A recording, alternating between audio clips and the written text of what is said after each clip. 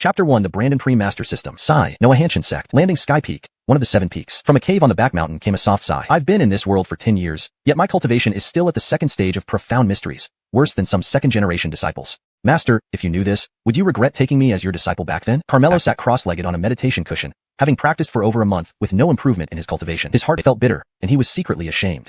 10 years ago, he accidentally transmigrated to this world and was very fortunate to be taken in as a disciple by real person Noah, thus embarking on the path of cultivation.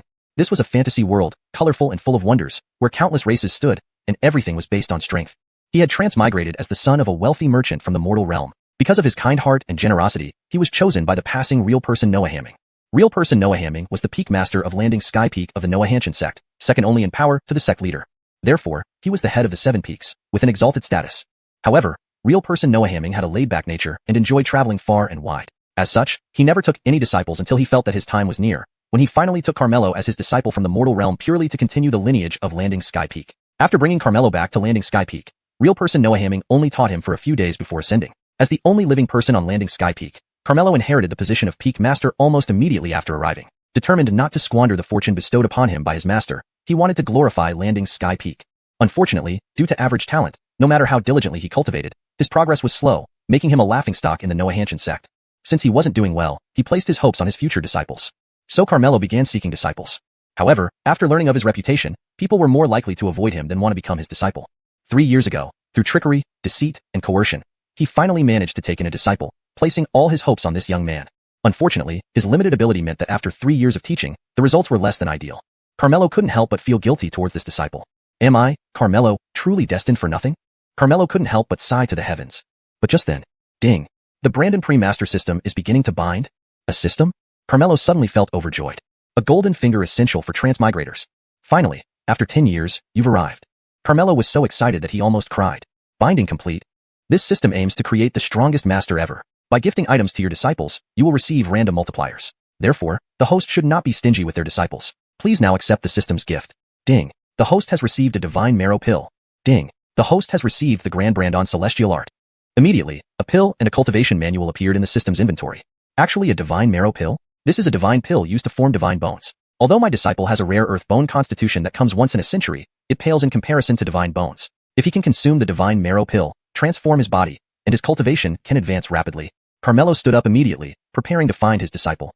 But at that moment, the system issued a warning.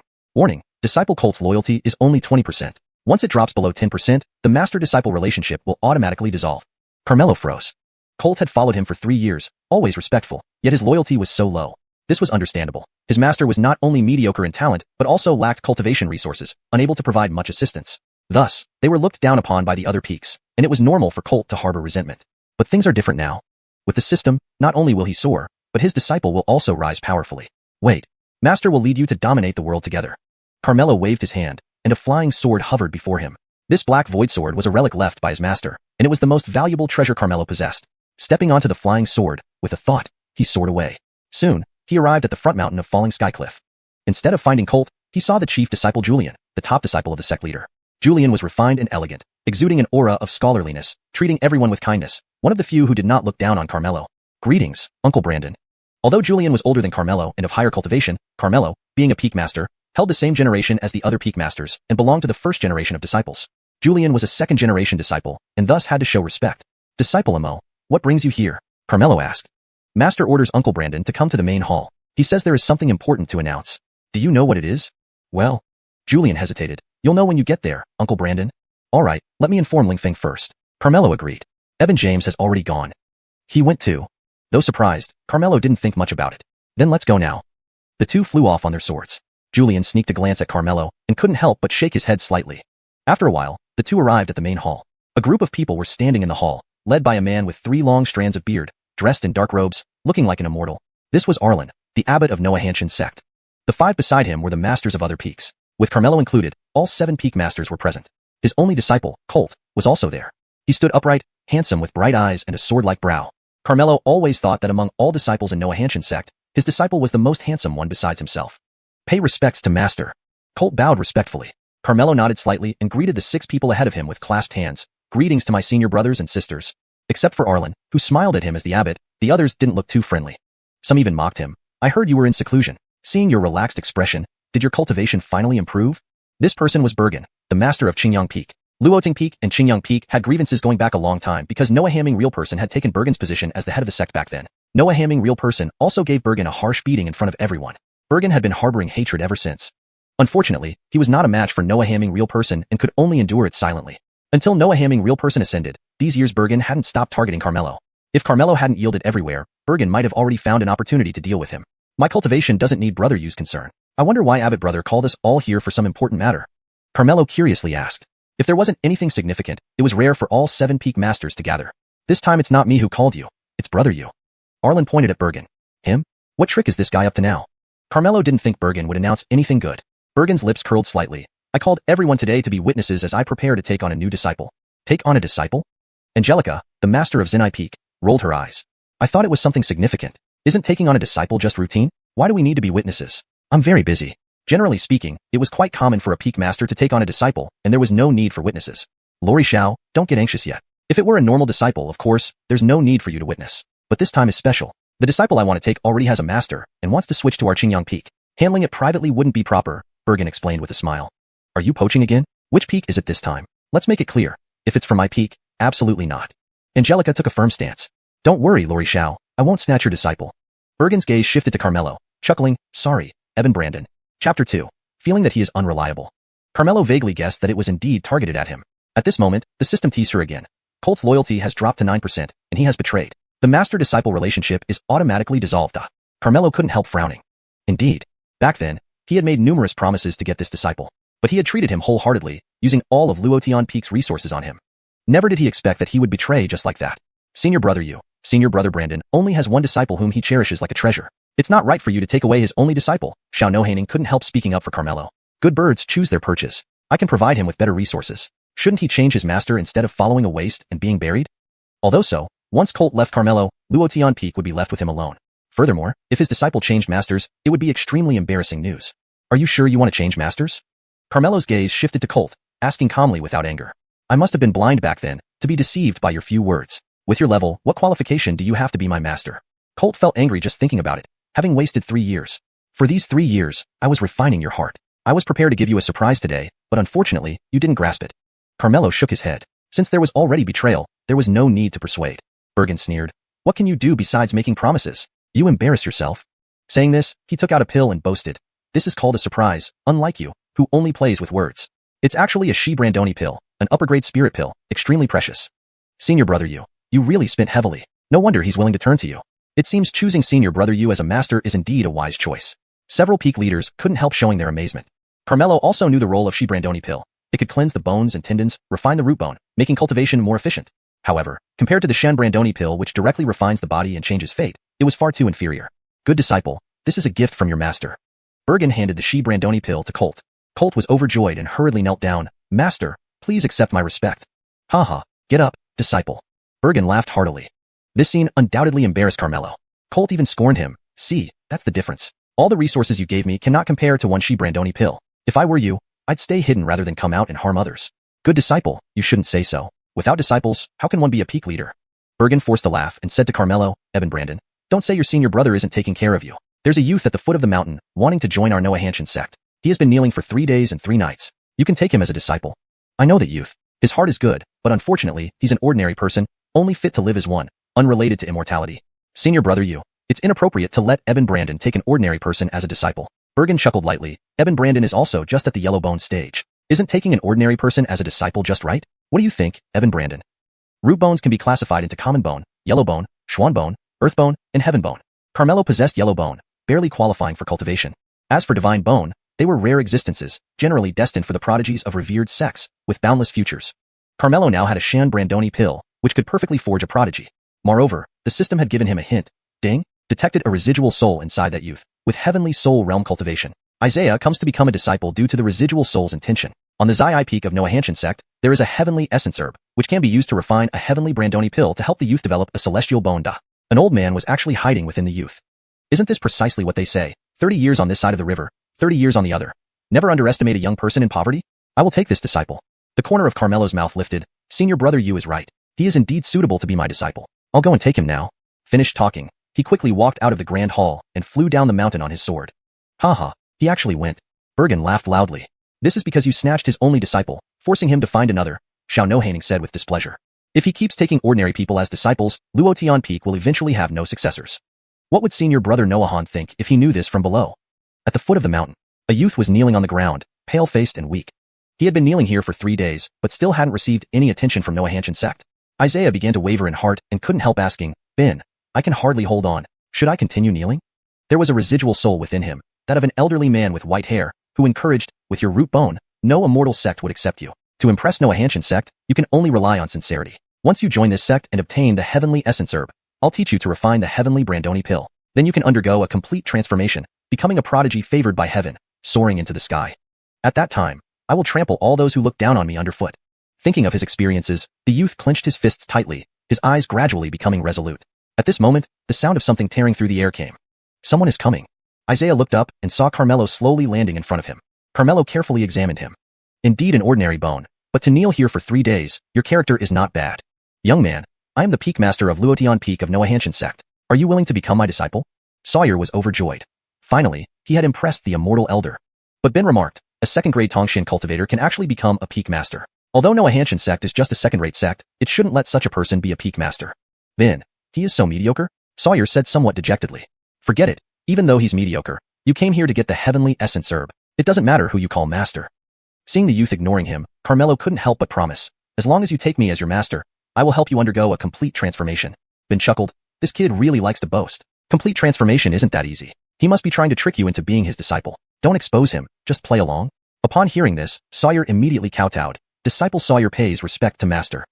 Ding. Congratulations to the host for successfully receiving the first disciple. From now on, step onto the path of an Imperial Teacher and activate the Imperial Teacher Arena. Imperial Teacher Arena. Teachers impart knowledge and dispel doubts, greatly benefiting their disciples. This kid has an old grandpa with him, definitely without sincerity to acknowledge me as a master. With this skill, wait until I make you truly convinced. So Carmelo brought Sawyer to Luotian Peak. Not seeing anyone else, Sawyer couldn't help but ask curiously, Master, where are the other senior brothers and sisters? Carmelo rubbed his nose, slightly embarrassed. It's just you and me here. In the future, you will be the chief disciple of Luotian Peak. Just me? Sawyer pointed at himself in surprise. Internally complaining, Ben, I feel he is unreliable. Chapter 3, The Greatest Truth. My eyes have been blinded. With such a low cultivation level, who would want to take him as their master? Otherwise, why would he have taken you, a mortal with ordinary bones, as his disciple? Ellsworth pointed out the truth. Sawyer felt a bit depressed, but chose to accept it.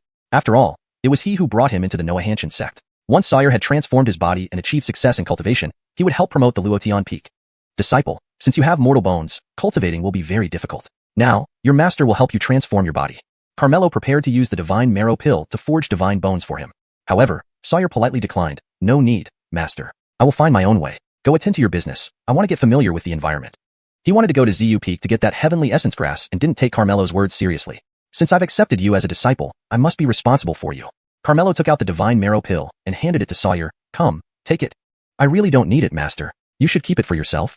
Without even looking at it, Sawyer refused. What he wanted was the heaven marrow pill. How could he casually eat any pill? What if something went wrong? But Ellsworth suddenly exclaimed, Divine marrow pill. It's truly a divine marrow pill. Divine marrow pill? Sawyer was confused. What grade of spirit pill is the divine marrow pill? Can it compare to the heaven marrow pill? Foolish child. How can the heaven marrow pill compare to the divine marrow pill? This pill has transcended the realm of spirit pills. It is a divine pill. Divine pill? No way. He gave me a divine pill? Sawyer was shocked. A divine pill was something legendary, something he dared not even dream about. The divine marrow pill can forge divine bones. He actually has it, and isn't using it himself. Buffon, your luck is incredible. This master is extraordinarily generous. Quickly thank him, Ellsworth hurriedly said. Sawyer came to his senses, and just as he was about to take the divine marrow pill, Carmelo withdrew his hand. Since you don't want it, forget it then. Ellsworth immediately panicked. Quick, apologize to him, adjust your attitude. Sawyer hastily said, Master, I was wrong just now. Please forgive me, master. Now you know that your master's pill is valuable? It was this disciple's ignorance not to recognize the true treasure. Please punish me, master. Sawyer immediately knelt down. Considering it's your first offense, I won't punish you this time. But remember, everything your master gives you is precious. If you question your master again, I won't forgive you, Carmelo warned. This disciple will certainly improve my attitude in the future. Your master will provisionally trust you. Here. Carmelo offered the pill again, and Sawyer hurriedly took it. Now take it. Yes, master. Sawyer couldn't wait to swallow the pill. In the next moment, a warm current spread through his body, every bone trembling restlessly. Then came a series of cracking sounds from his bones. Ah! Sawyer cried out in pain. Hold on, you must endure it. This is the process of transforming your body. Once successful, you will possess divine bones, and no one will look down on you anymore. Ellsworth continuously encouraged Sawyer.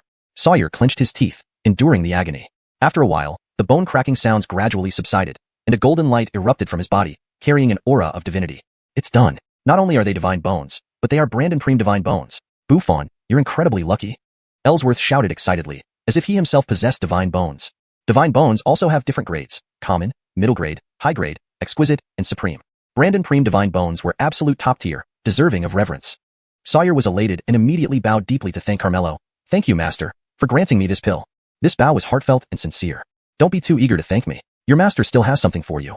Carmelo took out a secret manual. Here's the Great Brandon Celestial Formation Technique. The Great Brandon Celestial Formation Technique. A heaven-level technique. He actually has a heaven-level technique. Ellsworth exclaimed again. It should be noted that although he was a Sky Soul Realm powerhouse, his technique was only Earth-level. He had always yearned for a heaven-level technique, but never managed to obtain one. How could this junior cultivator have so many treasures, and still be so generous? Master, please forgive me for being bold, but your cultivation level doesn't seem particularly high. Why don't you use them yourself? Sawyer was utterly perplexed. If Master had taken the Divine Marrow Pill and cultivated this heaven-level technique, his cultivation level wouldn't be so low. You are my disciple, naturally, I must give the best things to you. If I don't give you, how can I repay you later? Master, you are truly good to me. Sawyer was moved. He couldn't believe he was so lucky to encounter such a wonderful master. Buffon, although his cultivation is low, he deserves your respect. In the future, when you succeed, make sure to repay him. Ellsworth was touched too. To be honest, if it were him, could he do the same? Now that you have divine bones, combined with this cultivation technique, your cultivation will surely advance rapidly. However, before you start cultivating, I must explain the path of cultivation to you in detail so that you don't take the wrong path, Carmelo said. Esteemed master, I thank you for your gifts, but regarding the path of cultivation, I have my own understanding. There's no need to trouble you further. With Ellsworth, a powerful expert at the Celestial Soul Realm, there was no need to listen to anyone else's views on cultivation. Are you doubting me again? Carmelo's face darkened. I dare not. Sawyer quickly bowed. Buffon, just let him speak. He truly regards you as his disciple and wants to cultivate you properly. Don't disappoint his good intentions. If he makes any mistakes, I'll point them out for you, Ellsworth said. Hearing this, Sawyer agreed to let Carmelo teach him. So, the two sat cross-legged. Carmelo activated the Imperial Master Dojo, and his entire demeanor immediately became solemn and sacred, giving off an air of unfathomable depth. What's happening? Why does he seem like a different person? Ellsworth was greatly surprised, suddenly unable to read Carmelo. What is cultivation? The path of cultivation is about unveiling the secrets of heaven. Carmelo began to lecture. At first, Sawyer didn't pay much attention, but gradually, he became absorbed. He found that although his master's explanations were simple, they made perfect sense. Even Ellsworth, at the Celestial Soul Realm, felt that Carmelo's teachings were profound and insightful, resolving issues that had long troubled him. Profound truth. He actually can expound such subtle and profound universal truths. How is this possible? Is this still a second-rank mystical past cultivator? No, it shouldn't be. Ellsworth behaved like an inexperienced bumpkin, shouting and losing all dignity. Looking at Carmelo now, he seemed to be the same person yet not the same, yet still him. Mysterious and unfathomable. I get it. He's not just a small-time cultivator. His cultivation level is all an illusion. He's a recluse master. Even I can barely catch up to him. My eyes are dimmed. Chapter 4. Feeding fish with Tion Brandoni pills. A true master is indeed a master. After a while, Carmelo finished his lecture. The Imperial Teacher Dojo closed, and he reverted to his original appearance. Sawyer was still immersed in it, lost in thought. Carmelo did not disturb him, believing that this time, he would definitely be convinced wholeheartedly. After some time, Sawyer came back to his senses, and his eyes had already changed. Listening to the lecture this time, he discovered that he had opened the door to a new world, feeling as if he had been enlightened. Kneeling before Carmelo again, Sawyer genuinely admired his master, showing deep respect filled with reverence and admiration. Thank you, master, for imparting your wisdom. Your disciple has learned much. From now on, your disciple only recognizes master and will never betray. Ding. Sawyer's loyalty reaches 100%, unlocking the double cultivation return function. Disciple's cultivation improves, returning 100-fold. When two disciples' loyalty reaches 100%, the return cultivation doubles, and so on. The host's bone quality and cultivation methods affect the return cultivation bonus. There's such good fortune. Wouldn't that mean he only needs to take on disciples, and doesn't even need to cultivate himself? Ding. Due to the first disciple's loyalty reaching 100%, rewarded with 1 Balji Jiabe Fanhuan. Ding. Congratulations, host, for obtaining 1 Wu Liang pill, 10 Shan Brandoni pills, 100 Tian Brandoni pills, and 1,000 Shi Brandoni pills.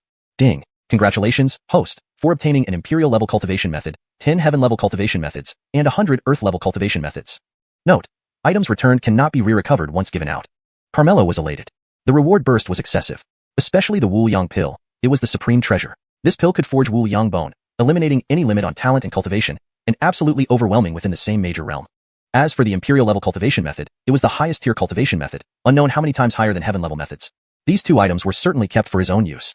The rest would be given to his disciples later. You have just listened to my teachings. It's best to find a place to digest it well. There are many rooms here, all unoccupied. Pick whichever you like. Carmelo pointed at Sawyer's chest, and him. Ellsworth was shocked. So he had already noticed me. Indeed, a true master. He immediately bowed respectfully to Carmelo. Thank you, senior, for your guidance. Your junior has benefited greatly. Carmelo couldn't hear him and got up to return to his room. Ellsworth, did you call my master senior? Sawyer asked in surprise. Xiaofan, your master is no simple figure. Don't ever neglect him, Ellsworth said solemnly. But didn't you say he was only at the 2nd rank of Tong Noahan?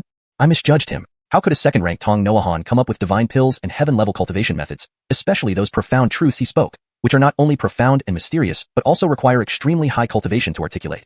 Is he stronger than you? One can only say that compared to him, I am like an ant. Sawyer drew in a sharp breath. At this moment, Carmelo was sitting on the bed, taking out the Wuliang pill and swallowing it. There was no imagined bone-cracking sound, nor any discomfort, as if nothing had happened. Carmelo looked like an ordinary person, undetectable of any cultivation. But he could feel a significant change, as if able to see through everything. This was the Wuliang bone, extraordinary yet returning to simplicity. After being a waste for 10 years, he finally transformed today. Carmelo felt a myriad of emotions. Next, he took out the Imperial level cultivation method, the Great Yinwu Dao Gong. With his current talent and the insights gained from lecturing, it only took him 3 days to fully grasp this top-tier cultivation method. At this point, the system notification came. Congratulations, host, for gaining cultivation returns, increasing to the Noahan realm. Carmelo was startled. From 2nd rank Tong Noahan straight to the Noahan realm? How fast? He checked the panel. Host, Carmelo. Cultivation, 1st rank to Noahan realm. Bone quality, Wuliang bone. Cultivation method, Great Yinwu Dao Gong. Special skill, Imperial Teacher Dojo. Cultivation return, 100-fold. Disciple, Sawyer, loyalty 100%, cultivation, 1st rank Tong Noahan realm. Cultivation levels, initial Noahan realm, Tong Noahan realm, the Noahan realm, Star Shining realm, Bright Moon realm, Blazing Brandon realm, Earth Soul realm, Heaven Spirit realm. Each realm has 10 ranks. In just 3 days, Sawyer cultivated from immortal to Tong Noahan realm, equivalent to nearly 10 years of hard work for him. This speed was simply heavenly. However, he had the Brandon Preem Divine Bone, heaven-level cultivation method, digested profound truths, and received assistance from Ellsworth, so it was normal. Even with the 100-fold cultivation return, he wouldn't have reached the Noahan realm originally. But with the Wuliang Bone and Imperial-level cultivation methods bonuses, it was more than 100-fold. Moreover, not only was he unbeatable within the Noahan realm, but also absolutely overwhelming. Noahan Tian sect, as a 2nd-rate sect, had its headmaster at Star Shining realm, while other peaks masters were all at the Noahan realm. So now he was the number 1 under the sect leader. Finally, he would no longer bring shame to his master. Carmelo walked out contentedly and saw Sawyer feeding fish. Carmelo had his own fish pond, and he usually fed the fish when he had nothing to do, as a way to pass the tedious cultivation life. He even named them all. Adriana, Zoe, Justin, Aspen, Zuxian, all were Carmelo's idol stars from his previous life. Master, after cultivating just now, I noticed these fish hadn't been fed for days, so I helped take care of them, Sawyer came forward to explain. In just 3 days, his demeanor had changed noticeably, giving off an impression of emerging sharpness. Sawyer also observed Carmelo, finding that his master seemed increasingly ordinary, but with an extraordinary temperament. Indeed, as I guessed, the senior previously deliberately showed false cultivation. Now, since he's not hiding anymore, even I can't see through him. Simplicity is the ultimate sophistication. What realm has the senior truly reached? Ellsworth had been completely won over by Carmelo. These past few days, he repeatedly reminded Sawyer to serve this master well. Sawyer was initially puzzled. Since master is so powerful, why does he remain here as a mere peak master? Ellsworth explained, foolish child. How can we understand the thoughts of a high-ranking cultivator? He must have his reasons. Your luck is unbelievable to be chosen by such a great man. I wish to be his disciple too. Carmelo looked at the fish in the pond. 9 carp. At this moment, they gathered together, eyes bright, staring straight at Carmelo. The master has arrived. Master, look at me. I'm Adriana. Master, I'm Zoe. 3 days ago, when Carmelo opened the Imperial Teacher Dojo, these fish also listened to his profound truths, resulting in their awakening of wisdom. Carmelo wasn't yet aware of their change, and on a sudden whim, he took out 9 Tion Brandoni pills. What? 9 Tion Brandoni pills? Ellsworth cried out again like someone who had never seen the world. Disciple, feed each fish 1 pill, Carmelo instructed. Master, using Tion Brandoni pills to feed fish? Sawyer was dumbfounded. This was the supreme spirit pill he had dreamt of getting. Feeding fish? His mind couldn't process it. Only a true predecessor could use 9 Tion Brandoni pills to feed fish. Who else dares? Ellsworth was utterly impressed. Disciple, you are my disciple now. Don't cause a scene and bring shame to your master, Carmelo educated. Yes, disciple understands. Sawyer dazedly took the pills, feeling genuine pain. These were Tion Brandoni pills. 9 of them could produce 9 top-notch cultivators with heavenly bones. Using them to feed common fish was... Master's disciple seems so silly, standing there doing nothing? Quickly give us the Tion Brandoni pills, we can't wait. Hurry up, hurry up. The 9 carp stared eagerly at Sawyer. Under their desperate anticipation, Sawyer reluctantly threw the 9 Tian Brandoni pills into the pond. Chapter 5. Riding a fairy sword and becoming immortals? The 9 carps immediately swallowed the heavenly marrow pills eagerly. Shortly after, they felt an excruciating pain and started writhing in agony, thrashing about in the water. Master, they lack sentience and don't know how to endure this intense pain. They might burst from it. Sawyer stared intently at the pond, feeling the herbs were wasted, causing him significant distress. Carmelo was also somewhat anxious. Not because of the cost of the pills, but out of worry that the carps might not withstand it. After all, he had raised them for so many years. He had developed feelings for them, wanting to give them a chance at enlightenment. Fortunately, soon enough, one carp's body began to glow with purple light. Purple light appeared, celestial bones formed. Then came the second, third. The purple lights lit up one by one, illuminating the pond, also widening Sawyer's eyes in amazement. They all succeeded. Haha, no wonder, this is truly a marvel created by the predecessor. Who would believe 9 ordinary fish could possess celestial bones? Ellsworth laughed heartily, feeling like he had witnessed an incredible miracle. Great, my superstars, I'll reward you again. Carmelo took out 9 more essence cleansing pills and threw them into the pond to help them refine their bones further. Sawyer was stunned, seeing 9 top-grade spirit pills used as feed. After taking the essence cleansing pills, the 9 carps swam excitedly around Carmelo, trying hard to show off. Master, even though they have celestial bones, they still lack sentience and can only remain ordinary fish, unable to cultivate, Sawyer reminded. Carmelo tried asking, Brandon stars, if you understand what I'm saying, wave your tails. The 9 carps immediately waved their tails obediently. They've opened their intellects. Sawyer exclaimed in shock. I see. It must be because they listened to the profound truth spoken by the predecessor earlier, thus opening their intellects, Ellsworth sighed enviously. They say cultivation depends on opportunity, and these 9 carps truly have immense fortune. But even if they've opened their intellects, cultivation will not be easy for them. They need suitable cultivation methods for demons. Their cultivation methods differ greatly from ours, not described by words, but unique demon race imprints. Moreover, this is human territory where demon cultivation is rare, making such methods even rarer. Though the predecessor is profound and mysterious, he is ultimately a human. Before Ellsworth finished speaking, Carmelo took out 9 cultivation manuals at once, each with unique demon race imprints. Demon cultivation manuals. And 9 of them? Holy cow. Ellsworth couldn't help swearing, genuinely shocked by Carmelo again. Back in his day, he went through great lengths to obtain 1 Earth-grade cultivation manual. How did the predecessor manage to get them like cabbages? Brandon stars, now that you've opened your intellects, I'll pass you demon cultivation manuals. Whether you can leap over the dragon gate and soar into the sky depends on your own fate. Carmelo threw the 9 manuals into the pond. Each fish chose one, and the demon race imprints on the manuals glowed, enveloping them. Then, the fish closed their eyes, beginning to study. Sky Elder, who exactly is master? Why does he even have demon cultivation manuals? Sawyer couldn't help but ask inwardly. Ellsworth had no answer, feeling his once proud perspective was like that of a frog at the bottom of a well compared to the predecessor. At this moment, Carmelo turned back and said, in just 3 days, you've reached the mystic realm without disappointing me. Now you can ride the flying sword, so I'll gift you a flying sword. He took out the Profound sword. It was a high-grade mystical artifact, a relic left by true person Profound. Artifacts were ranked in 4 grades, heaven, earth, mystical, and yellow, and had lower, middle, upper, and supreme distinctions. A high-grade mystical artifact was quite precious, especially in a secondary sect like Profound Sky Sect, where it ranked just below the treasure that guarded the sect. Thank you, Master. Sawyer happily accepted it. Ding. Host received random doubled return. 1 sky-cleaving sword. A lower-grade immortal weapon.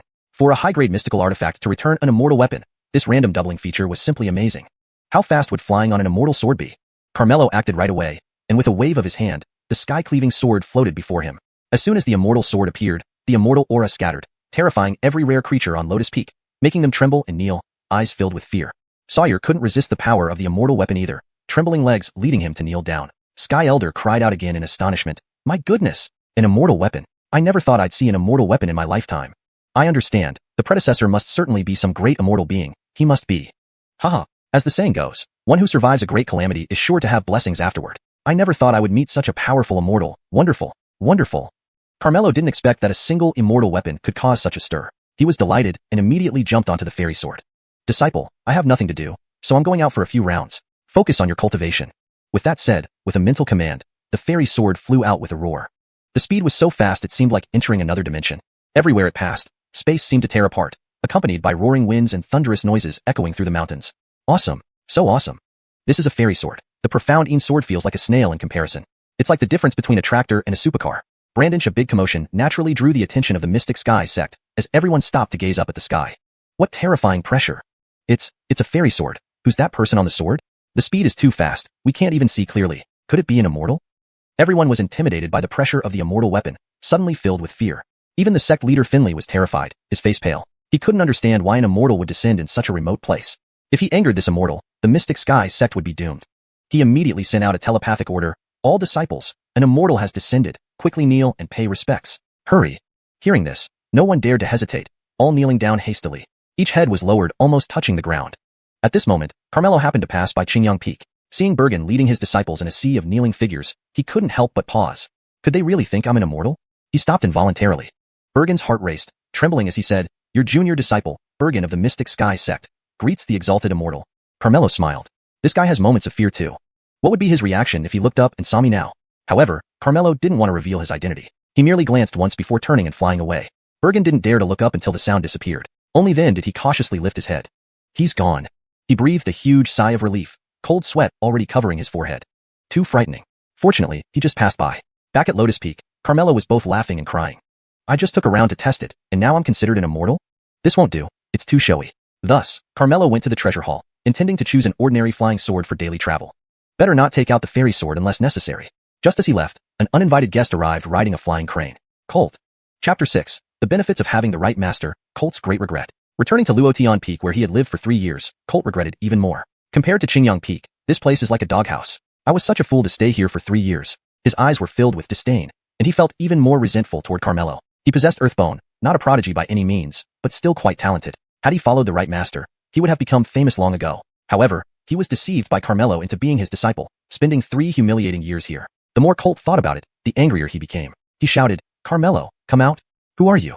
Sawyer heard the shout and immediately came out. Seeing that the other party did not mean well, he replied coldly, "What brings you to our Luotian Peak? Are you the new disciple Carmelo has taken in?" Colt sized up Sawyer and noticed the Noahaming sword in his hand, which made him even angrier. At first, he asked Carmelo to give him the Noahaming sword, who said he would once Colt reach the Tongxian stage and could ride on a sword. Now, however, he had directly given the sword to this waste, clearly treating them differently. "Carmelo really treats you well, giving you the Noahaming sword." Colt sneered, "But you're just a waste with ordinary bones. No matter how many resources you get, you'll never amount to anything. It's none of your business whether I'm useless or not. You're not welcome here. Leave immediately," Sawyer retorted irritably. "Do you think you can drive me away? If I hadn't severed ties with Carmelo, it would be my place here. So you're the traitor. What a pity, rejecting such a good master." "He's good." Colt laughed at this. "Everyone knows he's the waste of Noahanshan sect, only becoming the peak master by luck. Only you, little waste, would regard him as your master. 2 wastes, perfectly matched. Don't insult master." Enraged by this, Sawyer raised his sword toward him. "Dare you challenge me? Fine. Carmelo wasted my 3 years. Since I can't take it out on him, I'll use you as an outlet." A surge of power erupted from Colt, indicating he had reached the 8th rank of Rushuan stage. See that? After following Carmelo for 3 years, I was only 7th rank Rushuan. Now, under Qingyang Peak's master, I got the bone-washing pill and advanced to 8th rank in just 3 days. That's the benefit of having the right master. Basking in his success, Colt intended to show off in front of Sawyer. To his surprise, Sawyer snorted with disdain. "It took you 3 days just to advance a small level, and you still boast before me? How ridiculous. Ignorant boy, do you know how hard cultivation is? Someone like you couldn't advance even after 3 years. Let me show you what a difference looks like." Sawyer stepped forward, releasing a similar surge of power, pressing down on Colt. Brandondonly, Colt felt as if he had been struck by something massive, forcing him to stagger back 2 steps and fall to the ground. Tongxian stage. Impossible. He stared in shock, disbelieving. "Under master's guidance, I reached Tongxian stage in just 3 days. Do you still think I'm a waste?" Sawyer looked down at him with ridicule. "Not possible. This isn't possible. You have ordinary bones. How?" Colt shook his head, unable to accept it. "Facts are before your eyes. Master is incomprehensible. You have eyes but see no true dragon. This must be fake. I don't believe it." Standing up, Colt rushed at Sawyer fiercely. "Overestimating yourself?" Without using his sword, Sawyer slapped out. Colt felt an overwhelming force sweeping towards him. With a pained cry, he spat blood and flew backward. He truly was Tongxian stage. Lying on the ground, holding his chest, Colt's face showed astonishment. "All of this should have belonged to you. In a way, I should thank you for giving me this opportunity." Sawyer felt secretly relieved. Had this fool not betrayed Master, he might not have become Master's disciple so easily. "You're lying. He's ridiculed by everyone. If he was so great, why didn't he teach me anything in 3 years?" Colt raged. "You disappointed me." From afar, Carmelo walked over with a stern face. "Master." Sawyer immediately bowed respectfully. "Well done. You haven't disgraced your master," Carmelo praised. He dared to insult Master. Carmelo glanced at Colt indifferently. "You're no longer a Luotian Peak disciple. Why are you here? Why do you treat me like this? I've followed you for 3 years, and you kept everything to yourself. He's only been with you for 3 days, yet you taught him Tongxian, and you said you gave me all the resources. How hypocritical." Colt shouted angrily. "If I didn't do this, how would I know your true nature? So you were testing me all along? It doesn't matter now." Colt thought for a moment, then suddenly knelt down. "Master, I was wrong. Please forgive me." Carmelo sneered. "I never knew you could be so shameless.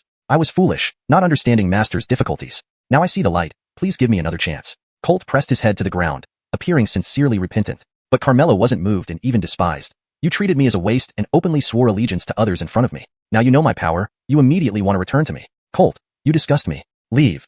He didn't want to see him any longer. Do you really mean to be so heartless? Colt looked up and asked. Leave. Carmelo didn't want to say more. Colt glared at Carmelo with resentment, then mounted the flying crane and left furiously. Master, don't be angry, you still have me. I will serve you well and never betray you, Sawyer comforted. He's not worth my anger, I just don't want him to taint my eyes. Carmelo had long let it go. In the great hall of Xianxia sect, several peak masters were waiting for Carmelo when they suddenly saw Colt staggering in. Bergen was shocked and quickly asked, Who beat you like this? Master, you must stand up for me. Colt knelt down. I went to invite Uncle Brandon as ordered, but he remembered my betrayal and attacked me. He also insulted you, saying you are shameless and only know how to steal disciples, wishing to kill you. How dare he? He's tired of living. Bergen was furious and immediately wanted to settle accounts with Carmelo at Luotian Peak. John advised him, Don't be impulsive, we should talk it out between fellow disciples. He hurt Lingfeng and insulted me. What else is there to talk about? Angelica responded, Isn't that because you stole their disciple first? That good for nothing. Does he have the right to be Lingfeng's master? Today I say, either he goes or I do. John was headache-inducing. Is this necessary?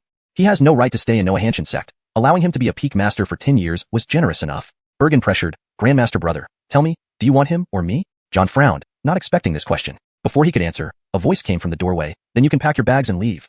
Chapter 7. I am the immortal you spoke of. Carmelo strode into the hall. You came just in time. Watch how I deal with you. Bergen was about to make his move immediately. Arlen blocked him, displeased. Are you showing any respect for me as the sect leader by attacking in front of me? Senior brother sect leader.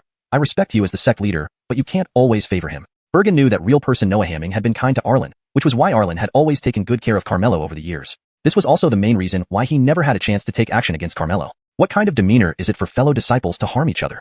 Arlen admonished. But he injured my disciple, bullied someone weaker, and spoke ill of me behind my back. What do you say about that? Bergen retorted. Did he tell you that? Carmelo looked at Colt. Colt couldn't help feeling somewhat guilty but quickly stood up to accuse. I know you won't admit it, but you only dare to bully me. In front of my master, you don't even dare to fart. You really shame the master of our peak. How dare you? Carmelo suddenly slapped him. Colt was directly slapped to the ground, spitting out blood from his mouth. Scoundrel! Bergen roared in anger.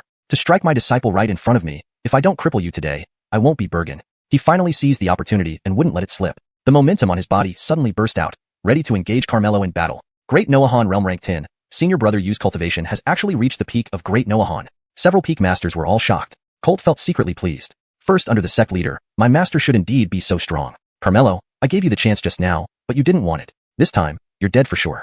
Arlen's face darkened, intending to stop them, but he was held back by Carmelo. Senior brother sect leader, you have taken care of me enough over these 10 years, but the grudge between him and me must be settled sooner or later. Let me settle this debt today.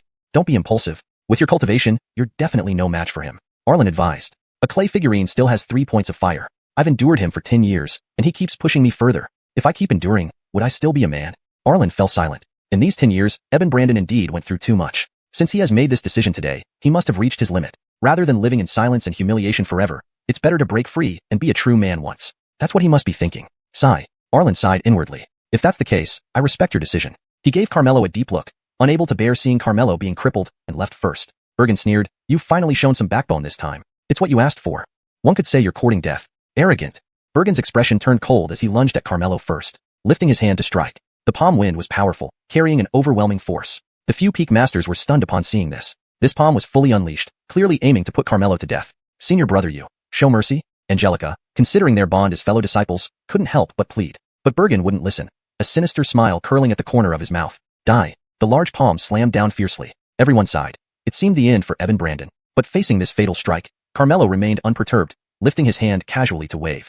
A mysterious force suddenly swept away. With a crisp snap heard, Bergen's arm was directly shattered. He flew backward, colliding with a stone pillar, spitting out a mouthful of blood, heavily injured. Boundless bone. Overwhelming power within the same realm. Everyone was dumbstruck. To defeat Senior Brother Yu at Great Noahan Realm Rank 10 in one move, is this still Eben Brandon? Master! Colt hurriedly went to support Bergen, extremely shocked. How could he be so powerful? You've hidden deeply. Bergen endured the pain, staring fiercely at Carmelo. You wanted to kill me just now? Carmelo's eyes were icy cold, filled with killing intent.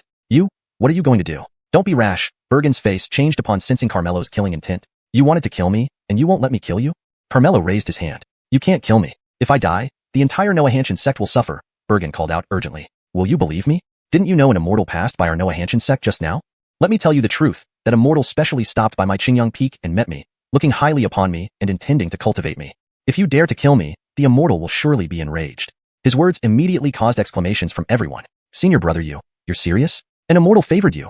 Someone asked anxiously. Don't believe me? Ask senior brother's sect leader. He sensed the immortal staying at my Qingyang Peak and gathered everyone to discuss it. With the favor of an immortal, I will surely rise to prominence one day and lead our Noah Hanshin sect to a powerful resurgence. But now, I have been injured by Carmelo, who even wants to kill me. If something happens to me, the immortal will not let him off, nor will he spare the Noah Hanshin sect. Hearing this, everyone exchanged glances, greatly astonished. Colt immediately pointed at Carmelo and shouted, Carmelo, no matter how powerful you are, can you be more powerful than an immortal? Offending my master is like offending the immortal. If you don't want to die, kneel down and apologize to my master. Eben Brandon, why don't you just give in? Eben Brandon, we cannot afford the wrath of an immortal. For the sake of the Noah Hanshin sect and yourself, don't act rashly. Yes, Eben Brandon, think carefully. Believing Bergen's words, they all tried to persuade Carmelo. Bergen felt smug inside. I admit I underestimated you, but I have the immortal to hide behind, and you can't touch me. Carmelo laughed. Good, good, good. With an immortal as your protector, Bergen, I truly underestimated you. Now you're afraid? Then cripple yourself and leave the Noah Hanshin sect. You wish too much. Today, I must kill you. Carmelo's expression turned cold. You dare. Aren't you afraid of the punishment from the immortal? Bergen shouted. Immortal? Carmelo sneered. I am the immortal you spoke of.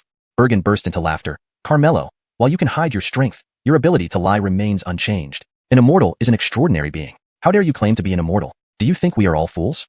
Esteemed senior uncles, Carmelo dares to impersonate an immortal, which will surely invoke the immortal's wrath. To save our sect, please join hands to kill him, Colt urged opportunistically. You beast, you deserve death even more than Bergen. Carmelo coldly stared at Colt. With doom upon you, you still dare to challenge? Let's see who will die today. Colt was not afraid at all because he didn't believe that the Noah Hanshin sect would tolerate Carmelo if he were impersonating an immortal. Then open your dog eyes wide and see if I am impersonating. Carmelo raised his hand, and the chopping sky sword appeared in it. Chapter 8 The Immortal's Legacy. Immortal chi spread out, and a terrifying pressure immediately enveloped the Grand Hall. Colt was unable to withstand the power of the immortal sword. His legs went weak, and he dropped to his knees. Immortal sword. That's the immortal sword belonging to the immortal. I recognize it. Eben Brandon, how did you come by the immortal sword? Several peak masters exclaimed in shock and surprise. There's no such thing as an immortal. I merely took the immortal sword for a ride in my leisure time, and was mistaken for an immortal by you all. Carmelo cast an amused glance at Bergen. Now, do you still think I want to cultivate you? You. This immortal sword isn't yours. You must have stolen it. Everyone, don't be fooled by him. He has stolen the immortal sword. If the immortal punishes us, we are all doomed. Kill him. Kill him. Bergen yelled frantically. Yes, yes, yes. What are you all waiting for? Act now. Colt echoed. But this time, no one believed them, only meeting their demands with cold stares. Angelica snorted. Steal an immortal sword from an immortal? You should try doing that yourselves. The two were immediately speechless. Bergen, it's time to settle our accounts. Carmelo approached, sword in hand. Bergen's face turned pale, and he quickly begged for mercy. Eben Brandon, please don't kill me. We've been fellow disciples together. I swear, I will never bother you again. Your disciple, I will return. I'll return. For a disciple like this, do you think I would still want him? Carmelo plunged the sword into Bergen's heart. You. Bergen's eyes widened before falling dead. Terrified, Colt's face turned ashen. Crawling to Carmelo, he continuously kowtowed. Master, I was wrong. I promise to change, definitely. Change it in your next life. A flash of sword light sealed his throat. Colt fell regretfully. Ding. Host has cleared the house for the first time, obtaining the Emperor Teacher's Eye. Emperor Teacher's Eye activated, revealing all treasures within range. The system voice suddenly sounded. Carmelo was somewhat surprised, not expecting the killing of a traitor would unlock a new skill. He immediately tried activating it. A gleam flashed through his eyes, and Carmelo knew exactly what treasures each peak master hid on them. Also, all the treasures within the entire Noah Hanshin sect, including the rare materials on the 7 peaks, could not escape Carmelo's Emperor Teacher's Eye, including the Heavenly Essence Grass on Ziyu Peak. Next to the Heavenly Essence Grass, there was an inconspicuous stone that caught Carmelo's attention. It was actually a profound spirit jade. This jade had the effect of calming the mind and preventing spiritual chaos. More importantly, it could accelerate cultivation speed. The larger its size, the faster the speed increased. Ordinary profound spirit jades were only as large as peanuts and could speed up cultivation by 1/10.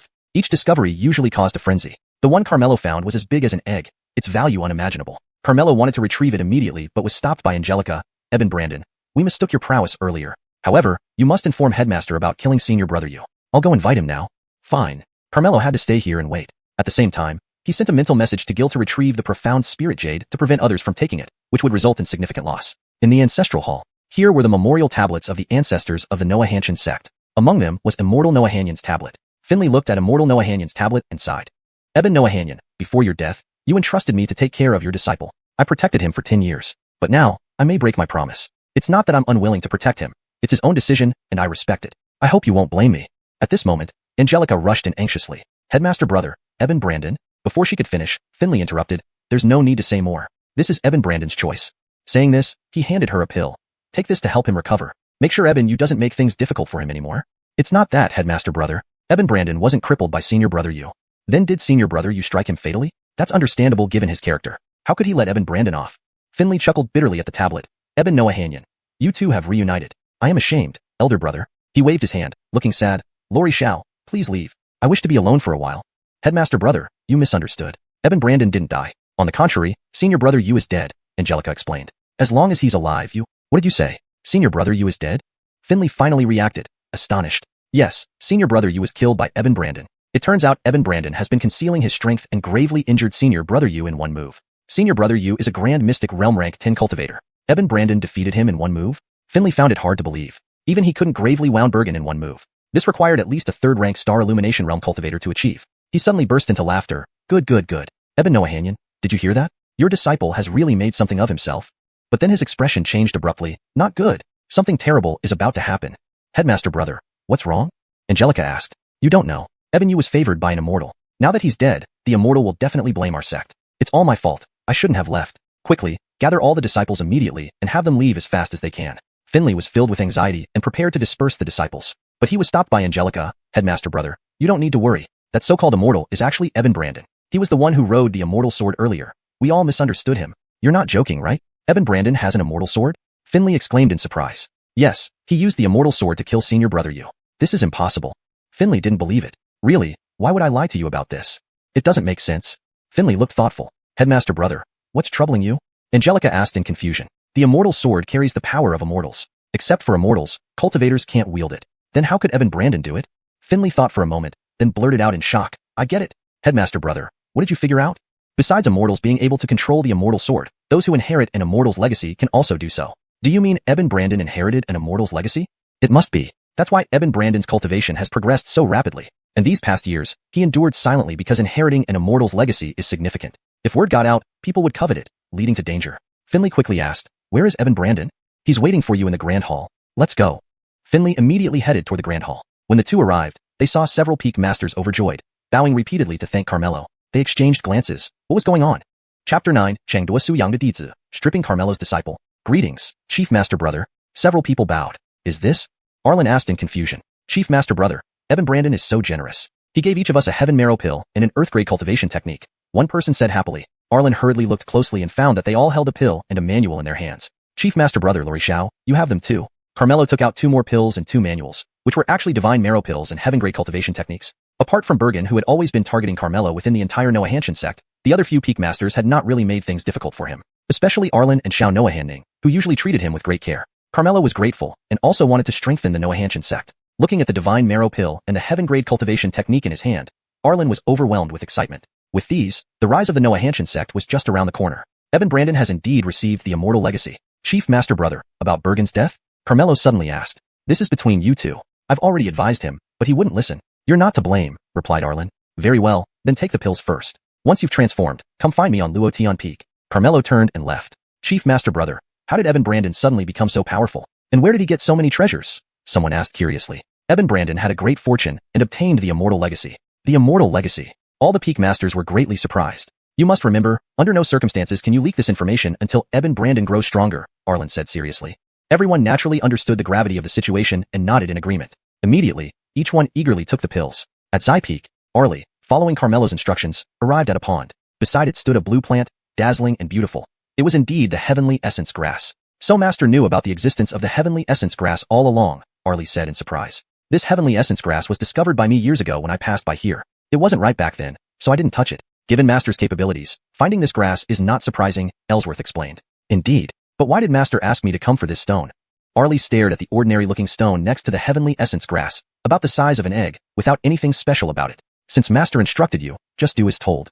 Ellsworth now held Carmelo in utmost respect, believing every word of his had deep meaning. Arlie thought similarly and prepared to take the stone. As for the Heavenly Essence Grass, which he would have once treasured, he couldn't bring himself to care about it anymore. Just as he reached out for the stone, a gentle voice called out behind him. Hold on. Turning around, he saw a woman in white riding a sword towards him. She was stunningly beautiful, exuding an extraordinary, transcendent aura, like a celestial fairy, untouchable and divine. Ellsworth immediately warned, be careful, this girl is at the Bright Moon realm. Arlie was shocked. Even the chief master of the Noah Hanshin sect was only at the Star Radiance realm. What could such a powerful expert be doing here? Could it be for the stone too? Arlie instantly became wary and asked, what do you want?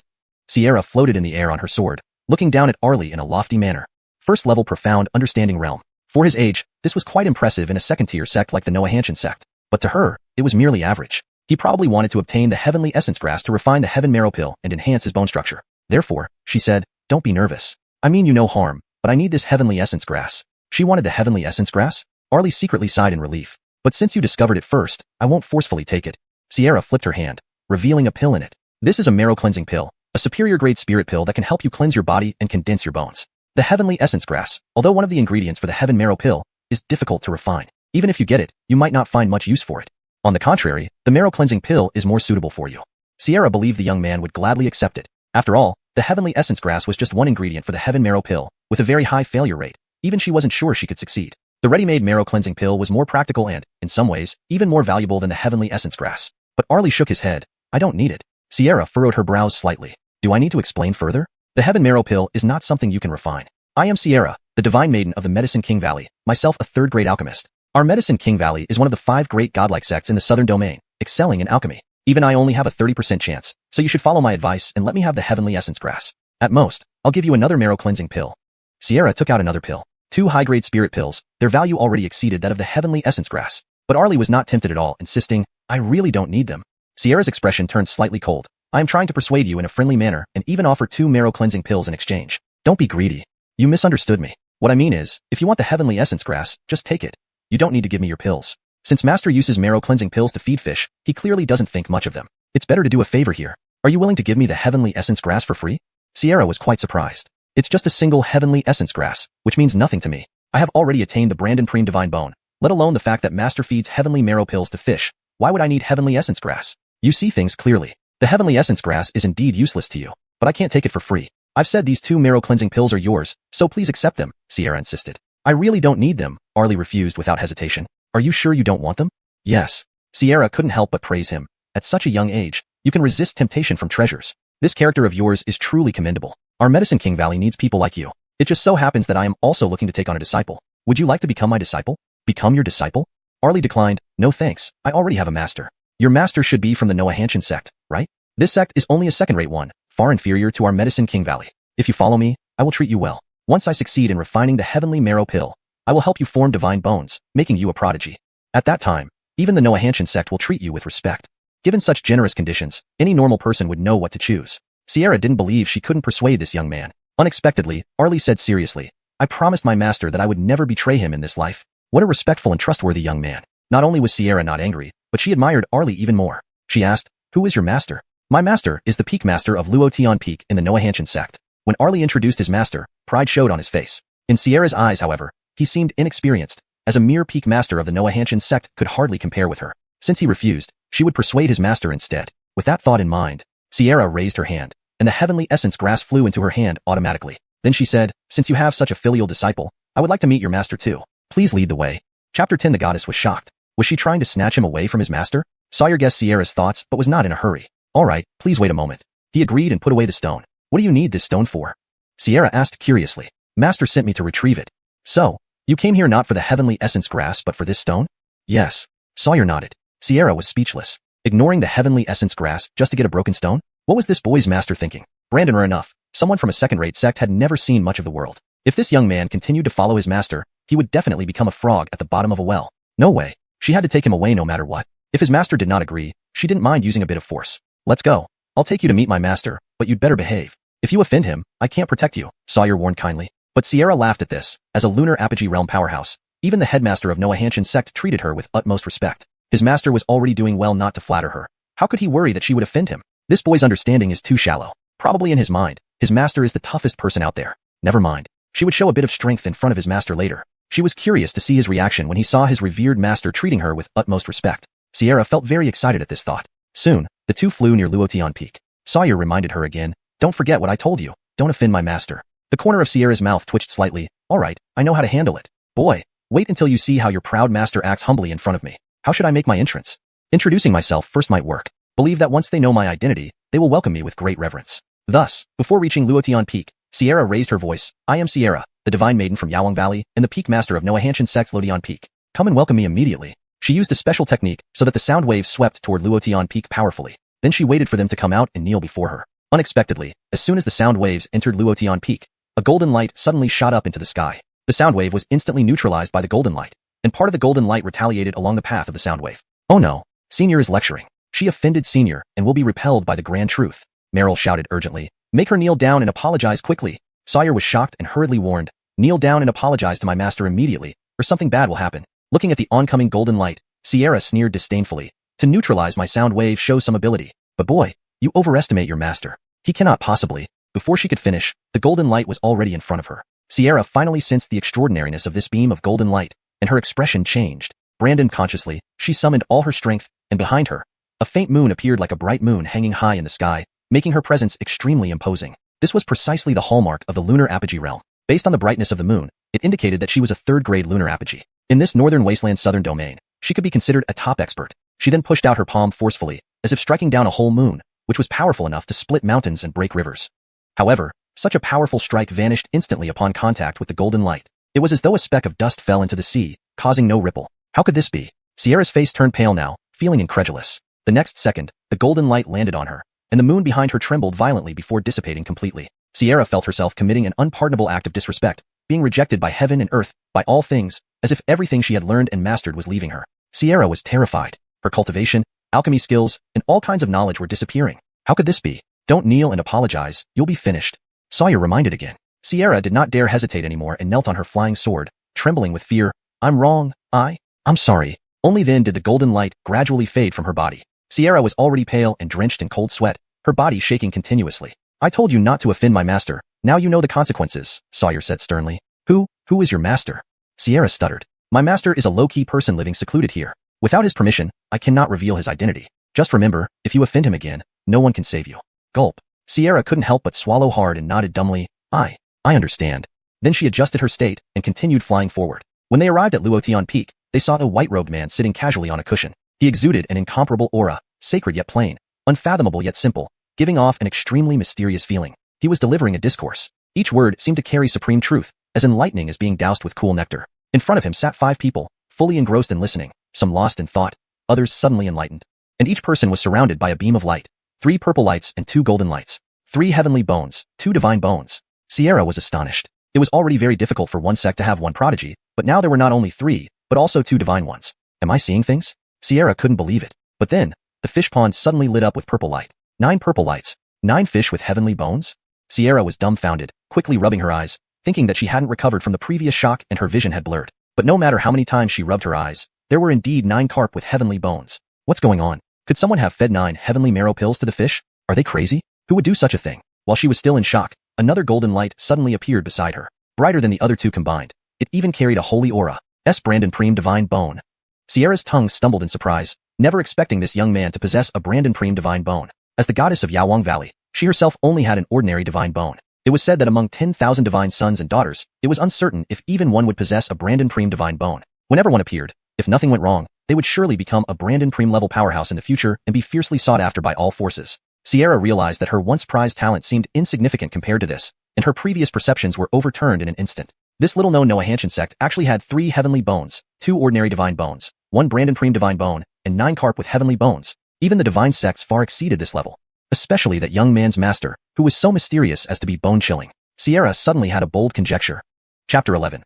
Why wasn't my master so generous? Could it be that their foundation bones were all forged by him? That's just too exaggerated. At this moment, Sierra suddenly felt a sensation. The boundary of her realm was loosening. She immediately rejoiced and quickly cast aside distracting thoughts, sitting cross-legged to begin breaking through the barrier. Before long, the barrier was broken. She reached the 4th rank Bright Moon realm, but Sierra didn't stop there and continued to push forward. After some time, Carmelo finished his lecture and closed the Imperial Teacher Arena. Everyone came back to their senses, kneeling down one after another to thank Carmelo respectfully. Carmelo said, "You are my senior brothers and sisters. I can't accept such respect. Please get up.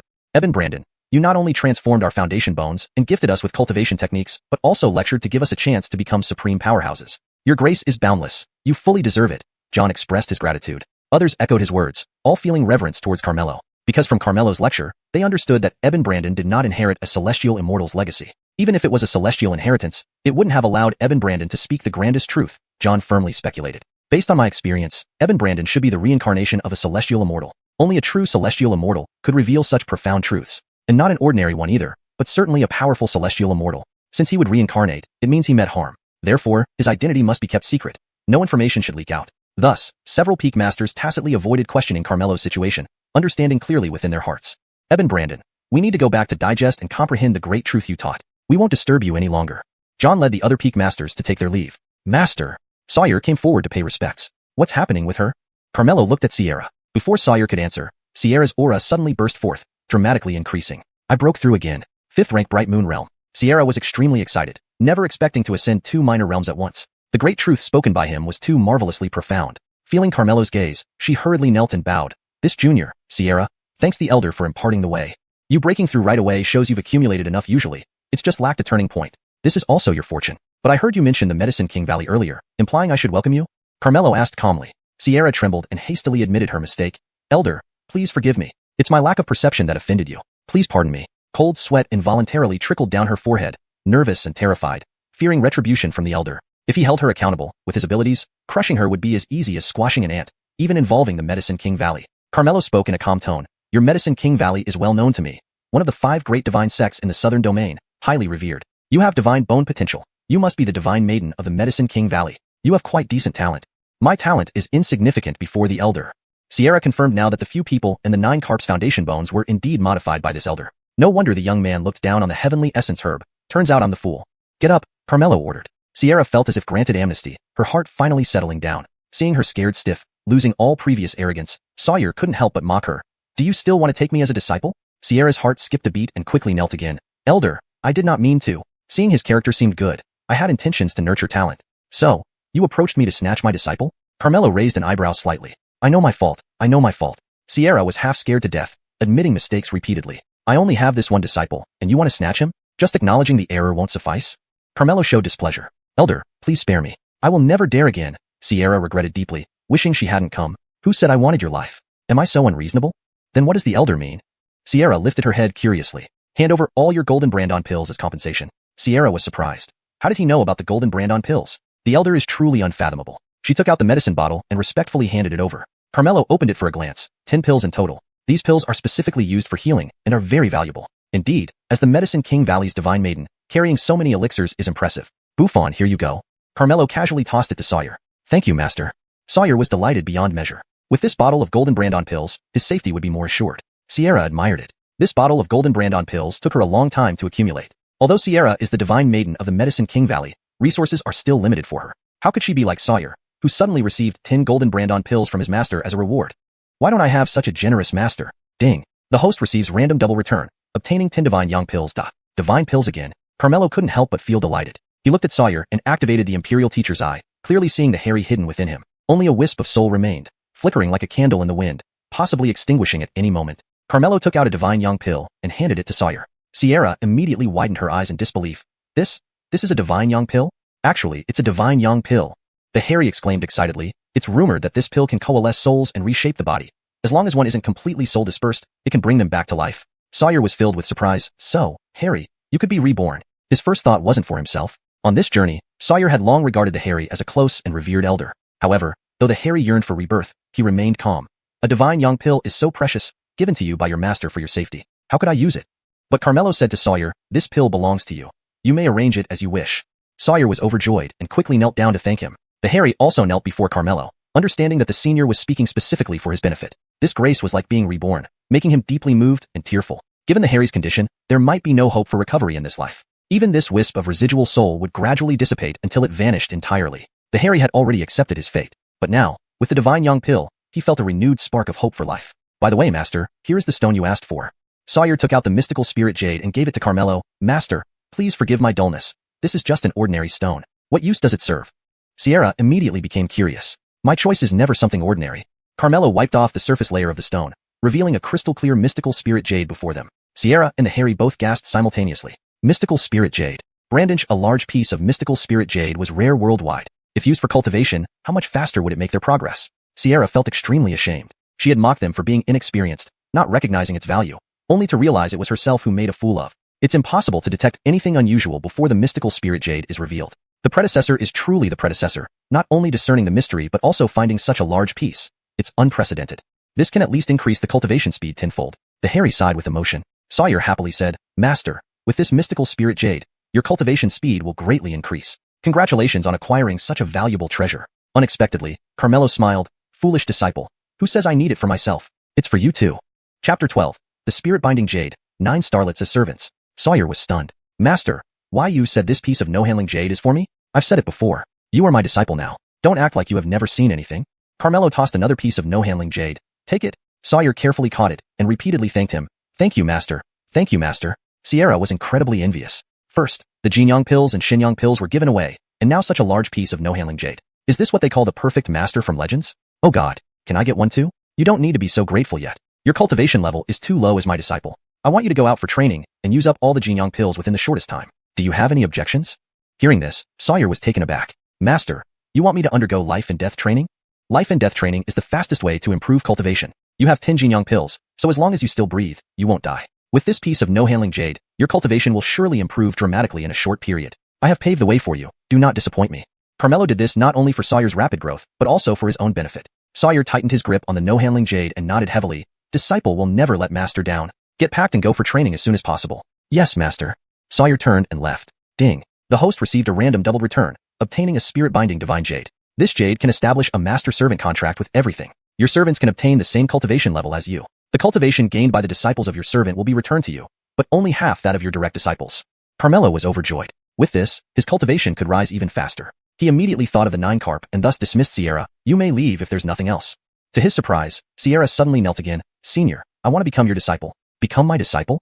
Carmelo raised an eyebrow. This woman already has the appearance of divine bone, which would be nice if she became a disciple. However, her cultivation is higher than his, and according to the system rules, no cultivation return can be obtained when the disciple's cultivation exceeds that of the master. Senior, previously, I was ignorant and disrespectful towards you. I feel ashamed. I know you may dislike me, but I don't want to miss such a great opportunity. As long as you can accept me as a disciple, I am willing to accept any punishment. Sierra sincerely looked forward with hopeful eyes. But Carmelo still shook his head. We haven't got the fate of master-disciple yet.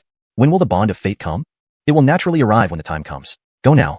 Sierra was extremely disappointed, and reluctantly stood up and left. Carmelo came to the pond side, and the 9 carp immediately wagged their tails happily toward him. Carmelo asked with a smile, you should be able to take human form now, right? The most challenging part of demon cultivation is opening one's wisdom. Once that's done, starting the path of cultivation usually leads to transformation into human shape. Just then, the 9 carp leaped out of the pond and transformed. 9 graceful figures appeared in front of Carmelo, identical to the 9 starlets he had named them after. That's because Carmelo had long implanted the appearances of the 9 starlets deep into the fish's minds, preparing for this day. Adriana exuded bravery.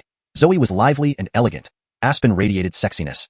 Each of these 9 women once captivated everyone as national goddesses. Now, with a hint of cultivated aura, they were even more charming. Especially since they just transformed without clothing. Their wet bodies instantly made Carmelo's heart flutter. Cough cough. Carmelo awkwardly cleared his throat. Put some clothes on first. The 9 women giggled and immediately spun around, transforming scales into garments, each displaying unique and graceful postures. Carmelo took out the spirit-binding divine jade. Offer your essence blood and swear allegiance to me. Without hesitation, the 9 women successively flicked out a drop of blood from their fingertips, which was absorbed by the jade, establishing a peculiar connection with Carmelo. The spirit-binding divine jade shone brightly, enveloping the 9 women. Soon, their cultivations rapidly increased, all reaching the great profound realm at rank 1. Thank you, master. The 9 women joyfully knelt to thank him. Carmelo waved his hand, giving each one a celestial marrow pill, 10 essence cleansing pills, and 2 earth-level cultivation manuals, one of which was specifically for demon cultivators. Your task is to recruit disciples, teach them cultivation, and I will reward you based on merit. Yes, master. Go. The 9 women leaped and quickly disappeared from view. Next, Carmelo waited to see the results. Meanwhile, Carmelo didn't idle either. He entered seclusion in a cave behind the mountain to cultivate. One day later, besides Carmelo's own cultivation improving, he also received a return of cultivation. It was from Sawyer. He must have gone somewhere for life and death training. 2 days later, another 3 different streams of cultivation were returned. These must have come from the great stars taking in 3 disciples each. Since they had just begun cultivating, the returns were not substantial. After 2 more days, 6 additional streams of cultivation returned. On the 6th day, the system teaser prompted, congratulations, host cultivation has been upgraded to first rank Hallyu Realm. Carmelo paused his cultivation temporarily and opened the system panel. Host, Carmelo. Cultivation, first rank Hallyu Realm. Bone, immeasurable bone. Cultivation technique, Dian Wudao technique. Special skills, Emperor's Dao School, Emperor's Dao I. Cultivation return, 100-fold. Disciple, Sawyer, loyalty 100%, cultivation 10th rank Tongxian Realm. Servant Adriana, 1 disciple, cultivation 5th rank Runoahan Realm. Servant Zoe, 1 disciple, cultivation 5th rank Runoahan Realm. Servant Aspen, 1 disciple, cultivation 4th rank Runoahan Realm. Cultivation return, 50-fold. In just 6 days, Sawyer had advanced so much. However, this was not surprising. After all, he possessed Brandon Prime Divine Bone, practiced heavenly level cultivation techniques, listened to Carmelo's teachings twice, and combined with life and death training and no-handling jade, it would be hard for him not to progress quickly. And Carmelo, with the boost of the immeasurable bone and imperial-grade cultivation technique, had a cultivation return of more than 100-fold. Moreover, these 6 days, he himself had been practicing too. As for the disciples of the great stars, their rapid improvement within a few days was likely due to consuming heavenly marrow pills. Though the cultivation returns with a 50-fold multiplier were far less than Sawyer's, the advantage was in quantity. Days passed one by one, and Carmelo's cultivation increased like a rocket. Meanwhile, Xianxia had been back at the Medicine King Valley for half a month. During this time, she had been closed off for cultivation. One reason was to consolidate the 2 breakthroughs achieved on Luotian Peak, and the other was that some of the profound principles hadn't been fully digested yet. That day, she finally finished digesting them, and her cultivation broke through again. 6th rank Haoyue realm. Xianxia opened her eyes, overjoyed. This made her admire Carmelo even more. No matter what, she had to become his disciple. When will the master-disciple bond be formed? While Xianxia was pondering this, a junior disciple came to report, "Lori, the Valley Lord has called for you to gather in the main hall, saying there's important news to announce." Important news? Xianxia raised an eyebrow. She walked out of her room and on the way encountered someone, flashing a look of disdain. "Lori, you're finally out of seclusion." The person was Brinley, also a divine son of Medicine King Valley. He grinned sardonically. "I thought you would hide away and not dare to come out." Xianxia retorted bluntly, "Why should I hide? Afraid of you, my past victor? You." Brinley's face turned angry. Immediately, he put on a fake smile. "Yes, I did lose to you before, but times have changed." He took something out and bragged, "Look carefully at what this is." Chapter 13. I really don't want to be the heir. Noah Han Ling Jade. Sierra's expression froze. "Credit you for having some discernment. Yes, this is Noah Han Ling Jade, and it's much larger than the usual ones." The Noah Han Ling Jade in Aster's hand was as big as a grape. With pride, he said, "There's not another one like this throughout the entire southern domain. Is this your first time seeing it?" Xianxia snorted. "Inconveniently enough, I've seen one several times bigger than yours. Yours is far from impressive." Lying. Brand-inch large Noah Han Ling Jades are already at their limit. How could there be an even bigger one? Xianxia, I know you envy me, but you don't have to make up such lies. That only makes me look down on you more, which doesn't suit your divine maiden status. If you won't believe me, fine. I'm too lazy to explain. Move aside. A good dog doesn't block the way." Xianxia said rudely. "Do you think I'm still the same person as before?" Aster's expression became serious. Behind him, a moon appeared, brighter and more powerful than Sierra's previous one. "See that? Thanks to this jade, my cultivation level has risen 2 stages in a short time. I'm now at the 4th stage Bright Moon Realm." He got proud again. "You and I both have divine bones and cultivate profound level techniques. Our conditions are almost the same. It all comes down to cultivation. Since my cultivation is higher than yours, do you think you can still be my match?" He thought that would shake Sierra's confidence and diminish her arrogance. But Xianxia scoffed contemptuously. "Your cultivation level isn't worth boasting about in front of me. What are you pretending for? You're just at the 3rd stage Bright Moon Realm. I detest your arrogant attitude the most, as if nobody can match you. To tell you the truth, Valley Master gathered us this time to select the next heir. Now your cultivation is inferior to mine. This position will be mine for sure. I suggest you don't come forward, so as not to embarrass yourself." If this were the past, Xianxia would have competed with Aster regardless of anything else. However, she wanted nothing more than to be Carmelo's disciple now. If she became the successor of Medicine King Valley, that opportunity would be gone. Therefore, she said, "Brandinch a small position of being an heir. I really can't be bothered. You can take it if you want." Saying this, she walked toward the hall by herself. Aster sneered. "Can't compare with me, yet you're still pretending. Wait until later, and you'll see." Xianxia entered the hall. All senior members and elders were present. At the top sat a sturdy man, the Valley Master of Medicine King Valley, Ascari. However, his complexion was pale and sickly, looking very weak. Xianxia knew that the Valley Master had failed to break through into Earth's soul realm, leading to damage and separation of his 3 souls and 7 spirits. Without the support of various elixirs from Medicine King Valley, he might have long lost his life force. His urgency in selecting an heir indicated that he didn't have much time left. "Greetings, Valley Master." Xianxia bowed. "Ningyue, this time I called you here to announce something." Ascari spoke weakly. "My time is running out. I have little time left. You and Qinger are Medicine King Valley's divine maiden and divine son. Among the younger disciples, you two have the best talent and highest cultivation. Therefore, you have been trained as potential successors. Not long ago, Qinger reached the 4th stage Bright Moon Realm, surpassing your cultivation level. Therefore, I plan to choose him as the heir. Do you have any objections?" She certainly has no objection. Aster stepped into the hall, saying, "Valley Master, I demonstrated my cultivation to Lori earlier, and she admitted that she wasn't a match for me, so she gave up." "Ningyue, is that true?" Ascari asked. "Valley Master, I think there's no need to rush the selection of an heir." Xianxia said. "Xianxia, what do you mean?" Aster immediately exclaimed. "Do you know the current situation of the Valley Master? Who will lead our Medicine King Valley if we don't choose an heir? Do you think delaying time will help you surpass me? Stop dreaming. Do you really think I'm inferior to you?" Xianxia countered. "The facts speak for themselves. Just now, you didn't dare to compete with me due to my cultivation level. Don't deny it." "Humph." Xianxia sneered. "I didn't compete with you because I have no interest in being an heir. Keep pretending if you want to. Is it that hard to admit that I'm better than you? Since you don't accept it, I'll beat you in front of everyone until you do." Aster released his aura once again to prove himself. He's indeed at the 4th stage Bright Moon Realm. Ningyue is at the 3rd stage. Qinger has surpassed her. It looks like what Qinger said is correct. Ningyue does want to delay the process. For personal gain, ignoring the bigger picture, such behavior is not worthy of being an heir. Everyone was dissatisfied with Sierra's actions.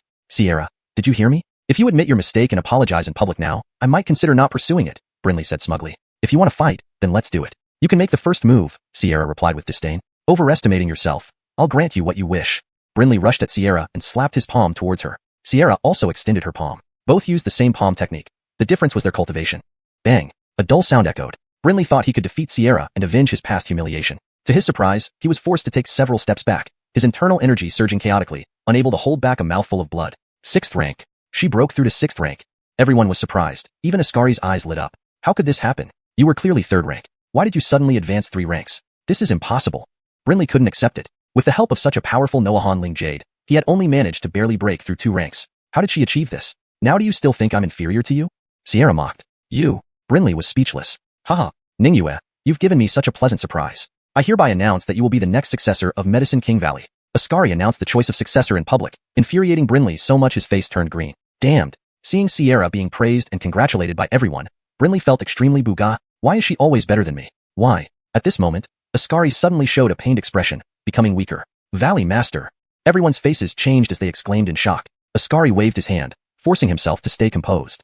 Ningyue, I don't have much time left. I will entrust Medicine King Valley to you. Valley Master, I told you. I have no interest in being the successor, Sierra said. Nonsense. If you don't inherit, what will become of Medicine King Valley?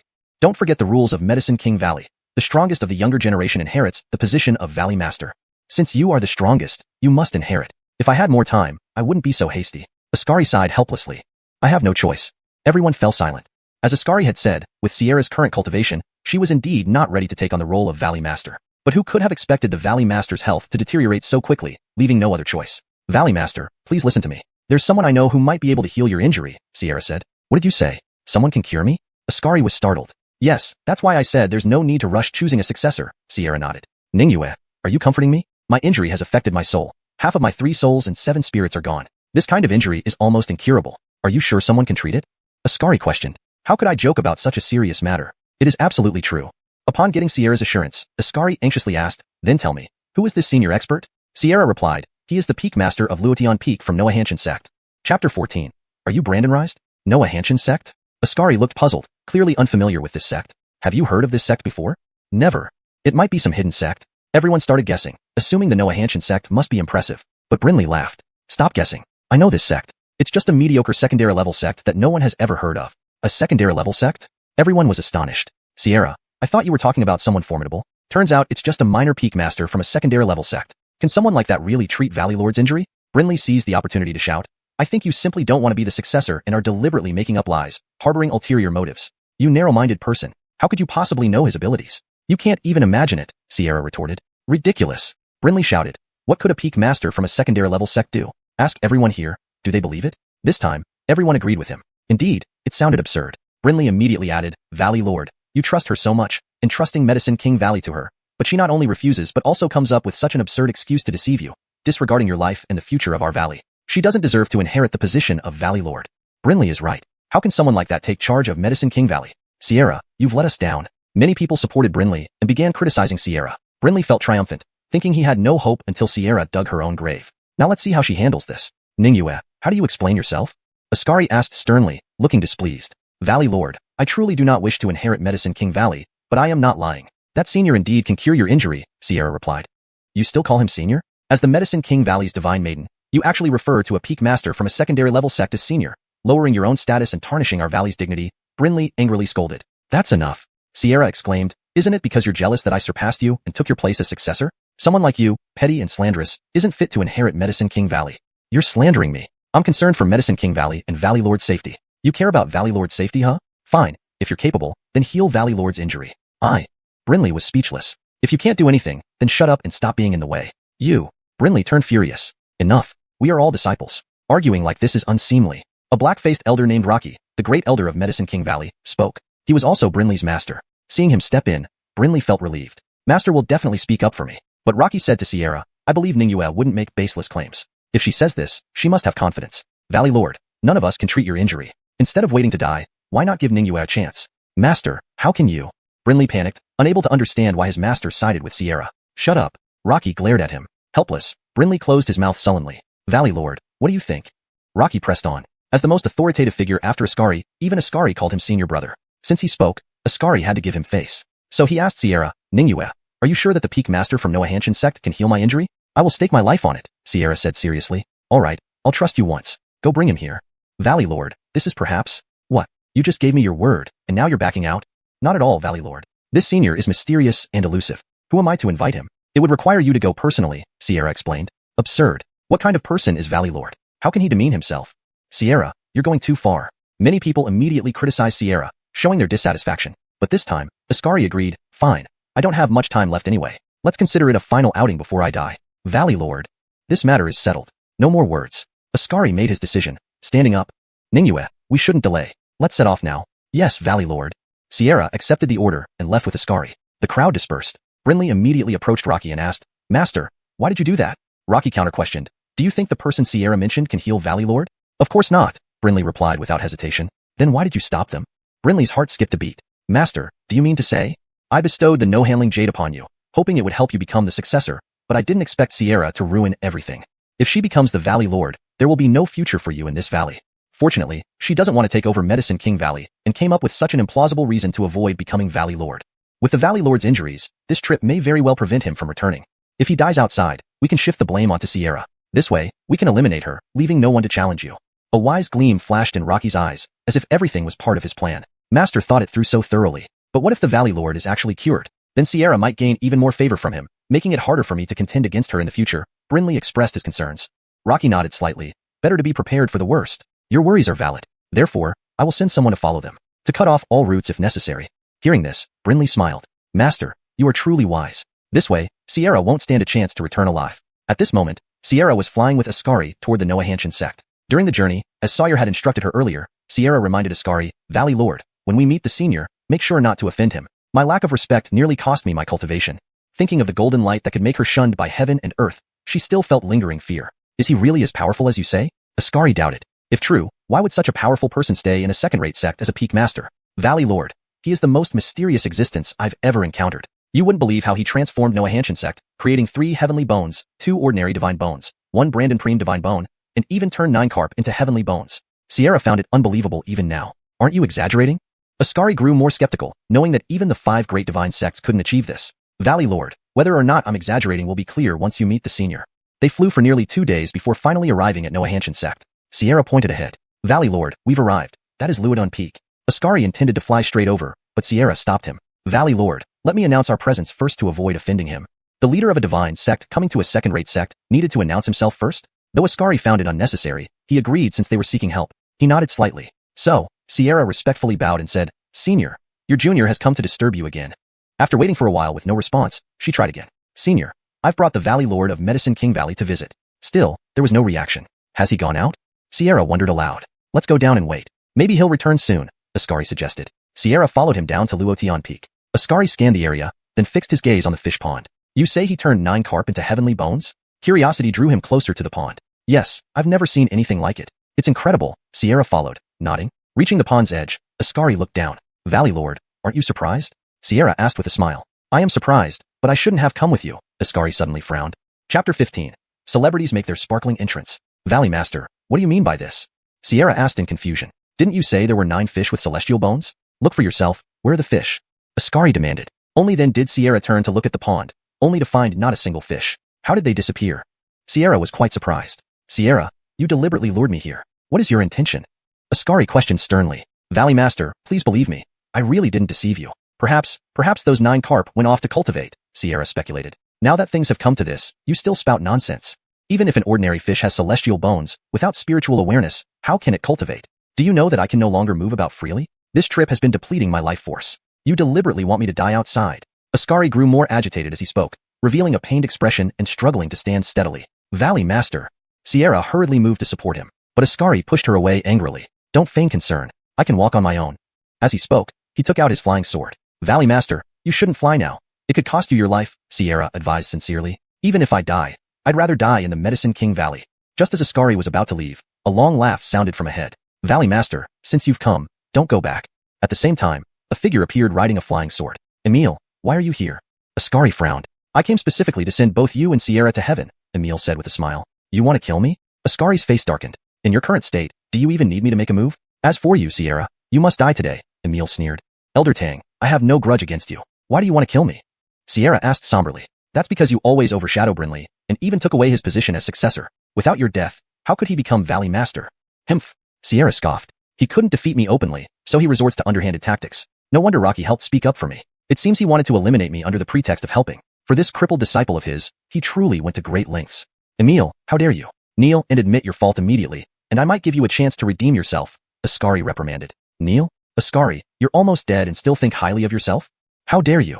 Ascari raised his voice in anger, but the strain made him clutch his chest and stagger. Fortunately, Sierra steadied him in time. Look at you. You can't even stand. Are you still trying to put on airs as Valley Master? You should save your strength and perhaps live a little longer, Emil mocked. Unheard of.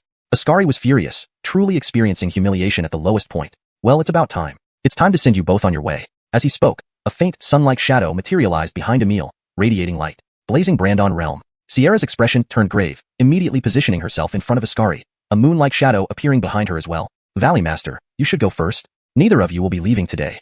Emil swooped down and struck a palm down. Sierra hastily summoned all her strength, pushing out both palms. However, being a major realm lower than Emil, she was no match and was instantly sent flying. Thud. She fell to the ground, coughing up a mouthful of blood. Don't overestimate yourself. Do you even deserve to fight me? Emil sneered. Emil, stop. Ascari roared in fury. Still putting on airs? I was going to grant her a quick death. Since you protect her so much, fine. I'll destroy her foundation before your eyes and turn this high and mighty goddess into a cripple. You dare. Ascari was livid. What is there for me to fear? Watch closely. Emil landed in front of Sierra, a cruel smile on his lips, and struck her with a palm. Crack, crack, crack. The sound of breaking bones echoed, eliciting a sharp, agonized scream from Sierra. Her divine bones were forcibly destroyed. Ningyue. Ascari was alarmed, wanting to intervene but lacking the strength. Tang, you treacherous old dog, if I don't die, I'll crush your bones to dust one day. Sierra's eyes were bloodshot, glaring at Emil with overwhelming hatred and rage, as if she wanted to devour him. Your divine bones are destroyed. You're a cripple now. What can you use to take revenge? Besides, you will surely die today. Emil raised his hand, preparing to end Sierra's life. Damn it. Sierra felt unbearable helplessness, but had no recourse. Ningyue. Ascari yelled. Die. Just as Emil was about to strike, a calm voice suddenly sounded from behind him. Killing people in my territory without asking me first? Turning his gaze, he saw Carmelo just exiting his seclusion, riding a flying sword from the back mountain. Senior. Sierra was overjoyed. Senior had returned. You're the one Sierra spoke of, the Peak Master of Luotian Peak from Profound Heaven Sect?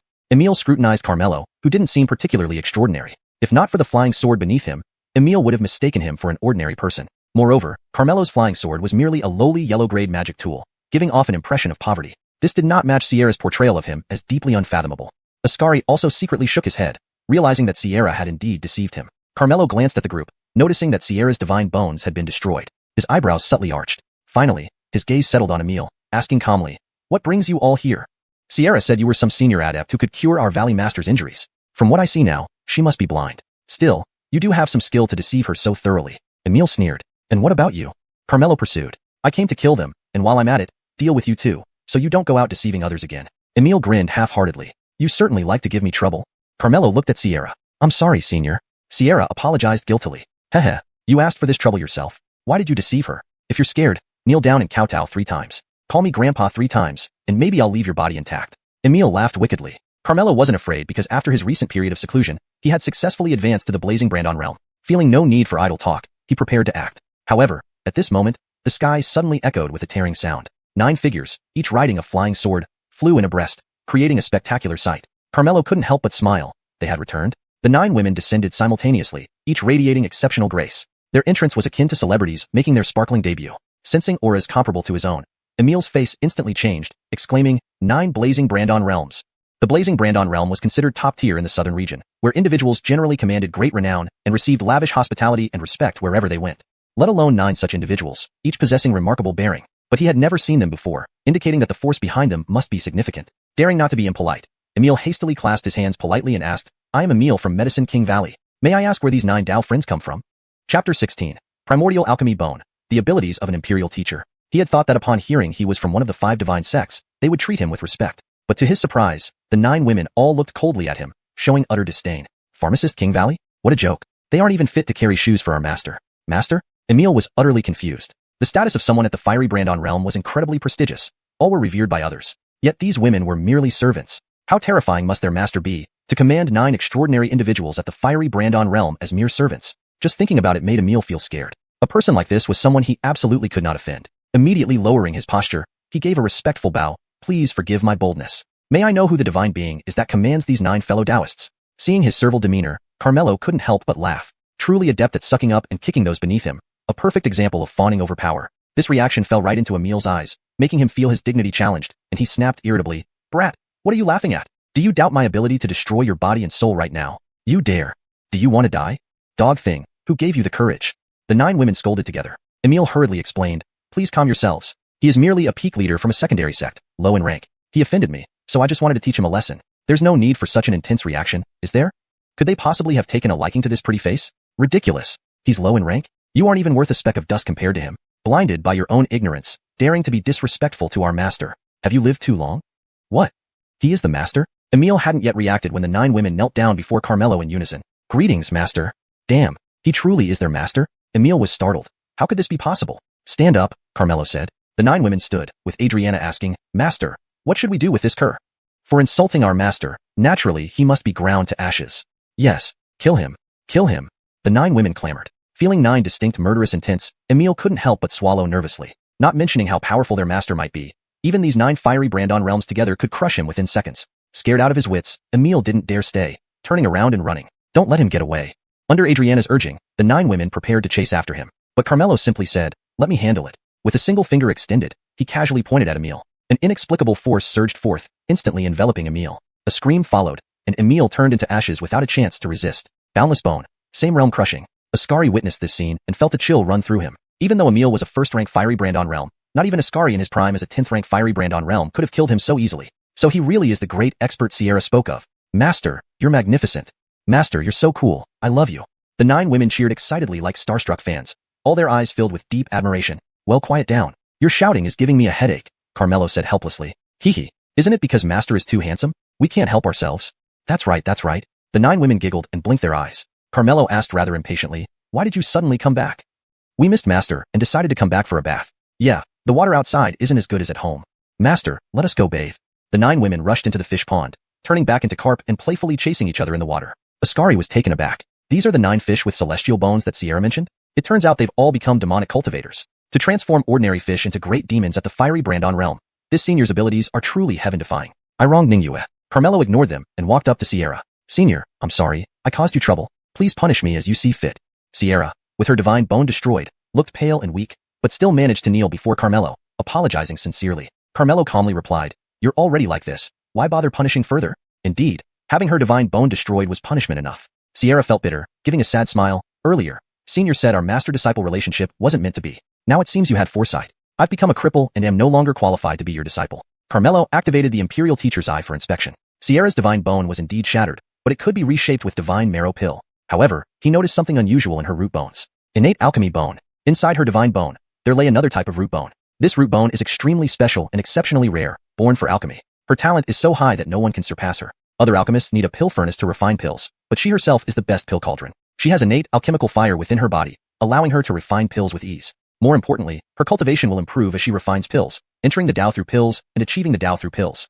Previously, Sierra's divine bone overshadowed her alchemy bone. Now that the divine bone is destroyed, it has finally revealed itself. It truly is a blessing in disguise. Brandon's talent must be taken under my wing. So Carmelo asked, you really want to become my disciple? Sierra nodded. Senior's abilities are boundless. If I could become your disciple, it would be an honor beyond measure.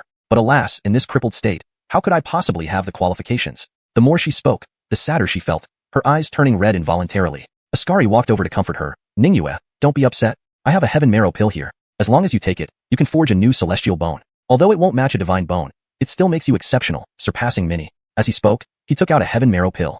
Valley Lord, this heaven marrow pill is the last one left in the pharmacist King Valley. Moreover, reshaping a destroyed root bone will be slightly inferior to the original. Isn't giving it to me a waste? Sierra said. You suffered this misfortune because of me, and I wronged you before. Consider this compensation. Take it quickly. Ascari handed her the heaven marrow pill. Sierra stopped refusing. Even a slightly inferior celestial bone was better than being a cripple. But Carmelo stopped her. You cannot eat it. Hearing this, Sierra was stunned. Senior, what do you mean? Ascari asked, puzzled. You are harming her. Harming her? Ascari was even more confused. Senior, I'm clearly trying to help her. How could I harm her? Carmelo didn't explain but looked at Sierra seriously. I now formally take you as my disciple. Are you willing? Brandon rised. Sierra asked, Senior, you're taking me as a disciple? But my root bone is already? Just answer. Willing or unwilling? Willing. I am willing. Sierra hastily agreed, bowing respectfully. Master, please accept your disciple's obeisance. Ding. Congratulations, host, on receiving your second disciple, unlocking the Imperial Teacher's abilities. Chapter 17. Leaving us no choice but to lose composure. Activate the Imperial Master's ability, and you will possess all of your disciples' abilities, mastered even better.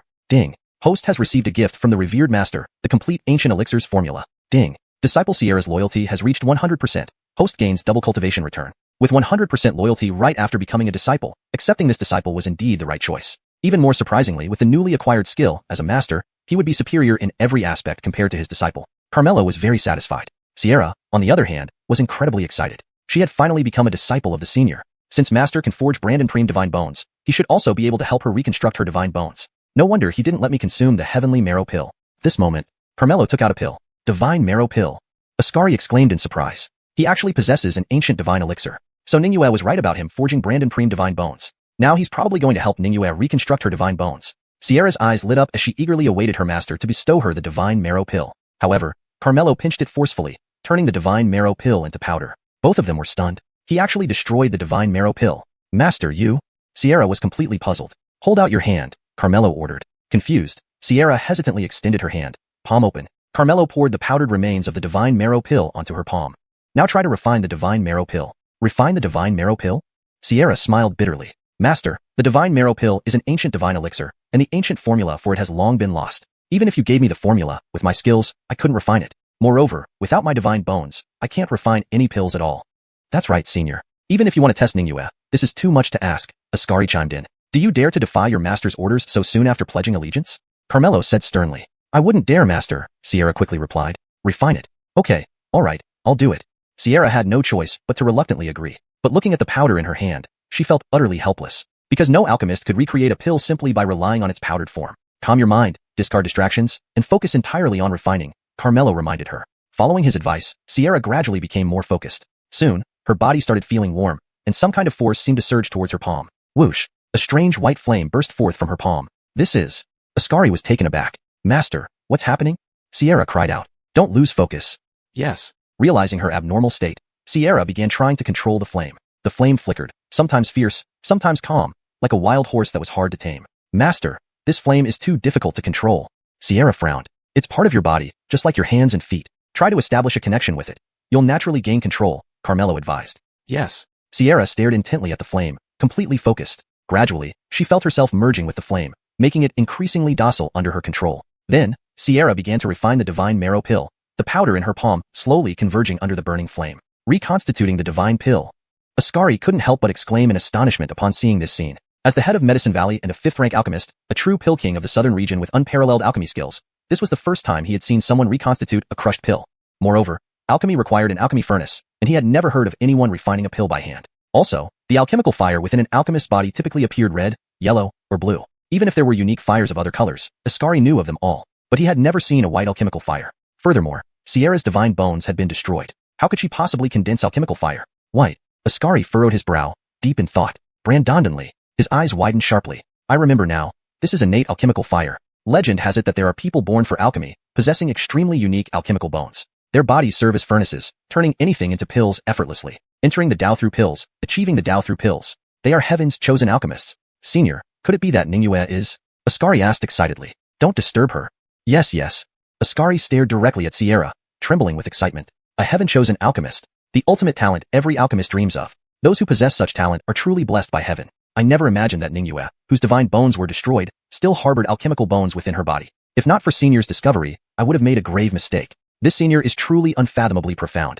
Ascari was utterly awestruck by Carmelo, involuntarily showing reverence in his eyes. As time ticked away second by second, the divine marrow pill had been reconstituted to about half its form. However, sweat began to trickle down Sierra's forehead, indicating how strained she was. But in order not to disappoint her master, she gritted her teeth and persisted with all her might. An hour later, a golden light suddenly shimmered within the alchemical fire. It's done! Ascari exclaimed excitedly. When the golden light faded, Sierra extinguished the alchemical fire, revealing a brand new divine marrow pill in her palm. Master, I succeeded. I've succeeded. Sierra shouted repeatedly, exhilarated as if on adrenaline. Carmelo smiled faintly. Now check your cultivation level. Because while Sierra completed the pill, Carmelo received a return of cultivation, which came from Sierra. My cultivation. 7th rank Moonlight Realm. I've broken through. Sierra was both astonished and delighted. Master, what exactly is going on? She hurriedly asked. You, as an alchemist, should have heard of alchemy bones. And you possess innate alchemy bones, Carmelo explained. I have innate alchemy bones? but I was clearly divine bones. How did I suddenly become innate alchemy bones? Sierra was greatly surprised. Your innate alchemy bones were hidden by your divine bones. When the divine bones were destroyed, the innate alchemy bones revealed themselves, turning misfortune into blessing, Carmelo explained. So that's how it is. Sierra suddenly understood and also recalled why Carmelo initially refused to accept her as a disciple. Back then, Master said our master-disciple relationship wasn't ripe. Only after my divine bones were ruined did he accept me, so he must have foreseen all this. Master's means are truly inconceivable. Sierra's admiration and reverence for Carmelo deepened. In her eyes, the person standing before her wasn't just a human but an omnipotent deity. Now that you've accepted me as your master, this will be your gift upon meeting. Carmelo took out the complete Ancient Elixirs Formula, an ancient book with a thick layer of historical weight instantly enveloping them. Ancient Elixirs Formula. Ascari was so shocked that his eyeballs nearly popped out. The elixirs refined using ancient formulas were divine pills, yet they had long been lost. It was unimaginable that this senior actually possessed one. Even more unexpected was that he would give such a precious treasure as a welcoming gift for taking on a disciple. I want a master like that too. Master. This is too valuable. Disciple. As an alchemist, Sierra naturally knew that the complete Ancient Elixirs Formula was priceless, thus hesitating to accept it. Slightly helpless, Carmelo said, "How are you like Gil? Every time I give you something, you react like it's the end of the world. Just accept it when I tell you to." Hearing this, Sierra couldn't help but recall the scene where Master gave gifts to Gil, feeling both amused and bitter inside. It's not that we haven't seen anything. It's just that your treasures force us to lose composure. When Sierra finally accepted the gift, the system's voice sounded. Ding. Chapter 18. Prepare mentally, don't get scared. The host receives a random doubled reward, a danzunling. Apart from the returned items which cannot be returned once sent out, the system rewarded items could also be returned to Carmelo. This danzunling is an invaluable treasure. It contains the Tao of Alchemy, one of the 3,000 great Das. The holder of this order can command all alchemists to submit and no one dares to disobey. Those who dare not follow will defy the Tao and meet with death. Brandondonly, Ascari started to cough violently, spewed out a mouthful of blood, and fell down. Master of the Valley. Cordelia screamed in alarm and quickly supported him. Ascari weakly said, "My end has come." Cordelia was extremely anxious and begged Carmelo, "Master, please save the Master of the Valley." Carmelo activated the Imperial Teacher's eye and saw that Ascari's soul had been severely damaged, with only the last soul remaining, slowly dissipating. His cultivation level was not yet at the heavenly soul realm. He couldn't survive like Ben with a remnant soul but would instead have his soul scattered, never to be reincarnated. "In consideration of your dedication to protecting my disciple just now, I shall save your life."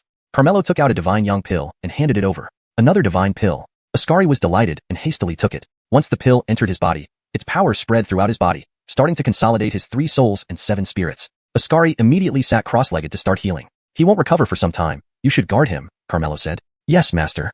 Cordelia accepted the order and stood guard beside him. Carmelo then headed to the main peak, Xianxia Peak, to see how his senior brother in charge was progressing.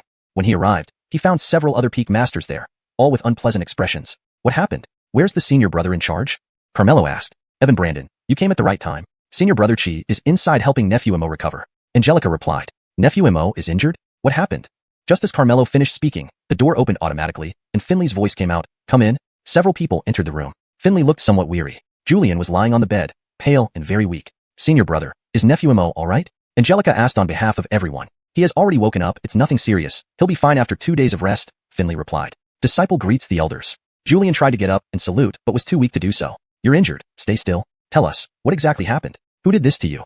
Finley asked. "On this trip, I obtained a heaven marrow pill in a secret realm by chance, and wanted to bring it back to the sect immediately. But I was intercepted on the way. Not only was I injured, but they also stole the pill. If it weren't for my vigilance, I might not have returned."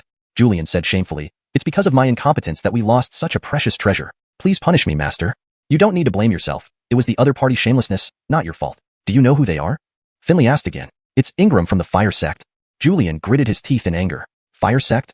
Everyone frowned upon hearing this news, because this sect was a first-rate sect with considerable influence. Although the peak masters received assistance from Carmelo, and their cultivation improved dramatically during this period. Especially Finley and Angelica. One reached the 9th rank Star Radiance realm, and the other also broke through to the Star Radiance realm, even reaching the 2nd rank.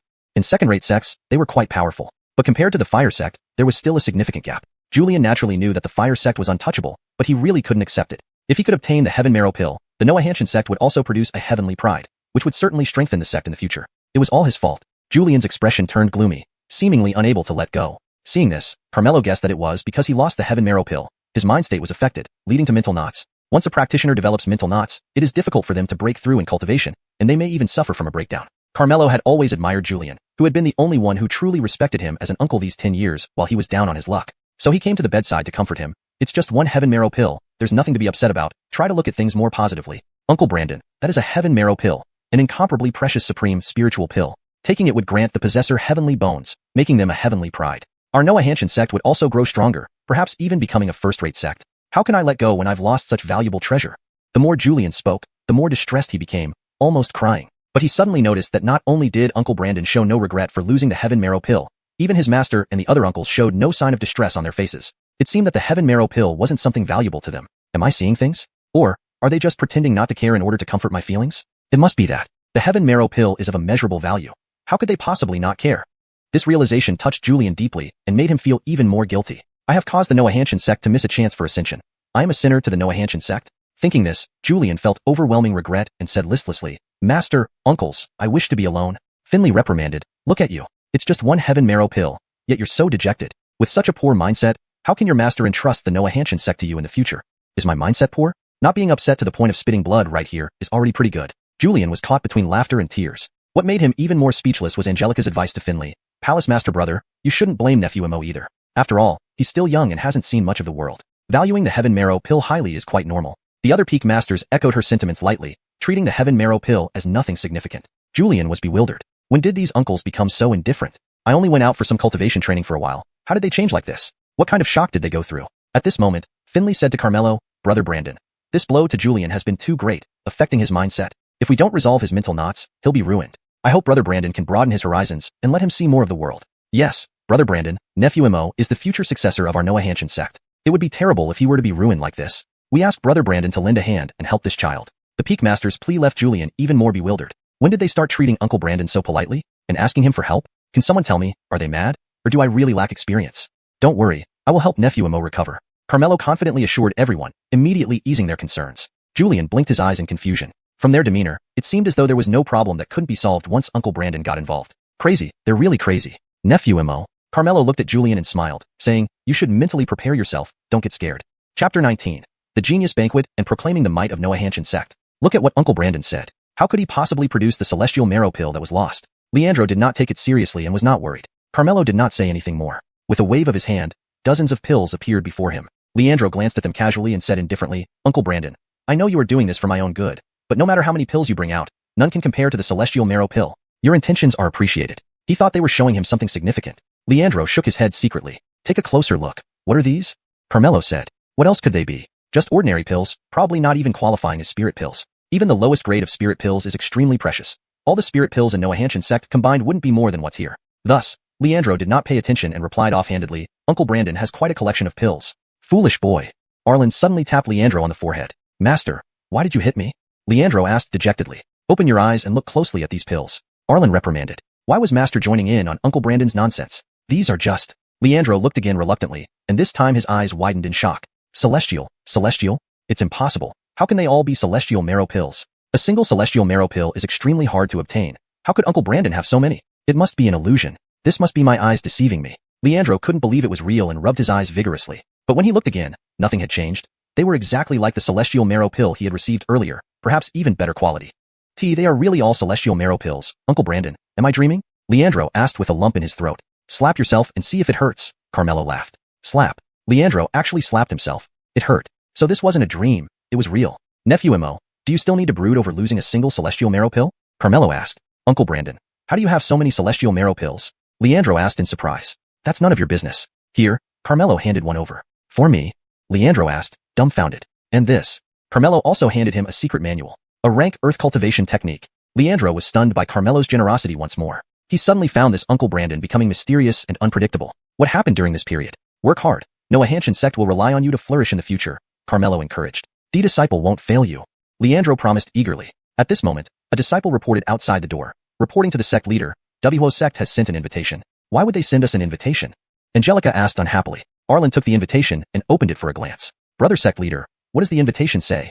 Angelica asked. Wuxia sect will host a genius banquet in 3 days and invites major sects to attend. Arlen passed the invitation to others to read. They stole our celestial marrow pill, and now they are hosting a genius banquet. Disgusting. Leandro complained. Those with celestial bone constitution are indeed rare, and I heard that Wuxia sect's leader possesses such bones. Thus, Wuxia sect became a first-rate sect within a short period. Now with Ingram getting the celestial marrow pill, Wuxia sect has 2 prodigies, which is indeed worth celebrating.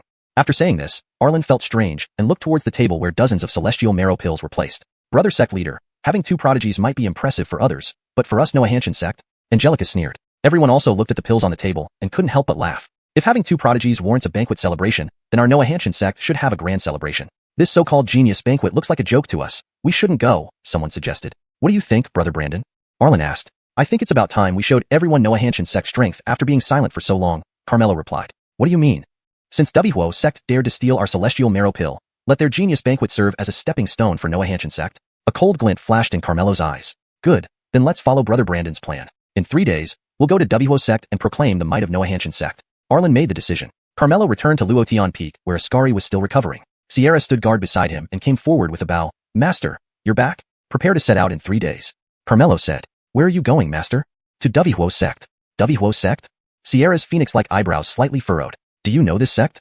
Carmelo asked. Yes. Innes, the head of Dojo sect, was once the Grand Elder's disciple. Later, he committed an offense and was expelled by the Valley Master. But the Grand Elder always favored him. Without the Grand Elder's support from behind, Dojo sect wouldn't have become a first-rate sect. Allegedly, the Grand Elder even gave Innes a celestial marrow pill to help him forge celestial bones, Sierra explained. Is it this Grand Elder who wants to kill you? Carmelo asked. After the Valley Master recovers, we will settle accounts with him, Sierra said coldly. I will also join you when that time comes. Carmelo repaid every kindness and never let enmity go unaddressed. 3 days later, Dojo sect, as a first-rate sect, setting up a grand banquet naturally drew many to participate in the face-saving event. At this moment, figures were flying through the sky on swords. Tian Dao sect has arrived. Qingyun sect has arrived. Bei sect has arrived. Various sects sent representatives to congratulate, creating a lively scene. Inside the great hall, Innes looked at the endless stream of guests, a smile involuntarily curving at the corner of his lips, highly satisfied. Father, there are really a lot of people today. Not only are there many first-rate sects, but 3 super first-rate sects have also come. Standing beside Innes was a young man, none other than his son Ingram, also the main character of this genius banquet. It's already very rare for a first-rate sect to have one celestial pride child. Now both of us possess celestial bones. Once you grow up, our Dojo sect is bound to advance into a super first-rate sect. Naturally, they understand this point and are willing to attend. Innes grinned with satisfaction. So that's why you held this genius banquet, to tell everyone our Dojo sect is rising? Ingram guessed. Only by letting the world know the strength of our Dojo sect can we gain more resources. You must strive not to disappoint me. Father, rest assured. After acquiring celestial bones, these few days my cultivation has been much faster than before. If nothing unexpected happens, I will soon break through to the Star Radiance realm. Very good. Innes nodded in satisfaction and then changed the subject. I heard you invited Noah Hanshin sect? Chapter 20. So many heavenly pride sons. Ingram smiled and said, Yes, father. I snatched this Tian Brandoni pill from that fellow Julian. If it got out, it would harm the reputation of our Lihua sect. I'm planning on warning them to watch their mouths. Very thoughtful of you, but coming here would be inviting disgrace for them. I don't think they will dare, Innes speculated. I'm not holding much hope either. It doesn't matter if they don't come. After the banquet, I'll personally pay Noah Hanshin sect a visit. If they behave themselves, so be it. But if they speak too much. A cold gleam flashed across Ingram's eyes. But at this moment, a sudden shout came from outside the grand hall. Noah Hanshin sect has arrived. They actually dared to come. This should be interesting, Ingram mused, a slight smile curling the corner of his mouth. Father, I'll go greet them. Innes responded indifferently, clearly not taking Noah Hanshin sect seriously. When the members of Noah Hanshin sect descended by sword, curious gazes immediately fell upon them. Because most invited sects had only sent 2 people, with a maximum of 3. Yet, Noah Hanshin sect had brought over a dozen this time, each looking stern-faced. Instead of appearing to celebrate, they seemed like they had come to crash the party. However, Noah Hanshin sect was just a second-tier sect. What kind of power did they have to challenge Lihua sect? Carmelo and company ignored the strange looks from everyone and headed straight toward the grand hall. But as soon as they reached the entrance, they were stopped by Ingram. Hold it. The guests inside the grand hall are all prestigious figures from our Lihua sect. A second-rate sect like yours isn't qualified to enter. This put Noah Hanshin sect in its place, right off the bat. Everyone could tell there seemed to be some animosity between the 2 parties. This was going to be a show worth watching. Ingram, you stole my Tian Brandoni pill and still have the audacity to host this heavenly pride banquet. You Lihua sect people are shameless. Julian shouted loudly as he stepped forward. The crowd started whispering among themselves, never imagining how Ingram had obtained the heavenly bone. Naturally, Ingram wouldn't admit it, his eyes flashing with a cold light as he defended himself. Our Lihua sect is a first-rate sect. Why would we steal from you? Instead, we kindly invited you over. Yet you bring people here to cause trouble. Do you take us Lihua sect to be pushovers? As soon as he finished speaking, a group of Lihua sect disciples immediately surrounded them. Ingram, you dare do it and not confess. Dare you swear to everyone that if you snatched my Tian Brandoni pill, your Lihua sect shall suffer eternal doom? Bastard. Ingram barked in fury. What sort of person are you, worthy of making me swear? And what about you? Just because you have a heavenly bone? Let me tell you this, your Lihua sect's dual pride is nothing but a joke in front of our Noah Hanshin sect. As soon as those words were spoken, laughter broke out among the crowd. He really dares to boast. How can he say such things? Mocking a dual pride sect. He's the joke? So ignorant and reckless. Look at the disciples Noah Hanshin sect educates. They make fools of themselves. Everyone jeered, treating Julian as if he were an idiot. Taking advantage of the situation, Ingram mocked him. Your Noah Hanshin sect doesn't even have a single heavenly bone, yet you dare to spout nonsense here. Listen to what everyone says. Who is the real joke? Julian sniffed. That's your ignorance. Heavenly bones. After all, pull one out randomly from our Noah Hanshin sect. Hearing this, Ingram laughed out loud. All Dao friends, listen to what he says. Anyone pulled out from Noah Hanshin sect is a heavenly bone. Seems like in their view, a heavenly bone is just like cabbage, worthless. We treated it like treasure. We must be like frogs at the bottom of a well. How ridiculous. If every member of your Noah Hanshin sect is a heavenly bone, then why would you still be a second-rate sect? Even the 5 great godly sects wouldn't dare say such things. Do you take us for fools? If you have the ability, show us your bone quality. If all of you are indeed heavenly bones, I will eat my own feces standing on my head. Eat this table, nonsense. With this uproar, everyone began berating Julian. Yet he remained unperturbed, pointing at 2 people. You said you'd eat your feces standing on your head, and you said you'd eat the table, correct? Yes, that's exactly what I said. If any of you have a heavenly bone, I'll eat right away. I'll eat this table too. But if none of you have heavenly bones, you won't leave here today unscathed. They gave solemn promises, threatening Julian. Julian shouted loudly, fine. Don't blink, I'll let you see something now. Saying that, he straightened up, fixed his gaze, and immediately, a purple glow illuminated from his body. Damn, he really has a heavenly bone. How is that possible? How could a second-rate sect have a heavenly bone? Everyone was shocked. He must have consumed another Tion Brandoni pill. Did he have more than one? Ingram was also very surprised, unsure. That can't be. I thoroughly searched him back then, and there was only one pill. What else do you have to say? Julian stared coldly at the 2 of them, immediately rendering them speechless. Now, fulfill your promise, Julian reminded. Don't push it too far. Pushing it too far? When you were mocking and threatening me just now, why didn't you say you were pushing it too far then? The 2 were at a loss for words. Julian, this is my Lihua sect, not your place to act wild. Ingram shouted. So what? Are you going to protect them? Does that mean your Lihua sect is also untrustworthy? Ingram restrained his anger and said, you claimed earlier that anyone pulled from your Noah Hanshin sect is a heavenly bone. Now only you are one. Weren't you just bragging and playing us? Yes, you said it yourself. If you have the guts, let all your Noah Hanshin sect members show off. I don't believe it. Do you really think heavenly bones are like cabbages? The 2 immediately supported Ingram's argument. They thought that it was already an extraordinary blessing for Noah Hanshin sect to produce one heavenly bone. How could there be more? Definitely boasting. But Julian immediately ordered loudly, Junior brothers and sisters, blind these dogs. Yes, senior brother. The 9 disciples who came responded in unison and stepped forward. Immediately, 9 beams of purple light shone successively, illuminating the surroundings like bright suns, leaving everyone stunned on the spot. For a moment, outside the grand hall was dead silent. A pin drop could be heard. Angelica smiled coldly. Let's see what they have to say now. Carmelo said calmly, this is just the beginning. Today, our Noah Hanshin sect will make a name for itself in the southern domain. The peak masters all looked forward with anticipation. Why is no one speaking now? Weren't you making a lot of noise just now? Julian broke the silence, sweeping his gaze mockingly over the crowd. Everyone looked constipated, their faces flushed red, unable to utter a word. 10 heavenly bones. Forget the southern domain. Even looking at the entire 4 seas and 8 deserts, no sect had such power. How did Noah Hanshin sect achieve this? Ingram, why aren't you saying anything? Cat got your tongue? Julian taunted.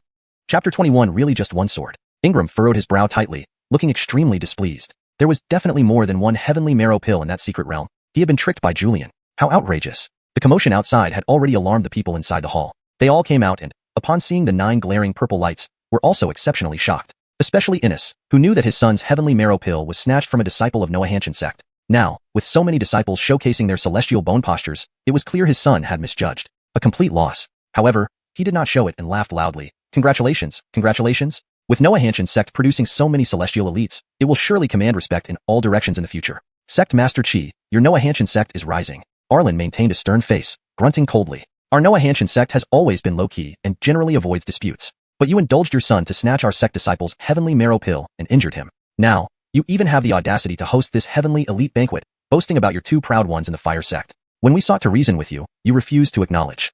The disgraceful behavior of your fire sect is simply shameful for us cultivators. Arlen's public berating undoubtedly thoroughly offended the fire sect. Innes turned livid, his lips twitching uncontrollably, clearly enraged to the extreme. In the end, he laughed out of extreme anger, even applauding. Very well said, very well said. It's been a long time since anyone provoked our fire sect. You have successfully angered me. His smile gradually disappeared, and intense killing intent erupted from him. Everyone froze in shock. Noah Hanshin sect was too impulsive. Even if the fire sect had taken their heavenly marrow pills, they should not have come causing trouble. The cultivation world was never a place for reason.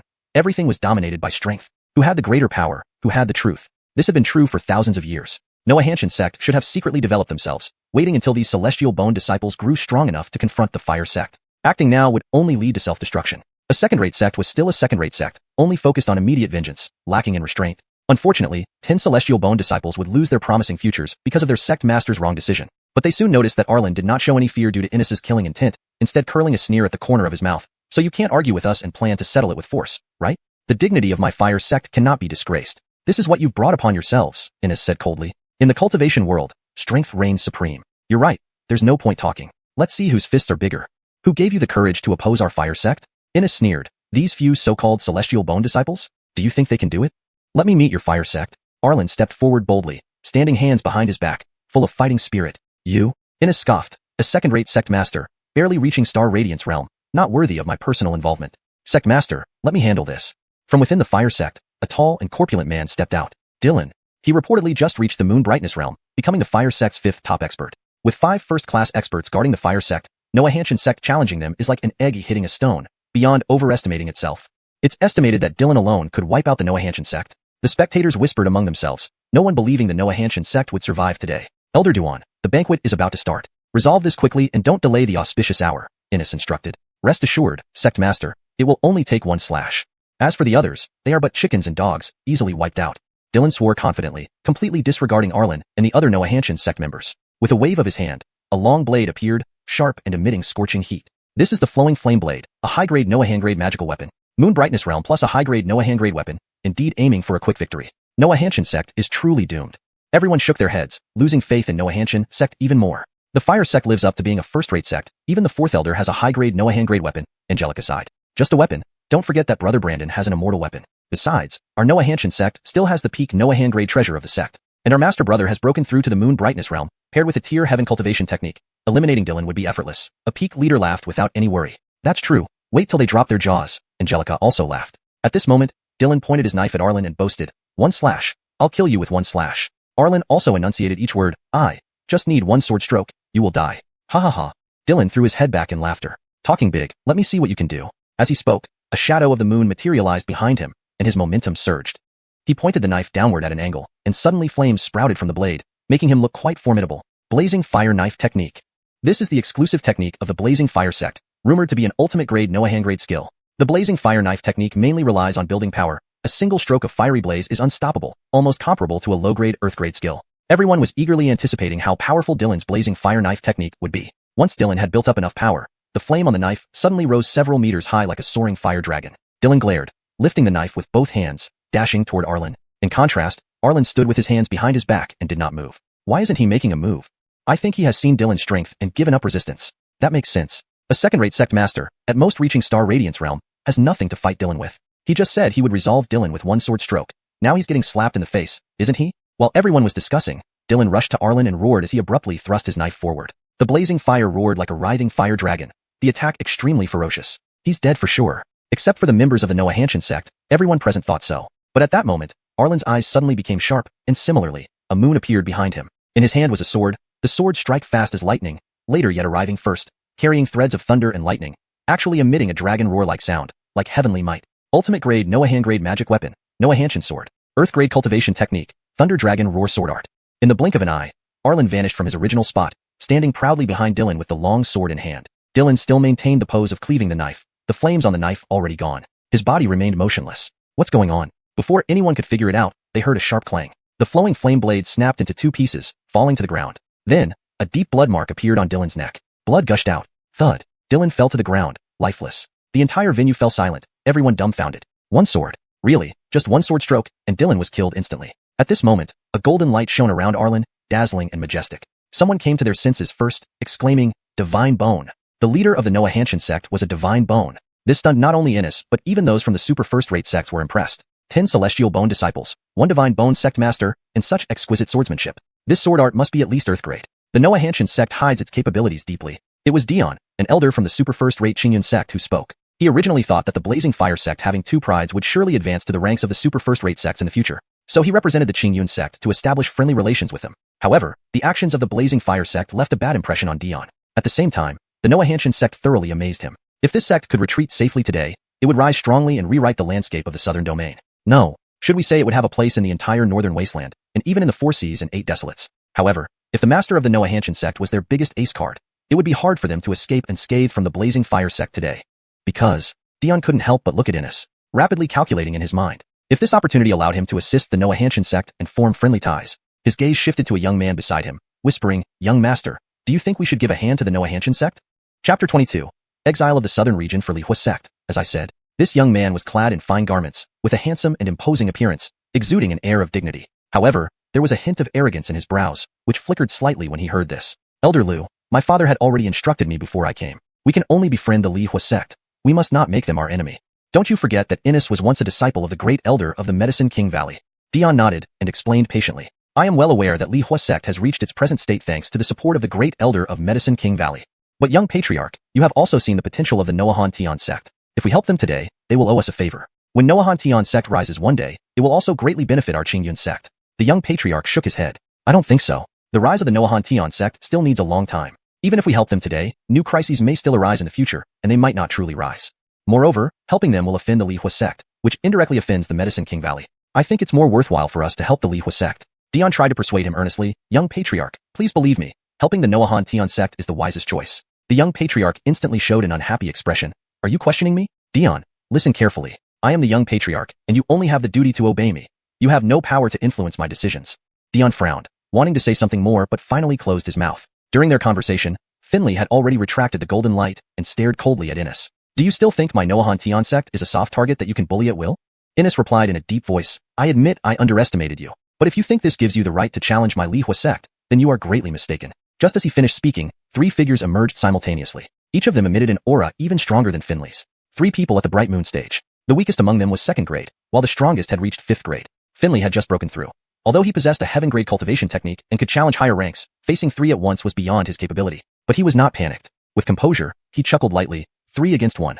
What a face-saving move by your Li Hua sect. At that moment, the young patriarch stepped forward and said, You provoke others yet dare complain about being outnumbered. Aren't you going to use your advantages to play fair? How laughable. Who are you? Finley asked. I am Caden, the young patriarch of Qingyun sect. I came here specially to congratulate Li Hua sect, but you have ruined the occasion. This young master is not pleased.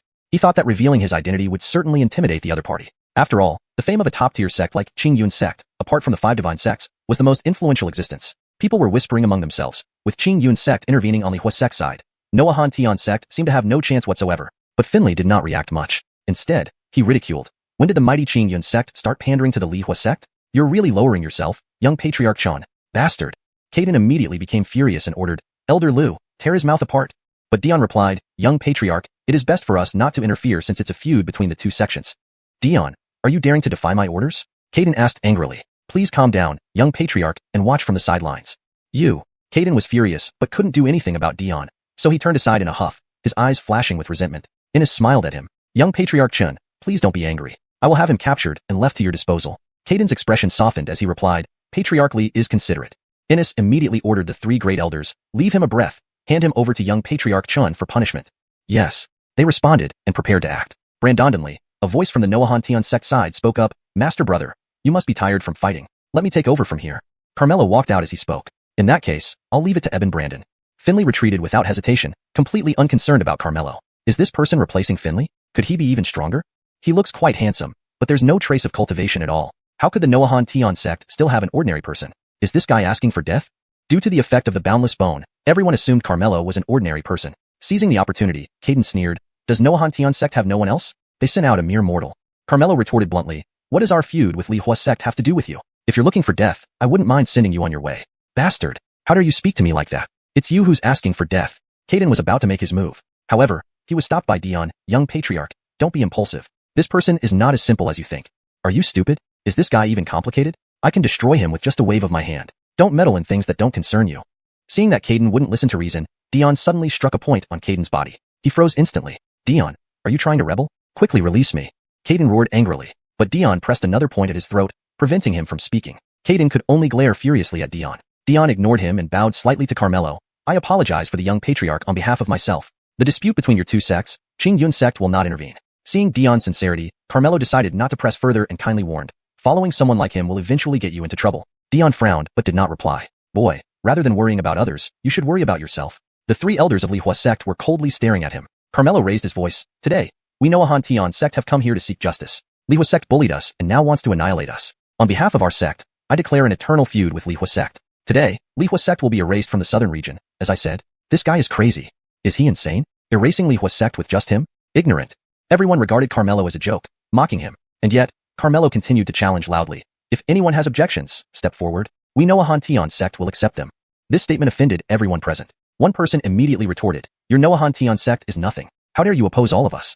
I've never seen anyone so eager to find death. What can you do if I object? I also object. What then? Me too.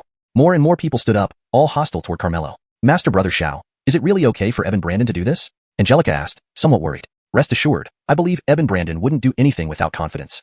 At this moment, seeing that Noahan Tian's sect had enraged everyone, Caden wanted to join in. But since Dion had paralyzed his points, he couldn't move or speak, only giving continuous eye signals, urging Dion to quickly release him. Dion replied, young patriarch, I'm doing this for your own good. We should stay out of this mess. What a bastard. Caden was almost driven mad. Is that all? Anyone else who objects? Seeing most people standing up, Carmelo was not only unafraid but also continued to question. Boy, these people are enough to wipe out your Noahan Tian sect. You still want to erase my Lihua sect? A brain is a wonderful thing, but you clearly lack one, Ingram sneered. Carmelo glanced at him and calmly replied, then let's start with you. Chapter 23. Standing together with Lihua sect. Speaking of which, he pointed his finger. Everyone laughed. Killing someone just by moving a finger? Who do you think you are? But in the next second, Teddy was suddenly enveloped by some force and exploded with a bang, his flesh splattering everywhere, an unbearable sight. Son! William exclaimed instantly, overwhelmed by grief and fury. Everyone else was dumbfounded, never expecting this person to be so hidden and formidable. Kill him for me. William screamed at the top of his lungs, completely hysterical. The three elders immediately charged towards Gareth. However, with a wave of Gareth's hand, the three of them were utterly powerless and ended up bleeding to death on the spot. Hiss! All present drew in their breath sharply. 3 first-class experts at the Full Moon Realm were taken out so effortlessly? Anyone else? Gareth stood with his hands behind his back, coldly scanning the scene. Those who had been shouting moments ago were now thoroughly intimidated, not a single one daring to respond. When Gareth's piercing gaze swept over, they all lowered their heads. You, Gareth randomly pointed at someone. You were the first to stand against me, weren't you? The man shivered with fear, hurriedly waving his hands. No, I'm convinced, thoroughly convinced. Is that so? Thud. That man directly fell to his knees, begging. I was wrong. Don't kill me. What about the rest of you? Gareth scanned the crowd again. Thud. Those people knelt down one after another, pleading for mercy continuously. The more enthusiastic they were earlier, the more pitiful they looked now. Noahanshan sect disciples felt vindicated and exhilarated upon witnessing this scene. There was a time when they could hardly dream of Noahanshan sect being so dominant and superior. Get up, William roared angrily. Li sect leader, this is your grudge between Lihua sect and Noahanshan sect. Please don't involve us. If you want to die, don't drag us into it. I kneel on my own accord. Does it affect you? Attitudes changed abruptly as everyone turned against each other. In the world of cultivators, whoever has strength is the father, and no one risks their life needlessly. You. William pointed at these people, shaking with anger. Good, very good indeed. Today, I finally see your true faces. William gnashed his teeth and snarled. Do you really think Lihua sect can't match Noahanshan sect? This bunch of cowards, always changing sides depending on the wind. Isn't that obvious? He easily took out 3 first-class experts at once. With such power, how could you possibly match him? Lihua sect is done for today. Better not get entangled with them. Kneel properly. Today, I'll let you know the true power of our Lihua sect. William widened his eyes, arms slightly apart, his clothes fluttering without wind, his aura steadily rising. Brandondonly, he clasped his hands, causing ripples behind him. In the next moment, a solar phantom appeared, illuminating the surroundings, accentuating his imposing and fierce presence. Blazing Brandon Realm. He actually reached Blazing Brandon Realm. Everyone was startled, not expecting William to be a superclass expert. Burl narrowed his eyes slightly. Lihua sect already possesses superclass strength. William was hiding deep. Combined with his background from Medicine King Valley, even Qingyun sect wouldn't dare offend him lightly. Had it been usual times, Burl would certainly try befriending him. But he found something odd about Noahanshan sect. Even if William was a superclass expert, it didn't seem like he would fare well. It's better to watch and wait rather than get involved in this murky situation. Just as Burl made up his mind, Guillermo suddenly broke free from his restraints and stepped forward before Burl could react. Li sect leader, our Qingyun sect is willing to stand together with your sect. Junior sect leader, you? Burl tried to dissuade him but was sternly rebuked by Guillermo. Burl, how dare you act against me, committing a grave sin by defying your superior.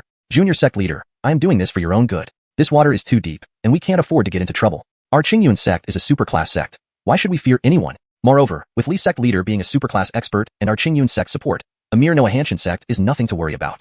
I see you have short-sightedness and can't handle important tasks. Junior sect leader, please trust me. Enough. Guillermo cut him off. I don't want to hear your explanations anymore. You offended me just now, and now, in the capacity of Qingyun sect's junior sect leader, I announce your dismissal as elder and immediate expulsion from Qingyun sect. Burl was stunned. Guillermo continued, from this moment on, our Qingyun sect is willing to form an alliance with Lihua sect, standing together in every step. The enemies of Lihua sect will be the enemies of Qingyun sect. What do you think, Li sect leader? Great. Our Lihua sect is more than willing. William agreed without hesitation. Guillermo felt a surge of joy and loudly proclaimed, you have all heard it. Lihua sect now qualifies as a top-tier sect. With the strong alliance between our Qingyun sect and Lihua sect, the puny Noahanshan sect can be wiped out with just a wave of our hand. Are you sure you still want to stand on their side? The crowd exchanged glances, not expecting Qingyun sect to step forward at this moment. A powerful alliance between two top-tier sects. No matter how surprising Noah Hanshin's sect might be, they couldn't possibly withstand such strength. Once Noah Hanshin's sect was destroyed, they would surely come after them for settling accounts. Thinking of this, someone immediately stood up and declared, "Our Dayu sect is willing to stand together with Liahua sect." With the first one leading the way, others quickly followed suit. Our Bei sect is willing to stand together with Liahua sect. Our donghua sect is willing to stand together with Liahua sect. Our Tiandao sect is willing to stand together with Liahua sect. As each sect pledged their support, Guillermo's smile widened, his pride swelling. Look, Burl, under my call, everyone has made the right choice. With so many of us, isn't it easy to deal with Noah Hanshin's sect? If you kneel and beg now, I might let you back in. Burl gave a bitter laugh. I've always been loyal to Qingyun's sect and worked hard for you, but now I'm cast aside at your whim. Now you even want me to kneel before you in front of everyone, bullying and humiliating me like this? I might as well leave Qingyun's sect. Guillermo's face turned cold. Fine. Your words, don't say you didn't warn you. I only regret following a young sect leader like you, stubborn and unruly. Sooner or later, Qingyun's sect will suffer calamity because of you. You dare curse our Qingyun sect? I'll remember that. Today, I'll show you that Qingyun's sect will only grow stronger. Is that so? Burl sneered and suddenly walked over to Gareth. If I help Noah Hanshin's sect today, who dares to step forward must first get past me. As he spoke, his aura surged, and a half-sun phantom appeared behind him. Everyone gasped in surprise. Half-step blazing brand on realm. Chapter 24 Selling me a favor from the blazing fire sect. Dion, are you tired of living? You dare to defy me? Caden said angrily. This is not the Azure Cloud sect, and I am no longer a disciple of the Azure Cloud sect. Do you think you can do anything to me? Dion replied with disdain. You. Caden was momentarily speechless. At this moment, a light laugh suddenly sounded, and a gray-robed elder slowly walked out. He smiled and looked at Dion. I only intended to watch a good show, but I didn't expect to see your pathetic side. Dion, if you insist on protecting the mystical sky sect, then I will be your opponent. Cameron. Dion frowned. He is Peak Master Russell of the Tanhezong Milky Way sect. The Milky Way sect is also a super first-rate sect, and it's rumored that Peak Master Artemio's strength is second only to the sect master of the Milky Way sect. So, isn't he in the Brandon realm as well? Why does he target Dion? It seems there has been an old grudge between them for quite some time, but since Dion joined the Azure Cloud sect, Peak Master Artemio couldn't easily touch him. Now that Dion has left the Azure Cloud sect, he naturally has no more reservations. Just as everyone had guessed, Cameron's face gradually turned cold. Back then, you killed my disciple. If you hadn't hidden in the Azure Cloud sect, I would have killed you long ago to avenge him. Now I finally got the chance. Today, you must die. As he spoke, a complete image of the sun appeared behind him, even brighter than Ines'. A second-rank Brandon realm. Dion's face instantly darkened. But that wasn't all. Another strikingly beautiful woman elegantly stepped forward. Now that Sect Masterly has reached the Brandon realm, it's only a matter of time before the Blazing Fire sect becomes a super first-rate sect. Since the Azure Cloud sect and the Milky Way sect are involved, our Pill Tower naturally cannot stand idly by. As she spoke, another sun also shone behind her. Oh, another Brandon realm expert. And it's even a third-rank Brandon realm, Deputy Pavilion Master Velma of the Pill Tower. Now we have 3 Brandon realm experts on our side. Even with Dion assisting the Mystical Sky sect, there's nothing to worry about. The crowd immediately regained their confidence and no longer feared Carmelo. Ines laughed heartily. Ines, remember the kindness of the 3 of you. After dealing with the Mystical Sky sect, there will certainly be substantial thanks. Sect Masterly, don't be too polite. Our Pill Tower has always had ties with your sect, Velma smiled. I don't care about the rest. I only want Dion's life, Cameron said coldly. Dion, now that you've seen the situation, everyone is siding with the Blazing Fire sect. Do you still think my decision was wrong? Caden seized the opportunity to gloat over Dion, wanting to hit him hard in the face. Dion now lacked confidence. 3 Brandon realms, he simply couldn't handle them. Even the Mystical Sky sect started to worry, especially its disciples. Facing so many experts, they felt hopeless. Senior fellow instructor, things have gotten complicated. We can't withstand this, Xiao Noah Handing said bitterly. Finley frowned tightly, feeling utterly frustrated. Originally, they planned to use the Blazing Fire sect as a stepping stone to make the Mystical Sky sect famous. But who would have thought that Ines was a Brandon realm expert? Even less expected, 3 super first-rate sects were also involved, completely exceeding previous expectations. Eben Brandon should be able to handle it, right? One of the Peak Masters asked. How can he handle it?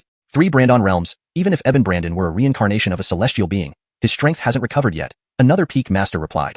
Everyone felt powerless. Whatever happens, we must protect Eben Brandon. Finley said gravely. Yes, as long as Eben Brandon is alive, our Mystical Sky sect still has hope, Xiao Noah Handing agreed. The other 3 Peak Masters nodded in agreement. So Finley shouted, Mystical Sky sect disciples, obey my command. Swear to protect Peak Master Brandon with our lives. Yes. The disciples responded. One by one, they immediately stood in front of Carmelo, ready to fight to the death. Carmelo was very satisfied with their performance. In such a critical moment, they didn't disappoint him, proving worthy of the bones he helped forge for them. Haha, you actually think you can protect him? Caden laughed mockingly. Others also showed disdain on their faces. Eben Brandon, wait for the right moment to leave. We'll fight to the death to clear a bloody path for you, Finley instructed. Eben Brandon, the Mystical Sky sect depends on you from now on, Xiao Noah Handing began to give her final words. However, Carmelo remained unperturbed. Rest assured, none of you will die. They will only highlight the glory of our Mystical Sky sect. With that, he stepped forward, his gaze sweeping over everyone, Azure Cloud sect, River Mountain sect, and Pill Tower. Are you sure you want to be enemies with the mystical sky sect? Caden sneered. You were so arrogant just now. Now you know fear. Little brother, you wanted to use the blazing fire sect to gain fame. A nice plan. But you didn't foresee that Sect Master Li is in the Brandon realm. The Rock Soaring Pavilion is more than happy to add our support. However, you're quite a handsome young man. If you agree to become my servant and serve me well, I might just spare your life.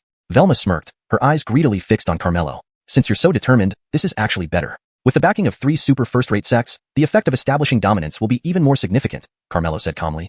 Don't talk big or you'll bite your tongue, Cameron sneered disdainfully. Stop wasting words with him. Everyone, let's destroy the mystical sky sect together. Innes couldn't wait to avenge his son, and his words immediately drew everyone's response. They all clenched their fists, vying to be the first to strike. The hearts of the mystical sky sect disciples sank. Only Carmelo remained unperturbed, shouting loudly, "Come out!" As soon as he spoke, a series of piercing whistles filled the sky. Following the sound, 9 graceful figures appeared, each riding a sword with a virtual image of the sun behind them, exuding an awe-inspiring presence. 9 Brandon realms. Who are they? Where did they get so many Brandon realm experts? Everyone was stunned, rooted to the spot. The 9 radiant figures landed before Carmelo in unison. Were these all invited by Eben Brandon? Xiao Noahanding looked at Finley in surprise. Don't look at me. I don't know either, Finley replied with a bitter smile. Haha, just as I thought, Eben Brandon can definitely handle it. Eben Brandon is amazing. He could even invite 9 Brandon realm experts. With their help, what do we have to fear? The Peak Masters all beamed with joy. Their worries vanished. Innes and his group, however, wore grim expressions, never expecting the mystical sky sect to summon 9 Brandon realm experts. Friends, I am the sect master of the Blazing Fire sect, and the mystical sky sect has killed my son. I don't know how they managed to invite you, but I beg you to give us the Blazing Fire sect some face and not interfere. There will certainly be a generous reward, Innes pleaded with clasped hands. The 9 women exchanged glances with twinkling eyes. Then Xianxia smiled sweetly. The mystical sky sect spent a great deal to invite us. If you want us to stay out of this, you'll need to show enough sincerity. Chapter 25 Congratulations from the Medicine King Valley. Innes thought for a moment, then took out a medicine bottle, a tinge of reluctance flashing in his eyes. But he still handed it over with a smile. There happened to be 9 bone-washing pills in this bottle. Consider it as us making a good connection. 9 bone-washing pills. Lordly is indeed generous. It's rumored that Lordly has the support of the Medicine King Valley behind him. Looks like the rumors are true. 9 bone-washing pills should make them satisfied. Everyone revealed envious looks. Adriana reached out to take it. Innes was secretly delighted. Although the cost was a bit high, it wouldn't be a loss if it could satisfy them and use this opportunity to connect with them. But the next second, Adriana crushed the bottle in front of everyone. Bang! The medicine bottle burst, turning all the bone-washing pills into powder. You! Innes's expression changed. How dare you bring out such trash? Adriana said disdainfully. Trash? These were 9 top-grade spirit pills. Angry, Innes retorted. I am sincerely trying to establish ties with you, and this is how you treat me? Treat you? Adriana sneered. An inexperienced frog at the bottom of a well. Our master usually treats us with bone-washing pills like they're food. Bone-washing pills as food? Everyone was stunned. Was that true? Even the Medicine King Valley couldn't be that extravagant. Wait, what did she just say? Master? They have a master? A master who commands 9 Brandon Peak Realm disciples. What kind of existence would that be? Everyone dared not imagine. May I ask who your master is? Caden hurriedly asked, immediately starting to think through the possibilities. If they could establish ties with their master, the Azure Cloud sect could certainly advance further. Not only he, but others also had the same idea. Each one perked up their ears, waiting for an answer. Then Adriana looked at Carmelo and complained, Master, I was planning to trick some good stuff out of him, but didn't expect him to be so poor. What? He is the master? Can't be. Everyone was doubtful, wishing they had heard wrong. But the 9 women knelt down together and shouted in unison, Greet Master! This confirmed Carmelo's identity. Everyone was speechless and found it hard to believe. Eben Brandon? Finley didn't know what to say. They originally thought these were experts invited by Eben Brandon for help, never imagining they were actually Brandon's servants. I indeed haven't misjudged him. He is even more terrifying than I imagined. Dion felt fortunate, grateful that he hadn't opposed him. Only now did Innes realize he had been fooled.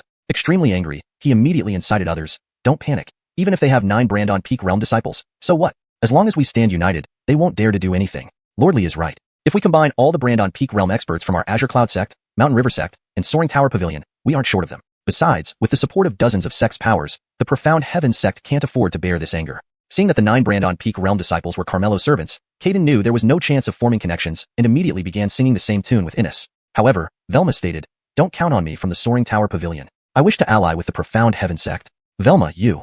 Caden's expression turned furious. Don't glare at me. I'm just being pragmatic. Velma smiled at Carmelo. Just now, I was blind. But now I represent the Soaring Tower Pavilion to form an alliance with the Profound Heaven sect, standing together in adversity. Innes felt indignant inside. This treacherous woman. He assumed the Profound Heaven sect would definitely seize this opportunity to ally with the Soaring Tower Pavilion against him. Unexpectedly, Carmelo sneered coldly. Now you want to flatter my Profound Heaven sect? Unfortunately, it's too late. Velma collected her smile and said, There's no unresolved grudge between us. I can apologize to you. The cultivation world values strength. Your Profound Heaven sect now has the power, and my Soaring Tower Pavilion is a super first-rate sect. Forming an alliance with us will do no harm to your Profound Heaven sect. Is being a super first-rate sect so impressive? Carmelo scoffed. Wanting to ally with my Profound Heaven sect, the Soaring Tower Pavilion isn't qualified yet. If you're willing to become a subordinate sect of my Profound Heaven sect, submitting to my Profound Heaven sect and following our lead, I might consider it. Brand admit to you? Velma couldn't help frowning. Not willing? Then forget it. Carmelo didn't really have much hope, just mentioning it offhandedly. But after hesitating briefly, Velma's eyes flashed with determination, and she knelt down immediately. The Soaring Tower Pavilion is willing to submit. Everyone was shocked. The Soaring Tower Pavilion submitted. It made sense. 9 Brandon Peak Realm disciples as servants, the Profound Heaven sect was truly mysterious and unpredictable. Brandonly, they were intimidated again. Someone quickly followed suit, kneeling and saying, my Heavenly Blade sect is also willing to submit. My 100 Leaf sect is also willing to submit. So am I. My Eastern Sea sect is also willing to submit. One after another, sects knelt down to submit for their own safety. However, Carmelo sneered. Do you think my Profound Heaven sect accepts just any trash? You aren't qualified. Everyone was stunned by his words. Innes said in a deep voice, your Profound Heaven sect is strong, but don't think you can run wild in my Flamefire sect. I have the support of Medicine King Valley behind me. Its Grand Elder Rocky is my master. By offending me, you offend the Medicine King Valley. That's right, the Flamefire sect has the backing of the Medicine King Valley, one of the 5 great divine sects of the Southern Domain, a top-tier power. Even with 9 Brandon Peak Realm cultivators and the Soaring Tower Pavilion on their side, the Profound Heaven sect couldn't afford to offend the Medicine King Valley. Innes continued, my venerable master, upon learning that I have 2 prodigies within my sect, has promised to send someone to congratulate me, and they will arrive shortly. You would do well to kneel down and beg for forgiveness, or else once the people from the Medicine King Valley arrive, none of you will survive. Hearing this, the disciples of the Profound Heaven sect were taken aback. Haha, Velma, I truly pity your Soaring Tower Pavilion for choosing to submit to the Profound Heaven sect. Now, come over and kneel before Lordly to apologize.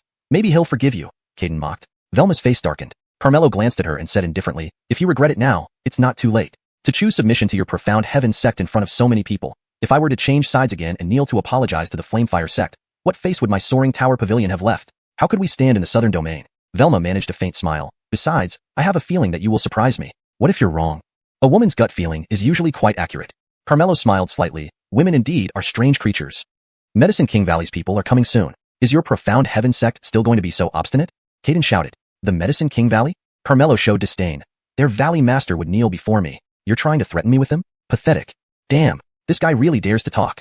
He's incredibly arrogant, even daring to challenge the valley master of Medicine King Valley. The more arrogant he is, the better. Once he offends the Medicine King Valley, they are dead for sure. Of course, no one believed Carmelo's words. Velma also laughed bitterly. You really fear nothing. You don't believe me either? Carmelo asked. Velma did not answer, but her expression said it all. The valley master of Medicine King Valley, one of the most powerful 5 figures in the Southern Domain. How could he possibly kneel before him? Is my premonition really that accurate? Seeing Carmelo so dismissive, Velma began to waver. At that moment, a commotion appeared in the sky, and a loud voice rang out, greetings from the Medicine King Valley. Looking in the direction of the sound, they saw 5 figures riding swords approaching. Chapter 26. No, you killed the wrong person. The people from Medicine King Valley have arrived. That one is Bentley, the master of Heavenly Medicine Hall in Medicine King Valley, and a 4th-rank alchemist. It's said that he has achieved the 6th-rank Fierce Brandon realm. The person on his left is Damien, the 5th elder of Medicine King Valley, who is also at the 4th-rank Fierce Brandon realm. And I recognize the person on his right as Jasper Foam, the pride of Medicine King Valley. That woman, yes, she is Sierra, the divine maiden of Medicine King Valley. And the person in the middle, good heavens, it's Ascari, the chief of Medicine King Valley himself, who has come in person. People reported each identity with a mixture of surprise and joy. Innes was astonished and puzzled. Due to the great elder's relationship, Bentley, Damien, and Jasper Foam had quite a connection with him, so it was understandable for them to come celebrate. But why did the chief and the divine maiden come? When he committed his offense years ago, the chief personally expelled him from Medicine King Valley. Could it be that the chief has already learned that he has reached the Fierce Brandon realm and specially came to invite him back to Medicine King Valley? It must be that. After all, no matter where one is, a Fierce Brandon realm cultivator is highly valued. Even Medicine King Valley would go to great lengths to attract him. Moreover, with dual prides under one family, even the chief would be impressed. Thinking this, Innes sneered with satisfaction. So what if there are 9 Fierce Brandon realm individuals? So what if they have the assistance of the Soaring Pavilion? With the chief of Medicine King Valley here in person, your Dark Heaven sect is doomed. Velma cast a resentful look at Carmelo. She had warned him not to act too cocky. Now see what has happened. What will he do with the main players arriving? It seemed her intuition this time was off. Alas, she sighed inwardly, feeling utterly depressed. Soon, the 5 individuals landed on their flying swords. Everyone immediately greeted them in unison. Greetings, Chief Lai, Senior Brother Headmaster. Since the chief of Medicine King Valley has arrived, what shall we do? Xiao Noah Handing asked anxiously. The situation was getting out of hand, and John didn't know what to do at this moment. I think Eben Brandon can still handle it. But that's the chief of Medicine King Valley, one of the top figures in the southern region. Even if Eben Brandon has 9 Fierce Brandon realm servants, it would be hard for him to cope. Several peak masters were also depressed. We just wanted to get slightly famous by stepping on the Fiery Flame sect. We didn't mean to provoke a big shot like Medicine King Valley. Innes hurriedly welcomed them, respectfully saying, Chief, thank you for gracing me. I am deeply honored. Ascari sized him up, his expression indifferent. You've reached the fierce Brandon realm? All of this is due to Medicine King Valley's nurturing. Otherwise, how could I have achieved this today? Everything I have is owed to Medicine King Valley. Do you want to return to Medicine King Valley? My greatest wish is to return to Medicine King Valley, dedicating my life to it, working tirelessly until death. It's not impossible. Hearing this, Innes was overjoyed, confirming his guess. Haha, Chief Leader Li has been greatly esteemed by the chief. Congratulations. Congratulations. Caden congratulated first. Others also offered their congratulations, each showing servile flattery, sucking up and flattering. Because the identity of a Medicine King Valley disciple far outweighed that of the Fiery Flame Sect chief. Thank you for the chief's favor. Innes reciprocated with pleasure, laughing heartily, full of confidence. But soon his face turned furious, and he knelt before Ascari. Chief, please seek justice for me. What happened? My son attained heavenly bone this time, so I specially held a feast to celebrate for him. But they... Innes pointed at Carmelo angrily. My son had a bit of a conflict with the Dark Heaven sect. They came here to make trouble and killed my son and several elders right before my eyes. Please seek justice for my son. What do you want to do? Ascari asked indifferently. I want them to pay blood for blood. Especially him. He's the instigator. I want to grind his bones into dust, ensuring he never achieves reincarnation. Innes glared at Carmelo with clenched teeth, filled with indignation. Ascari frowned, showing displeasure. Caden, seeing this, thought the chief was angered by the Dark Heaven sect's actions, and quickly seized this rare opportunity to suck up. Chief Lai, I am a disciple of Azure Cloud sect, my father being Igor, the current chief of Azure Cloud sect. This time, I came especially to congratulate Fiery Flame sect for achieving dual prides under one family. But who would have expected the Dark Heaven sect to cause trouble and kill people in public? I couldn't stand it, so to help Chief Li, I formed an alliance with him against our common enemy.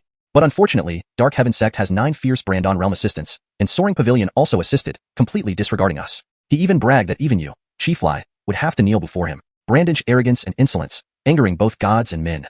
I humbly request Medicine King Valley to punish them. Our Azure Cloud sect is willing to assist in any way. Seeing Caden acting so fast, none of them wanted to lag behind, vying to show their stance one by one. My Heavenly Saber sect earnestly requests the Medicine King Valley to take action. My Great Feather sect earnestly requests the Medicine King Valley to take action.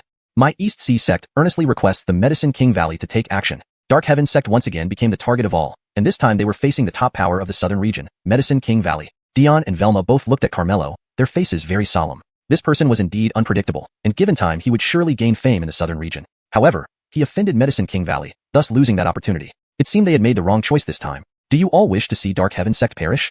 Ascari scanned the crowd and asked. If this sect is not exterminated, public anger cannot be quelled. Caden led the charge in responding. Others followed suit, all filled with hatred towards Dark Heaven sect as if it had stolen their wives. How can this be allowed?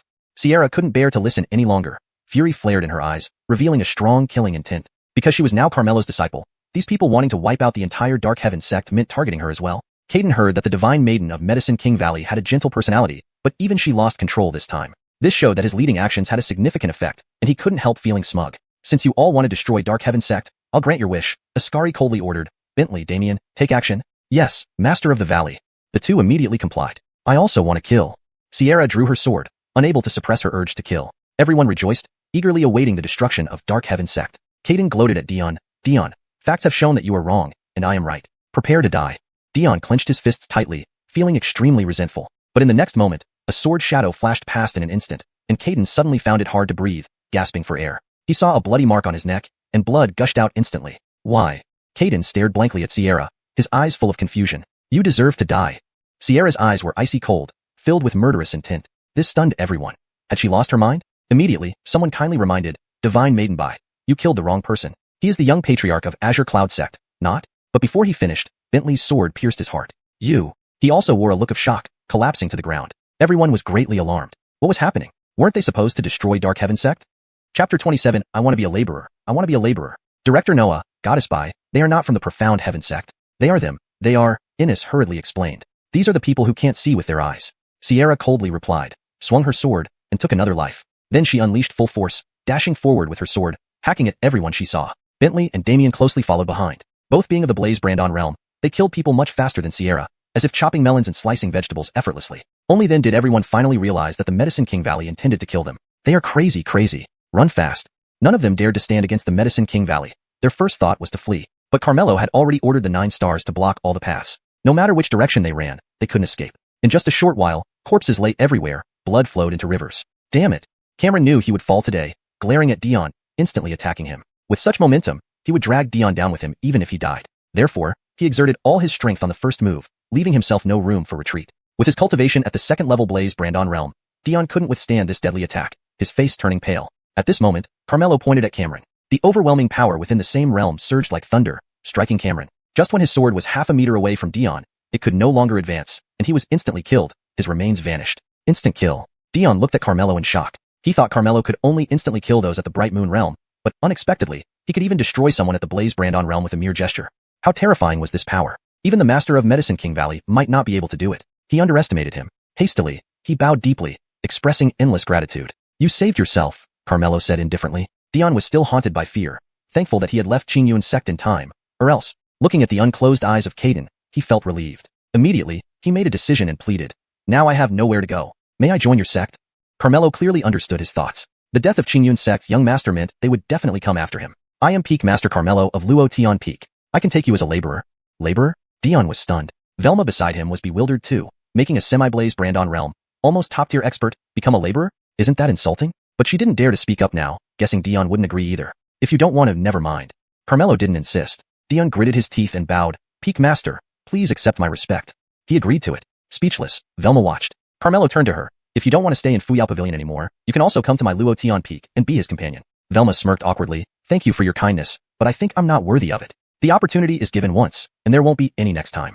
Thank you very much. Velma mocked inwardly. Unless I lose my mind, I wouldn't give up being an assistant pavilion master to become a laborer for you. She saw Carmelo taking out a pill in front of her. Heaven Marrow pill. Velma stared widely. Since you are my laborer now, I shouldn't treat you poorly. This pill is for you as a welcome gift. Carmelo handed it over. Dion couldn't believe his ears. Is this really for me, Peak Master?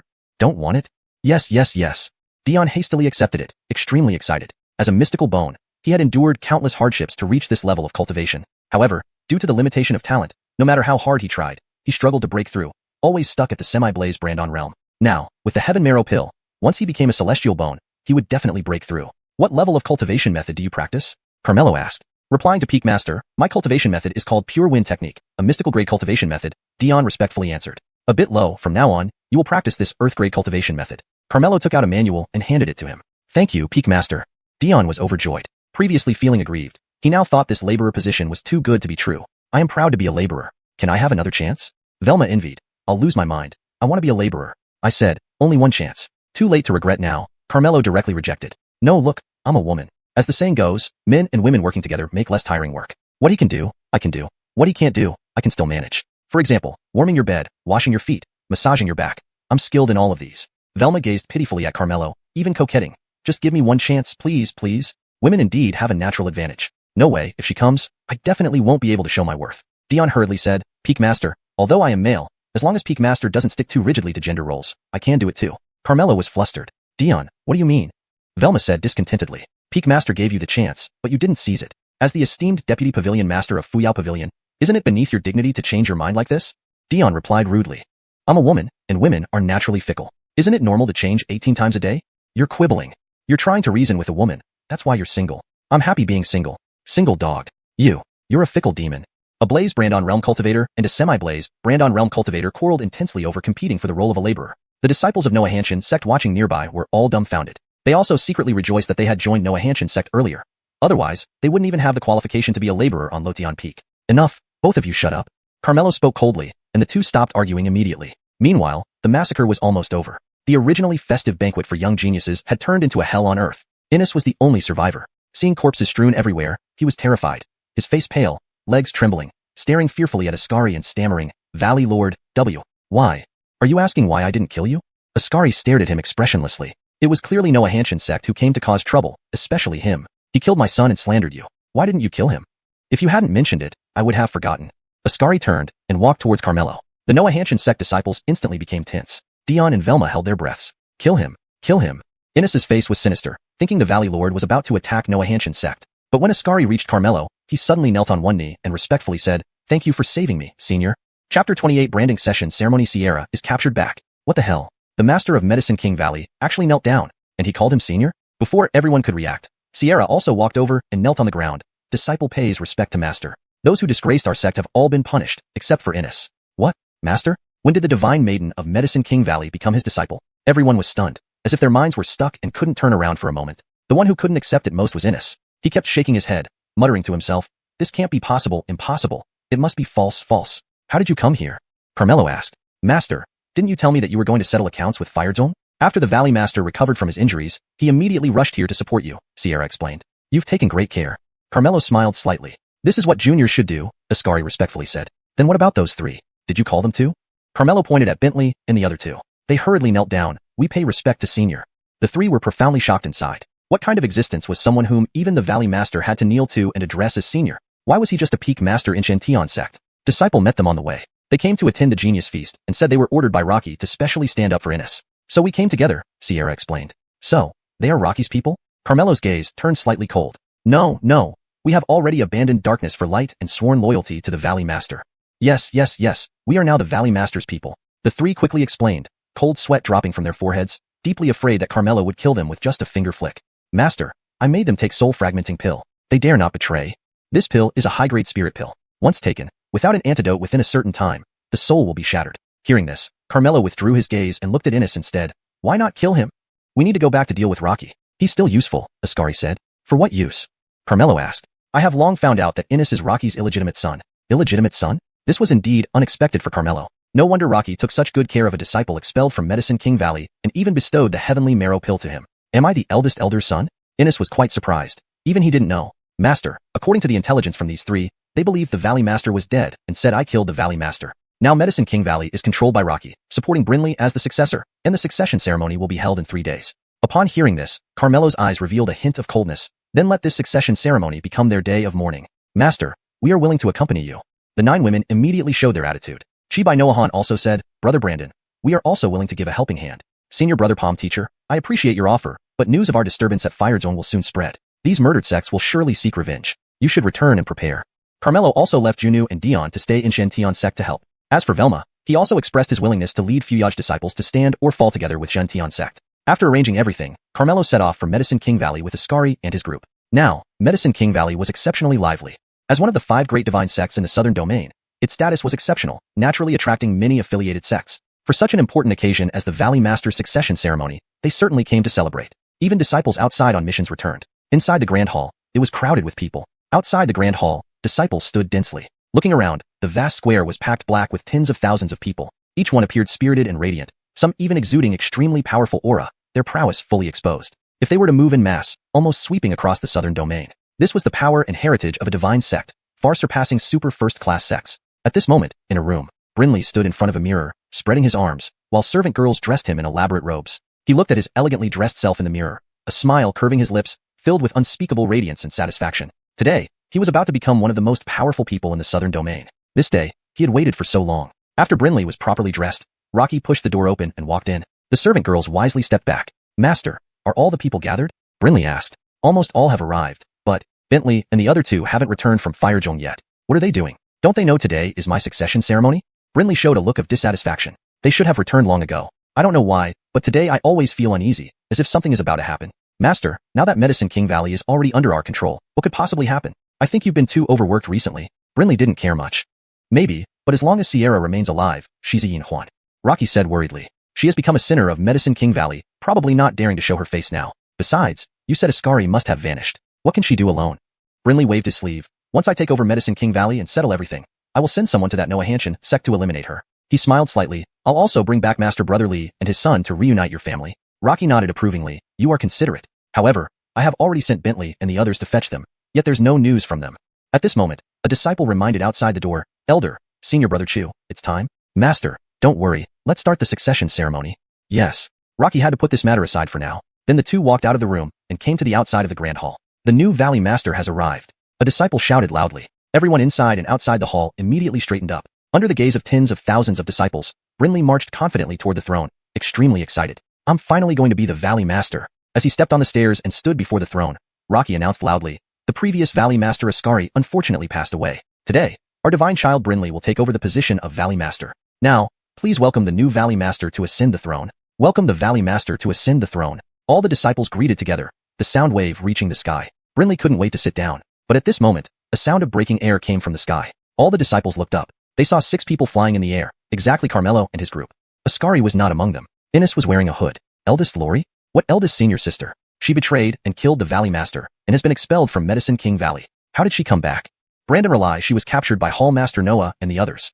Amidst the discussions of the disciples, the 6 landed gracefully on the ground. Seeing Sierra, Brinley's face lit up with joy. Chapter 29. You dare to touch my disciple. It turned out Bentley had gone to capture Sierra, which explained why he was late. Director Noah, Elder He, you have done well, Aster immediately praised with a smile. Aster, you are mistaken. I wasn't captured. I represent Noah Hanshin sect to pay respects to Yawang Valley, Sierra said coldly. Everyone was taken aback by her words. Sierra had joined the Noah Hanshin sect? A revered deity actually joining a second-rate sect. Had she lost her mind? Bentley, what's going on? Aster frowned and asked. As Ningyue said, she is now a disciple of Noah Hanshin sect and returned with us, Bentley replied indifferently. Aren't you fools? Don't you know it was her who caused the death of the Valley Lord? Aster protested angrily. You're the one who wanted to harm the Valley Lord. Sierra pointed at Aster and shouted in fury. Rocky deliberately framed me to let you become the successor and even sent Emil to kill me. If not for my master's rescue, I would have already fallen victim to your treachery. Upon hearing this, everyone was stunned. Nonsense. Aster denied it immediately. How could the senior elder do such a thing? Sierra must be twisting facts to save herself. Director Noah, Elder He, you've been deceived. Now, as the new Valley Lord, I order you to capture Sierra. But neither of them moved. Haven't you heard? Why don't you act? Aster shouted. They have seen through your true nature and won't assist you any longer, Sierra sneered. You. Aster was enraged. Bentley, Damien, do you really intend to betray me? Rocky asked sternly. Elder, give up while you can still turn back, Bentley advised. Traitors. Naturally, Rocky wouldn't listen to him. His gaze turning cold, he shouted loudly. Bentley, Damien, Jasper Feng have all betrayed Yawang Valley after being bewitched by Sierra. Where are the leaders of Daetang, Noah Hanyatang, Huangyatang? We are here. 3 voices answered instantly. Seize them, ordered Rocky. As ordered. The 3 directors released their auras. All were at the mid-stage Leisure realm. Their disciples also drew their weapons. Rocky, you'd better make them stop, or I'll kill him. Sierra pulled Innes in front of her and removed his hood. Innes's cultivation had been stripped, covered in wounds, barely alive, looking pitiful. Rocky froze and hastily called off the attack. The crowd was puzzled. Who is he? He's Damon's disciple, Innes, who was expelled from Yawang Valley long ago. Just an exiled disciple, yet Elder seems very concerned about him. Disciples whispered among themselves. Sierra, release him immediately, and I'll spare your life, Rocky spoke in a low voice. Master, we shouldn't let the tiger return to the mountain. Be quiet. Rocky immediately silenced Aster. So, you care deeply for him. If you want me to release him, you must admit what you did. Sierra chuckled coldly. Sierra, don't dream. Aster yelled. Then so be it.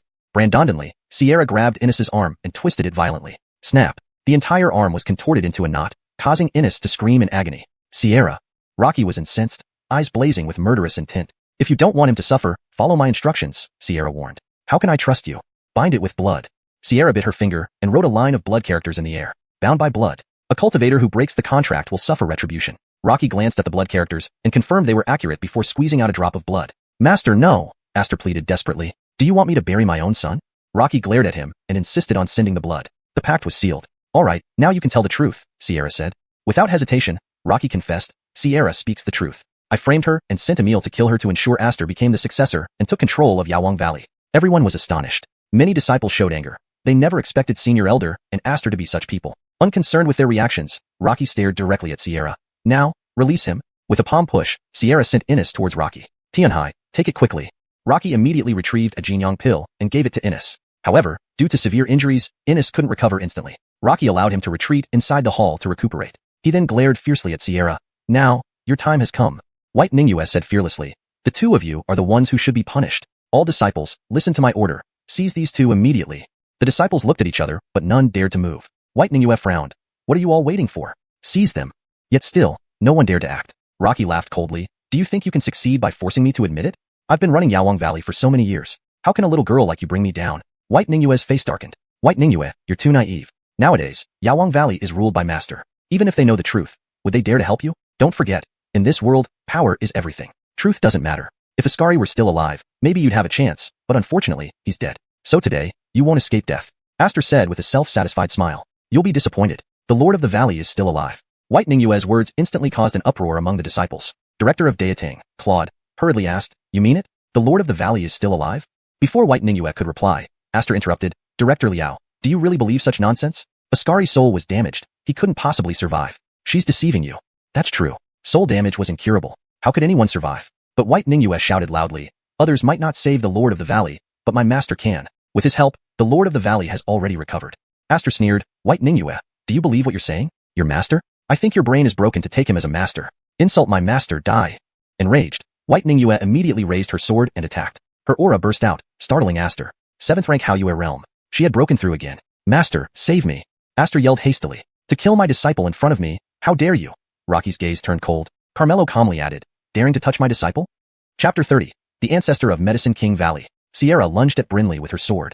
Rocky immediately stepped forward and caught the attack barehanded. A terrifying aura emanated from him, and behind him instantly manifested a sun-like entity radiating blinding light. And within the blazing sun, there was a figure sitting cross-legged. Blazing Brandon gathered soul. This was the precursor to breaking through to the Earth Soul realm. Though still in the Blazing Brandon stage, his strength had already surpassed that of a 10th level Blazing Brandon. It was unimaginable that the Grand Elder had taken this step. If everything went as expected, Medicine King Valley would soon have another Earth Soul realm powerhouse. All disciples were astounded. Brinley's lips curled into a sneer. With my master here, who could possibly kill me? Xianxia, you are doomed. But then Rocky suddenly felt an unfathomable force sweep over him. The sun behind him was shattered instantly, without any resistance. He was thrown backward, smashing onto the ground with flying debris. Rocky spat out a mouthful of blood, heavily injured. What? Everyone stared dumbfounded. Unobstructed, Xianxia's attack continued toward Brinley. Brinley hadn't anticipated that his master would be wounded and had no time to react. Don't. His expression changed dramatically as he begged for mercy. But Xianxia gave him no chance, hesitating not a moment as she pierced his heart. You. Brinley's eyes widened in disbelief. Today was supposed to be his succession ceremony. Why did it turn into this? This is the consequence of insulting my master. Xianxia pulled out the sword, leaving a trail of blood as Brinley fell, unwilling to die. Before dying, he struggled to look up at the throne on the dais. That was the position he had long coveted. Just one step away, just one step, then his body relaxed, and he died on the spot. Xianxia. Rocky cried out mournfully. All eyes turned to Carmelo, everyone too shocked to speak. The Grand Elder who was about to gather souls was gravely injured by this person in one move. We ridiculed Xianxia for choosing such a low-grade master, but it turns out we were the blind ones. He really comes from a second-rate sect? Xianxia shook off the blood from her sword, coldly scanning the crowd and asked, is there anyone else who looks down on my master? No one responded, all stunned by Carmelo's strength. The vast square was deathly silent. Humph. Satisfied, Xianxia huffed and walked up to Carmelo, bowing respectfully. Thank you for your help, master. With me here, no one can touch you. Do whatever you wish. Yes, master. Xianxia felt delighted. Having master backing her up felt amazing. Don't get carried away. Rocky stood up, pressing his chest, filled with rage. You may be powerful, but you're only one person. We have tens of thousands of disciples in Medicine King Valley. Even if we exhaust you, you will eventually die. Is that so? Carmelo scanned the area. Medicine King Valley indeed had overwhelming numbers, including many Blazing Brandon and Bright Moon experts. At this moment, Carmelo was also at the Blazing Brandon stage. Although he could crush others in the same realm, being attacked by tens of thousands would indeed exhaust him. But Carmelo still had cards up his sleeve. Even if it were 10 times this number, he wouldn't fear them. Rocky, you are devious and tyrannical, unfit to be the Grand Elder of Medicine King Valley. Why would they listen to you? Xianxia said loudly. You are now a disciple of Profound Heaven Sect, not our Medicine King Valley's Divine Maiden. What right does an outsider have to judge me? You. Xianxia was momentarily speechless. Rocky raised his voice, shouting, listen up, disciples of Medicine King Valley. Xianxia has joined Profound Heaven Sect and has nothing to do with us anymore. No matter what reasons they may have, they came to our valley to wreak havoc, injuring me and killing our successor. As one of the 5 great divine sects of South Domain, we have never suffered such humiliation. If we let these two go today, where would be the dignity and authority of Medicine King Valley? The disciples listened and found it reasonable. Regardless of what the Grand Elder and the Divine Son did previously, they were all part of Medicine King Valley. Even if Xianxia was wronged by the Grand Elder, her defection meant she had severed ties with Medicine King Valley. Their actions now challenged the entire valley, a matter of principle that couldn't be tolerated. Director Claude of the Earth Medicinal Hall spoke first. The Grand Elder is right. Medicine King Valley won't tolerate outsiders causing chaos. Xianxia, although we were friends once, you are no longer one of us. Killing our successor cannot be resolved easily. That's right, if you don't give an explanation today, don't expect to leave. Kill them and avenge our successor. Kill, kill, kill. The disciples shouted in unison, their battle cries shaking the heavens. This took Xianxia by surprise. Seeing their indignant expressions and murderous aura, she felt helpless. She could only seek help from Carmelo. Master, what should we do? Carmelo remained calm, saying mildly, if they really want to attack, I will have no choice but to kill them all. He understood the attitude of Medicine King Valley. He would do the same. But anyone who wanted to kill him was courting death. Xianxia was anxious. She had come here only to take revenge on Rocky, not to let her master destroy Medicine King Valley. She immediately called out loudly, calm down quickly. The Valley Master is coming soon. Don't offend my master any further, or you will lose your lives. The Valley Master is already dead. You can't deceive us. Does your master think he has 3 heads and 6 arms? We are so many, why should we fear him? The disciples were riled up and wouldn't listen to Xianxia's pleading words. Seizing the opportunity, Rocky ordered, disciples, obey my command. Kill these two. Kill. Tens of thousands of disciples shouted in unison, their momentum reaching the clouds, far surpassing a blazing Brandon realm. Brandonly, a cold voice rang out, stop this at once. Looking towards the source, they saw 2 figures flying swiftly over. Is that the Valley Master? My eyes aren't deceiving me. The Valley Master is indeed alive. Who is beside the Valley Master? It's the Great Ancestor. What? The Great Ancestor? He actually came as well. The disciples stared at the white-haired, kindly-looking old man with great astonishment. One reason the divine sects dominated South Domain was not just because of the divine sons and daughters, but mainly due to having Earth Soul Realm powerhouses as their backbones. Alexander, the Great Ancestor of Medicine King Valley. was an Earth Soul Realm powerhouse and also the master of Ascari and Rocky. Thank goodness we made it in time. Sierra finally heaved a sigh of relief. How could this be? How is he still alive? And he even brought the great ancestor. Rocky was astoundingly shocked. Soon, the two landed. Ascari glanced at Carmelo, inwardly relieved. Fortunately, they arrived just in time. One more step and his Medicine King Valley would have been lost. The disciples knelt down respectfully. Greetings to the great ancestor. Greetings to the Valley Master. Stand up. Alexander waved his hand. The disciples rose. Alexander glared at Rocky. Wicked disciple, do you know your sins? Chapter 31. He's not crazy. He's about to unleash a powerful move. I did nothing wrong. Yuan frowned and firmly denied. Rebellious disciple, you still refuse to repent even at this point. Leaf has already told me everything. It was you who incited him to try to break through to the Earth Soul Realm, which harmed his soul. Sierra took him to seek medical treatment, but you sent people to kill the two of them. Afterward, you framed Sierra for Leaf's death, promoted your disciple as the successor, and manipulated Yawang Valley from behind the scenes. Is there anything I have said that is incorrect? Tad questioned sternly. Yes, everything was done by me. So what? The position of Guju should have been mine. On the day of the contest, I was careless and lost to him. If you hadn't been so hasty and biased and given me another chance, would I have done such things? Yuan asked emotionally. You blame others because you're too arrogant and couldn't seize the opportunity. Fortunately, I didn't pass it to you back then. Someone like you doesn't deserve it at all. Don't I? Brandondonly, Yuan burst out laughing wildly. Master, he seems to have gone crazy, Sierra whispered. No, he's about to unleash a powerful move. Carmelo had already activated the Imperial Master's eye and saw through all of Yuan's secrets clearly. Powerful move? What kind of move? Don't you know that your Yawang Valley has a danding sealed away? Master, you even know this. Sierra was very surprised. Except for a few in Yawang Valley, outsiders almost never knew about it. Indeed, Master's means are unimaginable. Now that danding is hidden within him, Carmelo said. What? Sierra was instantly alarmed. At this moment, Yuan roared, let me show you if I'm worthy or not. With that, he spread his arms wide, and a danding flew out of his body. It was as black as ink, ancient and primitive, and exuded an eerie aura.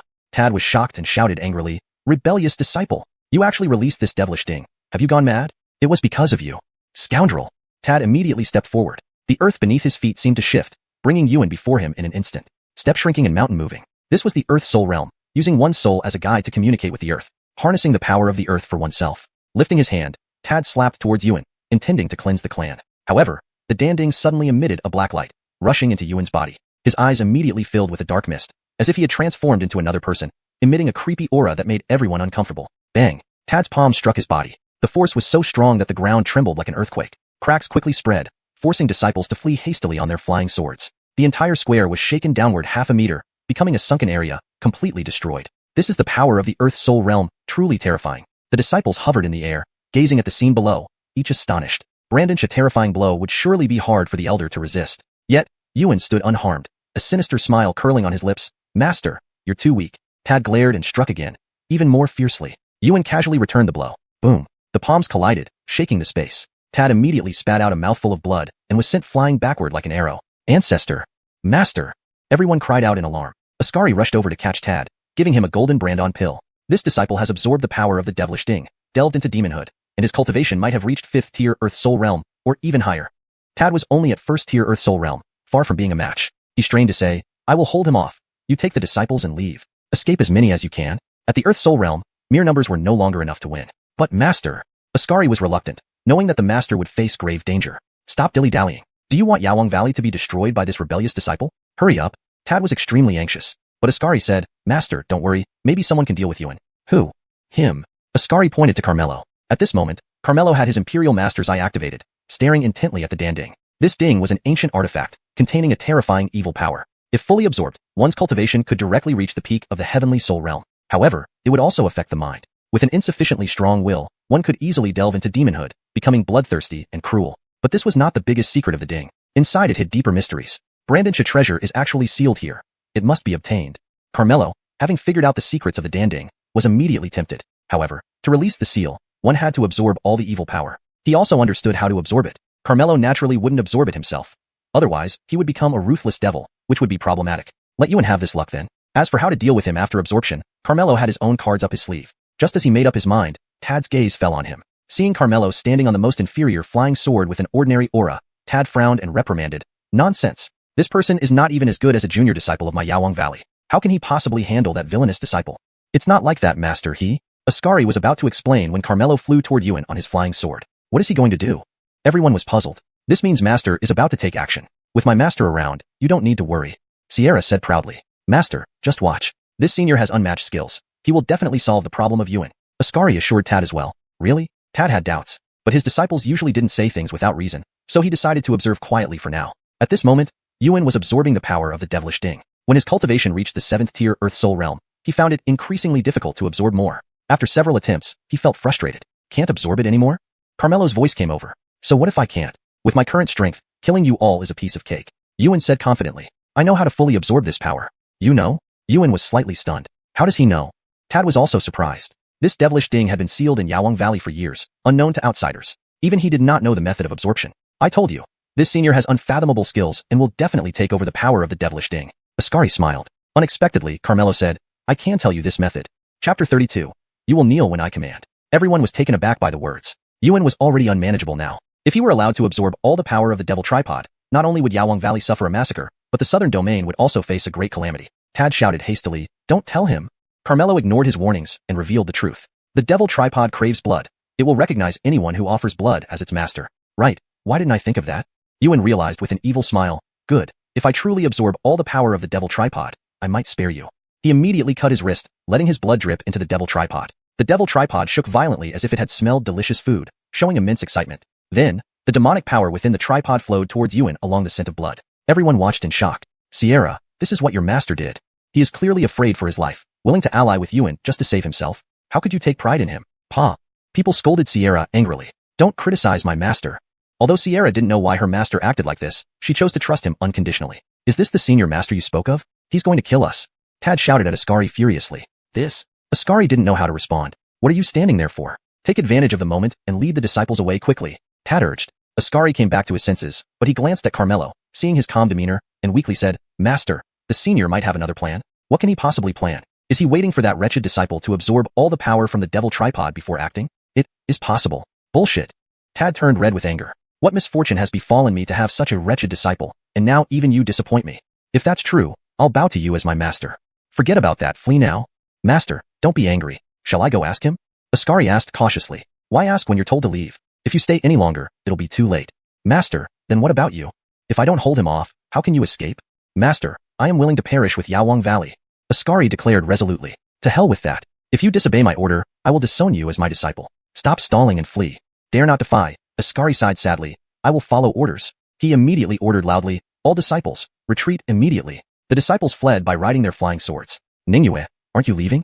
Ascari looked at Sierra. While Master is here, I cannot abandon him. Besides, I believe in Master. Sierra said firmly. Ascari glanced at Carmelo again, wanting to stay. But he had to be responsible for the tens of thousands of disciples in Yawang Valley and couldn't defy Master's orders, so he left reluctantly. Carmelo didn't explain much. It was enough that his disciple believed in him. Soon, only a few people remained on the square. Yuan continued absorbing the devil tripod's power, immersed in it without caring about anything else. After the disciples left, Tad's aura skyrocketed, causing tremors in the ground as earth force converged rapidly. At the peak of his power, he opened his eyes wide, took a step forward, shrank space, and appeared before Yuan in a blink, channeling all his power into his right palm and smashing forward. The power was enough to crush a mountain, but with the devil tripod's protection, Yuan remained unharmed. He even repelled Tad, causing his internal chi and blood to churn, making him cough up more blood.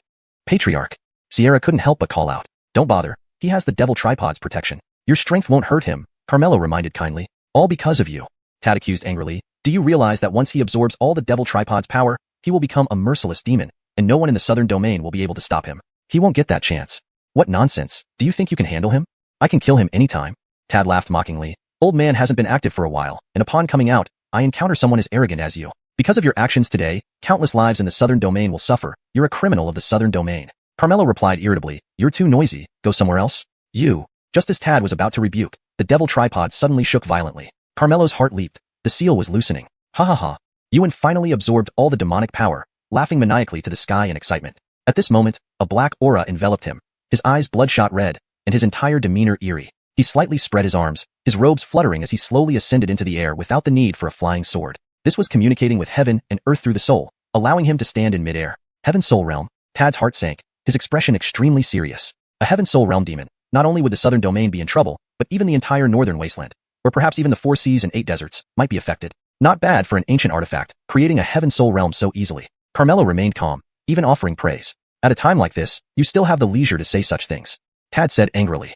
That moment, Yuan's gaze fell upon them. His red eyes glowed with a bloodthirsty light, his head twitching, and his mouth curling into a hideous grin. When he spoke, his voice was raspy and grating. Master, Do you still think I'm unworthy now? As he spoke, he casually waved his hand in one direction. A terrifying force swept over, effortlessly reducing a nearby mountain peak to rubble. So terrifying. It was a display of power to Tad. Scoundrel. For your selfishness, you have fallen into the ways of evil. I disown you as my disciple. Tad rebuked sternly. Yuan tilted his head, laughing mockingly. Power is the ultimate law, whether it's the righteous path or the evil path. Now, killing you is effortless. But since we were once master and disciple, if you kneel and kowtow to me, I'll keep you as a slave.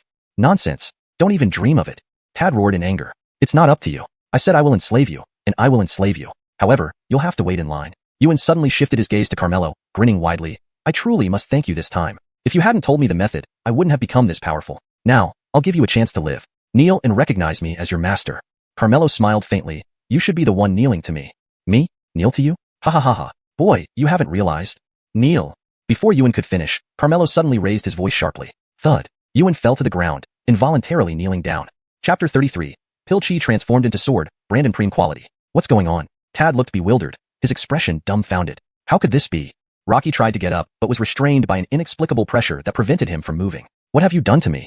He glared at Carmelo, demanding an answer. Carmelo stood with his hands behind his back, holding a token in his hand. The Pill Sovereign Token. This token contained the Tao of Pills. Regardless of whether one became a demon or a transcendent, all pill masters had to submit before it. This was the restriction of the Great Tao, the constraints of heaven and earth, giving life where it willed and death where it willed, without reason. It was overwhelmingly domineering, beyond any justification. The people of Medicine King Valley practiced the Tao of Pills. With the Pill's sovereign token in Carmelo's possession, he completely controlled their lives and deaths. At this moment, Carmelo's demeanor began to change. Though he still appeared to be himself, there was something indistinct about him. Tad was startled to find that he felt a deep sense of awe rising from within. Looking at him felt like beholding the true essence of the Pill Tao, making one feel as insignificant as an ant before him. This can't be possible. How can he?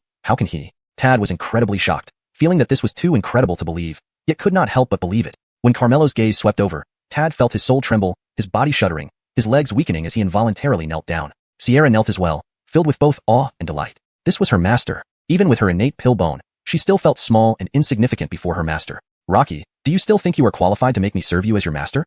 Carmelo looked down at him with supreme authority, his voice carrying immense majesty, holy and untouchable. Rocky was now filled with terror, his face pale with fear. You shouldn't be here. You shouldn't exist here. He stammered, his bloodshot eyes filled with dread. All his previous arrogance vanished. My presence is not for you to question. Your master was right. For your selfish desires, you were willing to fall into the path of demons and make him your servant, betraying your teacher and committing unfilial impiety. You are unworthy of being human. Carmelo coldly stated. End your own life? No, please. Spare my life. Spare my life. I am willing to serve you forever without betrayal, Rocky pleaded, panicking. You are unworthy. Carmelo sniffed, his gaze cold, and he ordered, End yourself. His voice carried the weight of heavenly authority, piercing through the soul. Rocky found himself unable to resist the will of his opponent, as if the heavens had decreed his death. He raised his hand involuntarily. No. Rocky watched in horror and despair as his right hand lifted on its own accord. Bang! His right hand struck his body forcefully. Not only did it dispel the evil power within him, but it also scattered his 3 souls and 7 spirits, causing his body to gradually dissipate until it vanished into ashes. Gulp. Tad subconsciously swallowed, beads of cold sweat appearing on his forehead. It turned out what Leaf said was true. This person was indeed unfathomable. He cursed himself for speaking insolently earlier. At this time, the demonic cauldron shook violently, and cracks began to appear. This cauldron existed solely to seal the treasure inside. Now that the evil power had dissipated, the seal was completely broken, and the cauldron lost its purpose. Boom. With a loud noise, the demonic cauldron shattered into pieces. Following that, a golden pill floated in the air, emitting sacred golden light while carrying a sharp and fierce sword intent. Around it, 9 ghostly swords orbited, weaving around the pill. There's actually a pill hidden inside the demonic cauldron. Tad was astonished. This is a divine pill. Based on the ancient pill compendium, Sierra exclaimed, Pill Chi transforming into swords. This is a supreme quality sword pill. Divine marrow pills can create divine bones, but the quality depends entirely on luck. Besides divine bones, there are some unique root bones, which are not inferior to divine bones. However, these unique root bones are relatively singular, such as Sierra's innate pill bone, which can only cultivate the pill Tao. If she chose another path, the pill bone would lose its effect. In simpler terms, divine bones are versatile, capable of cultivating any Tao with broader options. Pill bones like hers are specialized, focusing entirely on refining pills. And this sword pill before them, being of supreme quality, could create supreme sword bones. In the future, one could only cultivate the sword Tao. Brandished divine pills are rarer than divine marrow pills, and, in a certain sense, more precious. Especially a supreme quality sword pill, which is rare among rarities. Indeed, it's a supreme quality sword pill. Whoever consumes it will undoubtedly become an unparalleled sword cultivator in the world. As a pill master of the Pill King level, Tad naturally understood the value of this sword pill. It was truly priceless. According to the records left by Medicine King Valley, The demonic cauldron was an ancient alchemical cauldron containing malevolent forces, sealed generation after generation by the valley's inhabitants. No one dared to touch it. But who would have thought that inside the cauldron lay a sword pill? If this had been discovered earlier, Medicine King Valley might have already produced an unparalleled sword cultivator. Now that this predecessor had found it, even if Tad felt very reluctant, he absolutely dared not covet this pill. He didn't want Medicine King Valley to suffer calamity. Therefore, without waiting for Carmelo to speak, Tad took the lead in congratulating him. Congratulations to Senior on acquiring the sword pill. This was to show his attitude. Carmelo showed satisfaction, considering him reasonable. However, this was still something belonging to Medicine King Valley. So Carmelo took out a divine marrow pill and handed it to him. Take this pill as an exchange. A divine marrow pill. Tad was startled. Senior, if not for your intervention, our Medicine King Valley would have been destroyed by that rogue disciple. You have done us a great favor. This sword pill is a token of our gratitude to you, Senior. How dare I accept another divine pill from you? You have good judgment, but what I give away, I never take back. Carmelo casually tossed it. Just take it. Thank you, Senior. Tad held the divine marrow pill with both hands, overwhelmed with excitement. Medicine King Valley now lacked a divine son and divine daughter, causing him considerable worry. Because having a divine son and divine daughter was essential for a divine sect, representing its prestige. Now with this divine marrow pill, there was nothing to worry about. With matters resolved and unexpectedly gaining a sword pill, Carmelo was in high spirits as he left with Sierra. As for Innes in the main hall, now a cripple, whether he lived or died was irrelevant. Moreover, Medicine King Valley wouldn't let him off. Tad originally wanted to call back his disciples, but, injured, decided to treat himself first. After flying for some distance, Carmelo and Sierra noticed someone rushing towards them at incredible speed, almost reaching them in the blink of an eye. Sensing the aura emanating from the person, Sierra exclaimed, Earth Soul Realm. Chapter 34. Heavenly Soul Realm? Your vision is too narrow. The newcomer was a burly elder, exuding a sharp and intense sword aura. Not only did he stand on a flying sword, but 2 additional swords orbited around him, making him look formidable and distinguished. However, his expression was anxious, as if he were preparing for an imminent confrontation. At first, he paid no attention to the duo, but suddenly sensed an extraordinary sword intent emanating from Carmelo, which caused him to pause in surprise. This boy looks unremarkable, yet possesses such sword intent. Could he be born with a natural sword body? Without further ado, he halted and quickly approached the two. Sierra immediately became alert. The elder's gaze burned intensely upon Carmelo, as if he had discovered a rare treasure. Carmelo felt uncomfortable under the scrutiny, wondering if this old man had some peculiar fetish for male beauty. Wonderful. Wonderful. The old man's eyes grew even hotter. Carmelo felt goosebumps rising, almost tempted to draw his immortal sword to slay the old man. Fortunately, the old man asked, Young man, would you like to be my disciple? Carmelo was taken aback. Sierra was equally surprised. This old man wanted to take a disciple? Has he lost his mind? Before Sierra could respond, the old man continued, I am one of the Sword Veneration Pavilion. Seeing your unique bone structure and natural sword body, I believe you are an exceptional talent in sword cultivation, thus I wish to take you as my disciple. However, I have urgent matters now. Here, take this token as my emblem. If I survive, come find me at the Sword Veneration Pavilion with this token. If not, you can still become a disciple there with it. Without waiting for a reply, he shoved the token into Carmelo's hand and hurriedly left, leaving the two utterly bewildered. Carmelo sighed in relief. Thankfully, it wasn't because of his looks. Master, this is the divine sword token of the Sword Veneration Pavilion. He is one of their patriarchs. Sierra stared at the token in Carmelo's hand, amazed. Carmelo had already inferred the old man's identity from his earlier words. One of the 5 great divine sects of the southern region, the Sword Veneration Pavilion. This sect specializes in sword cultivation. Sword cultivators are renowned for being unmatched at their level, making the Sword Veneration Pavilion far stronger than the Medicine King Valley. The old man mistook him for having a natural sword body due to the sword core within him.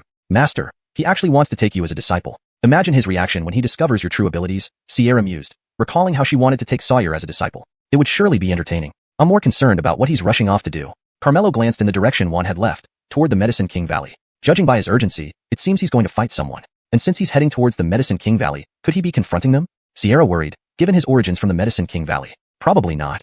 Using the Emperor Teacher's Eye, Carmelo had assessed that the old man was a 5th-rank Earth Spirit. Combined with his sword cultivation, the Medicine King Valley couldn't harm him. His statement about possibly dying indicated his opponent was formidable even to him. That must mean he's after Rocky. Judging by his direction, he's chasing after Ascari and the others. If my guess is correct, he likely heard about the incident from Ascari, which explains his urgency. To rush into danger knowingly, this man has some integrity.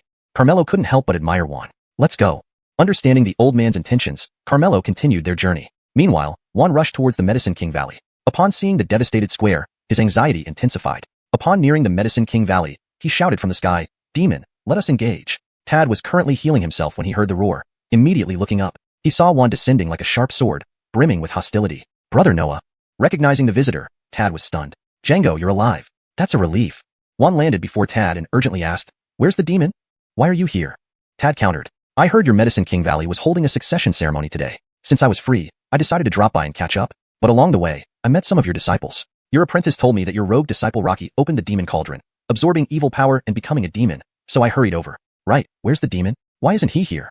Juan asked. He's already gone, Tad replied. He escaped? That's terrible. We must find and eliminate him, or the southern domain will be plunged into chaos. But I doubt I can do it alone. There's no time to waste. I'll go gather the elders from the other divine sects immediately. Juan's expression was grave as he spoke and prepared to leave. Tad held him back and said, he didn't escape. He was dealt with. Dealt with? Juan was surprised. Django, you're not joking, are you? You took care of him by yourself? Did you take some powerful elixir and break through to the heavenly soul realm? No way. If you have such potent pills, don't keep them to yourself. Give a few to your big brother too. Tad retorted irritably. I don't have any of those elixirs you're talking about. Do you think refining them is so easy? How did you deal with him then? Your disciple told me that your rogue disciple had completely absorbed the evil power and reached at least the heavenly soul realm. Not just me, even if all of us old fellows combined wouldn't be able to beat him. I obviously didn't have that kind of ability. It was an elder who handled it. Elder? Juan asked hurriedly. We still have elders in the southern domain who have reached the heavenly soul realm? How come I never knew? Heavenly soul realm? Haha, brother Noah, your vision is too narrow. What do you mean? Is he beyond the heavenly soul realm?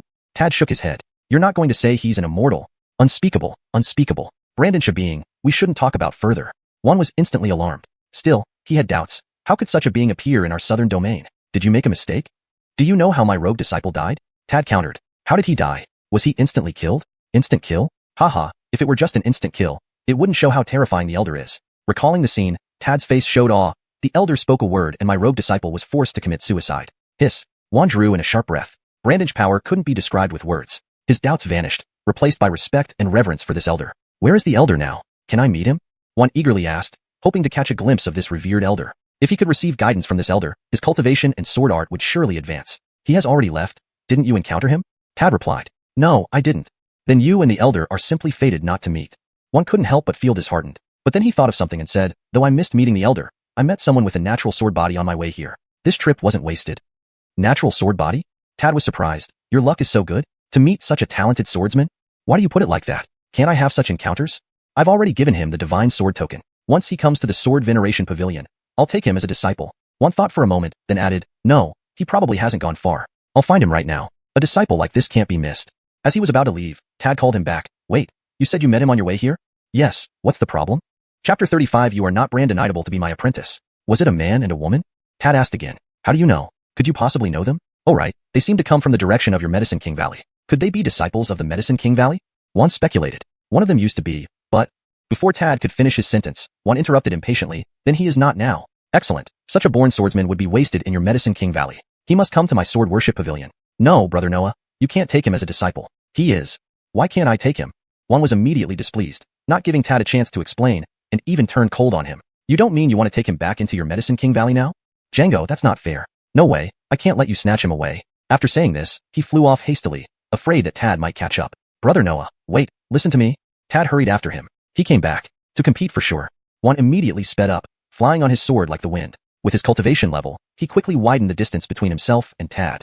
This old Noah always acts so impulsively without letting me finish what I say. Seeing Juan fly out of sight, Tad felt utterly helpless. At this time, Carmelo and Sierra were heading towards the Black Heaven sect. As they flew over a mountain, they heard a roar coming from below. Master, look quickly. Sierra pointed to a cliff in the mountains. They saw several monkeys forced to retreat to the edge of the cliff, looking terrified and helpless, making desperate cries. Among them, the smallest monkey stood in front of the others, holding a tree branch, baring its teeth at a large tiger, and continuously waving the branch in an attempt to drive the tiger away.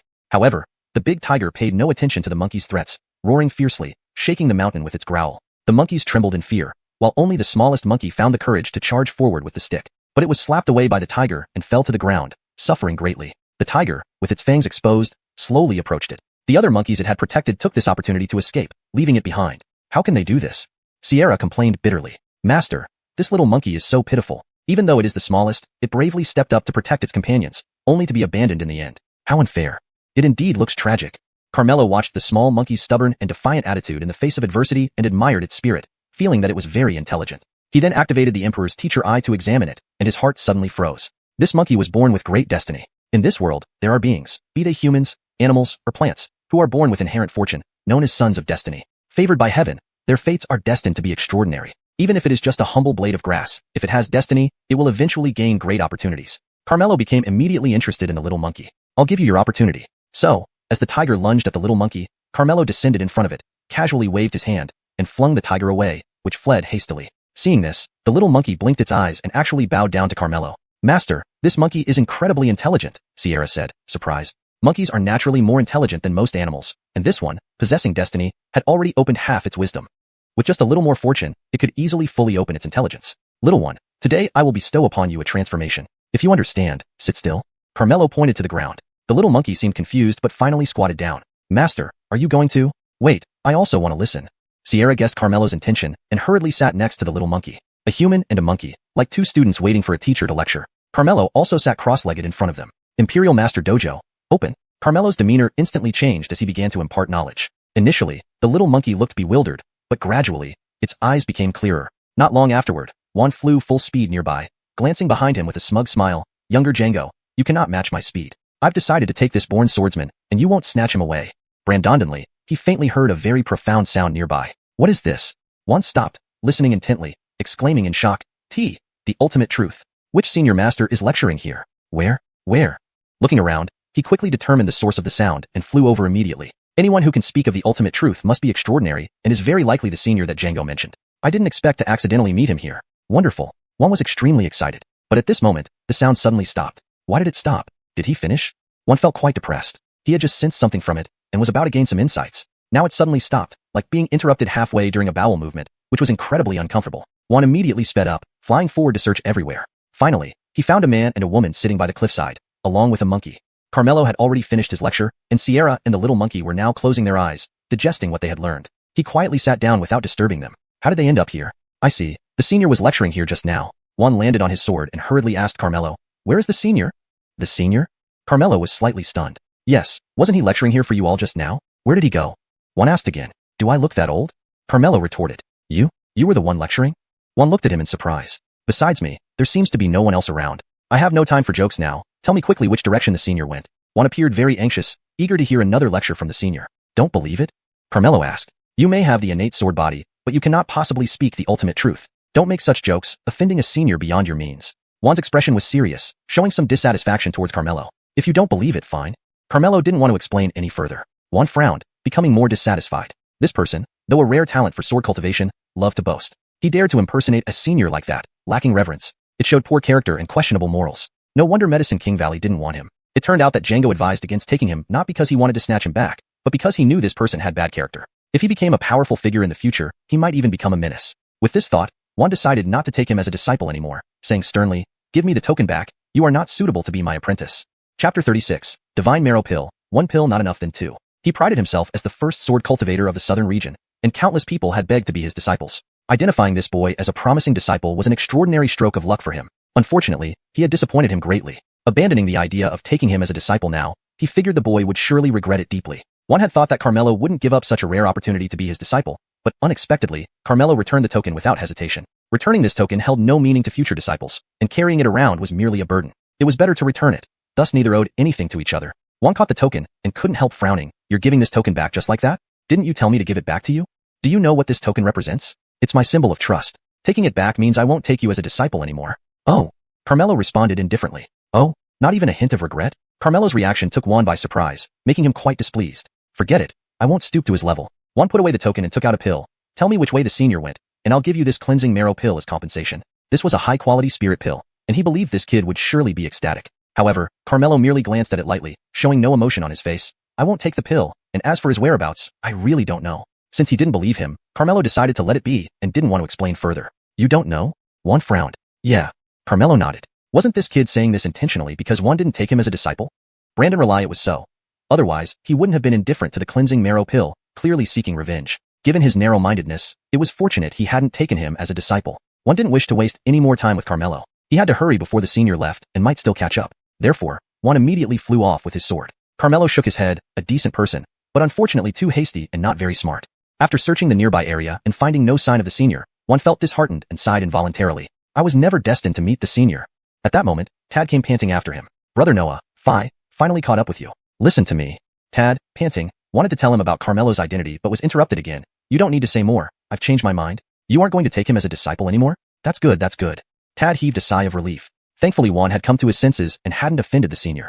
Django, I misunderstood you earlier, sorry. Juan apologized to Tad suddenly. What did you misunderstand?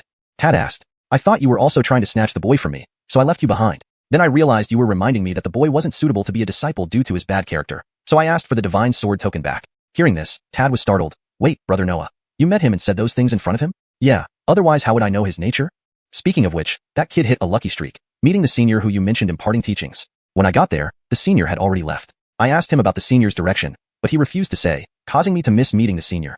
The more one spoke, the angrier he became towards Carmelo. This gave Tad quite a fright, and he hurriedly warned, Brother Noah, how can I explain? You've gotten into trouble. Trouble? What trouble? Did I offend the senior? But I haven't even met him. How could I offend him? You're being paranoid. One brushed off Tad's concerns and made a decision. No way. I must go back and ask that boy about the senior's direction again. I think he is intentionally hiding it. If he still refuses, I'll see what happens. Saying that, he flew off in haste again. Brother Noah.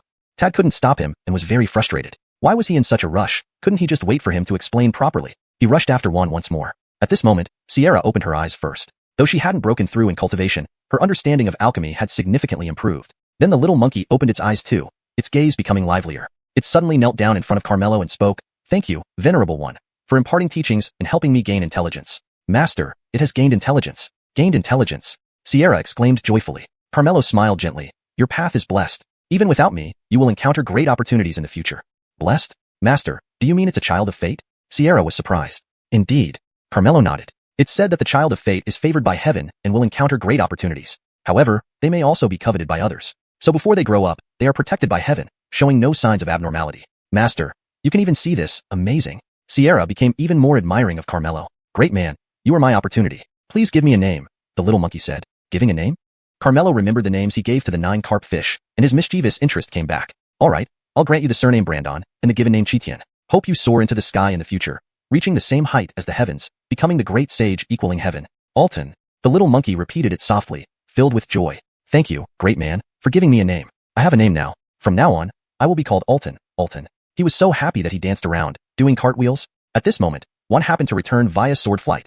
Seeing the little monkey speaking human language, he exclaimed, It actually developed intelligence. No wonder it's a senior cultivator. Just preaching could make a monkey gain intelligence. This further strengthened Juan's resolve to find the senior and hope to listen to him once. So he landed in front of Carmelo, taking out a sword. This sword is named Qingfeng, a mid-grade Earth-class magical artifact. You have a natural sword body. This sword is very suitable for you. As long as you tell me where that senior went, I will give this sword to you, Juan said seriously, feeling somewhat pained inside. An Earth-class magical artifact was extremely precious to him. But for the chance to meet the senior, an Earth-class artifact was nothing. Sierra almost laughed out loud. The senior he was looking for was right in front of him, yet he failed to recognize him. Carmelo ignored Juan, beckoning to Alton. Chitian, come here. Juan immediately got angry. Daring to ignore this old man? How unreasonable. He was about to burst out, but saw Carmelo take out a pill, exclaiming instantly, Divine Marrow Pill. How did this guy get a Divine Marrow Pill? Before he could figure it out, Carmelo handed the Divine Marrow Pill to Alton. Now that you've gained intelligence, let me help you build your bones. Eat it. Juan was speechless. Feeding a Divine Marrow Pill to a monkey? Is he crazy? Thank you, great man. Alton happily took it, swallowing it whole. Soon, a series of bone-cracking sounds rang from his body, making him wince in pain. After a while, the bone-cracking sounds gradually disappeared, and a golden light shone around Alton's body. Juan envied him, because he only had heavenly bones. If this Divine Marrow Pill could have been eaten by him, his cultivation would surely have soared. But now it was fed to a monkey. What a waste. Ordinary divine bone. Carmelo frowned slightly, clearly unsatisfied. A pity. If it could be like senior brother, building Brandon Preem divine bones would be better. Sierra couldn't help but feel sorry for Alton. Being able to have divine bones already satisfies me. Thank you, great man. Alton knelt down again to thank him. Don't rush to thank yet. Let's try one more time. Carmelo took out another Divine Marrow Pill. He still has it. Seeing this, Juan was shocked. Unable to hold back, he said, the Divine Marrow Pill is so precious. You've already given him one. Don't waste any more. What? You want it? Carmelo asked indifferently. Chapter 37. Oh, how I wish I could be a monkey too. One truly wanted to, but he couldn't bring himself to do it. Should he just snatch it over? But that wouldn't be proper conduct and would go against his principles. Furthermore, as the grand ancestor of Baijian Pavilion and the top sword cultivator in the southern region, how could he ruin his own reputation? Yet, that is a Divine Marrow Pill.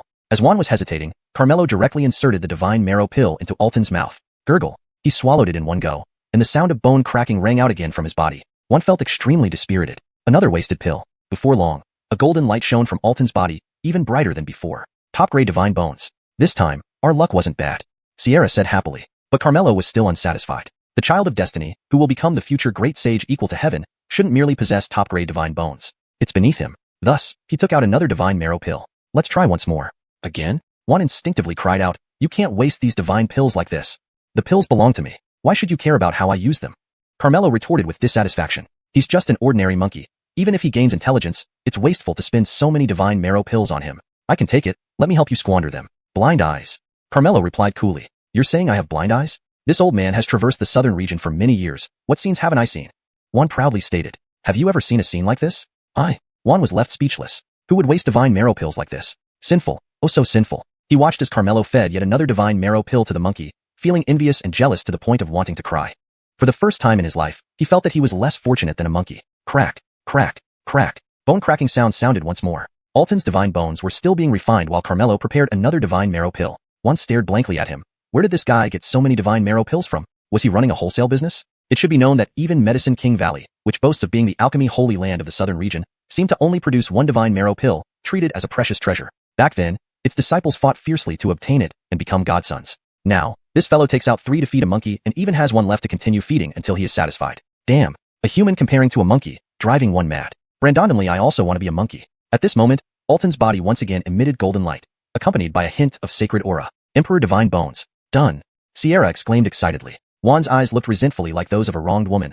A monkey with Emperor Divine Bones. Why does this beast have such good fortune? Great benefactor's kindness, unforgettable for life. Alton immediately knelt and bowed gratefully to Carmelo. Only 3 divine marrow pills were needed to refine Emperor Divine Bones. Not bad. Carmelo smiled contentedly. The corners of Juan's mouth twitched involuntarily. To craft Emperor Divine Bones for this monkey, 3 pills were forcibly used, and he calls it, not bad. If he gave me one, that would be good enough. Juan immediately stared fixedly at the divine marrow pill in Carmelo's hand, filled with longing. Randomly, he felt that this person's character isn't so bad after all. He loves small animals, must be kind-hearted, and handsome too. Taking him as a disciple wouldn't be bad either. I like handsome disciples, it looks good. Finding a reason to change his mind, Juan coughed twice. Him. That is, this old man likes people who love small animals, so I'll give you another chance to be my disciple. Hearing this, Carmelo raised an eyebrow, clearly understanding his intentions. Fearing Carmelo's refusal, Juan hastily took out a secret manual. I'm very generous to my disciples. If you don't like that green saber just now, I can give you a sword art cultivation method. This method is a mid-tier earth rank, very suitable for you. Earth rank? Carmelo couldn't help but laugh. What are you laughing at? Let me tell you, earth rank cultivation methods are extremely rare, especially this sword art. Juan boasted proudly. It was precisely because of it that this old man became the top sword cultivator in the southern region. Without exaggeration, looking across the southern region, you won't find a second better than it. As long as you... Before Juan finished his sentence, Carmelo took out a secret manual and handed it to Alton. This is a demon cultivation method, though only sky rank. I think it's exactly right for you. Take it and cultivate. Sky rank. My mother. Juan's voice stopped abruptly, stunned on the spot. The next second, he blushed, silently putting away the mid-tier earth rank sword art he had been proud of. Not only did this person have so many divine marrow pills, but also a sky rank demon cultivation method. The key was that these treasures that could drive the world mad were used on a monkey without any hesitation. What kind of background did he have? Just then, Tad arrived. Upon seeing Carmelo, he immediately greeted respectfully, Junior meets Senior. Senior? He really is. Juan suddenly realized the magnitude of his mistake and was struck with alarm, feeling chills all over. Carmelo looked at Tad, who was drenched in sweat, and asked curiously, what happened to you? Tad glanced at Juan. It was because he ran too fast and had been searching for him. Senior, did Brother Noah offend you? Tad asked cautiously. Offend not really, just that his mind isn't very sharp. Juan's heart sank, and he hurriedly knelt down to admit his fault. Say, Senior, it's Junior's blind eyes. Please forgive me. Do you still want to take me as your disciple? Carmelo asked indifferently. I dare not. You didn't try to snatch the pills just now, or else? Carmelo's gaze turned cold. If Juan had acted on his greed and snatched the divine marrow pill, Carmelo would have already taken out the pill master's order and killed him with the way of alchemy. This supreme treasure might only bind alchemists, but killing an earth spirit realm cultivator would be easy. Juan shuddered, relieved that he had held his line. All right, leave now. Don't be so rash next time. Carmelo dismissed him. Senior. Juan wanted to say something but was interrupted by Tad. I'll take him away right now. Having said that, he pulled Juan away. After flying for some distance, Juan shook off Tad's hand. Why did you drag me away? I still wanted to listen to Senior's teachings. Teachings? You offended Senior. It's already good that he didn't punish you. Tad rolled his eyes at him. Let me talk about this first. Since you knew he was Senior, why didn't you tell me earlier? Juan blamed. Did you give me a chance to speak? Juan thought for a moment. It seemed indeed. He couldn't help but laugh bitterly. So what do you think we should do? How can I gain Senior's forgiveness? Tad thought for a moment and said, my disciple mentioned before that Senior is the peak master of Luo Tian Peak, Noahan Tian sect. Since Senior is going back, we can get the Noahan Tian sect ahead of him and ask them to put in a good word for us. Maybe it will help. Juan's eyes lit up. Then what are we waiting for? Let's go. Hold on, let me finish what I was saying. Chapter 38. Fuyao Pavilion Defection. Hurry, tell me. Juan was extremely anxious. Tad, unable to deal with his impatience, quickly said, this time, my disciples from Yawang Valley fled for their lives and have left Yawang Valley. Let's take them all along. First, it shows our sincerity. Second, it will help Noahanshan sect gain momentum. That's a good idea. I'll go gather all the disciples of Beijian Pavilion too, Juan decided. But by the time you gather them, the Senior will have already returned to Noahanshan sect. Then won't it seem like I lack sincerity if only I show up? What if the Senior thinks badly of me? You make a point, Tad thought for a moment. How about this? I'll go ahead to stabilize the Senior for you. Okay, then it's settled. I'll head back to Beijian Pavilion now. With that, Juan immediately flew off on his sword. On the cliffside, Alton received such great kindness from Carmelo and knelt before him, requesting, "Wise one, I wish to be your disciple and learn under you." Hearing this, Xianxia was delighted. It would be a good thing to have the child of fortune as a disciple. But Carmelo shook his head in refusal. "I cannot take you in." "Why not?" Alton asked urgently. Xianxia was also puzzled. "You were born with destiny's favor, so you are bound to be extraordinary. But being the child of fortune means deep luck. Anyone who stays with you will have their opportunities overshadowed by you. You must rely on yourself, living as heaven nurtures you." Having obtained the Tao of pills, protected by the great Tao, Carmelo himself wouldn't be affected by the child of fortune. However, those around him would indirectly suffer, such as Sawyer, Xianxia, and the disciples of Noah Hanshin's sect. Unless Carmelo left Noah Hanshin's sect, or took only Alton as his disciple. Alright then, Alton looked very disheartened. Carmelo gave him a Shenyang pill and 10 Shimi pills. Although you possess destiny's favor, you usually turn danger into safety. But many experts can still find ways to end you. Do not act rashly. If fate permits, we shall meet again someday.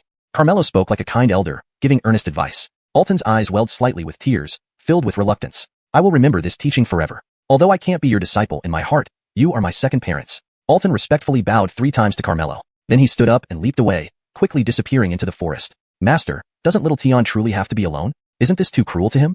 Xianxia couldn't bear to say. Fortune and misfortune come hand in hand. There is always a trade-off. Destiny brings him great opportunities, but also chains him. This is both his fate and his destiny. Only when his strength is sufficient can he break free from these chains and control his own destiny. The child of fortune is much like the protagonist in novels. Anyone around him will be more or less affected. Just like those monkeys earlier, they encountered danger largely because of him. "Let's go too."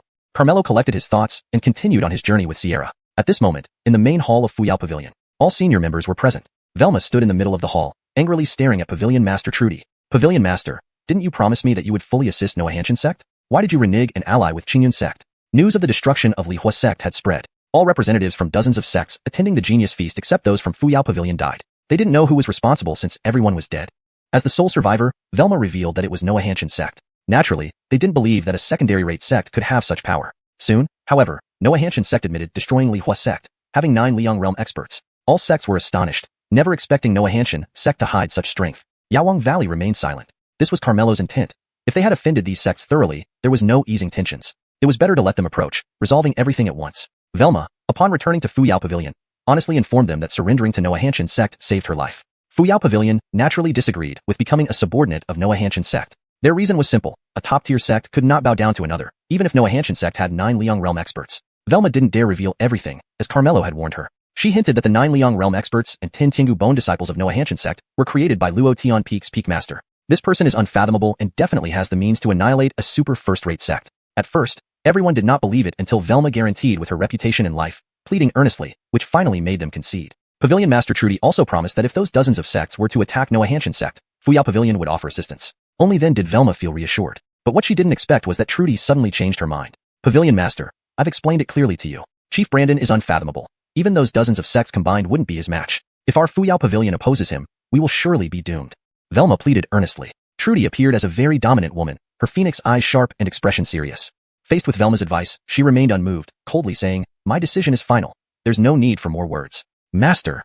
"Enough." Trudy suddenly raised her voice, interrupting Velma. "You keep saying that this Carmelo is unfathomable. Why is he still staying at Noah Hanshin sect as a peak master? What if he does have 9 Liang realm servants? This time, he will face the wrath of dozens of sects, including 10 first-rate sects and 2 super first-rate sects, Qingyun sect and Shana sect. Plus our Fuyao Pavilion. We already have a dozen Liang realm experts, far surpassing Noah Hanshin sect. Not to mention dozens of Haoyue realm and hundreds of Xingyao realm cultivators. With so many experts together, can Noah Hanshin sect handle it? I think you're just scared stiff by him, overestimating him." Velma was puzzled. "But didn't you promise to help Noah Hanshin sect? Why did you change your mind all of a sudden? If we stand by Noah Hanshin sect, perhaps we could help them resolve this crisis, but Fuyao Pavilion would suffer heavy losses. Moreover, having us assist as an affiliated sect is unacceptable to me." A gleam flashed in Trudy's eyes. "Of course, the real reason I changed my mind is the most important one." "What reason?" Velma hurriedly asked. "Just now, news came from Qingyun sect that they contacted Baixiang Pavilion." "Baixiang Pavilion?"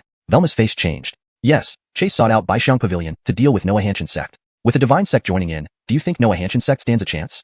To think Chase could mobilize Baixiang Pavilion." Velma was greatly surprised. Logically speaking, since they did not know Noah Hanshin sect's true strength, from appearances, those dozens of sects combined should already be enough to handle Noah Hanshin sect. Chase had no reason to seek Baixiang Pavilion further. Wasn't this redundant? Velma couldn't help asking, "Pavilion Master, why did Chase involve Baixiang Pavilion?" It was I who told him that the 9 Liang realm experts of Noah Hanshin sect are Carmelo's servants, and that Noah Hanshin sect's sudden increase of heavenly proud sons must come from an ancient secret realm. Since you say he's unfathomable, better safe than sorry. Hearing this, Velma grew angry. "You betrayed me." Chapter 39. They have come. Be audacious. Watch your attitude. Christy reprimanded. I told you about this matter to make you believe me, so as to protect the Fuyao Pavilion. But you turned around and told Chase, and even invited the Baijin Pavilion for help.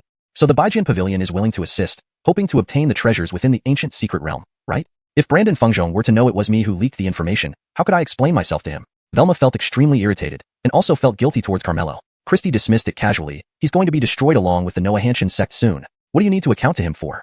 Even if we have the Baijin Pavilion, it's not certain we can defeat him. An existence that made the Lord of Yawang Valley kneel and respectfully call Elder was at least a ground soul realm powerhouse. Plus the support from Yawang Valley, it might not be easy for Baijin Pavilion to gain any advantage. What kind of medicine has he fed you, making you blindly trust him? Christy complained. What if I said Yawang Valley will help the Noah Hanshin sect? Upon hearing this, everyone was shocked. Someone immediately asked, Vice Pavilion Leader, has Noah Hanshin sect cozied up to Yawang Valley? Not that the Noah Hanshin sect was flattering the Yawang Valley. On the contrary, it was the Yawang Valley that wished they could serve Aryun.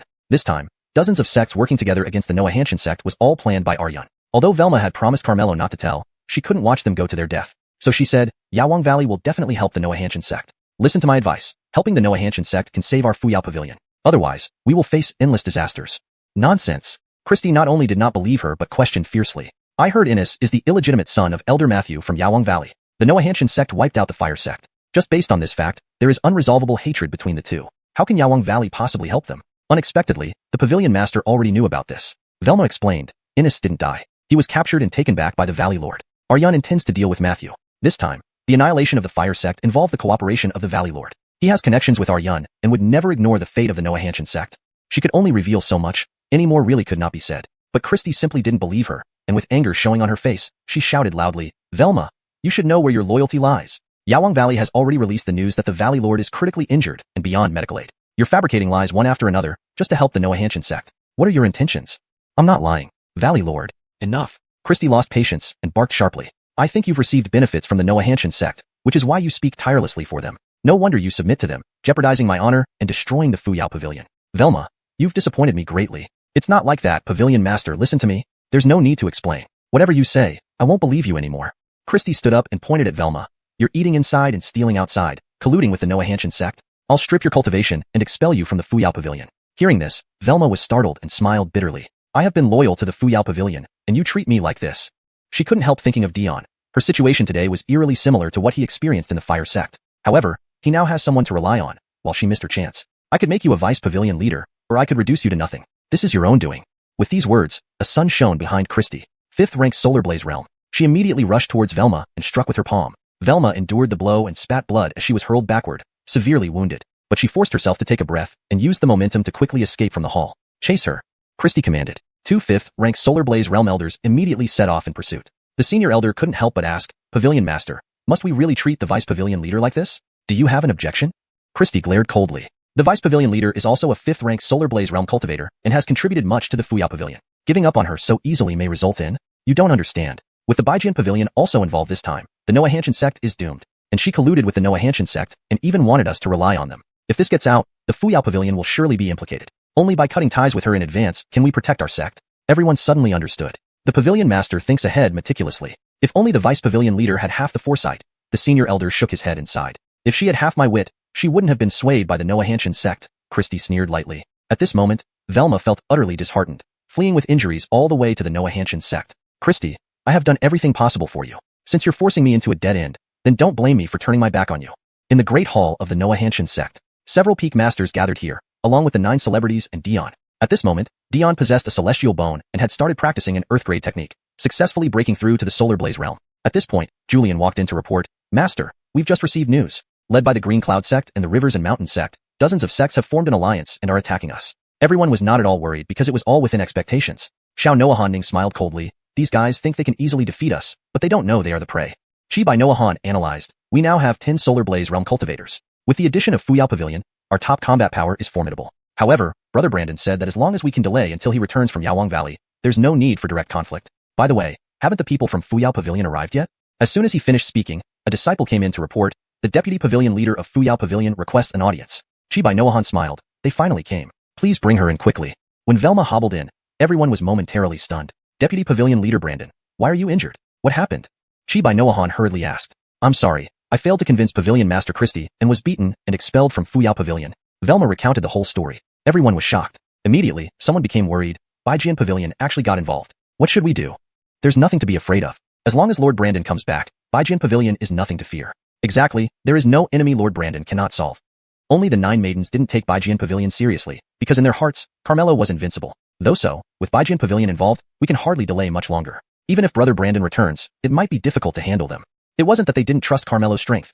It was that Baijian Pavilion, as one of the 5 divine sects, specialized in sword cultivation and had a widespread reputation, deeply rooted in the southern region. Especially the old ancestor of Baijian Pavilion, known as the first sword cultivator in the southern region, almost had no rivals. Although Brother Brandon was a reincarnated immortal with many treasures, facing Baijian Pavilion before his strength was fully restored might not end well. Even with Yawang Valley's help, they needed to survive long enough to wait for them. It's all my fault. If not for me, they wouldn't have sought help from Baijian Pavilion. Velma felt guilty. Before long, a disciple rushed in to report, Patriarch, they are attacking. No sooner had the words left his mouth than a thunderous roar echoed. Noah Hanshin sect, come out and die. Chapter 48 Brandondan attack. The crowd's expressions darkened. It had come faster than they had anticipated. Senior Brother Chancellor, what should we do?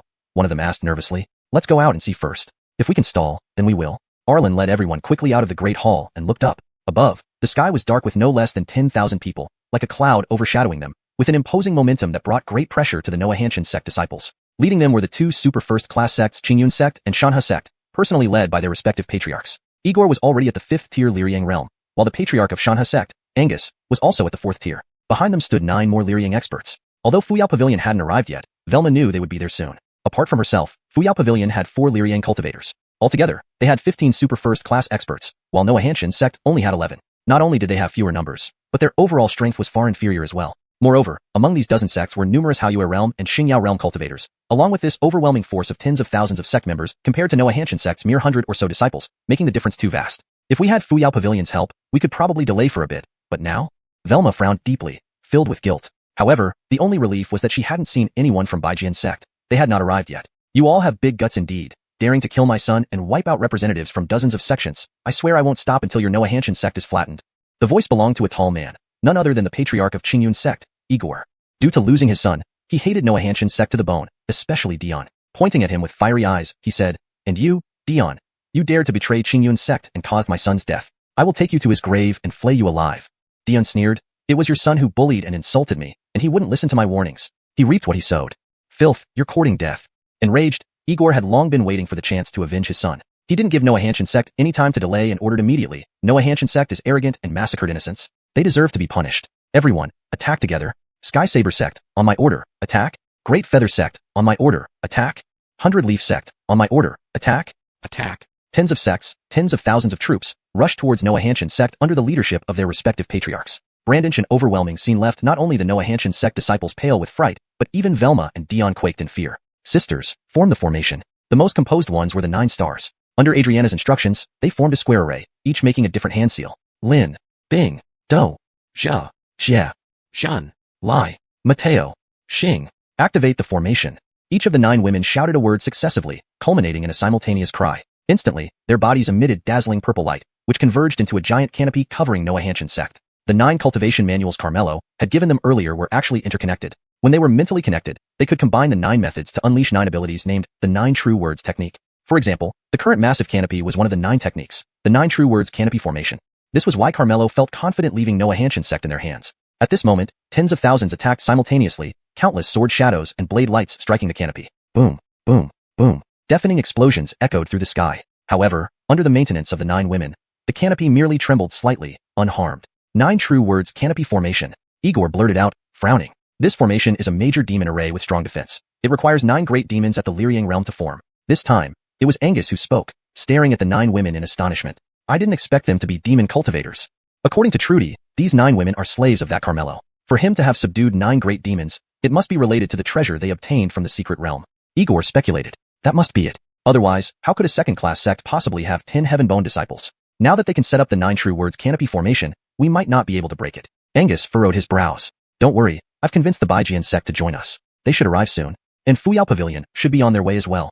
Once they arrive, I'm sure we can break this formation, Igor said confidently. On the Noah Hanshin sect side, Angelica looked at the 9 women and sighed in relief. At least their formation is holding. However, the expressions on the 9 women's faces were not good. Clearly, maintaining the 9 True Words canopy formation was no easy task. Moreover, with over 10,000 people continuously attacking, it gradually drained their strength, causing each of them to frown deeply. If Fuyao Pavilion arrives, this formation might also be hard to hold. Arlen was deeply worried but had no other solution, only hoping that Sister Brandon could return as soon as possible. Meanwhile, Juan rushed back to Baijian's sect in a hurry, and the disciples immediately came forward to greet him. Welcome back, Ancestor. Leading them was the head of Baijian's sect, Sunny, tall and imposing like Juan, exuding a stern sword aura. He asked in confusion, Master, didn't you say you were going to Yawang Valley to meet Senior White for old time's sake? Why did you come back so quickly? Don't waste time. Gather all the disciples immediately and follow me to Noahanshan sect. Juan urged hurriedly. Sunny was taken aback upon hearing this. Master, you hurried back because of Noahanshan sect? You know about Noahanshan sect? The name of Noahanshan sect is very well known now. Juan was somewhat surprised, not expecting the senior's reputation to have spread to Baijian sect. But this wasn't strange. With the senior's abilities, it would be hard to stay low-key. Since you already know, don't waste time. Gather the disciples quickly, Juan urged. Master, Xianxia has already led people there. There's no need for you to go personally, Sunny smiled. Xianxia went? He's not enough. I must go myself. Juan was dissatisfied. How could one merely send a disciple to beg for forgiveness from the senior? That would be disrespectful. Sunny reassured with a chuckle. Master, aren't you overestimating Noahanshan sect? Although they obtained the secret realm treasure, it's not worth your personal involvement. Rest assured, 5 elders are accompanying Xianxia, plus numerous experts from dozens of sects. It's enough to flatten Noahanshan sect. What did you say? You want to flatten Noahanshan sect? Juan exclaimed instantly. Yes, Noahanshan sect is too rampant. They not only wiped out Lihua's sect, but also killed disciples from dozens of sections. Xingyun's sect seeks revenge and asked our Baijian sect for help, promising to give us 70% of the secret realm treasure after destroying Noahanshan sect. So I sent Xianxia and others. Master doesn't need to make the trip yourself, just wait here. Sunny slightly raised his lips, waiting for praise from Master for handling things efficiently. After all, the secret realm treasure allowed Noahanshan sect, a second-rate sect, to rise rapidly, so there must be many treasures. Otherwise, the Master wouldn't pay such attention. Now that everything was arranged for him, how could he not be pleased? Unexpectedly, Juan turned angry, raised his hand, and slapped hard. Chapter 41 The Might of Sword Cultivators. Bang! Sunny was slapped away directly, and the force was so powerful that it broke the pillars. He fell to the ground, spitting out a mouthful of blood, even losing a tooth in the process, the pain as if tearing the flesh on his face. The elders beside him were all startled. What happened to the ancestor? Master! Sunny was completely stunned. This script doesn't seem right. Shouldn't Master praise me? Wretched disciple. I will deal with you when I come back. Juan pointed at Sunny's nose, shouting loudly before instantly controlling his sword to leave. He even cut open his palm, sparing no blood to fully activate his flying sword. The speed was so fast that it turned into a streak of light in the air, disappearing into the horizon within the blink of an eye, leaving several people dumbfounded. Pavilion Master, the ancestor hasn't been this furious for a long time. Did we cause trouble? One elder asked weakly. Perhaps the ancestor knew long ago that this secret realm treasure was important and wanted it all to himself, so taking only 70% made him very unsatisfied, another elder guessed. Sunny suddenly realized, no wonder Master was in such a hurry to return and went there personally. Understanding the reason, he immediately put on a stern face, glaring at the elders fiercely. All of you came up with these bad ideas, saying taking 70% would be enough, making me get slapped by Master for nothing. When he comes back, you must explain clearly to him. If you make me punished by Master, I'll flay your skin off. Several elders looked aggrieved. At this moment, dozens of sects were continuously attacking the sky curtain, and the purple light had become significantly dimmer than at the beginning. 9 girls' faces were gradually turning pale, each drenched in sweat, struggling more and more. Chase slapped the sky curtain, hearing a boom. The curtain violently shook, causing 9 girls' hearts to shudder.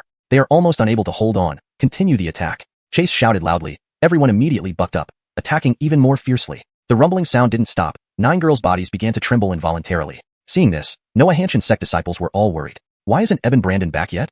Xiao Noahanding was extremely anxious, while others gripped their weapons tightly, hands sweating nervously. Just then, a group suddenly flew over from the front. Each of them emitted a sword intent, especially the 5 flying in the forefront, whose sword intents were particularly sharp, their aura not inferior to Chase at all. These 5 were exactly the elders of Bisword Pavilion. Among them was also a slender young man. Although he was just a 6th-rank Hanya realm, the group treated him respectfully, taking his lead. Because he was the young pavilion master of Bisword Pavilion, Bradley. Bisword Pavilion has arrived. Everyone rejoiced, temporarily stopping their attacks, bowing one after another. Meet young Master Gu. Bradley wore a confident smile, waving his hand. All Dao friends need not be so formal. Chase quickly said, Young Master Gu, it's good that you have come. Indeed, Noahanshan sect has some tricks up their sleeves. Those 9 women are demon cultivators, setting up a 9-word sky curtain array. We can't take them down for now and need your assistance. Glancing at the array, Bradley was slightly surprised. There are few demon cultivators in the South Domain. I didn't expect Noahanshan sect could subdue 9 great Yang realm demons. If I'm not mistaken, it must be because of the secret realm treasure. Young Master Gu is indeed wise. It must be as you say, Chase agreed. I observe that this array has been exhausted by you. Breaking it shouldn't be difficult. Turning around, Bradley instructed, Langston, please ask the 5 of you to give it a try. Yes, young master. The 5 elders answered. Young Master Gu, do we need to help? Chase kindly asked. Considering they had smashed for so long without breaking through, 5 people might not be enough despite all being great Yang realm. Are you doubting our ability? Langston said with a hint of displeasure. Langston, you misunderstood. That's not what I meant. Just for safety, Chase hurried to explain. Don't blame me for speaking bluntly. Although you are numerous and strong, you lack coordination and your attacks are scattered, far less effective than our combined strength. Today, let you see the might of our Bisword Pavilion sword cultivators. Langston was full of confidence, the other 4 elders also looking proud. Immediately flying to the front of the array, each took out a sword. Seeing Bisword Pavilion arrive, Xianxia's sect felt a sinking heart. A peak master worried. It's said that sword cultivators have extremely strong offensive power, invincible in the same realm. Can this formation withstand it? Xianxia said, it should be fine. They couldn't break it with 10,000, let alone 5. At this moment, Langston said, let's start. The 5 stood in different positions, their momentum rapidly rising. Swish, swish, swish, swish, swish. 5 sword hums sounded simultaneously as each of them unleashed a sword that circled around their bodies. The 5 people made hand seals at the same time, and each sword lit up with one of 5 colors: golden, green, blue, red, and yellow. 5 elements sword array, go. The 5 said in unison as the 5 swords flew toward the sky curtain. In transit, the 5 swords intertwined, the 5 colors blending as if they had become one. Boom. A deafening explosion erupted, causing the sky curtain to shake violently. Cracks spread like glass shattering. Crack, crack, crack. The cracks rapidly expanded, finally bursting with a loud bang. PFFF, PFFF, PFFF. All 9 women spewed out mouthfuls of blood, heavily wounded. The faces of the Xianxia sect disciples changed dramatically. It's broken. What an impressive sword array. Worthy of being from Bisword Pavilion, the strength of sword cultivators is indeed well known. Everyone let out exclamations of amazement. Master Gu, I was presumptuous earlier. The might of Bisword Pavilion's sword cultivators is beyond us. Chase, having witnessed the 5-element sword array, held Bisword Pavilion in even higher esteem. He hurriedly apologized for his previous doubts. Bradley lightly smiled. Lord Qin, there's no need to worry about it. Now that the formation has been broken, we don't need to intervene anymore, right? They are no longer protected by the formation and pose no threat. We can handle this. Alright, I'll wait. Don't forget to fulfill your promise then. 70% of the secret realm treasure. I will not forget. We shouldn't delay further. Let's take action. Glancing at the 9 women, Bradley saw that each was incredibly beautiful, and a hint of greed flickered in his eyes. He instructed, don't kill those 9 female demons. I want them. Chase laughed heartily. Rest assured, Master Gu. Afterward, I will personally bring them to you. Then I leave it to you. Immediately after, Chase turned to look down on Xianxia sect with a sinister smile. Your end has come. Kill them. Kill. The 10,000 troops had long been eager, rushing forward en masse. Xianxia sect disciples were immediately struck with fear, feeling deep despair. Just as they thought escape was impossible, a loud voice rang out from afar. Who dares to touch Xianxia sect? Die. The sound still echoed in the air as the earth shook. Countless rocks quickly condensed. In the blink of an eye, a huge stone hand rose from the ground like a mountain, blocking before Xianxia sect, striking out forcefully. Chapter 42. Who injured them? Rumble. The giant hand brought a deafening sound of breaking air, incredibly terrifying. At the forefront were over 100 disciples of the Skyblade sect. Faced with this heavenly authority-like giant hand, they all turned ashen with fear. Boom. The giant hand mercilessly struck them, turning them into a puddle of blood and flesh, annihilating both form and spirit. Everyone was startled by this sudden giant hand. Tens of thousands of people all retreated in fright, falling into chaos. Immediately after, sounds of breaking air echoed, and everyone instantly looked in that direction. This is from the Medicine King Valley. Valley Master Ascari, along with their ancestor, also came. It was his move just now. So many people, the Medicine King Valley actually mobilized en masse. They were all amazed. The Medicine King Valley has arrived. We are saved. The Mystic Heaven sect was filled with pleasant surprise. The Medicine King Valley is here too. Young Master, they are likely after the secret realm treasure, Langston whispered speculatively. Even the ancestor of the Medicine King Valley is here. It seems this secret realm treasure is no ordinary one, another elder said. Bradley frowned deeply, his expression heavy. Judging by their display, they might intend to take all the secret realm treasures for themselves, yet another elder said somberly. Although the Medicine King Valley is also a divine sect, it's far inferior to our sword-worshipping pavilion. Moreover, their ancestor and our ancestor are old friends. They wouldn't dare to monopolize the secret realm treasures, Bradley sneered disdainfully. Soon, tens of thousands from the Medicine King Valley, led by Tad and Ascari, flew over in grand procession. Ascari immediately shouted a warning upon arrival. With the Medicine King Valley present, who dares touch the Mystic Heaven sect? Scores of sects were instantly intimidated, with no one daring to speak up. Only Bradley and his sword-worshipping pavilion greeted with a smile. Valley Master Lai, nice to see you again. Ascari frowned. Why are you sword-worshipping pavilion here? Obviously for the same reason as your Medicine King Valley. The same purpose? Ascari demanded. If your purposes are the same, why didn't you stop them?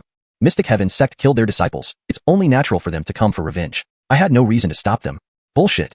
Hearing this, Tad was furious. Did one send you to watch idly? Where is he? Why isn't he here?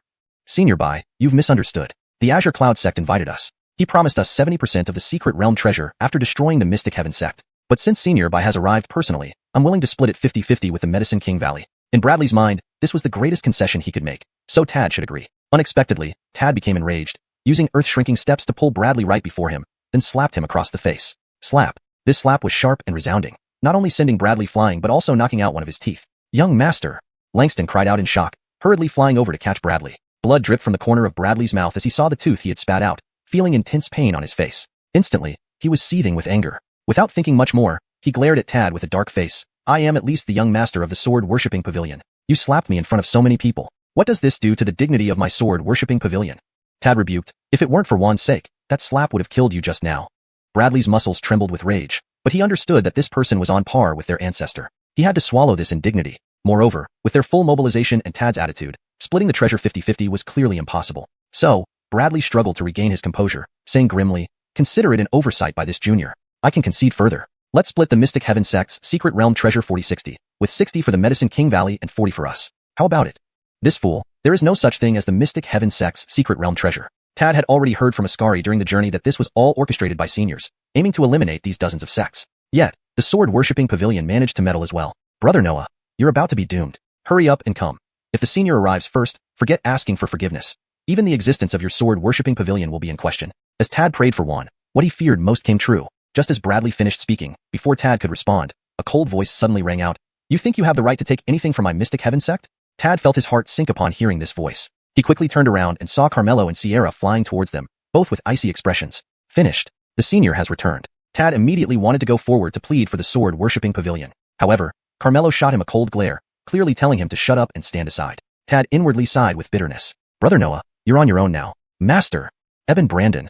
Uncle Brandon is back. We're saved. The Xianxia sect disciples felt relieved upon seeing Carmelo, and when Carmelo noticed the 9 women were injured, a glint of coldness flashed in his eyes as he asked coldly, who injured them? Boy, who do you think you are, daring to, in front of so many of us? Enough babbling.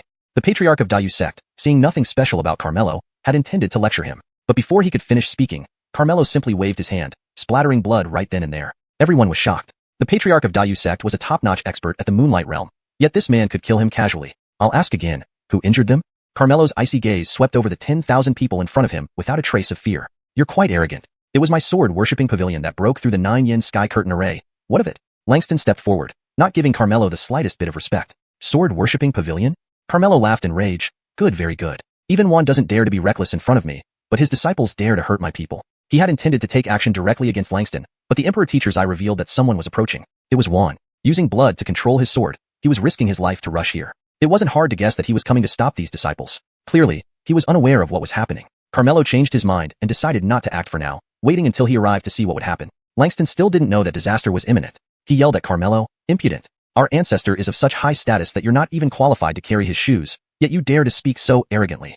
Carmelo snorted coldly. Your ancestor has to kneel before me. Filth. Daring to disrespect our ancestor. You're asking for death. Kill him. Carmelo's words immediately enraged the sword-worshipping pavilion. Bradley had just been slapped in public and was fuming with nowhere to vent his anger. Carmelo happened to collide right into his gun sights, so he promptly ordered, tear him into pieces. Let me handle this. Langston volunteered, taking out a sword. Boy, for insulting our ancestor, I'll make sure you are utterly annihilated and never reincarnate. He raised his sword to attack, but at that moment, an urgent shout came, stop. Chapter 43. Juan became anxiously flustered. The voice rolled like thunder, deafeningly loud. Everyone was startled and turned to look at the source of the sound. A streak of light swiftly darted across the sky, appearing before everyone in an instant. Patriarch. The disciples of Sword-Revering Pavilion recognized the arrival, astonished. Why did Patriarch come? Greetings, Patriarch. They hurriedly bowed in respect. Huff, huff. Juan's face was slightly pale, panting heavily. Patriarch, what happened? Bradley asked curiously. Juan wanted to scold them but had rushed here too quickly, losing much blood from forcing his flying sword. Coupled with his roar that made him gasp for breath, he couldn't speak, only glaring at them while breathing heavily. Seeing this, Bradley felt puzzled. Patriarch seemed very angry. Could he also be here for the secret realm treasure? It must be so. Even Yawang Valley mobilized all its forces, proving the value of the treasure. Patriarch must have also set his sights on it, rushing here worried about Yawang Valley getting there first. Patriarch has a fiery temper. He's probably upset that we didn't inform him about the secret realm treasure earlier. But the old man usually disappears without a trace, making him impossible to find. I should calm him down to avoid being blamed. Bradley hastily explained, Patriarch, upon learning of the secret realm treasure of Xianxia sect, we immediately rushed here, not intentionally keeping it from you. We had decided to claim 70% of the treasure for Sword-Revering Pavilion, but Yawang Valley, relying on their numbers, wants to monopolize it. Fortunately, you arrived, and we hope you can arbitrate for us. Please arbitrate for us. The disciples of Sword-Revering Pavilion echoed in unison. Juan was desperately anxious, these damned fools. The more anxious he became, the more intensely he panted. His brows furrowed tightly, and his expression grew worse. His face looked as if he might devour someone. Bradley felt delighted. My words worked. Patriarch is so enraged. He will surely confront Yawang Valley. He gave Langston a nod. Langston understood. Patriarch, after obtaining the secret realm treasure, Noah Hanshin's sect acts arrogantly. They previously attacked Lihua's sect, destroying it and killing disciples from dozens of sections. We confronted them, but instead of admitting fault, they openly challenged our sword-revering pavilion. Especially him. Langston pointed at Carmelo. This person boasts that even Patriarch would kneel before him. Brandon's arrogance cannot be tolerated. I was just about to teach him a lesson when you arrived. Patriarch, please punish him severely.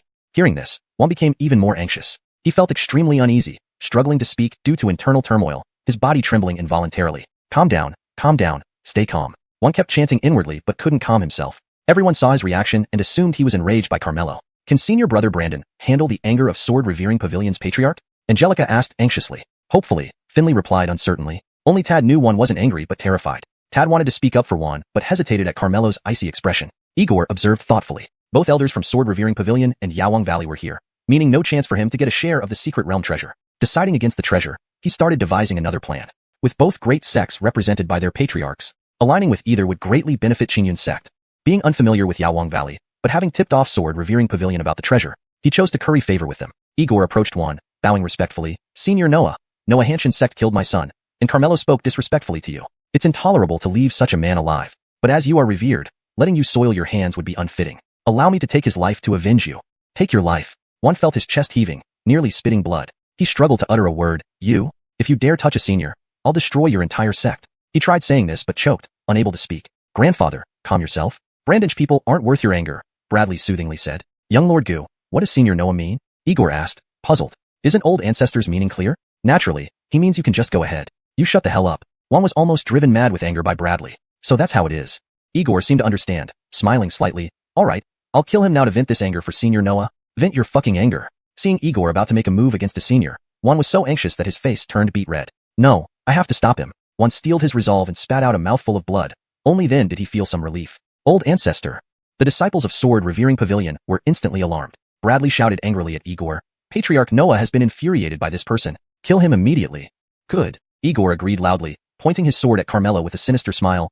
Boy, showing off will come at a price. Prepare to die. Before he could act, Juan, having recovered his strength, hurriedly used the technique, shrinking earth into inches to pull Igor in front of him. Igor looked stunned. Senior Noah? Before he could ask anything, Juan slapped him. Bang. Struck by this angry slap, the overwhelming force left Igor unable to resist. His skull cracked open, blood splattering everywhere. Everyone was shocked, not knowing what was happening. Witnessing their patriarch's death, the disciples of Qingyun's sect were indignant, glaring at Juan. One elder even exclaimed angrily, Senior Noah, our patriarch stood up for you. Why did you kill him? To everyone's surprise, Juan gave no explanation and even rushed over to strangle the other elder. Snap. He cleanly snapped the elder's neck. The disciples of Qingyun's sect's faces turned pale. Another elder roared in fury. What do you people from Sword-Revering Pavilion mean? In response, Juan ruthlessly slashed the elder in half with a single sword strike. This time, the Qingyun sect disciples were terrified, too afraid to make a sound. But Juan had no intention of letting them go. Forming hand seals with both hands, he controlled two swords circling around him to shoot out at incredible speed and might, leaving the Qingyun sect disciples completely defenseless. They didn't even have a chance to flee. In an instant, the two swords left trails in the air, and within the blink of an eye, all 1,000+ disciples of Qingyun's sect had their throats cut, none escaping. Everyone watched in horror. This was the power of the top swordsman in the southern domain, easily wiping out a super first-class sect. But why did he do this? Chapter 44. Step aside. They belong to me. Everyone was puzzled. Even the people from the Sword Veneration Pavilion were quite confused. It was only after Bradley thought for a moment and quickly stood up to loudly explain that things became clearer. Our patriarch wanted to take action personally, but Chase took over his duties, merely trying to curry favor with our Sword Veneration Pavilion. But our patriarch detests sycophants most in his life. In a fit of anger, he killed him. And since the Azure Cloud sect disrespected our patriarch, they naturally deserve their deaths. Hearing this, everyone finally understood. Given that the cultivation world esteemed strength above all else, Juan's dominance made them dare not voice any dissatisfaction. Bradley knew the patriarch valued reputation most. By preserving his reputation and establishing the authority of the Sword Veneration Pavilion, he believed the old man would certainly praise him. Seeing the patriarch come before him, he immediately adopted a humble attitude. Patriarch, there's no need to commend me. It's my duty as a disciple. Langston and others saw this and nodded in approval. The young pavilion master was exceptionally intelligent, neither arrogant nor impetuous, becoming increasingly mature and steady. They believed that under his leadership, the Sword Veneration Pavilion would surely achieve greater glory in the near future. The patriarch also found solace in this. Unexpectedly, Juan remained silent, lifting his hand to slap Bradley. Patriarch, you? Bradley, full of confusion, was about to ask for the reason when Juan slapped him again. Patriarch. Smack, smack, smack. Juan delivered over 10 slaps in succession, turning Bradley's face into a swollen mess. Everyone was astonished. What was happening? Patriarch, what did young master do wrong? Why would you? Langston asked, but Juan pulled him forward using the art of shrinking earth, delivering similar slaps. This was bad enough, but more surprisingly, after beating the two, Juan started slapping himself, each blow harder than the last, until he spat out 2 mouthfuls of blood. Appearing dazed and unsteady, he finally stopped. Everyone was thoroughly bewildered. Was Juan going insane? Beating disciples was one thing, but now even himself. Had he lost his mind? Ignoring their reactions, Juan turned to look at Carmelo. Seeing that he still maintained a cold expression, unaffected, Juan realized this was far from enough. Sigh. He inwardly sighed. To protect the Sword Veneration Pavilion, it seemed he must resort to drastic measures. Patriarch, what's wrong with you? With a swollen face, Juan felt countless questions rising in his heart. Juan reprimanded, Bradley, you are my Sword Veneration Pavilion's divine son, the young pavilion master, and the future heir of the pavilion. I've always been satisfied with you, and you've never disappointed me. But today, your sins cannot be tolerated. I will cleanse the clan. As he spoke, he placed his sword against Bradley's neck. Bradley's face changed drastically, exclaiming, Patriarch, what have I done wrong? Was it because I didn't report the secret realm treasure beforehand? But I already explained that as soon as I received the news, I rushed here immediately. There was no time to tell you, nor could I find you. Besides, this isn't enough to warrant my death sentence. Patriarch, please reconsider. The young master is the future of the Sword Veneration Pavilion. You can't execute him over such trivial matters. Yes, Patriarch, don't be hasty. Give the young master another chance. Please think carefully, Patriarch. Several elders hastily pleaded on Bradley's behalf. The remaining disciples also bowed deeply, pleading together, please reconsider, Patriarch. Juan remained unmoved, sweeping his gaze over them coldly. Today, not only shall he die, but all of you will meet the same fate. The disciples were shocked. Why, Patriarch? At least give us a reason, Langston asked urgently. You have offended someone you shouldn't have. But who exactly did we offend? Patriarch, we came here to seize the secret realm treasure for the sect. We not only committed no crime but have earned merit. Yes, Patriarch, you can't kill us. We haven't offended anyone. The disciples cried out, feeling immensely wronged. Shut up. Juan snapped coldly, you should not have come here, nor should you have offended the Profound Heaven sect. They were stunned. Is the Patriarch killing us for the sake of the Profound Heaven sect? Patriarch, the Profound Heaven sect is merely a second-rate sect. It gained its current power due to the secret realm treasure. Even with the treasure, they're no match for our Sword Veneration Pavilion. Why should you fear them? Bradley couldn't understand. Even thinking the Patriarch had gone senile, one couldn't help but glance at Carmelo, harboring a sliver of hope for mercy. Carmelo asked calmly, are you planning to oppose me? Terrified, one knelt down hurriedly. Please calm down, senior. I dare not. Everyone was dumbstruck by this scene. The venerable old ancestor of the Sword Veneration Pavilion, a powerful figure in the Earth Spirit realm, the top swordsman in the southern domain, actually addressed the peak master of a second-rate sect as senior. He even knelt before him to pay respects. It was simply madness. He wasn't bluffing. The venerable ancestor of the Sword Veneration Pavilion really knelt to him. Am I seeing things? Who is he exactly? This is too outrageous. The scene erupted in murmurs, all eyes on Carmelo as they chattered endlessly. Bradley, puzzled, asked, Ancestor, what virtues or abilities does he possess that you should kneel and apologize to him? Shut up. One turned around and barked, you will all kneel for me. Ancestor, kneel down. One raised his voice in anger. The disciples of the Sword Veneration Pavilion looked at each other in dismay, very reluctant to comply. Especially Bradley, being the young pavilion master and future successor, held a prestigious position. His pride couldn't bear kneeling to the peak master of a second-rate sect. How could he show his face afterward? Thus, he argued, Ancestor, our Sword Veneration Pavilion is at least a divine sect, dominating the southern domain with none daring to provoke us. If we kneel today, it will be a laughingstock in the southern domain. Who would still respect our Sword Veneration Pavilion? Ancestor, I know you are easygoing and not bound by trivial matters, but you can't be so confused. What right does he have to make us kneel? He's the one who should kneel. How unreasonable. One flew into a rage. What an idiot. He was about to kill Bradley immediately. But Carmelo asked, Juan, if I were to personally kill your disciple, would you object? Juan had lost all hope in them and no longer hesitated, announcing loudly, from this moment on, Bradley is expelled from the Sword Veneration Pavilion. The same goes for all of you. You are no longer my Sword Veneration Pavilion disciples. All the disciples were stunned. Ancestor, how can you treat us like this? Langston protested. You brought this upon yourselves. In a fit of anger, Bradley cursed aloud. You're senile. Rubbish. How dare you curse me? Juan roared in fury. If you weren't senile, why would you expel us for him? I think you've gone mad practicing swords. Having lost his prestigious status, Bradley couldn't accept it, losing his reason and directly confronting Juan. You asked for death. Juan was livid, barely restraining himself from striking. But Carmelo stopped him. Step aside. They belong to me. Chapter 45. The Might of the Immortal Sword, the Power of the Great Tao. Juan had no choice but to step aside. Everyone was very curious about what Carmelo relied on to dare challenge the group from Baijian Pavilion alone. Putting aside everything else, just those 5 elders were all top-notch experts at the 5th rank intense brand on realm, and they could also deploy the 5-element sword formation, which was immensely powerful. Wasn't this courting death? Boy, regardless of what tricks you use to deceive the ancestor, you've got us expelled from Baijian Pavilion. Once we cripple you and force you to confess, the ancestor will certainly change his mind. Langston glared at Carmelo with intense hatred. Don't waste words on him. Capture him quickly. Bradley said eagerly. Deploy the sword formation. At Langston's call, the 5 elders immediately set up their formation. Although they didn't take Carmelo seriously, after witnessing his prowess earlier, they directly deployed the 5-element sword formation as soon as they moved. Under their control, 5 swords emitted 5 beams of light that intertwined, slicing through the air. This sword formation had shown its might earlier, easily breaking the 9 proclamations' heavenly curtain formation. Now, using it against Carmelo, everyone did not expect much of him. Even the Noah Hanshin sect disciples couldn't help but worry. Bradley specially reminded, "Don't kill him, cut off his limbs." His expression was sinister, eagerly awaiting to see Carmelo turned into a living pig. Yet, Carmelo remained calm, simply waving his hand. Skyning, a sharp resonating sound rang out. To use a sword in front of Baijin Pavilion is like showing off axe skills before Liu Ban. What kind of sword can withstand the 5-element sword formation? This kid is arrogant. He's going to suffer.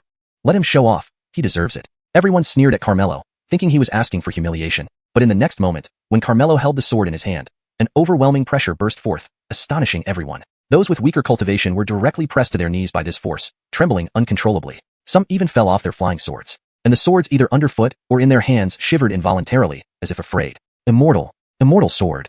He actually has an immortal sword. How could he possibly wield an immortal sword? This isn't possible. Everyone stared dumbfounded, shocked beyond measure. Only immortals can wield immortal swords. Django was right. The senior is truly a mighty immortal. One swallowed hard, feeling embarrassed about offering a sword to the senior earlier. Once the immortal sword was revealed, all other swords submitted. The 5-element sword formation was also affected, trembling wildly out of control. Carmelo stood proudly holding the sword, coldly declaring, "I have a sword named Jantan, Sky Sever. A puny sword formation. One slash will break it." With that, he swung the sword. The immortal aura burst out, transforming into a blade of light, dazzling and imposing, splitting the sky with unparalleled power, sweeping forward. Boom. With a loud explosion, the 5-element sword formation crumbled instantly, the 5 swords shattered into pieces. The sword beam continued without losing momentum, closing in on the 5 elders. The 5 men were terrified, faces drained of all color. No. Langston screamed in despair. They were soon swallowed by the sword beam, dying without leaving any remains. After the sword beam dissipated, the entire scene fell silent, everyone staring dumbfounded at Carmelo, hearts filled with fear. The might of one sword stroke was terrifying indeed. Sierra's eyes were filled with admiration for her master. "Just now, you said you wanted to cut off my limbs?" Carmelo's gaze shifted to Bradley. Terrified, he shuddered and hurriedly knelt down. "Senior, your junior failed to recognize the greatness. Please forgive me, senior." The remaining disciples of Baijian Pavilion also kneeled, pleading for mercy. Only now did they finally understand why the ancestor acted that way. This person was truly unfathomable. "Just now, I told you to kneel, but you didn't. Now you realize your mistake, too late." Carmelo waved the sword again, the sword beam flashing. "No, ancestor, save me," Bradley cried out in alarm, dying similarly under the immortal sword. None of the remaining disciples escaped. Hiss. Everyone drew sharp breaths. "This guy has an immortal sword. We can't kill him. We should flee while we can. This person strikes ruthlessly. He won't let us go. Run fast. Run, run, run." They were all scared witless by Carmelo and started running for their lives. Baijian Pavilion disciples, "Stop them. Don't let a single one escape." Tad seized the chance to give orders. One was ready to act, wishing to atone for his mistakes. But Carmelo waved his hand. "No need for your help. I can handle it myself." They could only comply. Carmelo then took out the pill-respecting token and tossed it. The token floated in midair, quivering slightly before emitting a bright light shooting towards the sky. Disciples of Yawang Valley felt a natural reverence before the pill-respecting token. Even one felt an inexplicable fear, looking up at the pill-respecting token and stammering in shock. "Gee, great Tao." The light condensed in the air, tangible like a Milky Way spanning heaven and earth. It emitted an immense aura of majesty, as if it carried the might of the universe. Carmelo gave a light shout. "Smash it down." The Tao of pills came crashing down with a deafening roar. Its wide range enveloped all 10,000 people, leaving no place to run or hide. They felt as if the sky was collapsing, hearts filled with fear and horror, trembling uncontrollably. Boom, boom, boom. The rumbling sound didn't stop, the ground violently shaking, mountains swaying. One by one, lives ended in despair, completely obliterated, none escaping. Carmelo raised his hand, and the pill-respecting token returned to him. Everything returned to calm as if nothing had happened. But the disciples of Noah Hanshin sect and Yawang Valley were deeply shocked by Carmelo's astonishing means, dumbfounded and at a loss. Especially Juan, who now felt immensely terrified, deeply afraid that the senior would include him in the resolution. Carmelo paid them no mind, focusing on the pill-respecting token. He noticed it had dimmed significantly, having consumed part of its Tao power when he used the Tao of pills. After all, he wasn't a true great being. Each use depleted some of the token's power. This trump card should only be used as a last resort in the future. "Master, you're amazing," Sierra exclaimed excitedly, her large eyes sparkling like stars. "Don't make such a fuss, they were just a mob." Carmelo smiled, returning to his usual affable self. "In my heart, Master is invincible." Sierra giggled. Tad also approached, flattering. "Senior's profound prowess has truly opened our eyes. You did well this time." Carmelo understood that if not for Yawang Valley arriving first, Noah Hanshin sect might have suffered greatly. "Senior is too kind. If not for your assistance earlier, Yawang Valley would have been destroyed by that wayward disciple long ago. It is an honor for Yawang Valley to serve Senior." Tad secretly resolved to firmly attach himself to Senior. He glanced at Juan and couldn't help but say, "Senior, Brother Noah?" Chapter 46 Strange. Why is there nobody here? Really? You want to plead for him? Carmelo asked indifferently. "Please forgive me for my boldness, but this time it really isn't Noah Leoj's fault. It's his disciples who are blind and disrespectful to the Senior. Moreover, Noah Leoj has already expelled them from the sect. thus severing ties, which can also be considered making up for his mistake. I hope the senior will show some leniency and not blame him, Tad pleaded. Hearing this, Carmelo's gaze shifted to Juan. He couldn't help but tremble slightly and lowered his head. Senior, it's my fault for poor discipline. If Senior wants to punish me, I accept it. But please spare the Sword Adoration Pavilion. I would be forever grateful. Carmelo knew that this was indeed not his fault, and he had also remedied it in time. Therefore, he said, I am not an unreasonable person. This incident is indeed not related to you. However, they are still your disciples. If you want me not to hold it against you, then you stay at our Noahanshin sect and guard the gate for a year. Any objections? Letting the first sword cultivator of the southern domain guard the gate? Everyone was speechless. But Juan didn't show any dissatisfaction. Instead, he was delighted beyond measure. He didn't care about the role of a gatekeeper. As long as he could stay in Noahanshin sect, there would be opportunities to hear the senior lecture in the future. This was clearly a favor rather than a punishment. Afraid that Carmelo might change his mind, Juan hurriedly agreed. Junior agrees to the punishment. Not just a year, even 10 years or forever guarding the gate at Noahanshin sect. I'd be more than willing. People looked at each other in surprise. The founder of the Sword Adoration Pavilion was truly flexible and humble. To everyone's surprise, Tad suddenly became anxious and quickly requested, Senior, I am also willing to guard the gate at Noahanshin sect. The disciples of Medicine King Valley were taken aback. Was their ancestor losing his mind? Master, what? Ascari wanted to dissuade him. After all, you're the patriarch of Medicine King Valley. No matter how mysterious and profound Senior is, you shouldn't guard the gate at Noahanshin sect. If this gets out, what will happen to your dignity? Won't Medicine King Valley be ridiculed? But before Ascari could speak, Tad interrupted him. Don't talk.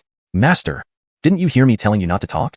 Tad scolded fiercely. Ascari sighed inwardly and closed his mouth reluctantly. Tad looked expectantly at Carmelo. Senior, please give me a chance. He had learned from Juan that Senior knew the great Tao of truth. Listening in would definitely bring immense benefits. Previously, he was worried about finding a reason to get closer to Carmelo, so he certainly didn't want to miss this opportunity now. You come to Noahanshin sect to guard the gate. Will the disciples of Medicine King Valley agree? Carmelo asked. They dare not. Tad glared back at the disciples, frightening them into silence. Ascari smiled bitterly and said, Senior, this is the decision of the ancestor. We will support it wholeheartedly. Tad finally turned his gaze away, satisfied. All right, you two will guard the gate together. Carmelo agreed. Thank you, Senior. Both elders bowed deeply in gratitude. Seeing this, Velma felt regretful. Even those in the Earth Soul realm were vying to guard the gate at Noahanshin sect, yet she had previously refused to be a servant here. Being a servant must be better than guarding the gate. She couldn't help but glance at Dion, envying him even more. At this moment, Tad dismissed Ascari. It's not your concern anymore. Go back. Yes, Master. Ascari led the disciples away. Carmelo approached the 9 starlight beings and activated the Imperial Teacher's Eye to check their injuries. Their wounds weren't serious and would heal within a few days. However, to gain favor, Tad took out a bottle and offered it to Carmelo. Senior, I have Jinyang pills here, which can help them recover faster. That's thoughtful of you. Carmelo did not refuse, accepting the pills and giving them to the 9 women. After taking the Jinyang pills, their relatively minor injuries showed noticeable improvement quickly. Carmelo was pleased and threw a secret manual to Tad. A reward for you. A great earth cultivation technique, and it was top grade, even better suited for his own alchemy. Tad practiced a lower grade earth technique, so he was overjoyed. Thank you for the gift, Senior. Juan envied him immensely, because he had previously boasted in front of Carmelo that he cultivated a middle grade earth technique. He quickly wanted to offer treasures to curry favor with Carmelo, hoping to receive a reward as well. However, the best things Juan had were manuals and swords. Nothing else would impress Senior. And Senior casually gave an ape a heavenly technique and owned celestial swords. Juan wasn't an alchemist and didn't possess precious elixirs. He was frustrated by his hasty nature, regretting not collecting more treasures earlier. Now, he could only feel envious. At this moment, Carmelo looked at Velma and, seeing that she was injured as well, asked, Tell me, what happened to your Fuyao Pavilion? It's this junior's incompetence. Velma recounted the events without any concealment. Please punish me, Senior. I will accept my punishment.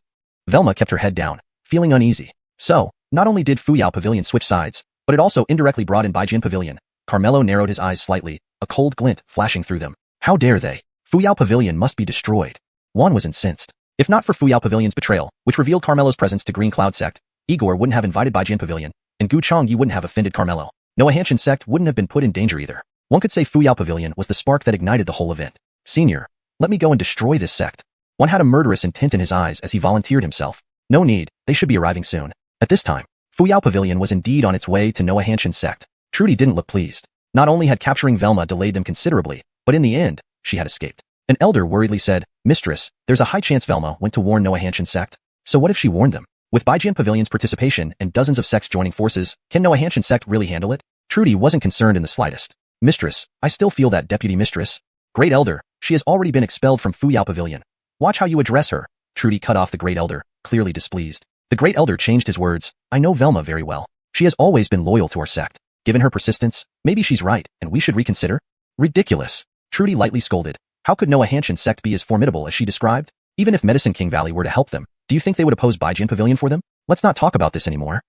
Yes, Great Elder, you are overthinking it. Another elder agreed with Trudy, instead worrying about their delay. We've already arrived late because of Velma. They might already be besieging Noah Hanshin sect. We should speed up, or we won't get our share of the secret realm treasures. Trudy nodded, immediately giving orders. Disciples, accelerate. The disciples sped up their flying swords as much as they could. When they finally arrived at Noah Hanshin sect, however, they found everything eerily quiet, with no sign of anyone around. Strange. Where is everyone? They should have been here by now.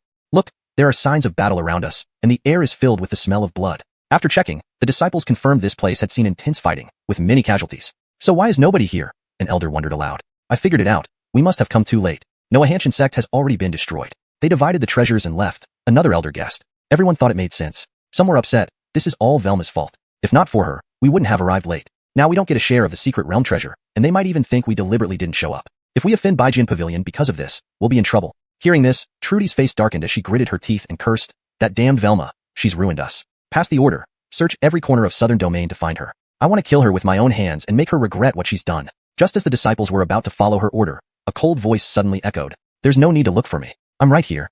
Chapter 47. I am just the gatekeeper. Velma. Trudy's face darkened when she identified the person. I was still wondering how to find you, but now you've come here of your own accord. Velma said indifferently. I've been waiting for you here all along. Trudy retorted sarcastically. Oh, the Noah Hanshin sect has been wiped out. Are you regretting it now and wanting to come back? I told you that the Noah Hanshin sect wouldn't be able to withstand the wrath of so many sections, but you refused to listen, nearly getting us killed. And now we didn't even get a share of the secret realm treasure. You are the criminal of Fuyao Pavilion. Who says the Noah Hanshin sect has been destroyed? It's those dozens of sects that have been wiped out, Velma said. Velma, do you expect me to believe that? Isn't this just another story about the Yawang Valley coming to help? Trudy snorted. The Yawang Valley did indeed come, and with full force, but the Noah Hanshin sect didn't need their help. Chief Brandon alone killed all of them. The members of Fuyao Pavilion burst out laughing. This sounded like an utterly preposterous tale. Trudy shook her head in disappointment. I don't want to listen to your nonsense anymore. If you know what's good for you, surrender yourself, and I'll give you a quick death. Otherwise, don't blame me for destroying you completely. Velma angrily retorted. I always thought about the sect's interests, yet this is how you treat me. Trudy, you're too arrogant. Because of your erroneous decision today, Fuyao Pavilion will be destroyed. What a joke. You think you can destroy my Fuyao Pavilion? Trudy scoffed dismissively. Do you really think I don't know what you're capable of? I admit I don't have the capability, but the Noah Hanshin sect does. That's enough. Trudy impatiently snapped. You keep talking about the Noah Hanshin sect, which has already been destroyed. How long do you plan to pretend? Which I saw that the Noah Hanshin sect was destroyed? Brandondonly, Carmelo's voice rang out, and figures began appearing one after another. The people from Fuyao Pavilion were startled by the sight. How are you still alive? Trudy asked in astonishment. I killed those dozens of sects, so naturally, we survived, Carmelo said calmly. Not possible. Trudy didn't believe it. How could your Noah Hanshin sect have such strength? Don't try to deceive me. You'll believe it once we destroy your Fuyao Pavilion. Carmelo's eyes glinted with murderous intent. Chief Brandon, leave them to me. Juan had become the gatekeeper of the Noah Hanshin sect, and thus considered himself part of the sect. He hated Fuyao Pavilion deeply and took the initiative. Carmelo nodded. Trudy did not recognize Juan. She looked him over and asked, Who are you? Gatekeeper of Noah Hanshin sect. Trudy was enraged upon hearing this. Unbelievable. Your Noah Hanshin sect sends a gatekeeper to deal with us? What do you think of us, Fuyao Pavilion? Killing you. I'm more than enough alone, Juan arrogantly replied. Don't talk big. Who do you think you are? The top sword cultivator in the southern region? Trudy ridiculed. I used to be, but now I dare not claim that title. Juan thought of Carmelo's stunning strike earlier. He was far from reaching such heights. Do you think we're fools? The top sword cultivator in the southern region is the ancestor of Baiguan Pavilion. Would they come to guard the gate for the Noah Hanshin sect? An elder reprimanded. If I feel like it, it's none of your business. Juan coldly glared at them. Your Fuyao Pavilion could have allied with the Noah Hanshin sect and soared to great heights. Instead, you missed the chance and got me into trouble. Today, you must die. Arrogant. Let me take care of you. An elder stepped forward, intending to intimidate Juan for the Noah Hanshin sect. You? Not even worthy for me to draw my sword. In a single step, Juan floated up, pulling the opponent before him, and grabbed his throat. Snap. He took the man's head. The people of Fuyao Pavilion were instantly shocked. Step reduction technique, you're at the Earth Essence realm? Trudy exclaimed. How can this be? If he's at the Earth Essence realm, why would he be guarding the gate for the Noah Hanshin sect? An elder questioned. Indeed, this was a reasonable doubt. Trudy guessed that the opponent must have used some unknown method. So she ordered, second elder, third elder, attack together. 2 fiery Brandon realms were enough to subdue him. Yes. The 2 elders received orders. But as they were about to act, one appeared before them in a blink, grabbing both of their necks simultaneously. Snap snap. Another 2 crisp sounds, effortlessly taking them away. This terrified the people of Fuyao Pavilion. 2 elders at the fiery Brandon realm were easily killed. Is this really just a gatekeeper? Trudy's expression became solemn as she asked again. Who exactly are you? I told you, the gatekeeper. Juan drew his sword, shouting, Don't come one by one, come together. Unbelievable. Do you really think our Fuyao Pavilion is easy to bully? Kill him. Trudy issued the order again. This time, the Grand Elder led over 1,000 disciples, all charging forward together. Juan snorted coldly, overestimating your own strength. With that, he drew his sword and met them head on. The Grand Elder was the first to face him. In a single exchange, his neck was slashed. His eyes widened in shock as he saw one cutting through everyone like he was walking through empty air. One man with one sword, unstoppable, the screams of agony filling the air. Velma had been telling the truth. Fuyao Pavilion was finished. She closed her eyes unwillingly. He's too strong, everyone run. Hurry. Seeing how terrifying Wan was, the Fuyao Pavilion disciples were all terrified out of their wits and fled for their lives. Wan naturally wasn't about to let anyone escape, so he took out another sword. He threw the two swords and made a hand seal. The scene was exactly the same as when it happened at the Qingyun sect, the two swords rapidly reaping heads before anyone even realized how they died. Soon, the entire Fuyao Pavilion was slaughtered, leaving only Trudy. Now she no longer retained her usual composure, deep fear evident in her eyes. Sword cultivator. Brandon Sh, a terrifying sword cultivator. There could be no other in the southern region besides that person. Impossible, impossible. If it truly was the ancestor of Baiguan Pavilion, why would he be guarding the gate for Noah Hanshin sect? While Trudy was lost in thought, Wan's icy gaze fell upon her. Because of you, my Baiguan Pavilion got dragged into this mess. I won't let you die easily. As he spoke, the two swords shot towards Trudy. They moved so fast that they returned to Wan's side before anyone could react. The next second, Trudy's two arms suddenly fell off, blood spurting out. Ah! Trudy immediately let out a piercing scream, writhing in agony. You really are the ancestor of Baiguan Pavilion? She finally guessed Wan's identity, finding it unbelievable. I told you, I'm just the gatekeeper now. Wan then sent the two swords flying over again. Trudy was greatly alarmed and quickly turned to look at Velma. Save. Chapter 48. When Danton City, swordbone posture. She was filled with regret. However, before she could even speak, Wan had already come before her and twisted her neck. Brandon Xiao inside, her expression gloomy, but she soon adjusted her mood and prepared to take her leave. Considering her injuries, Eben felt sympathetic and suggested to Carmelo, Eben Brandon, since she risked her life to inform us and is seriously injured with nowhere to go, let her stay here temporarily to recover. Brandon Xiao immediately looked at Carmelo expectantly. Carmelo understood the thoughts of his senior brother. After all, Brandon Xiao was of the Lia realm, significantly enhancing Noah Hanshin's sex strength. Since the senior brother had spoken up, Carmelo naturally had to show respect and agreed. Brandon Xiao was overjoyed. Thus, Noah Hanshin sect had two Earth Soul Realm elders guarding the gate, while Luotian Peak gained a Lia realm servant and an ambitious Brandon Xiao trying to become one. Carmelo had been busy running around these past few days. With the issues now resolved, he finally had time to settle down. He opened the system panel to check. Host, Carmelo. Cultivation, 3rd rank Lia realm. Bones, limitless bone. Technique, Great Origin Dao technique. Special skills, Imperial Tutor Arena, Imperial Tutor's Eye, Imperial Tutor's Ability. Cultivation return, 200 times. Disciple Burton, Loyalty 100%, 5th rank Dashin, Great Profound, Realm. Disciple Sierra, Loyalty 100%, 7th rank Bright Moon Realm.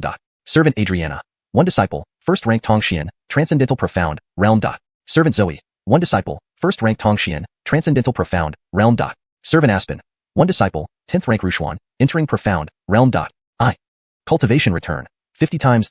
Burton's cultivation speed was still quite fast. Life and death trials indeed helped him grow rapidly in a short period. However, Carmelo was now at the Lia realm. Even with a 200 times cultivation return, it wasn't as fast as before. He realized he needed to continue taking on disciples. After meditating for 2 days, he stepped out of his room and found that Luotian Peak had changed dramatically. Originally cold and desolate, there were now many flowers and plants, with a new herb garden cultivating medicinal herbs. The air was filled with a pleasant fragrance. The fish pond had also expanded, adorned with various vegetation, and the 9 starfish swam joyfully inside. At this moment, Brandon Xiao was fertilizing the flowers, looking industrious. Seeing Carmelo emerge from seclusion, she hurried over. Peak Master, Carmelo asked, did you do all of this? The herb garden was started by Ningyue, the fish pond was repaired by Dion, and these flowers and plants are what I planted, hoping to add some vitality to our Luotian Peak. From the way Brandon Xiao spoke, it seemed she had settled into Luotian Peak. Carmelo didn't comment further but asked again, where are they? Ningyue went to Windanton City to buy materials for alchemy, accompanied by Dion. They should be back soon. Windanton City was a large city where cultivators gathered, filled with shops selling elixirs, magical tools, secret techniques, and almost anything else. It was a place for gatherings and transactions among cultivators and a source of information. Additionally, it served as a talent pool, where sects recruited disciples or introduced experts to expand their sects. Carmelo thought about the sword pill he had obtained. It was time to take on his 3rd disciple. Before long, the two returned on their flying swords and greeted Carmelo respectfully. Seeing their somewhat strange expressions, Carmelo couldn't help but ask, what happened? Didn't you get the herbs? We managed to get the herbs, but we heard some news about our Noah Hanshin sect, Sierra replied. What kind of news? This time, when we wiped out dozens of sects, we thought we would gain fame in the southern region. But the news spreading in Windanton City says, our Noah Hanshin sect acquired a secret realm treasure and caught the attention of Yawang Valley and Baigild Hall. The destruction of those dozens of sects is said to be because they were competing with these 2 great sects for the treasure. In the end, Baigild Hall and Yawang Valley fought over it. And since Yawang Valley mobilized all its forces, it won and killed Baigild Hall's young master. In the end, Yawang Valley got the treasure, and only after our desperate plea did they spare our Noah Hanshin sect. Master, isn't it absurd? Doesn't it infuriate you? Sierra said angrily. Carmelo hadn't expected the rumors to spread so wildly. But it wasn't surprising, considering the dozens of sects had been completely wiped out. People only knew the outcome and not the process, leading to wild speculations and eventually turning lies into truths. Master, Should we have Yawang Valley and Guild Hall clarify? Sierra suggested. Once the rumor has spread, clarifying won't make much difference, Carmelo replied. In this world, there is no internet. Everything spreads through word of mouth. Combined with the fact that cultivators fly around with wide-ranging activities, once rumors start spreading, they are hard to stop. Carmelo didn't take this matter to heart and changed the subject, saying, your master will be going out for a while. Where are you heading, master? Should I come along?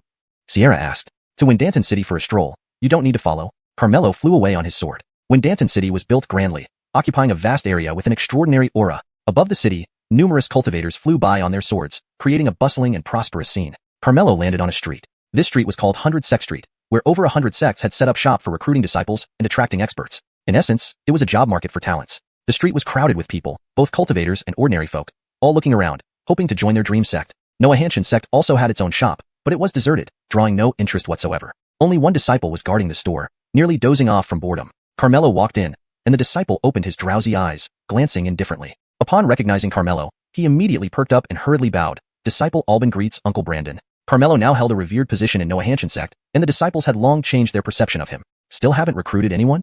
Carmelo asked. Uncle Brandon, as you can see, not even a fly has flown in. The main issue is that there's a rumor in Windanton City claiming that our Xianxia sect obtained a secret realm treasure which was seized by Yawang Valley, indirectly offending Guild Hall. They say Guild Hall has announced that they will settle scores with us sooner or later, so no one dares to join our sect. I've explained to them already, but no one believes me. Alban felt quite depressed about this. Carmelo frowned slightly. The rumors were indeed getting more absurd. Brandondonly, a commotion arose outside. Carmelo went to the entrance to check and found everyone rushing towards the bone testing platform. That was where they tested root bones. Someone got tested and found to have sword bones, making him a natural-born swordsman, rarer than divine bones. Hurry over to see. Quickly go to the bone testing platform. We must recruit that youth into our sect. All major sects are vying for that youth. Let's try our luck too. Heard the youth declined invitations from all sects, saying he already knows which sect he wants to join. Hearing the passers-by's discussion, Carmelo was somewhat surprised, not expecting someone with such rare sword bones to appear here. Uncle Brandon, should we also go try our luck? With Uncle Brandon's methods, we might be able to recruit him to our Xianxia sect. Alban suggested. Didn't someone just say the youth already knows which sect he wants to join? In that case, there's little chance for us if we go. Carmelo had the Brandon Preem sword pill and could cultivate an unparalleled swordsman, so he wasn't interested. At that moment, a youth was walking confidently towards the bone testing platform. Many people followed behind, eager to see which sect the youth would choose. Unexpectedly, the youth stopped in front of Xianxia sect's shop. Chapter 49, Trading a Fool for a Swordbone Genius. Why isn't he leaving?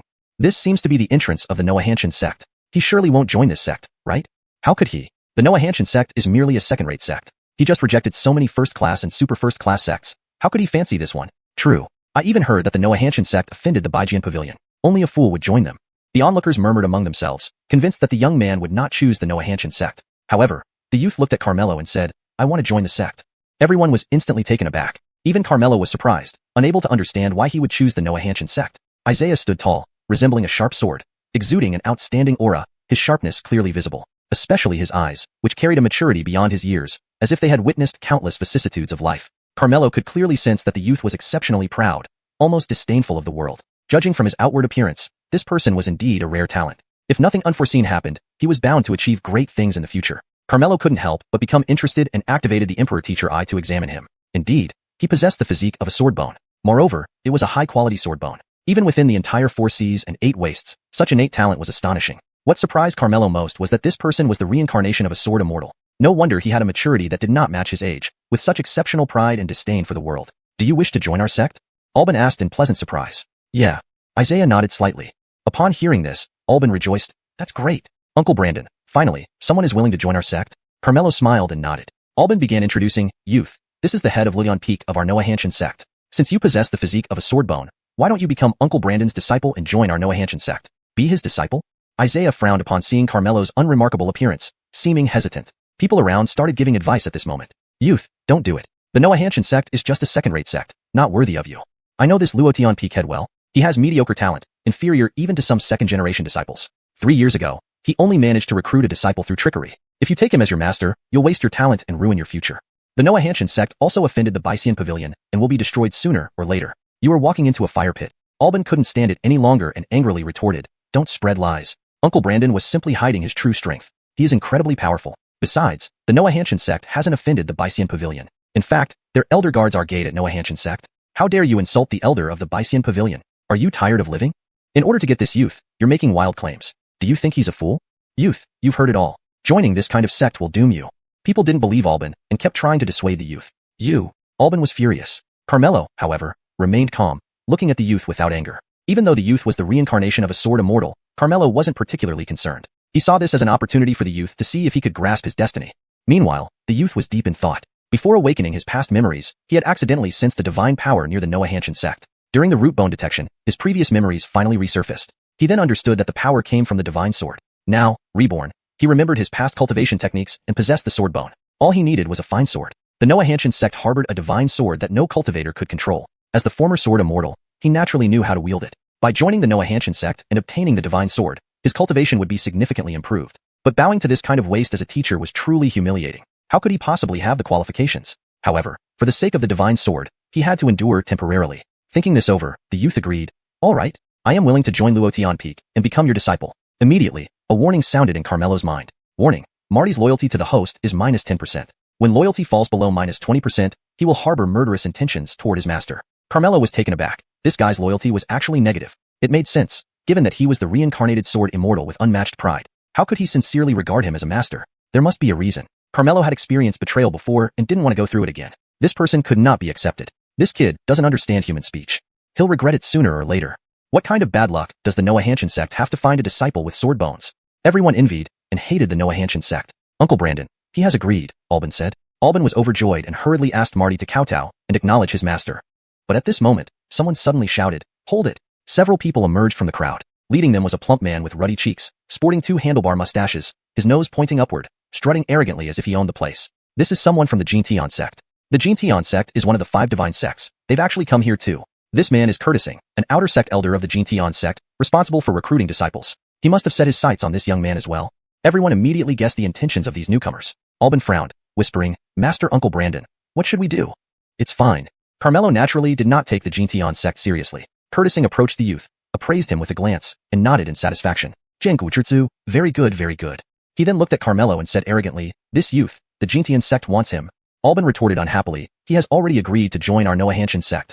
"Just agreed, not officially joined yet. Even if he joined, who wouldn't give us what the Xianxian sect wants? Do you still adhere to reason?" "Reason?"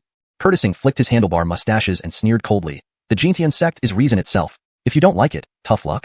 "You." Albin was furious. However, with Carmelo there, he wasn't afraid. Isaiah watched quietly, wanting to see how his so-called future master would handle this situation. Before Carmelo could speak, Curtising continued, "Let's not say the Xianxian sect doesn't consider your Noahanshan sect. Bring the person forward." Soon, a disciple threw someone in front of Carmelo. This person was ragged, disheveled, looking utterly miserable. He sat on the ground, grinning foolishly, clearly a fool.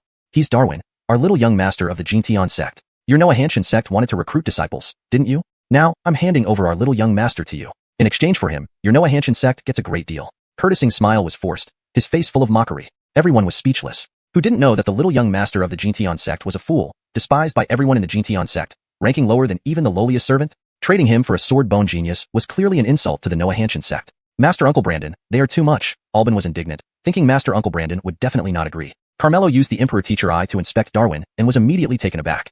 Chapter 50, the first lesson, an eye for an eye. He was no fool. He was just pretending to be one. Moreover, he originally possessed superior divine bones, which had been forcibly extracted from him. This was different from destroying the root bones since the extracted bones could be transferred to someone else using special methods. However, the process of extraction was excruciatingly painful, akin to having your bones, tendons, and blood vessels violently ripped out. It was a pain that would usually kill a person instantly. Furthermore, this man had many injuries on his body, coupled with malnutrition and a weakened constitution. Logically speaking, he should not have been able to withstand it. But despite being tortured so severely, he still survived. What a strong will to live. Typically, those with such an intense will to survive are either driven by deep love or boundless hatred. Obviously, he belonged to the latter category. To stay alive, he had to pretend to be mad every day, enduring all sorts of insults and mockery. Carmelo was deeply moved by the other's plight and resilience. If it were himself, he thought, he might have already collapsed mentally, either gone insane or chosen to end his life. Especially since Carmelo saw with his imperial tutor's eye that the man had a jade pendant. On it lingered the aura of his loved one, along with extremely intense grief and longing poured into the jade. It was clear that this jade was a relic left by his beloved. Since he was the young master of the heavenly gold sect and his father was still alive, this relic must belong to his mother. From this, it was evident that he was a devoted son. A son discarded by his father, but remained extraordinarily filial to his mother. Without guessing, Carmelo understood the source of his hatred. "Hey, I'm talking to you. Are you mute? Why are you standing there like a statue?" Curtis snapped at Carmelo impatiently. "Wasn't it obvious? You offered him a genius with unique bone characteristics in exchange for a fool. Anyone would be extremely unwilling. Yet they couldn't offend the heavenly gold sect, so they had to remain silent." Everyone thought the same. Coming back to his senses, Carmelo immediately agreed. "All right, I'll make the exchange. Curtis smiled smugly. Good for you, smart choice. No one felt surprised. Avoiding conflict with the Heavenly Gold Sect was the only option. Isaiah inwardly despised this decision. A coward is indeed a coward. Taking this kind of weakling as a teacher is a disgrace. Master Uncle Brandon, why did you agree? Alban was very puzzled. With Master Uncle Brandon's strength, there was no need to fear the Heavenly Gold Sect. I know what I'm doing.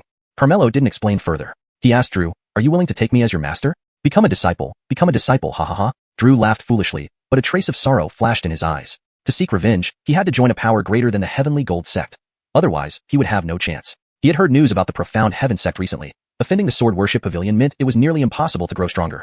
Drew did not wish to join the profound Heaven Sect, but who would accept him, a fool in everyone's eyes? Moreover, this was his only chance to escape the Heavenly Gold Sect. Helplessly, he continued to act crazy, saying, I want to become a disciple. It's fun, very fun. Carmelo said, since you've agreed, bow 3 times and call me respected master. Bow, bow, bow to respected master. Drew cheerfully bowed 3 times to Carmelo and then foolishly called out, respected master. Ha ha ha, you are my respected master now. Ding. Congratulations, host has received the 3rd disciple, earning the gift of meeting from the Sword Emperor. Alert, Drew's loyalty to the host is only 50%. Please note, only half loyalty. However, Carmelo wasn't bothered. Given Drew's experiences, his guard was naturally higher than most people's. That he still showed some loyalty under these circumstances was commendable. Ha ha ha. Curtis burst into laughter. You really took this fool as your disciple. Foolish disciple. Useless master. Perfect match. Perfect match. Those around also began to mock them. How utterly embarrassing. Curtis quickly turned to the youth, smiling. You see, do you still want to take him as your master? Join our Heavenly Gold Sect instead. With your talent, we will provide you with the best resources, treat you as a divine child, whose status far surpasses anyone in the profound Heaven Sect. Isaiah glanced at Carmelo, thoroughly disappointed. Fine, he joined the Heavenly Gold Sect first and later, use his identity as a divine child of the Heavenly Gold Sect to force the profound Heaven Sect to hand over the immortal sword. So he said, Brandon, a useless person, does not deserve to be my master. Alright, I'll join the Heavenly Gold Sect. Haha, you made a very wise choice. Curtis threw his head back in laughter. Seeing everyone mock Carmelo, Drew felt indignant, but even more so, he felt sad. It seemed his new master's situation was similar to his own. How could he take revenge like this? At that moment, Carmelo suddenly said to him, Disciple, since you have entered my door, let me teach you your first lesson. An eye for an eye. Carmelo's gaze suddenly turned cold as he walked toward Curtis. What is he going to do? Drew froze. He wouldn't dare fight Curtis, would he? He's crazy. Isn't he courting death? Poor Drew. He just met his master, and now he will be mourning him soon. Everyone was waiting for Carmelo's downfall. Only Alban curled the corner of his mouth. Finally, Uncle Brandon was about to act. Young man, you want to fight me? Have you thought about the consequences? Curtis faced Carmelo, who was approaching step by step, and his cruel smile widened. No. Drew wanted to stop Carmelo desperately, but he didn't dare. Once exposed, he would be doomed. Just when he was anxiously worried, Carmelo stopped in front of Curtis and turned back to Drew. Disciple, watch closely. Curtis instantly became annoyed and sneered. You don't know the consequences of your actions. Find your death. With those words, he slapped out a palm at Carmelo. Moss. Drew was extremely anxious, wanting to warn Carmelo subconsciously, but had to swallow it back immediately. Everyone thought Carmelo was dead for sure, but unexpectedly, he kept his eyes on Drew and easily caught Curtis's wrist with one hand. What? Curtis couldn't help being surprised. Carmelo then told Drew again, watch closely. The next second, snap, a crisp sound. Curtis's wrist was twisted off, and he screamed fiercely in pain. Elderly. His disciples were all alarmed and stood up. Immediately, they rushed towards Carmelo. However, Carmelo only waved his hand, and they all fell to the ground, lifeless. Everyone was shocked. Drew even forgot to pretend to be foolish and dumbly stared at the scene. How dare you kill someone from our Heavenly Gold Sect? You're dead. Curtis growled through the pain. The puny Heavenly Gold Sect hasn't even caught my attention. Insulting my master and disciple. Even if the 5 great divine sects gather, you are still going to die. Carmelo grabbed Curtis by the neck and lifted him up. Curtis kicked his legs frantically, trying to break free, but found himself far weaker than his opponent, unable to escape. How could this be? He was supposed to be a failure. Why is he so strong? Before Curtis could figure it out, Carmelo had already broken his neck and tossed him aside like trash. Everyone present was stunned, standing motionless. Curtis is a rank 5 great profound realm cultivator and can't fight back at all. Carmelo must be in Star Radiance realm. So what if he is in Star Radiance realm? Killing someone from the Heavenly Gold Sect means he's dead for sure, and the profound Heaven Sect will be implicated. We should leave quickly. Getting involved with him is trouble. Everyone hurried away. Carmelo then approached Drew and said, this is what an eye for an eye means. Remember it? Chapter 51. The 2 ancestors meeting gift. Darwin stared blankly at Carmelo, but he soon came to his senses and continued to play dumb, clapping and laughing foolishly. They're all sleeping. Fun. Alban shook his head. What a fool. He couldn't understand why Uncle Brandon wanted to take in such a fool as a disciple. The only one who hadn't left yet was that young man, who stared straight at Carmelo as if recognizing him anew. Then the corners of his mouth curled into a smile, tinged with amusement. You hide quite deep. Only then do you have the qualifications to be my master. You pass. How arrogant this guy is. Alban pouted. Although he disliked this youth, he was, after all, a person with sword bone, which made him have the capital to be arrogant. Uncle Brandon would definitely accept him. To everyone's surprise, Carmelo responded coolly, I've already received a disciple. You can leave now. Isaiah frowned. You want this fool and not me? Is there a problem? Carmelo asked rhetorically. I possess the sword bone. I am bound to be extraordinary. Can this fool compare to me? What are you thinking? The youth restrained his anger to ask. Just because you dare speak to me like this, you don't qualify to be my disciple. Carmelo sneered. So what if you have sword bone? In my eyes, it's nothing but trash. My disciples will far surpass you. How unreasonable. How could he say I'm worse than a fool? This is sheer humiliation. Isaiah's face turned extremely ugly. If not for his cultivation not having recovered yet, he would have already taken Carmelo apart. You don't understand my true backing. If I asked you to take me as a disciple, it was giving you a chance. Unfortunately, you didn't seize it. Remember, my name is Clark. Today you refuse me. Someday you'll find me too high to reach. Leaving these cold words, the youth turned and walked away. At the same time, he had already made up his mind. The day of acquiring the immortal sword will also be the day I butcher the Xianxia sect. Wait and see my wrath as an immortal swordsman. Darwin glanced at Carmelo, confusion flickering in his eyes. What's wrong with this master? Would rather accept a fool like me than a disciple with sword bone? Is he also as foolish as me? Uncle Brandon, why did you do this? Albin couldn't help but ask. One day you'll understand. Come, I need to take my disciple back. You don't need to stay here either. Let's return to the sect together. After killing people from the Xianxia sect, they will definitely come seeking revenge. Albin understood clearly, and thus closed the market. Then Carmelo carried Darwin and flew away on his sword, with Albin following behind. Landing before the gate of Xianxia sect, Carmelo said, Disciple, this place will be your sect, your home from now on. Let's go inside. Home? A chord was touched in Darwin's heart. When his mother died, he no longer had a home. The word, home, felt unreachable to him. Darwin looked up at the three characters, Xianxia sect, engraved on the mountain gate, feeling complicated. For so many years of struggling to survive, he also wanted a home, a place to rely on and be protected. If possible, settling down in Xianxia sect wouldn't be bad. But the problem was, he had to take revenge, and Xianxia sect couldn't give him what he wanted. Moreover, the sect not only offended Baijian Pavilion but now even angered Xianxia sect. It couldn't protect itself, let alone protect him. Maybe this is fate. Master Brandon must have killed Curtis for my sake. Although he didn't expect him to have Starlight Realm strength, this level of power was helpless against Xianxia sect.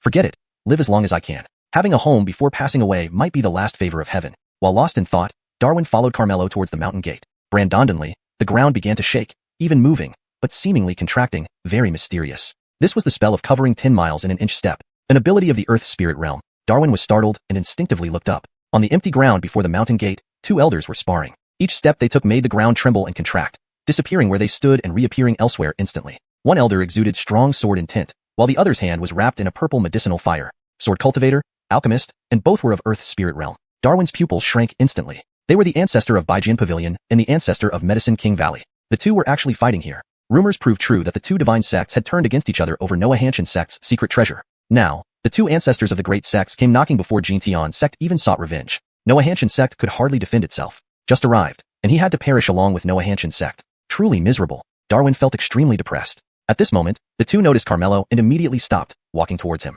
Not good. They're coming over. Darwin was terrified, scared out of his wits, forgetting to continue pretending to be foolish, despair showing on his face. Should he escape? There was no way he could escape from an Earth Spirit Realm expert. Just as he panicked, the two elders stopped in front of Carmelo, bowing respectfully. Greetings, sect leader Brandon. Darwin was dumbfounded. Did I see right? Did I hear right?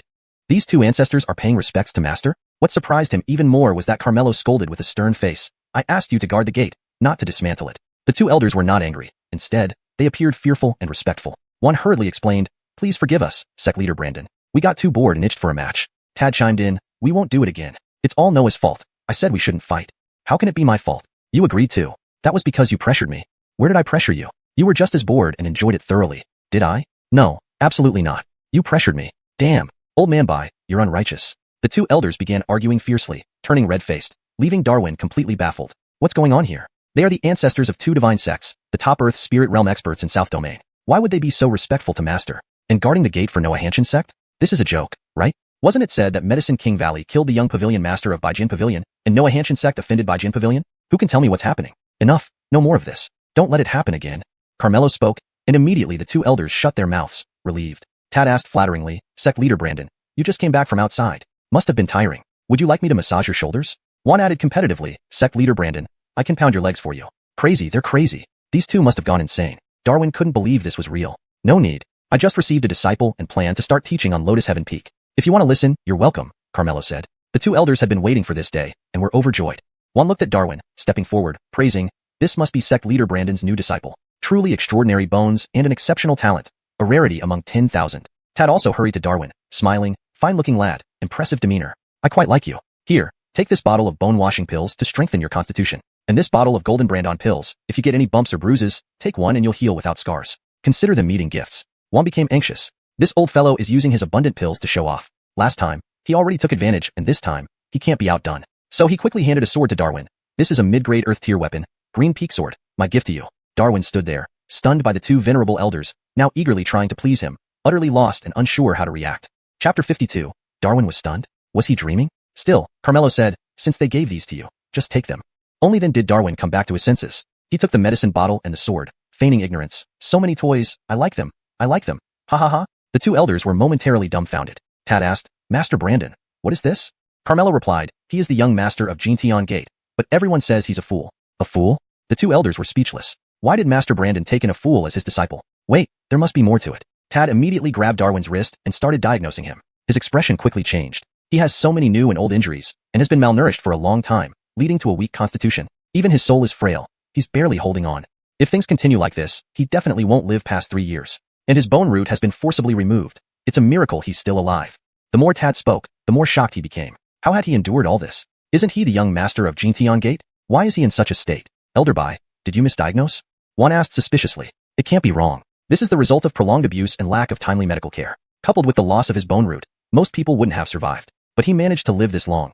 It's nothing short of a miracle. Tad looked at Darwin with sympathy. This boy had suffered greatly. The heir of Xianxia Gate should not have fallen to such depths. What could have happened?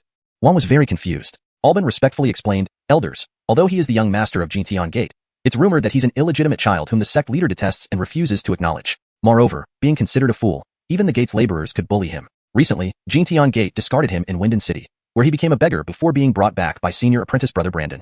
Tigers don't eat their cubs. If he was born, they should take responsibility. So what if he's a fool? Is a fool any less a son? That bastard Palmer. Has Jean Bushan gone senile to choose such a person as the gate master? Juan began to curse angrily. Jean Bushan was injured early on, affecting his soul. He once sought my help, but I could only alleviate his condition, not cure it. To survive, he has been in seclusion, trying to advance to the celestial soul realm for a sliver of hope. So he hasn't managed Xianxia Gate for years. Under Palmer's rule, the gate has become increasingly tyrannical. At this rate, Xianxia Gate will eventually fall because of him. After Tad finished speaking, he glanced at Carmelo. Well, we'll discuss Xianxia Gate later. Let me first take him to Luotian Peak. Alban, inform the sect leader to convene the disciples. You two come along afterward. Carmelo instructed, and then flew off with Darwin toward Luotian Peak. From afar, Darwin saw 3 people sparring on Luotian Peak. 2 had sun-shaped silhouettes behind them, while 1 had a moon silhouette. 2 blazing brand-on realms, 1 radiant moon realm. Darwin was secretly surprised. Could these be senior apprentice brother Brandon's elders? But wasn't Xianxia sect a second-rate sect? How could it have 2 super first-rate experts and 1 first-rate expert? As he pondered, the 2 landed gracefully. Sierra, Dion, and Velma immediately stopped sparring and greeted them. Greetings, Peak Master. Master, you're back? Who is this? Sierra and the others curiously examined Darwin. He is your junior apprentice brother Darwin, whom I've just taken in. Carmelo said. I finally have a junior apprentice brother. That's great. Sierra was overjoyed. Congratulations to Peak Master for acquiring a disciple. Dion and Velma hurriedly congratulated him. Carmelo introduced Darwin. This is your second elder sister Sierra. This is Luotian Peak's laborer Dion. And this, let's call her a probationary laborer. Her name is Velma. Darwin was overwhelmed. 2 blazing brand-on realms were Luotian Peak's laborers. And his second elder sister, Sierra? Wasn't she the divine maiden of Yawang Valley? How did she become Master's disciple? Before Darwin could recover, there was a stir from the pond. 9 carp leaped out of the water, transforming into 9 breathtakingly beautiful women, each radiating dazzling sunlight. Congratulations to Master for gaining a disciple. The 9 women knelt down, deliberately displaying their power in front of Darwin to show Master's prowess. Now, Darwin felt his mind spinning. Dazed, he couldn't process what was happening. 9 blazing brand-on realm demons were Master servants? Was this really the Xianxia sect he had heard about? Who exactly was his master? Master, third junior apprentice brother seems a bit off. Sierra observed Darwin's bewildered expression, feeling puzzled. Carmelo looked at Darwin with a faint smile. Now you don't have to pretend anymore. Darwin's heart tightened. Had he seen through him? Hastily, he continued to feign foolishness. I have so many pockets on me. They can hold so many gifts. I want to fill them with gifts. Fill them with gifts. Master, third junior apprentice brother. Seeing this, Sierra was taken aback. Was third junior apprentice brother really a fool? Carmelo stared directly at Darwin and slowly said, Your master knows you're suffering. Your father refused to acknowledge you, looked down upon you, and you were never treated well from a young age. You and your mother relied on each other, enduring all kinds of humiliation. After your mother passed away, you had your divine bones stripped from you, and hatred filled your heart. Relying on a strong will to survive, you lived on, faking madness and foolishness to protect yourself. Am I wrong? Darwin was stunned. How could he know? So, it turns out third junior apprentice brother has been through so much. Sierra couldn't help but feel sympathy. Carmelo asked, Do you think that by becoming my disciple, you've lost any hope of vengeance? Or even that by me killing Tommy's people, you thought the Xianxia sect would be finished? Darwin did not respond. Carmelo continued, Did you see earlier? The two grand elders of Sword Worship Pavilion and Yaowang Valley were guarding our Noah Hanshin sect's gates, treating me with utmost respect. Do you still believe those rumors? Have you ever heard of any sect that has blazing Brandon realm practitioners as laborers? Or 9 powerful demons serving as slaves? These revelations truly overturned Darwin's perception of the Noah Hanshin sect. Since you have become my disciple, naturally, your master will protect you. Your revenge, I will assist you with. There's no need for you to have any more reservations. Go back to being yourself. Carmelo spoke his words, waiting for Darwin to respond. Darwin lowered his head, silently clenching his fists, struggling internally. For so many years, he had pretended to be mad and foolish, enduring countless humiliations, sealing off his heart long ago. Now suddenly someone said they would protect him, help him seek revenge, telling him to drop his facade and show his true self. Darwin was terrified, afraid that this might just be a dream. After a while, he abruptly lifted his head, his expression tense, asking in a hoarse, trembling voice, "You really aren't lying to me?"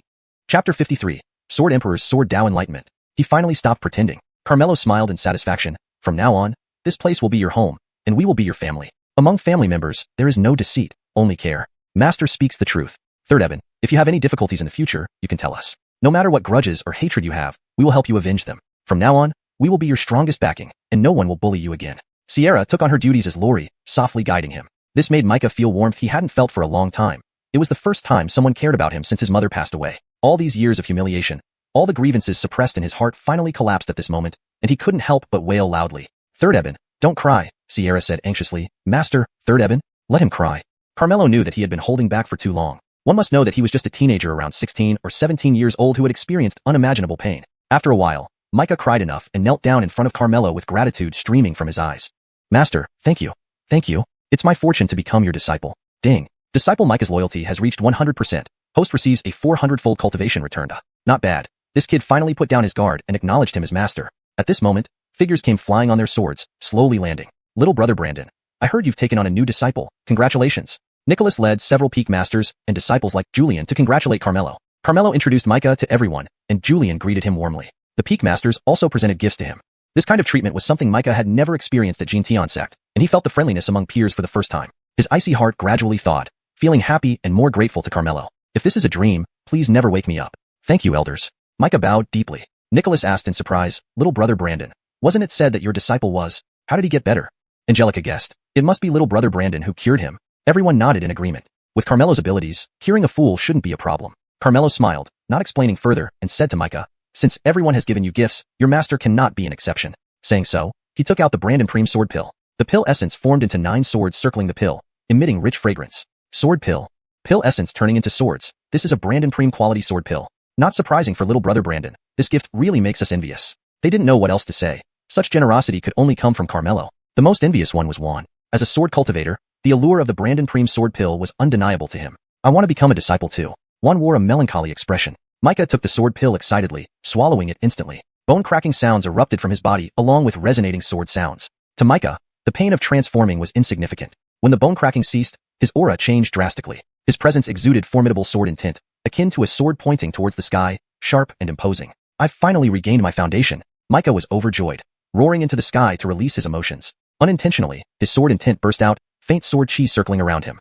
Everyone stepped back involuntarily, afraid of being injured by the sword chi. Being able to condense sword chi before even starting cultivation, worthy of being a Brandon Prime swordbone. Once he grows, he will surely become famous throughout the lands, perhaps even becoming the greatest sword cultivator. Dazzling and exceptional, Juan marveled. Ding. Congratulations, host has received random returns, 1,000 heavenly soul pills. These pills were interesting, infused with the power of a heavenly soul realm expert. By crushing it, one could summon a heavenly soul realm expert who would obey orders, with effects lasting for an hour. With so many heavenly soul pills, there would be no need to fight personally anymore. Carmelo felt very content thinking about it. At this moment, after venting his pent-up emotions, Micah knelt before Carmelo and said, "Thank you, master, for bestowing the pill. I am immensely grateful." Now he revered Carmelo immensely, thanking fate for allowing him to meet his master. Now that he has forged sword bones, following little brother Brandon's usual style, he should bestow cultivation techniques next, Angelica guessed. What grade of technique do you think little brother Brandon will grant? A peak master asked. There's no question, it has to be a heaven grade technique. Hearing their conversation, Micah was astonished. Heaven grade techniques were extremely rare, almost unheard of in the southern domain. Even his own rogue father, the sect master of Xianxia sect, cultivated merely a low-grade earth-level cultivation technique. Furthermore, now that he possessed swordbone, he could only cultivate sword Dao techniques. Brandage techniques were already scarce, let alone a heaven grade one. Does master really have it? While he was pondering, Carmelo took out a scroll and said, instead of bestowing you with a cultivation technique, take this.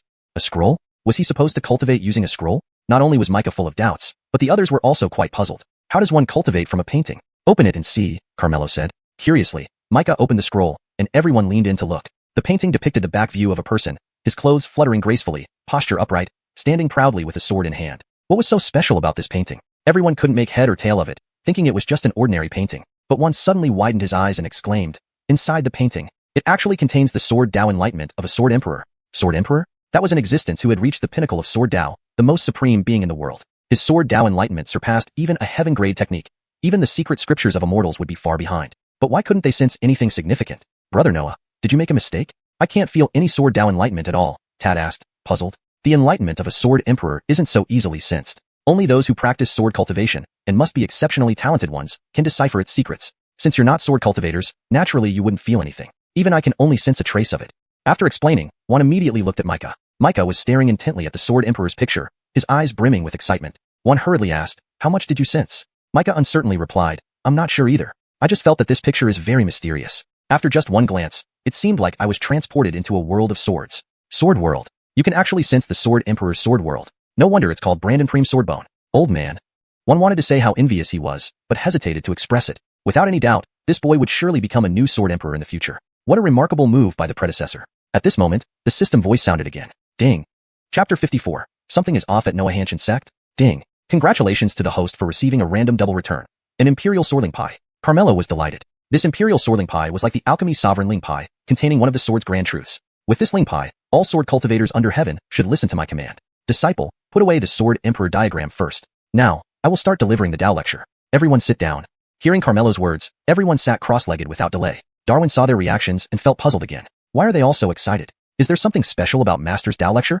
He thought that although his master was mysterious, it shouldn't cause such a huge reaction. Especially the two elders from the Worship Sword Pavilion and Medicine King Valley, who were both Earth Spirit Realm powerhouses, were so excited too. At this moment, Carmelo initiated the Imperial Master Dao field, and his demeanor changed instantly. It began. Everyone immediately focused, ears pricked up. Darwin didn't pay much attention at first, but when he heard the profound grand truth, it felt like a sudden enlightenment, and he became extremely excited. Now he finally understood why everyone reacted like this, and realized that his master was no ordinary person. The previous unremarkable aura was fake, and this was his true self. No wonder the two divine ancestors were willing to guard the gate at Noah Hanshin sect, and no wonder Master had 9 great demon servants and 2 Brandon-lit realm laborers. I actually have such a distinguished master. Mother, did you see this? My son has finally made it. Meanwhile, in a pavilion at Jintian Gate, 2 people were seated. One was dressed in a golden brocade robe, looking very noble, who was none other than the sect leader Palmer of Jintian Gate.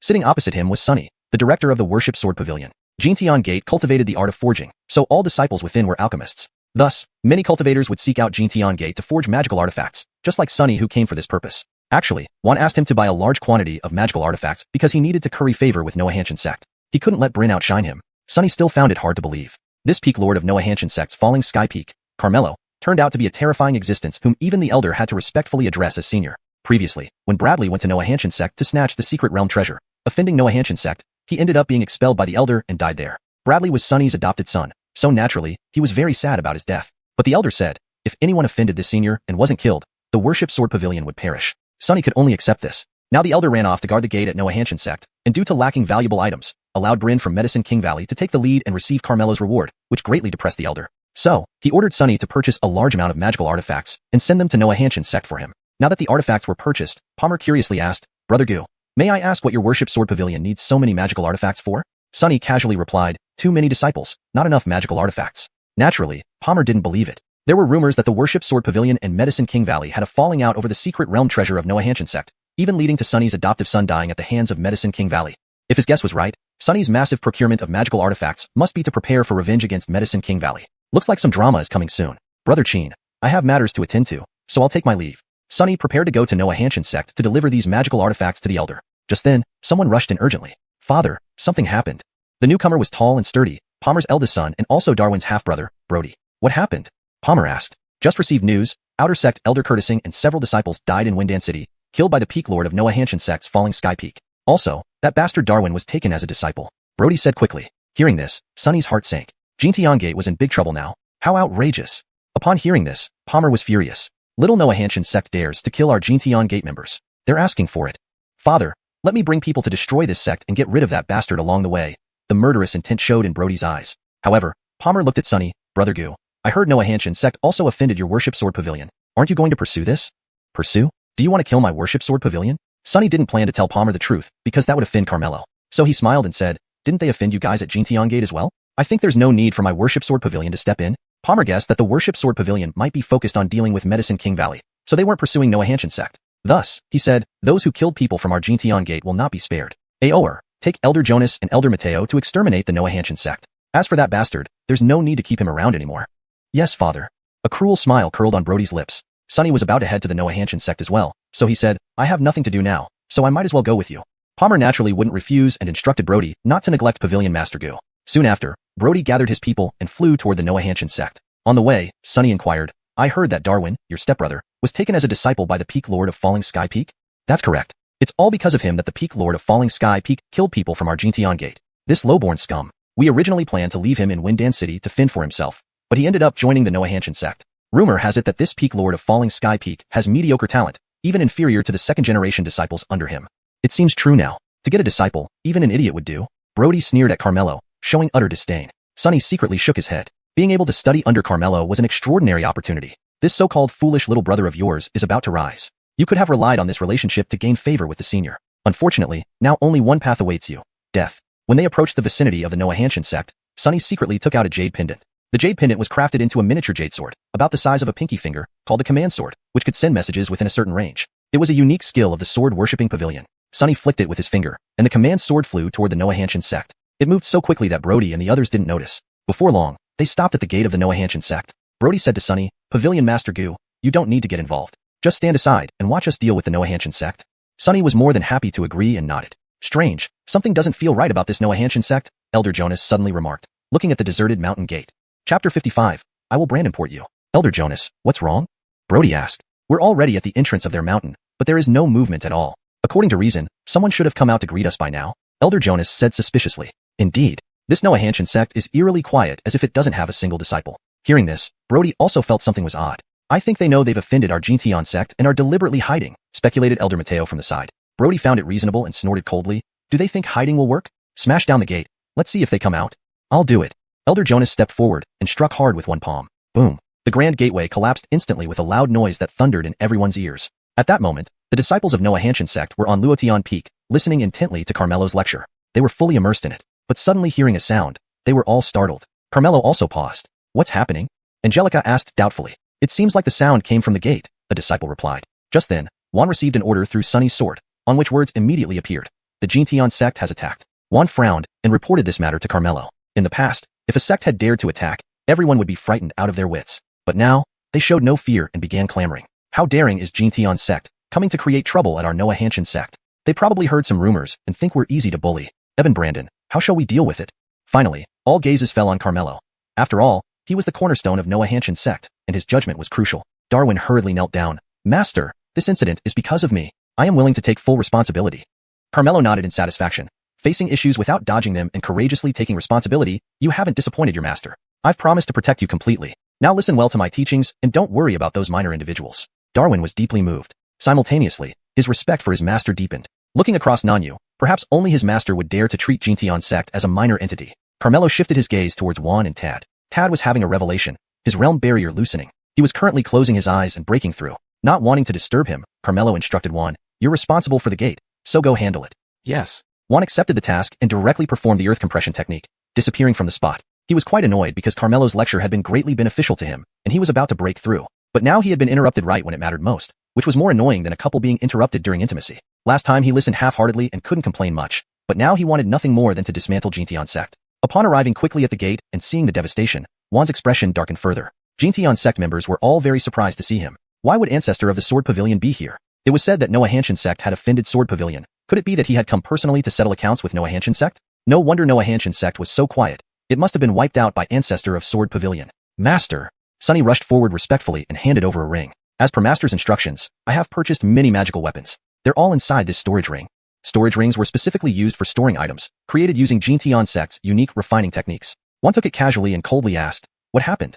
Well, Master, the Master of Luotian Peak killed some people from Jintian sect for his new disciple. This is Brody, the young Master of Jintian sect, who has come specially to settle accounts with Noah Hanshin sect, explained Sonny. Junior Brody, greeting Senior Noah. Brody bowed with a smile. I didn't know Senior Noah had arrived early. Noah Hanshin sect is arrogant and ignorant, and it deserves its fate. It's still Senior Noah who acts quickly, truly fitting as the top swordsman of Nanyu. A second-rate sect can be destroyed in a snap.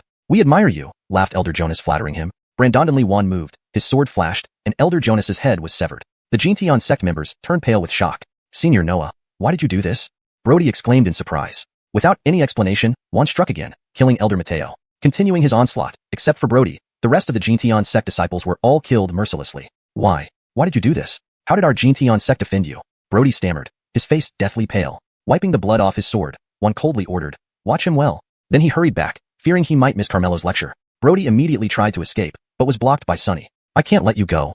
Brody, with a puzzled face, asked, Sir Qin, my Jintian sect and your Baijian pavilion have never had any conflicts. Today, without any reason, your patriarch killed my sect's disciples and is holding me captive. Why? You will know soon enough, said Sunny. Sir Gu, as far as I know, your Baijian pavilion has already fallen out with Yawang Valley, and your adopted son also died at their hands. You could say it's a matter of life and death between you two. Now you are at odds with my Jintian sect. Aren't you afraid that Jintian sect and Yawang Valley will join forces? Brody knew the Baijian pavilion was powerful, but even so, the combined force of two divine sects would be too much to bear. He didn't believe the Baijian pavilion would dare to completely break ties with the Jintian sect. Are you threatening me? Sunny showed his displeasure. Not threatening, just stating the facts. Our patriarch is obsessed with swordsmanship and acts purely on personal preference, perhaps not considering all aspects. But the Baijian pavilion is managed by you, and you should understand the pros and cons. If you release me, I can pretend nothing happened. Otherwise, your Baijian pavilion will bear the wrath of two great divine sections. Even if your patriarch is the first-rate sword cultivator in Nanyu, it might not end well for you.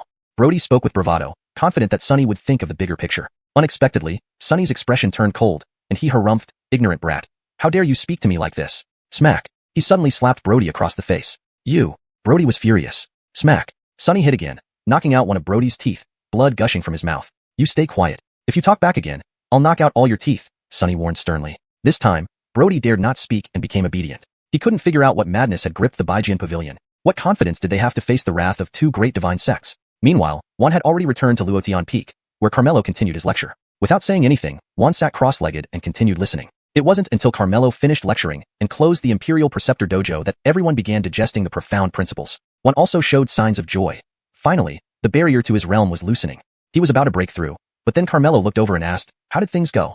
Wan replied quickly, this time it was Jintian sect's eldest young master. I killed the others and left him alive, thinking he is Darwin's elder brother and should be dealt with by him personally. He's now under watch by my disciple outside the mountain gate, waiting for judgment. Carmelo looked at Darwin. How do you plan to handle your elder brother? Darwin's face was cold with intense hatred in his eyes, grinding his teeth. He doesn't deserve to be my brother. I want him dead. Carmelo stood up. Let's go. I will support you. Chapter 56. Reducing the young master to a beggar. He led Darwin towards the mountain gate. Since everyone else was still digesting the profound truths, Carmelo did not let them follow. When the two arrived at the mountain gate, Carmelo looked at the ruins and slightly frowned. He said to Darwin, with me as your master, do whatever you want without any hesitation. Yes, master. Darwin replied. Greetings, Peak Master Brandon. Sunny bowed respectfully. Brody was surprised. Wasn't Noah Hanshin sect destroyed by the founding ancestor of Baijian Pavilion? How could they still be alive? And why was Sunny so respectful to this Luotian Peak Master? Was he crazy? What about the founding ancestor of Baijian Pavilion? Where did he go? Make him kneel. Carmelo instructed Sunny. Brody immediately started protesting angrily. Who do you think you are, giving orders to Pavilion Chief Gu for me to kneel? But right after he finished speaking, Sunny pressed a palm on Brody's shoulder. Thud. The powerful force pressed Brody forcefully into the ground, both knees smashing onto the ground, cracking it. There was a crack from his knee bones, causing him to scream in pain. Pavilion Chief Gu, why are you listening to him? Brody shouted through the pain. Sunny remembered how misunderstanding Carmelo's strength previously had almost caused Baijian Pavilion trouble. Now, Jintian Gate faced the same situation, but he certainly would not explain nicely and even found an excuse to mock. Your Jintian Gate has been arrogant and tyrannical over the years. I've been annoyed by you guys for long. Is there a problem with that? You. Brody was infuriated. Disciple, it's up to you now, Carmelo said. Darwin responded and walked in front of Brody, looking down coldly. Brody, you finally fall into my hands. Brody exclaimed in surprise. You're not pretending to be foolish anymore? Darwin gave a cold laugh. If I didn't pretend, how could I have survived? Bastard, you actually faked stupidity to deceive us. Slap. Darwin slapped Brody across the face. You dare hit me. Brody was enraged and wanted to retaliate. However, his shoulders were firmly held down by Sunny, making it impossible for him to move. I'm not just going to hit you. I'm going to kill you. Darwin drew out his green sword and placed it against Brody's neck. Sunny envied. His master had given the young disciple the green sword he had sought for so long. How fortunate to become Peak Master Brandon's disciple. Darwin, you wouldn't dare. I am your brother, Brody cried in panic. My brother? Hearing this made Darwin even angrier. He asked sharply. You bullied me from childhood, calling me a bastard, saying I didn't deserve the blood of the Qin family. When I was tested to have divine bones, you incited Palmer to forcibly extract my divine bones and intended to annihilate me. If I hadn't pretended to be insane, finding it more amusing, I would have died at your hands long ago. Now you tell me you're my brother, do you deserve it? Ah. By the end, Darwin was roaring with rage, his body shaking uncontrollably. Carmelo patted him on the shoulder gently and said, "Since he took your bone root, make him give it back." As he spoke, he gave a signal to Sonny. Sonny understood and immediately placed his hand on Brody's back. Brody was terrified and quickly begged for mercy. "No, I'm wrong. Don't take my divine bones. I don't want to die. Don't want to die." Neither the master nor the disciple showed any emotion. Sonny clenched his fingers and plunged into Brody's body, seizing his bone root. Brody screamed in agony, his body convulsing violently, facial muscles twisted. Soon, a bloody golden bone root was pulled out by Sonny. Brody fell on the ground, pale and barely breathing. Knowing Brody would surely not endure, Darwin said, "Master, I don't want him to die easily. That's simple. Give him a golden brand-on pill," Carmelo replied. Without hesitation, Darwin took a golden brand-on pill from the bottle and stuffed it into Brody's mouth. Brody soon recovered some breath and stared at Darwin furiously. "Bastard, if you dare kill me, my father will never forgive you." Darwin grabbed his neck fiercely and growled, "Rest assured, I won't let you die easily. I'll make you taste the humiliation of being treated as waste and laughed at by everyone." Saying so, he knocked Brody unconscious. He then requested Carmelo, "Master, I wish to throw him into Winden City and let him experience the hardships like a disciple. Can I?" Carmelo knew he had endured too much suffering, harboring deep-seated hatred for too long. If unresolved, it could lead to a mental knot, affecting cultivation and potentially blinding him with hate, leading to demonization. Therefore, he said, "Your master has said, do as you wish." "Thank you, master."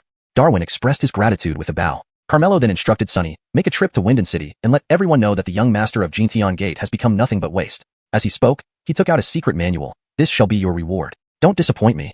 An Earth-class Supreme Swordsmanship manual. Sonny was overjoyed at the sight. The senior indeed had generous hands. Without delay, he quickly received the manual, promising wholeheartedly that everything would be done perfectly. Then he lifted Brody, flew away on his sword. "Master, here it is." Darwin held up the bloody divine bone, respectfully handing it over to Carmelo.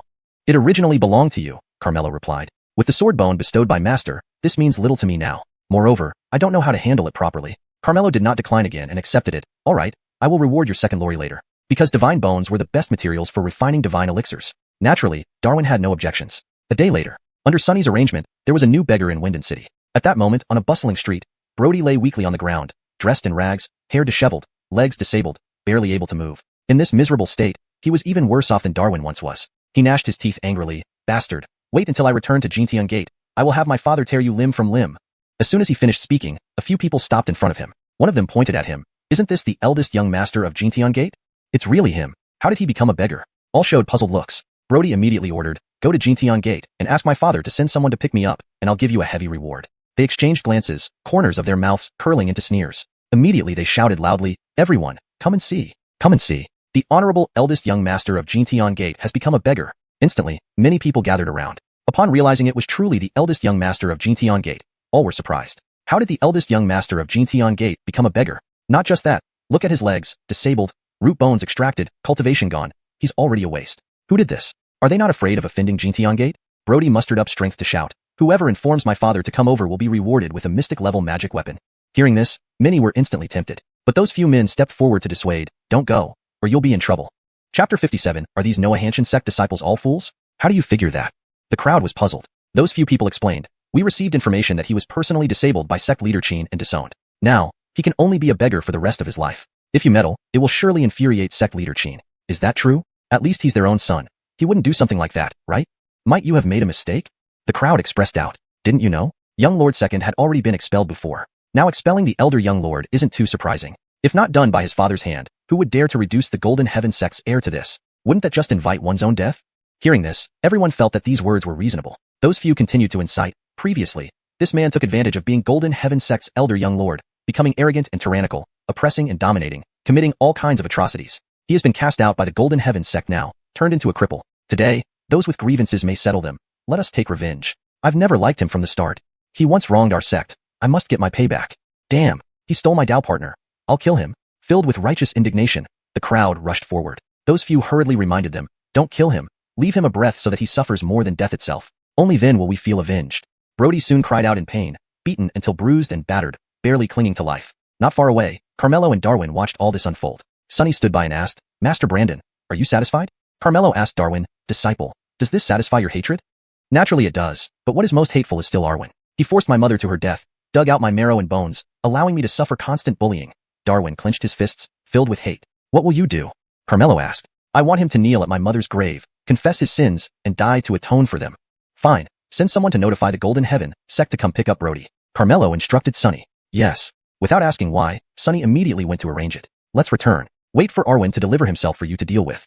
Carmelo left with Brody. Not long after, the people of the Golden Heaven sect came to take Brody back. Seeing his son's pitiful state, Arwen flew into a rage, asking, Aoer, who did this to you? Through gritted teeth, Brody said, it's that low-born Darwin, he played dumb all along. We've all been deceived. Enraged, Arwen retorted, outrageous. What deep guile this bastard has. But he's just a cripple. Even if he joined the Noahanshan sect, they don't have the power to harm you this much. It's all because of Bizord Pavilion. Brody quickly recounted the situation. Frowning, Arwen murmured, Bizord Pavilion actually helping the Noahanshan sect. If they interfere, this matter gets complicated. Father, you're overthinking. From Sunny's tone, it sounds like they simply hold grudges against our Golden Heaven sect. These past years, we have indeed been high profile, inviting envy like tall trees drawing wind. Bizord Pavilion envies us. Otherwise, why would Noahanshan sect defend Bizord Pavilion and help us? It's purely coincidental. Moreover, Bizord Pavilion is focused on dealing with the Medicine King Valley. They have no energy to clash with us again. Brody analyzed logically. You make a good point, but Nohi Jianfeng has a fiery temper and acts on whims, which cannot be underestimated, Arwen considered and said. I will send someone to the Medicine King Valley to ally with them and invite the Patriarch to re-emerge. That's great. With the Patriarch and Medicine King Valley as allies, Bizord Pavilion is nothing to fear. Brody rejoiced. Rest assured and recuperate. Await your father's good news. Arwen walked out of the room. Darwin, wait and see. I'll make you understand that you can never best me.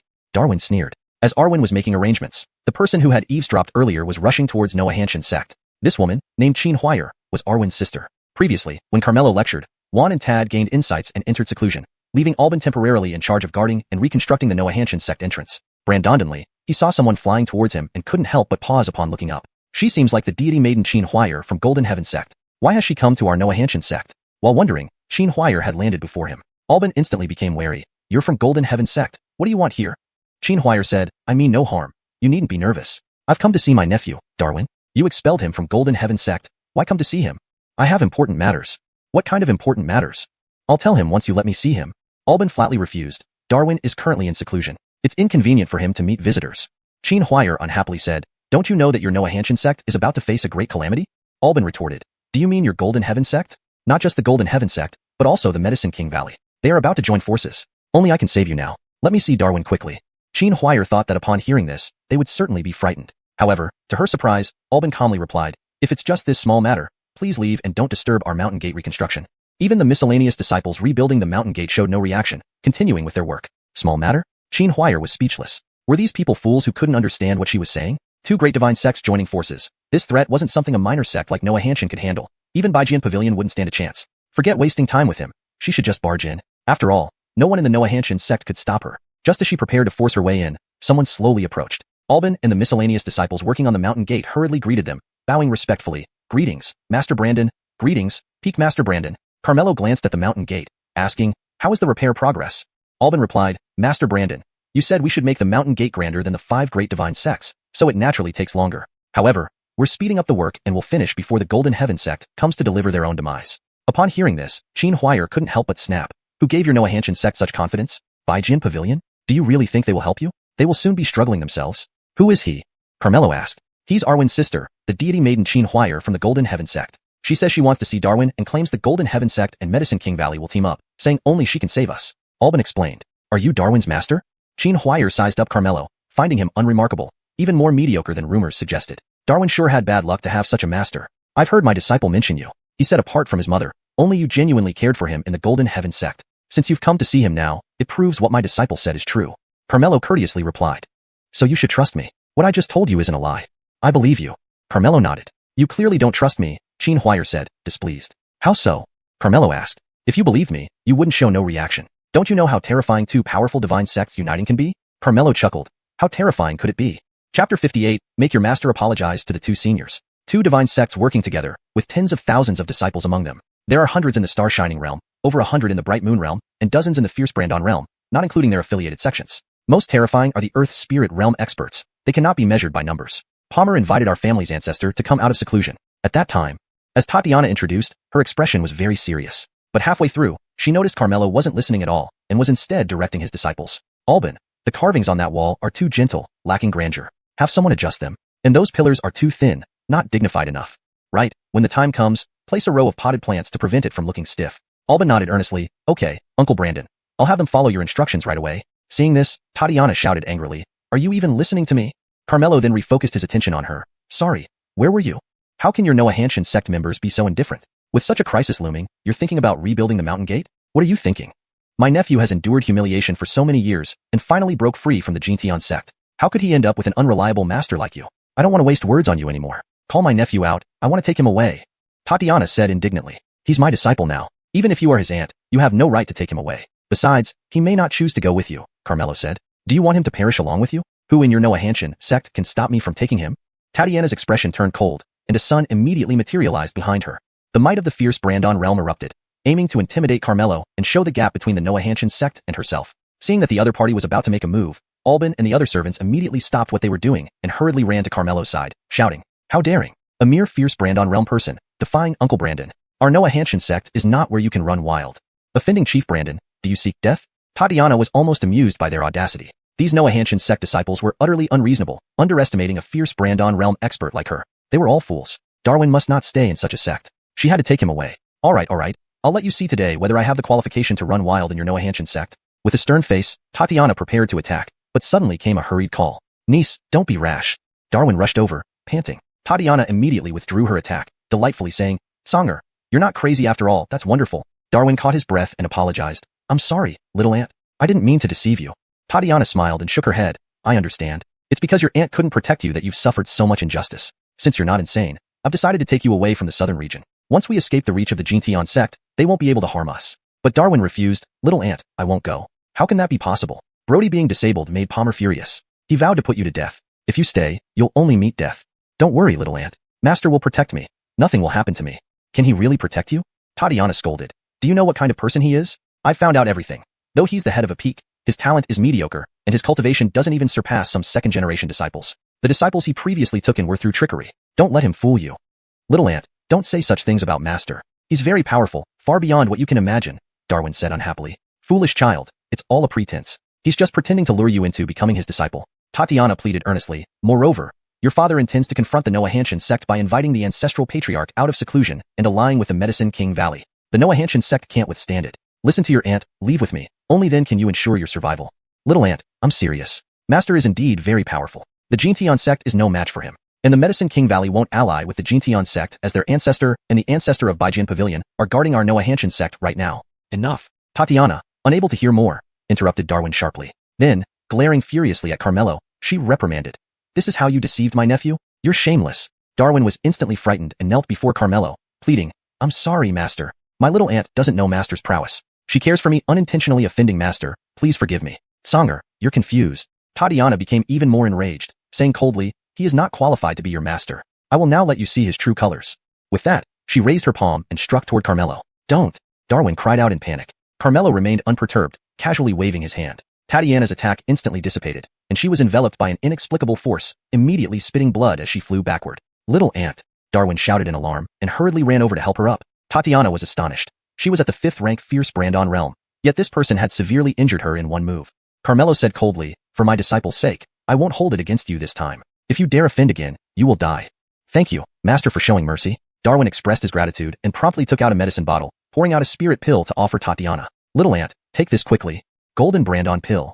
Tatiana was taken aback upon seeing it. Songer, how did you get such a high-grade spirit pill? And there was a whole bottle of them. It was extremely difficult even for her to obtain this level of healing pills. These were specially given to me by the ancestor of the Medicine King Valley to curry favor with my master, Darwin explained honestly. Tatiana was dumbfounded. The ancestor of the Medicine King Valley would curry favor with him? Even if he could seriously injure her in one move, his cultivation was at most only a few ranks higher than hers. How could the ancestor of the Medicine King Valley, who was at the Earth Spirit Realm, possibly curry favor with him? As she puzzled over this, 2 figures suddenly stepped out from within the Noahanshan sect. They moved so swiftly that the ground seemed to shift beneath their feet, reaching them in an instant. Tatiana's pupils constricted. Earth Spirit Realm. It was the ancestor of the Baijian Pavilion and the ancestor of the Medicine King Valley. What were they doing in the Noahanshan sect? Greetings, Peak Leader Brandon. The two bowed deeply, their faces beaming, clearly having successfully broken through in cultivation. They were bowing to him? Tatiana blinked, feeling as if she was hallucinating due to her injuries. You two came just in time. Help them rebuild the mountain gate, Carmelo instructed. Tatiana was extremely anxious. Was this guy crazy? Although she had misjudged his strength, which indeed exceeded her expectations, these ancestors were among the top figures in the southern region. Ordering them to do manual labor was outright insulting. They would certainly erupt in fury. Especially the ancestor of the Baijian Pavilion, who had a fiery temper. If he got angry, everyone here would suffer. Tatiana urgently told Darwin, quick, have your master apologize to the 2 seniors. Hurry. Chapter 59. The 2 patriarchs happily doing manual labor. 清仓是从容不迫地说, Auntie, you don't need to worry. They dare not disobey Master. Xena frowned deeply. This fool had been thoroughly brainwashed by Carmelo. This can't be allowed to go on. He can't let us suffer because of him. Despite her injuries, Xena tried to get up and plead for mercy from the two elders. But she noticed that the two elders were not angry. One even laughed heartily. We came here precisely for this matter. Tad also smiled. Noah brother and I have discussed it. The reconstruction of the sect will be fully managed by us too, ensuring everything will meet your satisfaction. After saying this, the two elders started rolling up their sleeves and getting to work. One pointed at several miscellaneous disciples and said, the carvings on this wall are mine to handle. You few, step aside. He took out a sword and swiftly danced it against the wall. Stone fragments flew, sword and tint sword. Before long, an engraving of swordplay was completed, lifelike and awe-inspiring. Furthermore, it carried a thread of sword and tint. A few disciples felt as if the figures on the wall could move after a few gazes. Anyone who dares to smash our gate in the future must withstand my sword and tint. One put away his sword with pride. Meanwhile, Tad stood before two huge stones, purple alchemy flames sprouting from his palms as he began to smelt the rocks. Before long, the huge stones turned into two stone lions, equally lifelike and fierce. Especially the eyes of the stone lions which sparkled with a purple glow, sharp and lively. With these two stone lions guarding the place, anyone causing trouble must surpass me in alchemy, otherwise, they will turn to ashes. Tad fondled the stone lion, very satisfied with his work. Then, the two elders began directing the disciples, taking part in the work personally, working happily and busily. Xena stared blankly at them. Were these really the lofty patriarchs? Do you believe now, Auntie? Xianxia asked smiling. What exactly is going on? Xena, coming back to her senses, hurriedly grabbed Xianxia and asked. I told you already, these two seniors now guard the Noahanshan sect's gate. Responsible for its upkeep, naturally, they have to pitch in. How is this possible? Why would they do this? Xena couldn't understand. Because of my master, Xianxia said seriously. Auntie, I'm not lying. Master's strength is immeasurable, far surpassing these two seniors. Otherwise, why would they willingly serve as gatekeepers at our sect? But there are rumors. You mentioned those rumors, but they're false, Xianxia said with a sigh. If not for meeting Master this time, I might have died in Winden City. Not only did Master save me, but he also helped me forge Brandon Preem's swordbone, making me a swordsman. What did you say? He helped you form Brandon Preem's swordbone? Xena widened her eyes in surprise. Don't you think it's incredible? At first, I also couldn't believe it. How precious the Brandon Preem swordbone is. But Master gave it to me so casually. If you don't believe me, you can ask anyone in the Noahanshan sect or these two seniors. They can all testify. Xena looked at Carmelo in shock. Therefore, Brody being incapacitated this time was also for helping me take revenge. Now we just wait for Palmer to show up. With Master here, the Bizord Pavilion in the Yawang Valley will side with Noahanshan sect. There's absolutely nothing to worry about. Xena simply couldn't believe it. However, watching the two patriarchs happily doing manual labor made disbelief almost impossible. Noahanshan sect hides such depth. Xianxia added, Auntie, although Master does not blame you for offending him earlier, I still feel that you should apologize to him. Xena nodded. I understood. Please help me over there. The two came before Carmelo, and Xena knelt down apologizing. Sorry, Leader Brandon. I misunderstood you earlier. Carmelo glanced at her. Forget it. You were worried about Xianxia. Don't let it happen again. Thank you for your magnanimity, Leader Brandon. Xena got up. At this moment, Tad came over. You're Huiro from Jintian sect, right? It's been many years since we last met, and you've advanced to the Liang realm. Latecomer pays respect to senior by. Xena bowed deeply. When you visited my Yawang Valley with old Jean back then seeking treatment, I thought highly of you. Unfortunately, old Jean favored boys over girls, giving all resources to Palmer, even passing down the position of the head to him. In recent years, under his management, Jintian sect has become arrogant and self-righteous, causing trouble with Noahanshan sect this time. It looks like they're finished. Tad sighed regretfully. Xena fell silent. A hint of helplessness flashed in her eyes. Did you and Clifton have any relationship? Carmelo asked. We elders from the 5 major divine sects all have some connections. Old Jean devoted himself to refining, using instruments as a path to Tao. But he was too radical. To obtain a heaven-grade artisan Tao technique, he ventured into a secret realm and ended up injuring his soul. He has been in close seclusion to save his life these years, but I don't know how he is doing now. Master Brandon, if possible, please save him. Tad pleaded. Save him? Carmelo raised an eyebrow. When old Jean was around, the Jintian sect was nothing like it is now. Ultimately, all the reputation of the Jintian sect was ruined by Palmer. If Master Brandon could heal old Jean and make him strip Palmer of his authority, the Jintian sect will return to what it used to be. Tad explained. Master Brandon, can you cure our old patriarch's injuries? Xena asked anxiously. Huru, don't doubt Master Brandon's abilities. My disciple was also injured in the soul, and Master Brandon healed him. Tad answered quickly. Upon hearing this, Xena immediately knelt down. Master Brandon, please save our old patriarch. Xianxia also knelt down. Master, although I despise the Jintian sect, the real culprits are Palmer and his son. I want them to receive proper punishment, and for the old patriarch to know their true faces. They should lose everyone's trust so I can relieve my heart's hate. If so, go bring your old patriarch over. Carmelo agreed, due to the sake of his disciple and Tad. Thank you, Master Brandon. I'll go get our old patriarch right away. Xena was delighted, and was about to leave. Xianxia held her back. Auntie, what about your injuries? After taking your golden brand on pill, they are no longer a big issue. Wait until I bring the old patriarch here, then I'll clear your name.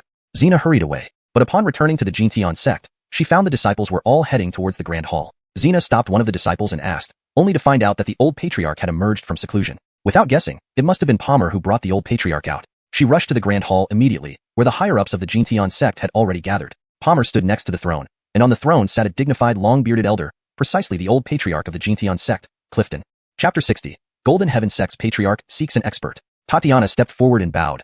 Disciple pays respects to the venerable ancestor. Congratulations on your successful seclusion. Dennis had a stern face as he spoke indifferently. Where have you been? Reporting to the venerable ancestor, I have brought good news. There is someone who can cure the venerable ancestor's injuries. Dennis's expression changed instantly upon hearing this. Really? Would a disciple dare to deceive the venerable ancestor? Hurry up and tell me. Who is it? Tad? Dennis asked impatiently. It's not Senior Bai. Then who is it? Tatiana glanced at Palmer and replied, Venerable ancestor, it's inconvenient to speak here. Palmer immediately retorted unhappily, we're all fellow disciples of the same sect. What could be inconvenient? Are you plotting something? Tatiana snapped back. Do you think I'm like you? How disrespectful. Tatiana, I am still your senior brother. Is this how you speak to me? Senior brother? Tatiana sneered. Have you ever treated me as your sister? You. That's enough. Mind your manners. Dennis's expression was displeased, and they both fell silent. He then said to Tatiana, Hiru, Huai is right. We are all in house. You can speak freely. Tatiana had no choice but to say, Venerable ancestor, the person I mentioned is Carmelo, the master of Ledon Peak of Profound Heaven Sect. Profound Heaven Sect? Dennis's expression immediately turned cold. Tatiana, do you take me for a fool? Do you think I didn't know what happened outside during my seclusion? Huai told me long ago that Profound Heaven Sect is just a second-rate sect. The master of Luotian Peak conspired with Huai's traitorous son, Darwin, to kill our disciples and steal Brody's divine bone. I was about to settle accounts with him after breaking my seclusion, yet you dare tell me he can cure my injury. What are your intentions? Tatiana inwardly raged. Palmer had already poisoned the venerable ancestor against her. She hurriedly explained, Venerable ancestor, it's not as he says. He violated a female disciple and fathered Darwin, yet never acknowledged him. Darwin suffered bullying everywhere because of him. The one with the divine bone was Darwin, forcibly taken by Palmer and given to Brody. For years, they have behaved arrogantly outside, tarnishing the reputation of Golden Heaven Sect and undermining the authority of other disciples. If I hadn't stayed prudent, I would have been victimized by Palmer long ago. Please investigate clearly, venerable ancestor. You slander us. Palmer shouted angrily. Do I slander you? Dare you swear to the heavens? Tatiana retorted. Ask everyone present if I am lying, Palmer responded calmly. Everything the patriarch says is true. It is Tatiana who envies the patriarch and wants to harm him. Venerable ancestor, we have investigated, and Tatiana has been secretly collaborating with Profound Heaven Sect. She is the main culprit. Everyone chimed in support of Palmer, infuriating Tatiana to the point where her face turned green. Do you have anything to say? Dennis roared angrily. Venerable ancestor, they've all been bought off by Palmer. I am wronged, Tatiana pleaded. At this point, you still refuse to repent. Disappointing. Dennis scolded, not believing her. Tatiana knelt down, begging pitifully. Venerable ancestor, I am truly wronged. You can go to Profound Heaven Sect. Senior Bai from Medicine King Valley and Senior Noah from Sword Reverence Pavilion are currently there. This time, Senior Bai sought Master Brandon's help to save you. They can testify for me. Nonsense. Palmer interrupted. Medicine King Valley and Sword Reverence Pavilion are enemies. Why would the two seniors be together? And asking Master Brandon of Luotian Peak for help, does he even deserve it? Clearly, you want to deceive the venerable ancestor into going to Profound Heaven Sect. Brandon's treachery. Treachery. Treachery. The crowd echoed in unison. Venerable ancestor, please believe me. Tatiana looked up at Dennis pleadingly. Unfortunately, Dennis remained unmoved, loudly ordering, bring her down. Tatiana felt a deep sorrow. The venerable ancestor was still as before, only believing Palmer. Because she was born a girl, no matter how outstanding she was, she could never match a single flattering word from Palmer. Several elders of the Brandon Fire realm acted simultaneously, subduing Tatiana. Venerable ancestor, don't provoke Profound Heaven Sect, you will regret it. Tatiana warned before being taken away. Dennis paid no heed, even sneering, a second-rate sect, easily destroyed. You make me regret nothing. He then turned to Palmer. Has Medicine King Valley responded? They have agreed to join forces. According to Ascari, they have also made arrangements with Sword Reverence Pavilion to confront Profound Heaven Sect. I never thought they would turn against each other. Beijian Pavilion doesn't seem to take our Golden Heaven Sect seriously. I want to see how much Juan, the first-rate sword cultivator in the southern domain, has improved over the years. Dennis's eyes flashed with cold light. By the way, venerable ancestor, there's something I forgot to tell you. Ascari was previously critically injured, his soul damaged, but now he has fully recovered. Upon inquiry, it was learned that he met a great expert, even Senior Bai regards himself as a junior before him. Palmer reported. Do you know who this great expert is? Dennis asked hastily. He said this great expert is rather low-key and dares not reveal his identity without permission. But Ascari did reveal a bit. Their Medicine King Valley's goddess, Sierra, has already become a disciple of this great expert. According to reports from our disciples, Sierra appeared in Windan City not long ago. As long as we find her, we can find that great expert. Dennis immediately stood up upon hearing this. I'll go to Windan City right now. Venerable ancestor, I will accompany you. No need. Since this great expert likes to be low-key, having too many people around might not be good. What about Profound Heaven Sect? Palmer asked. I'll wait until I return. If I can't make it back in time, you go ahead first. With Medicine King Valley restraining Beijian Pavilion, dealing with profound heaven sect will be easy. After giving these instructions, Dennis immediately set off for Windan City. At this moment, Velma was accompanying Sierra in a medicinal shop in Windan City, purchasing herbs. This place belonged to Medicine King Valley. Although Sierra was no longer the goddess of Medicine King Valley, its disciples respected her even more than before. All herbs were offered free of charge, no matter how precious they were. Goddess Bai, all the herbs you need are here. Please have a look. The manager of the shop respectfully placed a pile of herbs in front of Sierra. Sierra began to check them carefully. Velma marveled at the herbs. So many treasures. Only Medicine King Valley can provide such things. Ningyue, does the master really want you to refine the divine pill? How confident are you? In normal times, I wouldn't be too confident. Sierra replied while checking, but master gave me a divine bone. Using it as the main material should be fine. However, the auxiliary materials for the divine pill are also very rare. The materials I found can only be used to refine Brandon pill. Before she finished speaking, someone rushed in and asked anxiously, can you refine Brandon pill? Chapter 61. Mortals' lives are worth less than grass. Who are you?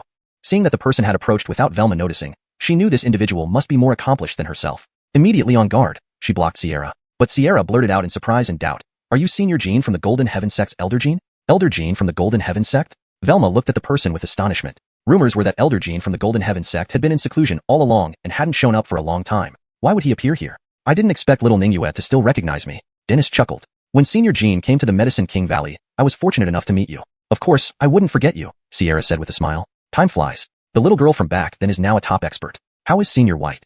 Dennis couldn't help but sigh with emotion. If not for his injury, he wouldn't have been in seclusion all this time. Looking back, so many years have passed. Senior is well. May I ask why Senior Jean seeks me out this time? Asked Sierra. I heard that you have found a highly skilled master. Sierra immediately understood Dennis's intention.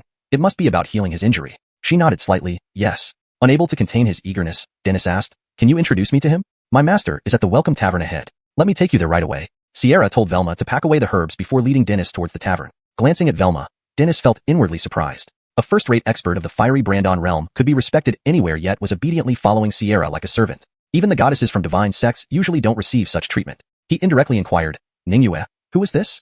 She replied, her name is Velma, an odd job worker taken in by my master. Velma interjected with a wry smile, don't flatter me. I haven't even gained master's recognition yet, just a prospective odd job worker at best. Ningyue comforted her, since master hasn't chased you away, it means you've already been acknowledged. The words left Dennis feeling a bit spooked. A dignified figure of the fiery Brandon realm, someone revered even within the Golden Heaven sect, was merely considered as a prospective odd job worker here. And from their conversation, it seemed like she stuck around despite not being fully accepted. How terrifying must this master be? Unconsciously, Dennis became somewhat nervous. When meeting him later, he must pay utmost respect and never show any negligence. At this moment, on the third-floor hall of the Welcome Tavern, Carmelo sat by the window, leisurely sipping tea, very much at ease. Since embarking on the path of cultivation, this was the first time he had enjoyed such a relaxed afternoon tea. Over the past 10 years since his reincarnation, aside from living in the mortal world at the beginning, the rest of his time was spent in monotonous cultivation. In fact, it has been 10 years since he last returned home. He wondered how things were now. When he found the time, he should really go back for a visit. As he was pondering, suddenly someone walked over and sat opposite him. Carmelo glanced at the man, a fat one at 7th grade profound mystic realm, drenched in sweat. He looked as if he had been traveling hard. Without asking for Carmelo's consent, he picked up the teapot and gulped down tea greedily until the pot was empty. Only then did he wipe his mouth contentedly. Almost died of thirst. Then he turned to look at Carmelo apologetically. Sorry, brother. I've been traveling for days and was so thirsty. There were no seats available, so I sat here and drank your tea. But rest assured, I'll treat you to this meal and give you a pill as compensation. Saying so, he took out a pill. This is called Grand Restoration Pill, a lower-grade spirit pill. Since you are immortal, whatever illness you might contract in the future, this pill will cure it instantly and enhance your constitution. Consider it as a gift of enlightenment from me. The fatty expected the mortal to be grateful. However, contrary to expectations, the mortal smiled and refused, just a pot of tea. No need for compensation. Startled, the fatty exclaimed, this is a spirit pill. Ordinary people can't buy it even if they have money. Are you sure you don't want it? Carmelo shook his head slightly. The fatty laughed. Interesting. You suit my taste. Let's be friends. Don't feel pressured. I value friendship regardless of whether you're a cultivator or mortal, as long as we get along. You seem interesting too. Fine. I'll make friends with you. My name is Carmelo. My name is Harold, heir of Tianhe sect, a top-notch sect in the cultivation world. If you encounter any trouble, just mention my name, and it'll surely work. The fatty said with a hint of pride. Jinshi, Ming, true treasure life. How much does this guy cherish his life? Carmelo couldn't help but smile. At this moment, a group of people suddenly walked over. Get lost, you two. We want these seats. The newcomers were clearly arrogant and tried to drive Carmelo and the other person away right after they arrived. Harold frowned and asked, who are you? How dare you tell us to get lost? Do you know who I am? A tall man slammed a golden token onto the table arrogantly and said, now do we have the qualification to ask you to leave? Upon seeing the character, Jean, carved on the token, Harold's face immediately changed. Jean Tion sect. He hurriedly stood up with a forced smile, saying, sorry, We're leaving right now. As he spoke, he gave Carmelo a glance, signaling him to leave quickly. But the other side sneered. I said roll, not leave. Harold furrowed his brows. You've gone too far. The other party grabbed Harold by the collar viciously, saying, have you offended our Gene Tion sect and still wish to survive in Southern Domain? Harold gritted his teeth. Fine, I'll roll, but my friend here is just an ordinary human. Don't make it hard for him. Only then did the others shift their gaze to Carmelo, grinning mockingly. Does an ordinary human deserve to sit here? Throw him down. Harold rushed to say, this is the 3rd floor. He will fall to his death. The lives of ordinary humans are worth less than grass, dead or alive. So what? The other coldly replied. Throw him down. Immediately, someone grinned wickedly and approached Carmelo. Carmelo's gaze turned cold and was about to take action when Harold suddenly pushed back the other person with one palm. Then he grabbed Carmelo, pulling out a talisman from nowhere. Flee. With a soft shout, the talisman emitted a light, covering both of them. In the next second, Harold vanished from the spot, appearing outside Winden City in a blink. Brother Brandon, wasn't my void escape talisman impressive? Harold turned around, intending to show off in front of Carmelo, but he found that Carmelo had not followed him through, which left him stunned. Disaster. I forgot. This talisman cannot teleport people whose cultivation exceeds mine, nor can it teleport ordinary humans. Harold began to pace anxiously. What should I do? What should I do? Chapter 62. Is this guy missing a few screws? Inside the tavern. Seeing the fat man suddenly run away, the others instantly became furious. Fatso, if I catch him, I'll flay him alive. The one who had been beaten growled through gritted teeth. What's the rush? Isn't his friend still here? The tall man coldly stared at Carmelo and demanded, who is that fat man?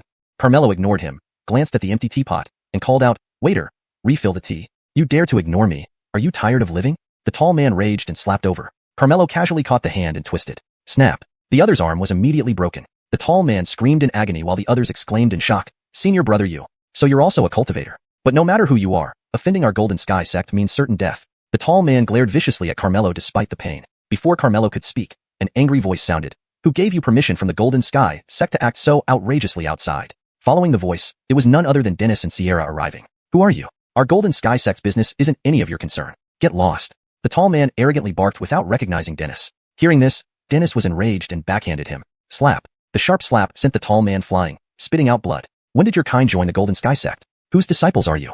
Dennis asked sternly. The tall man was supported by his junior brothers, extremely infuriated as he snarled. My master is the 4th elder of the Golden Sky sect. You will die not only for harming me but your sect and families will all be destroyed along with you. Dennis coldly replied. Todd kneels to greet me whenever we meet. Is this what he usually teaches you? Do you think you're someone special? The only person who can make my master bow is the patriarch of our Golden Sky sect. I tell you, our patriarch has come out of seclusion. If he learns about the mistreatment of our sect members, he won't spare you. Dennis suppressed his anger and said, your patriarch never permits his disciples to bully others outside. If he knew what you've done, he wouldn't forgive you. The tall man sneered. Do you think the patriarch would believe us or you? He believes in facts. Facts. The tall man smirked. What we show him are the facts. Do you think he's blind? As an outsider, you know nothing. If you dare stay, I'll fetch my master and you'll regret it. Dennis coldly sniffed. I'm waiting. Let Todd come. Waiting.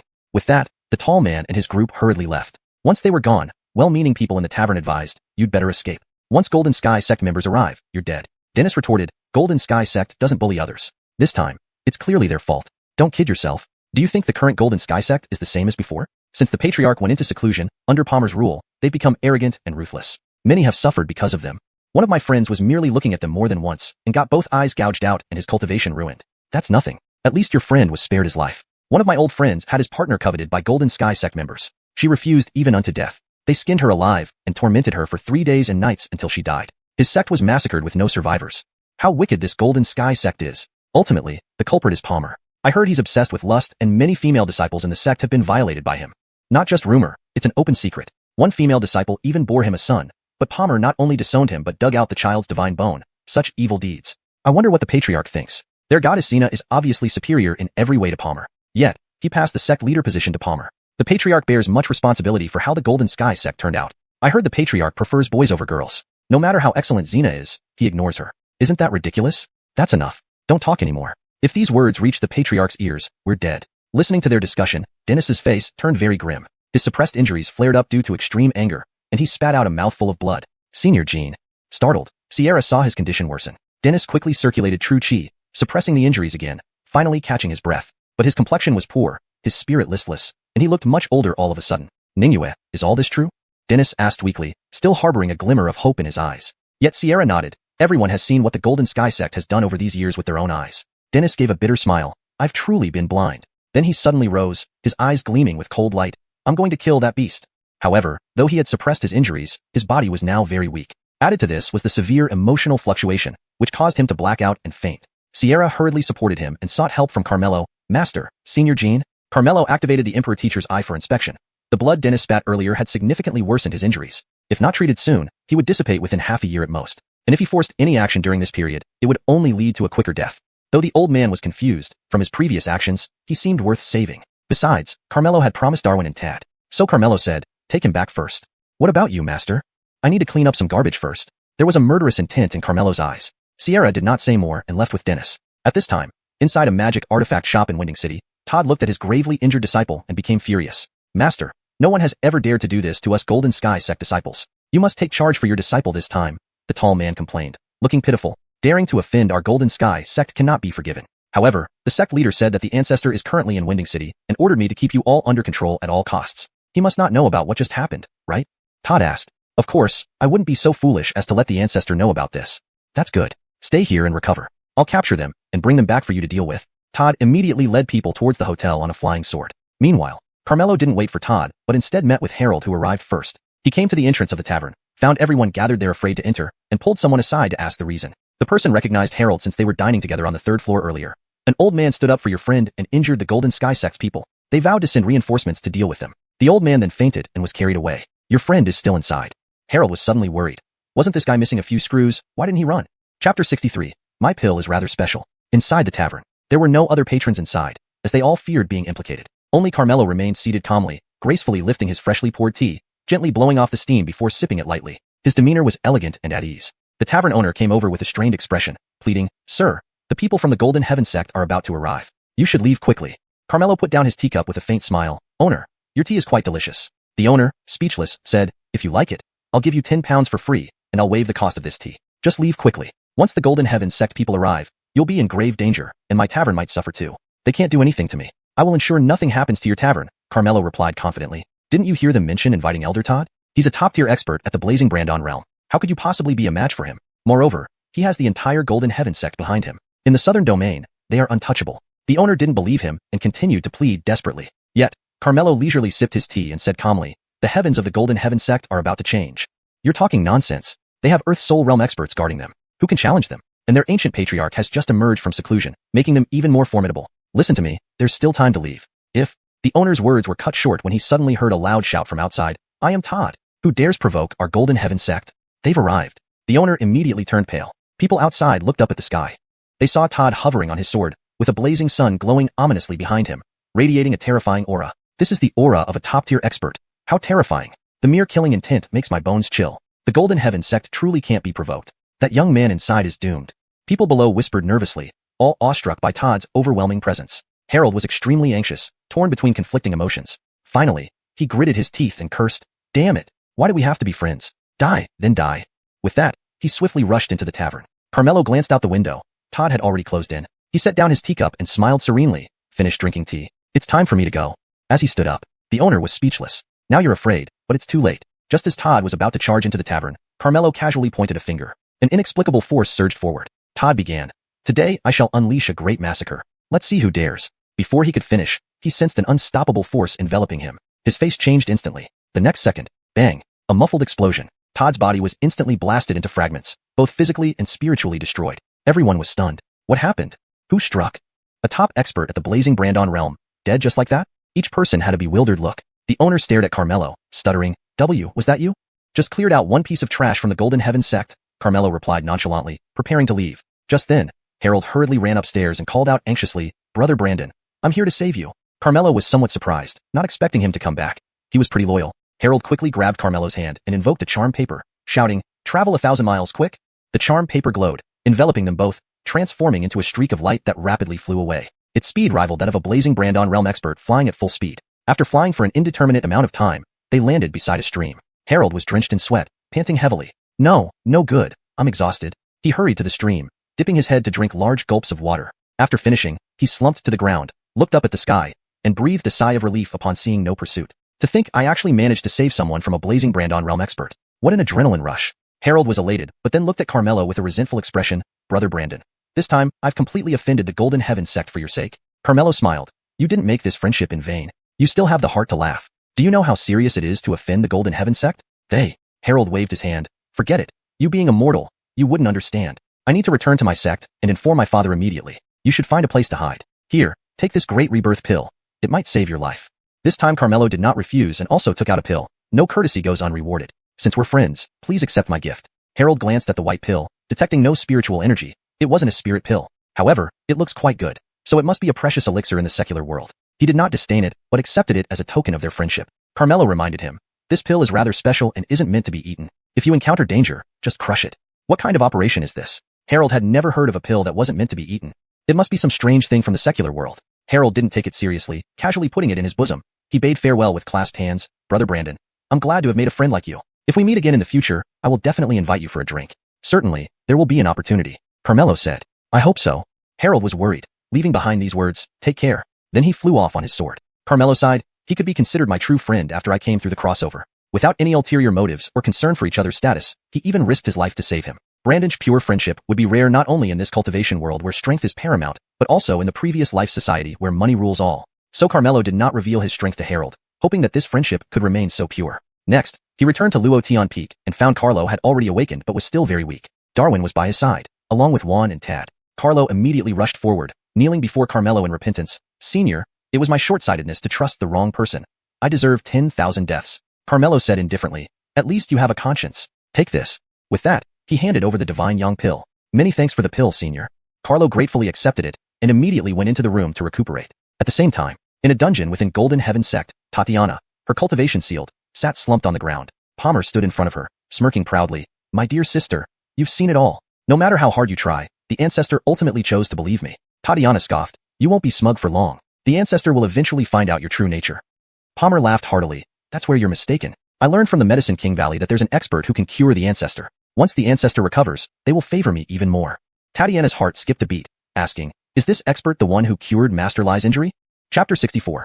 Everyone rushed to Xianxia sect for the spectacle. So you know as well. Indeed, it is him. Ancestor has already gone to find him. If we can gain the favor of that high-ranking expert, our Xianxia sect will become even more powerful, potentially surpassing the other 4 divine sections. And I will become a towering figure in the southern domain, second only to one person but above thousands of others. You'll never be able to match me. Palmer felt incredibly excited just thinking about it. Tatiana sneered coldly. Don't daydream. That high-ranking expert will never ally with someone like you.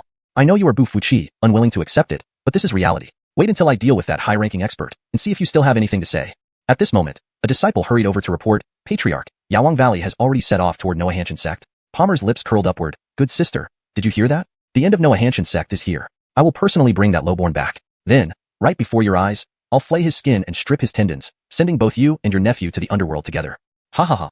Palmer laughed loudly as he left. Tatiana looked at his retreating back and sneered coldly. You might go but never return.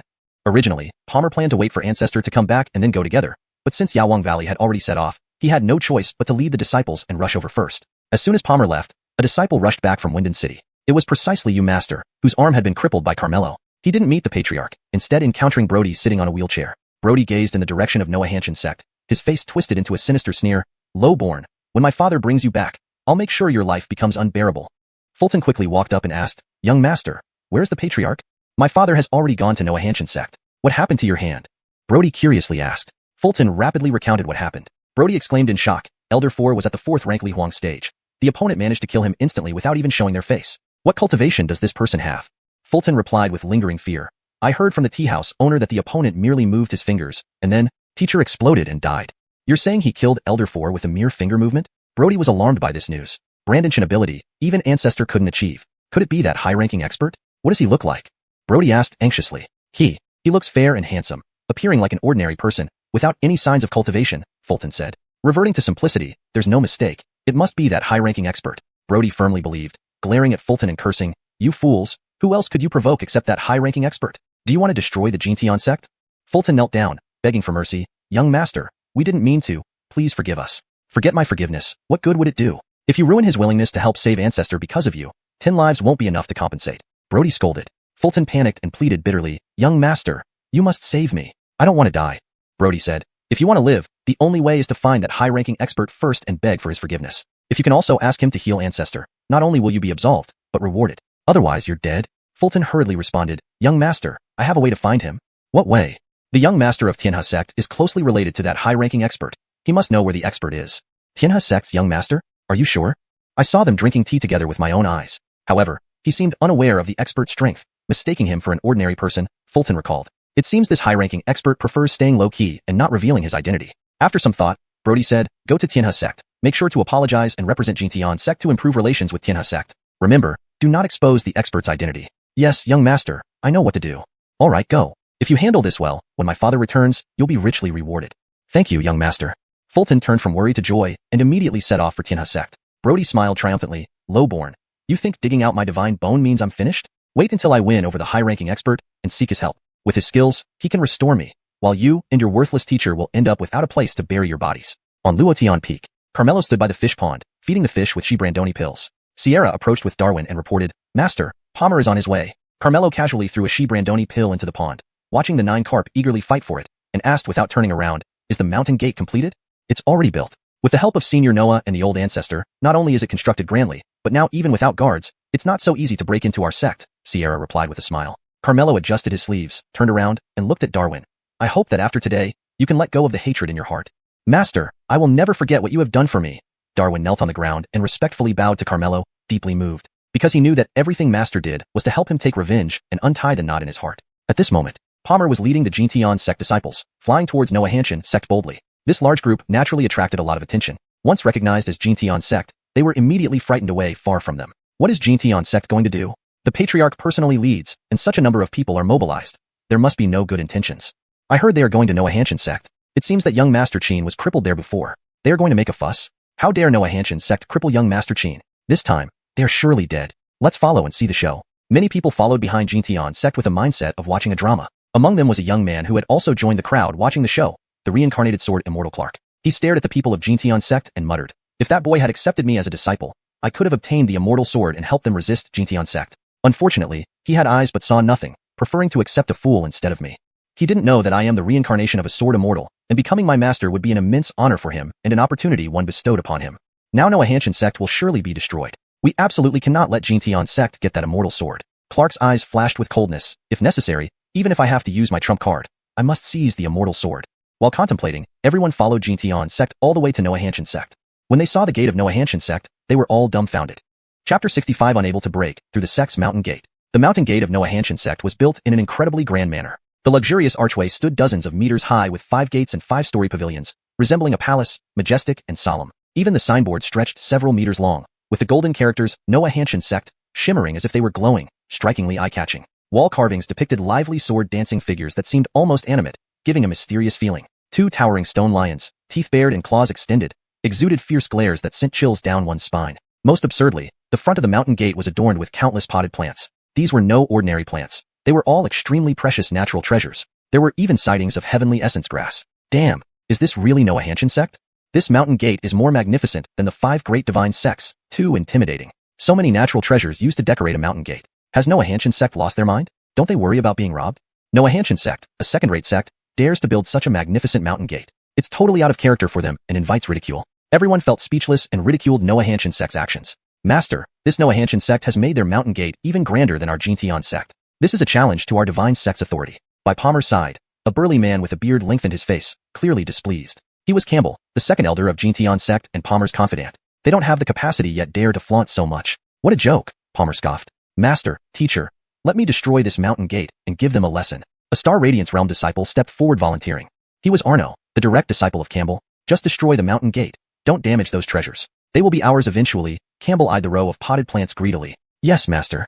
Arno accepted the order and descended on his sword. Just as he was about to make his move, a figure suddenly appeared before the gate, shouting, dare to touch Noahanshan sect's mountain gate. It was Darwin who arrived. I wondered who it was. Isn't it you, Lowborn? How come you're not pretending to be foolish anymore? Arno smirked. Arno, you've always been Brody's lackey. For years, you've humiliated me. Today, I will repay you 10-fold, 100-fold. Darwin stared coldly at Arno, intense hatred blazing in his eyes. Arno laughed aloud. Only a few days in Noahanshan sect, and you're already getting cocky. Where are the others? Why are you alone? Did they throw you out to die because they're scared? Today, you'll be the dead one.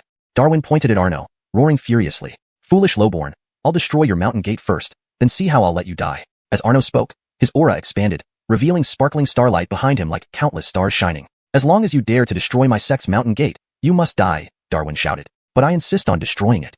Arno rushed toward the wall, raising his hand and delivering a palm strike. Everyone assumed the Grand Mountain Gate would inevitably crumble under the full force of a Star Radiance Realm attack. Unexpectedly, just as Arno's attack was about to hit, the sword dance carvings began to move. A beam of sword light shot out from the wall, carrying terrifying sword intent. Before Arno could react, his head was severed from his body and landed on the ground, still wearing that mocking smile. "M.O."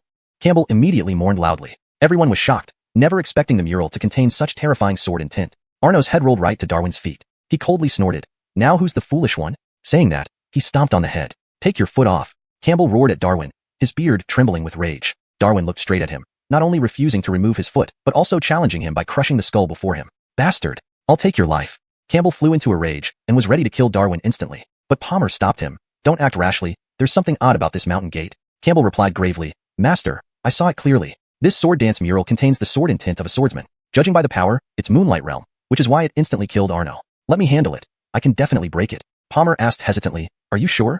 "Absolutely sure," Campbell nodded. "Fine. Destroy the mountain gate and bring back this lowborn Darwin alive," Palmer said coldly. Campbell rushed down impatiently, yelling, "Little lowborn, I'm going to capture you and torture you mercilessly until you wish you were dead." He held a sword, hacking viciously at the wall. Although he was not a sword cultivator, Campbell was at the 6th rank of Fiery Brandon realm. The sword slash he unleashed, fueled by anger, was several times more powerful than Arno's previous blade light. But Darwin did not panic at all. Instead, he sneered, "Fool, go join your disciple." As soon as these words were spoken, the sword dance mural shone with another beam of sword light. This time, its power was even stronger than before. It was even stronger than Campbell and easily deflected his attack without losing momentum. "What?" Campbell's face changed dramatically. "Get out of the way quickly." Palmer also sensed the terror of this sword light and hurriedly shouted in warning. But it was too late. The sword light had already split Campbell into two halves, killing him more gruesomely than Arno. Everyone was stunned. The sword dance mural actually grew stronger when faced with a stronger opponent. A first-rate expert at the 6th rank of Fiery Brandon realm was thus easily dealt with. Who on earth could have left such terrifying sword intent on the mountain gate of Xianxia sect? "Master, this sword intent must be the work of Sword Pavilion," one of the elders guessed. "The damned Sword Pavilion is deliberately going against us," Palmer growled, extremely irked. "Palmer, you look down on our Xianxia sect, don't you? Why can't you even destroy a mountain gate? This is the caliber of your divine sect?" Darwin mocked loudly, feeling incomparably delighted to challenge Palmer like this for the first time. "Beast, wait until I break through the mountain gate and see how good it looks for you." Palmer immediately ordered, "All disciples listen up. Use magical artifacts to smash. Keep smashing until the sword intent runs out." "Yes." The disciples obeyed, each taking out their magical artifacts. Xianxia sect was never short of magical artifacts. Every disciple under its command possessed several, some even over 10. Palmer brought over 1,000 disciples this time. Upon his order, the disciples threw their artifacts like a heavy rain toward the mountain gate of Xianxia sect. The sword dance mural immediately emitted countless beams of sword light, slicing each artifact to pieces. But the second wave of artifacts soon followed. Spectators marveled. Only Xianxia sect would dare be so extravagant. The second wave was also blocked, but the sword intent within the sword dance mural weakened noticeably. "Master, it's working," an elder rejoiced. "Keep smashing," Palmer ordered again. The third and fourth waves of attacks came one after another. After the fifth wave, the sword dance mural ceased to respond. Its contained sword intent had finally been completely exhausted. The disciples of Xianxia sect instantly cheered. "Let me destroy this mountain gate. Senior brother Artemio, you can't take all the credit alone. You guys smash the mountain gate, and I'll capture that lowborn." A few disciples rushed forward in eagerness to earn credit. However, just as they approached, the two stone lions suddenly moved. Chapter 66, Born to guard Xianxia sect, dead to guard Xianxia sect. The stone lion's eyes flashed with purple light. Instantly it opened its mouth and spat out a cluster of purple flames that swept toward the few people. They were startled and felt the power emitted by the flames, all turning pale. "It's alchemy fire. Run fast." But they didn't have time to escape and were instantly enveloped by the flames. "Ah!" Piercing screams rose up, and soon those people turned into ashes. Everyone was greatly surprised. This gate of Xianxia sect not only contained sword intent, but also hid alchemy fire. With such terrifying power, who did this? "Master, this alchemy fire is likely the work of Yawang Valley," one elder guessed. "Yawang Valley agreed to ally with us. Why would they get involved with Xianxia sect?" Palmer wondered. That elder couldn't answer. Darwin shouted, "Is there anyone else coming here to die?" All disciples of Xianxia gate remained silent, none daring to step forward. "Palmer, weren't you coming to capture me? Come on. Are you scared?" Darwin taunted. "This little beast." Palmer gritted his teeth in anger, his facial muscles twitching. At this moment, someone rapidly flew towards them. "It's Ascari from Yawang Valley. I heard Yawang Valley intended to decide their fate here against Baiguan Pavilion. Why did only he come?" Everyone was puzzled. "Haha, Master Qin, you Xianxia gate arrived pretty quickly," Ascari laughed. "Master Lai, did you come alone from Yawang Valley?" Palmer asked. "Yeah, is there any problem with that?" Of course, there was a problem. How could you alone take on Baiguan Pavilion? Just as Palmer was wondering, another person came flying on a sword. It was Sunny. Palmer froze when he saw him. Wasn't he also alone? "Ascari, are you ready to die?" Sunny loudly demanded upon arrival. "Today the dead one will definitely be you." Ascari snorted. "Don't brag so much, let's fight if you dare." "Fight then, what do I have to fear?" Palmer immediately said, "Master Lai, let me help you." As long as Sunny was captured, Baiguan Pavilion would certainly have no spare capacity to deal with Xianxia sect. However, Ascari refused. I cannot allow interference in my duel with him. Palmer was displeased hearing this. He was at least 9th rank Liaoyang boundary. Why couldn't he interfere? Before Palmer could speak again, Ascari and Sunny had already rushed towards each other. Everyone expected to witness a world-shaking battle between sect masters and watched intently, full of anticipation. Unexpectedly, they fell to the gate of Noahanshan sect, and Darwin suddenly took out a chessboard, placing it before them, making an inviting gesture with a smile. Please, predecessors. Both immediately sat cross-legged and started playing chess. Ascari said sternly, last time we each won once. Let's decide life and death in this match. I will never lose. Then you're destined to die. The winner can only be me. Sunny replied seriously. Everyone was baffled. So they're deciding life and death means playing chess. Palmer's facial muscles twitched again, his expression extremely ugly. Master, it seems like we've been tricked, an elder remarked. Do you still need to say that? Palmer was almost furious enough to curse. Master, this Noahanshan sect does not seem as simple as we thought. Baiguan Pavilion and Yaowang Valley obviously stand on their side. Shall we retreat first and reconsider? Another elder suggested. Retreat? Palmer grabbed that elder by the collar, growling. We made a big fuss coming here, lost several disciples, and with so many watching around, should I retreat? Do you want Jintian Gate to become a laughingstock in the southern region? What should we do now? The elder timidly asked. Palmer released him, pointing at the gate of Noahanshan sect, yelling angrily, smash it! Regardless of the cost, smash it thoroughly. Countless magical artifacts bombarded the gate just as before. The 2 stone lions kept spitting flames, burning the artifacts one by one. Unfortunately, Jintian Gate's artifacts were too numerous, and soon the stone lions went silent. Palmer glanced at Ascari and Sunny first. Both were engrossed in the chess game, seemingly unconcerned about other matters now. This was perfect. Then he glared at Darwin, sneering, without these dependencies, I wonder what you'll do. Darwin snorted. Have you forgotten I have a master now? Hardly had the words left his lips when Carmelo strolled out with hands behind his back. Greetings, master. Darwin bowed immediately. He is Darwin's master? He looks weak.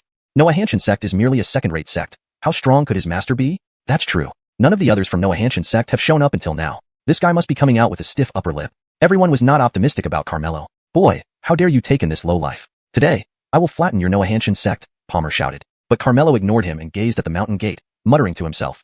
It seems this mountain gate still needs reinforcement. It can't even withstand such a small attack. Hearing his tone, it seemed he had just used Jintian Min as an experiment. Angelica also came out, picking up on his words. Eben Brandon. There were too many magical artifacts from Jintian Min. If it were another sect, this mountain gate would have held them off. Yes, Eben Brandon. I think this mountain gate is already quite good. Your standards are just too high. Finley led several peak masters, and a group of disciples out one after another. They all ignored Jintian Min, busily discussing this magnificent mountain gate. Everyone was stunned. Doesn't Noahanshan sect have any sense of crisis? Jintian Min has exposed all the tricks of this mountain gate. Shouldn't they be panicking now? Could they respect them a bit more? They are still a divine sect after all. How unreasonable. Palmer exploded in rage, snarling loudly, kill them all. Just as he was about to give the order, he saw 2 old men walk out of Noahanshan sect, startling him so much that he swallowed his words. The ancestor of Baijian Pavilion and the ancestor of Yaowang Valley. They were actually both in Noahanshan sect. Everyone immediately understood. With these 2 ancestors backing them, no wonder Noahanshan sect dared to act so recklessly. How did they manage to curry favor with these 2 elders? But to everyone's surprise, Tad chuckled, don't worry. Even if this mountain gate is inadequate, we too are here guarding it. In South Region, no one would dare to intrude on Noahanshan sect. Am I hearing right? 2 divine sect ancestors guarding Noahanshan sect? You heard it, so I didn't hear wrong either. Have they lost their minds? Everyone was stunned, barely believing their ears. What surprised them even more was when Carmelo instructed the 2 elders, your sword intent and alchemy fire are all used up. Now re-inject them. Make it stronger than before. If you can't even do this, I'll reconsider whether to let you continue guarding. Has he gone mad, daring to speak like this to 2 grand elders? Do they think guarding Noahanshan sect is such an honor? These 2 elders probably just acted on impulse, treating themselves as important. Everyone thought Carmelo was too overconfident and would surely anger the 2 elders. But unexpectedly, the 2 elders hurriedly pleaded. No, we won't disappoint you. Please don't send us away. Yes, I want Amborn to guard Noahanshan sect, dead to guard Noahanshan sect. I will guard Noahanshan sect for this entire life. Everyone froze collectively. Chapter 67. Jintian sect's collective self-injury. Carmelo said indifferently, let's see how you perform. All right. Just a moment. Juan conjured 3 swords simultaneously, which hovered around him. An extremely powerful sword aura erupted from his body and kept intensifying continuously. As the sword aura grew stronger, he also condensed strands of sword chi around him. Under the influence of the 3 swords, these strands turned into a whirlwind with howling sounds, leaving scratches on the ground made by invisible sword chi. Everyone couldn't help but feel fear rising in their hearts. So this is the number 1 sword cultivator in Southern Region. Even the gathered sword chi gives me chills. Too scary. I bet even someone at the Liaoyang stage would be torn to pieces if they approached his sword chi range. He's risking his life just to stay as the gatekeeper of Noahanshan sect? People looked at each other, feeling it was unbelievable. At this moment, Juan's sword aura reached its peak. He formed a hand seal with both hands, sending all the sword chi towards the wall. The originally dim dancing sword diagram instantly regained its brilliance, becoming more vivid than before. One felt affected by the sword aura just by looking at it for a few moments. Meanwhile, Tad also exerted all his efforts. He saw two purple flames emerge from the palms of his hands, shooting up high into the air, twisting together like two soaring purple dragons, distorting the surrounding space due to the intense heat. But Tad still thought it wasn't enough. With wide eyes, he pushed the alchemy fire harder, causing the temperature to keep climbing. Even the nearby Xianxia sect disciples began to sweat and found breathing difficult. Only then did Tad, satisfied, clap towards the two stone lions, infusing all that blazing fire into them. The originally gray stone lions turned purple, appearing much more majestic and imposing. Huff, huff. Both elders stopped and panted heavily. Then they nervously looked at Carmelo, asking with smiles, "Master Brandon, are you satisfied now?" Everyone was confused about why these two elders showed such humility towards him. Carmelo said, "We need to test to know." Saying this, he moved his gaze to the people from Xianxia sect. "You wanted to destroy our mountain gate, didn't you? Continue." They were immediately frightened and shook their heads vigorously like rattles. If they continued, there wouldn't be any remains left. "Didn't you hear Master Brandon? What are you hesitating for? Didn't you hear him say to continue?"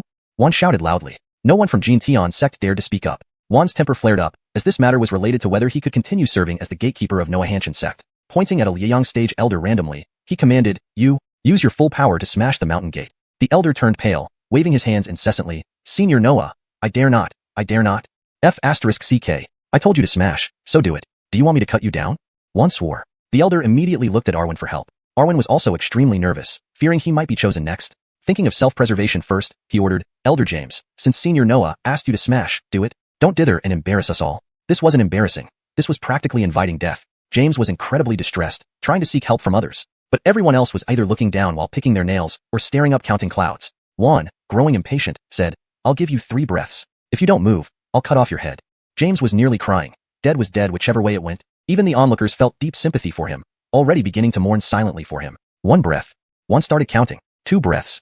3. Just as Juan was about to count 3, James suddenly thought of an ingenious idea. Seeing no way out, he slapped himself hard.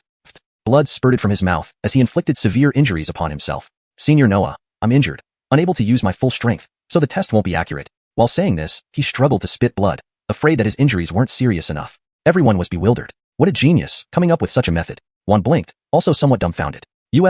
King coward, disgraceful. Muttering curses, he let him off and pointed at another elder. "You." Before he could finish speaking, the elder mimicked James, even going further by stabbing himself with his sword. Spurts of blood flew everywhere, a ghastly sight. "Senior Noah, I'm injured too." Seeing this, the others tried to avoid being chosen by self-inflicting wounds. For a time, cries of pain and moans filled the air without end. They squeezed as much blood out as they could. Some even deliberately smeared it on their faces, looking as pitiful as possible. In the end, even Arwen had a trickle of blood flowing from the corner of his mouth without anyone noticing when it started. Juan stood there stunned, completely at a loss. "Is there not a single manly man in your Xianxia sect?" He cursed angrily. Who cared about being manly? Brandon revival was more important. They all lowered their heads in Moa Chi, finding their fingernails extremely interesting at this moment. "Master Brandon, what do you think about this?" Juan helplessly looked at Carmelo.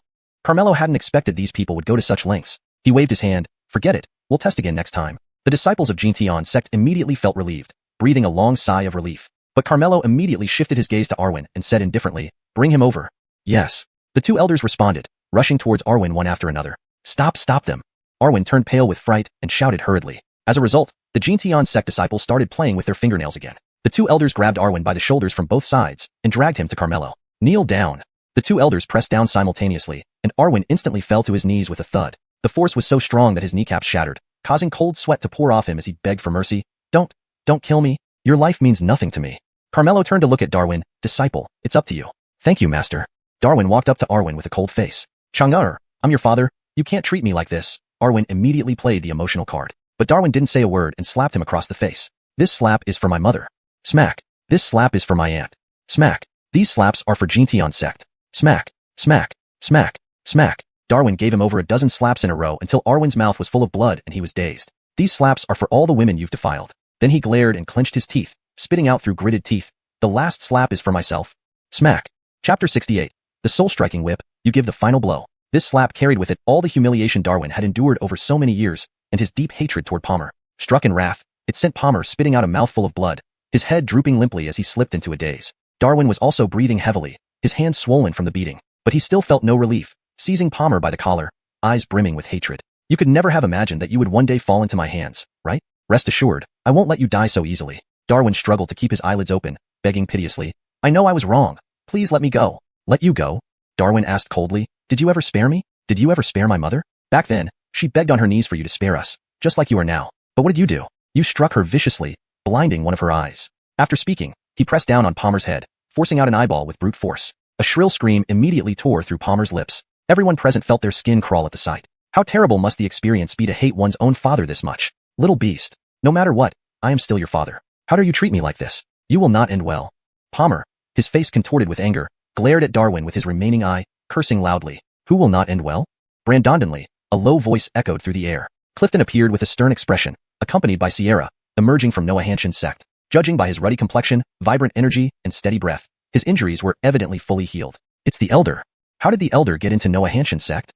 The Tommy disciples were puzzled, sensing an impending sense of unease. Palmer, who now had only one eye and severely impaired vision, didn't see that Clifton had come from inside Noahanshan's sect. He turned his head with great effort and, seeing the Elder alongside Sierra, and noticing his recovery, felt an overwhelming sense of relief. The Elder had been cured by a great master, and since Sierra, the disciple of this great master, was by the Elder's side, it meant the Elder had gained the favor of this great master. He hurriedly called out, Elder, you've finally come. Save me, save me. Clifton gazed expressionlessly at Darwin. Did you strike him? Before Darwin could respond, Palmer preempted. Elder, this little beast is utterly disrespectful. He made me kneel before him in front of everyone, striking my face. It's not just my face he's humiliated, but also the dignity of Tommy. He acted on behalf of sword-worshipping Pavilion and Medicine King Valley, even ignoring you. Elder, you must uphold justice for me. Upon hearing this, Clifton shifted his gaze to Juan and Tad. The two elders still firmly held Palmer down. Release him first, Clifton said. Why protect him, old man? Juan responded unhappily. Of course, the Elder will protect me. Palmer interjected quickly. Listen up, the Elder's injuries are healed. Do you know who treated him? Tad, you should know about that great master, right? Tad glanced at Carmelo with profound meaning and replied with a smile. Of course, even I show him utmost respect. Hearing this, everyone paused in shock. Who exactly was this great master that even the Elder of Medicine King Valley showed such reverence? You know well enough. That great master healed our Elder. There's no need to elaborate on his skills. Sierra worships him as her teacher. Now that she follows our Elder, it signifies that the Elder has received his favor. If you continue to help Noahanshan sect, it will be considered disrespectful to the great master. If you anger him, can you bear the consequences? Palmer roared harshly. Tad chuckled. Indeed, we cannot. So why haven't you released me yet? Do you want to offend that great master? Palmer yelled. You. Juan flared up instantly, ready to retort but was stopped by Tad. Let's release him first. As he spoke, he cast a covert glance at Juan. Understanding instantly, Juan revealed a sardonic smile, and together with Tad, released Palmer.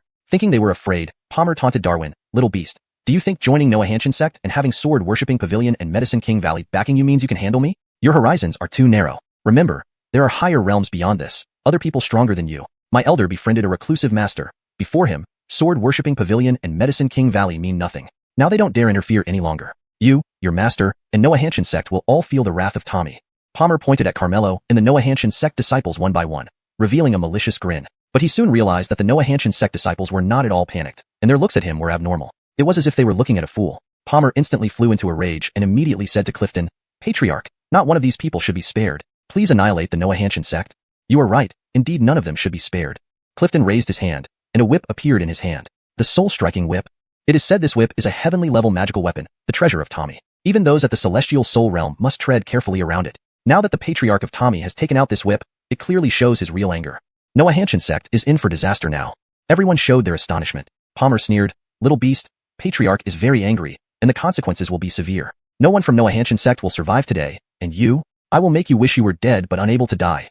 Thinking about being slapped so many times by Darwin in front of everyone and having one of his eyes gouged out, he planned to take back everything with interest. He wanted Darwin to watch helplessly as each member of Noahanshan sect met a terrible end under the soul-striking whip. But then, a shadow of the whip flashed, followed by a loud slap. Palmer's back was fiercely struck, leaving a deep bloodied gash, skin split open. Even one of his soles was missing, causing him to scream in pain. Naturally, Clifton was the one who made the move. Everyone was stunned. Why did the Patriarch of Tommy hit Palmer? Did he hit the wrong person? Patriarch, why did you hit me? Palmer asked bewilderedly. Hit you, this beast. Clifton roared in anger. Enduring intense pain, Palmer pleaded, Patriarch, do you have any misunderstanding about me?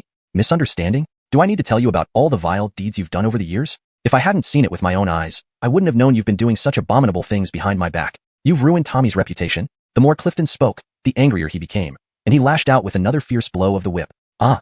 Another soul vanished from Palmer, who fell to the ground, barely alive. Patriarch, I'm wrong, give me another chance, I will definitely change. He quickly admitted his fault, seeing Clifton put down the whip, giving him some relief. Patriarch truly couldn't bear to part with me. But then Clifton handed the soul-striking whip to Darwin. The soul-striking whip specializes in striking the soul. One strike disperses one soul. 3 strikes disperse all souls, never to be reborn. The final strike, you give it. Yes, Patriarch. Darwin took the soul-striking whip, coldly glaring at Palmer. Chapter 69. Not asking for your permission, but informing you. Palmer turned pale with shock, shaking his head and pleading, Songer, no, I am your father. What you're doing will bring down heavenly punishment on you. Darwin snorted. If heaven strikes me down for someone like you, then he must be blind. With that, he raised the soul-beating whip without hesitation. Don't! Palmer called out in despair. In the end, Darwin struck him with one whip, scattering his soul to bits, never to reincarnate again. The crowd looked at each other in bewilderment. None of them had expected Tommy to storm into Noahanshin's sect with such bravado, only for Palmer to end up dead while the sect remained unscathed. Ironically, he was killed by his own flesh and blood. It was truly a case of retribution. Darwin knelt on the ground, looking up at the sky with reddened eyes, sobbing, "Mother, I have finally avenged you." Dennis walked over and sighed, "Child, you've suffered much these years." As he spoke, he personally helped him up. Darwin came before Carmelo, knelt down and bowed his head. "Thank you, Master, for helping me avenge this." Carmelo said, "Since vengeance has been served, do not harbor grudges anymore. Cultivate diligently in the future and do not disappoint me. Disciple will not let your kindness go unrewarded," Darwin solemnly promised. At this moment, Dennis also knelt before Carmelo. "Sect leader Brandon, great deeds need no thanks, but please accept this soul-beating whip as a token of gratitude." Everyone was dumbfounded. First, it was the patriarchs of Baijian Pavilion and Yawang Valley showing utmost respect to Carmelo. Now even Tommy's patriarch had knelt before him and offered their sect's prized treasure. Just who was this guy? Could he be the expert? This is impossible. I've heard about his background long ago. He is the most incompetent sect leader in Noahanshin sect. Look at him, ordinary and plain. Where does he look like an expert? Why are those three patriarchs so courteous to him? If my guess is correct, that expert resides in Noahanshin sect and has a close relationship with Carmelo. Their courtesy is due to that expert. He is just riding on that person's influence. With your explanation, all my previous doubts are resolved. This Carmelo really hit it big, actually ingratiating himself with an expert. Now he's even got the soul-beating whip. He must be overjoyed. While they were whispering amongst themselves, Carmelo took the soul-beating whip and directly handed it to Darwin. Everyone was speechless. Wasn't he foolish? It was a heaven-class magical artifact. Even if Darwin was his disciple, did he need to be so generous? Master, this? Darwin was stunned, hesitating to accept it. After all, this was a gift from the patriarch to thank his master for saving his life. How could he bear to take it? There is something I need to remind you. Anything I give you, you should just accept it. Besides, this is just a heaven-class magical artifact, not exactly a precious treasure, Carmelo sternly said. How pretentious can this guy be, saying it's just a heaven-class artifact? Does he have immortal artifacts, or what? Pretension shouldn't reach such extremes. Disregarding the soul-beating whip in front of Tommy's patriarch, isn't that slapping his face? The patriarch of Tommy must be furious. Unexpectedly, Dennis chuckled to Darwin. "I'm already very happy that your master would accept my token of gratitude. A mere heaven-class artifact naturally wouldn't catch your master's eye. You may take it." Everyone was puzzled again. It was certain that Tommy's patriarch wanted to ingratiate himself with the expert, which was why he went out of his way to flatter Carmelo. This guy sure had good fortune. When Darwin accepted the soul-beating whip, a system notification sounded in Carmelo's mind. Ding. Congratulations, host received random return, deity-beating whip. Carmelo inwardly rejoiced. It turned out to be a top-tier immortal artifact. Seeing there was nothing more interesting, everyone prepared to leave. But among the crowd, one person was staring intently at Darwin. It was Clark. From the moment Darwin appeared, a massive wave of emotion surged within him, because he saw that Darwin possessed the Brandon Priem sword bone. This was the bone foundation that every sword cultivator dreamed of. Clark, although a sword immortal in his previous life, only had the most ordinary sword bone. In order to walk further down the path of sword Dao, he specifically reincarnated and obtained a body with an upper-grade sword bone. It cost him great effort and considerable price. Yet, unimaginably, the beggar he once looked down upon actually possessed the Brandon Priem sword bone. No wonder the Peak Master insisted on taking him as a disciple and even mentioned he couldn't catch up. He must have known beforehand. A Brandon Priem sword bone was even more precious than a divine sword. Initially, Clark planned to wait for the right moment, and then come to Noahanshin sect to snatch the divine sword. Now, encountering the Brandon Priem sword bone, he was incredibly excited. No matter what, he had to get it and get it soon. Because the best time to snatch another person's bone foundation was before they started cultivation. Now that this beggar had embarked on the path of cultivation, fortunately, his cultivation was still at a low level. If it were any later, even if he dug out the other party's bone foundation, he wouldn't be able to implant it into himself anymore. With this thought, Clark took out a pill. The Heavenly Soul Pill. Originally prepared as a last resort for survival before he grew powerful enough, now it could only be used first. Clark held the Heavenly Soul Pill and flew out with his sword. What does this young man want to do? I know him. He's the youth with the sword bone. He wanted to join Noahanshin sect but was refused earlier. Could he now see that Noahanshin sect has an expert present and wants to become a disciple again? While everyone was puzzled, Clark flew close to Noahanshin sect. What did this reincarnated sword immortal come for? Carmelo frowned slightly. Juan's eyes brightened upon seeing Clark. At such a young age, only at the Tongxian realm, yet he gave off an illusion of being an unparalleled sword cultivator. This was definitely a promising seed for sword cultivation. Immediately, Juan was captivated by talent and asked, "Little one, I find your physique unique and rare. Would you like to be my disciple?" Everyone envied him immediately, for he had been favored by the patriarch of Baijian Pavilion. Brandon realized this youth would be overjoyed. But to everyone's surprise, Clark snorted disdainfully, "Do you even deserve to be my master? Ridiculous. What did you say?" Juan instantly turned stern, displeased. "I said, you are not worthy," Clark repeated, emphasizing each word. "How dare you?" Juan burst into rage, wanting to teach this arrogant brat a lesson. However, Carmelo stopped him. "Don't lose your temper. Aryun, This guy doesn't know what's good for him. Let me give him a proper lesson, Juan grumbled. He is not as simple as you think. Carmelo knew well that since this reincarnated sword cultivator dared to act so arrogantly, there must be something behind it. Moreover, his intentions were far from benign. One didn't understand. Wasn't this kid just at the Tongxian realm? How complicated could he be? You are quite smart, Clark chuckled. Why are you here? Carmelo asked. Hand him over to me. Clark pointed at Darwin. Carmelo's eyebrow raised, immediately understanding the other party's intentions. It seemed he had noticed Darwin's Brandon Preem swordbone. Wanting my disciple? Do you think I will agree? Carmelo asked coolly. I am not asking for your permission, I am informing you, Clark threatened. Hand him over, and I will leave you all intact. Chapter 70. So, reincarnated sword immortals are this poor. Everyone laughed. Was there something wrong with this kid's brain? A mere transcendent realm cultivator dared to spout such nonsense in front of 3 grand ancestors. Didn't he know how to spell death? Ignorant child. I shall let you reorganize your words and say it again, one reprimanded. Called the best sword cultivator in the southern region, aren't you? I saw your sword intent just now. In front of me, you're nothing but a joke. Clark's look of disdain instantly set Juan's anger raging. Unable to tolerate it any longer, he bellowed, Brat, then let an old man see if you can withstand this strike from him. Saying that, he pointed his hand, manipulating a sword to rush over. This boy was doomed for death. Everyone thought so. But Clark did not change his expression at all, snorting in contempt, overestimating yourself. He burst the celestial soul pill and waved his hand casually. A terrifying force erupted, instantly forming into a ghostly human figure in a blink of an eye. Just as the flying sword rushed right in front of him, the figure lifted its hand and clamped it. The flying sword was held tightly. Juan froze on seeing this scene and immediately changed his gestures, trying to manipulate the flying sword to break free from the constraint. However, the 2 fingers of the phantom didn't move at all, letting the flying sword struggle and shake, unable to break free. Immediately after, the figure casually threw it, sending the flying sword back towards Juan. Juan found himself losing control over the flying sword, and his heart sank as he hurriedly drove another 2 flying swords to intercept. The 3 flying swords met in the air, 2 against 1. Yet Juan's 2 flying swords were easily deflected. That flying sword continued undiminished toward Juan. Now he finally showed a change in expression, mustering up all his strength, clapping both hands together in an attempt to catch the flying sword barehanded. But the power of the flying sword surpassed his imagination, pressing against Juan, forcing him backward. Everyone was shocked. Based on this situation, Juan was very likely to be pierced through by the flying sword. Tad, upon seeing this, immediately rushed behind Juan, placing his palms on his back to offer help. However, it did no good. He was pushed back as well. Angie couldn't bear to watch anymore and also rushed behind Tad. The 3 great Earth Spirit Realm powerhouses, working together, were invincible across the southern region. Yet, at present, the trio found themselves unusually strained, and an extremely powerful sword intent erupted from the flying sword, sending the trio flying simultaneously. The flying sword could not withstand this sword intent either, developing cracks and shattering all over the ground. The 3 grand ancestors fell to the ground, each coughing out a mouthful of blood. All present gasped, their eyes fixed on the ghostly figure in disbelief. What kind of skill did this kid use? To the point even the combined forces of 3 grand ancestors couldn't stop it. At this moment, Ascari and Sunny stopped playing chess and hurried over to support the 3 grand ancestors. One glared intently at the figure, saying in a grave voice, it is formed by an extremely terrifying power. What exactly is this? It's the celestial soul pill. Tad also stared at the ghostly figure and blurted out the answer. What is the celestial soul pill? One asked, clearly not having heard of it before. Others present also had puzzled looks on their faces. The celestial soul pill is an incredibly special spirit pill. The method of refining it involves infusing the power of a celestial soul realm powerhouse into the pill and sealing it. When needed, crush the pill to release this power. Upon hearing this, everyone was amazed. So, wasn't this figure equivalent to a celestial soul realm powerhouse? No wonder even the 3 grand ancestors were not a match. The Noahanshan sect was about to have some trouble. Judging by this youth's attitude, he didn't seem to plan on letting them off easily. They were all eager to know what would happen next. However, Clark suddenly shot them a cold glance and loudly warned, if you don't want to die, leave now. He didn't want people to find out about the Brandon Preem swordbone, and moreover, after he exterminated the Noahanshan sect, he planned to take the immortal sword. Both items were incredibly precious treasures. Although Clark was arrogant, he also understood the wisdom of hiding great power until the time was right. Before he truly grew strong, he should naturally not reveal the existence of these 2 treasures. Hearing this, no one wanted to risk their lives out of curiosity, so they all quickly fled. Only then did Clark turn his gaze toward the Noahanshan sect, standing with folded arms and putting on an air of superiority. Now, do you still resist?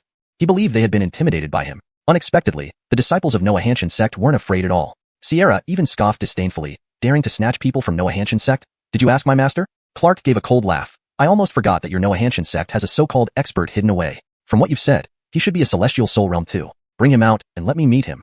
Blind fool, my master is right in front of you. Sierra pointed at Carmelo. Him? Clark couldn't help but be taken aback. This kid was the expert? He didn't look like one at all. I remember you're called Clark, right? Carmelo said indifferently. You aren't worthy to call my name, Clark replied arrogantly. Just a reincarnated sword immortal, and you really think you're someone important, Carmelo said with disdain. Clark's expression changed. How did you know that? Everyone was surprised. This person was actually a reincarnated sword immortal. However, Arlen and the others immediately scoffed inwardly. A reincarnated sword immortal was nothing.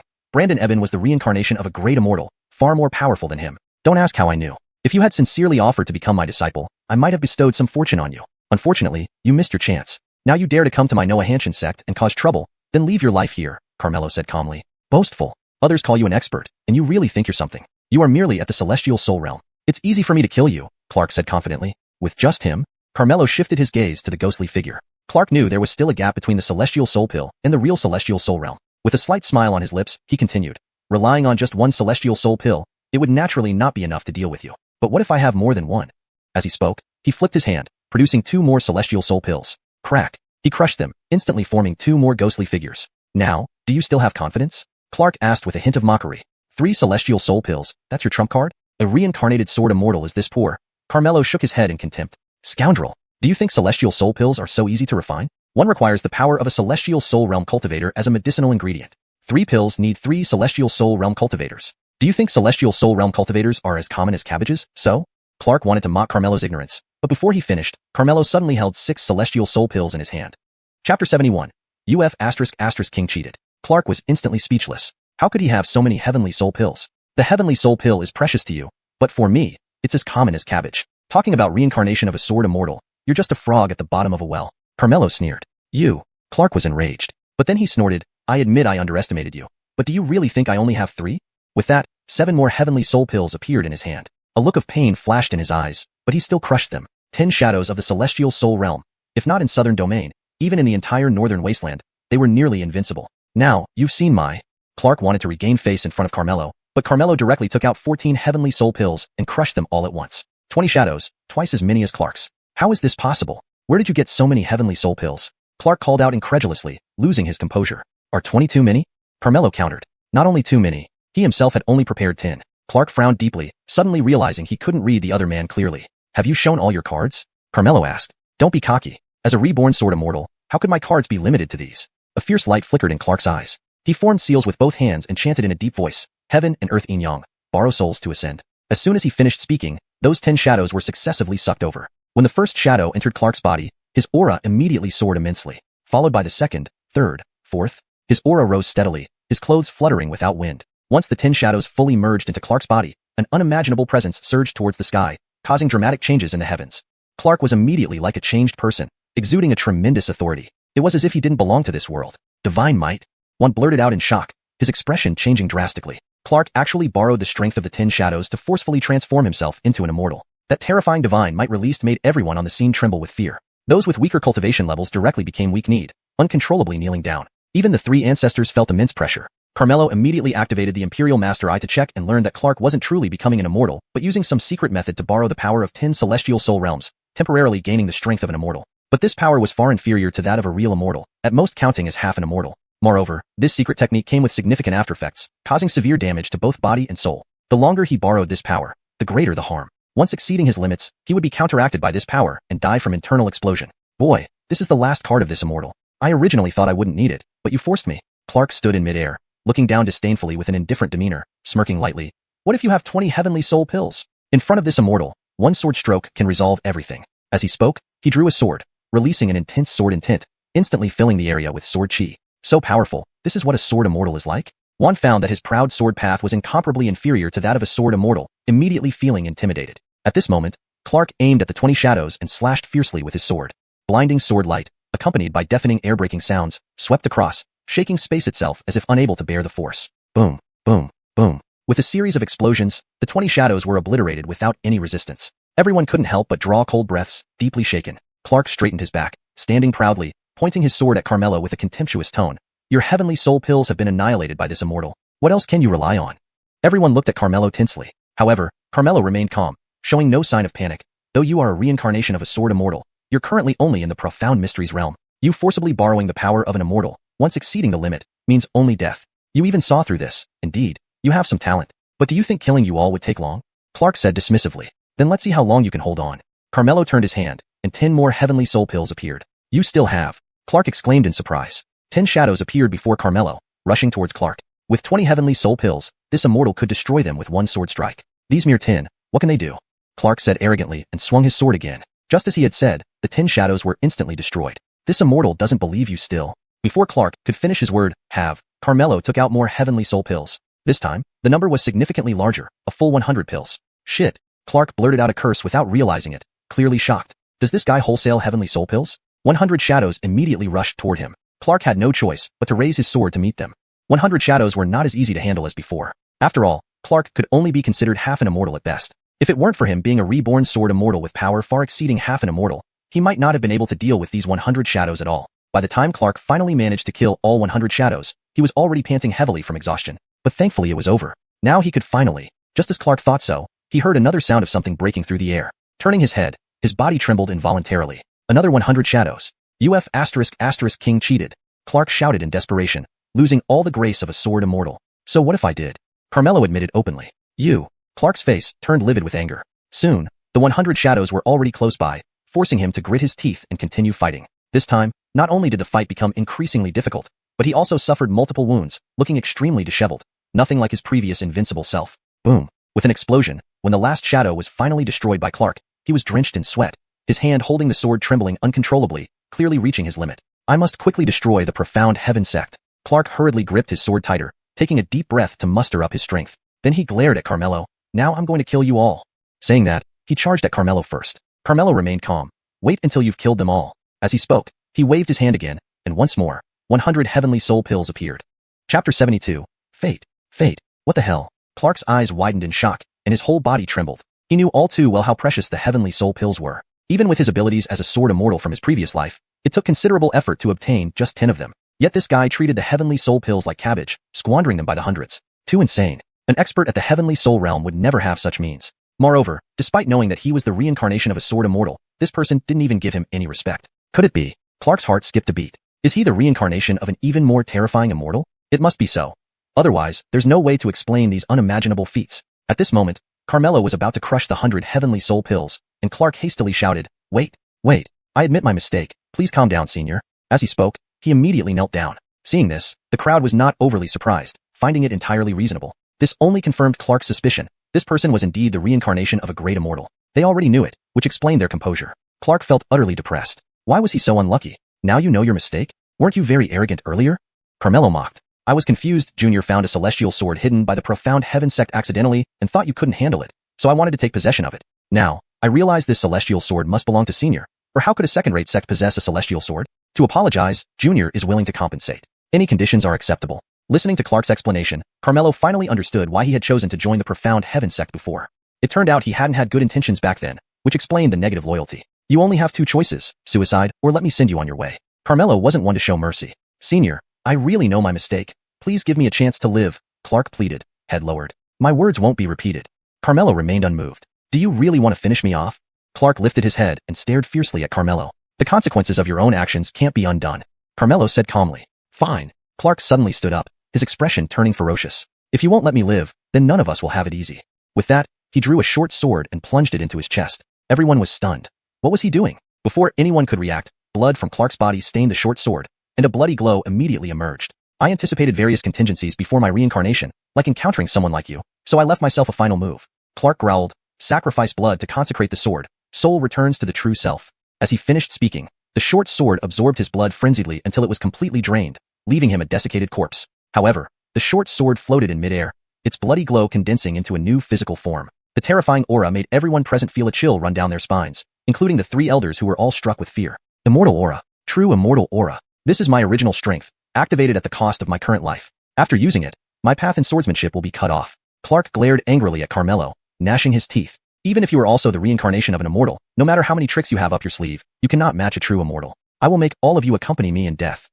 As he spoke, he spread his arms wide, unleashing a burst of sword intent. Instantly, numerous substantial sword auras appeared around him. The sword auras crisscrossed, emitting a chilling whistling sound. The oppressive pressure was suffocating. Those with weaker cultivation had already collapsed to the ground, showing expressions of sheer terror and despair. No one remained calm anymore. After all, he was now a genuine sword immortal. Even if Carmelo was incredibly capable, he wouldn't stand a chance. Eben Brandon, quickly leave. We will hold him back. Finley stepped forward immediately. Master, I will protect you with my life. Uncle Brandon, flee now. Others also pledged their support, forming a wall in front of Carmelo, ready to die a heroic death. Clark laughed maniacally. You insects can't possibly stop this immortal. Prepare to die. With a casual wave, terrifying sword auras shot toward them through the air. Everyone tried to resist but discovered they couldn't move under the overwhelming immortal aura. They finally realized the gap between themselves and an immortal, feeling nothing but despair. Just as the sword auras were about to descend, Carmelo calmly said, retract your sword auras. Clark smiled. Who do you think you are, telling me to retract them? Midway through his sentence, he suddenly felt an inexplicable force envelop him, causing him to involuntarily raise his hand. All the sword auras instantly returned to him. Everyone was utterly bewildered. What's going on? How can this be? What did you do to me? Clark exclaimed in shock. Carmelo held a token in his hand, none other than the sword venerable token. This token contained the great way of the sword. All sword cultivators had to unconditionally submit before it, complying with its commands whether it was to live or die. Kneel. Carmelo uttered softly. Clark's body acted involuntarily, kneeling down obediently. When he looked up at Carmelo again, he realized that the latter's aura had changed. It was as if he had glimpsed the true essence of swordsmanship, leaving not a hint of resistance. This feeling. Could you be? Clark's face paled with fear. His words were stammered, filled with disbelief as he shook his head. Impossible. If you truly reached that level, how could you possibly appear in such a place? Impossible. Absolutely impossible. Recalling what someone had told him before his reincarnation, I have already divined your destiny. If you wish to achieve greatness in swordsmanship, reincarnation is the only path for you. Your next life will encounter an extraordinary opportunity. If you seize it, you will soar to heights with boundless prospects. But remember, misfortune follows fortune. If you miss it, you will face endless calamity. Remember. Clark chose reincarnation due to this prophecy. He should have foreseen that this opportunity came from this person. He almost had the chance to become his disciple, but because he didn't respect him back then, today's outcome was inevitable. Clark regretted bitterly, but it was too late. Carmelo casually said, take your own life. After these words, Clark raised his hand subconsciously. He threw back his head and laughed wildly. Ha ha ha, old man, you really predicted my fate. Destiny. Bang. He struck himself, falling to the ground. In an instant, his body transformed into a bloody glow, disappearing completely, leaving only the short sword behind. Seeing this, Tad immediately thought of Rocky. It was just like back then, but this time, despite being a powerful sword immortal, he couldn't defy Carmelo's absolute authority. Just how high has his cultivation reached? At this moment, the short sword suddenly shattered, revealing a phantom figure. Chapter 73. In order to keep the job of gatekeeper, the figure before him was an elderly man with white hair and eyebrows, exuding an aura of a celestial being. He hovered in midair, letting out a sigh. You ultimately failed to seize this opportunity. Then he turned his gaze towards Carmelo. Everyone immediately tensed up. However, the elder had no ill intentions. Instead, he knelt on the ground and respectfully said, I am Remy, your junior. It's nice to meet you, senior. Carmelo asked, are you part of his gang? Remy hurriedly explained, senior, you misunderstand. Although I know him, I only helped him deduce the course of destiny once. We're not close friends. Then why did you leave a trace on this sword? Carmelo questioned further. When I helped him deduce his fate, I calculated that he would have an opportunity after reincarnation, which was also my chance. So, I gave him this sword, secretly leaving a mark. Now it seems he didn't seize it, Remy explained. So what? Carmelo asked again. I'm bold enough to ask Senior for a favor, Remy carefully replied. What kind of favor? I'd like to ask Senior to take someone as your disciple. Take a disciple? This stirred something within Carmelo. Anyone recommended by a celestial being wouldn't be ordinary. He asked, who is this person? This matter is crucial, so I can't disclose the name yet. Please understand, Senior. If you don't tell me who it is, how can I possibly accept them? Remy took out an object, a jade pendant intricately carved with 9 dragons, lifelike. As long as Senior carries this pendant, it will react if the person approaches. Saying this, he presented it with both hands. Carmelo didn't take it right away but activated the Imperial Teacher's eye to examine it. A smile spread across his face. Interesting. This pendant actually seals something quite fascinating. Remy was taken aback. He could actually see through the pendant's secret. It was known that the seal on the pendant concealed its true nature, and only Remy himself could detect it. Indeed, this Senior was extraordinary. This made Remy even more determined, begging, please help me. I'll agree to any request from Senior. What can you offer me? Carmelo casually asked. Remy seemed prepared and immediately produced a token, introducing it. I once discovered a hidden realm where a precious treasure is sealed inside. This token is the key to unseal it. I believe the treasure will satisfy Senior. Even a celestial being hesitated to claim the treasure, piquing Carmelo's interest. Combined with the Brandon Prime Imperial Teacher system, taking a disciple to grow stronger was exactly what he needed, so there was no reason to refuse. Thus, he accepted the pendant and the token. Don't let me down. Remy rejoiced internally and quickly replied, rest assured, Senior. I won't disappoint you. Excuse me, Senior. As he spoke, his ethereal form gradually faded away. The group exchanged glances. Not only had Carmelo effortlessly resolved a powerful swordsman, but he also made a celestial being kneel and seek his help, deepening everyone's respect for him. Especially the Noahanshan sect disciples. They felt pride and honor. At this moment, Dennis suddenly knelt down. Confused, Carmelo asked, what are you doing? Dennis replied, if not for your assistance, Xianxia Gate would have been destroyed. This great favor I will never forget. I heard Adlai and Noah Lau are gatekeepers at Noahanshan sect. To repay your kindness, I wish to serve as well. Juan sneered, Jean, old man, this isn't gratitude. It's just you wanting an easy job. The main gate is perfectly secured by me and Django. Tad also agreed, with us two here, no one dares to cause trouble at Noahanshan sect. You should go back to Xianxia Gate. They didn't want anyone to compete for their jobs, as it would diminish their value. Dennis wasn't easily dissuaded and mentioned Darwin. Please consider Darwin's feelings, and give me this opportunity. Seeing this, Darwin reluctantly added, Master, how about giving my ancestor this chance? Carmelo nodded. Very well, you may stay. Dennis was overjoyed. Thank you, Master Brandon. Standing up, he smiled warmly at elders Noah and Bai. Brothers Noah and Bai, please take care of me in the future. The two elders rolled their eyes. Unbothered, Dennis turned to the Jintian Gate disciples, his expression turning stern. Listen well. If any of you ever tarnish the reputation of Jintian Gate again, you will suffer the same fate as Palmer. We will heed your teachings, elder, and mend our ways. The disciples responded in unison. You all go back now and pass on my order. Xena will be the new sect leader of Jintian Gate. Anyone who opposes this will be killed on the spot, Dennis instructed. Ancestor, are you not returning with us? One elder asked. Can't you see? I'm now the gatekeeper of Xianxia sect. Why should I return? Dennis said sternly. The disciples were both amused and touched by this turn of events. With 3 grand patriarchs from divine sects vying to guard the gates of Xianxia sect, no one would dare provoke this sect in the future. The sky of the southern region was about to change. Then, dragging their injured bodies, they bid farewell and left. The Xianxia sect disciples also dispersed, leaving the 3 grand patriarchs to guard the mountain gate. The 3 of them stared at each other for a moment before bursting into laughter. Tad sighed. Who would have thought that we 3 would end up guarding the gates of a second-rate sect? It's because Xianxia sect has been blessed with an outsider like Master Brandon, who can kill even sword immortals with just a word. It's our honor to guard the gates for him. Juan had felt the essence of the way of the sword from Carmelo, and had decided to stay at Xianxia sect as a gatekeeper for the rest of his life. Do you think if the other 2 old guys knew, they might come running over too? Dennis mentioned the other 2 grand patriarchs. We can't let that happen. 3 people are already enough. If they come over, it would mean taking away our jobs. Juan immediately responded. Tad and Dennis also agreed wholeheartedly. They absolutely could not let the others find out. But those people who left earlier will likely spread today's events. Once the news reaches the ears of those 2, they might come to check things out, Tad speculated. That's simple. With the combined strength of our 3 sects, we can suppress this information so no one knows the true situation at Xianxia sect, Juan suggested. What if Master Brandon finds out? Will he be unhappy?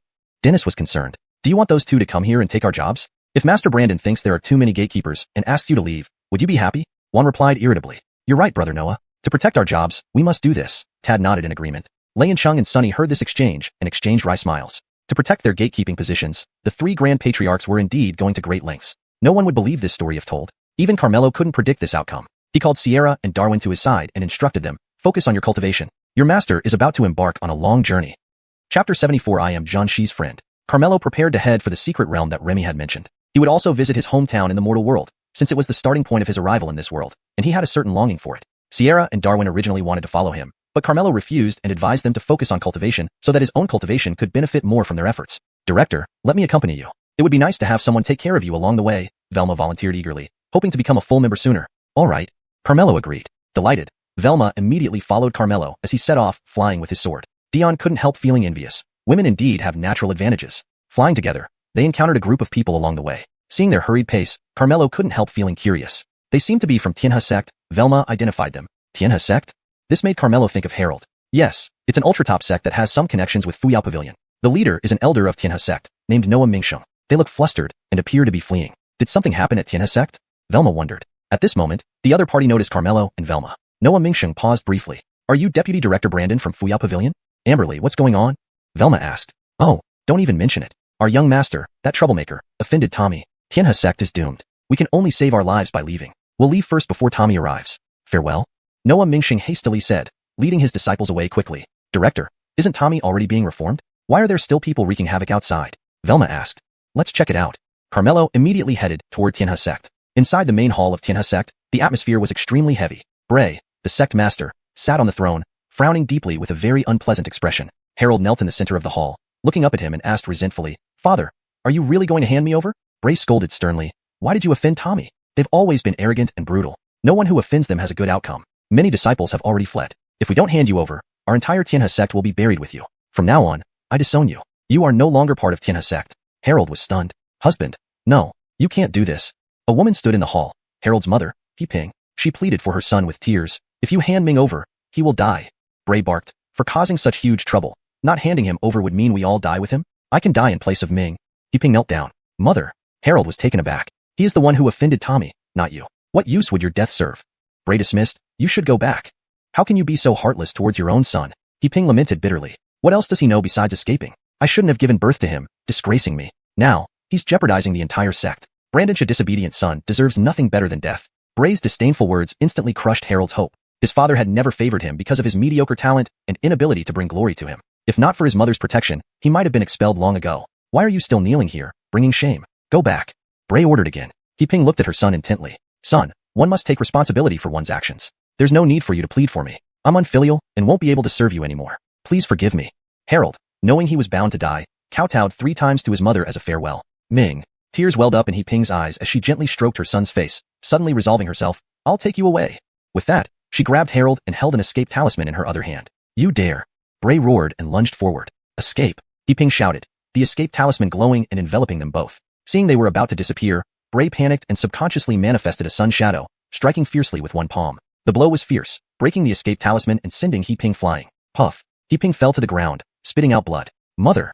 Harold screamed, rushing to help her up. Bray frowned, realizing he had struck too hard, but remained silent. Ming, I'm sorry, Mother failed. He Ping whispered apologetically. He Ping struggled to squeeze out a sentence before reluctantly closing her eyes. Mother! Mother!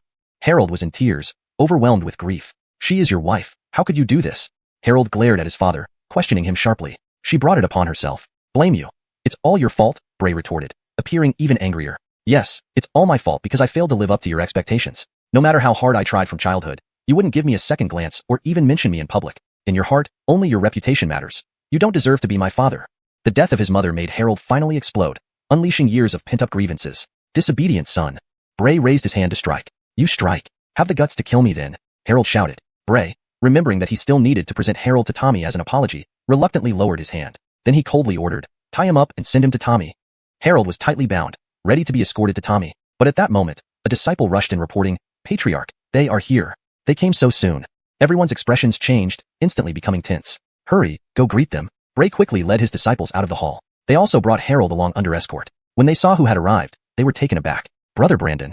Harold looked surprised, wondering why he had come. Carmelo was equally surprised to see Harold bound and tied. Vice Director Brandon, why do you pay us a sudden visit? Bray asked, recognizing Velma but frowning because the visitors weren't from Tommy. President Jean, I heard that you offended Tommy, so I came to take a look, Velma smiled. Vice Director Brandon is thoughtful. This disobedient son of mine is solely responsible for this matter, which has nothing to do with our sect. I'm just about to take him to Tommy for atonement, Bray pointed at Harold, explaining. He is your son. Can you really hand him over without caring about his life? Carmelo said with a hint of dissatisfaction. Who are you?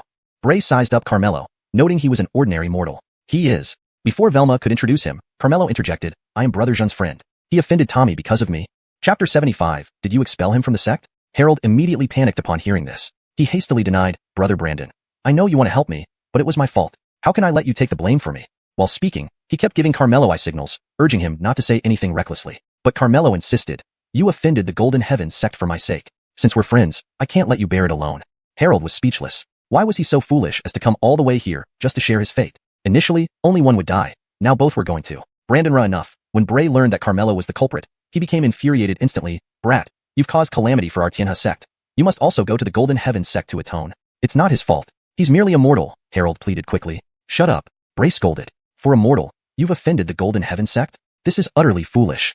So what if he's a mortal? Can mortals not be friends? At least he will share the burden with me, Harold sneered at the people of Tianhe sect. Unlike you cowards who fear death and are inferior even to a mortal. Nonsense. How dare you compare him to us? Bray bellowed. He then ordered immediately, seize him. Who dares?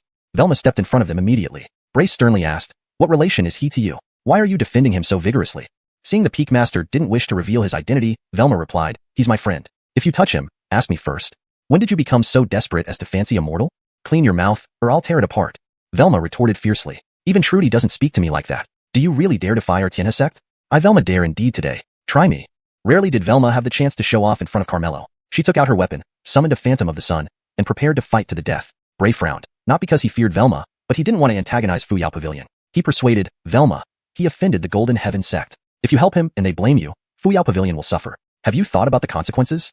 I'll protect him no matter what. What can the Golden Heaven sect do? Let them try. Velma was audacious, clearly not taking the Golden Heaven sect seriously. Everyone thought she had gone mad. Defying the Golden Heaven sect for a man? Harold admired secretly how much charm Brother Brandon must have to make such an extraordinary expert willing to risk everything for him. Being handsome has its advantages. Bray coldly remarked, fine, those are your words. Don't blame me for not giving Fuyao Pavilion any face. Senior Elder Yin, Elder Hu, seize her and hand her over to the Golden Heaven sect for punishment. Yes. The two elders immediately followed orders. Just as they were about to act, a disciple suddenly shouted, look, people from the Golden Heaven sect are here. Everyone looked up to see a group flying overhead. Fulton, whose hand was crippled by Carmelo, was among them, walking beside an elderly man. The great elder of the Golden Heaven sect, Crosby. Rumor has it he oversees the enforcement hall. Those who offend the Golden Heaven sect are usually dealt with by the enforcement hall. That he personally came means serious trouble. This is bad.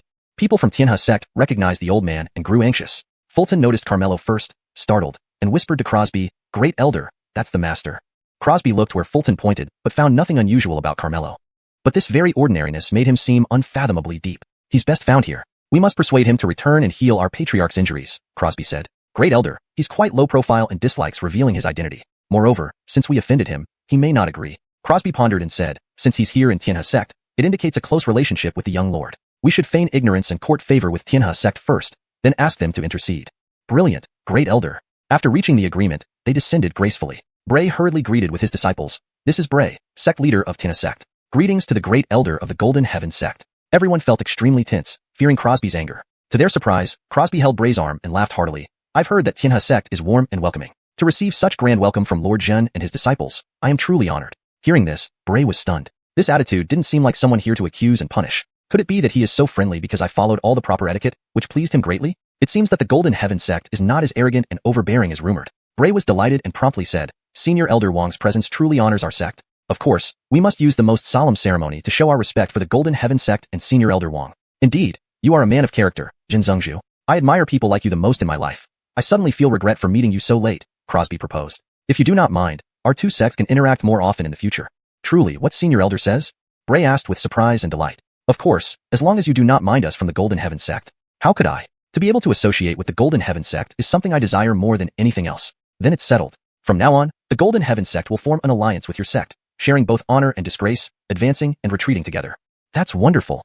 Bray was elated immediately. He had thought the Golden Heaven sect was coming to demand punishment, but unexpectedly, they appreciated him and formed an alliance with him. One cannot help but admire this irresistible charm of mine. Let's see who dares offend our Tianhe sect in the future. By the way, Jin Zhengzhu, may I know which one is your son? Crosby asked. Bray's heart tightened. The other party must have come to settle accounts with him. This good-for-nothing troublemaker. After finally befriending the Golden Heaven sect, he could not let this disloyal son ruin everything. So he pointed at Harold, Senior Elder Wang. This is my disobedient son. He has always been a thorn in my side. He refuses discipline and loves causing trouble outside. This time, he offended your sect, for which I sincerely apologize. Crosby saw Harold bound and paused, surprised. You treat your son this way? This doesn't seem right. He might be unhappy. Bray quickly explained, Senior Elder Wang. I am preparing to bind him and apologize to your sect, to express my sincerest regret. I have already severed ties with him and expelled him from the sect. You may dispose of him as you see fit. Crosby was astonished. You expelled him from the sect? Chapter 76. Is a core disciple also considered sincere? Bray assumed an upstanding and righteous demeanor, speaking sternly. I have always helped the right side, not relatives. Even if it's my own son, once he makes a mistake, I will act justly and without leniency. Elder Wang, this is his own fault. You needn't worry about me. Whether he lives or dies is up to you.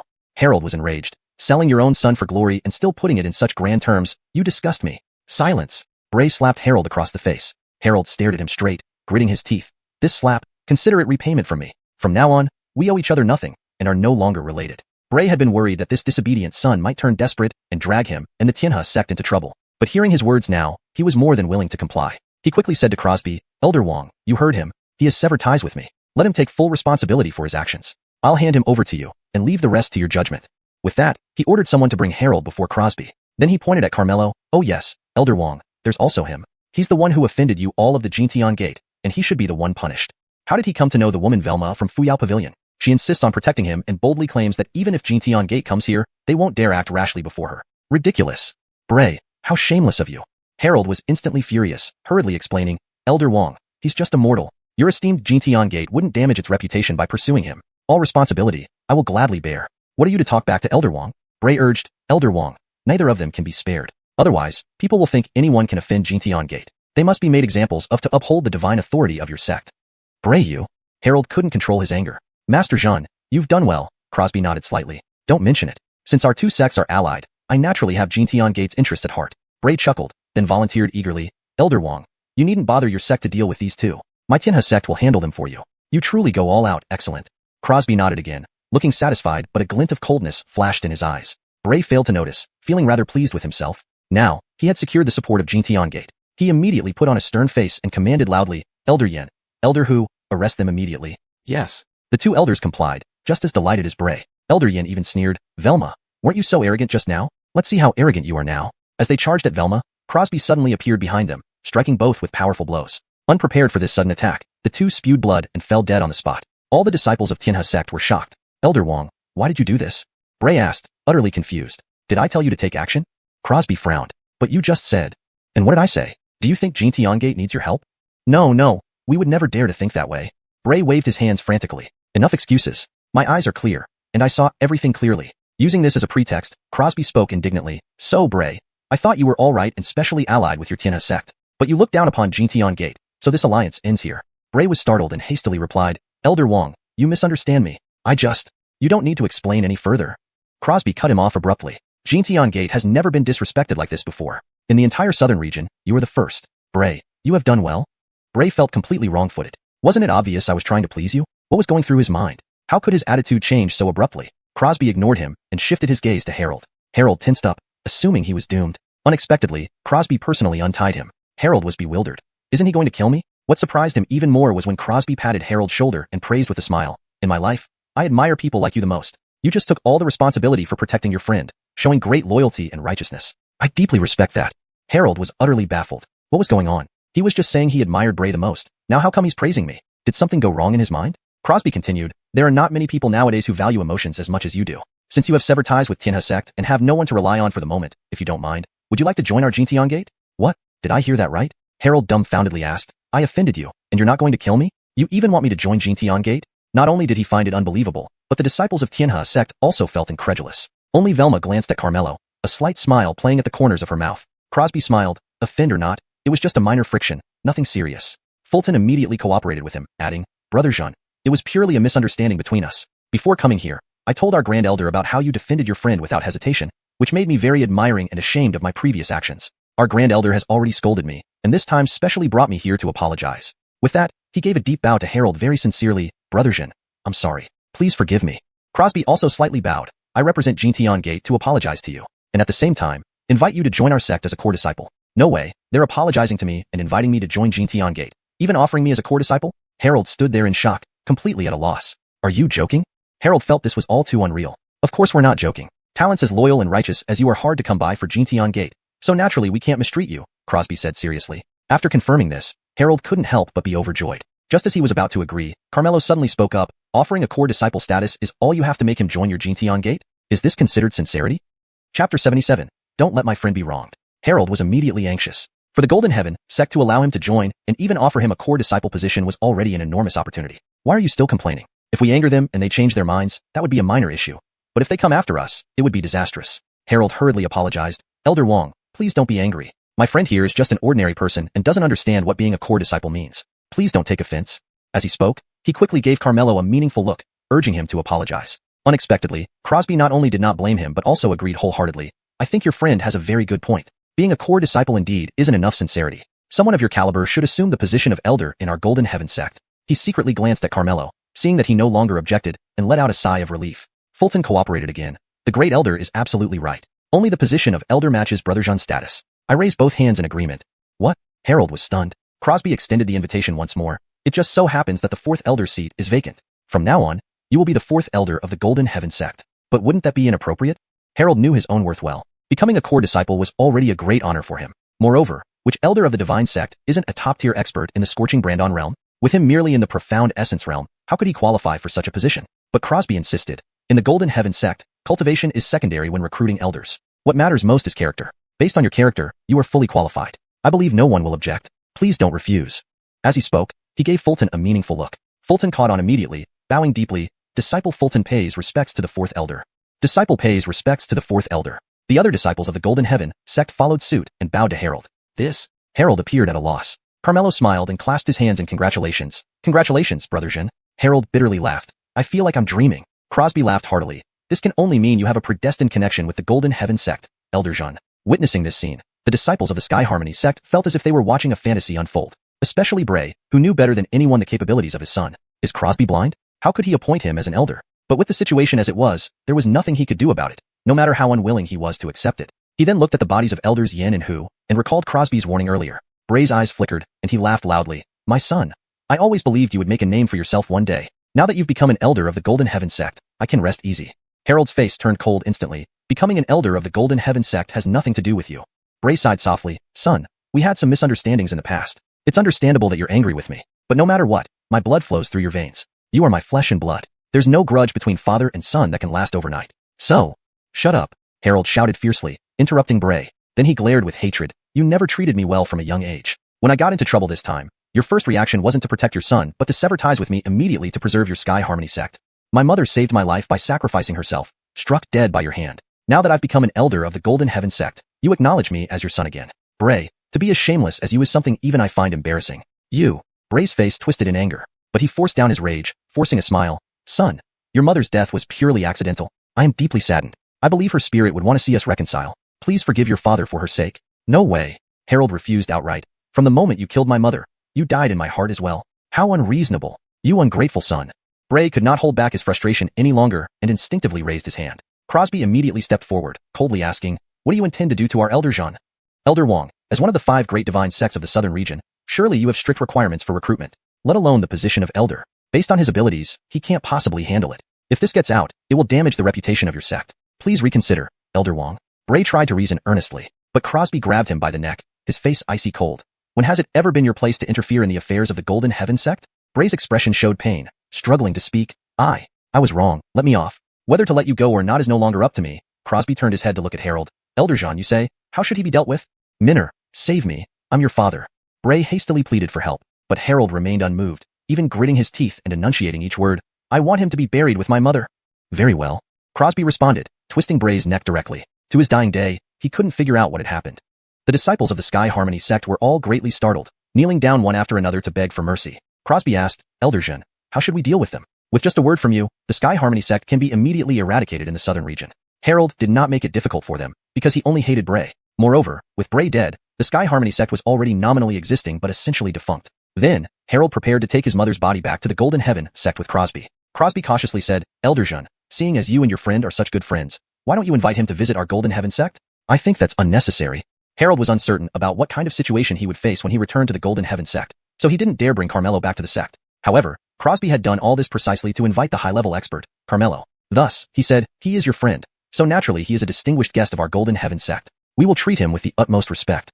Hearing this, Harold put aside his concerns and looked at Carmelo. Brother Brandon, I still owe you a drink. Why don't you come with me to the Golden Heaven sect, where we can drink until we are thoroughly intoxicated? I have some matters to attend to and won't go with you, Carmelo replied. All right then. If you encounter any difficulties in the future, come to the Golden Heaven sect to find me. Whatever I can do, I will definitely help, Harold promised. This worried Crosby, because if the master could not be invited, there would be no one to heal the old ancestor's injuries. Just as he was pondering a reason, Harold entered the Great Hall to handle his mother's remains. Carmelo seized the opportunity to tell Crosby, Harold is my friend.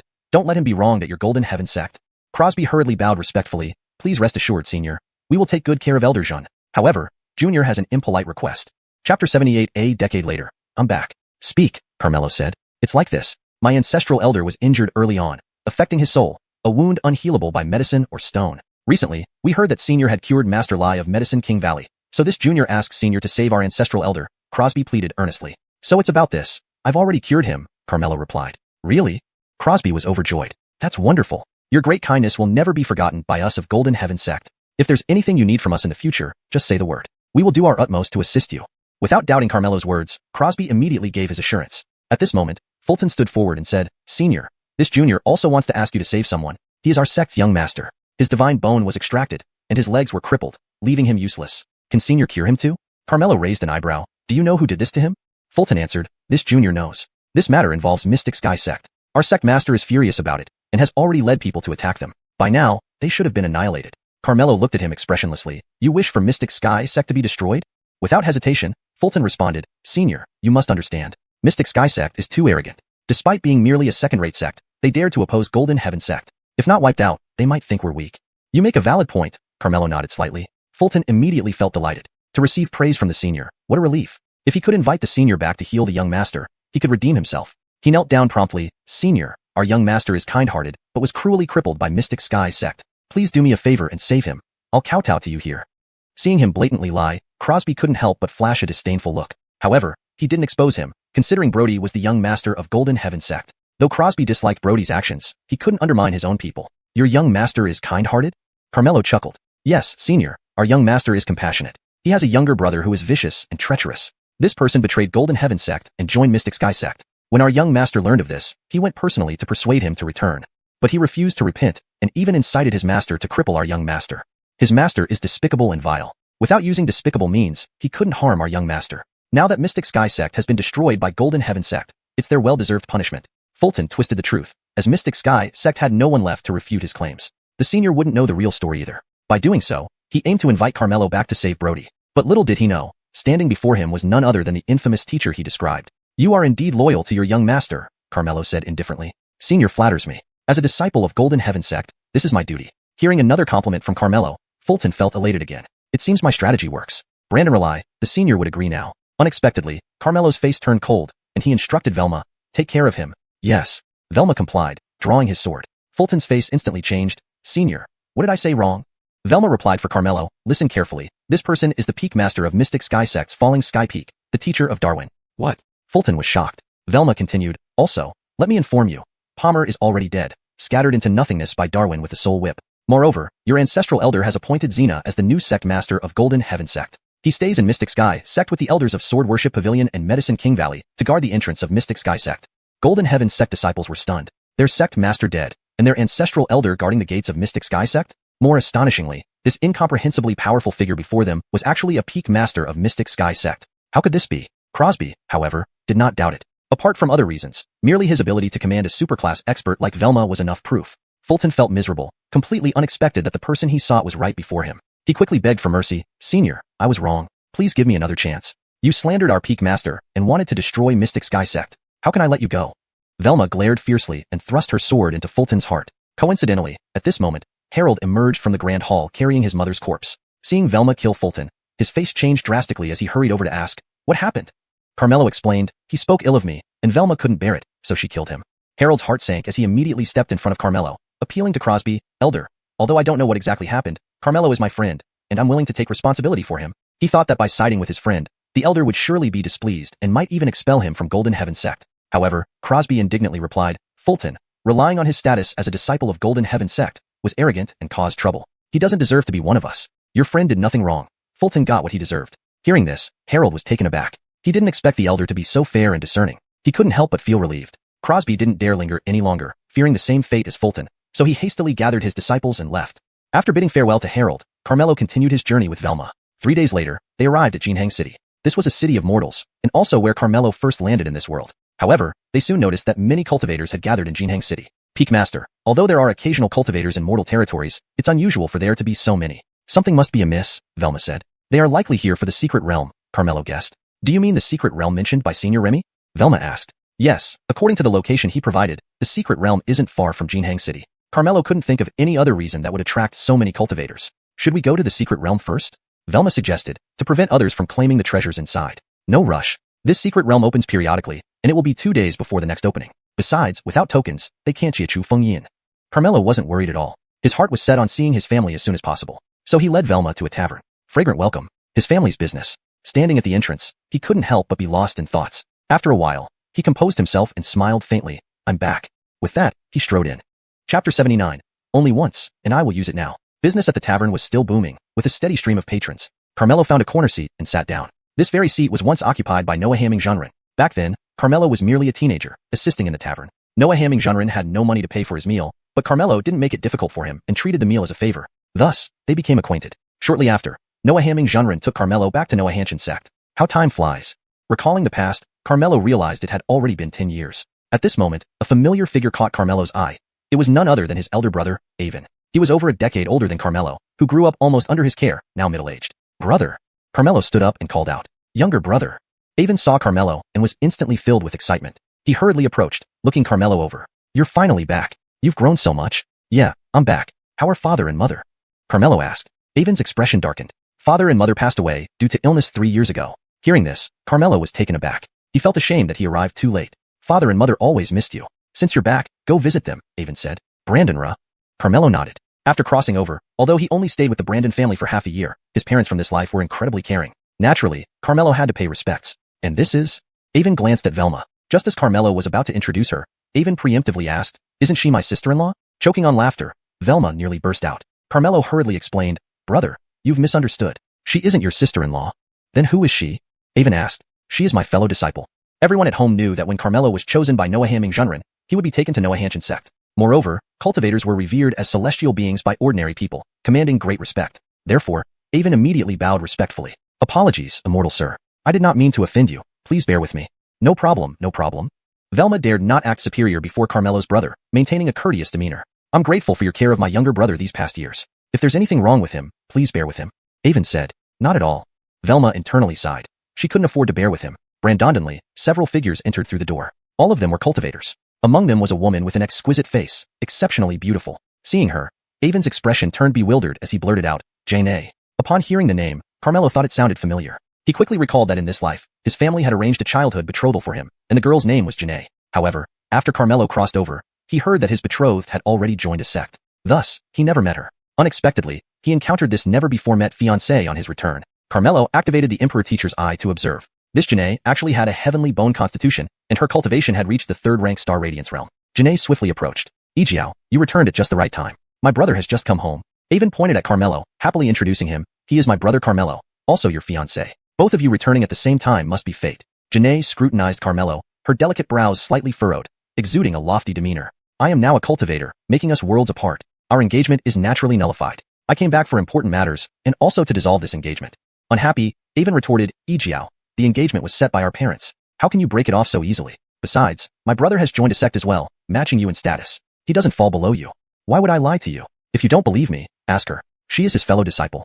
Avon gestured toward Velma. Given Jane's strength, she naturally couldn't discern Velma's true capabilities, but she could sense traces of cultivation, confirming she was indeed a cultivator. Uncertain, she asked, which sect do you hail from? Velma, recognizing her as the Peak Master's fiancée, honestly replied, I am a miscellaneous servant from Lutian Peak of Noahanshan sect. A miscellaneous servant? A look of disdain flashed across Jane's eyes. I've heard of Noahanshan sect, a second-rate sect, you being a miscellaneous servant. As she spoke, she looked at Carmelo. So you should be a Dai Yi of Noahanshan sect too. With such an identity, how can you dare to claim we're a match? Do you know my sect? I'm all ears, Carmelo replied. I am a core disciple of Tianjin sect. You should understand what kind of existence it is, Jane said proudly. Tianjin sect, one of the 5 great divine sects in Southern Domain. Of course, I know it, Carmelo nodded. Since you know, now do you understand the gap between us? Do you still think you're worthy of me? Velma couldn't bear to listen and retorted angrily. So what if it's Tianjin sect? The legacy of our Noahanshan sect isn't something you can comprehend. The unworthy one here is you. How dare you? Jane snapped. I am a prestigious core disciple of Tianjin sect. How could I possibly not be a match for a mere Dai Yi from a second-rate sect? Your words are insulting both me and Tianjin sect. Apologize immediately. Apologize to you? Velma sneered. You don't have the qualifications. Her words immediately drew discontent from the few disciples behind Jane, who began to berate her. You Noahanshan sect aren't even fit to carry our Tianjin sect's shoes. How dare you speak like this to Lorraine Yen? Do you want to die? If you don't apologize, not only you, but your entire Noahanshan sect will suffer. Apologize quickly. They glared, taking on a posture as if they would attack if no apology was made. Avon panicked instantly and hurried to mediate. Please calm down, honored immortals. Let's talk things out peacefully. Shut up. What gives you the right to speak here? One of Tianjin sect's disciples scolded. Avon was frightened into silence. Jane waved her hand. Forget it. Since the Nien and Brandon families are old acquaintances, I won't hold today's matter against you. But there's no negotiating the termination of the engagement. It must happen.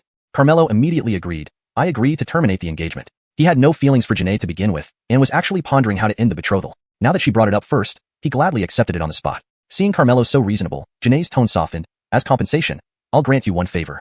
Saying this, she took out a token and handed it to Carmelo.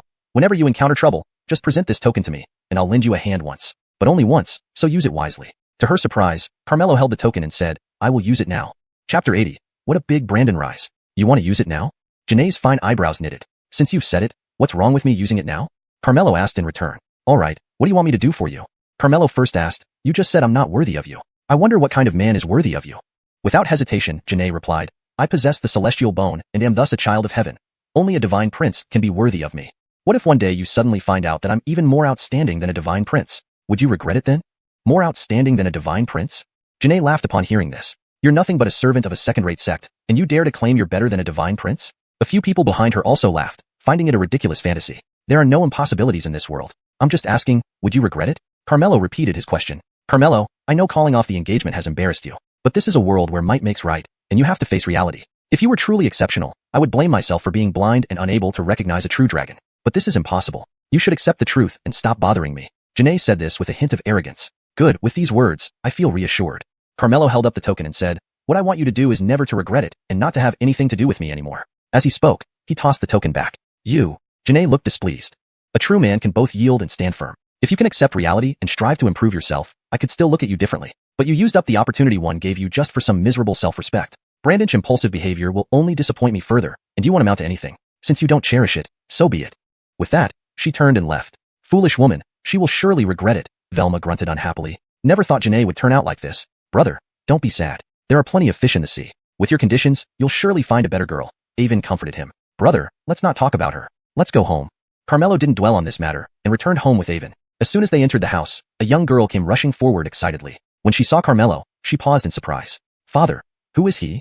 The girl looked to be in her early 20s, with a delicate and charming appearance. Carmelo knew her name was Waverly, his own niece, who was not much younger than him. Back when he had just come to this world, he was a teenager, and she was a little girl who always followed him around. He couldn't believe how grown up she had become, standing tall and graceful, lively and spirited. Nian Nian, don't tell me you can't recognize him? This is your Uncle Yang. Avon smiled and introduced. Uncle Yang. Waverly looked delighted. Uncle Yang, you're back. That's great. Saying this, she ran over and hugged Carmelo, hanging onto him, looking very happy. Carmelo laughed happily too. Nian Nian, we haven't seen each other for 10 years. I almost didn't recognize you. Girls really do change beyond recognition. Uncle Yang, you've also become handsomer. Father told me you were chosen by an immortal and went away to practice cultivation. Are you really that powerful now? Waverly blinked her eyes, full of curiosity. Quite all right. Most people can't match up to your Uncle Yang, Carmelo chuckled. Unexpectedly, just as he finished speaking, a cold snort sounded from nearby. Boastful. Without any trace of cultivation, you dare say such things? Turning toward the voice, they saw a man with the air of a Taoist master walking out of the hall, his face stern. An expert at the Bright Moon realm. Carmelo recognized him instantly. Nian Nian, who is this? Avon asked in confusion. Father, I forgot to introduce him. This is James Immortal from Xianxia sect. I met him on the road, and he said he has an affinity with me and wants to take me as a disciple. So I brought him home to tell you this good news, Waverly explained. Peak Master, Xianxia sect is a first-rate sect. He is Roland, an elder of Xianxia sect, Velma whispered. So this is James Immortal. Please forgive my rudeness. Avon hurried to bow. You are Waverly's father. I wish to take your daughter as my disciple. Do you agree? Roland stood with his hands behind his back, putting on airs. Immortal, if you choose my daughter, it's her fortune. If she agrees, I naturally have no objections. To be accepted into an immortal sect is something every mortal dreams of. Avon was elated. Since there's no objection, I'll take your daughter now, Roland said impatiently. Wait a minute. Waverly suddenly called out.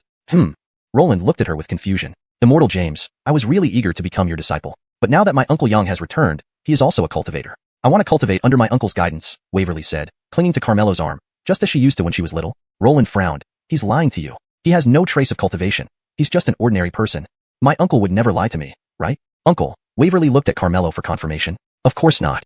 Carmelo nodded slightly. At the same time, he activated the Imperial Teacher Eye and was surprised to find that Waverly possessed high-quality divine bones, only second to the Supreme Divine Bone.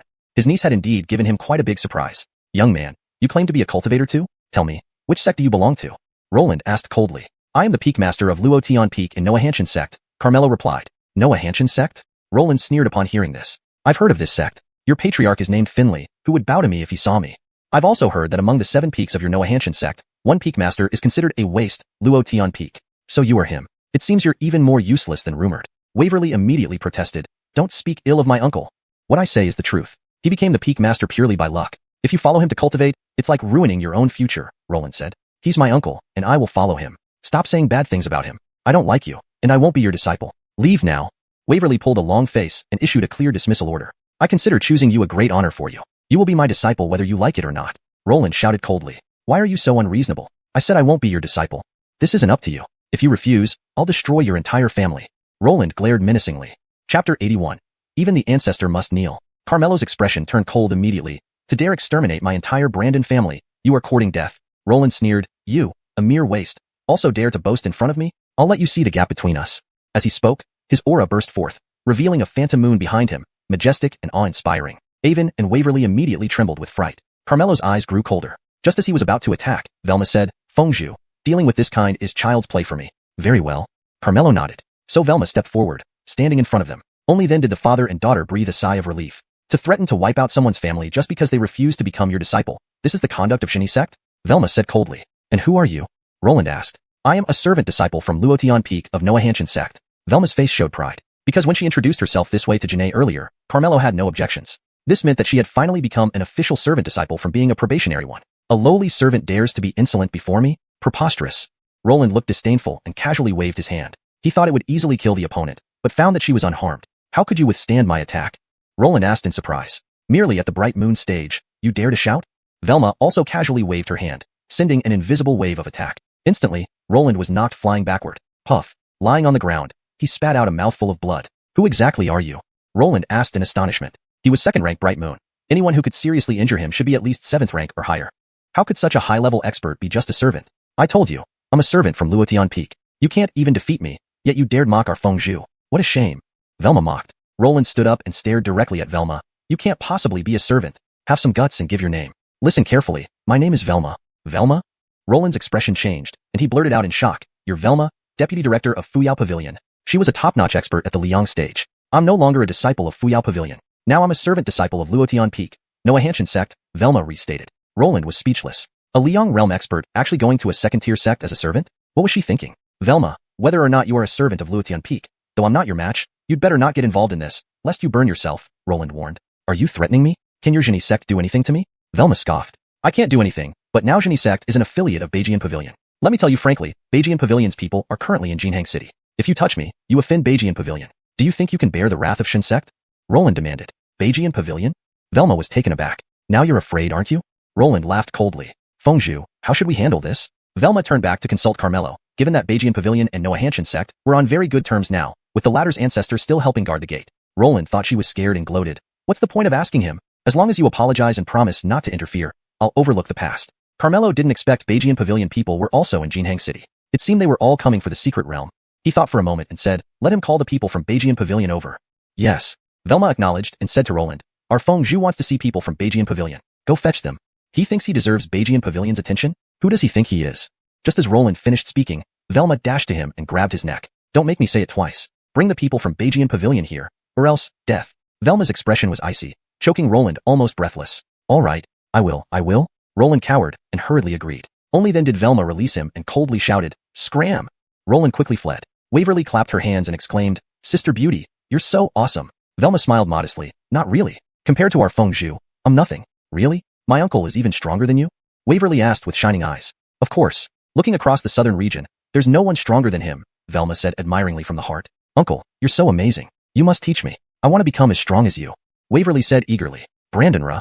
Carmelo agreed with a smile. At the same time, in a pavilion by a lake in Jinhang City, a young man was seated. This person had a sharp brow and bright eyes, handsome and elegant. At that moment, he was playing a guqin. The melodious tune exuded a continuous sword aura that made one's heart tremble. Behind him stood a beautiful woman, none other than Janae. She gazed at him with infatuation, her beautiful eyes filled with admiration. She had long heard that the Bajianj had two prodigies. One was the young Master Bradley, who unfortunately met an untimely death not long ago. The other was Davon before her, modest and polite, gentle and refined, said to be deeply favored by their venerable ancestor. If it weren't for his low-key demeanor, fully immersed in swordsmanship without coveting fame and power, the successor of Bajianj might not have been Bradley. This was the kind of man Janae truly admired.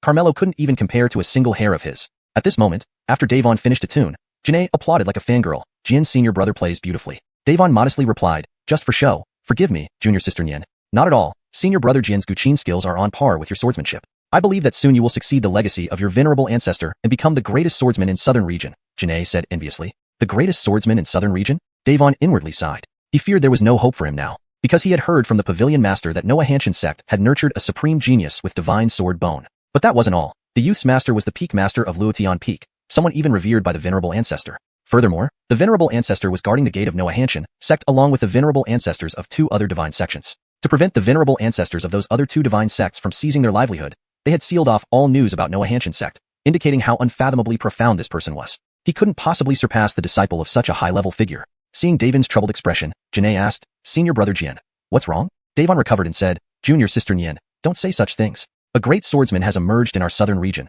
so I dare not aspire to the title of the greatest swordsman. Hearing this, Janae was shocked. Senior brother Jian, you must be joking. How come I haven't heard about such a person in the southern region? I wouldn't lie to you. Although he is not as good as I am now, he has an extraordinary master who will make him surpass me before long. Impossible. I heard you were personally tutored by your venerable ancestor. How could his master compare with your venerable ancestor? Davon spoke solemnly. My venerable ancestor must kneel to him. Janae was stunned. To make the first swordsman of southern region kneel? How terrifying must this existence be? She hurriedly asked, who is this person? Chapter 82, damn, thinking of you. This, I'm not sure. In fact, Davon knew, but he had received the order from his ancestor not to reveal the identity of the master, especially not to the people from the two great divine sections. Anyone who told them would be severely punished. How did senior brother Jian come to know this? Christine asked curiously. I also learned it from my ancestor. So that's how it is. I really want to meet this world-renowned master. If I could receive his guidance, I would surely benefit greatly. Christine admired the strong, and hearing Davon speak thus, she couldn't help but feel a sense of yearning. Davon also wished for the master's guidance, because he learned from Gu Qingshu that after just one lecture by the master, their ancestors' cultivation broke through directly. One must understand that at the level of the ancestor, breaking through each realm was very difficult. Just by lecturing, he could help the ancestor break through, showing how profound the master's skills were. Senior brother Jian, could you ask your ancestor to help introduce us so we can witness the master's brilliance? Christine suggested. The ancestor said that the master likes to keep a low profile and doesn't like being disturbed. An impolite introduction would only make him displeased. Alright then. Christine couldn't help feeling a bit disappointed. To prevent her from asking further questions, Davon changed the subject. By the way, I heard this is your hometown, and you had a marriage contract. Did you just break it off? Don't even mention it. It makes me angry. That guy actually joined a celestial sect and spoke arrogantly, saying I'd regret it. Christine frowned. If he dares say so, he must have some confidence, right? What confidence? He's just a servant disciple from a second-rate sect, yet he wants to compare himself to a divine son. Isn't that laughable? Heh, this person is quite interesting. Which sect is he from? Davon asked with interest. Christine thought for a moment. I think it's Xianxia sect. Xianxia sect? Davon was stunned upon hearing this. Yes, you know this sect too? Christine asked. I've heard of it. What's the name of the servant disciple you mentioned? Davon casually asked. He's called Carmelo, a servant disciple from Wuxia Peak. Do you know him by any chance? Davon's heart sank. He wasn't any servant disciple, but clearly the master himself. Christine actually had a marriage contract with the master and ended it in disdain. If she knew, she would regret it bitterly. How would I know him? Davon forced a smile. You're right. Someone like him. How could senior brother Jian possibly know him? You don't know how detestable he is. Out of kindness, I offered to do him a favor as compensation, but he rejected me for that little bit of self-respect. Once he realizes the cruelty of the cultivation world, he will definitely regret it. Thinking about it made Christine unhappy. Davon didn't know what to say, only able to respond perfunctorily. It's over, forget about it. Christine nodded. Of course, I won't hold it against him. With the gap between us, he can only look up to me. We won't have any interaction in the future. Davon silently shook his head. Christine, you have no idea what great fortune you missed. At this moment, a figure suddenly arrived by sword flight. It was Roland. Greetings, divine son of sword. He landed before them and bowed respectfully. Are you Elder James from Xianxia sect? Are you injured? Davon was slightly surprised. I encountered a Liryang realm cultivator and was severely wounded. Davon frowned. This secret realm is about to open. Many experts have gathered in Jinheng City. But Xianxia sect is an affiliated sect of our sword obeisance pavilion. Even if the other party is a Liryang realm, they should know the consequences. Didn't you tell them? I did, but they didn't care about sword obeisance pavilion. They even demanded you come to see them personally. What kind of person is so arrogant? Christine was amazed. Even the usually gentle Davon scowled. In South Region, no one dares to look down on sword obeisance pavilion. Is being a Liryang realm such a big deal? Since they want me to come, I'll meet them. Hearing this, Roland was delighted. I'll lead the way. Senior brother Jian, I'll go with you to see who is so arrogant, Christine said. All right. Davon nodded in agreement. He then took out a flying sword, lightly tapped his foot, and gracefully jumped onto the sword. Then he asked casually, do you know the identity of the opponent? Roland replied, it's Velma, deputy director of Fuyao Pavilion. However, she claims she's now a servant disciple at Wuxia Peak of Xianxia sect. It was that peak master who boasted loudly, asking you, divine son of sword, to see him, which is utterly meaningless. What? Upon hearing this, Davon's legs turned weak instantly, and with a thud, he fell off the flying sword. Both of them were stunned at the sight. Senior brother Jian, what's wrong with you? Christine hurriedly went over to help him up. I'm fine. Davon stammered, cold sweat breaking out on his forehead. This damn flood has rushed into the Dragon King's temple. If the old ancestor finds out that he went to settle accounts with the master, wouldn't he skin him alive? Damn, Roland, are you trying to kill me? Senior brother Jian, are you feeling unwell somewhere? Christine asked out of concern, noticing Davon's unusual expression. Not just unwell, my soul is nearly scared out of me. Junior sister Nian, after some thought, this is a matter of my sword obeisance pavilion. You'd better not come along. I can handle it myself. Davon dared not expose the master's identity. Are you worried about making things difficult for me? Thank you, senior brother Jian, for thinking of me. Christine inwardly rejoiced and stated, but I have already broken off the engagement with that person. He and I have nothing to do with each other anymore. Even if he kneels down and begs me to help his peak master, I won't agree. Rest assured, senior brother Jian, I will stand by your side. To hell with being considerate, I don't want to be skinned by the old ancestor. Davon felt like crying but held back tears, suddenly putting on a stern face. I said this is a matter of my sword obeisance pavilion. It doesn't need your heavenly array sect's interference. Please mind your own business. Senior brother Jian. Christine was momentarily stunned. Let's go. Davon immediately left with Roland as quickly as possible. Christine stood there, her eyebrows furrowed. Why has senior brother Jian become so strange? Could it be he is jealous? Christine's frown relaxed as she smiled happily. No wonder he reacted so strongly when it involved Xianxia sect. It turns out he has always had feelings for me. By preventing her from going, he must want to confront Carmelo, his rival in love. But would he really get so angry as to kill Carmelo? Although I have no feelings for Carmelo, our families are longtime acquaintances, and the Brandon family once did favors for the Nian family. Father arranged the Wuxia childhood betrothal with the Brandon family back then to repay their kindness. Consider it repaying the Brandon family's kindness. After some thought, Christine finally decided to visit the Brandon family. Chapter 83. Attack me with all your might. At this moment, Manny brought Davon to hover above the Brandon family residence. Divine Swordsman G, they are down there. Please, Divine Swordsman G, I implore you to uphold justice for me, Manny pleaded. First, tell me how the conflict between you and them started. Davon did not rush to descend. He wanted to understand the full story first. This? Manny stuttered hesitantly. Davon's face turned stern as he warned, Elder James, it would be best if you do not withhold any information. Otherwise, bear the consequences. After some thought, Manny began his explanation. To be frank, I discovered a young girl who possesses divine bone characteristics unintentionally. I wanted to take her as my disciple. She agreed at first, but then it turned out that her younger uncle was the useless peak master of Luotian Peak from the Noahanshan sect. He lured the girl with honeyed words and had her follow him for cultivation. A waste like him would only ruin her future. So, I advised him kindly, but in response, he had Velma severely injure me. It's outrageous.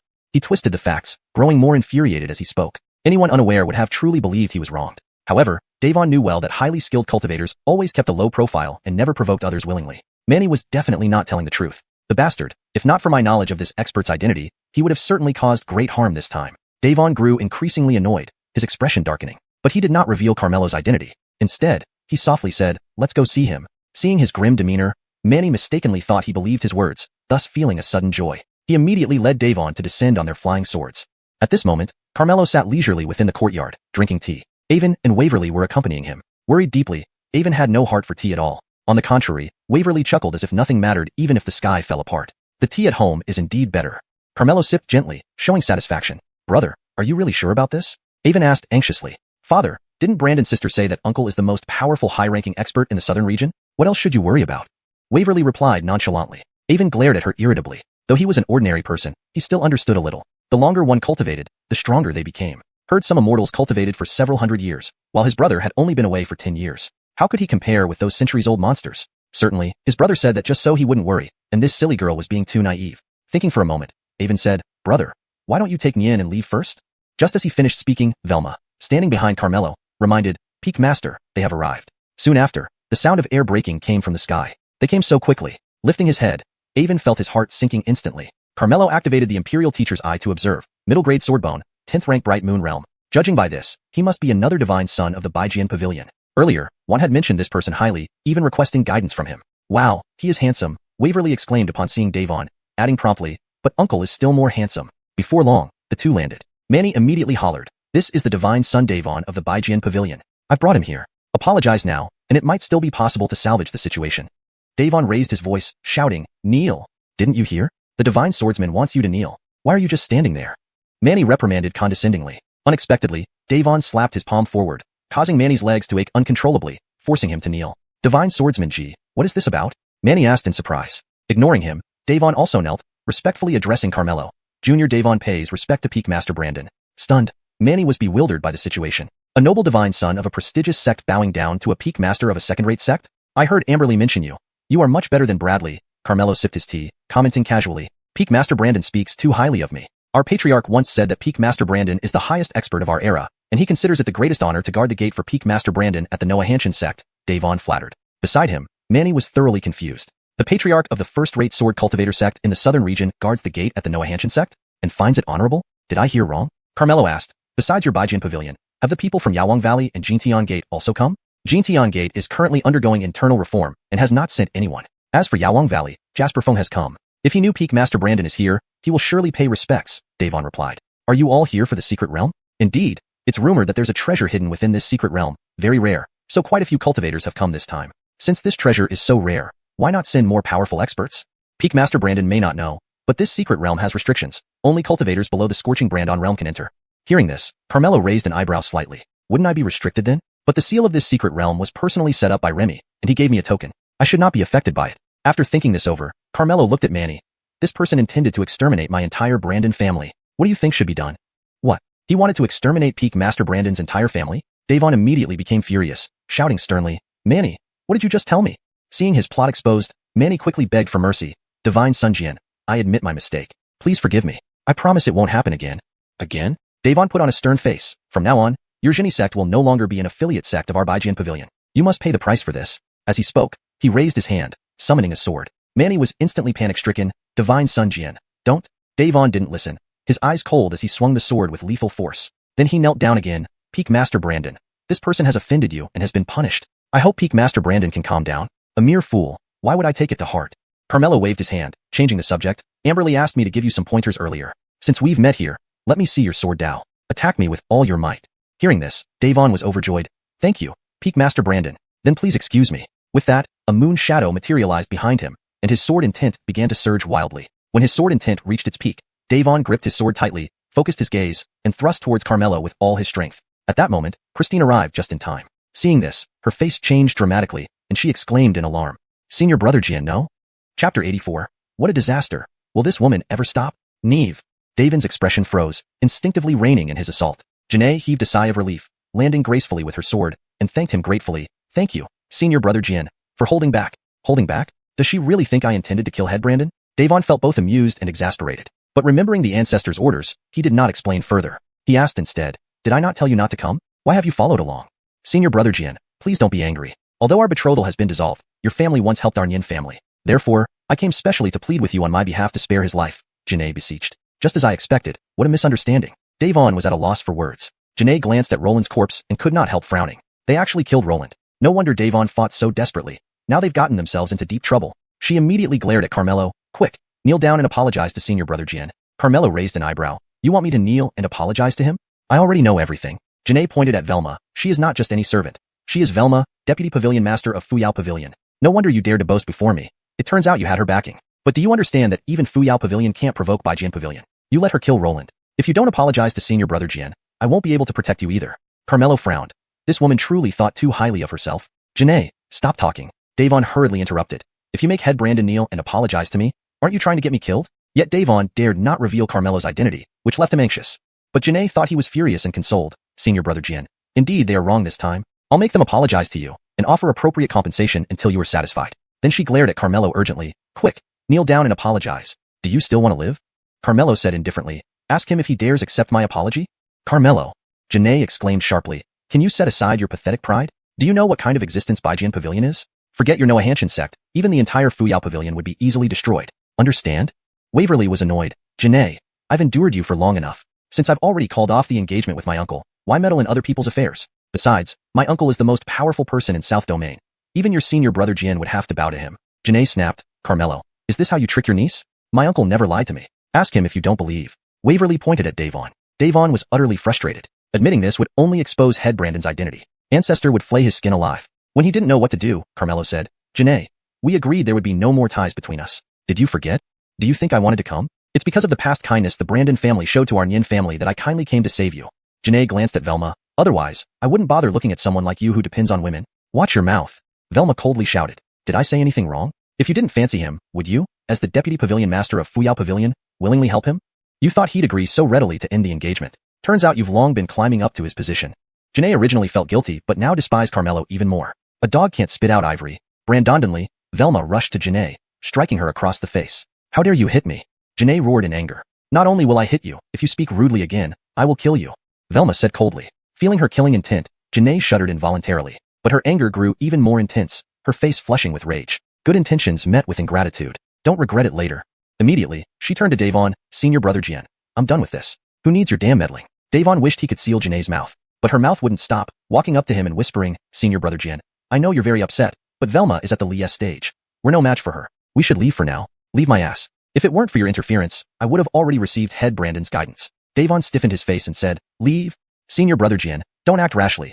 You're no match for her, Janae advised sincerely. I said leave. Davon said impatiently. Senior Brother, get lost. Davon roared. Janae's brows knitted tightly, guessing that Senior Brother Jian did not want to implicate her. But how could she abandon him and leave alone? With a determined look, she said, Senior Brother Jian, I am willing to stay and share the same fate with you. What a disaster. Will this woman ever stop? Davon could no longer tolerate it and directly pointed his sword at Janae. I'll say this one more time, get lost right now, or else don't blame me for being unfriendly. To his surprise, not only was Janae not angry, but she was also deeply moved. He was trying to avoid implicating her, so he deliberately acted so heartlessly. This was the man she admired. Responsible and courageous, unlike Carmelo who only hid behind women. All right, I'll leave.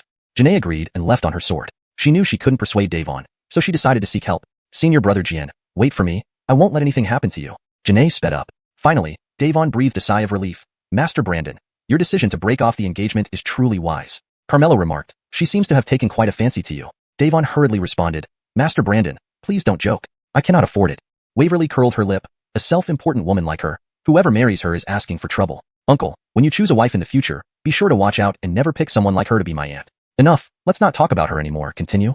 Carmelo changed the subject and made Davon attack him again. Meanwhile, after leaving, Janae flew out of Jinhang City and arrived at a mountain peak. Here, a group of cultivators had gathered. They were from the Baijian Pavilion, Yawang Valley, and Tianjin sect. The three divine sects not only sent their talented disciples but also appointed a Light Ang realm expert to lead them, ensuring the safety of their disciples. From Baijian Pavilion came Kingston, the hall master of Jichin Hall. From Yaoang Valley came Bentley, the hall master of Tianyao Hall. And from Tianjin Sect came Will, the hall master of Juzhen Hall. The three top-notch experts were chatting amiably together, enjoying each other's company. At this moment, Will suddenly asked, I heard earlier that your two sects had some conflicts over a Noahanshan sect. Is that true?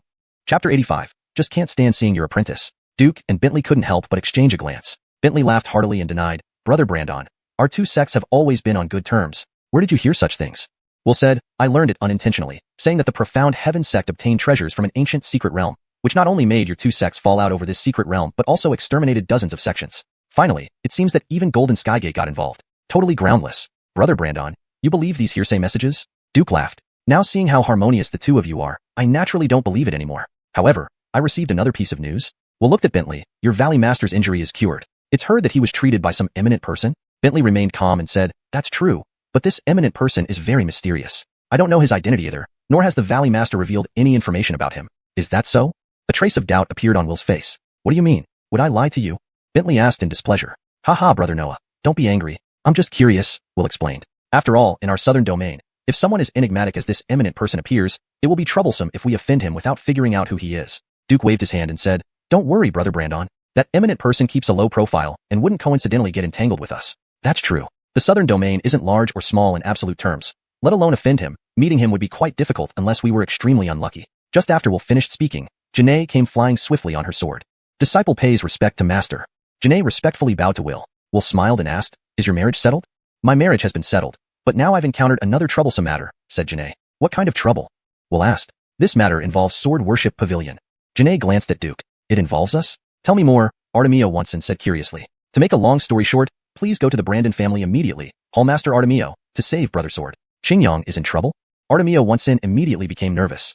Fuyao Pavilion's deputy director Velma killed Elder James of True Unity Sect. Now Brother Sword intends to avenge Elder James. But Velma is at the fiery Brandon stage. I advised Brother Sword not to act impulsively, but he wouldn't listen and drove me away. Hallmaster Artemio should hurry up. Otherwise, I'm afraid Brother Sword might be in danger. Janae spoke quickly. Artemio Wonsan was stunned upon hearing her words. Velma is currently a servant on Falling Sky Peak and belongs to Peak Leader Brandon. Qingyang knows this. Why would he seek revenge on her? He chased Janae away? Could it be? Peak Leader Brandon has arrived. Artemio Wonsan hastily asked, who is Velma with? I'm ashamed to say, somehow she hooked up with my ex-fiancé, a servant on Profound Heaven Sect's Falling Sky Peak. For him, Velma offended your Sword Worship Pavilion and almost killed me. Janae felt furious thinking about it. How dare she? Velma has gone mad to attack you. Will's face turned cold at once. Artemio Wonsan and Bentley exchanged glances, both confirming in their hearts. It must be Peak Leader Brandon. Only he could make Velma dare to act like this. Unexpectedly, he has come too. Even more unexpectedly, the person Janae intended to break her engagement with was Peak Leader Brandon. She definitely doesn't know Peak Leader Brandon's identity, otherwise, she wouldn't dare break the engagement with him. What a pity to miss such a great opportunity. Brother Artemio, there's no time to lose. Let's find Velma right now, Will couldn't wait to say. But Artemio Wonsan calmly waved his hand. Calm down, Brother Brandon. I believe Qingyang can handle this. There's no need for us to go. If we go now, won't they know that Peak Leader Brandon is that eminent person? If the ancestor finds out, I'll be doomed. Brother Artemio, though Davon is a sword prodigy, he is only at the Bright Moon stage, one stage lower than Velma. He may not be able to cope, Will pointed out. If I say it's okay, then it will be. Don't worry, Brother Brandon. Has he advanced to the fiery Brandon stage? Maybe. If Qingyang gets guidance from Peak Leader Brandon, he might have broken through. Artemio Wonsan couldn't help but feel excited. However, Will didn't understand what maybe meant. Either he breaks through, or he doesn't. Why say maybe? Senior Artemio, I can confirm that Brother Sword hasn't broken through yet. Please go and check. He really will be in danger, Janae urged anxiously. Even if he hasn't broken through, it's none of your business. Why are you so concerned? Duke, having learned that Janae had broken off her engagement with Peak Leader Brandon, was quite critical of her and gave a rude hum. This left Will dissatisfied, and he said sternly, my apprentice acted out of concern. How can you be so ungrateful? Will, not to criticize your apprentice, but she's all looks with no brains or eyes. Duke, my apprentice came back in good faith to warn you about danger to your people. Even if you don't appreciate it, why insult her? I just don't like the sight of her. So what? Artemio Wonsan, what do you mean by this? Will suddenly stood up, extremely angry. Artemio Wonsan calmly replied, I'm trying to help you. Your apprentice is a disaster waiting to happen, bound to ruin your Heavenly Array sect sooner or later. You should expel her from the sect as soon as possible. How unreasonable. Artemio Wonsan, you're going too far, taking advantage of our Heavenly Array sect? Will roared angrily. Am I? Noah brother, do you think I'm right? I think you're being too lenient. If she were my disciple, I wouldn't just expel her. I would cripple her cultivation. The two egged each other on, infuriating Will, who fumed, you're both over the line. Janae couldn't help asking, seniors Artemio and Noah, have I offended either of you? Artemio Wonsan said coolly, didn't I say, I just don't like the sight of you. Bentley added, Brother Artemio, we think alike. I suddenly notice how seeing her face makes me incredibly furious. Janae felt utterly depressed. Was her appearance really so repulsive? Fine. Artemio wants in. Bentley, you make it clear you want trouble with my heavenly array sect. I'll remember this today. With that, Will left furiously. At least they're gone now, Artemio once smiled. Will spurt blood when he finds out the eminent person he mentioned is the one his apprentice broke the engagement with? Bentley teased. Let them be. Let's hurry to pay our respects to peak leader Brandon. Yes, we can't keep him waiting. Immediately, the two took their disciples and flew towards the Brandon family residence. Chapter 86 That High Master is nearby. Meanwhile, after leaving Will, the more he thought about it, the more he felt something was off. Although he wasn't close friends with them, they were all members of the divine sect and should at least give each other a bit of face. But they openly defamed his disciple without any restraint, which was not reasonable. He couldn't help but ask, Jiao, are you sure you haven't offended them? Master, they are all senior members of the divine sect. How would I dare to offend them? Janae felt very depressed inside. With her looks and demeanor, she had always been praised wherever she went. This was the first time someone had treated her so disdainfully, and these were two senior members of the divine sect. If this news spread, where would she put her face? Could it be that you did something to offend them without knowing? Think carefully, Will reminded. No, disciple only returned home to cancel my engagement on this trip. I didn't do anything else and never had any conflict with disciples from their sects, Janae recalled. That's strange. Could it really just be because they don't like my disciple? Will couldn't help but scrutinize Janae, making her feel uneasy. Master, you can't think there's something wrong with my appearance, right? Janae said dejectedly. How could I? They just lack discernment. By the way, you mentioned earlier that Velma bullied you? We'll change the subject. Yes, somehow she got involved with my ex-fiancé and hit me out of spite for him. Recalling it made Janae feel a lingering pain on her cheek and furious. For her to hit you is an insult to our heavenly array sect. Will immediately frowned. I have a belly full of anger anyway. Let's go settle this. With that, he rushed toward the Brandon family mansion with great momentum. At that moment, within the courtyard of the Brandon family estate, after receiving instructions from Carmelo, Davon was sitting cross-legged in meditation, as if gaining enlightenment. Carmelo went to the Brandon family ancestral hall to pay respects to his parents. Kneeling on the prayer mat, he respectfully bowed 3 times, gazing at his parents' memorial tablets with a gloomy expression. Father, Mother, I'm sorry. I came back too late and couldn't accompany you through your last journey. You shouldn't feel too guilty. Since the moment you decided to embark on the path of cultivation, we've already been mentally prepared. Avon patted Carmelo on the shoulder, comforting him. Brother, I'd like to be alone for a while, Carmelo said. All right. Avon replied and left the ancestral hall with several others. Velma stood guard outside the door. Soon after, she sensed a group of cultivators arriving by flying sword and looked up to report, Palm Leader, people from the Sword Worship Pavilion and Medicine King Valley have come, probably to pay homage to you. Leave them alone. Carmelo casually replied and continued staying with his parents' memory. Above the Brandon family residence, Che and Bentley hurriedly arrived with their disciples, immediately noticing Davon meditating in the courtyard. Che exclaimed with surprise, Qingyang is attempting to break through to the fiery Brandon realm. He must have received guidance from sect leader Brandon. Congratulations, brother Artemio. Your sect will soon have another top-notch expert in the fiery Brandon realm. Bentley congratulated, clasping his hands. Che laughed heartily, feeling delighted. Then, everyone landed in the courtyard to protect Davon's practice. As for Carmelo, since he didn't come out, everyone naturally dared not disturb him rashly. After some time, Will and company also arrived, stopping above the Brandon family residence. Noticing that people from both divine sects were present, he couldn't help but humph. Che keeps saying Davon can handle it, yet he still came. Brandon's pretense. Seeing Davon unharmed, Janae breathed a sigh of relief, then said, Master, they must have dealt with Velma. With an offense against the Sword Worship Pavilion, how could she possibly survive?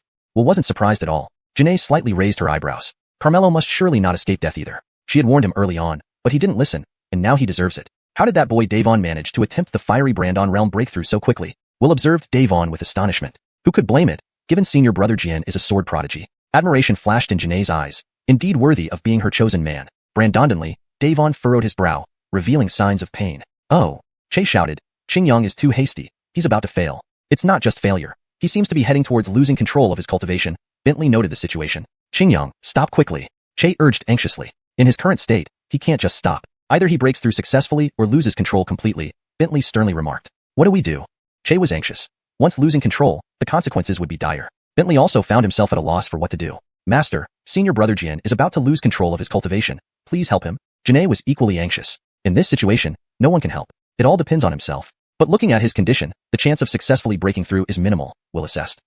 Davon suddenly spat out a mouthful of blood, and his aura became extremely chaotic. Qingyang, Che called out. Davon did not respond, his body trembling slightly. Damn it, it's all because I was too hasty. I should have been more steady, but now it's too late. Davon felt deeply distressed. What a pity, Sword Worship Pavilion will lose a sword genius. Will lamented. Senior brother Jian? Janae's phoenix eyebrows knitted tightly. The man she had chosen with great effort was about to fall like this? Brandonly, a resonant voice echoed loudly, as if every word contained supreme truth, seeping into Davon's ears. Davon instantly felt enlightened, his brows gradually relaxing, and his aura began to stabilize. Master Brandon has acted. Che was overjoyed. I also seem to have gained insight. This is the essence of the great Tao. Bentley was both surprised and delighted. Others benefited similarly, quickly sitting down to listen intently. Master, which High Master is delivering the teachings? It sounds so profound. Janae was astonished. It must be that High Master, there's no mistake. He must be nearby. Everyone, quickly go down and listen to the High Master's teachings. Will, excited, led his disciples down to the courtyard, joining Che and the others in listening. But after only a few sentences, Davon abruptly opened his eyes, a sharp gleam bursting from them, and a faint solar shadow appeared behind him. He had finally succeeded in breaking through, officially becoming a top-tier expert in the fiery Brandon realm. Carmelo also stopped delivering the teachings. Everyone secretly regretted it, wishing he had continued a little longer. Perhaps they could have broken through as well. Davon knelt on the ground, facing the direction of the Brandon family ancestral hall, and bowed gratefully. This junior thanks Master Brandon. Janae was startled upon hearing this. Master Brandon? Could it be? Chapter 87 Master, I don't want to live anymore. What was she thinking? Aside from Carmelo, who luckily became a servant disciple of a second-rate sect, there were no other cultivators in the Brandon family. Besides, how could someone capable of elucidating the profound Tao possibly be associated with the Brandon family? Janae dismissed this absurd guess. Qingyang, congratulations on your breakthrough. Our sword-revering pavilion has gained another Brandon-lit realm cultivator. Ha ha ha. Kingston laughed heartily, unable to contain his joy. To tell the truth, I'm ashamed to admit that if it weren't for sect leader Brandon's timely assistance, I might have already succumbed to madness. Davon said with a bitter smile. The sect leader Brandon you mentioned, is he the mysterious expert? Is he part of the Brandon family? Will asked hastily. Only now did Davon notice the presence of people from the Heavenly Array sect, internally cursing himself for nearly revealing sect leader Brandon's identity. Fortunately, Janae came to his aid, replying, Master, you misunderstand. I know everyone in the Brandon family. Apart from Carmelo, who's just a servant disciple, we're all coincidentally surnamed Brandon. Davon quickly followed up, Junior Sister Nien, you're indeed exceptionally intelligent. Janae smiled happily, thank you, Senior Brother Jian. Congratulations on receiving favor from such a distinguished expert and successfully breaking through to the Brandon-lit realm. Only then did Will dispel his suspicions and asked, Senior Brother Jian, can you introduce me to this expert? Senior Brandon, the expert doesn't like to be disturbed. Without his permission, I have no right to arrange a meeting for you, Davon declined. It was presumptuous of me, Will acknowledged understandingly. Kingston promptly shifted the topic, asking, why are you here? Velma bullied my disciple. I was going to settle accounts with her, but you beat me to it, Will explained. Kingston frowned, mistakenly believing they had taken care of Velma. These master and disciple sure have a death wish. Senior Brother Jian, seeing you safe puts my mind at ease. Janae gazed affectionately at Davon. Upon learning they had come to cause trouble for sect leader Brandon, Davon felt an instant aversion. This foolish woman, risking her life needlessly, stay away from me. Just as Davon was about to speak, Carmelo and Velma walked over. Quite lively, Carmelo smiled faintly. Why are you still here? Janae knitted her brows. This is my home. Why can't I be here? Instead, you keep intruding without my permission. We've annulled our engagement. Can't you leave me alone? Carmelo replied discontentedly. I'm harassing you? Carmelo, who gave you such confidence? Today, let me tell you, even if every man on earth were dead, I wouldn't harass you. Moreover, I already have someone I admire, who's 10,000 times better than you, Janae said disdainfully. 10,000 times better? Carmelo laughed unperturbed. I really want to know what kind of existence he is. Janae approached Davon and introduced him proudly. My senior brother Jin isn't just the divine son of the sword-revering pavilion. He also broke through to the Brandon-lit realm earlier and received guidance from an expert. Comparing you to him is like comparing mud to clouds. Upon hearing this, both the sword-revering pavilion and Medicine King Valley members showed peculiar expressions. Davon was instantly terrified. Was this woman crazy? Why did she insist on dragging me into trouble again and again? He hurriedly shouted, Janae, don't talk nonsense. Janae retorted, Senior Brother Jin, stop pretending. I already know how you feel about me. How I feel about you. Davon was stunned. What the hell feelings do I have for you? Yes, if you didn't care, why would you deliberately send me away earlier? Your sense of responsibility moved me. Let's take advantage of this opportunity to open our hearts, so that he knows the man I admire is beyond his reach. What a disaster. Davon wanted to cry but couldn't. The reason I kept you away was to prevent you from knowing sect leader Brandon's identity. What kind of logic do you have, assuming I fancy you? Qingyang, do you like her? Kingston asked coldly.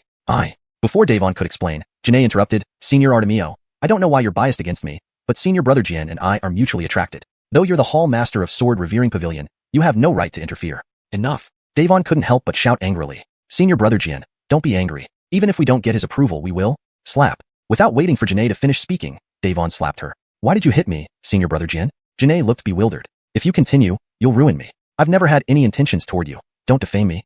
No, it's not possible. You're lying to me. Janae shook her head, refusing to believe it. I must have been blind to ever fancy you, you stupid woman. If you have brain issues, go treat yourself. Turns out it was her own misconception. I mean, how could Senior Brother Jian possibly be interested in a woman like her? So embarrassing. I'd be too ashamed to face anyone if it were me. Mocking voices immediately erupted around them. Only now did Janae realize how ridiculous she had been, and she instantly flew into a rage. Stop laughing. Stop laughing. As if you didn't get rejected too, the karma has come back to bite you. Velma deliberately raised her voice, loudly mocking. You. Janae's anger surged up her heart, and she spat out a mouthful of blood. Disciple. Will cried out in shock, rushing to support her. Master, I don't want to live anymore. This was the first time Janae had ever felt such humiliation in her life. She rolled her eyes and fainted. How outrageous. I will avenge you. Will glared at Velma, his eyes filled with intense murderous intent. I'll kill you. With that, he lunged at Velma, but Kingston and Bentley stood in front of him. What do you mean? Will asked sternly. I told you, your disciple is a curse. It's not too late to expel her from the sect now, Kingston advised. You slander my disciple again and again. Do you think our heavenly array sect is easy to bully? Will roared angrily. We're trying to save you. Move aside. I want to kill her. Will wasn't listening at all. And what if we don't? Bentley snorted. Do you really intend to help her? Will's face darkened. Isn't it obvious? Too much bullying. Today I'll see what you two can do. Will was so enraged that he ignored the disadvantage of fighting 2 against 1, ready to fight them to the death. But at that moment, Carmelo suddenly said, You too, step aside. Chapter 88. Request for Aryan to uphold justice. The 2 men, hearing this, wisely stepped aside. Will hadn't realized the situation and glared furiously at Velma. For this pretty boy, you dare to provoke my heavenly array sect. I'll make both of you die. As he finished speaking, a solar illusion appeared behind him, and with a murderous aura, he unleashed a palm strike. Being a 6th rank blazing Brandon realm practitioner, he believed that Velma would be unable to withstand his enraged attack. However, Velma didn't move at all, but instead, a mocking smile curved at the corner of his mouth. Brandonly, Carmelo casually waved his hand, instantly neutralizing Will's attack, causing Will to fly backward, spitting out a mouthful of blood, grievously injured. Headmaster! The disciples of the Heavenly Array sect exclaimed in shock. Will looked at Carmelo in astonishment. How could he possibly injure him so easily? Form the array.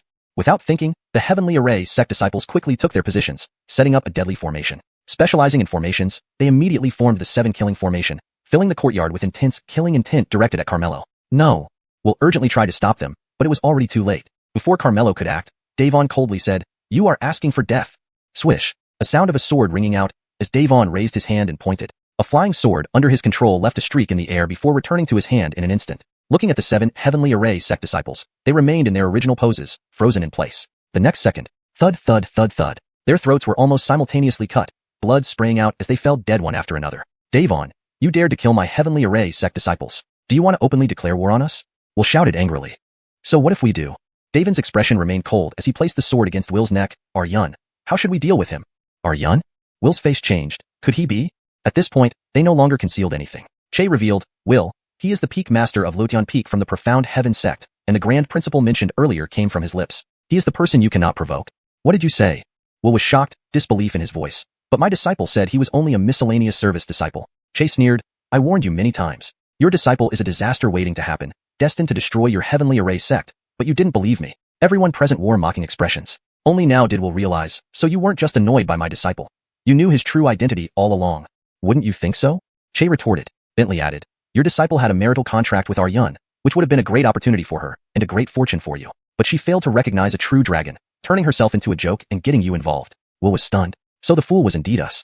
PFFF. Unable to accept this reality, his heart constricted, and he spat out more blood, severely injured and on his last breath. At this moment, Janae woke up. Seeing the bodies of her fellow disciples and her revered master heavily wounded and threatened by Davon, she was utterly shocked. Davon, what are you doing? Release my revered master. Janae shouted. Davon looked to Carmelo for instruction. Seeing that Will was close to death, Carmelo signaled Davon to put away his sword. Janae hurriedly ran over to support Will. Master, what happened? Who hurt you? Will lifted his finger toward Carmelo, trying to tell Janae about his identity. But he couldn't catch his breath and died on the spot. Master! Master! Janae repeatedly called out in grief, utterly heartbroken. She then glared fiercely at Carmelo. Is my master's death related to you? Yes, it's because of me. Carmelo admitted. Do you enjoy lying? You must have used some despicable means to get them to kill my master and my peers. I will kill you. Janae thrust her sword at Carmelo. However, Carmelo easily caught it between 2 fingers. You. Janae's face changed. With a slight push, she was sent flying and barely managed to steady herself. Janae was astounded. He was actually this strong. But wasn't he just a miscellaneous service disciple of the Profound Heaven sect? Why was he so powerful? You've been deceiving me. Janae accused. I told you, I'm much more outstanding than you can imagine. You just refuse to believe it, Carmelo said calmly. If you had shown your strength earlier, why wouldn't I have believed it? Why should I show you my strength? To win you back? You're overestimating yourself. You, Janae raged and asked, so it was really you who killed my master? He wanted to kill me, so I killed him. What's wrong with that? The enmity of my master's death cannot be reconciled. I will definitely kill you to avenge him. Janae said coldly. Can you kill me? Carmelo sneered disdainfully. Janae frowned tightly, never expecting that she would misjudge the situation and even get her revered master involved. Given his demonstrated strength, she was no match for him at all. Furthermore, the attitudes of Baijian Pavilion and Yawang Valley seemed to be on his side as well. Forget about revenge, it might be hard for her to even leave. Janae thought for a moment, and then suddenly knelt down. Everyone was taken aback by her actions, wondering what she was doing.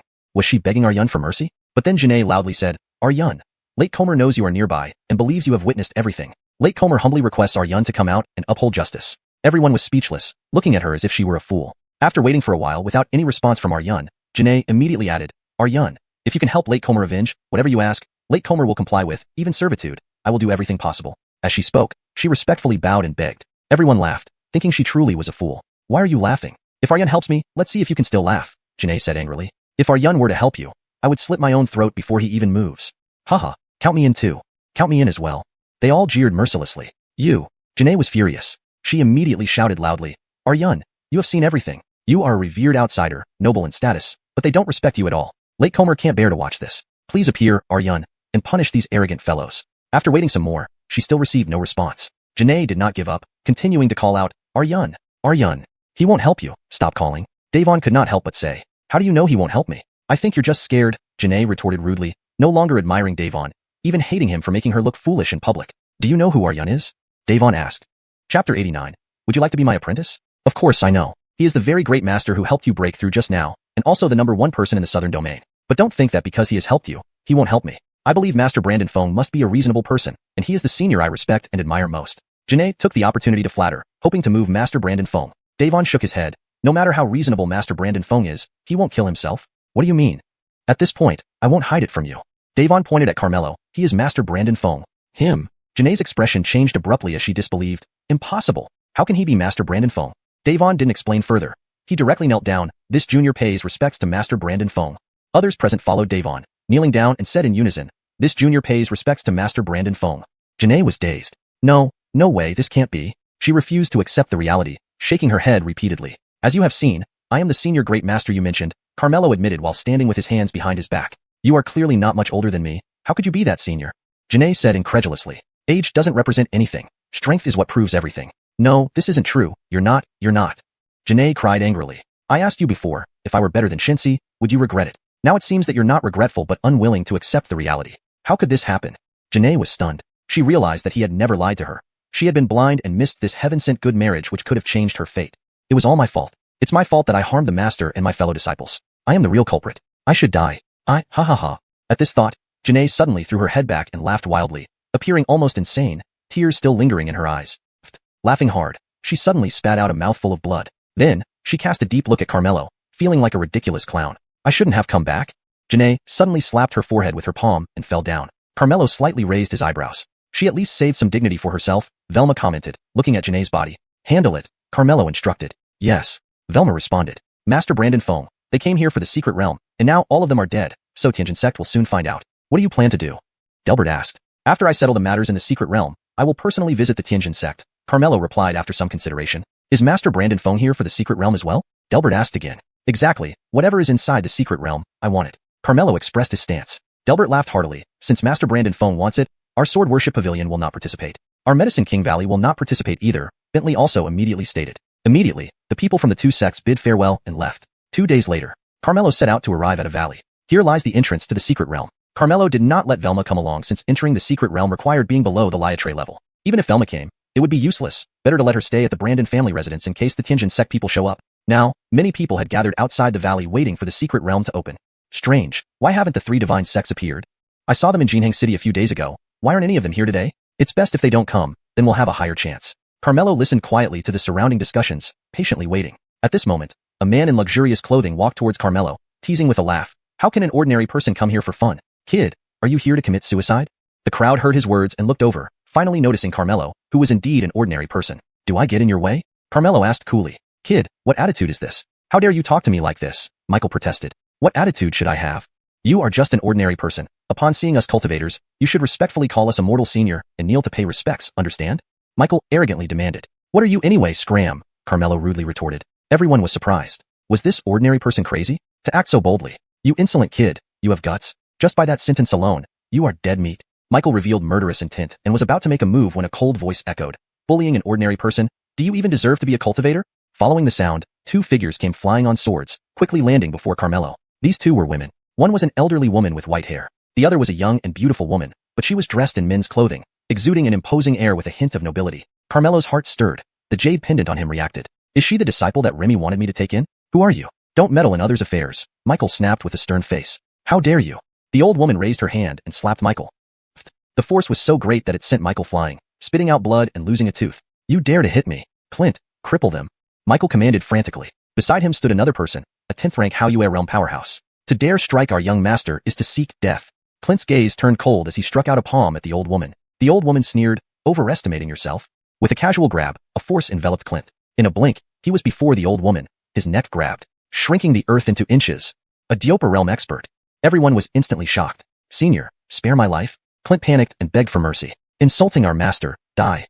The old woman coldly spoke, then snapped Clint's neck. Michael was terrified, his legs giving way as he knelt down, hastily kowtowing and pleading, Senior, spare my life. Bullies like you only cause trouble if left alive. The old woman showed no mercy and shattered Michael's crown with a palm. Everyone was stunned, too afraid to breathe loudly, fearing they might offend her. The old woman stepped back behind the young woman, showing respect, clearly a subordinate. This made everyone even more astonished. In the southern domain, Dyopa realm experts were all revered as patriarchs of divine sex. Yet, this person was merely a subordinate, which was unbelievable. What kind of identity does this woman have? Everyone became curious about the young woman. Ignoring everyone's gazes, she sized up Carmelo, nodding approvingly, though you're just an ordinary person, you're quite handsome. Stay by my side as a servant, ensuring you a life without worries. Everyone couldn't help but feel envious. After all, someone who had a Dyopa realm expert as a subordinate must offer great benefits. This ordinary person sure has good luck.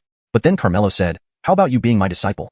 Chapter 90. Do you think I gave you a broken sword? Everyone was taken aback by this statement. Has he gone mad, daring to say such things? Does he have a death wish? Outrageous. The old woman raised her voice in anger. My master favors you and takes you as a slave, yet you don't show any gratitude but speak nonsense. Believe it or not, I can kill you with one palm. Carmelo ignored her and asked the young woman, would you be willing?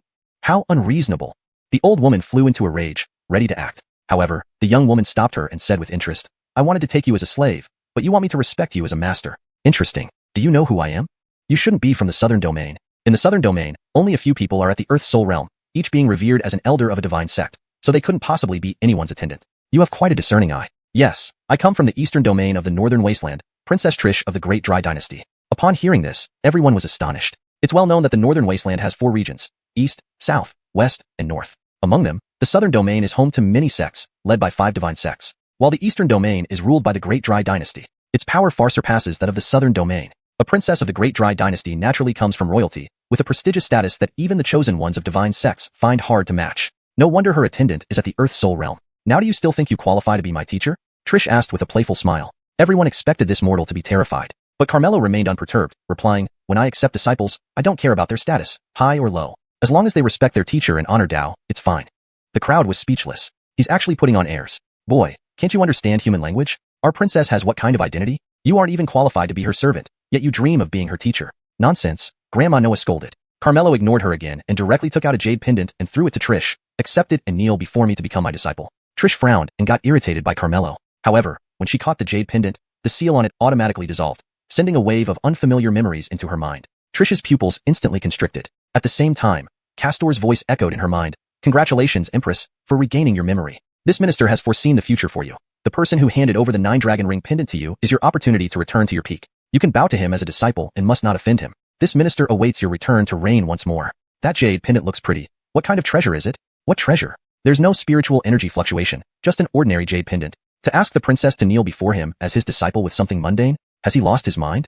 Everyone thought Carmelo had issues. Wasn't he mocking the princess? Simply asking for death. Grandma Noah angrily said, Princess, this boy doesn't know his place. Let me dispose of him. After regaining her memory, Trish's eyes flashed with sharpness, but quickly hid it. She tightly held the 9-dragon ring pendant, looked deeply at Carmelo, and quietly asked, Can you tell me your identity? Carmelo had long seen with the Emperor Teacher's eye that the jade pendant contained sealed memories. Now this woman definitely regained her memory. Currently, with his hands behind his back, he displayed an arrogant demeanor. My name is Carmelo, Peak Lord of Lodion Peak in Noahanshan sect. Carmelo? Camila muttered the name softly and asked, Is Noahanshan sect one of the 5 great divine sects in the southern domain? Before Carmelo could reply, someone else interjected, Noahanshan sect is far from a divine sect. It's just a second-rate sect. Second-rate sect? Camila was taken aback by this response. I remember now, Carmelo of Luotion Peak, Noahanshan sect, was a random disciple picked up by Immortal Master Noahaming in the secular world. After Immortal Master Noahaming died, he inherited the position of Peak Lord. He himself has average talent. After 10 years of cultivation, his level is still lower than some second-generation disciples. I also heard that recently in Windan City, there was a young man with Swordbone wanting to be his disciple, but he refused and instead took in a beggar who is mentally challenged. Not wanting a disciple with Swordbone but choosing a fool, what was he thinking? Everyone increasingly felt Carmelo was abnormal. Forget being a mere Peak Lord of a second-rate sect. Even elders of divine sects didn't have the right to take a princess as a disciple. Princess, no need to waste time with him. Let me take care of him. Grandma Noah couldn't tolerate it any longer and was about to act. Outrageous. Trish coldly rebuked. Princess, there's no need to get upset with such a person. Let me handle it, Grandma Noah tried to soothe. Unexpectedly, Trish glared at her and slapped her across the face. Grandma Noah was stunned. Princess, why did you? Trish berated, blind wretch, how dare you be disrespectful to my esteemed teacher? Ah. Mammy Noah was stunned. Before she could react, Trish suddenly knelt down and respectfully said, Disciple Trish, pays respect to Master. Ding. Congratulations, host, for receiving the fourth disciple and obtaining the meeting gift from Master, the Emperor's Sword.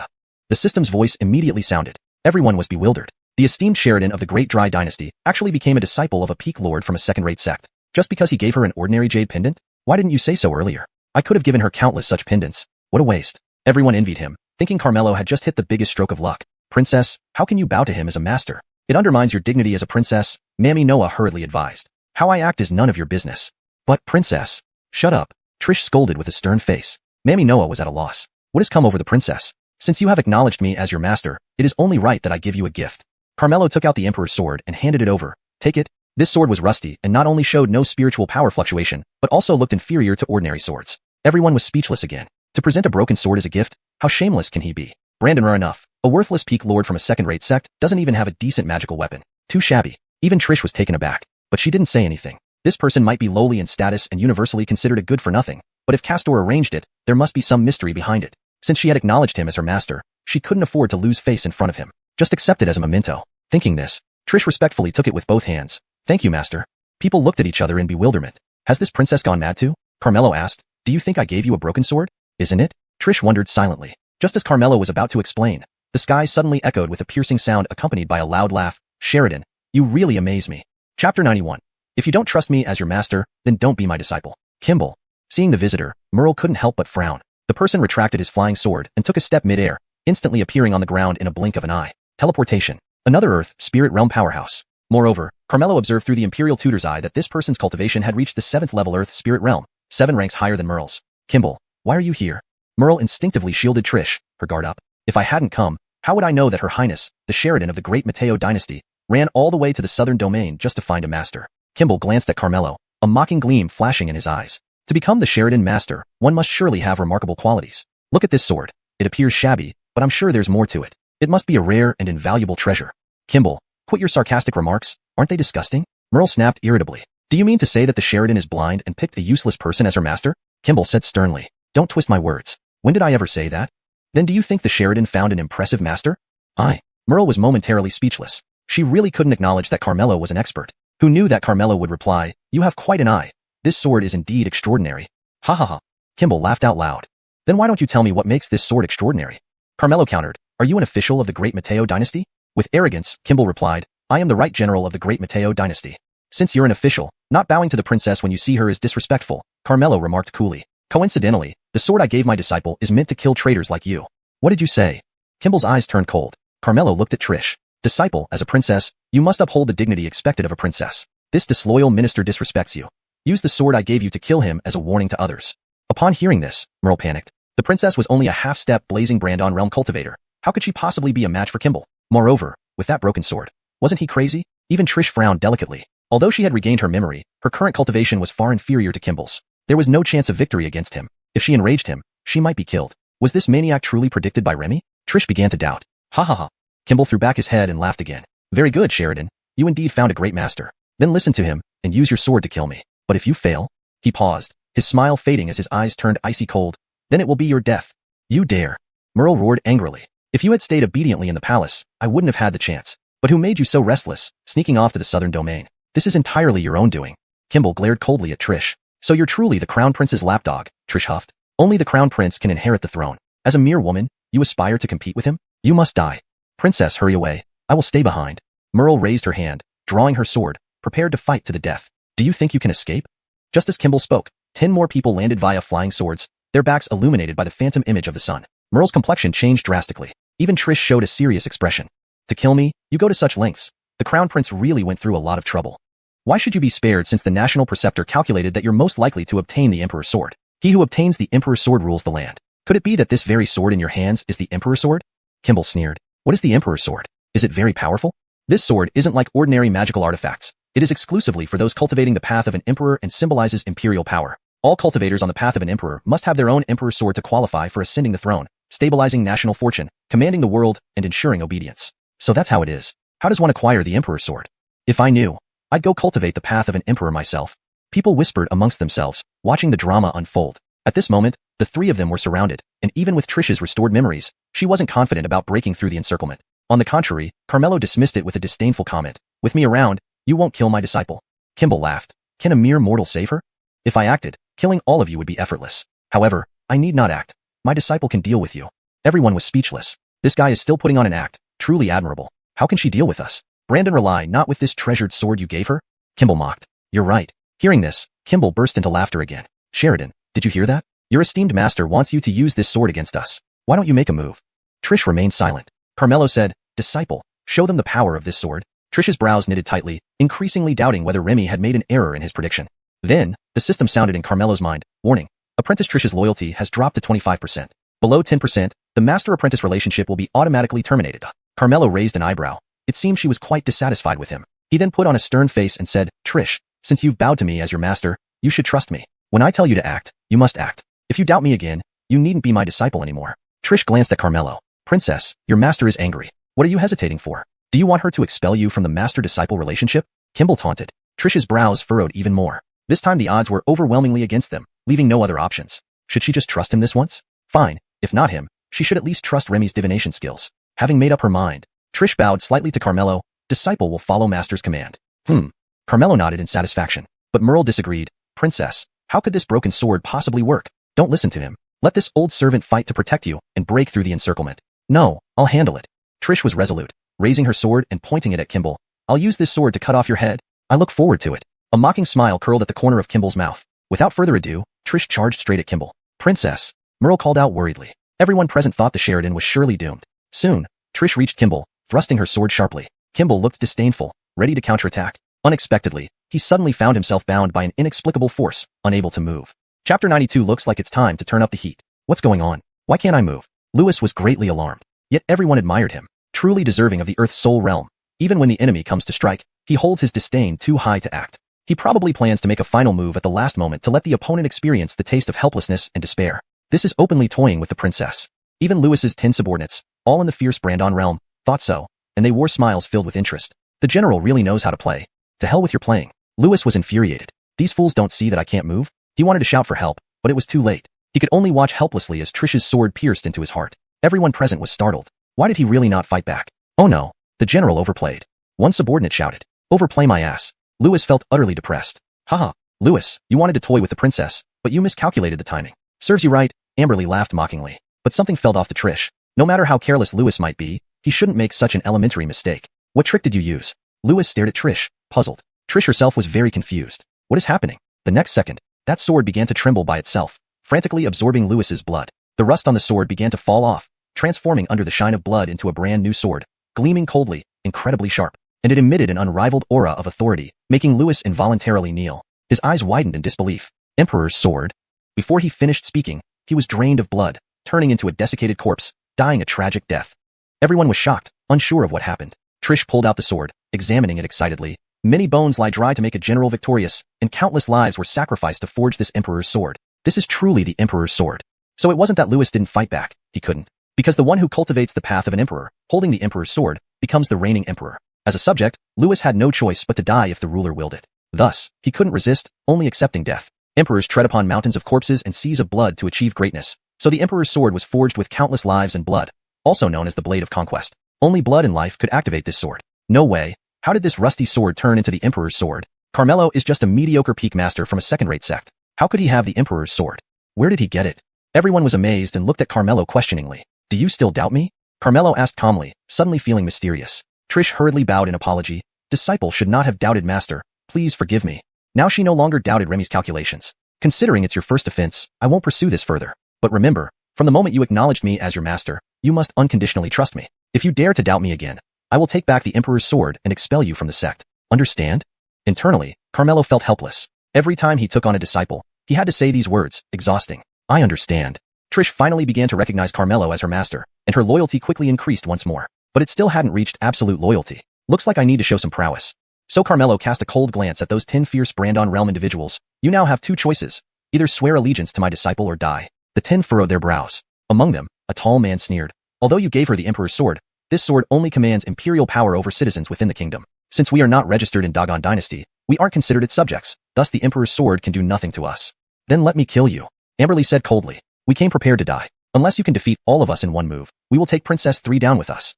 The tall man and the other 9 showed a determined stance to die together. Amberly's heart sank. Though she could kill all 10, her first-tier Earth Soul cultivation wouldn't allow her to finish all 10 desperate fierce Brandon fighters in one move. If any survive, the princess would be in danger. Attack. At the tall man's command, the 10 immediately launched a coordinated attack. Each one spared nothing, ready to die alongside their target. Amberly's expression grew grim, determination filling her eyes. Princess, old servant can no longer serve you. She was prepared to sacrifice herself to save the princess. No. Trish protested, but Amberly had made up her mind. She resolutely stood in front of Trish, snarling, "Come on, you bunch of dogs." Soon, the 10 men rushed close and attacked simultaneously. Under normal circumstances, Amberly could easily dodge and then defeat them one by one, but that would put Trish in danger, so she did not dodge or avoid. Instead, she used herself as a shield, choosing to die together with them. At this moment, Carmelo suddenly moved to stand before her. Amberly was taken aback by the sight. Was he courting death? Although she was amazed at Carmelo having the Emperor's sword, his own strength was too weak to possibly block 10 fierce Brandon realm fighters. But then Carmelo waved his hand. Instantly, the 10 opponents were enveloped by an unknown force, all spitting blood and falling to the ground almost simultaneously. You. The tall man stared at Carmelo in shock, dying with disbelief. The other 9 met the same fate. Damn, am I seeing things? He just waved his hand, and they're all dead? Are you sure these 10 were in the fierce Brandon realm? Everyone was stunned, finding it hard to believe. How strong are you? Amberly looked at Carmelo anew, asking in disbelief. How strong do you think I should be? Carmelo retorted. To take out 10 fierce Brandon fighters in one move so effortlessly, as if swatting a few flies, even Lewis couldn't manage that. And Lewis was a 7th rank Earth Soul cultivator, so Carmelo must be at least 9th or 10th rank. Yet he looked like an ordinary person, without any trace of cultivation, which even a 10th rank Earth Soul cultivator couldn't hide. So, he must be in the Heaven Soul realm. No wonder he dared let the princess be his disciple and possess the Emperor's sword. She had underestimated him. Amberly hurriedly knelt to apologize. I'm sorry, Master Brandon. Just now I mistook you for an ordinary person and offended you. Please forgive me. Considering your vow to protect my disciple with your life, I won't hold it against you. You may rise. Thank you, Master Brandon. Amberly couldn't help but sigh in relief. Everyone's jaws dropped in shock, never imagining that Carmelo would be so powerful. Even the old ancestor of Divine Sect couldn't be this formidable, right? At this point, Carmelo heard the system notification indicating that Trish's loyalty had increased again, but still wasn't at 100%. This left Carmelo quite helpless. To get an Empress reincarnated to fully submit to him, as her master was indeed no easy task. Looks like it's time to turn up the heat. Chapter 93. Actually wanting to destroy a celestial artifact. Carmelo activated the Imperial Teacher's Eye and looked toward the valley, immediately discerning what was sealed within. He would use this object to make her utterly submit. Just at that moment, the entire valley suddenly started shaking violently. The secret realm has opened. Everyone was delighted. A huge stone gate rose from the ground with a rumbling sound, slowly opening. Carmelo had already learned that this gate was the passage to the secret realm. But there was a restriction on this gate. Only those below the scorching Brandon realm could enter. Everyone couldn't wait to go in. However, they saw Carmelo also preparing to enter. Someone immediately warned, Patriarch Brandon, this secret realm has restrictions. Only cultivators below the scorching Brandon realm can enter. If you force your way in, your soul will be destroyed and you won't be able to reincarnate. After witnessing Carmelo's strength earlier, they all knew his cultivation must surpass the scorching Brandon realm. Even Merle advised kindly, Patriarch Brandon, what they say is true. Although your cultivation is profound, this secret realm is said to be set up by immortals. You should not take this risk. Carmelo responded coolly, I appreciate your concern, but I came here for this secret realm and must go inside. With that, he walked toward the stone gate. Everyone secretly shook their heads. This Carmelo was too arrogant, thinking he could defeat 10 scorching Brandon realm experts and become invincible? How could an immortal setup be so easily challenged? They thought Carmelo was doomed. What a pity, such a powerful expert was about to perish. To everyone's surprise, Carmelo strolled into the secret realm unharmed, hands behind his back as if taking a leisurely stroll. Everyone was stunned. How is he unharmed? This isn't right. Previously, those who tried to force their way in were instantly shattered. Even with higher cultivation, it's impossible for any cultivator to withstand an immortal's power. Is Patriarch Brandon also an immortal? Are you crazy? How could he be an immortal? Well then, how do we explain this? No one could figure it out. No matter what, let's go in and see. Thus, everyone entered one after another. Princess, your master is quite extraordinary, Merle said, increasingly finding Carmelo unfathomable. Could he really be an immortal? He's not. After recovering her memories, Trish's vision, despite still being at the Bright Moon realm, was like an empress. She could confirm that Carmelo was definitely not an immortal. Moreover, she knew that the seal of this secret realm was laid by Remy, and Carmelo carried the token given by Remy, thus he was unaffected. Why can he enter the secret realm? Merle asked curiously. You wait here. I'll go take a look. Trish didn't reveal the truth and quickly entered the secret realm. Inside the gate, it wasn't a valley but a massive cave. In the cave, there were numerous boxes, all empty, clearly looted clean long ago. Given the many times the secret realm had been opened, everything valuable had already been taken. Apart from empty boxes, there were many corpses on the ground and traces of past battles. It was evident these fights were over treasure. Now that the treasures were gone, fewer people came when the secret realm opened. But they still came because the most mysterious treasure remained in the secret realm. It was said that only those acknowledged by this treasure could obtain it. If not, minor injuries or death awaited. Many had tried before, all ending in failure.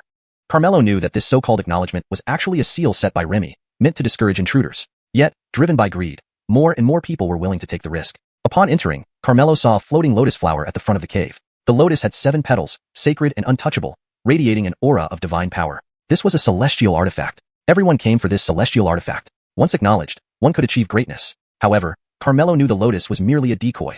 The real treasure was hidden within it. Who wants to try first? Looking at the lotus, someone asked. I will. A burly man eagerly stepped forward. Stopping 7 steps away from the lotus, he knelt down, hands clasped together, and sincerely pleaded, I wish to possess you. Please acknowledge me. He bowed 3 times respectfully. The lotus began to respond, emitting a faint glow and slowly spinning. Everyone watched intently. Randomly, a light beam shot towards the man, sending him flying. Spitting out blood, the man was severely injured. Damn it, he cursed, unwilling to accept the outcome. It seems you didn't show enough sincerity. Let me give it a try. Another person walked up, performing 3 kowtows to demonstrate their sincerity. However, he too was thrown back by the lotus, even worse off than the burly man, as he died instantly. Everyone was shocked. Anyone else? Someone asked again. This time, no one dared to rush forward. Although the treasure was valuable, nothing was more important than one's life. I'll try. Carmelo spoke softly. Chief Brandon, I think 3 kowtows aren't enough to show sincerity. You should do more. Perhaps that will gain the treasure's acknowledgement, someone suggested helpfully. Carmelo smiled and walked up to the 7-step distance. Everyone wondered how many kowtows Carmelo would perform. But instead of kneeling, Carmelo continued to step forward. Chief Brandon, you can't walk further, or you'll die. Someone warned him immediately, but before they could finish speaking, Carmelo had already taken another step. Everyone thought he was about to be struck down by the lotus. To their surprise, the lotus showed no reaction. How was he unharmed? Everyone was astonished. Has he been acknowledged by the treasure? So, you don't need to kowtow to get acknowledged. I wish I had tried first. Some felt deeply regretful. Soon, Carmelo approached the lotus, which did not harm him. Envy was evident on everyone's faces, for this celestial artifact would belong to him now. But to their surprise, Carmelo took out the token given by Remy and smashed it towards the lotus. Everyone was alarmed. He had gone mad, trying to destroy a celestial artifact. But could such a precious item be so easily shattered? Bang! The token hit the lotus, producing a dull sound. The entire vast cave trembled slightly. In the next second, 1 petal began to fall from the lotus. Then came the second, third, until all 7 petals fell, leaving the lotus riddled with cracks. He actually destroyed the celestial artifact. What was he thinking? That's a celestial artifact, casually destroyed like that. What a waste. Don't throw it at me. How extravagant. Everyone was speechless at Carmelo's actions, feeling immense heartache. But then, the cracked lotus suddenly emitted a golden light. Chapter 94. Consider yourself lucky to be my disciple's national guardian beast. Golden light blazed, illuminating the entire cave. There was a loud bang, and the lotus shattered completely, dissipating into nothingness. A golden bead appeared, hovering in midair, emanating an aura of sanctity. Amidst the flowing golden light, it coalesced into a translucent figure, clad in a kasaya robe, sitting cross-legged with hands forming a Buddha seal, looking benevolent and solemn. It was the image of a Buddha. What is this? It's a Buddhist relic, a sarira? What? A sarira? There's actually a sarira hidden inside the lotus. Everyone was taken aback. Legends say that only when a Buddhist cultivator reaches an extremely high realm can they condense a sarira after death. This sarira must be from a significant Buddhist figure who attained nirvana. Turns out this sarira is the most precious treasure in this secret realm. To possess it means inheriting the legacy of this great Buddhist master. The future would undoubtedly be boundless. Don't get too excited too soon. In Buddhism, everything has cause and effect. If you want to inherit the legacy, you must bear this karma. The higher the grade of the sarira, the heavier the karmic retribution will be. Most people can't bear it and might die under its pressure. Trish listened to everyone's discussion, her eyes fixed on Carmelo. This sarira was what Remy had discovered by chance back then. Even at her prime, she wouldn't dare touch it after calculating through heavenly laws. Because this karma was too heavy, Remy couldn't even deduce who it belonged to back then. He could only guess it was a Buddha-level existence, and one who died unwillingly. So whoever took it would have to endure the karmic retribution of all their past lives, which was unmanageable. Would he dare? Trish was very curious. To her surprise, Carmelo didn't hesitate and directly reached out to grab it. The crowd was stunned. He was too rash. Getting a sarira wasn't so simple. Brandon realized he would suffer consequences. But after Carmelo grabbed the sarira, nothing happened. Why isn't anything happening to him? What about the karmic retribution? Why hasn't it shown up? Is this a fake? Not only were they shocked, but Trish also showed a surprised expression. As far as she knew, obtaining a sarira would inevitably lead to karmic influence. Unless his cultivation surpasses that of the previous owner. However, the former owner was a grand patriarch-level master of Buddhism, surpassing even the might of a celestial empress in her former life. How could he possibly be stronger than a grand patriarch of Buddhism? What Trish didn't know was that Carmelo possessed the boundless bone, which already transcended fate, free from any restrictions. Brandon's trivial karma naturally wouldn't affect him. Could Remy have found him a teacher who is some hidden grandmaster? Thinking of this, Trish felt elated. Carmelo immediately received system feedback. Disciple Trish, loyalty reaches 90%. Carmelo's lips curled upward, just 10% more to reach 100%. He decided to give her the final push. Carmelo whispered softly, "It's about time." As soon as he finished speaking, a wild beast's roar echoed through the cave, causing the entire cave to shake violently. Roar. The roar carried immense authority, instilling fear in everyone, and an overwhelming pressure swept over them. Thump, thump, thump. People fell to their knees one after another, unable to withstand the pressure. Even Trish trembled, her eyebrows knitted tightly, suffering greatly. If not for her imperial mindset and willpower along with support from the Emperor's sword, she would have fallen to her knees too. Only Carmelo stood straight, standing with his hands behind his back, unfazed. What kind of fierce beast is this, to have such pressure? I've been here several times, never encountering any beasts. This terrifying pressure, could it be a Heaven Soul Realm creature? Everyone was filled with dread. If I find it hard to resist, how could it be a Heaven Soul Realm creature? Trish's expression turned serious as she gazed ahead. At that moment, in the deepest part of the cave, two blood-red beams of light suddenly shone in the pitch darkness. Heavy footsteps followed, each step causing the cave to shake, making everyone's hearts tremble along. As the footsteps grew closer, everyone held their breath in tension. Someone wanted to flee, but under this overwhelming pressure, they couldn't even move. In just a moment, someone couldn't handle the mysterious panic, trembling all over, their Dao heart collapsing. Finally, a silhouette slowly emerged from the darkness. Those two red lights were bloodshot eyes, emitting a bloodthirsty and vicious glare. Just one glance from them almost broke people's spirits. This was a white tiger with black stripes running across its body. It emitted a holy aura. When Trish saw this beast, her face immediately changed, and she exclaimed in shock, "White tiger! White tiger! Is it the legendary divine white tiger?" The white tiger is one of the 4 ancient divine beasts. How could it possibly be here? My disciple is right. It indeed is a white tiger. This Buddha bone Saraira was actually meant to suppress it. Now that I have taken it away, it has emerged, Carmelo explained. He had already discovered the existence of this white tiger through the Emperor's eye, then quickly put the Buddha bone Saraira back. Someone immediately called out anxiously, because they all saw that the white tiger's eyes were gleaming, clearly regarding everyone as food. But Carmelo remained calm and said, "Since I've taken it, why would I put it back? If you don't put it back, we will all be eaten by it.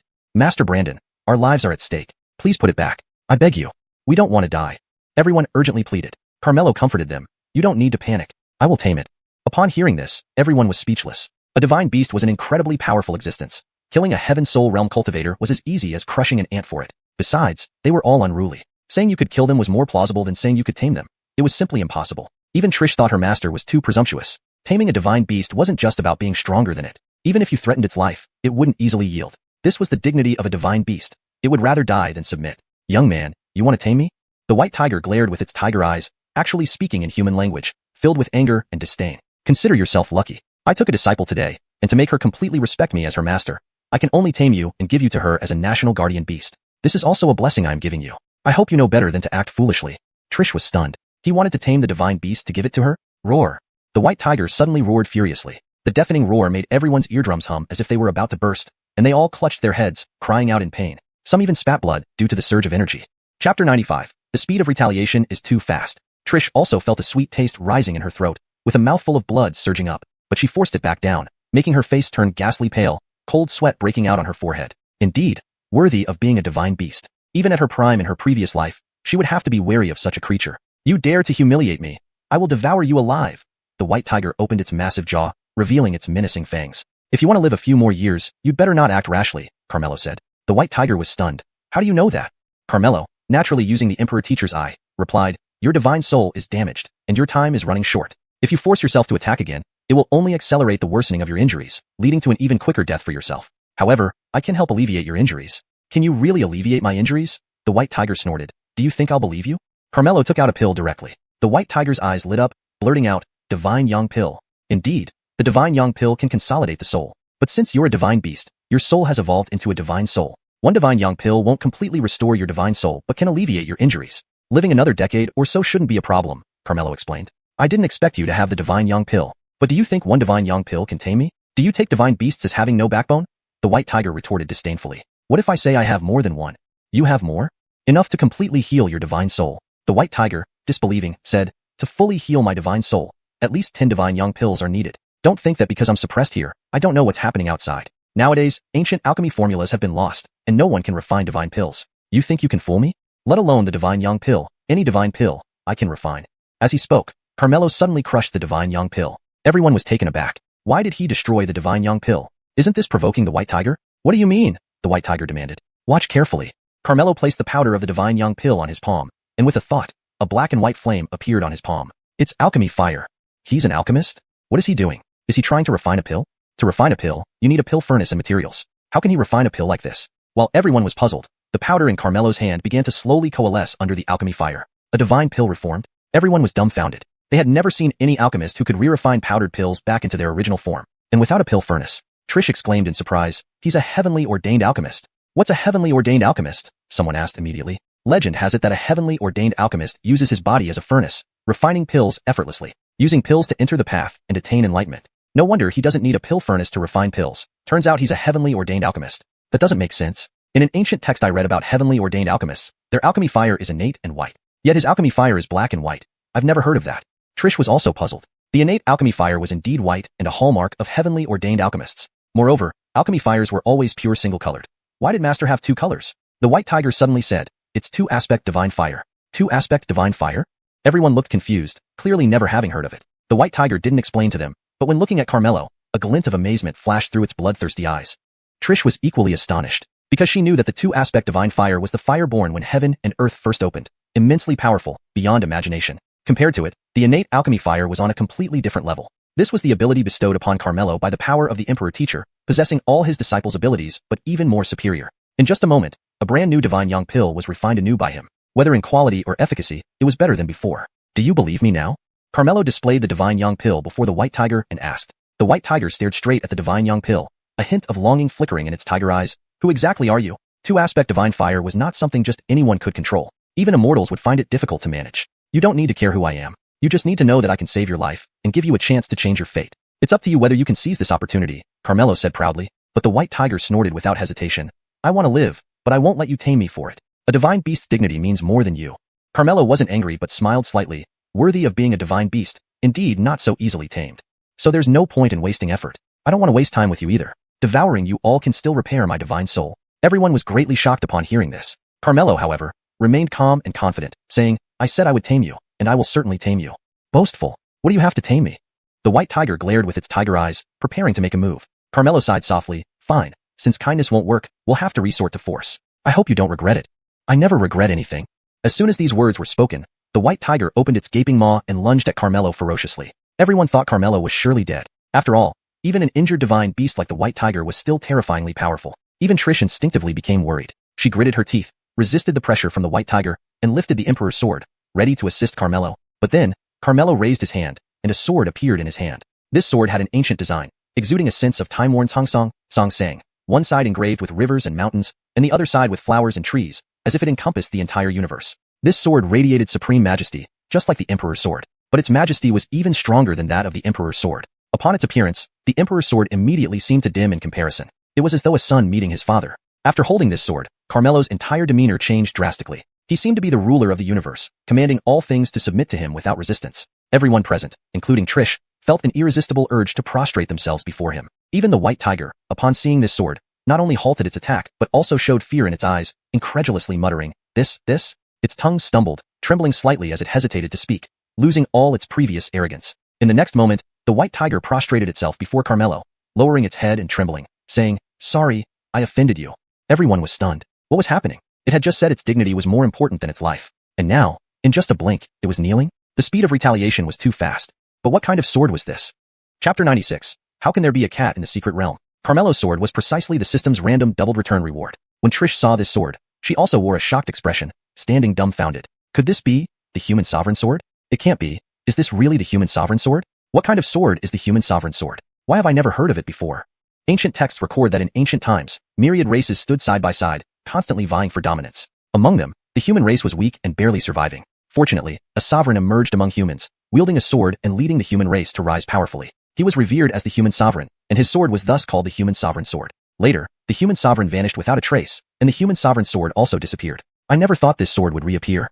Legends say that under the human sovereign, there were 4 divine beasts that all listened to the command of the human sovereign sword. Wherever the sword pointed, no one dared to disobey. No wonder the white tiger knelt down to Master Brandon Feng and acted so respectfully. Everyone found Carmelo increasingly incomprehensible. Having the Son of Heaven's sword was already astonishing, but there was actually the human sovereign sword too. This sword disappeared along with the human sovereign. Where did he get it from? Moreover, the human sovereign sword symbolized the supremacy of human rulers, and ordinary people couldn't possibly control it. How did Carmelo earn the recognition of the human sovereign sword? This left everyone baffled. At this moment, Carmelo pointed the sword at the white tiger, looking down from above with a calm expression, akin to a sovereign. Without anger, he commanded authority and warned, I'll give you credit for reacting quickly. If you had hesitated even a little bit just now, I wouldn't mind striking your name off the list of the 4 divine beasts.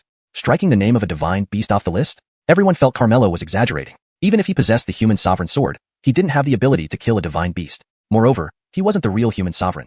Could the white tiger really be intimidated by him? To their surprise, the white tiger swallowed nervously, its fur drenched with cold sweat, hurriedly saying, "The white tiger has overstepped boundaries. Please forgive me, master." Master? The white tiger called him master. Everyone was taken aback. Even Trish looked at Carmelo in astonishment. Weren't the 4 divine beasts supposed to only recognize the human sovereign? Was it because Shifu obtained the human sovereign sword? Only Carmelo knew from the system that the reason why the 4 divine beasts became subordinates to the human sovereign was not out of reverence for the human sovereign, but because they were born alongside the human sovereign sword. Their existence was to protect the human sovereign sword. Only those who received the recognition of the human sovereign sword qualified to become the human sovereign. In history, there had been more than one human sovereign, but there was only one human sovereign sword. The 4 divine beasts recognized the sword, not the person. Now that Carmelo obtained the sword, the white tiger naturally regarded him as its master. However, the white tiger was extremely puzzled. Back then, the last human sovereign destroyed the human sovereign sword, causing the 4 divine beasts to lose strength and disperse. How did this sword recover now? This person not only ignored the karmic influence of the Buddha bone relic, but also gained the recognition of the human sovereign sword.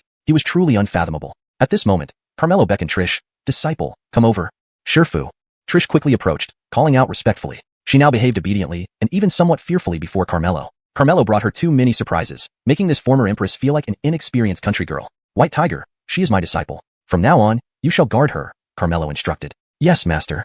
The white tiger acknowledged. Trish asked in surprise, "Shifu, you're really letting it guard me? What? Are you unhappy?" "No, disciple doesn't mean it that way." Trish hastily knelt down. "Thank you, Shifu, for granting me a divine beast." Ding. Trish's loyalty towards the host has reached 100%, cultivation return boosted to 800 times. Finally getting this disciple settled. Carmelo rejoiced inwardly, opening the system interface to take a look. Host, Carmelo. Cultivation level, 8th rank Brandon Fire Realm. Bone Root, Boundless Bone. Cultivation technique, Great Evolutionary Dao Technique. Special abilities, Imperial Tutor Dojo, Imperial Tutor Eye, Imperial Tutor Ability. Elder Disciple, Sawyer, Loyalty 100%, Cultivation 1st rank Moonlight Realm. 2nd Disciple, Sierra, Loyalty 100%, Cultivation 8th rank Moonlight Realm. 3rd Disciple, Darwin, Loyalty 100%, Cultivation 1st rank Transcendent Mystery Realm. 4th Disciple, Trish, Loyalty 100%, Cultivation near Brandon Fire Realm. Cultivation return, 800 times. Servant Adriana, a Disciple, Cultivation 4th rank Transcendent Mystery Realm. Servant Manu, a Disciple, Cultivation 4th rank Transcendent Mystery Realm. Servant Aspen, a Disciple, Cultivation 3rd rank Transcendent Mystery Realm. Cultivation return, 400 times. With 4 disciples contributing 800 times cultivation return, adding 1 more would bring it up to 1,600 times. Plus, the 9-star disciple's cultivation return increased as well with the addition of his 4 disciples. At this moment, the white tiger reminded, "Master, the appearance of the human sovereign sword is a significant matter. To prevent any news from leaking, what should we do with these people?" As it spoke, it cast a cold glance at everyone, revealing its intent to kill. This frightened them immensely, and they hurriedly swore that they would never reveal a word about today's events. Carmelo did not make things difficult for them. Then he instructed the white tiger, "Although I have asked you to guard my disciple, you are injured. Do not act unless it is absolutely necessary. Also, you are too conspicuous. Change your appearance."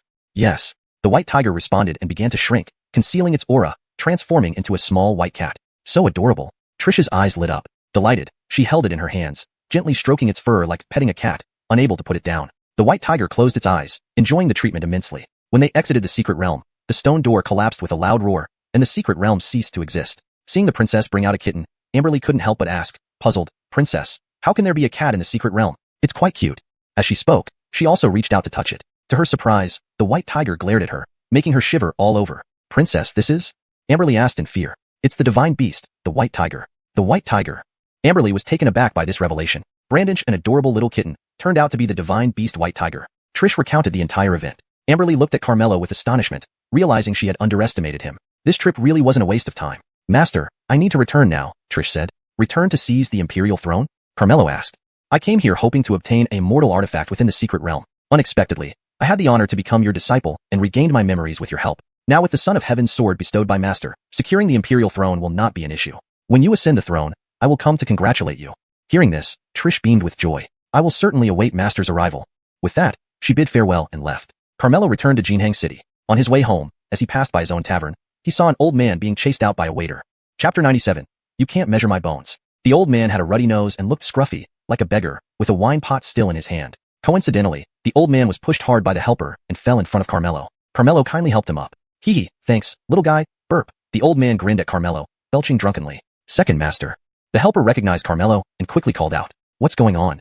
Carmelo asked. "Second master, this beggar wanted to come in for some wine but had no money. He tried to pay with a tattered charm, obviously intending to trick us for free drinks. I feared it would disturb other guests, so I kicked him out, the helper explained. Don't talk nonsense. This charm is a wealth-gathering charm. If you paste it inside your tavern, it can set up a wealth-gathering formation, aiding your business to flourish and bring you endless wealth. The old man held up a crumpled charm paper, swaying as if drunk. What wealth-gathering charm? Do you think you're an immortal? To try and trick us here at Xianxia. Have you not heard of what kind of place this is? The helper reprimanded sternly. However, Carmelo noticed at once that this charm paper was not ordinary. He then activated the Emperor's teacher eye to observe the old man, discovering he was a powerful 4th-rank Earth Spirit Realm cultivator. This was quite interesting. So Carmelo said, bring him in and let him drink until he's full. Second master, this? The helper seemed unwilling. That's enough. Put it on my tab. Next time don't look down on people, or you'll invite trouble upon yourself. Carmelo warned. Yes, second master, the helper reluctantly agreed. Carmelo didn't take it seriously and was about to leave, but he was stopped by the old man. Young man, you have good character. I'll give you this charm as a gift. Carmelo politely declined. No need. It's just a round of drinks. I don't like owing favors. If you don't want this charm, I'll give you something else. The old man fumbled through his clothes and took out a pill, the bone-cleansing pill. This is a spirit pill. After taking it, it will change your physique, making you stronger and immune to all diseases. The helper couldn't help but say, do you really consider yourself an immortal? And spirit pills? Do you think our second master is so easily deceived? Go in and drink if you want to. Don't delay our second master. Carmelo waved off the helper and turned to the old man. Thank you for your kindness, but I don't need it. Young man, do you also think I'm trying to trick you? I know you're telling the truth, but I really don't need it. Carmelo slightly shook his head. You're a decent person. How about having a drink with me? Carmelo thought for a moment, deciding to find out who the old man really was, so he agreed. He also instructed the helper to inform his elder brother at home. Then the two entered the tavern and found a seat. Dishes were served promptly. The old man eagerly poured himself a cup, savoring the fine wine. He wore an expression of sheer enjoyment. It seems you love wine, Carmelo remarked casually. Wine is indeed a good thing. Without a daily drink, this old man feels uncomfortable, as if my throat is itching badly, the old man said, finishing another cup. Great, really great. Life is but this wonderful. Ha ha ha. To your health. The old man clinked cups with Carmelo and drank it all down. Both engrossed in drinking, they didn't chat much. Until after several cups, the old man exclaimed contentedly, refreshing. Then he asked Carmelo, little guy, what's your name? My name is Carmelo.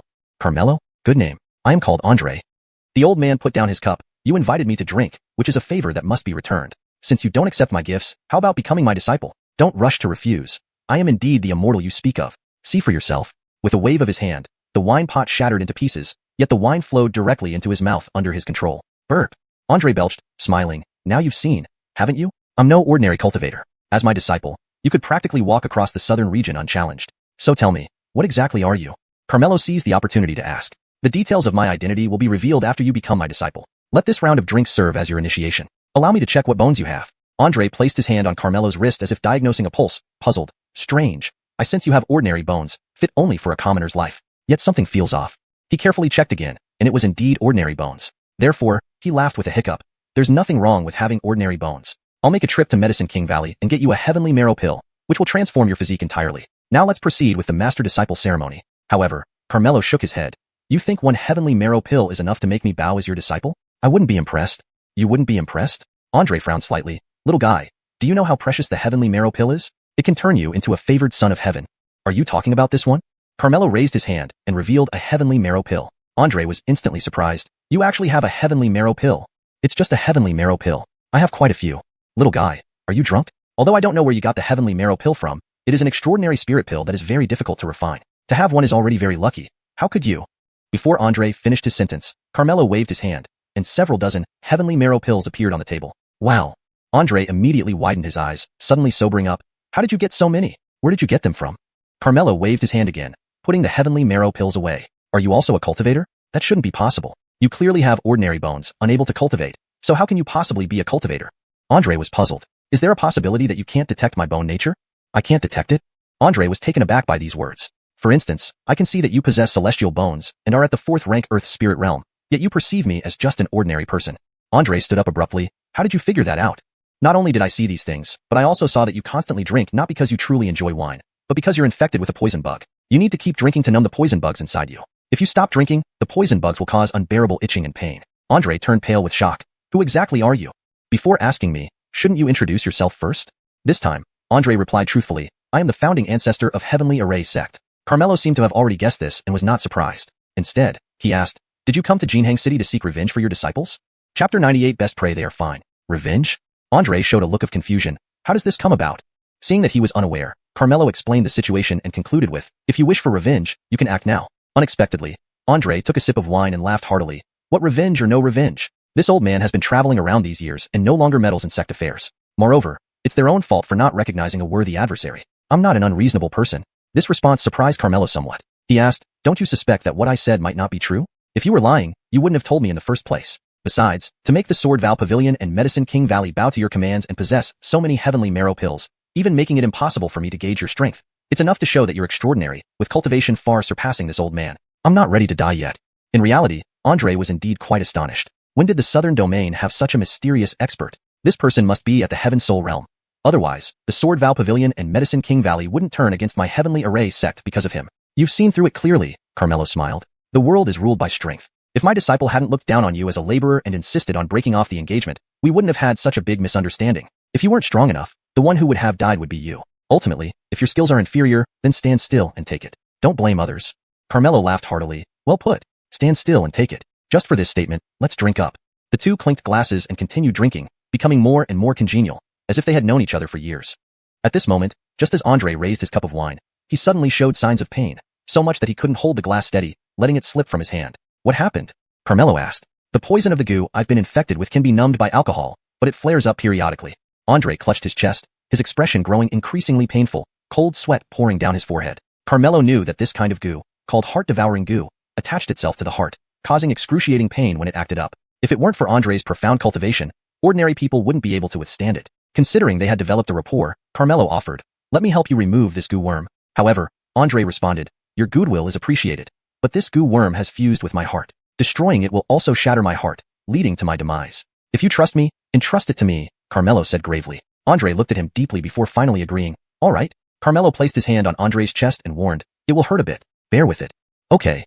Andre nodded, curious as to what method he would use. Brandondonly, a two-instrument divine fire emerged from Carmelo's palm, entering Andre's body. As the flames enveloped his heart, an intense burning pain spread immediately. Even though Andre was prepared psychologically, he still groaned in pain, his entire body trembling. Soon, he noticed that his heart, along with the heart-devouring goo, was burned into ashes. Andre was stunned. Wasn't he confident that he could cure me? Why did he burn my heart as well? Forget it. This isn't his fault. Since the heart-devouring goo has fused with my heart, how could it be cured? He meant well. Ultimately, it was my fate. Dying isn't bad either. No longer suffering from the torment of the heart-devouring goo can be considered a release. With this thought, Andre closed his eyes, awaiting death. But in the next second, Carmelo was still controlling the two-instrument divine fire, and the originally destroyed heart began to reassemble, just like the recreation of an elixir pill. 先天丹火仅能重聚丹药，而两仪神火却能重聚万物. If strength is sufficient, it can even enable a person to rebirth. But with Carmelo's current capability, this was all he could do, and it consumed a great deal of energy. He wouldn't be able to use this fire again in a short period. Before long, Andre's heart successfully reassembled and resumed beating rhythmically, stronger than before. As for the heart-devouring goo, it naturally vanished. Carmelo withdrew his hand, taking a deep breath, feeling as if his body had been drained. His cultivation was still too low. This was already his limit. I'm cured. Andre felt his heart beating powerfully and was overjoyed. He knelt down before Carmelo, thanking him gratefully. Thank you very much, Master Brandon Fong. His tone became extremely respectful, because he was utterly shocked by Carmelo's technique. Recreating a heart, Brandon's an incredible skill couldn't even be accomplished by someone at the Heaven Soul Realm. Carmelo became even more unfathomable in Andre's eyes. Don't be so formal, please get up. Carmelo helped him up. Sitting back down, Andre couldn't hide his excitement. With this worm removed, I feel much stronger and refreshed. So refreshing. Ha ha ha. These years, he had suffered greatly from the heart-devouring goo. Especially when it flared up, the pain was indescribable. Sometimes it drove him almost insane. Master Brandon Fong, if you need any help from me in the future, just say so. If any of my subordinates dare to cause trouble for you again, you won't have to lift a finger. I'll be the first to object. Andre patted his chest and promised earnestly. Come, Master Brandon Fong, let me offer you a drink. Andre held up the wine cup with both hands to show his gratitude. Just as he was about to take a big gulp, the same waiter rushed over breathlessly, panting heavily. Second, sir, something terrible has happened. Carmelo felt a chill in his heart and hurriedly asked, what's wrong at home? Here. The waiter handed him a note. It read, your family and Brandon Xiaoan are in our custody at Tianjin sect. Come to the woods 30 miles outside if you want them alive. Carmelo's face instantly turned cold, glaring at Andre. Andre's heart skipped a beat, cursing, those damn fools. You better pray nothing happens to my family, or else I will obliterate Tianjin sect. Carmelo's voice was icy, carrying an ominous threat. Then, he prepared to leave immediately. Andre stopped him, pleading, Master Brandon Fong, please stay here. Let me bring them back. Rest assured, I will give you a satisfactory answer. After removing the heart-devouring goo from Andre, Carmelo had expended a lot of energy and wasn't fit to exert himself. Thus, he said, I hope you don't disappoint me. Yes. Andre solemnly agreed. In the next moment, he took a step forward and vanished on the spot using the technique that shortened distances. At this time, 30 miles outside Jinhang City in the woods, a group of people were gathered. Leading them was a bearded man named Jared, the Grand Elder of Tinjin sect. Bound in front of him were 3 people, Avon and his daughter and Brandon Xiaoan. Among them, Brandon Xiaoan was pale, with a trace of blood at the corner of her mouth. Bearded man, release us if you know what's good for you. Otherwise, wait until my uncle comes, and you'll be dead meat, Waverly Nian threatened without fear. To dare kill someone from our Tinjin sect, he'd never escape if he dares come, Jared huffed with a stern face. As one of the divine sects, aren't you ashamed to harm ordinary people? Brandon Xiaoan indignantly rebuked. Chapter 99. The Patriarch must have had too much to drink. I'm looking for Carmelo. Once he arrives, we will naturally release them, Jared said indifferently, showing no interest in killing 2 ordinary people. You still want to deal with my uncle? He is the first person in the southern region. When the time comes, you won't even have time to beg for mercy, Waverly huffed disdainfully. Brat, do you think I didn't investigate clearly? If it weren't for the Sword Worship Pavilion and the Medicine King Valley helping him, could he have killed our Hall Master Brandon? Where did you get your information from? It's clear that the Sword Worship Pavilion and Medicine King Valley helped out only to ingratiate themselves with my uncle. Do you think I'll believe that? Jared asked. Why would I lie to you? If you don't believe me, ask them yourself. After dealing with Carmelo, I will settle accounts with those 2 sections. Just thinking about it made Jared seethe with anger. Who knew what benefits Carmelo had given the Sword Worship Pavilion and Medicine King Valley that they were willing to go against the Heavenly Formation sect just for him? At this moment, a sudden whooshing sound came from the sky. Jared thought Carmelo had arrived, but upon looking up, he saw none other than Bentley and Kingston leading 2 great sects. Waverly was delighted by the sight. They've come. Big Beard, you didn't believe I was telling the truth, did you? Now ask them yourself. Jared, release them immediately, Kingston shouted. Kingston, Bentley, for that boy, are the 2 of your sects really going to become enemies with my Heavenly Formation sect? Jared asked gravely. Will was betrayed by his disciple, and this is all self-inflicted. Considering the relations between our sects, I kindly advise you not to offend Chief Brandon, or else the Heavenly Formation sect will be erased from the southern region, Kingston warned. Even if the 2 of your sects team up to try to destroy my Heavenly Formation sect, it won't be easy. Your Heavenly Formation sect doesn't even need us to take action. Chief Brandon can handle it alone. Can he destroy my Heavenly Formation sect? What a joke. Clearly, Jared did not believe it. Stop wasting time on him. Let's save the captives. Bentley rushed over without delay, followed closely by the others. Set up the formation. Upon receiving orders from Jared, the disciples of the Heavenly Formation sect immediately took their positions, their hands quickly forming seals. The trees in the forest began to shake violently, rustling. Countless leaves flew towards the 2 sect groups like blades, filled with murderous intent. This is the myriad blades killing array. The leaves are as sharp as weapons. Everyone, be careful. Bentley promptly alerted everyone. Qingyang, let's break this formation together. Agreed. Kingston and Davon both summoned their flying swords. Controlled by the duo, the 2 flying swords moved at incredible speeds, creating countless sword shadows. Boom boom boom. In the blink of an eye, a large portion of the leaves was destroyed by the explosions. Then the combined forces of the 2 sects eliminated all the remaining leaves. The formations of your Heavenly Formation sect are nothing more than that. Kingston sneered. You're truly willing to tear things apart with our Heavenly Formation sect over one Carmelo? Jared asked again. You refused to release them when told, so there's no choice now. Kingston did not hesitate to show his stance. The others also looked resolute. Fine, this is your doing. From now on, I will hold nothing back. Jared took out a talisman, preparing to act personally. The 2 sect armies immediately readied themselves. Just as both sides were about to fight to the death, a loud shout interrupted. Hold your ground. His voice still echoing in the air. A figure appeared before everyone in a blink. The Patriarch. The Heavenly Formation sect disciples recognized him and were overjoyed. Disciples pay respects to the Patriarch. They hurriedly knelt and bowed. Kingston and Bentley exchanged glances, feeling heavy-hearted. They didn't expect the Patriarch of the Heavenly Formation sect to appear in person. Wasn't he supposed to be traveling around the world? How coincidental that he appeared here. This would complicate matters. Patriarch, you came at just the right time. The Sword Worship Pavilion and Medicine King Valley dared to go against our Heavenly Formation sect to help a person named Carmelo. Please give your ruling. Jared immediately started complaining. Senior MO, Brandon Peakmaster is unfathomably deep, far beyond what you can imagine. For the safety of your sect, please, Senior MO, release his family, Bentley advised politely. What a joke. Carmelo is the fiancé of our disciple in Ijiao. A waste of space from a second-rate sect's Peakmaster. Bentley, you're telling such an outrageous lie to help him, disgracing your Medicine King Valley, Jared retorted. Jared, if you don't listen to me, you will eventually regret it. If I believed your lies, then I'd be the one to regret it. While they argued, Brett glanced at Velma and the others, finally relieved to see they were unharmed. He then ordered, release them. Brandon rised, Jared stammered. Patriarch, you really believe them? They're lying to you. To everyone's shock, Jared was slapped across the face by Brett the moment he finished speaking. Everyone was bewildered. What was happening? Patriarch, you? Stunned. Jared wanted to say something more, but Brett kicked him again. Damn you. I told you to release them. What the hell are you talking about? Jared was frustrated. How could the Patriarch so easily believe Bentley's words? Was he drunk? But he didn't dare to disobey, and personally went over to untie the 3 of them. Brett apologized. I'm really sorry for the trouble we've caused. On behalf of the Heavenly Formation sect, I apologize. Saying this, he even bowed to them. The Heavenly Formation sect disciples were dumbfounded. Was the Patriarch crazy to apologize to 2 ordinary people? Still, you old man know better than them who are as silly as can be, Waverly commented. How dare you? Don't be impolite to our Patriarch. Jared shouted. In response, Brett slapped him again. Who allowed you to talk to her like that? Patriarch, you don't understand. They are Carmelo's family, and that guy killed our people, Jared tried to explain. They deserved it. Their deaths were not enough. The disciples were speechless. How could the Patriarch say such things? Seeing his drunken state, he must have had too much to drink. You all, kneel down and apologize to them, Brett ordered. The disciples were stunned. Patriarch, they are just ordinary people. If we kneel to them and apologize, how can we still show our face? Patriarch, aren't you drunk?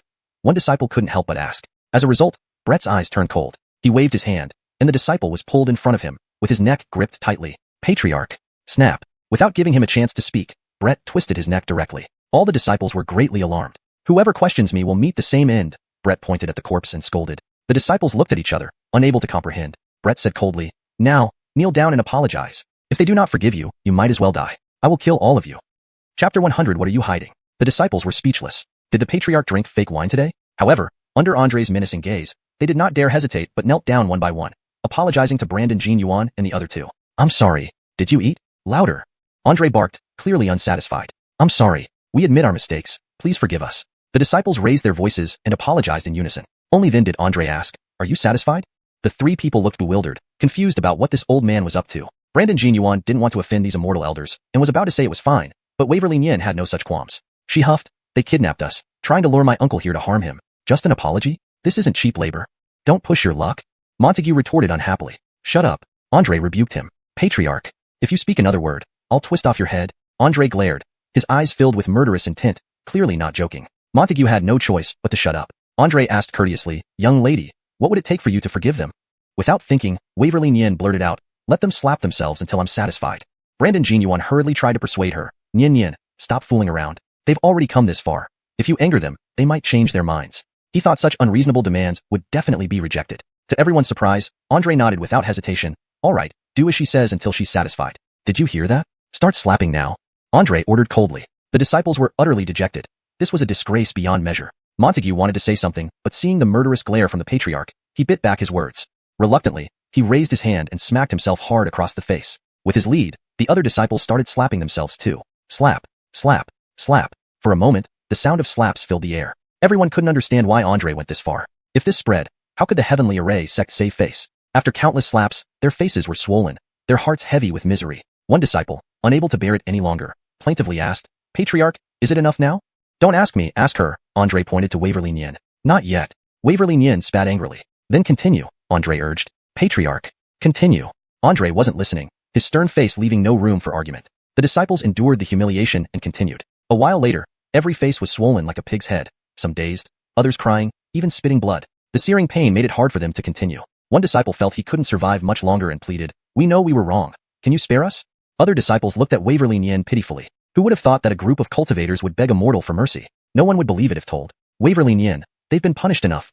Let's call it a day, Brandon Jean Yuan whispered. Dad, you're too soft. If not for their Patriarch being reasonable today, we'd be the ones in trouble. A few slaps aren't much. If Uncle came, they wouldn't even keep their lives, Waverly Nian replied indifferently. That's true, but they are still immortal elders. Making them kneel before us mortals and slap themselves is already a great humiliation. Besides, their Patriarch is so sincere.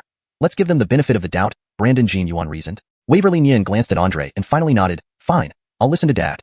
She then told them to stop. The disciples breathed a sigh of relief. But Waverly Nian immediately added, I forgive you, but whether my uncle will depends on your fate. The disciples weren't worried. Just a sect leader of a second-rate sect. He wouldn't dare say anything even with 10 more guts. Unexpectedly, Andre said, you're right. It ultimately depends on Commander Brandon. I'll take them to apologize to Commander Brandon. Please help me plead for mercy when the time comes, so he spares Heavenly Array sect. The disciples were speechless. Why was the Patriarch afraid of him? People from Sword Worship Pavilion and Medicine King Valley understood. It turned out Andre already knew about Commander Brandon, explaining his actions. Do you know my uncle? Waverly Nian asked. This old man had the privilege of drinking and talking with Commander Brandon, who also cured the venomous poison inside my body. He is my savior, Andre said with gratitude and reverence. The Heavenly Array sect disciples were taken aback upon hearing this. They all knew about the poison in the Patriarch's body, which was why he never left his wine flask far behind, using it to numb the poison's effects. So, Patriarch did this because Carmelo saved him? But even Patriarch himself couldn't do anything about the poison. How could a peak leader from a second-rate sect manage that? Montague immediately questioned, Patriarch, are you sure he removed your venomous poison? Wouldn't I know if the venom was still in me? Andre lectured, Commander Brandon is a hermit high-ranking expert. His skills are far beyond your imagination. If not for my good luck meeting him, our Heavenly Array sect would have been ruined by you. Is it true or false? The disciples were inwardly doubtful. Patriarch, he's really that powerful? Montague asked, somewhat disbelieving. Use your pig brain and think carefully. Why do Sword Worship Pavilion and Medicine King Valley spare no effort to help Commander Brandon? Are they doing it out of boredom? Andre pointed at the people from Sword Worship Pavilion and Medicine King Valley and loudly reprimanded his disciples. Bentley and Artemio once sword exchanged glances, realizing their efforts to keep Commander Brandon's existence hidden hadn't worked on Andre. Andre's gaze shifted toward them. Are you saying I'm right or wrong? Unexpectedly, the representatives from the two sects glanced at each other, passing the responsibility to answer Andre back and forth, none willing to speak up. They feared Patriarch might blame them. Seeing their strange behavior, Andre frowned. Are you all mute? You, young man, answer me. He pointed to Davon. Davon felt quite depressed. How unlucky could he be? Well, Senior Emo, what do you want me to say? He steeled himself to ask. I asked you about Commander Brandon. Why did you all hesitate? Is there something you're hiding? Andre detected something off. No, we're not hiding anything, Davon quickly denied. But the more he tried to deny, the more suspicious Andre became. Raising his hand, Andre pulled Davon to his front, staring coldly into his eyes. Do I look like someone who can be easily fooled? Chapter 101. Why listen to her in everything? Davon felt extremely uneasy under the stare and couldn't help swallowing his saliva. Senior Emo, please don't make things difficult for me. You won't say it, right? Andre suddenly took out a talisman paper and threw it toward the people from Baijian Pavilion and Medicine King Valley. The talisman paper lit up in midair, instantly enveloping the two groups of people who then vanished. Davon's expression changed. What did you do to them? They are now trapped in my formation. Soon they will be annihilated. Andre said indifferently. Quickly release them, Davon urged, panic-stricken. Their lives are now in your hands. Furrowing his brows, Davon had no choice but to agree. Fine, I'll tell you. Then tell me everything you know. Don't hide anything, Andre warned. Without further hesitation, Davon recounted. Master Brandon is an extraordinary immortal with unfathomable strength. Not long ago, a sword immortal offended him and was killed effortlessly. Even another immortal bowed down and called him senior. This news stunned the disciples of Heavenly Array sect. He can kill a sword immortal in a blink? Andre asked, incredulous. Absolutely true. At that time, my patriarch, along with the two patriarchs of Medicine King Valley and Golden Heaven Gate, were present, Davon replied. Andre was stunned. He had thought Master Brandon was at the Heavenly Soul Realm but underestimated him greatly. No wonder he had those inconceivable means. Earlier, he even planned to take him as a disciple. How ridiculous. Fortunately, he didn't take it personally. Andre felt a chill run down his spine at the thought. Even if he is powerful, there's no need for you to deliberately hide this. Why did you do so? Andre pursued. This? Davon hesitated. Speak quickly. Do you still want them to live? Andre threatened. It was my patriarchs and Senior Bai's and Senior Jin's order, instructing us not to reveal anything about Master Brandon, Davon answered reluctantly. Why did the three of them do this? Because they guard Noahan Tion Sect's gate and don't want anyone to compete for their positions, so fewer people should know. The Heavenly Array sect disciples were baffled. The esteemed patriarchs of three major divine sects guarding the gate of Noahan Tion sect and not wanting others to take their positions? How could that be possible? Are you sure you're not lying to me? Even Andre found it unbelievable. How dare a junior like me deceive you? You can go to Noahan Tion sect and see for yourself, Davon, feeling cornered, responded. Why would they do such a thing? Andre couldn't understand. Given their pride, even if Master Brandon was powerful, they wouldn't stoop so low. Because Master Brandon not only showed them grace but also lectured on the ultimate truths, enabling them to break through in cultivation. What? He knows the ultimate truths? Andre was immediately unsettled. Ultimate truths. That isn't something just anyone can teach by having high cultivation. Just who is Master Brandon? So, you three old guys were trying to hide it from me. Andre understood. The only ones who could vie for these positions across South Realm were himself and one other old guy. They were hiding it from him and the other person. If not for his luck to wander into Jin Hang City and meet Master Brandon, Heavenly Array sect might have been in trouble. Thinking of this made Andre furious. He wouldn't let them get away easily. Senior Emo, all I know has been told. Please release them, Davon pleaded. I'm not so ruthless as to harm juniors like you. With a wave of his hand, the people from both sects reappeared unharmed, though somewhat dazed. It turned out he had used an illusion formation that wouldn't harm life. Xingyang, are you okay? Che asked hurriedly. I'm fine, but Senior Emo already knows everything, Davon replied bitterly. Don't worry. If Juan and Tad blame you, just say I forced you to speak, Andre said. Everyone felt helpless. Turning to his disciples, Andre, with a stern face, said, Do you now realize how much trouble you've caused?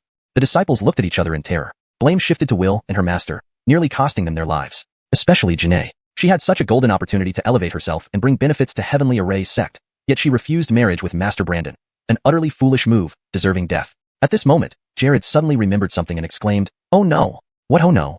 Andre asked. GU sect knew we were coming for revenge and followed us. When we couldn't find Master Brandon, they captured his family. The people from GU sect must still be looking for Master Brandon, Jared explained quickly. You fool. How could you let those guys from GUS sect get involved? They act without restraint, Andre scolded. They have always wanted to ingratiate themselves with our sect. I was eager for revenge at the time and didn't think much of it, Jared said, lowering his head. Notify them immediately not to continue searching. However, just as Andre finished speaking, someone came riding a sword. This person was precisely Elder Jonas Yeswang of GUS sect. Seeing the people from Baijian Pavilion and Medicine King Valley, he couldn't help but be stunned. Then he noticed that every member of Heavenly Array sect had faces swollen like pig heads, making him extremely surprised. What on earth happened? Hong Elder, what's going on?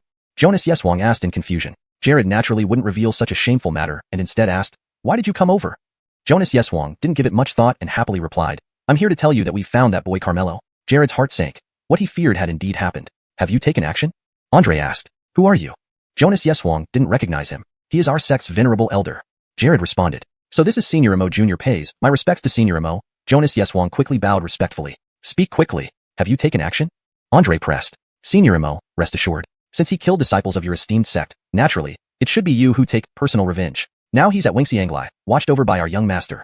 I specifically came to inform your esteemed sect, only to find that Senior Emo is also here. This time, he's definitely dead. Jonas Yeswang replied with a smile. My uncle won't die. It's you all who will. Waverly Nian called out defiantly. Brat, is it your place to speak here? Shut up. Jonas Yeswang shouted. If you dare be so rude to me, who will knock all his teeth out? Jonas Yeswang laughed. Is she mentally unstable? Who here would listen to her? Unexpectedly, Davon immediately rolled up his sleeves. I'll do it. Kingston grinned. My hands are itching. Let me, Qingyang. Bentley also chimed in. Let me do it. I'm good at slapping.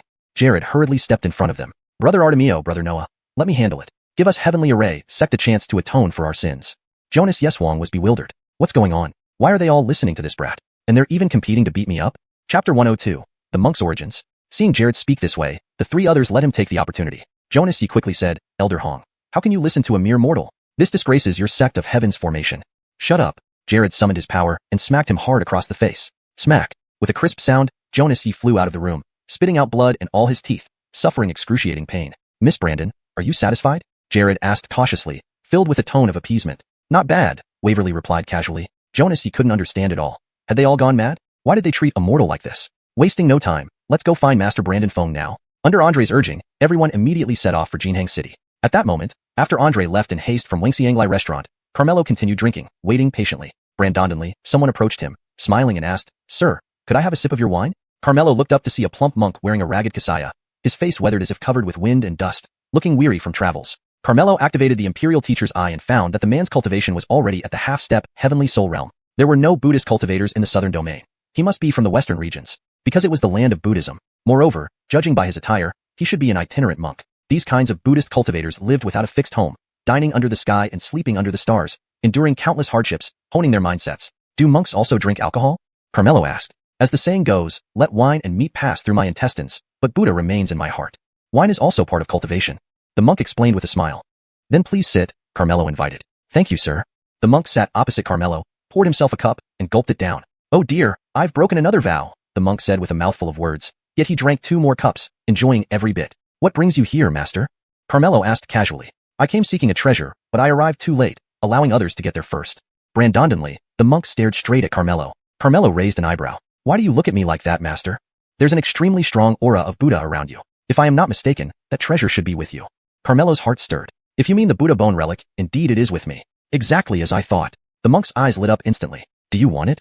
You being able to withstand its karma means you are destined to meet our Buddha. However, I spent much effort to trace its whereabouts. If you could give it to me, I promise to grant you 3 wishes and protect you for life. What if I refuse? Just as Carmelo finished speaking, a group of people stormed into the restaurant. They were all cultivators, their auras unhidden, scaring away all the other guests in the restaurant. The leader was a slender-looking young man, whose gaze fell on Carmelo. A cold smile formed at the corner of his lips. Finally, I found you. Who are you people? What do you want? Carmelo asked. I am Jiang Dovisheng, the young lord of Gu sect. You offended the sect of heaven's formation. Do you need any guess why we're here? The man replied. Do you intend to kill me? Carmelo asked calmly. Killing you would dirty my hands. I've already sent someone to inform the sect of heaven's formation. Once they arrive, they will naturally deal with you. Upon hearing this, the monk remarked, you seem to be in trouble. Would you like me to help? No need. Carmelo refused outright. To my knowledge, the sect of heaven's formation is one of the 5 great sects in the southern domain. Offending them leaves no one except me who can save you. Monk, you have quite the big talk. Do you know how powerful the sect of heaven's formation is? To brag so openly? Jiang Dovisheng sneered. Boring. The monk waved his hand casually, sending Jiang Dovisheng flying. Young lord. Gu sect disciples exclaimed in shock. Damn it. How dare you hit me? Disable him for me. Jiang Dovisheng fumed. I'll handle it. Immediately, one person charged towards the monk. A sun-shaped shadow appeared behind him. He rushed to the monk and fiercely pushed out a palm. However, the monk easily caught his wrist, exerting a little force, making the man retreat several steps backward, landing on his bottom on the ground. The disciples were alarmed. Young Elder was a second-rank fiery brand on realm, and yet he was defeated so effortlessly. Your Eminence, this monk is at least 5th rank or higher. We can't match him, Young Elder commented gravely. Jiang Dovisheng frowned tightly. No wonder the monk spoke so boldly. However, he warned, Monk, though we cannot defeat you. This boy offended the sect of heaven's formation. It's best you don't meddle. I have once shared a drink with Andre. Tell him, I, Wu Buji the monk, have protected this gentleman. Jiang Dovisheng snorted. Everyone knows Senior Mo travels around the world with unpredictable whereabouts. He's not even here. How can you prove you know him? Trying to trick this young master with such a lousy excuse, impossible. Monk Wubuji shook his head. There's no need to say much to the wise. It's useless to talk too much to the foolish. Amen. You dare call me stupid? Zhang Duvisheng was furious upon hearing that. Young lord, please don't be impulsive. Since he is determined to help Carmelo, let's just wait for the people from Tianjin sect to deal with him, Elder Yang said. Zhang Duvisheng could only endure his anger. It seems they are waiting for reinforcements. Don't worry, as long as I'm here, they can't do anything to you. Let's continue drinking. Monk Wubuji lifted his wine glass and gestured to clink it to the bottom. Carmelo did not say much, raising his cup and drinking heartily. This made Zhang Duvisheng grit his teeth in frustration. You'll see what happens next. After a while, footsteps were heard from outside. Zhang Duvisheng's face lit up with joy. They finally arrived. Seeing Andre walking in with everyone quickly, Zhang Duvisheng exclaimed in surprise, Senior Mo, you're here too? Andre immediately looked at Carmelo. When he saw Monk Wubuji, he couldn't help but be taken aback. Zhang Duvisheng started complaining on the side. Senior Mo, you came just in time. That monk, who knows where he came from, insisted on protecting that Carmelo kid, completely disregarding your esteemed sect, too arrogant. Andre ignored him and walked with his disciples to Carmelo. Zhang Duvisheng followed and shouted, Stinky monk, you just claimed to have had wine with Senior Mo? Now that he's here, dare you say it again? He was waiting for Monk Wubuji's lie to be exposed. But Monk Wubuji asked with a smile, Mr. Emo, it's been a long time. Tell me, have I ever lied?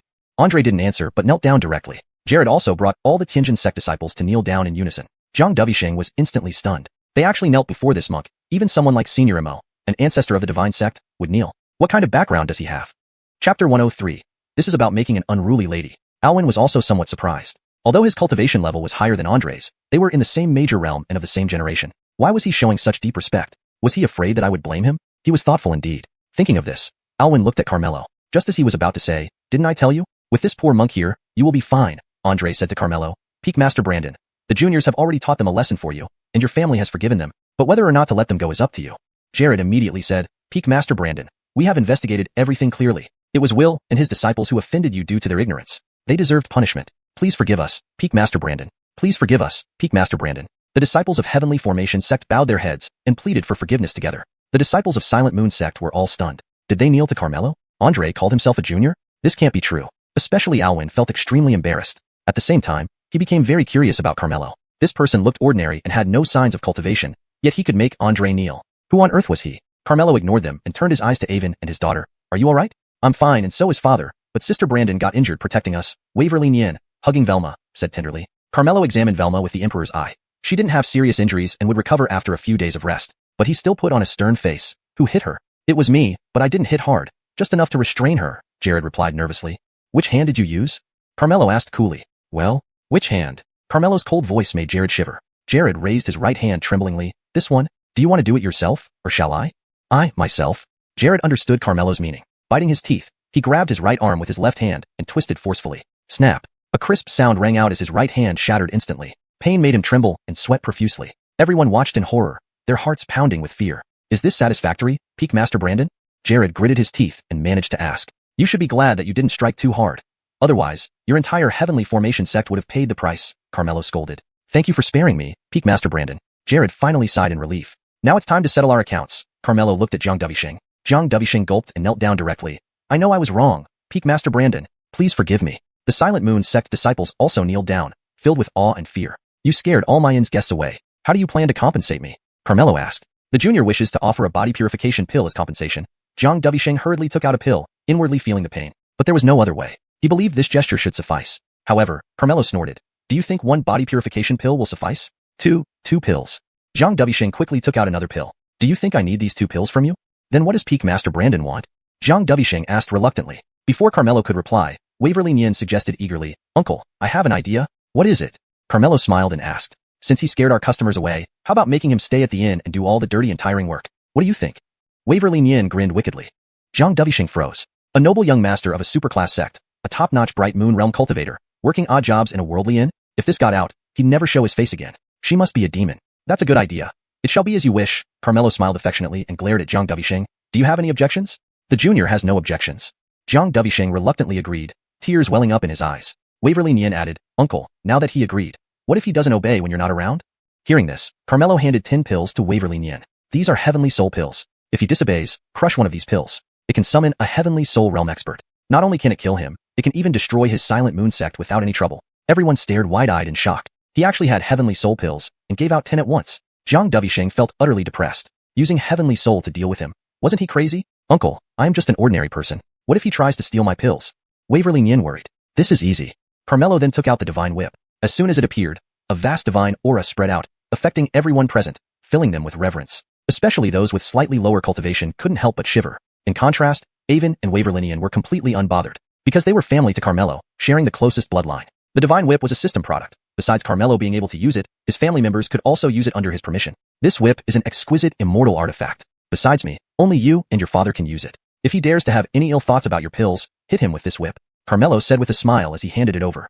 Waverly Nian couldn't help but be delighted.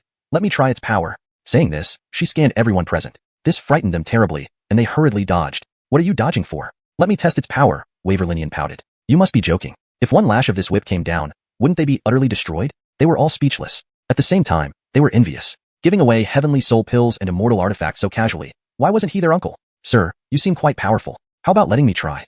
Seeing that Alwyn didn't dodge, Waverly Nian shifted her target to him. This scared Alwyn into jumping up. Sir, this poor monk's skin is too thin. It won't do, it won't do.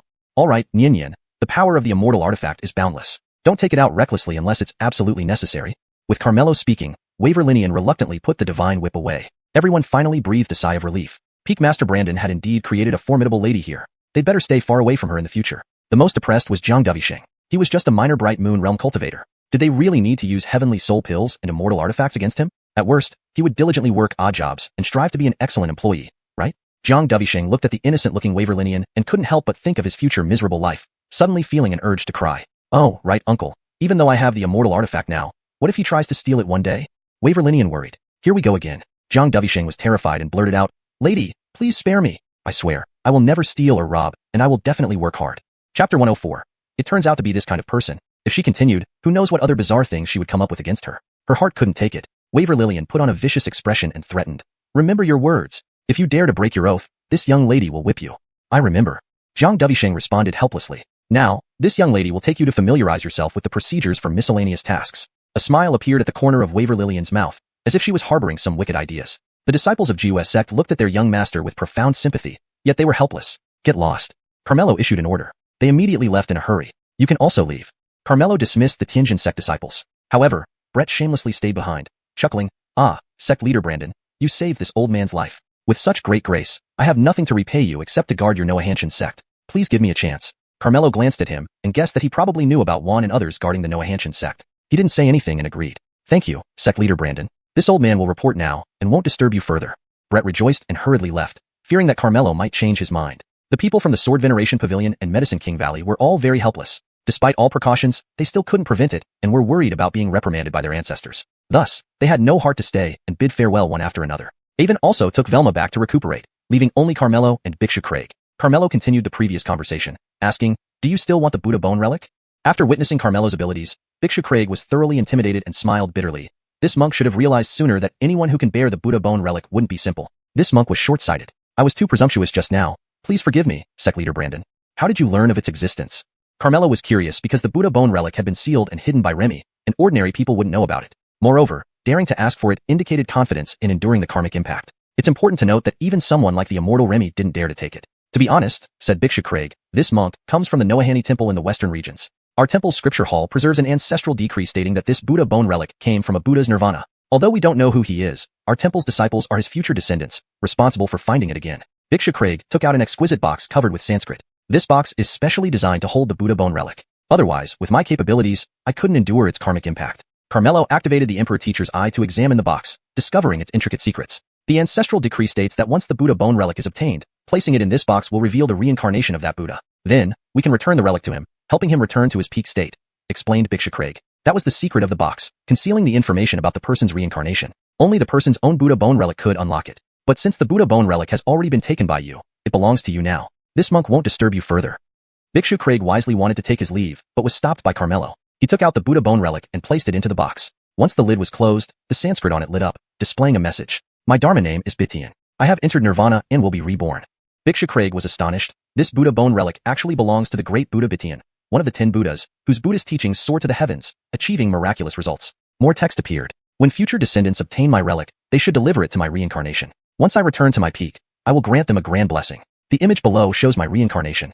The text disappeared, replaced by an image. In the image was a young monk sitting cross-legged, looking dignified, radiating compassion and benevolence. Seeing him, Bhiksha Craig was momentarily stunned. It's him. Do you know him? Asked Carmelo. He is Huizhan, the Buddha's son of the Dachan Temple. According to legends, when he was born, celestial light appeared, and a 9-grade lotus platform received him. He possesses supreme divine bones and is compassionate, aspiring to liberate all sentient beings. He is considered the foremost among the young monks of the Western regions. No wonder he is so talented and proficient in Buddhist teachings. Bhiksha Craig finally understood. At this moment, 3 monks appeared in the image. 2 monks were holding a small monk, forcing him to kneel before Huizhan. The small monk was bruised and bleeding, looking extremely miserable. Huizhan looked at him with a hint of smugness on his lips. Eben, do you still intend to oppose me? The little monk barely managed to lift his eyelids to meet Huizhan's gaze, a wry smile forcing its way onto his lips. Everyone thinks you are compassionate and seeks to save all sentient beings, but they don't know that you are nothing more than a complete fraud. To establish your prestige, you had someone poison an innocent city of people, blaming it on demons. Then you came out as the hero who killed those so-called demons, making everyone admire, worship, and idolize you. I will eventually expose your true face to the public. Huizhan laughed. I am the first Buddha son of the Western regions, esteemed for my position, while you are the #1 waste of Dachan Temple, infamous for your bad reputation. Do you think people will believe you, or me? The little monk fell silent, his eyes flashing with reluctance. Huizhan continued. In terms of identity, status, talent, and strength, I surpass you in every aspect. How can you possibly expose me? And I forgot to tell you, I am a reincarnated body. Once I obtain the Buddha bone relic from my previous life, I will recover my memories. At that time, I will only become stronger, and you will never be able to catch up. A hypocrite like you couldn't have been much better in your past life, the little monk said disdainfully. Regardless of what I was like, facts are facts. You can't compete with me, Lars. If you could be a loyal dog for me, perhaps I would give you some sweet treats. Pa. Lars spat at him, but Huizhan blocked it. To be loyal to you? Impossible. Kill me if you dare. Lars shouted loudly. Huizhan smiled without anger or irritation. Killing you would be too cheap. I want you to suffer every day. His gaze turned cold as he gave a chilling command. Drag him away. Remember, don't kill him. Yes, Lord Buddha-san. The 2 monks grinned wickedly as they dragged Lars away. Huizhan murmured to himself. The recent sensation has grown stronger. I believe my Buddha bone relic from my past life is about to appear. With my current talent, once I reclaim the Buddha bone relic, I will surely ascend even higher. By then, in the Western paradise, I alone shall be revered. Ha ha ha. At this proud moment, he couldn't help but throw his head back in laughter. Brandish's brazen demeanor showed no trace of a compassionate monk. Carmelo could not bear to watch, opening the box to interrupt the scene. Bhiksha Craig frowned. I didn't expect that the reincarnation of compassionate Buddha would be such a person. Carmelo asked, so, are you still going to hand over the Buddha bone relic to him? Chapter 105 A Thread of Enlightenment from the Buddha of Sorrow. Eldon thought for a moment and said, it's rumored that the Buddha of Sorrow has a compassionate heart. Although his reincarnation may not be promising, if he regains his memories, perhaps he will become better. What if you're wrong? Well, Eldon was at a loss for words. The past life is the past life. This life is this life. The sins he has committed in this life are no longer worthy of possessing the Buddha bone relic, Carmelo declared. Eldon sighed. We Zeni Temple have followed the ancestral teachings and searched for so many years, only to end up like this. But everything happens for a reason. Now that the Buddha bone relic is in your hands, it's up to you. Since it's up to me, then let's make a trip to the great Zen temple. Carmelo made his decision. Aren't you unwilling to hand over the Buddha bone relic to him? Why go then? Eldon asked puzzled. Who said I must give it to him? Then who will you give it to? Carmelo smiled slightly. Jethro seems decent to me. You're going to give the Buddha bone relic to him? Eldon paused in surprise. Why not? He might not be able to bear the karmic consequences of the Buddha bone relic. I have a way to make him capable of bearing it. What way? Eldon hurriedly asked. This. Carmelo pointed to the box. How can this box help him bear the karmic consequences? Eldon was confused. You'll see when the time comes. Using the eye of the Imperial Master, Carmelo had already seen that the reason why this box could resist karmic forces was because it contained a thread of causal power. As long as this thread of causal power was extracted and infused into the Buddha bone relic, it would dissolve its karma. Extracting this power was simple. Just use the dual essence divine fire to smelt it. The Buddha of Sorrow had created this box for his future disciples to search for the Buddha bone relic and his own reincarnation. However, he never imagined such a variable would arise. His well-laid plans might turn out differently. But after using the dual essence divine fire to help Embodied reunite his heart, Carmelo's energy consumption was too great, and he couldn't immediately use the fire again. Thus, he spent several days closed off at home, not only recovering but also breaking through to the Earth spirit realm. He opened the system panel to check on his disciples' progress. Each disciple was advancing rapidly, with Trish returning the most cultivation points. After she regained her memories of being the Empress, she broke through to the fierce Brandon realm in just a few days and was now second rank. Sierra had reached 10th rank of the Bright Moon realm, possibly by successfully refining the Brandon God Pill using the Divine Bone. Sawyer's advancement slowed down. Perhaps he stopped the life and death trials. The biggest surprise was Darwin. With the Sword Emperor chart to study and starting late in cultivation, he made the greatest progress. During these days, Carmelo also practiced diligently, and breaking through to the Earth spirit realm was quite normal. Afterwards, he took Eldon to an open area and asked for the box. Eldon retrieved the box, feeling very curious about how he would resolve the karmic consequences. Seeing Carmelo place the Buddha bone relic in the box and grasp it, flames of black and white appeared in his palm, beginning to smelt it. Black and white intertwined flames. Is this The dual essence divine fire? Eldon exclaimed in shock. It was said that this fire was born at the moment when yin and yang were divided, with immense power. But this fire was beyond ordinary control. Clearly, the means of Master Brandon were far beyond imagination. Under the burning of the dual essence divine fire, the box quickly melted, releasing a special force, the karmic power. Carmelo infused it into the Buddha bone relic, which immediately shone with a golden light. The golden light converged, forming a phantom image of the Buddha of sorrow, revealing an angry expression, roaring loudly, "Who dares to resolve my karmic consequences?" Carmelo was not surprised. It seemed he had foreseen this, but Eldon was terrified, kneeling down and saying, "Disciple Wuxia pays respects to the Buddha. Who gave you the audacity to resolve the karmic consequences of the Buddha bone relic?" The Buddha of sorrow scolded from above. "This?" Eldon was panic-stricken and could not answer. Carmelo calmly said, "Buddha of sorrow, the Buddha bone relic belongs to me." "Rubbish. Stop immediately," the Buddha roared angrily. "Now that the Buddha bone relic is in my hands, whether or not I stop isn't decided by you. Dare you? Do you believe that I cannot destroy your body and soul?"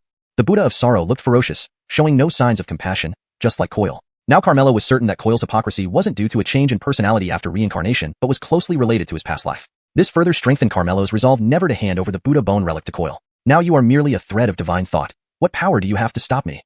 Facing the threat from Buddha of sorrow, Carmelo showed no fear. He had long seen through this thread of divine thought using the eye of the Imperial Master. It should be left by the Buddha of sorrow to prevent accidents. An insignificant cultivator, even if I am just a thread of divine thought, it's easy for me to annihilate you. The Buddha of sorrow raised his hand and slapped out a palm. Eldon felt the power of this palm, and his body shivered uncontrollably. Indeed worthy of the Buddha-level existence, even if it was just a thread of divine thought, the strength shown was unimaginable. "It's over now." Eldon instantly felt despair, but Carmelo was prepared. He waved his left hand. The Pill Master's seal blocked in front of him. With a muffled bang, this terrifying palm was easily deflected. Pill Master's seal. The Buddha of sorrow was surprised. "You're not the Pill Master. How can you have this seal?"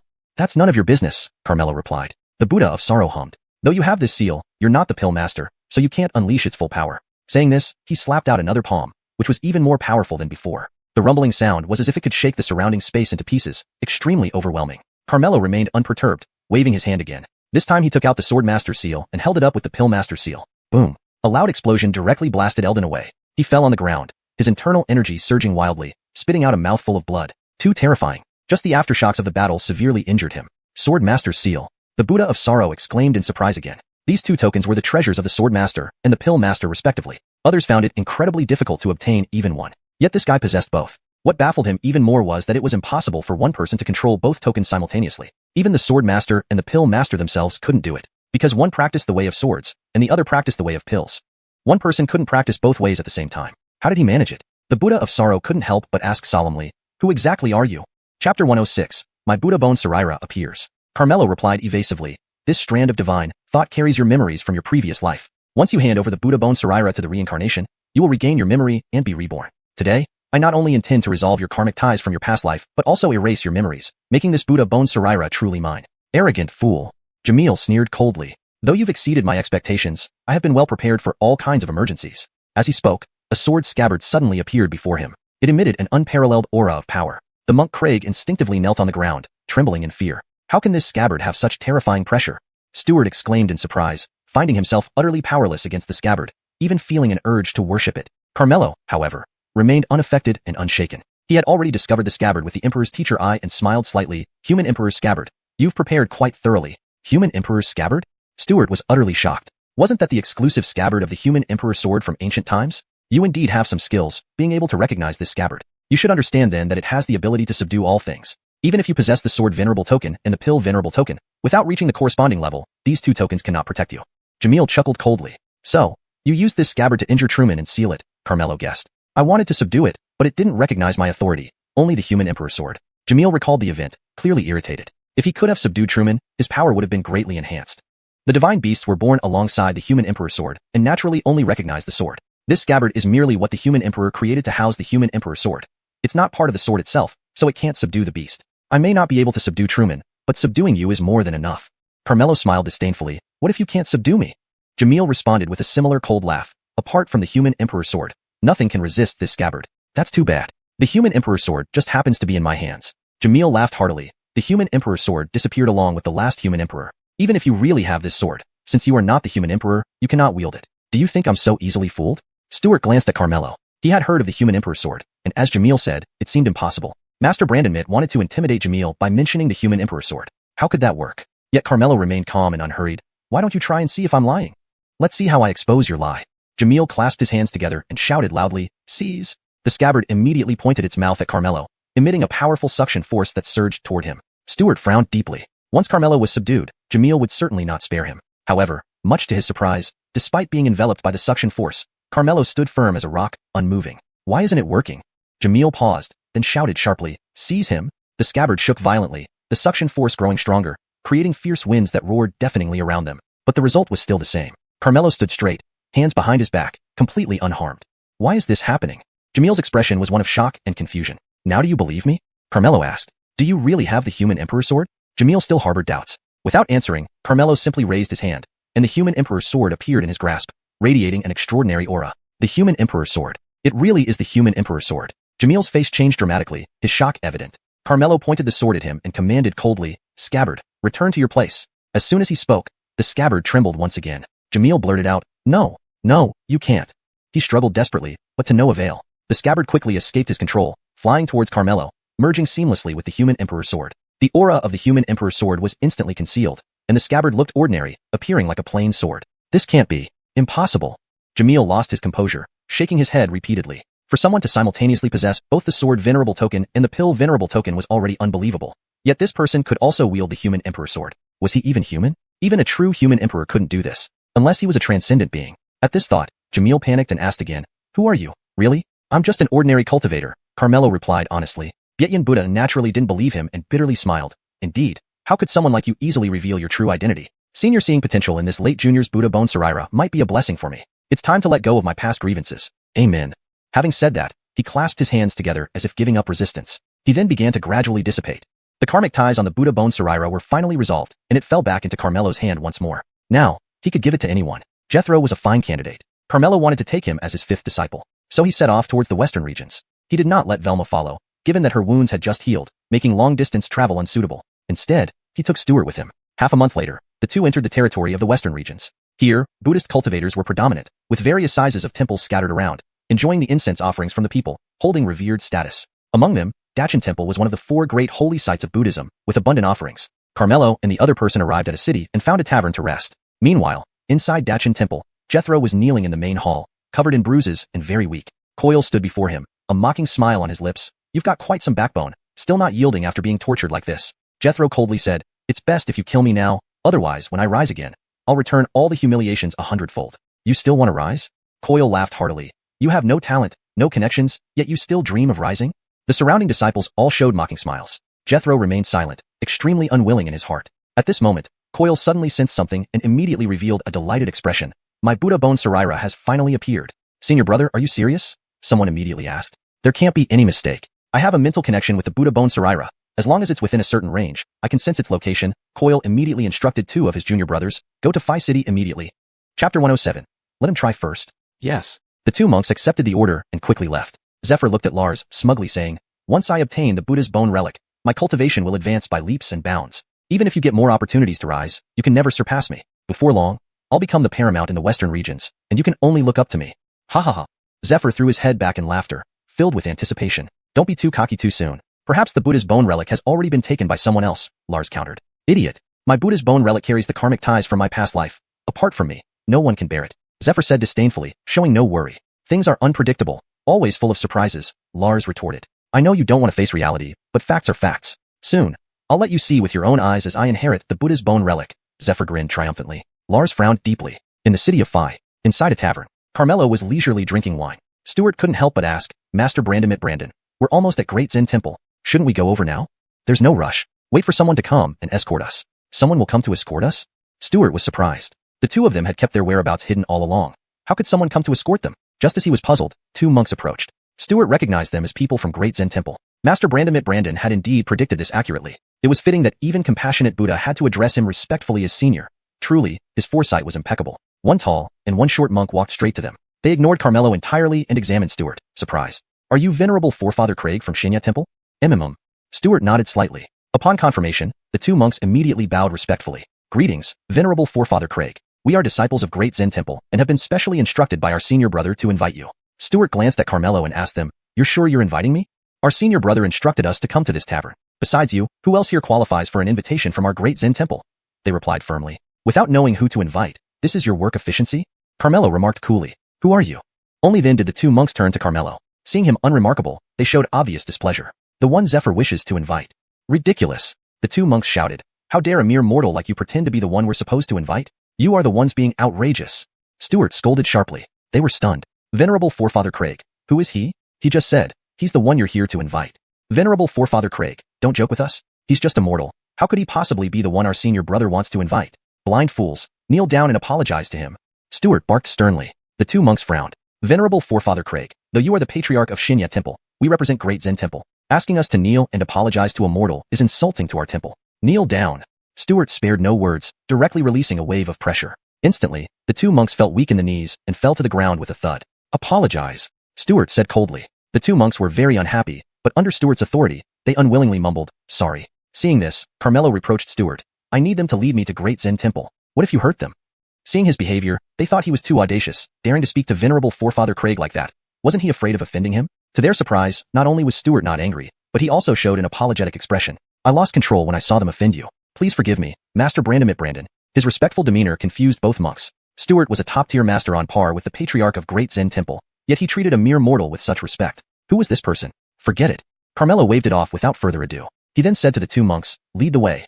With Stuart present, they dared not say more and led them toward Great Zen Temple. As soon as Carmelo arrived, he saw Lars kneeling there battered and bruised, frowning slightly. Zephyr looked at Stuart and chuckled. So, my future descendant from my past life belongs to Xianxia Temple. Stuart, hand over the Buddha's bone relic. Stuart responded, you misunderstood. The Buddha's bone relic isn't with me. Not with you? Then where is it? Zephyr asked hastily. It's with him. Stuart pointed at Carmelo. The Buddha's bone relic is in your hands? Jensen curiously sized up Carmelo, wondering how he was just an ordinary person. Carmelo did not say much. He directly took out the Buddha's bone relic. Seeing this, Jensen rejoiced greatly, saying eagerly, it indeed is my Buddha's bone relic, wonderful. Finally, it's come to me. Congratulations, elder brother. Soon you will be able to awaken your past life memories. With elder brother leading our Great Zen Temple, we will soar to great heights and become the first holy land of the Western regions. Not just the first in the Western regions, all of the Northern Wilderness will bow down to our Great Zen Temple. All the disciples congratulated one after another, also filled with joy. Only Lars frowned deeply, feeling quite helpless. Jensen said impatiently, give it to me quickly. To everyone's surprise, Carmelo replied coolly, this Buddha's bone relic isn't for you. Jensen paused, frowning. If not for me, then who? Carmelo intentionally glanced around before his eyes finally settled on Lars. It's for him. Everyone was shocked. Do you know what you're talking about? This Buddha's bone relic was formed from my past life's nirvana. You're giving it to a waste of space like him? Are you crazy? Jensen protested. Who can prove this Buddha's bone relic belongs to you? Carmelo asked. Do I need proof? When I was born, celestial light appeared, gathering a 9-petal lotus platform to assist my birth. Moreover, I possess the Brandon Prem divine bone, am extraordinarily gifted, have innate understanding of Buddhism, and even resonate with the Buddha's bone relic. All these signs speak for themselves, Jensen explained rapidly. Carmelo shook his head. These signs only indicate you are a promising talent. To prove if it truly belongs to you, there's only one way. What way? Jensen hurriedly asked. Whoever can withstand the karma of the Buddha's bone relic is its rightful owner. Hearing this, Jensen laughed. You're right, that is indeed the most effective proof. Give it to me, and I'll prove it to you immediately. However, Carmelo said, I want him to try first. He definitely won't be able to bear it. You're so certain without even testing him. Are you afraid? Why would I be afraid? I just don't want him to die so easily. Since you insist he tries first, let him try. So Carmelo handed the Buddha's bone relic to Lars. Here you go. Chapter 108. I want him to willingly become a disciple. Jethro was utterly confused. Who was this person? Why would they give the Buddha relic to him? Coil was clearly the true reincarnation. If he took it, wouldn't he be doomed by karmic retribution? Was this person trying to help or harm him? Jethro didn't dare to accept it at once. Carmelo saw his hesitation and asked, do you want to live in humiliation forever, or do you want to defy fate? Upon hearing this, Jethro's expression turned gloomy. Over the years, he had been bullied and humiliated by Coil, just because he uncovered Coil's true nature and refused to flatter him like others, even intending to expose him. As a result, Coil retaliated, torturing him daily in an attempt to make him submit. As long as he didn't submit, Coil wouldn't let him off. With mediocre talent, Jethro was already disliked. Coil, as the Dachin Temple's Buddha's son, held a revered position with far greater strength than him. To escape Coil's oppression was impossible. If nothing unexpected happened, he would eventually die at his hands. Little junior brother, since he says this Buddha relic belongs to you, then take it. Don't disappoint his kindness, Coil said sarcastically with a false smile. The disciples were all waiting for the show to unfold. Jethro clenched his fists. Either way, death awaited him. Why should he care so much? Take it, he thought, and reached out to accept the Buddha relic. Coil sneered, certain that Jethro wouldn't be able to withstand the karmic retribution. Unexpectedly, nothing happened to Jethro. Everyone was stunned. How is he unharmed? Could the Buddha relic really belong to him? That can't be possible. What about senior brother? All eyes turned to Coil with doubt. Coil was equally shocked but tried to remain calm, saying, what are you rushing for? Karmic retribution takes time. It will kick in later. They believed him and waited patiently. But after a while, there was still no reaction from Jethro. Senior brother, should we wait longer? Someone asked quietly. Now Coil was unsettled, muttering in confusion. How could this be? Why is he unharmed? This shouldn't happen. You all saw it. He endured the karma of the Buddha relic. Carmelo gazed coldly at Coil. And you aren't worthy of it. No, it's mine, it's mine. Coil yelled frantically. It no longer belongs to you, Carmelo stated. My things, no one can take them from me. Quickly, grab him. Coil commanded. But no one moved. Why are you just standing there? Grab him. Coil ordered again. Still, they did not move, looking at him oddly. Do you think I'm deceiving you? Coil demanded. Although no one dared to say it aloud, their actions spoke volumes. They believed Jethro was the true reincarnation of Buddha and feared touching him. Coil pointed at someone and ordered, Cosmo, grab him. Cosmo pleaded, Senior brother, don't be rash. If he's truly the reincarnation of Buddha, we can't offend him. Fool. I am. Coil grabbed Cosmo by the collar. But the evidence is right before our eyes, Cosmo said weakly. You. Enraged, Coil slapped Cosmo away. Everyone gasped and backed away, fearing involvement. This only made Coil angrier. How dare they treat him like a liar? He glared at Jethro, gritting his teeth. I'll kill you. Saying this, he lunged forward. Jethro's face changed. Fortunately, Joa stepped in front of him, repelling Coil. Amichuofo, Buddhists should have compassion. You talk of killing, what kind of Buddha son are you? Joa clasped his hands together. This is the Dachen Temple's affair. Don't meddle, Coil retorted angrily. I shall meddle, Joa responded, feeling ashamed of Coil's actions. So your Xianxia temple has quite the jurisdiction. Brandondonly, a figure entered the hall, an old monk in a robe. The disciples immediately bowed. Greetings, abbot. It was Hagen, the head of Dachen Temple, a third-rank Earth Soul Realm master. He glanced at Jethro and the Buddha relic in his hand, then shifted his gaze to Joa, sternly stating, This isn't your Xianxia temple. It's not your place to interfere. Leave now. Joa was about to speak, but was cut off by Carmelo. Very well, we won't disturb further. Turning, he left. Joa was puzzled. Didn't Master Brandon come to recruit disciples? Was he leaving just like that? Yet, he couldn't protest and followed along. After leaving Dachen Temple, Joa immediately asked, Master Brandon, aren't you going to take a disciple? Of course I will, Carmelo replied. Then why did you leave?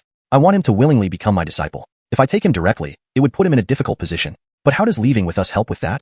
Joa still couldn't understand. Carmelo didn't answer but activated the Emperor Advisor's eye. A beam of light appeared in his eyes, forming an image. It displayed the exact scene inside Dachen Temple. At this moment, after they left, Coil immediately complained to Hagen, Master, this Buddha relic is mine. They must have made a mistake. Please make my junior brother return it to me. Are you sure?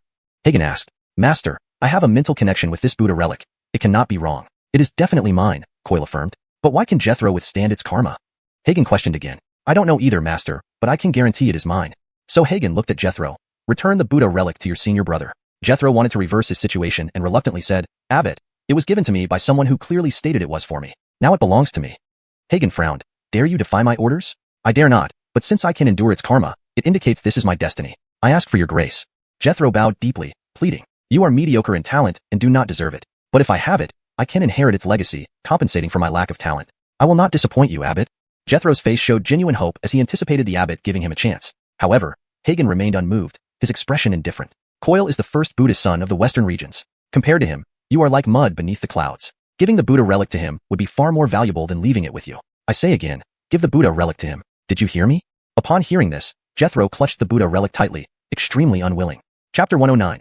Stop dilly-dallying, let's go together. This opportunity, capable of changing one's fate, would make anyone reluctant to lose it for nothing. Moreover, Jethro was certain that if he handed himself over, he would still be bullied by Coil and continue his miserable life worse than death. Therefore, Jethro mustered up his courage, straightened his back, and looked squarely at Hagen, Abbot.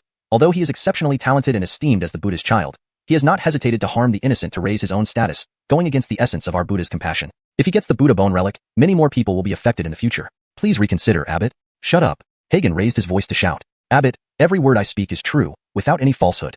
So what? Hagen countered. Jethro was stunned upon hearing this. Did the Abbot know all along? In a world where strength reigns supreme, what use is mere compassion? Coil's talent surpasses others. He will inevitably lead our temple to the pinnacle of the North Wasteland, even the entire 4 seas and 8 deserts. But what can you bring to our temple? Hagen's words chilled Jethro to the core. So even if he harms the innocent, it's fine? These are just minor tactics, not really harmful. It's you who are making a mountain out of a molehill because you can't stand to see him succeed. Envying him, Hagen said lightly. Ultimately, it turns out to be my fault. Jethro laughed bitterly. You cannot bring any value to our temple but have become a laughingstock instead. What right do you have to judge right from wrong? So, I deserve to be bullied, having my dignity trampled, being laughed at by everyone. And you, seeing everything, just ignore it because of his strength. If your practice of Buddhism is like this, I'd rather not practice, damn Buddhism. Unable to suppress his anger any longer, Jethro snarled, his expression ferocious. Presumptuous.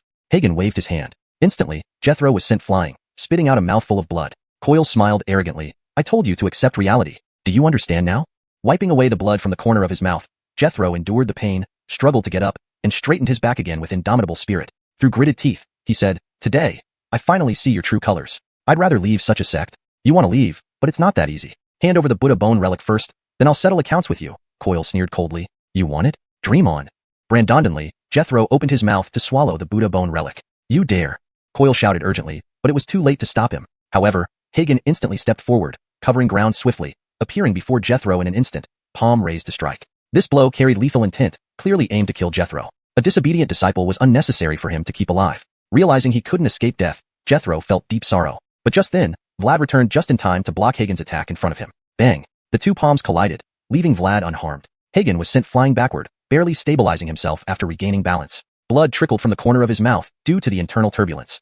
"Vlad!" Hagen clutched his chest, glaring furiously. "Hagen, you showed favoritism towards your disciple without discernment, disregarding the lives of other disciples. This bias disgraces the great Zen temple," Vlad scolded with anger. "My business is none of your concern. I'm interfering today, regardless," Vlad declared. "Do you really think our great Zen temple is so easily bullied? It's not that I look down on you. Everyone here, including you, is trash in my eyes," Vlad said disdainfully. "You." Hagen was furious. "Now, I am taking him away. Who dares to stop me?" Vlad posed in a domineering manner, casting cold glances at everyone present. They were all intimidated, daring to be angry but not to speak. At that moment, an elderly voice suddenly sounded. "Vlad, who gave you the guts to run wild in our great Zen temple?" As the words faded, an old monk with white eyebrows slowly walked in. "Greetings, elder ancestor." The disciples of the great Zen temple immediately knelt down. "Nicholas, you've finally come out." Vlad was unsurprised by the arrival of this person, as the presence of this old monk was why the great Zen temple became one of the 4 great sanctuaries in the western regions. "If I hadn't come out, our temple might have been dismantled by you," Nicholas said sternly, despite his kind appearance. "I won't waste words with you. Your disciple is disappointed and doesn't wish to stay at your great Zen temple anymore. I'm taking him away now. Do you have any objections?" Vlad asked. "Out of respect for you, I can let him leave, but the Buddha bone relic must remain."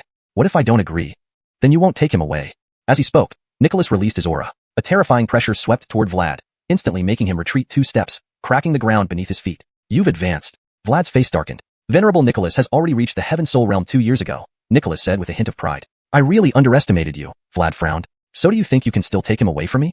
Nicholas asked arrogantly. "I can't defeat you, but I still want to warn you not to covet the Buddha bone relic. Let me take him away, and it will save your life." Nicholas laughed. "What makes you say that?" "On his account." Vlad pointed to Carmelo beside him. "Him?" Only now did Nicholas notice Carmelo, just an ordinary person. "Wuxia, it's been so long since we last met, yet you still like to speak nonsense." Nicholas shook his head in disappointment. "You'll know soon enough if I'm speaking nonsense or not." Vlad wisely stepped aside. Carmelo then asked Jethro, "Are you willing to come with me? Can you take me away?" Jethro asked in surprise. "I'm asking if you are willing to come with me," Carmelo repeated. "Staying in such a sect holds no meaning for me. If you can take me away, it would be my honor," Jethro immediately declared. "Good, wait for a moment." That was exactly what Carmelo wanted to hear. He stepped forward, hands behind his back, scanning the crowd at the Great Zen Temple. "I give you one chance. He leaves with me. Refuse, and the Great Zen Temple will be destroyed." "How audacious! Who do you think you are to dare?" A disciple immediately shouted in rebuke, but before he could finish his sentence, Carmelo waved his hand. The disciple instantly disintegrated into ashes. Everyone present was shocked. That disciple was at the Bright Moon Realm, yet he was killed so easily. His opponent must be at least at the Blazing Brandon Realm. Hagen spoke gravely. "Daring to kill in my great Zen temple, you are the first. Today, not only will you not take him away, but you will stay as well." "Brandon, do this person." At Hagen's order, 4 elders at the Blazing Brandon Realm immediately attacked, but Carmelo simply waved his hand again, and all 4 were dead. What? Even the 4 great elders were instantly killed. All the disciples were greatly alarmed. "Stop dilly-dallying, let's go together," Carmelo said arrogantly. Chapter 110. Unleashing the might of an imperial tutor. As one of the 4 great holy lands, when has Dachan Temple ever been provoked like this? Naturally, everyone was enraged. However, after witnessing Carmelo's prowess, none dared to act rashly for the moment. Dan said in a solemn voice, "Sir, you are not from the western region. I come from the southern domain, Noahanshan sect," Carmelo declared without hesitation. Noahanshan sect? Dan couldn't help but ponder. Among the 5 great divine sects of the southern domain, there seemed to be no such sect. But the other party clearly knew he was at the heavenly soul realm, yet still dared to kill openly in the temple, obviously relying on something. Moreover, Venerable Craig didn't seem worried at all, but rather had an attitude of watching the drama unfold. This made Dan wary. "Our western region and your southern domain have always kept out of each other's way. Although you have some abilities, our temple is not to be trifled with. You killed my disciple. Shouldn't you give an explanation?" "Giving an explanation?" Carmelo chuckled. "It should be you who gives me an explanation." "What do you mean by that?" "I came here to deliver the Buddha relic, specifically for him." Carmelo pointed at Lars. "Yet, as soon as I left, these 2 tried to snatch it and even wanted to take his life. Is this how Dachan Temple behaves?" Jensen immediately explained, "Great ancestor, the Buddha relic originally belonged to me. He gave it to the wrong person. I asked Lars to return it, but he insisted on keeping it and refused to give it back. My master acted to uphold justice. Is that so? Dan looked at Jaden. Great ancestor, Jensen is acknowledged as a reincarnated being, while Lars coveted his Buddha relic. As the abbot, I must handle this fairly, Jaden replied with righteousness. How fair, my property, given to whom I choose. How dare you snatch it? Carmelo sneered. It's mine, not yours. Jensen shouted. I said, you don't deserve it. You. Jensen was furious. That's enough. Dan glared at him, making him shut up. He then looked at Lars, inwardly very surprised. This disciple had mediocre talent, yet unexpectedly could withstand the karma of the Buddha relic. Even if he wasn't a reincarnation of the Buddha, he must have extraordinary opportunities and would surely rise rapidly with the Buddha relic. Moreover, now someone was backing him, making things difficult. Dan spoke gently, you're Lars, right? Since you've borne the karma of the Buddha relic, it belongs to you. Great ancestor, it's mine. Jensen immediately cried out. I said it's his, and it is. Do you have any objections? Dan scolded. But Jensen wanted to speak, but was stopped by Jaden. Don't defy the great ancestor. Jensen had no choice but to keep quiet, seething inside. Dan continued to Lars, in the future, our temple will cultivate you diligently. I hope you work hard and don't disappoint me. Lars didn't expect this from the great ancestor but quickly responded, Great ancestor. I have decided to leave Dachin Temple and won't stay. Lars, it's an honor for the great ancestor to acknowledge you. Don't be ungrateful, Jensen rebuked loudly. If Lars stayed, he'd have plenty of ways to reclaim the Buddha relic, so he couldn't let him leave. Lars, I know you've suffered much over the years, but I assure you, no one will bully you anymore from now on, Dan promised. If you knew all along, why did you say these words only now? Of course, you are the esteemed great ancestor, and I am just a mediocrity, worthless. Why would you care about my life or death? Lars understood that the great ancestor only cared because he got the Buddha relic and had someone protecting him, which only deepened his disappointment. Seeing this, Carmelo nodded in satisfaction. Do you really want to leave our temple? A displeased expression appeared on Dan's face. My mind is set, Lars firmly replied. Think carefully. If you leave, even with the Buddha relic, you might not be safe with your current strength. Dan's words carried a warning and threat. Carmelo sneered, you needn't worry about that. I will take him as a disciple. With me, anyone who touches him dies. Lars felt warmth in his heart. For the first time, someone protected him like this. He wisely knelt down, kowtowing, disciple Lars, paying respects to master. Ding. Congratulations, host received the 5th disciple, obtaining the Brandon pre-meeting gift, the 12-petal golden lotus. Ding. Lars's loyalty has reached 100%. Cultivation return rate reaches 1,600 times. Ding. Congratulations, host received 5 disciples, unlocking the might of an imperial tutor. Carmelo was delighted, having gained another special skill. Once this might of an imperial tutor was activated, disciples would revere him as a god. At the same time, he could always know the status of his disciples, and, with a mere thought, instantly appear before them. This way, there was no need to fear any danger befalling his disciples. Lars, how dare you become someone else's disciple right in front of us? Do you still have any respect for Dachin Temple? Jaden roared in anger. This was a slap in their face. These past years, have I been bullied enough in Dachin Temple? You should ask yourselves if you've ever treated me as a fellow disciple. Or did you even consider me human? Who are you to question me? Lars asked without being humble or haughty, with anger also showing on his face. How unreasonable. As the abbot, Jaden held a revered position but was now openly defied by the least useful disciple, making him instantly flush with rage. He even had murderous thoughts. Carmelo had kept the imperial tutor's eye active all along. The moment Jaden's murderous intent arose, he spotted it immediately. Coldly snorting, Carmelo said, now he is my disciple. To dare shout at my disciple in front of me is courting death. With that, he waved his hand. Being at the Earth's spirit realm, with the unquantifiable bone's ability to absolutely overwhelm opponents within the same major realm, an indescribable force swept towards Jaden. Dan had witnessed Carmelo's prowess earlier, fearing that Jaden might suffer harm. He quickly blocked in front. With this old monk here, you can forget about hurting my disciple again. He clasped his hands together, unleashing a protective Buddha light from his body, looking mighty and majestic. Being at the heavenly soul realm, he could already harness the power of heaven and earth for his own use. Therefore, this protective Buddha light contained the power of heaven and earth, making it virtually indestructible. He believed it would definitely withstand the attack. Jaden also thought so. With the great ancestor intervening, he would be perfectly fine. However, contrary to their expectations, that indescribable force ignored the protective Buddha light, piercing through it directly. Everyone saw that the protective Buddha light remained intact, but Jaden was enveloped by the mysterious force, and his body was instantly torn apart into powder, utterly destroyed. How is this possible? Dan turned pale in shock, frozen in place. Chapter 111. Master will vindicate you. The disciples were too shocked to speak. The abbot, a powerful earth spirit realm cultivator, had been instantly killed by the opponent with ease, and even under the old patriarch's hand. What made it even more inconceivable was that the protective Buddha light was still intact, yet the abbot had been killed as if it did not exist. This was far more difficult than destroying the protective Buddha light first, and then killing the abbot. To achieve this indicated that the opponent's strength far exceeded that of the old patriarch, so much so that it was beyond their imagination. With this thought, all the disciples felt an inexplicable terror. Even Dan was completely intimidated by Carmelo's actions, now realizing that Tomas wasn't exaggerating earlier. Who among you still has objections to my disciple?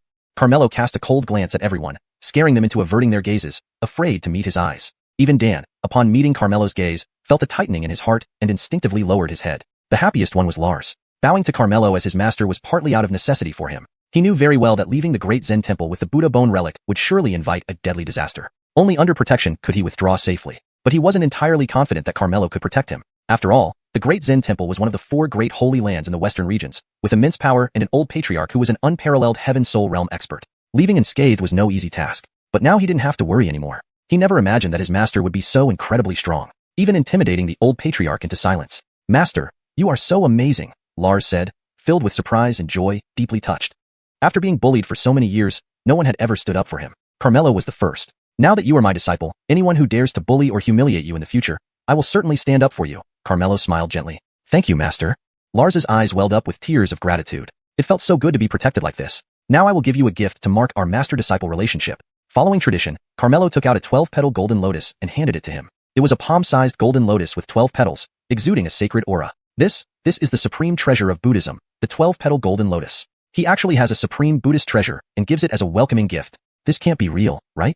Everyone present was a Buddhist cultivator, familiar with the golden lotus. Because the golden lotus was a sacred object of Buddhism, symbolizing identity. If one sat on the golden lotus to study the Dharma, the progress would be greatly enhanced, significantly improving cultivation speed. The grade of the golden lotus was determined by the number of petals, classified into 3 grades, 7 grades, and 9 grades. According to Buddhist scriptures, there were 10 9-grade golden lotuses in Buddhism, each owned by one of the 10 great Buddhas. For example, Jensen, in his previous life as the compassionate Buddha, was born with the assistance of a 9-grade golden lotus formed by Buddha light. The 12-petal golden lotus was a legendary supreme treasure of Buddhism. Even Buddhas would go crazy over it. Now they saw it with their own eyes, utterly astonished. Especially when Carmelo used it as a gift to receive a disciple. Such generosity immediately filled them with envy. Among them, Jensen was the most disheartened. He recalled how he had mocked Lars before, saying that he would never rise and would always look up to him. But now, not only did Lars possess the Buddha bone relic, but he also received the 12-petal golden lotus. With both together, even an ordinary person could soar. "Master, this really belongs to me?" Lars asked excitedly, but still kept a bit of calmness. Because the treasure was too precious, making him hard to believe. "Do you think I am joking with you?" Carmelo retorted. "Disciple does not dare." "Thank you, master, for the gift." Lars respectfully received the 12-petal golden lotus, overwhelmed with emotion. "Ding. Congratulations, the host has received a random doubled return. Creation golden lotus." Carmelo was delighted again. This was a treasure capable of transcending natural laws. He calmed himself down and turned to look at Dan. "Now he is my disciple. Are you sure you still want him to stay in your great Zen temple?" Dan had already been thoroughly intimidated by Carmelo. Facing Carmelo's question, his heart sank, cold sweat breaking out uncontrollably, extremely fearful and no longer resembling an old patriarch. Thud. Dan suddenly knelt down. "Please calm down, senior." He now regarded Carmelo as an incomprehensibly powerful master, treating himself as a junior, showing utmost respect. When he knelt, the other disciples naturally dared not stand. Kneeling on the ground, heads lowered, uneasy. Only Jensen remained standing, staring at Carmelo. "Jensen, kneel down." Dan shouted upon seeing this. "I am the reincarnation of Buddha, and no one has the right to make me kneel." Coil carried a pride as the reincarnation of Buddha, unwilling to kneel. "Reincarnation of Buddha?" Carmelo gave a cold smile. "Do you know that in your previous life, you would not dare to act rashly in front of me? My past life is incomparable to you. If you return the Buddha bone relic to me and let me restore my past memories, we will see if what you say is true or false." Coil intentionally incited. "Even if I gave you the Buddha bone relic, your memory would still not be restored. You're lying." Coil didn't believe it. "Whether you believe it or not, it's up to you." Carmelo was too lazy to explain to him, and turned to look at Jethro. "Has he always bullied you?" "Yes." Jethro nodded vigorously. Recalling the experiences of being bullied by Coil over the years, hatred flashed in his eyes. "Very well. Today, I will get justice for you." Carmelo raised his hand and grabbed into the air, using the power of teleportation to pull Coil to his face, gripping his neck tightly. What are you going to do?" Coil struggled to ask. "Naturally, to let my disciple vent his inner hatred." Jethro's situation was similar to Darwin. Both had suffered tragic experiences over the years, harboring hatred and mental knots. Leaving these unresolved would have a huge impact on their future cultivation. Upon hearing this, Coil panicked and shouted, "Patriarch, save me!" Dan was barely able to protect himself and did not dare to speak up for him. Brandondonly, Carmelo slapped Coil, causing him to scream in pain and collapse weakly on the ground. "My cultivation." Coil was shocked. His cultivation had been destroyed. "I leave it to you," said Carmelo. "Thank you, master." Jethro walked to Coil and looked down at him coldly. "Jethro, I am the reincarnation of Buddha. Don't do anything rash." Coil tried to bluff. "Reincarnation of Buddha?" Jethro snorted. "If Buddhas were all as hypocritical and cruel as you, putting lives at stake for personal desires, you do not deserve to be called Buddha." Saying this, he slapped Coil hard. Chapter 112 Sawyer is dead. Pooh. Coil immediately spat out a mouthful of blood, collapsing on the ground, grievously wounded. He hastily pleaded for mercy. Don't kill me." Jethro looked down at him coldly and said, "Didn't you say I would never have the chance to rise? Now you regret it?" "I was wrong, Eben. I really know I was wrong. As long as you let me go, I'll give you the title of first Buddha's disciple. All the honors will be yours. They're all yours." "Who cares about them?" Jethro stepped on him with his foot. "Ah!" Coil screamed in pain. feeling an overwhelming sense of depression. He clearly was the reincarnation of Buddha, born with myriad glories. Why had this happened? Why? He didn't want to die and struggled to speak. You keep saying I'm hypocritical, that Buddhists should be compassionate. But what about you? Where's your compassion? How are you any different from me? Jethro couldn't help but frown, feeling hesitant. Carmelo immediately instructed, Disciple, we should indeed harbor good intentions, but kindness to our enemies is cruelty to ourselves. Your hesitation stems from him. If you don't deal with him today, he'll become a future threat. This was Carmelo's principle, to repay every favor and avenge every wrong. He did not wish for his disciple to be too merciful. It would eventually harm himself. Fortunately, Jethro listened, dispelling his hesitation, and bowed respectfully. Thank you, Master, for your guidance. I understand what needs to be done. Carmelo nodded in satisfaction, adding no more words. Jethro then stared coldly at Coil. All these years, you've treated me like a toy, bullying me endlessly, making my life unbearable. In your eyes, I am a lowly insect while you are the esteemed son of Buddha, beyond reproach. Today, I will cripple you. As he spoke, he flipped him over and grabbed him. Coil instantly understood his intent and frantically shouted, No, no. Jethro remained unmoved and forcibly extracted his Brandon Prime divine bone. Coil instantly screamed in anguish. Everyone watching felt their scalps tingle. Coil didn't die but fell to the ground like a heap of mud, his face filled with despair. Not bad for the reincarnation of Buddha, still alive, Jethro smiled mockingly. This is for the best. I won't kill you. Instead, I'll let you experience a living death. For someone accustomed to being adored and respected, suddenly falling from grace and becoming worthless was far crueler than death. Everyone looked at Coil with pity. No one could have predicted such a dramatic reversal between Coil and Jethro. It was truly karma. All of this was because of this seemingly ordinary yet deeply mysterious man. With Jethro as his disciple, he was bound to rise rapidly. Bernard regretted it immensely. If only he had been nicer to Jethro back then. But now, it was too late. He could only hope for mercy, sparing the Grand Zen Temple. So Bernard forced himself to say, Elder, this is entirely our fault. We are willing to atone for it. Please give us a chance. Killing them would be easy for Carmelo. However, he thought of his disciple. Although Jethro, with the Buddha bone relic and the 12-fold golden lotus, would surely rise powerfully, he was ultimately a Buddhist practitioner who belonged in the Buddhist community, which would benefit his cultivation. After some thought, he said, Fine, I'll give you a chance to atone. From today on, let my disciple be the abbot of the Grand Zen Temple, and everyone must obey him. Any objections? There will be no objections from us juniors. We will assist him fully, Bernard said quickly, relieved. Master, I don't want to be an abbot. I only wish to stay by your side, serving you, Jethro said hesitantly. Your filial piety pleases me. But as a Buddhist practitioner, staying within the Buddhist community will better aid your future cultivation. If you miss me, you can visit Xianxia sect anytime, Carmelo replied. Hearing this, Jethro reluctantly agreed. Carmelo had a room prepared and infused the Brandon Prime divine bone into Jethro's body, allowing him to cultivate better. Then he called Vlad into the room. I'm going to lecture my disciple. You should listen too. It may help you break through. Vlad doubted it. Although sect leader Brandon was enigmatic, breaking through from half-step, heavenly soul realm wasn't something that could be achieved just by listening to a lecture. But when Carmelo initiated the Imperial Preceptor's Tao Forum, Vlad was astonished. It was profound Tao wisdom. He immediately focused intently and soon showed signs of breakthrough. He closed his eyes immediately and began attempting to transcend his current realm barrier. Bernard stood outside the room, awaiting reverently. Brandonly, he sensed the surrounding celestial power surging towards the room, startled. Shortly after, he heard Wuxia's ecstatic laughter coming from inside. I've broken through. Finally, I've broken through. Bernard was utterly astonished. Vlad hadn't been in there for long, and he had already broken through. It must have been the doing of the senior. Just how strong was he? Thank you, sect leader Brandon.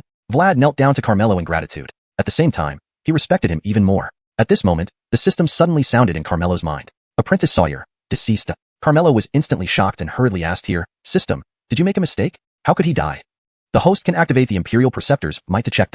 Carmelo immediately activated the Imperial Preceptor's might and quickly became aware of the conditions of his 5 apprentices. Among them, Sawyer was lying in the coffin, indeed no longer breathing. Carmelo couldn't help but frown deeply. Jethro noticed his abnormality and couldn't help but ask, Master, what's wrong with you? Carmelo said gravely, Your elder brother is dead. Jethro was startled by these words and hurriedly asked, How did elder brother die? I'm going to save your elder brother now. I'll be off. As soon as he finished speaking, Carmelo disappeared in a blink through the power of the Imperial Preceptor's might. Jethro and Vlad were left staring at each other. Vlad, Senior, Master said my elder brother died, but can he still be saved? Jethro couldn't help but ask. Your master is inscrutable. He should be able to.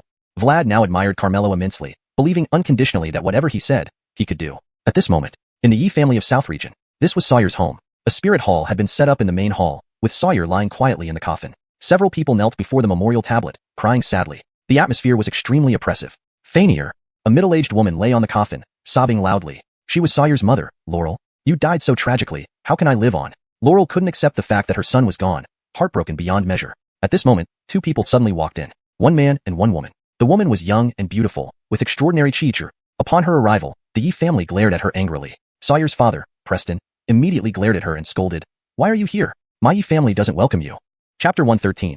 Even the Sky Elder has vanished. This woman's name is Catherine, Sawyer's former fiancée. However, she is no longer his fiancée. Back then, she looked down on Sawyer and specifically came to dissolve the engagement, severely humiliating him in the process. It was because of this incident that Sawyer insisted on joining the immortal sect. What's your attitude? It's an honor for him that my Lori is willing to visit him. Don't be ungrateful. This was spoken by Catherine's junior brother Joab, with a hint of arrogance in his tone. We can't bear this. Please leave, Preston said without any courtesy. You. Just as Joab was about to reprimand, he was stopped by Catherine. She then turned to look at Preston with a cold expression. I am here today not for anything else but to take his body away. Catherine, do you have any conscience left? When you climbed up to the Bixiang sect, you insisted on breaking the engagement with my son, disgracing him deeply. Now that he's dead, you still have designs on his body. Are you human? Preston fiercely accused. Ridiculous. Joab's face turned cold, and he slapped over. Preston was immediately knocked to the ground. Lord Yi. Deborah hurriedly ran over to help her husband up. Watch your words, or I'll wipe out your Yi family, Joab warned coldly. You are too much. Preston shouted angrily. So what if we bully you? Hand over the body quietly, and we won't make things difficult for you. If not, I don't mind cleansing your Yi family in blood before leaving with the body, Joab sneered. You. Preston was filled with uncontrollable rage. Deborah knelt down. Xianxia. Fanner had a tough life. Now that he's gone, please consider the friendship between our two families and let him rest in peace. I beg you. As she spoke, she started to bow repeatedly before Catherine. But Catherine remained unmoved, her demeanor aloof. Precisely because of the past connection, I haven't acted yet. Let me repeat, hand over the body. Otherwise, your Yi family will be wiped out. Her voice was icy, carrying a hint of killing intent. The couple was furious. Brother, just give them the body. Brother, sister-in-law, Buffon is already dead. You can't risk the entire Yi family just for a corpse. That's right, Lord. We can't afford to provoke the Bixiang sect. The Yi family members, for self-preservation, began to urge. Preston was naturally extremely reluctant, but he had no choice. Closing his eyes, he lifted his head slightly, a tear rolling down from the corner of his eye. He painfully managed to say, take it, take him away. His voice was hoarse, even trembling. How disappointing. I thought I'd get to slaughter everyone. Joab sneered disdainfully and prepared to take the body away. At this moment, a cold voice suddenly sounded, whoever dares touch my disciple's body dies. Following the voice, a tall figure strode in. However, they soon noticed that while he was rather handsome, there were no signs of cultivation on him. He was an ordinary person. You claim Sawyer is your disciple? Joab asked. Yes, Carmelo nodded. Ha ha ha. Joab laughed heartily. I heard Sawyer found a master, boasting that his master is very powerful, only to find out it's an ordinary person. Truly, the teacher is like the student, both useless. Looking for death. Carmelo's eyes gleamed with murderous intent as he waved his hand. While Joab still wore a mocking smile, he was instantly enveloped by an unknown force and annihilated in an instant. Seeing this, everyone was startled. You're not an ordinary person, Catherine exclaimed. You're the woman who looked down on Buffon? Carmelo had heard Sawyer's story before, typical breakup storyline, including a 3-year agreement. Which sect are you from? Catherine asked sternly. Noahanshan sect, Carmelo. Noahanshan sect? Catherine frowned, knowing it was a second-rate sect. She thought Sawyer had found some formidable master, but it turned out to be a disciple from a second-rate sect. He once said something about how 30 years in the East and 30 years in the West don't bully the poor youth, and even set a 3-year deal, saying he would come to Bixiang sect to settle accounts with her. With training in such a sect, forget 3 years, even 30 years wouldn't allow him to match her. And now he's dead. Was my disciple killed by you? Carmelo asked coldly. He wasn't worthy of dying by my hand, Catherine dismissed. Then why do you want my disciple's body? Someone wants his body. Who? That's none of your business. You killed my junior brother. You better kill yourself to atone, or else your Noahanshan sect will join you in death, Catherine coldly stated. Quite the big talk. Carmelo scoffed. Then don't blame me. Catherine drew a sword, and behind her appeared a faint shadow of stars, marking her as a 4th stage Star Radiance realm cultivator. She immediately lunged at Carmelo with the sword. However, he effortlessly caught the blade between 2 fingers. Catherine's expression changed. A mere Star Radiance realm cultivator dares to act so rashly in front of me. Carmelo exerted pressure with his fingers, breaking the sword in half. He then pressed the broken blade against Catherine's throat. Speak, who sent you to take my disciple's body? It's Heavenly Thunder sect, Catherine blurted out. Hearing this, Carmelo frowned. He knew this sect was one of the 5 divine sects in the southern domain. Why would they want Buffon's corpse? So he asked, was it someone from Heavenly Thunder sect that killed my disciple? I'm not sure about that. I was just following orders. This sect is a divine one. You can't afford to offend them. It's best if you hand over the body, or else your Noahanshan sect will suffer too, Catherine threatened. Carmelo put down the broken blade. Catherine secretly breathed a sigh of relief while inwardly scoffing at him. She thought he was all that, yet hearing about Heavenly Thunder sect made him back down. But to her surprise, Carmelo coldly replied, tell Heavenly Thunder sect, if they want my disciple's body, let them come themselves. Catherine was stunned. Get lost. Carmelo dismissed her. All right, I'll deliver your message. Catherine immediately flew away on her sword, inwardly sneering. What an arrogant fool, daring to have Heavenly Thunder sect come for the body personally. His end will be utter destruction. Carmelo discarded the broken blade, walked up to the coffin, and activated the Imperial Teacher's eye to examine Sawyer's corpse. Sawyer had been killed instantly, without any sign of resistance. This indicated that the opponent was far more powerful than he was. Carmelo also noticed that the Sky Elder within Sawyer's body had vanished. Sky Elder was an unparalleled expert at the Celestial Soul Realm. Although only a remnant soul remained, Carmelo had given Sawyer a divine yang pill. Even if Sky Elder wasn't fully recovered, he should still be able to display some power. If someone could kill Sawyer under Sky Elder's protection, this person must be formidable. Could it really be Heavenly Thunder Sect? Chapter 114. This blessing is given to Sawyer. While deep in thought, Preston came over and asked, "Are you master of Buffon?" Carmelo nodded. "Buffon has mentioned you before. He was able to cultivate and become a top expert in such a short time, all thanks to you.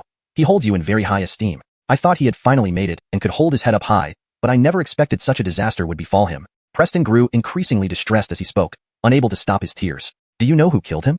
Carmelo asked. "I'm not sure. When we arrived, Buffon had already passed away," Preston said, wiping his tears. Carmelo couldn't help but frown. "Master of Buffon, you should quickly take Buffon's body and leave," Preston urged. "I will not go. If you stay, you'll lose your life. The Biyun sect is a super first-rate sect with the Tianlai sect backing them up. Once they come back, you will die. I intend to wait for them." The reason Carmelo didn't kill Catherine just now was so she could bring people from the Tianlai sect here to save him the trip. "Don't be impulsive. I know you want to uphold justice for Buffon. Your heart is appreciated, and on behalf of Buffon, I thank you. It proves he didn't choose the wrong master. But they are not someone we can provoke. Buffon is dead, and you shouldn't risk your life either." Preston beseeched earnestly. "Rest assured, nothing will happen to me. Besides, there's still a way to save Buffon." Hearing this, Preston was stunned. "You mean, he can still be saved? But he's already dead. I can bring him back to life?" Upon hearing these words, everyone in the Yi family was taken aback. "You really can revive Buffon?" Preston asked in disbelief. "Yes." Carmelo nodded firmly. "Is this true?" The Yi family members were skeptical. After all, once someone dies, they cannot return to life. They had never heard of anyone reviving a dead person. Without further explanation, Carmelo prepared to revive Sawyer. But someone stepped forward to stop him. "Stop causing trouble. Are you trying to endanger our Yi family?" This person was Preston's younger brother, Dalton. "Second brother, what are you doing?" "Do not be disrespectful," Preston chided. "Big brother, if we just handed over Buffon's body, everything would have been settled. But he insisted on hindering us and even killed someone from the Biyun sect. Now things have escalated. They won't let this slide. All of this is his fault. We must make him leave. The Yi family doesn't welcome him." Dalton retorted bluntly. "He is Buffon's master. How can you speak like that?" "So what if he's a master? Buffon is already dead, yet he wants to play with Buffon's body. Is that how a master behaves? He said he can revive Buffon. Big brother, do you believe such nonsense? He's only a disciple of a second-rate sect. How could he possibly bring someone back from the dead? If he damages the body and the Tianlai sect holds us accountable, we'll all be dead." Preston frowned, sternly saying, "Buffon is my son. Whether or not to save him is not something you have authority to stop. I am thinking of the entire Yi family. You can't be so selfish. I am the patriarch of the Yi family, and my word is final." With a show of power, Preston's presence emanated, forming star-like illusions behind him. Coldly, he demanded, "Anyone oppose?" Intimidated by his authority, none of the clan members dared to oppose. "Big brother, are you determined to lead our family into eternal ruin? Can you face the ancestors like this?" Dalton questioned. "I trust Buffon's master. Big brother, you need not say more. My decision is final." Preston cut off his brother, refusing any further persuasion. Dalton felt helpless. "I apologize for this spectacle. Please let me know what you need, and I will assist fully," Preston said to Carmelo. "Prepare a quiet room for me," Carmelo replied. So, Preston arranged a guest room and placed Sawyer's body on the bed. Looking at his deceased disciple, Carmelo softly said, "I was still hesitating about which one of you should die. Unexpectedly, it turned out to be you. This blessing belongs to you." He then reached out, revealing the creation golden lotus. It was entirely golden, emitting a soft glow. The petals changed numbers fluidly, 3 petals at one moment, 7 the next, then 9, 12. The number fluctuated unpredictably, making it look quite mysterious. This treasure was born from the essence of heaven and earth, possessing the ability to create and nurture, bestowing great opportunities. Its power was immense, capable of reversing fate and even bringing the dead back to life. However, to fully absorb the creation golden lotus, one needed to be reborn after experiencing death. Once revived, cultivation would progress much more efficiently. Since obtaining the creation golden lotus, Carmelo had intended to use it on one of his disciples, but he hadn't decided whom to choose. Coincidentally, Sawyer had died, so Carmelo decided to use it on him. With a wave of his hand, the creation golden lotus floated above Sawyer's body, emitting a golden light that enveloped him. At the same time, Catherine returned to the Biyun sect in disgrace. In the main hall of the sect master Ignatius was entertaining 2 guests, an elderly man with a long beard and a handsome young man. Ignatius showed utmost respect to the two, always wearing a smile. The handsome young man kept glancing at the door, growing impatient. "Sect Master Tian, we've been waiting for so long. Why hasn't your person returned? Are you harboring any ill intentions?" Ignatius hurriedly replied, "Divine Lord Jonas, you're overthinking this. How could we dare to? I believe they will bring back the body very soon. If we could have done it ourselves, we wouldn't have let you go to the Yi family. If this task is completed, we definitely won't let your sect down. But if it fails..." Amrit's expression turned cold. "Don't blame us for not being polite. Divine Lord James, please rest assured. The Yi family is just a second-rate family. My disciple Xianxia once had a marriage contract with them, but when we went to break it, they didn't dare to resist. This time, we're just retrieving a corpse. They will certainly comply without any issues," Ignatius swore firmly. "That would be best." Amrit nodded slightly. Right then, Catherine walked into the hall. "Look, they're back," Ignatius smiled. "Disciple pays respects to master," Catherine bowed. "Xianxia, why are you alone? Where's Inyu? And what about the body we asked you to retrieve?" Ignatius asked. Master, Ebonly, he died, and we didn't get the body, Catherine said, head lowered. What did you say? Ignatius was startled. What happened? The Yi family had already agreed to hand over the body, but someone suddenly appeared, claiming to be Sire's master. Not only did he prevent us from taking the body, but he also killed Ebonly. He even made me come back with a message. Catherine looked at Amrit and the other. He said he is waiting for the Tianlei sect at the Yi family to settle the score. Chapter 115 The First Divine Sect of the Southern Domain. How outrageous! Amrit flew into a rage at the news and slammed his palm on the tea table. Bang! The tea table instantly shattered to pieces. To dare challenge the Thunder Sect, he must be tired of living. Amrit's face was cold as frost, revealing murderous intent. Looking across the Southern Domain, apart from the other 4 divine sects, no one has dared to defy the Thunder Sect. Is the opponent also someone from a divine sect? The elderly man with a long beard who spoke was named Jasper, the Grand Elder of the Thunder Sect. Reporting to Senior Jonas, he claimed to be from the Mystical Heaven Sect. His name is Carmelo, Catherine said. The Mystical Heaven Sect? Which sect is this? Jasper asked. It's a second-rate sect, Catherine replied. Second-rate sect? Are you sure?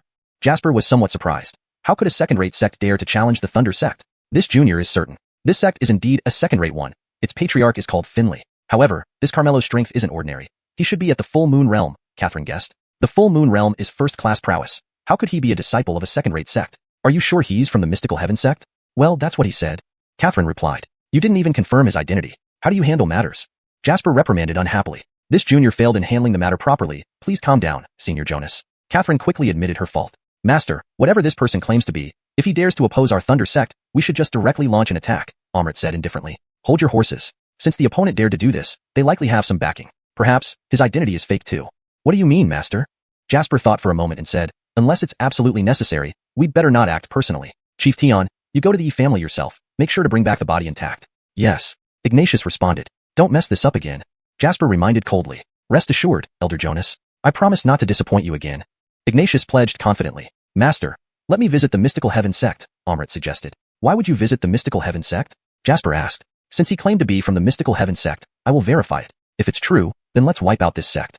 Amrit smiled coldly. Jasper knew his disciple's character. Whether or not the other party was from the Mystical Heaven Sect, he definitely wouldn't let them off. He didn't object and nodded. You may go, but remember to return swiftly. Once we get the body, we need to head back. Just a second-rate sect, it won't take long. I'll be back soon, Amrit left eagerly. Ignatius also gathered his disciples and headed towards the Yi family. At this moment, outside the Mystic Heaven Sect's mountain gate, 4 old men were sitting around a mahjong table, playing enthusiastically. 1 bamboo. Brett discarded a tile. Then the other 3 exclaimed simultaneously, win, 1 cannon 3 blasts. Haha, Oldemo, you lost again. Come on, hand over the array talismans you have. The 3 looked at Brett smilingly. Brett turned sullen and suddenly flipped the mahjong table. I quit. You 3 must be colluding. You're just unlucky. Losing and flipping the table. What poor sportsmanship, Tad complained. Fine, I'm done. You have to pay with array talismans, even if you don't want to play. Juan drew his sword. Tad and Jean Buchuan also revealed their pill flames and magic artifacts in sync. Damn, you guys are bullying me, Brett shouted. Do you hand them over or not? The 3 stared at him maliciously. I'll hand them over.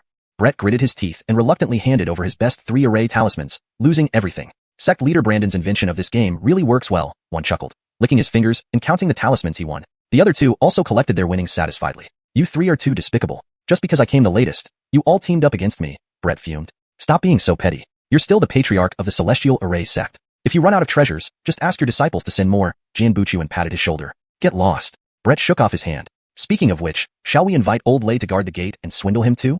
Jean Buchuan proposed. That's not a bad idea. Brett immediately agreed, knowing this way he wouldn't be bullied and could bully others. Let's not. We already have enough guards. What if sect leader Brandon decides to lay people off? Juan disagreed. Old Noah has a point. That old guy Avril always boasts of being the first in the Southern Domain, looking down on us and not bothering to interact with us. And he's always had ambitions of unifying the Southern Domain, which makes him an entirely different kind of person from us, Tad said. With his strength, it's quite possible for him to do so. But now that our Yun is in the Southern Domain, he can forget about it, Juan huffed. While the 4 were chatting idly, someone suddenly arrived on a flying sword. The 4 immediately focused their gaze. Brett recognized the person and asked doubtfully, this is the godson of the Heavenly Thunder Sect. Why would he come to the Mystical Heaven Sect? Could it be that he also knows of our Yun and has come to join him?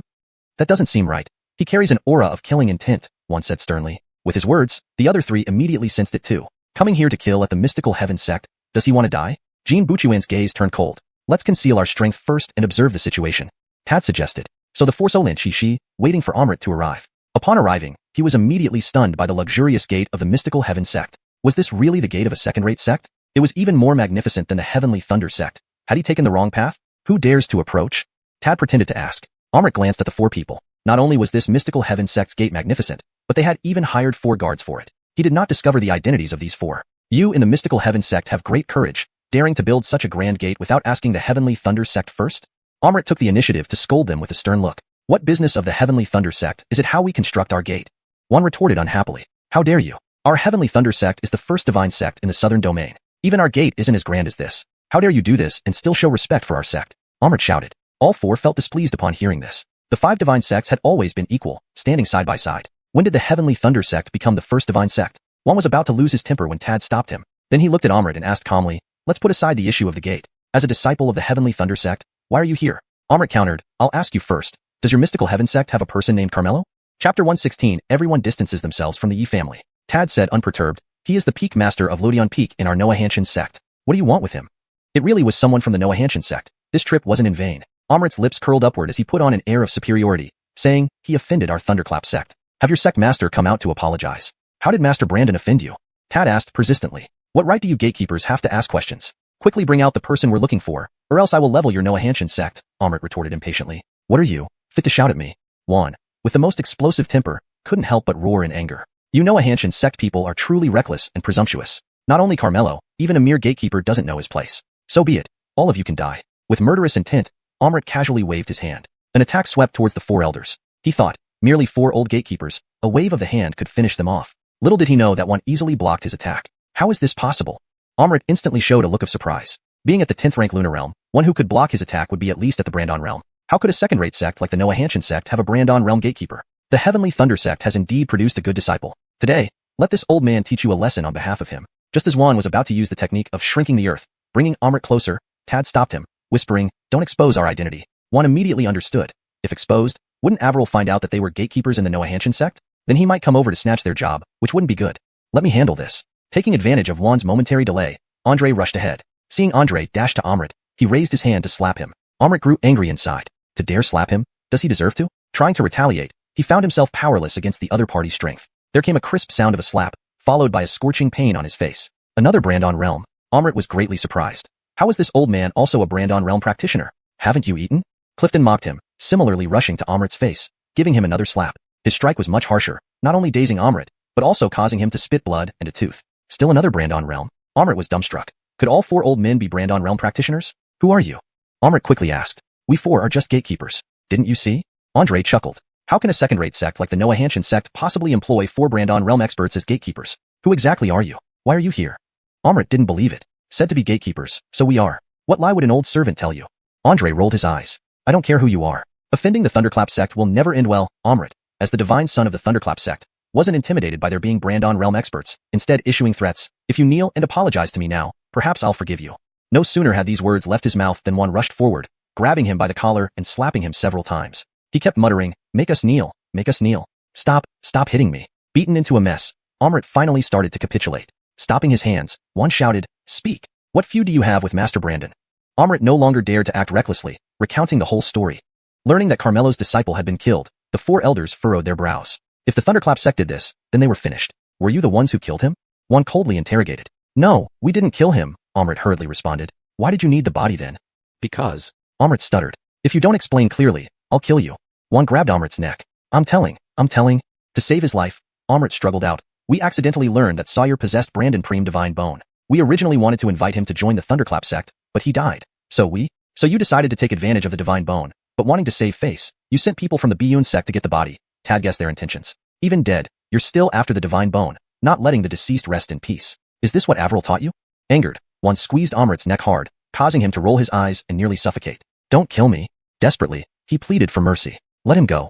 Tad advised. What use is there to keep this kind of menace? Are you afraid of offending Avril? One said unhappily. They offended Master Brandon. It's better to let him handle it personally, Tad explained. Hearing this, one released his grip and barked, scram. Amrit immediately slunk away, his eyes filled with venomous hate, muttering under his breath that they would pay for this. Do we need to inform the old manlay?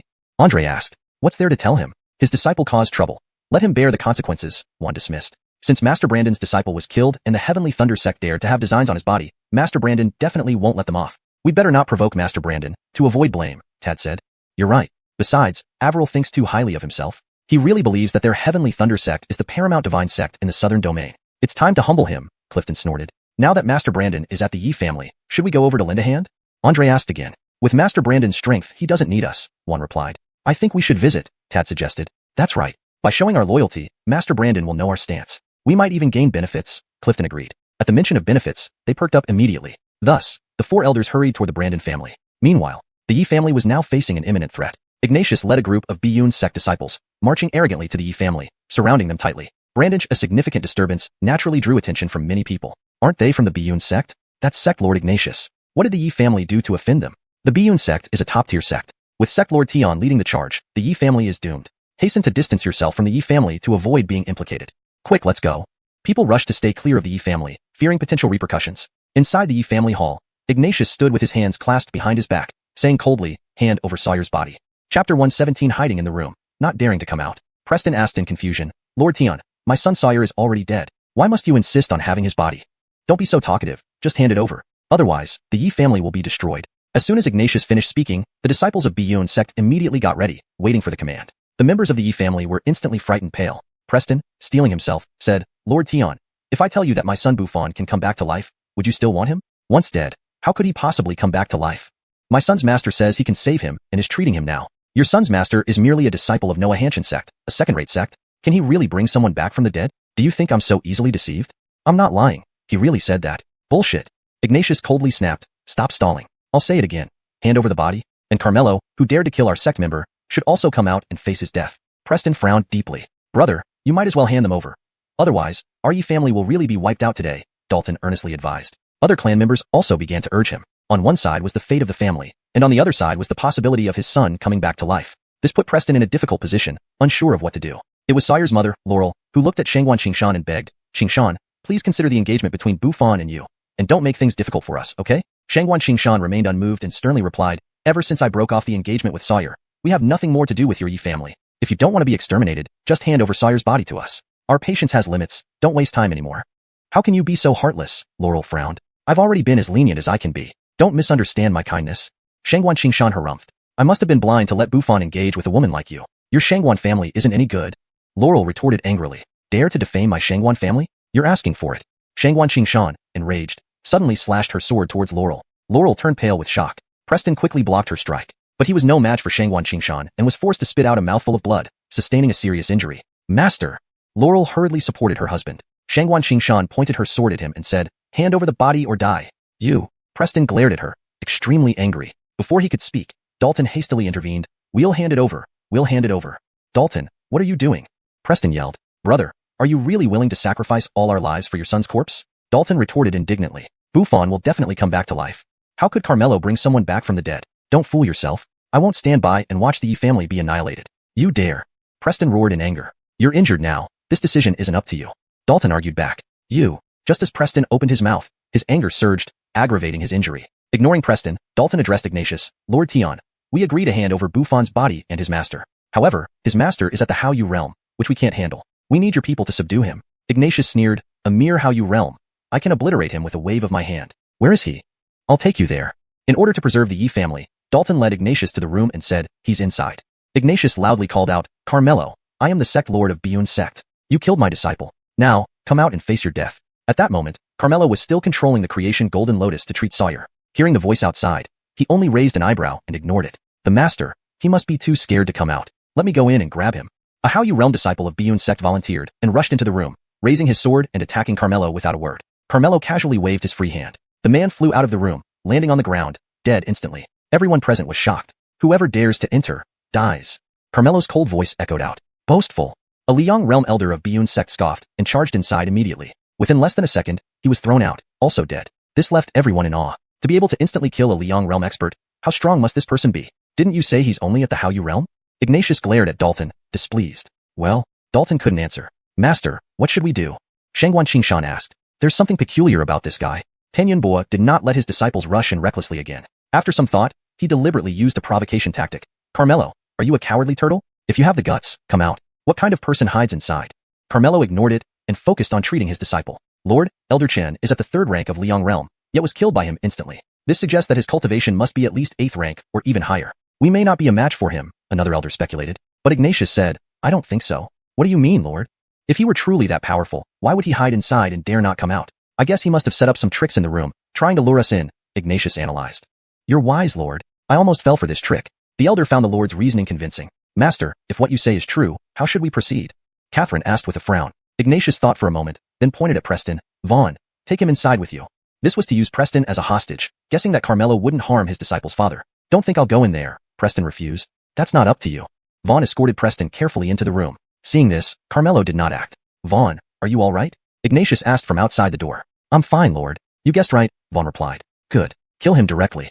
Yes. Vaughn acknowledged. Then he looked at Carmelo, coldly smiling. Without your traps. Watch me deal with you. Preston shouted urgently. Don't worry about me.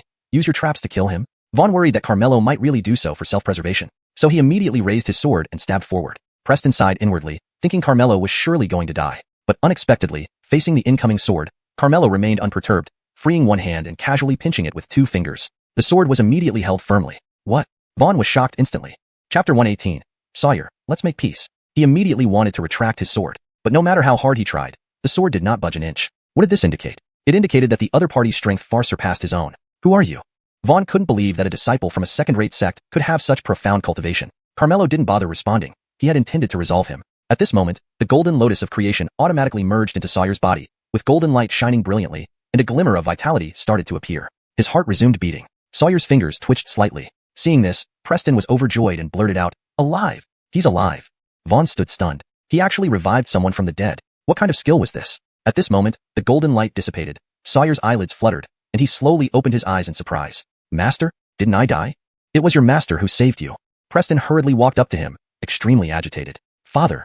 Sawyer softly called out. As long as you're alive, everything is fine. Everything is fine. Tears of joy welled up in Preston's eyes, his voice trembling with happiness. Sawyer quickly got up from the bed and knelt before Carmelo.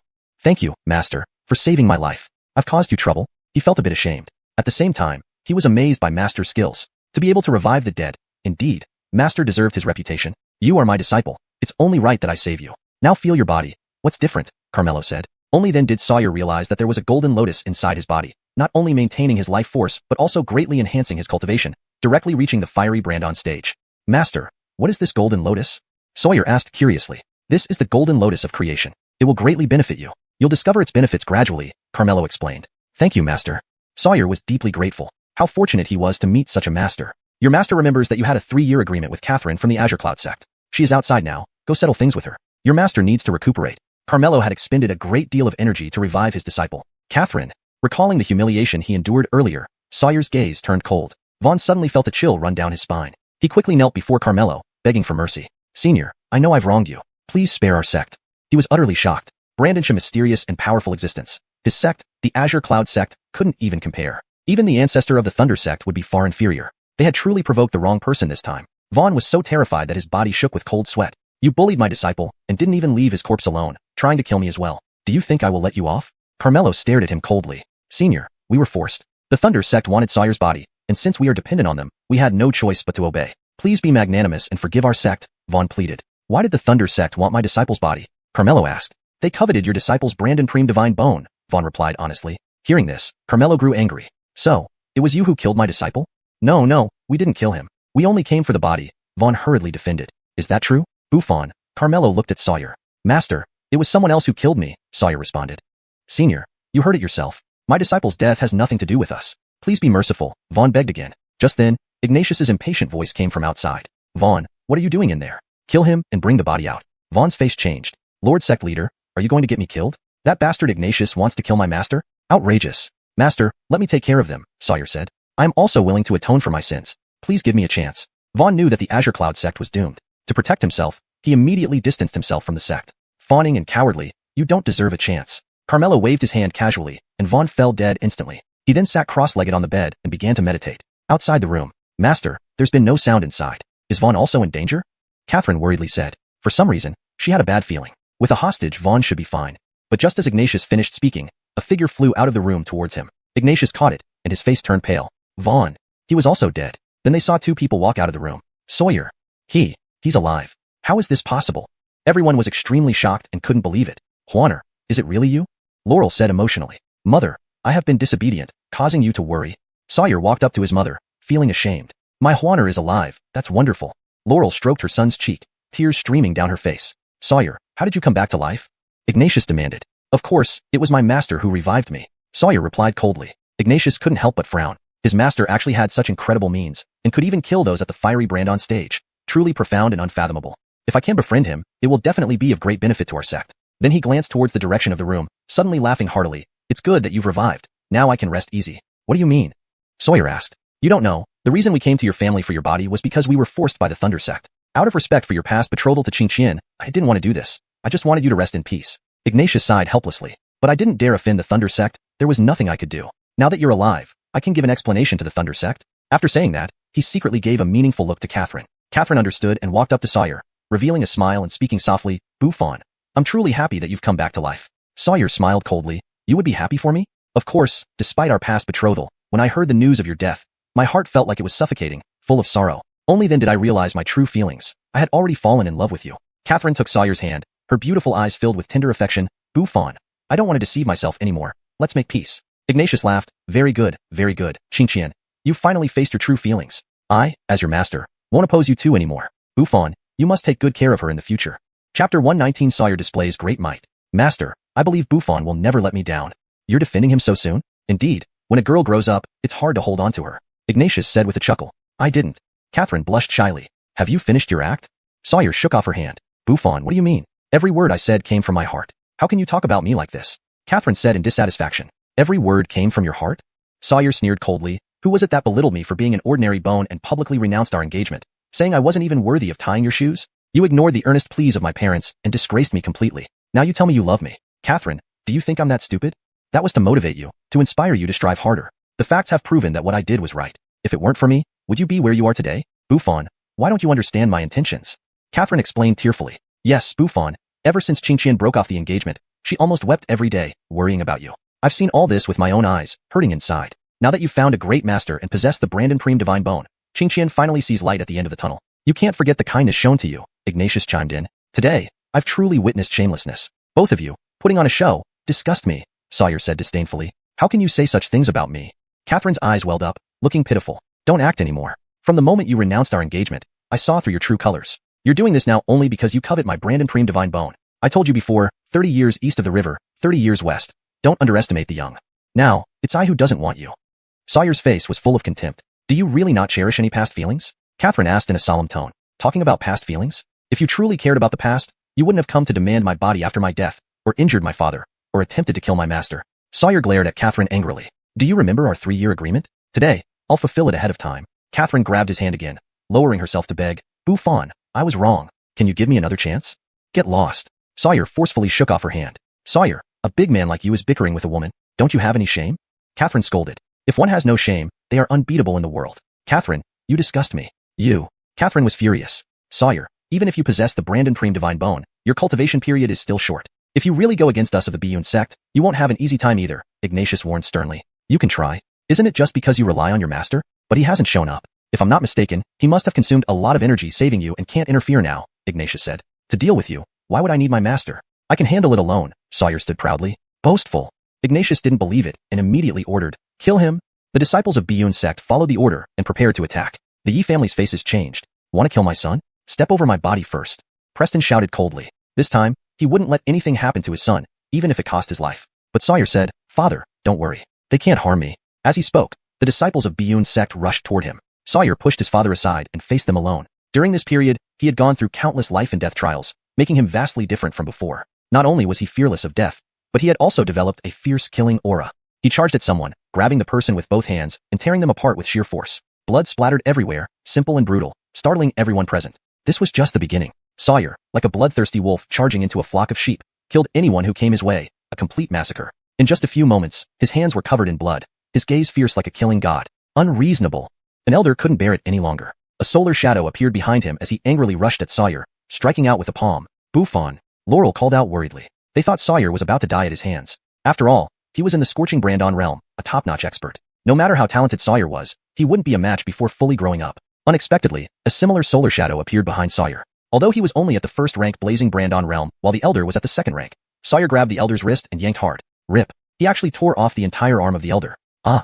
The elder let out a piercing scream. Sawyer didn't give him any chance to react. He choked the elder's neck, his veins bulging as he squeezed with all his might. Bang. The elder's neck was crushed, and he died instantly. Everyone stood there in shock, incredibly surprised. He had actually reached the blazing Brandon realm. How is this possible?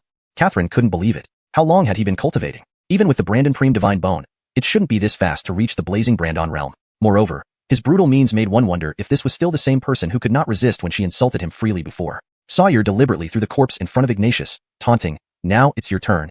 Ignatius's mouth twitched in anger. "You little bastard, you're courting death," he roared angrily, a solar illusion appearing behind him. Fifth rank blazing Brandon realm. He charged towards Sawyer furiously, using his full strength, intent on killing him. Master will definitely kill him. Catherine was confident in her master. After all, the cultivation gap between them was clear. But Sawyer showed no fear. Facing Ignatius's full-strength palm strike, he did not dodge or evade. Instead, he raised his fist and confronted it head-on. Bang! The collision of fist and palm created a spatial disturbance, forcing everyone nearby to step back. In the next second, under everyone's astonished gaze, Ignatius's palm was reduced to a bloody mess, and he flew backward like an arrow. Bang! He landed heavily on the ground, spitting out a mouthful of blood, severely injured. Sawyer merely took a breath, completely unharmed. Master lost. Catherine's eyes widened in disbelief. "You? How can you be so powerful?" Ignatius stared at Sawyer in shock, unable to accept it. Chapter 120. Mere earth chickens and tile dogs before my master. Because I have an excellent master. Sawyer, endowed with the Brandon Prime Divine Bone, cultivated a heaven-grade cultivation technique, and had undergone life and death training. Although he could not absolutely overwhelm opponents of the same realm like Carmelo, challenging those of higher realms was naturally not a problem. As he spoke, he took out the profound Een sword. Ignatius's face changed, and he hurriedly said, "Your master may be powerful, but I'm doing this for the Heavenly Thunder Sect. This sect is the premier divine sect in the Southern Domain. If you kill me, don't expect to fare well either." Sawyer snorted. "So what if it's the Heavenly Thunder Sect? Before my master, all divine sects are mere earth chickens and tile dogs." Saying that, he raised his sword toward Ignatius. Just as he was about to make a move, 4 figures swiftly flew over. These 4 individuals stepped through the air one after another, their steps covering vast distances in mere inches. In the blink of an eye, they appeared before them. Earth Spirit Realm. Everyone was shocked. Brandon experts in the Southern Domain were few and far between, each being at the level of patriarchs of divine sections. Normally, even seeing one was difficult, yet today 4 of them had suddenly appeared in the Yi family, a second-rate clan. Ignatius recognized one of them as Tad, the elder from Medicine King Valley. "Elder Bai." He immediately called out, "You're Ignatius from Biyun sect." Tad also recognized him because Ignatius had once visited Medicine King Valley seeking elixirs, leaving a brief impression on him. "Thank you for your regard, Elder Bai. You remember me." Ignatius tried to ingratiate himself, asking, "Elder Bai, who are these 3? "This is Noah Laozu from the Sword Reverence Pavilion, Scott from Golden Heaven Gate, and Imo Laozu from Heavenly Formation Sect." As Tad introduced them, everyone was astounded. 4 of the 5 elders from the Southern Domain's 5 great divine sects had actually come. To encounter 4 venerable elders today is truly a rare fortune. Ignatius deliberately coughed, clutching his chest and feigning pain. He apologized. "I wish to bow to the 4 elders, but I am injured. Please forgive me." "You are indeed severely injured. Who did this to you?" Tad asked. "It's him." Ignatius pointed at Sawyer. "This person, relying on his master's support, acts arrogantly. He not only killed many of my disciples, but also severely injured me. I told him I was acting on behalf of the Heavenly Thunder Sect, yet he disregarded the Heavenly Thunder Sect, boasting that any divine sect in the Southern Domain is just an earth chicken and a tile dog before his master." Tad raised an eyebrow. "Did he really say that?" "I swear, every word is true," Ignatius guaranteed. The 4 elders all looked at Sawyer. Ignatius immediately called out, "Sawyer, weren't you quite arrogant just now? With the 4 elders here, do you dare repeat what you said?" "Buffon, whatever you do, don't admit it," Preston whispered urgently. But Sawyer stood tall and declared firmly, "Why wouldn't I repeat it? Before my master, divine sects are not worth much." Preston became anxious. To say such things in front of 4 elders was courting death. He hurriedly explained, "Elders, my son is young and ignorant. Please don't take his words seriously." "What does young and ignorant mean? The dignity of divine sects cannot be violated. Your son has insulted the divine sects, an unforgivable crime." Ignatius interrupted without giving Preston a chance to explain further. He urged the elders, "Elders, didn't I tell you the truth? This man is too outrageous. If we don't punish him on the spot, where will the dignity of divine sects lie? And his master, teaching such a disciple, cannot be let off either." With this, Sawyer had offended all 5 of the Southern Domain's greatest divine sections. Even if someone like Carmelo had the means to revive the dead, could he still stand against 5 divine sects simultaneously? "Now watch how you die. Brother, look at the son you've raised. Quickly make him kneel and apologize to the 4 elders," Dalton sternly criticized, fearing he would be implicated by Sawyer's actions. But Sawyer insisted, "What I said is true. Why should I apologize?" "You." Dalton was livid. He bowed to the 4 elders and said, "Elders, this is his own doing and has nothing to do with us." "Dalton, he is your nephew. Can you really distance yourself from this?" Preston retorted indignantly, "If he wants to die, don't drag us down. I suggest expelling him from the Yi family and severing all ties," Dalton said. "Nonsense. I am the head of the Yi family. What right do you have to expel my son?" Preston scolded. "Since you insist on burying the Yi family with you, then I'll leave the Yi family." "Are you daring me?" Preston roared. "Your obstinacy, indulging your son regardless of our family's fate, forces me to act in self-preservation. What is there to fear?" "You." Preston was speechless. Just as Preston was about to speak, he was stopped by Sawyer. He looked at Dalton and asked calmly, "Second uncle, do you really want to do this? You have found a great master and turned your fate around, but but there are always people above you. You can't act as if no one else matters because of this. Do you know what kind of existence the divine sects are? How can you offend them so easily? Besides, you've offended all 5 great divine sections. Even your master can't protect you. From now on, I am no longer a member of the Yi family, nor am I your second uncle. Dalton said to the 4 elders, for venerable elders, you've seen it all. I have nothing to do with him now. Please let me off. Juan held utter contempt for such people. He was just about to teach him a lesson when Tad stopped him, glancing at the Yi family members. Are there any more of you who wish to distance yourselves from him? I'm giving you a chance. Hearing this, they understood that if they cut ties with Sawyer, they wouldn't be troubled. I will leave the Yi family with my father. I will also leave the Yi family. Me too. Several members of the Yi family made their stance clear one after another. You. Preston's face turned deathly pale with anger. Sawyer comforted him. Father, there's no need to be angry with them. It's better this way. We now know who they truly are. The Yi family, without these cowards, will only grow stronger in the future. Sawyer, by offending the 5 great divine sects, no one can save you. There is no future for the Yi family. This was said by Samson, Sawyer's cousin. He had always looked down on Sawyer. Seeing Sawyer return from the dead and reach the scorching Brandon realm, Samson felt extremely unbalanced. Now that Sawyer had offended all the divine sects, his sense of balance returned. Hope you don't regret it. Sawyer had no good feelings toward his second uncle's family in the first place. Their departure from the Yi family was a good thing. You'll be the one regretting it. Soon, you'll pay for your arrogance, Samson sneered. Is that so? Sawyer also gave a cold laugh, fearless. For elders, this guy is too arrogant. Quickly take care of him, Ignatius urged impatiently. But before he finished speaking, Juan raised his hand and slapped him. Chapter 121. Take what you see, don't be greedy. Slap. The sharp sound of a slap left everyone dumbfounded. Senior Noah, why did you hit me? Ignatius held his face, asking with both weichuff and confusion. Do we need your instructions on what to do? What are you?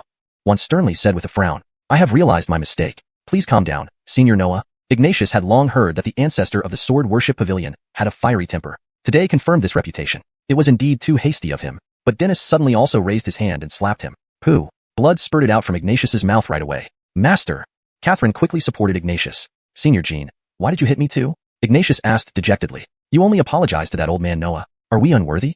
Dennis responded discontentedly. That is certainly not true. It was I who neglected my manners. All 4 seniors are pillars of our southern region. How dare I offend any of you? Please forgive me, Senior Jean. Ignatius hurriedly apologized. Slap. Unexpectedly, Tate also gave him a slap. Senior MOU. Before Ignatius could finish, Tad, not wanting to be outdone, also struck him fiercely. Ignatius was bewildered. He already had injuries, and these 4 consecutive slaps worsened his condition. He could barely stand, only being able to lean on Catherine for support. Senior Bai, why even you? He truly couldn't understand it. He had already apologized politely. If they all hit you and I didn't, wouldn't it make me lose face? Tad said matter-of-factly. Ignatius felt incredibly depressed. How could they be like this? However, he dared not show the slightest sign of dissatisfaction. The 4 elders no longer paid him any attention, turning their gaze towards Sawyer instead. Preston immediately tensed up. Are you Master Brandon's disciple? Juan asked. Sawyer had been out cultivating early on and did not know the 4 elders were gatekeepers at Noahanshan sect. He thought they were here to trouble him but remained fearless, saying, I am the chief disciple of Lutian Peak in Noahanshan sect. Whatever tricks you have, bring them on. He must not tarnish his master's name. Unexpectedly, Juan praised him, saying, not servile nor arrogant, very good. He reached young fire realm so young, truly befitting his Brandon Preem divine bone. Tad also highly praised. And he has a fine appearance as well. Excellent, excellent.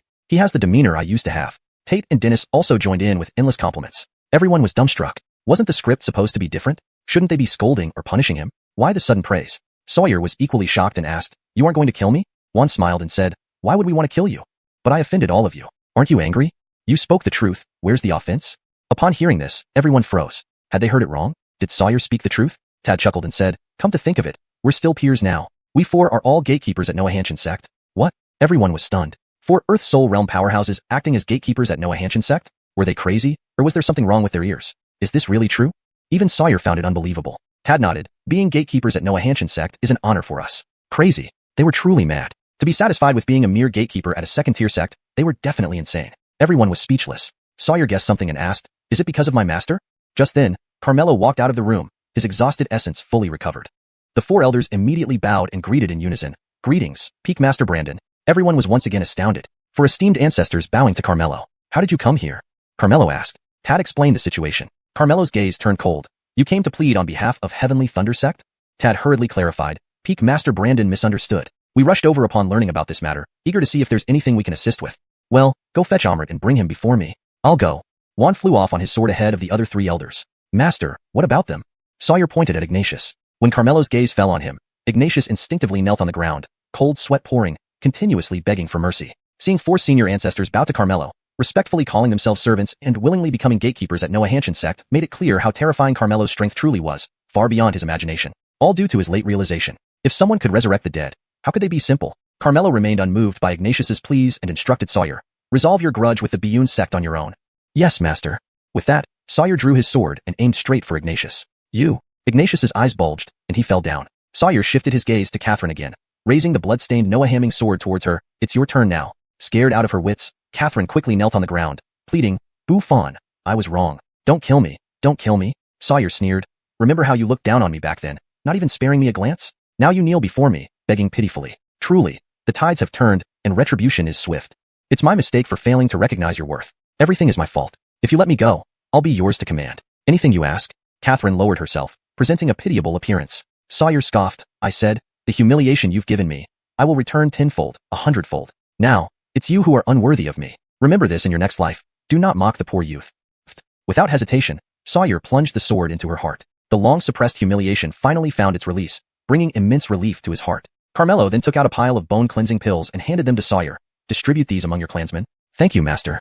Sawyer accepted the bone-cleansing pills with immense gratitude. He knew that his master did this entirely for his sake, intentionally wanting to support the Yi family. The Yi family was only a second-rate clan, lacking resources compared to second-rate sections. They treated a single bone-cleansing pill as a treasure, and seeing so many at once made their eyes sparkle. When Sawyer distributed the bone-cleansing pills, each recipient was overwhelmed with joy, repeatedly thanking Carmelo. Dalton laughed heartily. I've always said Bu Fan would make it big one day. The rise of our Yi family is within sight. Speaking of which, he led his family to stand before Sawyer, staring expectantly at the bone-cleansing pills, hoping to get one. Sawyer coldly responded, you are no longer part of the Yi family. Get out. Thick-skinned, Dalton persisted, Bu Fan, we were wrong earlier, but we did it for self-preservation. It can be understood. Your uncle has apologized. Don't hold a grudge. I'm saying this one more time. Get out. Sawyer barked coldly. Sawyer, my father has already apologized to you. He's your elder. Know when to stop. Don't push too far, Samson complained. Chapter 122 Avril makes his appearance. Bang. Sawyer slapped him directly. You. If you don't leave now, I'll kill all of you. Sawyer pointed his sword at them, a killing intent radiating from him. They were too scared to stay any longer and could only slink away regretfully. At the same time, Jasper was still waiting for good news in the Biyun sect. When he saw his disciple Amrit return with a swollen face, he couldn't help but be stunned. What happened to you? Amrit said angrily. Master, this Noahanshan sect has 4 flaming cultivators guarding the gate. Disciple was beaten by them. Jasper was stunned. For flaming Brandon realms guarding the gate? Are you sure? If it weren't so, I wouldn't have been beaten like this. Master, you must stand up for me. Jasper frowned. A mere second-rate sect, how could it have flaming Brandon realms? And not just 1 but 4. What puzzled him even more was that they were merely gatekeepers. Even if it were the Thunder sect, it wouldn't let flaming Brandon realms, such ultra-top-notch experts, guard the gate. Though puzzled, Jasper did not take it seriously, snorting. No matter how deep this Noahanshan sect hides, daring to offend our Thunder sect will never let them off. After we obtain the Brandon Prime Divine Bone, we'll settle accounts with them. Have Ignatius and the others not brought back the corpse yet? Is there any accident? Amrit asked in dissatisfaction. The Yi family is merely a second-rate family. Even if Carmelo's strength is formidable, the Biyun sect is after all an ultra-top-notch sect, and this time it's led by Ignatius personally. There should be no accidents. Let's wait and see. Just as Jasper finished speaking, a voice responded, you don't need to wait. Speaking of which, one strode in. Jasper was startled at the sight. It was actually the grand ancestor of the Sword Worship Pavilion, Nan Yu's first-rate sword cultivator, Wan. Why did he come here? Master, it's him. He is one of the 4 old men guarding the Noahanshan sect's gate. Amrit pointed at Wan and yelled. What are you saying? He's guarding the Noahanshan sect? Jasper was bewildered. The grand ancestor of the Sword Worship Pavilion. How could he be guarding the Noahanshan sect? Yes, master, I can't be mistaken. Amrit glared at Wan and yelled, old bastard. I haven't settled the score with you, and you dare to come here yourself? With my master present, you're doomed. Noisy. Wan raised his hand and smacked over. You dare hit me again. Amrit fell on the ground, seething with anger. If it weren't for Lord Brandonphone wanting to see you, old man would have killed you long ago. You are simply asking for death. Wan said disdainfully. Master, quickly kill him. Do justice for me. Amrit screamed frantically. Do you dare to kill me? Wan looked at Jasper teasingly. My master is the great elder of the Thunder sect, half-step earth spirit realm, capable of killing you easily. In Amrit's mind, as long as they didn't encounter those few divine sect grand ancestors, master was invincible among flaming Brandon realms. To deal with this old guy would be a piece of cake. But Jasper suddenly shouted, shut up. Master, he's already scared speechless by you. Amrit sneered. I told you to shut up. Jasper raised his hand and slapped over. Smack. The loud slap stunned Amrit. Master, why did you hit me? Jasper ignored him and respectfully bowed to Wan. Junior Jasper meets Senior Noah. What? Master called him Senior Noah? Amrit was stunned. Could he be Wan of the Sword Worship Pavilion? How could this be possible? Jasper, after so many years, you've taught a fine disciple, Wan said coldly. Senior Noah, is there some misunderstanding here? Jasper asked. Did he disrespect me, yet you call it a misunderstanding? Wan questioned. Jasper hurriedly pleaded. Senior Noah, this time indeed my disciple was wrong, but he didn't know your identity beforehand. Please, considering the relationship between our two sects, don't take offense at him. As he spoke, he gave his disciple a meaningful glance. Understanding, Amrit immediately apologized. Senior Noah, Junior knows I was wrong and offers my apologies. It's useless if old man forgives you. It depends on whether Lord Brandonfeng spares you. Follow me to see him, one said coolly. Senior Noah, does the Lord Brandonfeng you speak of happen to be Noah Hanshin Sect's Carmelo? Jasper asked. That's right. Jasper was confused. Why did he act as an errand runner for a second-rate sect's peak lord? Senior Noah, Junior doesn't understand. Why are you treating him so politely? I heard you're guarding this sect. Why is that? My business isn't your concern. Just follow me once. Jasper frowned. With Juan backing Carmelo, if he went, surely there would be no good outcome. Thus, he said, Senior Noah, we are still from the Thunder sect. To have us meet with the peak lord of a second-rate sect would tarnish the dignity of our Thunder sect. If our patriarch finds out, he will surely be enraged. It wouldn't be good if it affected the relationship between our two sections. Are you threatening me? Juan's face turned cold. I am just reminding Senior Noah that there's no need to worsen relations between our two sects over a peak lord of a second-rate sect. Jasper, you have grown bold. Do you think my sword worship pavilion fears your Thunder sect? Let me say this again, follow me. Otherwise, I don't mind breaking your legs and carrying you there. Juan warned coldly. This made Jasper frown deeply. Although Juan had a fiery temper, he acted within reason. He should know that overall strength-wise, the sword worship pavilion was not as strong as the Thunder sect. If both sects fell out, it would be the sword worship pavilion that would suffer. What method did Carmelo use to get Juan to do this? Doesn't he fear the wrath of our patriarch? Remember, Juan is merely the top sword cultivator in Nanyu region, while our patriarch is the top figure in Nanyu region, far beyond Juan's reach. Senior Noah, are you really going to do this? Jasper asked solemnly. You talk too much. Juan lost patience and prepared to take action. But at that moment, there was a commotion outside, followed by a booming voice. Juan, dare you lay a hand on my Thunder sect members? Looking towards the sound, they saw a robust old man with a stern expression walking into the hall, flanked by disciples, exuding an intense aura. Averil. Juan frowned upon seeing him. This person was indeed the Thunder sect's patriarch, the top figure in the Nanyu region. Disciple greets patriarch. Jasper and Amrit hurried to greet him. Averil glanced at Amrit's swollen face. His face darkened as he glared coldly at Juan. You did this? Chapter 123. Good words can hardly persuade the dead ghost. It was me who did it. So what? Juan looked back at Averil fearlessly. Striking my sect's disciple is slapping my face, Averil. Juan, over these years, you've grown increasingly capable. Averil showed a dissatisfied look. You're still as unbearable as ever, truly considering yourself the first in the southern region. Juan snorted. Well then, let's see how you handle this. Averil waved his hand, and immediately, an overwhelming force of nature surged toward Juan. Juan instantly drew out 3 flying swords to meet the attack head-on. But the 3 flying swords were instantly repelled, unable to resist, pushing Juan backward, crashing into the wall. The wall collapsed with a thunderous roar, and Juan spat out a mouthful of blood. The gap between them was evident. You have advanced. Juan showed a surprised expression, not expecting Averil's cultivation speed to be so fast, actually reaching the Heaven Soul realm. I am naturally gifted with Divine Bone, and I practice the Heavenly Thunder Divine Decree, a heaven-grade cultivation technique. Advancing was only a matter of time. Averil stood with his hands behind his back, exuding an arrogant posture. One had to admit that among their 5 elders, Averil indeed had the highest talent and best potential. This was also the capital he used to look down on the other 4. Now that I have entered the Heaven Soul realm, the landscape of the southern region should change, starting with your sword worship pavilion merging into my Heavenly Thunder sect. Averil spoke with an unequivocal tone. You aim to unify the southern region? One asked. Unifying the southern region is just the first step. I want the entire northern wasteland to bow down and submit to my Heavenly Thunder sect, to follow wherever I lead. Averil's eyes revealed intense desire. You certainly have ambition, one frowned. With me in the southern region, you should feel honored. Only I can lead the southern region to glory. If you agree for the sword worship pavilion to merge into my Heavenly Thunder sect, I will grant you the title of second ancestor. Averil tempted. What if I don't agree? You will agree whether you like it or not. In the face of absolute strength, do you really think you have any choice? One said gravely, Averil, you must know that there are higher heavens and better people. Don't think that because you've advanced to the Heaven Soul realm, you're the first in the southern region, able to act without restraint. Averil spread his arms slightly, smugly saying, otherwise, who could be my match? Not even you 4 combined can withstand my single move. Is that so? One coldly laughed. But if I say there's someone whose pinky finger you can't compare to, would you believe it? Juan, I know you're unbalanced, but there's no need to fabricate such ridiculous lies to scare me. Averil scoffed, clearly disbelieving. If you don't believe me, I can take you to see him, Juan said. Well, tell me who he is first. He is Carmelo from the Profound Heaven sect. Profound Heaven sect? Carmelo? Averil had never heard of this sect, or this person. Ancestor, the Profound Heaven sect is a second-rate sect and isn't worth mentioning. This Carmelo is only the master of one peak. According to reports from the Azure Cloud sect, he should be at the Bright Moon realm. Using some unknown means, he got Juan to support him, opposing our Heavenly Thunder sect. If Ancestor hadn't arrived in time, he would have broken our legs and forcibly taken us to that Carmelo for punishment. Amrit complained immediately. Juan, is this the person you said is stronger than me? Averil mocked. It's your disciple's blindness to true power. Master Brandon is unfathomably profound. How can you imagine him? One huffed. Ancestor, don't listen to his nonsense. He must be delusional, running errands for Carmelo and even guarding the gate at the Profound Heaven sect, disgracing the reputation of the divine sect, Amrit said with disdain. He's guarding the gate at the Profound Heaven sect? Averil was stunned. Yes, ancestor, and there are 3 other old men who share a close relationship with him. Who are the other 3? Avril asked. I don't recognize them, but since they can interact as equals with Juan, they must be the ancestors of the other 3 divine sects. Are they? Avril turned to Juan. Yes, we 4 are indeed guarding the gates at the profound heaven sect, Juan admitted. Why are you doing this? Avril couldn't understand. It's all because of Master Brandon. Considering our past friendship, I'm kindly advising you not to think about unifying the southern region. With Master Brandon around, you won't succeed and might even risk your life. Juan advised. Since you praise him so much, I'd like to meet him. Avril became interested. If you seek trouble with him, you will regret it. Stop wasting time. Lead the way. Avril impatiently barked. Good words can hardly persuade the dead ghost. Since you insist on seeking death, I'll grant your wish.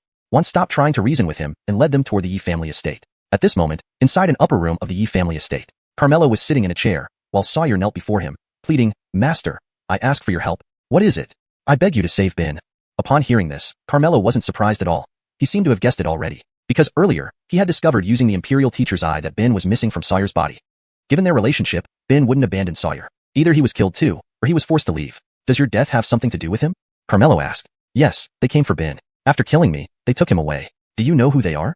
Carmelo questioned. I don't know their identity, but I heard Ben mention that he was harmed by his own master. His master is now the Imperial Teacher of the Great Gon Dynasty of the Eastern Domain. If we find him, we might learn Ben's whereabouts, Sawyer reported. The Imperial Teacher of the Great Gon Dynasty? Carmelo suddenly recalled what Zhang Buchong had mentioned before. Their Imperial Teacher had predicted that Trish had a high chance of obtaining the Emperor's sword, which led to the Crown Prince's pursuit. It turned out that this Imperial Teacher was also Ben's master. How tragic for a disciple to be harmed by his own master. He was planning to visit the Great Gon Dynasty to witness his disciple's coronation anyway, so he would meet this Imperial Teacher as well. Peak Master Brandon. At that moment, Tad knocked on the door outside. Sawyer went to open the door, and the 3 ancestors quickly walked in, looking somewhat anxious and worried. What happened? Carmelo asked. Peak Master Brandon, Brother Noah still hasn't returned. We're worried that something happened to him, Tad said. Chapter 124. The 4 great patriarchs were all captured. Upon hearing this, Carmelo also felt something was amiss. Given Juan's personality, logically, he should have returned with the person long ago. Senior Noah has profound cultivation and is the top sword cultivator in the southern domain. He shouldn't encounter any accidents, Sawyer said. Though that's true, one must be prepared for the worst. Tad knew Juan well. If not for an unexpected event, it was impossible for him not to return yet. Thus, he proposed, Patriarch Brandon, the 3 of us want to visit the Biyun sect to check on the situation. Fine. Carmelo agreed. So the 3 immediately set off for the Biyun sect. However, they hadn't flown far when they encountered a group of people mid-flight. It was precisely the people from the Tianlai sect. Naturally leading them was Avril. Seeing Juan beaten to near death, barely clinging to life, their expressions instantly changed. No wonder he had delayed his return. It turned out he had fallen into Avril's hands. Avril, what are you doing? Release him now. Tad shouted. You 3 are all here. Didn't make my trip in vain. Avril's lips curled slightly upward. What do you mean? Tad asked. Do you remember when I told you that to strengthen the southern domain, one divine sect's unified management would suffice? Since all of you are here today, as long as you submit to me and merge your sects into my Tianlai sect, I won't treat you unfairly, Avril said. Hearing this, the 3 elders frowned. You dream. Angie immediately refused. Avril, we clearly stated before that we wouldn't agree. After so many years, are you still not giving up, insisting on forcing our hand? Tad said sternly. I'm being considerate due to our long-standing friendship, giving you fair advice. If you remain stubborn, don't blame me for being ruthless. Listen carefully. My Medicine King Valley will never submit to you. My Jintian Gate likewise.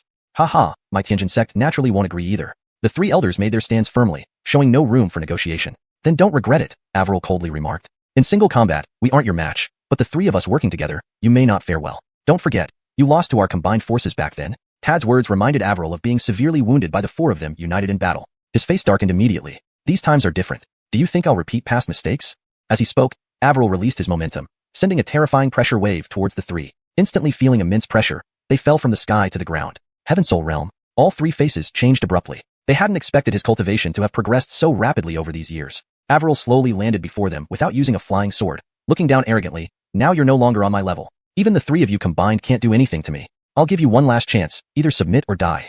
A terrifying pressure slammed into the 3 again, fiercer than before, intending to force them to kneel before him. Yet the 3 elders gritted their teeth, unwilling to yield. Elijah even grinned. This old man, though feeble, has a hard bone that won't bend. Avril's expression turned fierce. Not kneeling means death. Just as he was about to finish them off. Wait, Tad hurriedly shouted. Changing your mind? Or you finally know better? Avril smiled slightly, thinking they would crack under death threats despite their tough stances. But Tad replied, you think, after eliminating us, your Tianlai sect can dominate the southern domain unchallenged? Or what? Who else can stop me? There is someone. Who?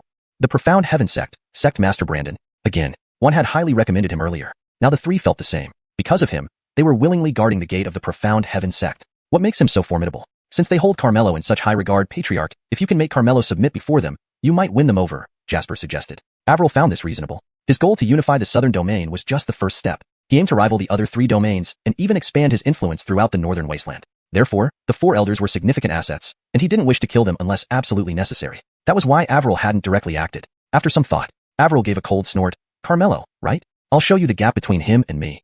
You still want to compare yourself with Peak Master Brandon? You're overestimating yourself, Angie said disdainfully. Avril, don't let ambition cloud your judgment. Don't try to provoke Peak Master Brandon.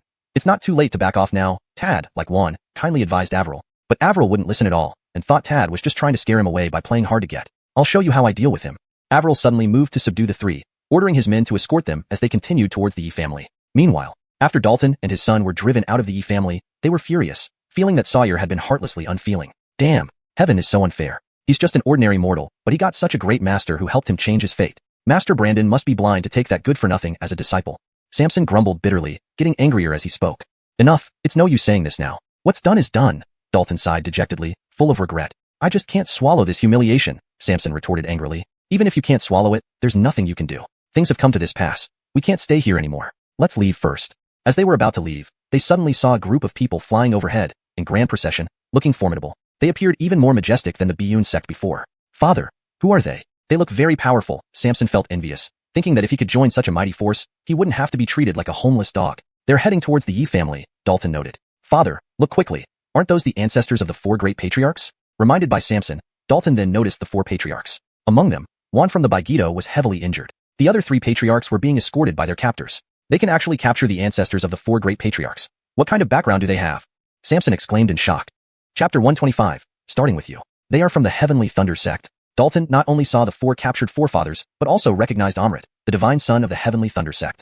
Heavenly Thunder sect? Samson puzzled. They are all divine sects with comparable strength. How did they manage to capture the forefathers of other divine sects? Look, Dalton pointed towards Avril. He can fly without a flying sword. Could he possibly be in the legendary celestial soul realm? Samson exclaimed in surprise. This person should be the Heavenly Thunder sect's forefather. There are rumors that he is the first in our southern domain. Unimaginable that he has already reached the celestial soul realm. No wonder he managed to capture the 4 great forefathers, Dalton marveled. Father, they seem to be heading to the Yi family, Samson said. Before, the Heavenly Thunder sect asked the Green Cloud sect for Sawyer's body. Now the Green Cloud sect is destroyed. They must be going there to question and blame them. Samson's eyes rolled. Father, this is our chance to turn things around. Do you want to join the Heavenly Thunder sect? Dalton guessed. The 4 great divine sects have a good relationship with Carmelo, and the Yi family is protected by him, forcing us out, leaving no place for us in the southern domain. Now that the Heavenly Thunder sect is about to deal with Carmelo, we need to seek refuge with him to reverse our situation, Samson explained. You're right, but what reason do we have for them to accept us?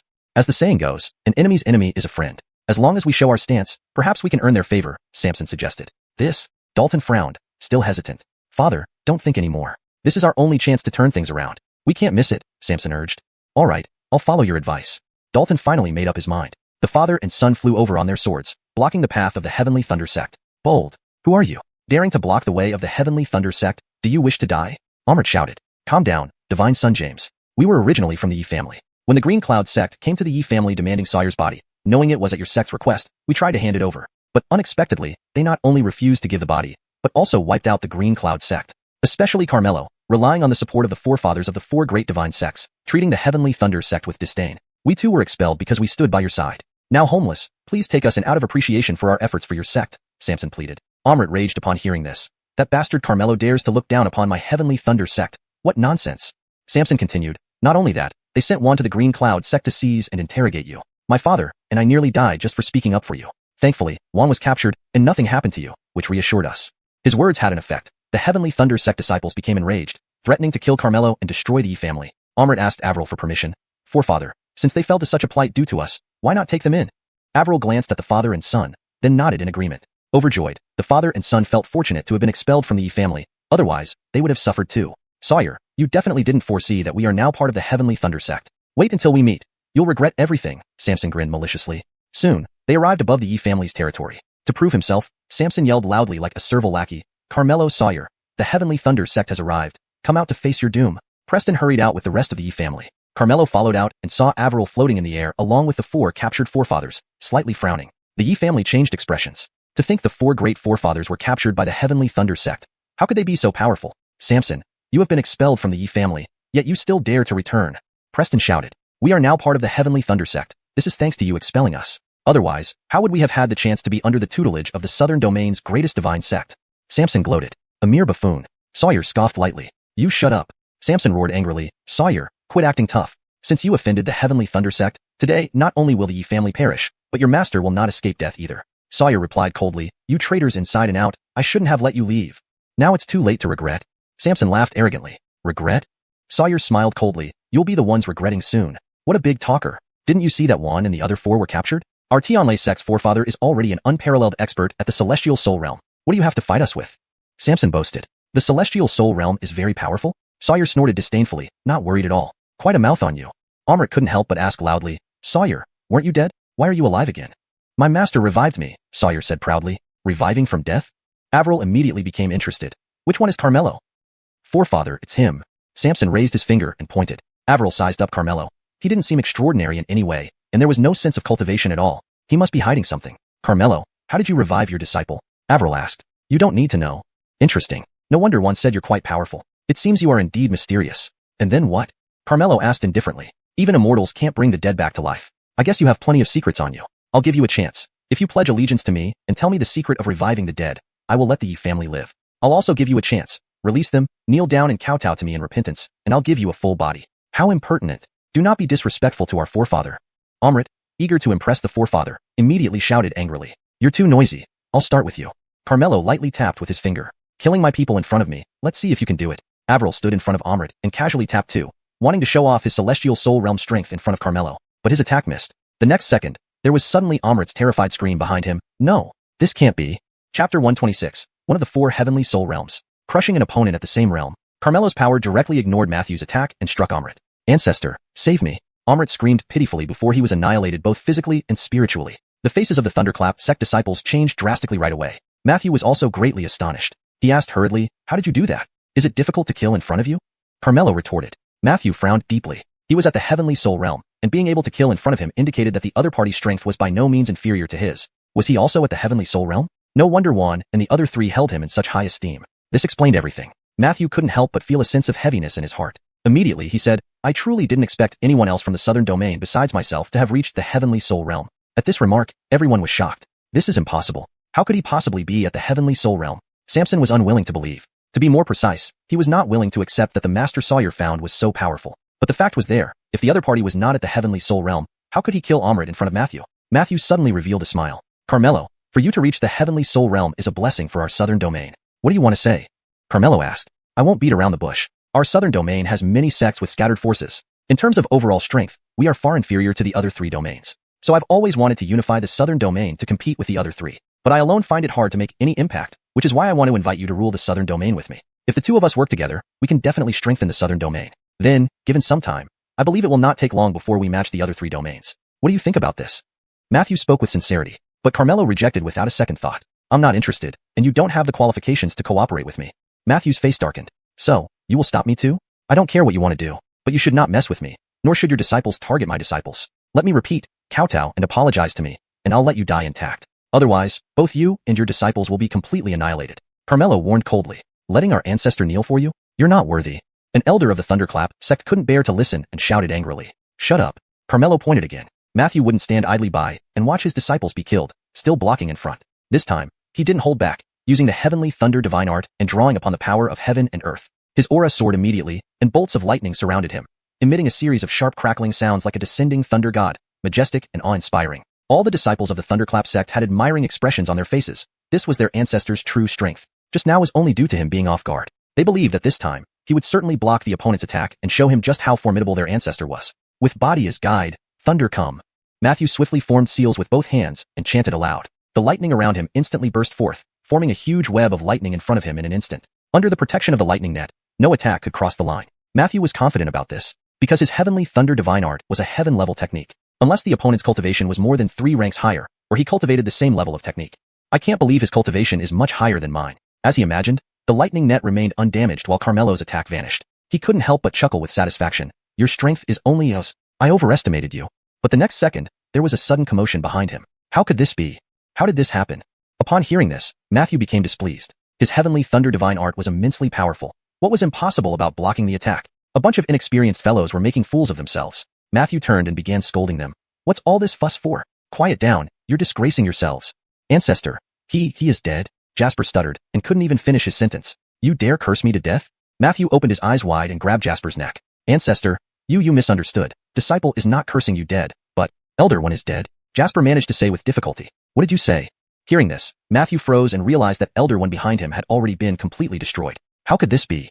This time, it was his turn to exclaim in shock. The lightning net was still intact. How did Elder One die? How exactly did he do it? What method did you use?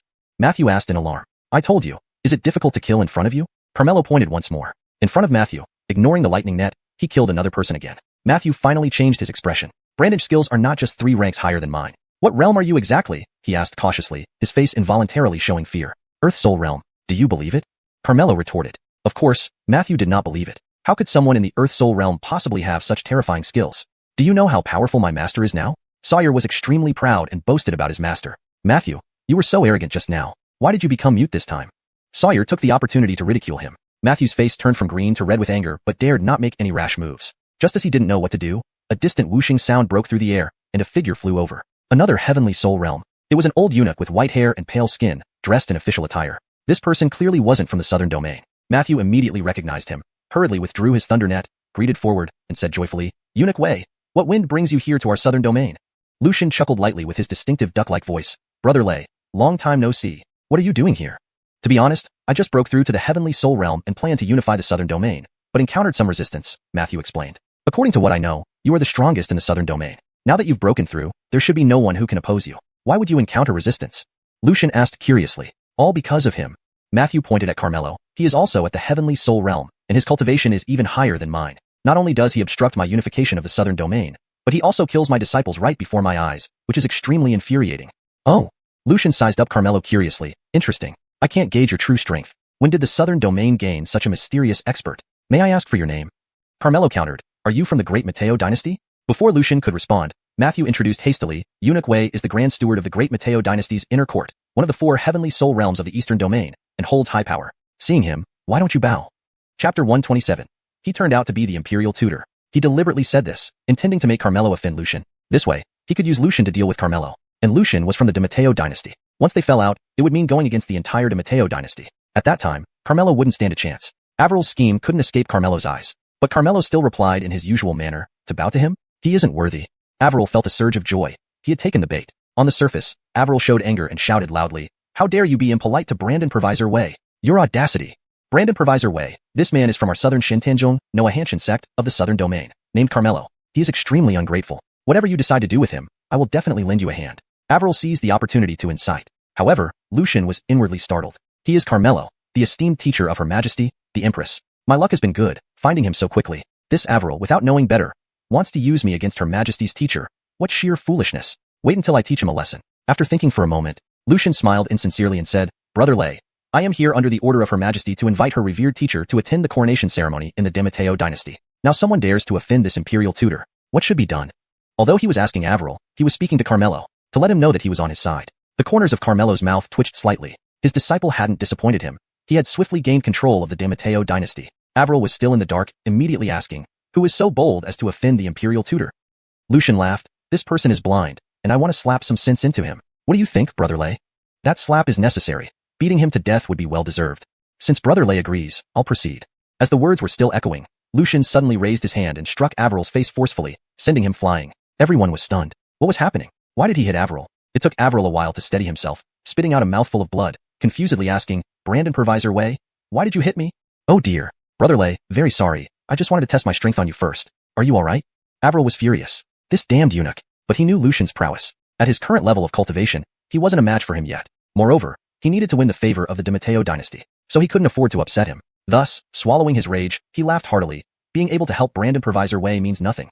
It doesn't matter at all. Very well, Brother Lei, not being petty. You truly are my good brother. Lucian praised similarly with laughter. Brandon Provisor Wei, I will surely help you later. Shouldn't we take care of him first? Averil pointed at Carmelo, bringing up the subject again. You're right. He does need to be dealt with, Lucian nodded slightly. But this man has peculiar skills. We must not underestimate him. Averil reminded him. We two together, afraid we can't handle him? With Brandon Provisor Wei around, it should be easy. Averil sneered inwardly. You fool. Using you as a pawn and you don't even know it. No time to waste, let's start now, Lucian said. Agreed. Averil looked triumphantly at Carmelo. Now with Brandon Provisor Wei's help, watch what you got. Carmelo said indifferently, the one who dies won't be me. Still boasting when facing death, Brandon Provisor Wei, let's attack together. Averil couldn't wait any longer. Go. Lucian lightly commanded and charged toward Carmelo alongside Avril. The disciples of Tianlei sect thought Carmelo was doomed. Samson provocatively turned his gaze to Sawyer, a smirk playing on his lips. What if your master is in the soul heaven realm? When he dies, you'll follow. Later, I'll repay you doubly for the humiliation you brought upon us. In no time, Lucian and Avril rushed to Carmelo. Thunderstrike. Avril roared, a ball of lightning immediately enveloping his right hand, aiming to finish off Carmelo. But just then, Lucian also sent out a palm strike. A loud thud rang out. Avril spat out blood instantly, flying backward like an arrow shot from a bow, hitting the ground hard and spitting another mouthful of blood, severely injured and barely alive. Patriarch. The Tianlei sect disciples were alarmed and flabbergasted. Others were also puzzled. What was happening? Brandon Provisor Way. You why? Avril clutched his chest, looking at Lucian in confusion. Lucian ignored him and paid respect to Carmelo with a bow. This humble one greets Imperial Tutor Brandon. What? He is the Imperial Tutor of the DiMatteo dynasty? Everyone was stunned, especially Avril, who couldn't believe his eyes as he looked at Carmelo. How could it be possible? How can he be the Imperial Tutor of the DiMatteo dynasty? No need for formalities, Carmelo said to Lucian. Her Majesty said that meeting Imperial Tutor Brandon is like meeting Her Majesty herself. Absolute politeness must be shown, Lucian insisted. She has indeed been thoughtful, Carmelo nodded in satisfaction. Imperial Tutor Brandon, what should be done with him? Lucian asked, pointing at Avril. Kill him. Carmelo coldly spat out these two words. Yes. Lucian accepted the order and rushed toward Avril, grabbing him by the neck. No, don't. Avril forced out a plea. You chose to offend Imperial Tutor Brandon. This is your own doing. Lucian twisted Avril's neck forcefully. Snap. Avril died on the spot. Patriarch. The disciples of Tianlei sect cried out in grief, never imagining that their formidable patriarch would die like this. Seeing Avril die with his eyes open, Juan and the others couldn't help but sigh with sadness. Imperial Tutor Brandon, please spare us, have mercy. Dalton and his son hurriedly knelt before Carmelo, pleading for mercy. You still have the nerve to ask my master for mercy? Don't dream about it. Sawyer snarled, also grabbing Samson by the neck. I'm your cousin, you can't? Samson tried to play on Sawyer's emotions, but Sawyer remained unmoved, snorting coldly, you deserve death. Snap. Without hesitation, he snapped Samson's neck. Quick run. Seeing the situation had turned against them, Jasper immediately tried to flee with his disciples. Wanna run? Lucian's gaze turned cold, ready to eliminate them all. But Carmelo acted first. With a flick of his sleeve, an inexplicable force swept toward the disciples of Tianlei sect. In the next moment, they were all annihilated. Not a single one left. Lucian was inwardly shocked to be able to kill so many people with just a wave of the hand. Indeed, as Her Majesty said, Imperial Tutor Brandon's abilities are profound and unfathomable. Chapter 128. All were forced to go to Heavenly Thunder Sect. Thank you, Master Brandon Fong, for saving us. The four elders bowed gratefully to Carmelo after escaping danger. Carmelo said indifferently, since we've incurred the wrath of the Heavenly Thunder Sect, we might as well wipe them out.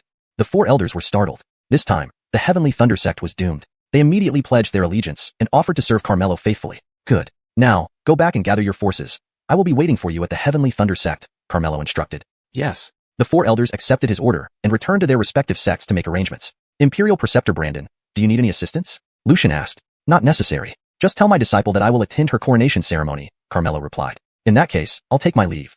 Lucian left. Carmelo then led Sawyer directly toward the Heavenly Thunder Sect. On the way, they encountered a group of people who looked dejected and preoccupied. The leader was a middle-aged man, a ninth-rank Bright Moon Realm cultivator. They also noticed Carmelo and Sawyer. The leader did not pay much attention to the unremarkable Carmelo but stared in surprise at Sawyer. This young man, despite his tender age, emitted a powerful aura that surpassed even his own. Blazing Brandon Realm. Brandon, a young top-tier expert, must be an extraordinary talent. The leader immediately greeted Sawyer with a clasped hand salute. I am Apollo, the Patriarch of Chujing Sect. May I know which sect you belong to? Hello, Patriarch Chu. My name is Sawyer, from Noahanshan Sect. Noahanshan Sect? Apollo was momentarily stunned upon hearing this. In his memory, Noahanshan Sect was only a second-rate sect. How could it produce such a top-tier expert?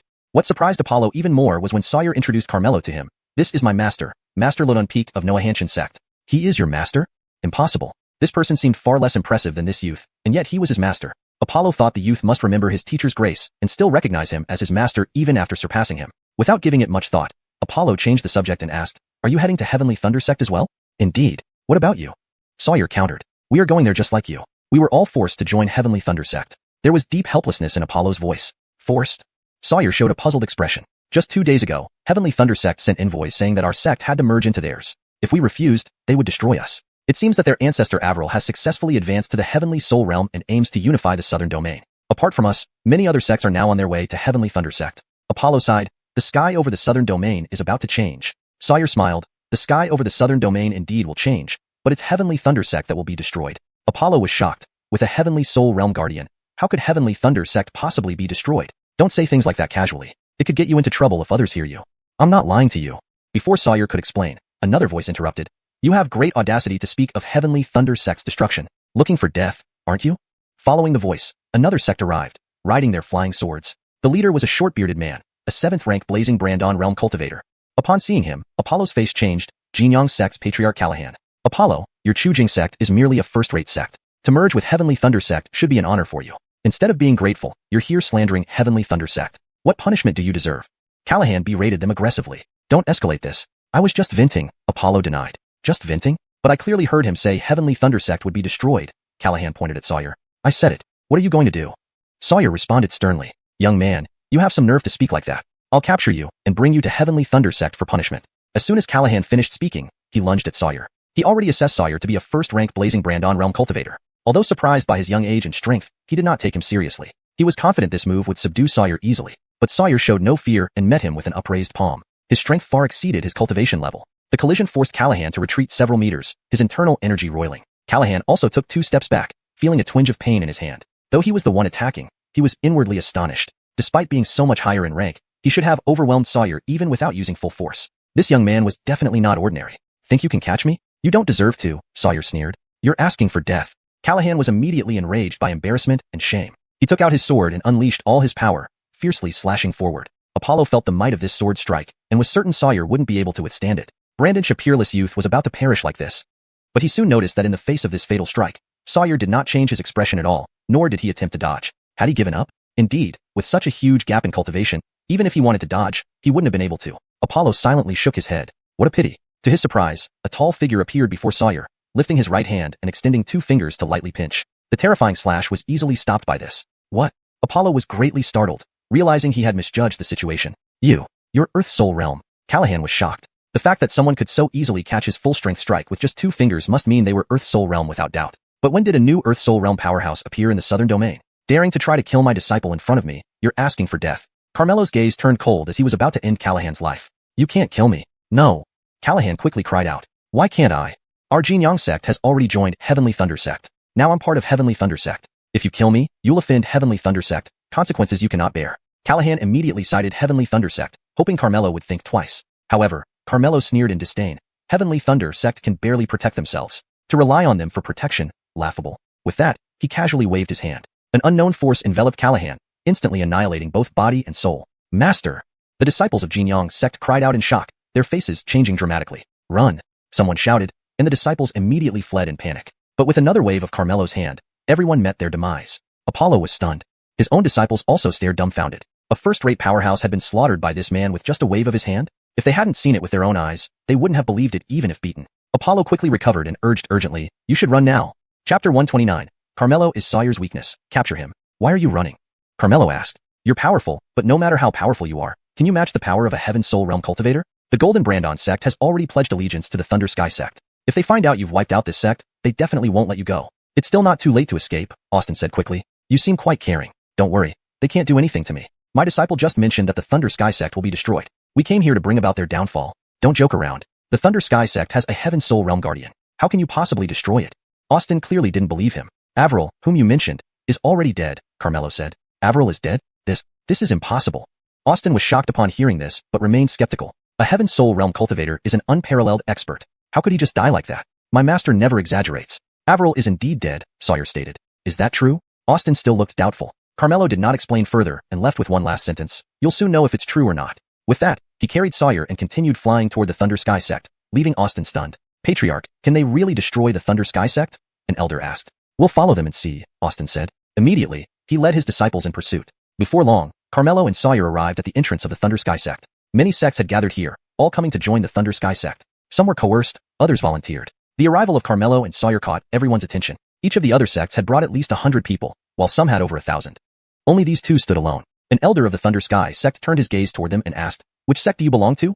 The Mystic Heaven sect, Sawyer replied. The Mystic Heaven sect? The elder raised an eyebrow slightly, seemingly unaware of it. Then someone reminded him, I know this sect. It's a second-rate sect. The patriarch is named Arlen. A second-rate sect is qualified to join the Thunder Sky sect? I remember the Thunder Sky sect only invited first-rate sects this time. They only brought 2 people. Are they here to make fun of us? Everyone couldn't help but laugh. Shut up. Unable to tolerate their ridicule, Sawyer roared loudly. A sun illusion appeared behind him. Solar brightness realm. Everyone was taken aback. The elder smiled faintly. Since you have a top-tier expert, you meet the requirement to join our sect. But why are there only 2 of you? Sawyer shouted loudly. You misunderstood. We're not here to join you but to destroy you. Upon hearing this, everyone was greatly startled. Are they crazy? A mere solar brightness realm cultivator, daring to say they'll destroy the Thunder Sky sect. Who gave them the courage? The elder's face immediately turned cold. I'll give you another chance to answer correctly. One wrong word and you die. Undaunted, Sawyer replied, listen carefully. We from the Mystic Heaven sect are here to ensure your name is erased from the southern region. How dare you? Kill them. Following the elder's order, the Thunder Sky sect disciples charged at them. Carmelo stood with his hands behind his back, showing no intention to act. Sawyer drew his sword and met them head-on, unleashing a strong killing intent. In the first encounter, the disciple who rushed forward was sliced into two halves by Sawyer's sword, blood splattering everywhere. He fought as if no one could stop him, every swing of his sword claiming lives effortlessly. He seemed like a divine killer, soaked in blood, spreading overwhelming death aura. Everyone felt chills run down their spines. The remaining Thunder Sky sect disciples were terrified and retreated one after another, fear visible on their faces. This guy is young, but his strength is ridiculously high. Even more shocking was that he seemed to have undergone countless life and death trials. The killing intent radiating from him was extremely intense. How did he train? The Thunder Sky sect is nothing much. Sawyer wiped the blood off his sword, sneering lightly. The elder turned pale with anger and snarled. No one has ever dared to act so wildly before my Thunder Sky sect. If you can leave alive today, I'll spell my name Lane backward. So, you'd be called Lane? That's a great name, Sawyer mocked. Bastard. Enraged, Lane ordered, attack. Capture his companion.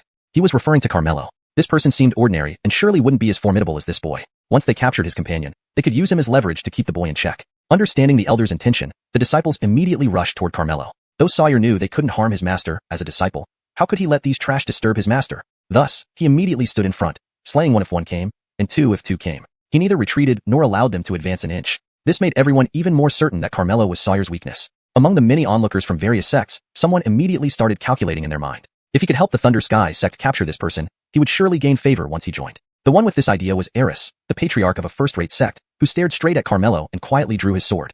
Standing next to him was Austin, who had just arrived. Seeming to have read Eris's mind, Austin hurriedly stopped him. Don't act rashly. It will cost you your life. Austin, what do you mean? Do you want to snatch the credit? Eris complained. Austin felt irritated but still warned him. I'm only reminding you for the sake of friendship. You can't provoke that person. How could an ordinary guy be so frightening? I think you're trying to steal my credit by scaring me off. Not only did Eris ignore the warning, but he also pushed Austin aside to avoid wasting time and missing out on the credit. Get out of the way. Then he swiftly charged toward Carmelo. But he was too late. Indeed, someone else shared the same thought and beat him to it, reaching Carmelo first. Eris was furious. It was all Austin's fault. If not for him, the credit wouldn't have been snatched away. Refusing to give up, he sped up and continued charging towards Carmelo. However, in the next second, he saw the man who had just reached Carmelo get obliterated with just a casual wave of Carmelo's hand, screaming in agony before disappearing completely. Damn! Eris was instantly horrified, realizing Austin hadn't lied. But it was too late. He had already reached Carmelo. Just as Carmelo raised his hand to kill him, Eris panicked and quickly knelt down in front of Carmelo with a thud. Chapter 130. Major sects make their stance known. Carmelo raised an eyebrow. What do you think? I feel you are a genius among men. Seeing you makes me want to kneel and kowtow uncontrollably. After saying this, Eris actually kowtowed to Carmelo. This scene left everyone bewildered. Kowtow done. I won't disturb you anymore. Eris scrambled up hastily, intending to retreat. Do you think it's over like this? Carmelo naturally wouldn't let him off. He waved his hand. No. Eris screamed. It was too late for regrets. He was obliterated on the spot, both body and soul. Now everyone understood that Carmelo wasn't Sawyer's weak point. He could kill someone at the Bright Moon realm with just a flick of his finger. He was surely a top-notch super expert at the Fiery Brandon realm. Moreover, he stood out among those in the Fiery Brandon realm. Lane realized his miscalculation and no longer wanted to tangle with Sawyer. But Sawyer rushed toward him with his sword and struck down. Lane felt the power of this strike and knew he couldn't block it. Instantly his face changed color. Just as he was about to die by Sawyer's hand, a loud shout suddenly came from within the Sky Thunder sect. Daring to act wildly within my Sky Thunder sect. Outrageous. As soon as the words were spoken, a purple lightning bolt surged forward like a giant serpent, accompanied by a piercing sound, hurtling towards Sawyer. Boom. A muffled roar echoed. Sawyer couldn't hold against it, and was blasted flying backward by the lightning. Fortunately, Carmelo caught him. Sawyer had blood trickling from the corner of his mouth. Apologetically, he said, Sorry, master. I've disgraced you. You have done well. To challenge many Sky Thunder sect experts as a first-grade Fiery Brandon realm practitioner, and send them sprawling was not something an ordinary person could accomplish. At this moment, another group emerged from the Sky Thunder sect. Leading them was a tall man in purple robes, long beard fluttering, who exuded an imposing aura without anger. Everyone greeted him with a bow in unison. Greetings, sect leader Lee. This man was none other than the Sky Thunder sect leader, Barkley. He glanced at the slaughtered disciples, each one having met a terrible end. One still had a breath of life left. With a wave of his hand, the disciple was pulled to his front, and Barkley administered a golden Brandon pill. Step shrinking spell. Earth Soul Realm. Everyone was inwardly shocked. This was an existence at the Patriarch level. No one expected that the Sky Thunder sect leader had also reached the Earth Soul Realm. Coupled with the Heaven Soul Realm Patriarch, no wonder the Sky Thunder sect was the premier sect in the southern region, far surpassing the other 4 divine sects. Thank you, sect leader. The disciple expressed gratitude with a bow. Barkley ordered him carried away, and shifted his cold gaze to Carmelo and Sawyer. Today, All the visiting sects have agreed to merge into our Sky Thunder sect. This is a great day for us. Yet you two caused trouble and slaughter so many of my disciples. What does this mean? Sawyer replied, we came to destroy your Sky Thunder sect. Arrogant talk? With only the two of you? Brandish presumptuous fools. Kill them. Sky Thunder sect disciples shouted angrily. Barkley lifted a hand to stop them and addressed the major sections. Whoever kills these two, I will reward them with a supreme rank mystical cultivation method, a heaven marrow pill, and 10 cleansing marrow pills. Upon hearing this, everyone immediately became enticed. In the southern region, only the Sky Thunder sect had such generosity, truly deserving of being the premier sect. Yet Sawyer sneered, these trash offerings are laughable. I am embarrassed for you. Eris retorted irritably, brat, if you dare bring out something better. I can't, but my master has plenty. Bullshit. If your master can produce it, I'll kowtow to you. Immediately after Eris finished speaking, Carmelo waved his hand, and a pile of items appeared before them. Everyone was dumbfounded. What the hell? It's spirit marrow pills. There are 10 heaven marrow pills, a supreme grade earth grade cultivation method. They were disbelieving. Even Barkley's expression changed. Now you can kneel. Sawyer jeered. You? How can you possibly have so many treasures? Fake, they must be fake. Eris cried out. If it's real or not, you know best. So what? Your Sky Thunder sect speaks like you're farting, breaking your word? You.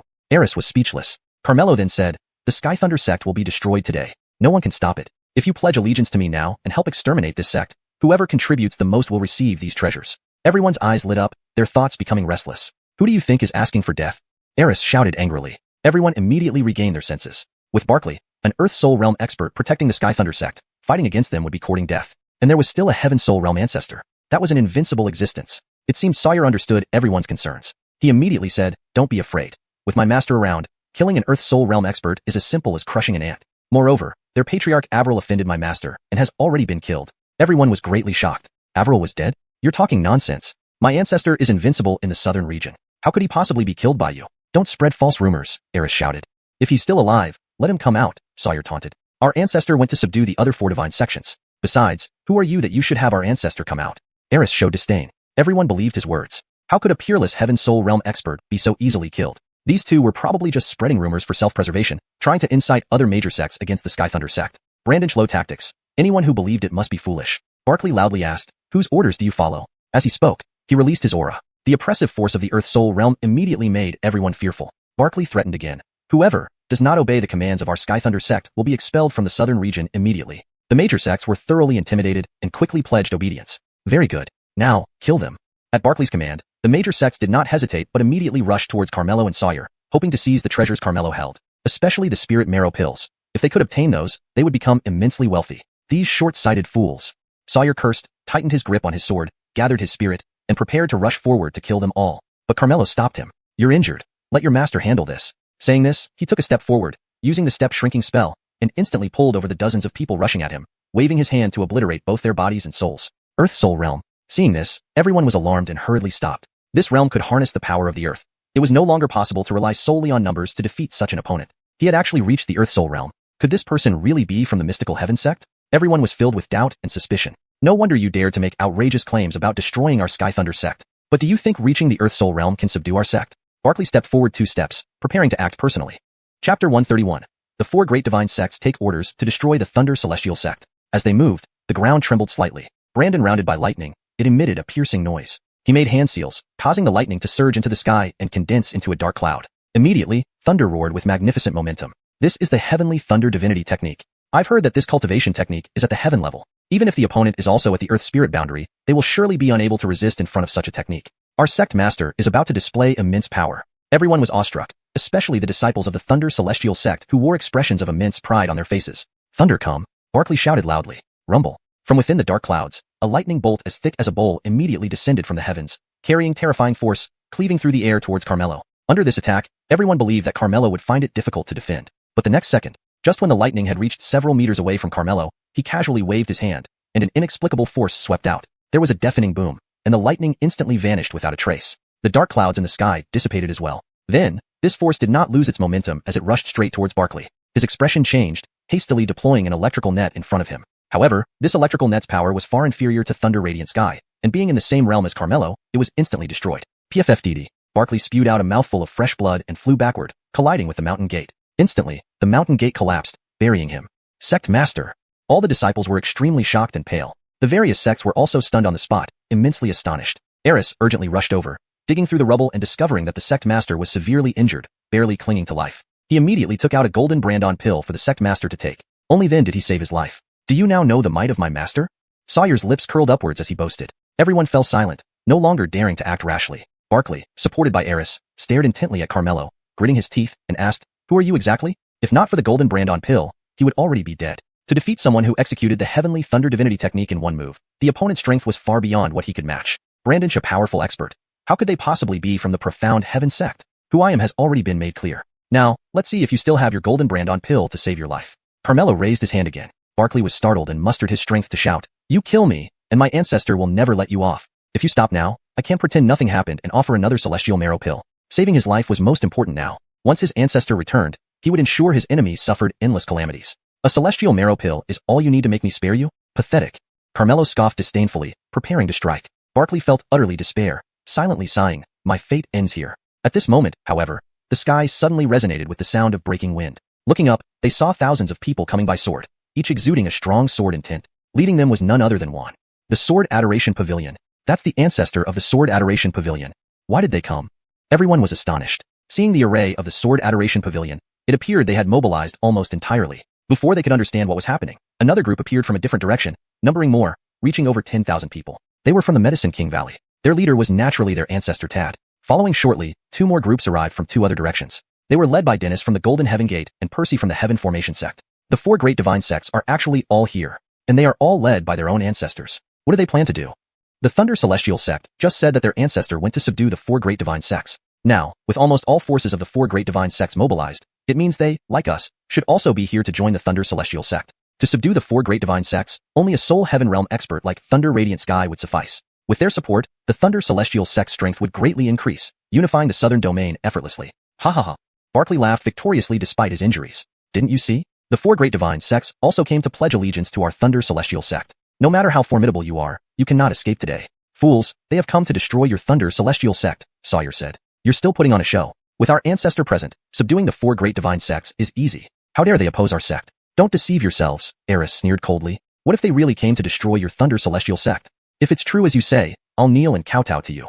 Eris snorted. You didn't even kneel earlier. With your unreliable word, you still have the nerve to speak. Sawyer sneered with disdain.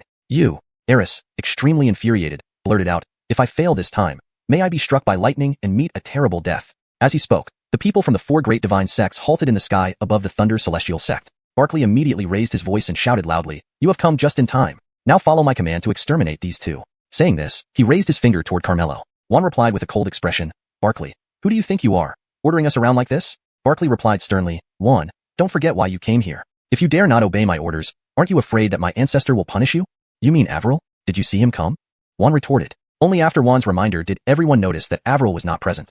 This should not be the case. Since people from the four great divine sects were all here, the ancestors should also have returned. Why hadn't they seen him? Where is my ancestor? Barkley couldn't help but ask. He's already dead, Juan said. That's impossible. My ancestor has reached the peak of heaven soul. Even if all four of you teamed up, you couldn't do anything to him. Barkley didn't believe it. We indeed didn't kill him, but he is certainly dead, Tad added this time. Who did it? Barkley hurriedly asked. Isn't he standing right in front of you? Tad's gaze shifted to Carmelo. You mean him? Barkley was shocked when he heard this, but he still couldn't believe it. This person was indeed powerful, but only at the Earth spirit boundary. It was impossible for him to kill an ancestor. In his confusion, Juan and the other three elders simultaneously landed in front of Carmelo, bowing respectfully. Greetings, Peak Master Brandon. We arrived late. Everyone was instantly dumbstruck. The four ancestors were actually so respectful to this man. They were all at the Earth spirit boundary. There was no need for them to act this way. The rest is up to you, Carmelo instructed. Yes. The four elders answered in unison. Bow Admiration Pavilion. Execute the order to annihilate the Thunder Celestial sect. Medicine King Valley. Execute the order to annihilate the Thunder Celestial sect. Golden Heaven Gate. Execute the order to annihilate the Thunder Celestial sect. Heaven Formation sect. Execute the order to annihilate the Thunder Celestial sect. Kill. The disciples of the four great divine sects received the order, their voices shaking the heavens, their killing intent as vibrant as a rainbow, rushing towards the Thunder Celestial sect like a tidal wave. Chapter 132. The system's first evaluation. Faced with the encirclement and annihilation by the four great divine sects, the Heavenly Thunder sect could not withstand the assault without Avril's presence. Barkley understood this clearly and immediately shouted at a loss to the major sects. You must help quickly. If the Heavenly Thunder sect falls, it won't be beneficial for any of you. However, the major sects scoffed at him. If the Heavenly Thunder sect didn't fall, they would be forced to join it. Moreover, given the current situation, even if they helped, it would still be difficult to resist the attack of the four great divine sects. They weren't fools. Naturally, they wouldn't serve as cannon fodder for the Heavenly Thunder sect. Austin stepped forward and declared, Your Heavenly Thunder sect has always relied on its power to bully others. I've long been unhappy with you. Hereby, I, Anton, announce that we will advance and retreat together with the 4 great divine sects. Disciples, follow the order. Join the 4 great divine sects to annihilate the Heavenly Thunder sect. Yes. The disciples of Anton accepted the order and joined the battle. With his lead, other sects, for their own protection and dissatisfaction with the Heavenly Thunder sect, echoed him one after another. Barkley was furious. These bastards who changed their stance depending on circumstances. But this was the embodiment of reality where strength ruled. When you were strong, everyone would flatter you. Once you fell from power, all wanted to kick you while you were down. As a result, under the joint attack of the 4 great divine sects and various major sects, the Heavenly Thunder sect was completely wiped out. The place became ruins, corpses littered everywhere, blood flowed like rivers. At this moment, Barkley was the only one left alive. And he was also covered in injuries, almost exhausted. He staggered, looking around at the scene of devastation, despair visible in his eyes. The once mighty Southern Domain's first divine sect had vanished just like that. His heart was bitter, and he felt extremely aggrieved. Finally, his gaze landed on Carmelo. The downfall of the Heavenly Thunder sect was all because of this man. He was very puzzled. When did such a mysterious figure emerge in the Southern Domain? In theory, someone who could make the 4 great divine sects submit would cause a big commotion, and some news would surely leak out. Why did he have no knowledge of it, as if it had been deliberately concealed? Those capable of doing so could only be the 4 great divine sects. Barkley couldn't help but look at the 4 elders, saying with hate, "How profound your plans are." It must have been them hiding Carmelo's strength, using him to eliminate the old ancestor, then joining forces to wipe out the Heavenly Thunder sect. All this mischief came from these 4. But one snorted, "We never intended to plot against your Heavenly Thunder sect." Averil's ambitions led to his own downfall. Do you think I would believe that? If not for your plotting, why would you know about his strength? But our Heavenly Thunder sect remained clueless? In the Southern Domain, only you 4 great divine sects could conceal his information right under our noses. Facing Barkley's accusation, the expressions of the 4 elders were somewhat strange. They indeed sealed the information, but the purpose was purely to keep their jobs. They hadn't expected this outcome. Seeing they remained silent, Barkley was even more convinced of his guess. He smiled bitterly, "Good skills, good plots. The fall of my Heavenly Thunder sect is not undeserved." Saying this, he committed suicide on the spot. Callan looked at his body and asked, would he die restlessly if he knew the truth? Jian Bushuang replied indifferently, "Blame it on themselves. Who made them want to unify the Southern Domain? With Brandon Master Brandon around, what chance do they have?" The 3 elders found this reasonable. One whispered, "Although the Heavenly Thunder sect has fallen, there may be others who want to compete for our turf. If someone stronger comes along, we'll lose our place. In my opinion, we should continue to hide the strength of Brandon Master Brandon. What do you think?" Tad nodded and said, "You're right. Now that we 4 are guarding the door, it's perfect for a mahjong game. One more person would be redundant." Right. This duty can only belong to us 4. No one else should take it." That's settled then. After the 4 elders agreed, they approached Carmelo. "Brandon Master Brandon, the Heavenly Thunder sect has been destroyed. There's some follow-up work left, which we will handle. We won't trouble you anymore." Carmelo didn't think much about it and nodded, "Leave it to you." After that, he led Sawyer and left first. The 4 elders breathed a sigh of relief in secret. Immediately after, they warned the people from various sects, "Listen carefully, Brandon Master Brandon is unfathomable, but prefers a low profile and dislikes being disturbed. Say today's incident was done by us 4 great divine sects. Don't expose Brandon Master Brandon. Anyone who leaks even a word will not be forgiven by the 4 great divine sects." Yes, we guarantee not to mention a single word." The major sects all responded affirmatively. Satisfied, the 4 elders showed a hint of a smile. After Carmelo left, Sawyer smiled and said, "Master, now that the Heavenly Thunder sect has been destroyed, I believe after this incident, your prestige will spread throughout the entire Southern Domain. Our Profound Sky sect will also gain fame in the Southern Domain, and many people will surely come to seek discipleship. I will soon have many junior brothers and sisters." With his Brandon Pre-Master system, more disciples would naturally be better for Carmelo. However, just then, the system's voice suddenly rang in his mind. The host quota for accepting disciples is full. To continue accepting disciples, you need to break through to the Celestial Soul Realm. After 5 slots are filled, there will be an evaluation. This is the system's first evaluation of the host. Please reach the Celestial Soul Realm within a month. Self-practice does not count. Only cultivation returns from disciples can be used. Passing the evaluation will reward you. If you fail, the system will unbind from the host, and all previously obtained cultivation levels will be returned. There's actually an evaluation. Carmelo felt quite depressed. He was currently at the 5th rank Earth Spirit stage. This was still thanks to Sawyer's revival by the creation Golden Lotus, which brought him up to the Fiery Brandon stage. To reach the Celestial Soul stage within a month without self-practicing was no easy feat. If he couldn't do it, he would revert to his original state. Carmelo could not let this happen. It seemed he needed to increase the intensity for his disciples. So he took Sawyer back to Profound Sky Sect's Falling Sky Peak. Sierra and Darwin immediately greeted them, "Greeted Master, greeted eldest brother." Sawyer sighed inwardly. Initially, Sierra, as the divine maid of the divine sect, had wanted to take him as a disciple, but now she had become his junior sister. Truly, life was unpredictable. "Master, I have successfully refined the divine yang pill and my cultivation level has reached the 10th rank Bright Moon stage. Master, although my cultivation level is far from second lori, I have also reached the 5th rank Mystic Passage stage." Sierra and Darwin reported their recent cultivation achievements to Carmelo, hoping to earn his praise. But Carmelo put on a stern face and asked, "Are you satisfied with this?" Seeing that Master's reaction wasn't right, Sierra cautiously asked, "What does Master mean?" Carmelo adopted a dignified manner and declared, "I give you 1 month. Use all your efforts to enhance your cultivation. If I am not satisfied when the time comes, you need not be my disciples anymore. Chapter 133. People from the Dojo Empire, and it's our concern. The two were startled. As the senior disciple, Sawyer hurriedly pleaded on their behalf. Master, younger brother and younger sister will definitely work hard. Is this punishment really necessary? To his surprise, Carmelo glared at him. So do you. If you don't meet my satisfaction, then I'm not your master either. Ah. Sawyer was dispirited. He should have kept his mouth shut. What are you waiting for? Go practice. Carmelo barked. The three of them quickly retreated. Darwin smiled bitterly. Senior brother, second Lori, we're already progressing fast. Why aren't we meeting Master's expectations? Sawyer replied, Master is unfathomable. Our achievements mean nothing to him. And there's something you don't know. In a month, it's going to be the enthronement ceremony for 4th junior sister. Master will bring us along. He must want us to back up 4th junior sister. The Dojo Empire is filled with experts. If our cultivation levels are too low, people would mock us. Oh, I see. It makes sense that Master suddenly became so strict. He truly has our best interests at heart. Determined, they decided not to let Master down. So how can we cultivate in the next month to meet Master's approval? Darwin asked. Before, Master told me to undergo life and death trials. Only through this can we rapidly increase our cultivation in a short time. However, these trials are very dangerous and require Jin Yang pills as assistants, Sawyer said. This is easy. I can refine Jin Yang pills, Sierra offered. We shouldn't delay any longer then. Let's start now. After coming to an agreement, led by Sawyer, the three began their 1-month life and death trial. Meanwhile, Carmelo activated his Imperial Preceptor power and went to Xianxia Temple, instructing Jethro to enhance his cultivation within a month. As for Trish, Carmelo didn't need to worry.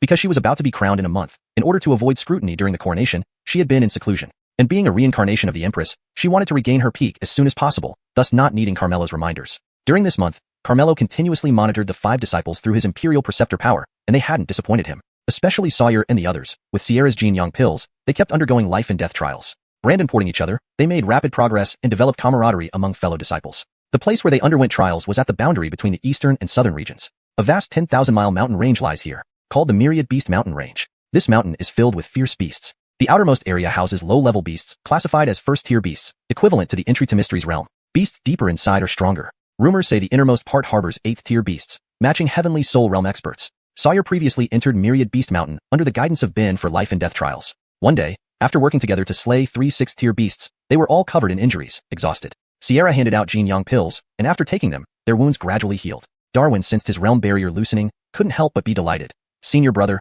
second Lori, I'm breaking through again. Since he had the lowest cultivation level, his speed of advancement was naturally faster. Great, we'll guard you. If any of them needed to break through, the other two would guard them. Without wasting words, Darwin immediately sat cross-legged, closed his eyes, and started to break through the realm barrier. At the same time, elsewhere in the Myriad Beast Mountain Range, a woman was desperately fleeing. She was incredibly beautiful, emitting a powerful aura, indicating she was a top-notch fiery Brandon realm expert. But now she was full of injuries, utterly ragged. Behind her, a group pursued relentlessly, dressed in black martial attire, masked, extremely mysterious. All were fiery Brandon realm and exuded intense killing intent, especially the leading black-clothed man, riding a beast similar to a black panther, with eyes as sharp as a predator, giving off a dangerous vibe. The woman was drained but, for survival, gritted her teeth and continued her escape. Soon, she spotted 3 figures ahead and paused. Sawyer and Sierra immediately noticed her. Someone's coming. Both instantly became alert. The woman quickly reached them and stumbled to the ground. Help me, she struggled to say. Sawyer and Sierra exchanged looks, ran over, with Sawyer helping her up while Sierra gave her a Jin Yang pill. The medicinal pill entered her abdomen, and her injuries healed rapidly at a visible speed. She was surprised. It was a golden Brandon pill, Brandinch a precious high-grade spiritual pill, and they were willing to use it to save her, a complete stranger. Grateful, the woman asked, thank you. May I ask who you two are? My name is Sawyer.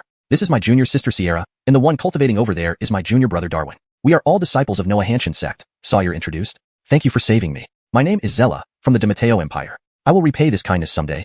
After speaking, Zella tried to get up, preparing to leave. Sawyer kindly reminded, Artemio, young lady, your injuries haven't fully recovered yet. It's not suitable for you to travel. Zella replied, I'm being pursued. I can't involve you all. Just as she finished speaking, a sound of something breaking through the air came from behind them. Whoosh, whoosh, whoosh. A group of black-clothed figures swiftly landed before them. Zella's face changed. She urgently said, it's none of your business. You must go now. If you're from the Dojo Empire, then it is our concern. As the senior master brother of their sect, Sawyer naturally couldn't just stand by and watch as one of the citizens of his 4th junior sister's country faced trouble. Kill.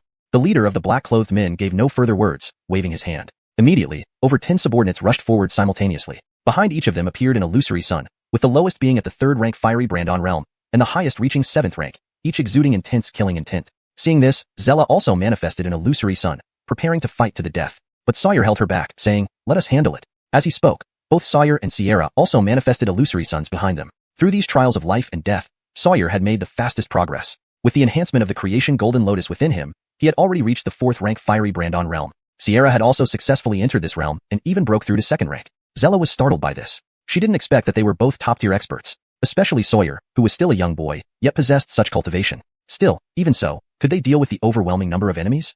Chapter 134 United Effort in Battle Against Earth Spirit Realm. Zella's concerns were completely unnecessary. Sawyer swung his sword with unparalleled bravery, directly slashing one of the opponent's 3rd-rank Brandony Yang realm cultivators into the air. The force was so immense that it made the opponent spit blood on the spot and die where he fell. An instant kill.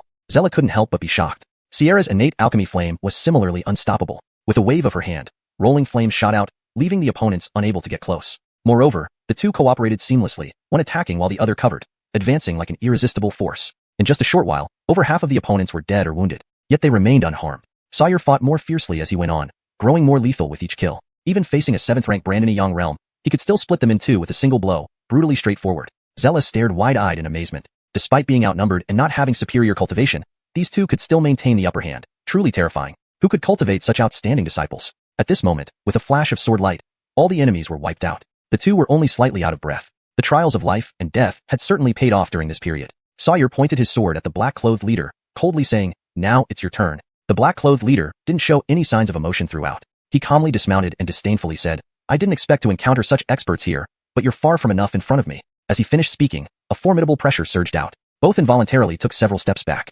Earth Spirit Realm. Sierra's face changed. "You're no match for him. Flee quickly." Zella couldn't help shouting, "You won't escape."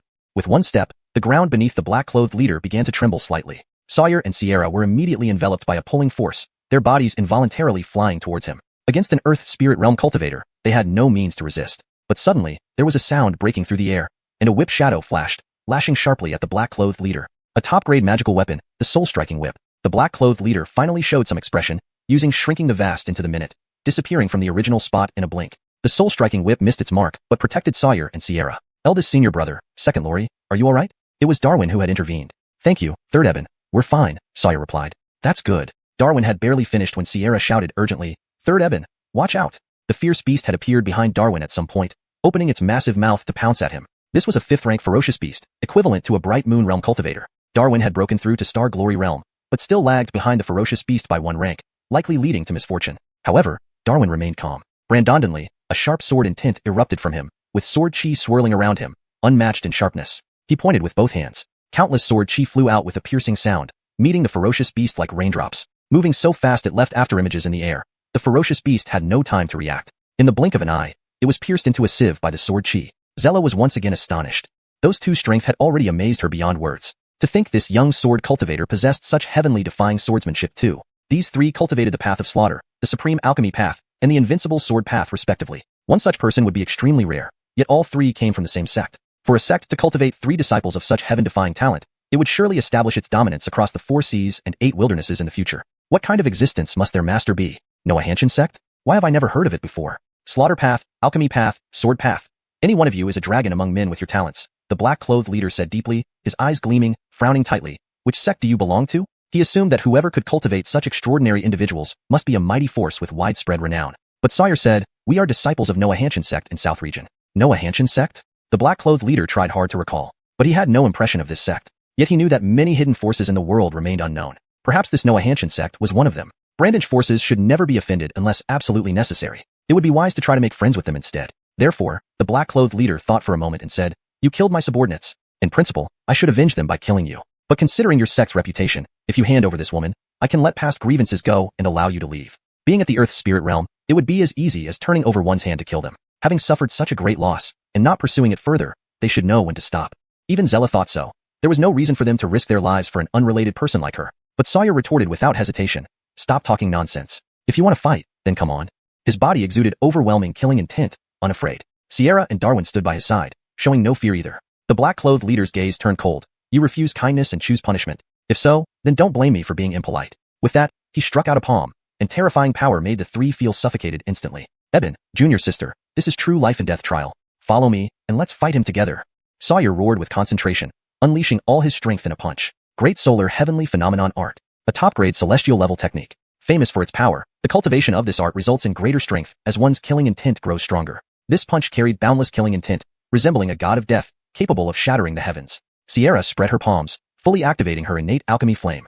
White flames soared skyward, distorting the surrounding space. Darwin condensed countless sword chi into a substantial blade, the air torn apart with each swing, emitting a chilling sword tint. The trio's combined strength was awe-inspiring, making Zella marvel. However, they faced an opponent at the Earth's spirit realm, a gap in strength as vast as a chasm. Boom. A deafening explosion. Darwin, being the weakest in cultivation, couldn't withstand it first. His sword chi disintegrated instantly, spewing out a mouthful of blood, flying backward. Excruciating pain coursed through his body, barely clinging to life. Xianxia followed suit, also falling to the ground, grievously injured. Lastly, it was Sawyer. Although he was the strongest, he bore the most attacks, hearing cracks in his fist as his fingers twisted deformedly. He also spat out a mouthful of blood, rendered unable to fight further. This was the might of the Earth's spirit realm, harnessing the Earth's power, far beyond what the Brandony Young realm could match. Seeing this, Zella could no longer bear it and called out, "Don't kill them, I'll go with you." But the black-clothed leader said coldly, "I gave them a chance earlier, now it's too late." Since he had taken action, he naturally wouldn't let a tiger return to the mountain. Zella frowned deeply inside. "Sorry, it's my fault for involving you all." To her surprise, Sawyer grinned. "It's only interesting this way."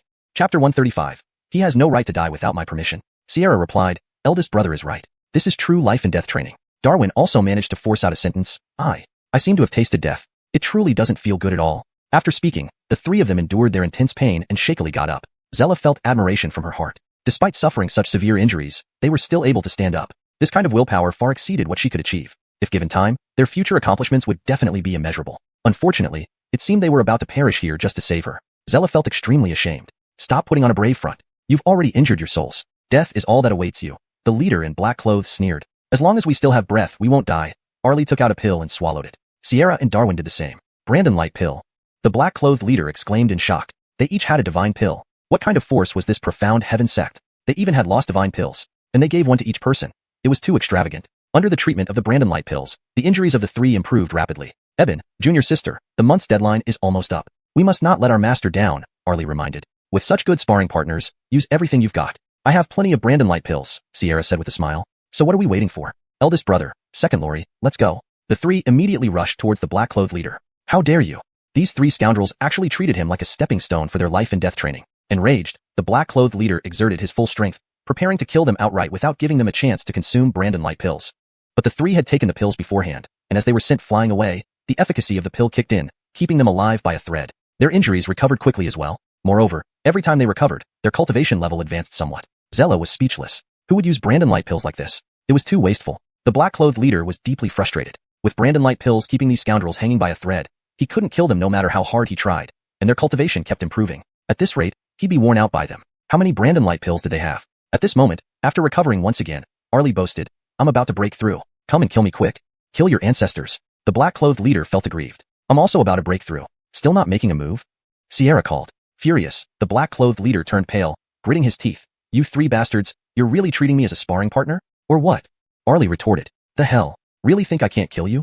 The black-clothed leader flipped his hand, revealing a small bell. This bell was entirely black, emitting an ominous aura, turning the surroundings icy cold and chilling. Zella changed her expression and blurted out, "Insha bell. What is this artifact?" Arlie sensed unease. "It's a supreme artifact, also known as the soul-stabilizing bell. When it rings, energy enters the body, locking the soul and controlling life and death." Zella shouted urgently, "Quickly escape." "Not possible." The black-clothed leader raised the Insha bell and gently shook it. The surrounding energy became even more bone-chilling, causing Arlie and the others to feel an icy power sweep over their entire bodies, making them shiver involuntarily. Immediately after, they found themselves unable to move. "Not good. We're immobilized." Zella yelled. Ring. Another bell chime. The sound rushed into their ears, penetrating their souls. It felt like being in an ice cellar, bone-chillingly cold. The four of them showed expressions of agony instantly. Ring. Another ring. The pain intensified, and Zella screamed first. Arlie and the other three gritted their teeth, refusing to make a sound. However, their faces turned as pale as wax, sweating profusely. Fortunately, the black-clothed leader stopped ringing because he needed to capture Zella alive. One more ring might have killed her. Therefore, he walked up to Arlie, grabbed his neck, and forced a Brandon light pill out of his mouth. "Without this pill, let's see how you survive." The black-clothed leader smirked coldly. "Eldest brother." Xianxia panicked. "Let go of our eldest brother, and take us instead." Darwin yelled. "Don't rush. Let me send him off first, then it'll be your turn soon." The black-clothed leader began to apply pressure, causing Arlie's eyes to roll back and his consciousness to grow increasingly hazy. "Eldest brother. Eldest brother, hold on." Xianxia and Darwin continuously called out, trying to keep Arlie awake, but he couldn't hold on, the feeling of suffocation enveloping his whole body, his vision going dark, seemingly about to be choked to death when, "Let him go." A calm voice suddenly came from behind the black-clothed leader. "Master." Both Xianxia and Darwin were instantly filled with joy. With their master here, their lives were surely saved. The black-clothed leader was startled. For the other party to appear silently behind him, they must not be ordinary. But when he glanced at Carmelo, he found no trace of cultivation on him. A mortal? Could someone like him train such formidable disciples? Even Zella felt puzzled. This did not match her imagined image of a powerful master. The black-clothed leader asked, "Are you their master?" Carmelo replied indifferently, "Thinking of killing my disciples? You're courting death. Quite a big talk. Let's see what you can do." The black-clothed leader tested with a palm strike. Carmelo casually pointed a finger. Instantly, the black-clothed leader's attack was neutralized and sent back at him, knocking him flying. Pooh. The black-clothed leader spat out a mouthful of blood, barely clinging to life. Carmelo appeared in front of him in the blink of an eye, stepping on his chest, and asked condescendingly, "Who are you?" To his surprise, the black-clothed leader stared straight at him, managing a cold smile. Immediately, black blood dripped from the corner of his mouth. Zella shouted, "They are suicidal operatives who take poison to kill themselves immediately upon mission failure. Asking is futile." Carmelo snorted, "Without my permission, he can't die." Saying that, he placed his palm on the black-clothed leader's heart. The two instruments' divine fire entered his body through the palm, swiftly neutralizing the toxins within. Zella tried to dissuade him. "It's useless. They took in cold poison, which has no cure. Once ingested, it means certain death." I said, "Without my permission, he has no right to die." Carmelo continued to use the two instruments' divine fire to expel the poison. Zella shook her head inwardly. Cold poison had no cure unless a celestial being intervened. Though Carmelo was powerful, he couldn't compare to a celestial being. Just placing his hand on the man and expecting to detoxify him was impossible. But the next moment, the black-clothed leader started to cough. His lips, originally purplish-black, regained their natural pink color. Zella was stunned. He actually managed to neutralize the cold poison. Could he be a celestial being? Chapter 136. We have already captured Master Trish. Why didn't I die? The leader of the black-robed men looked at Carmelo in surprise. How could you neutralize the cold poison? A trifling poison. How hard is it to cure? Speak up, what's your name and why are you pursuing this young lady? Carmelo asked. The leader remained silent. Didn't you hear our master asking you a question? Are you deaf? Sawyer shouted. Do as you wish. The leader replied coldly, ready to accept his fate. Do you think we dare not?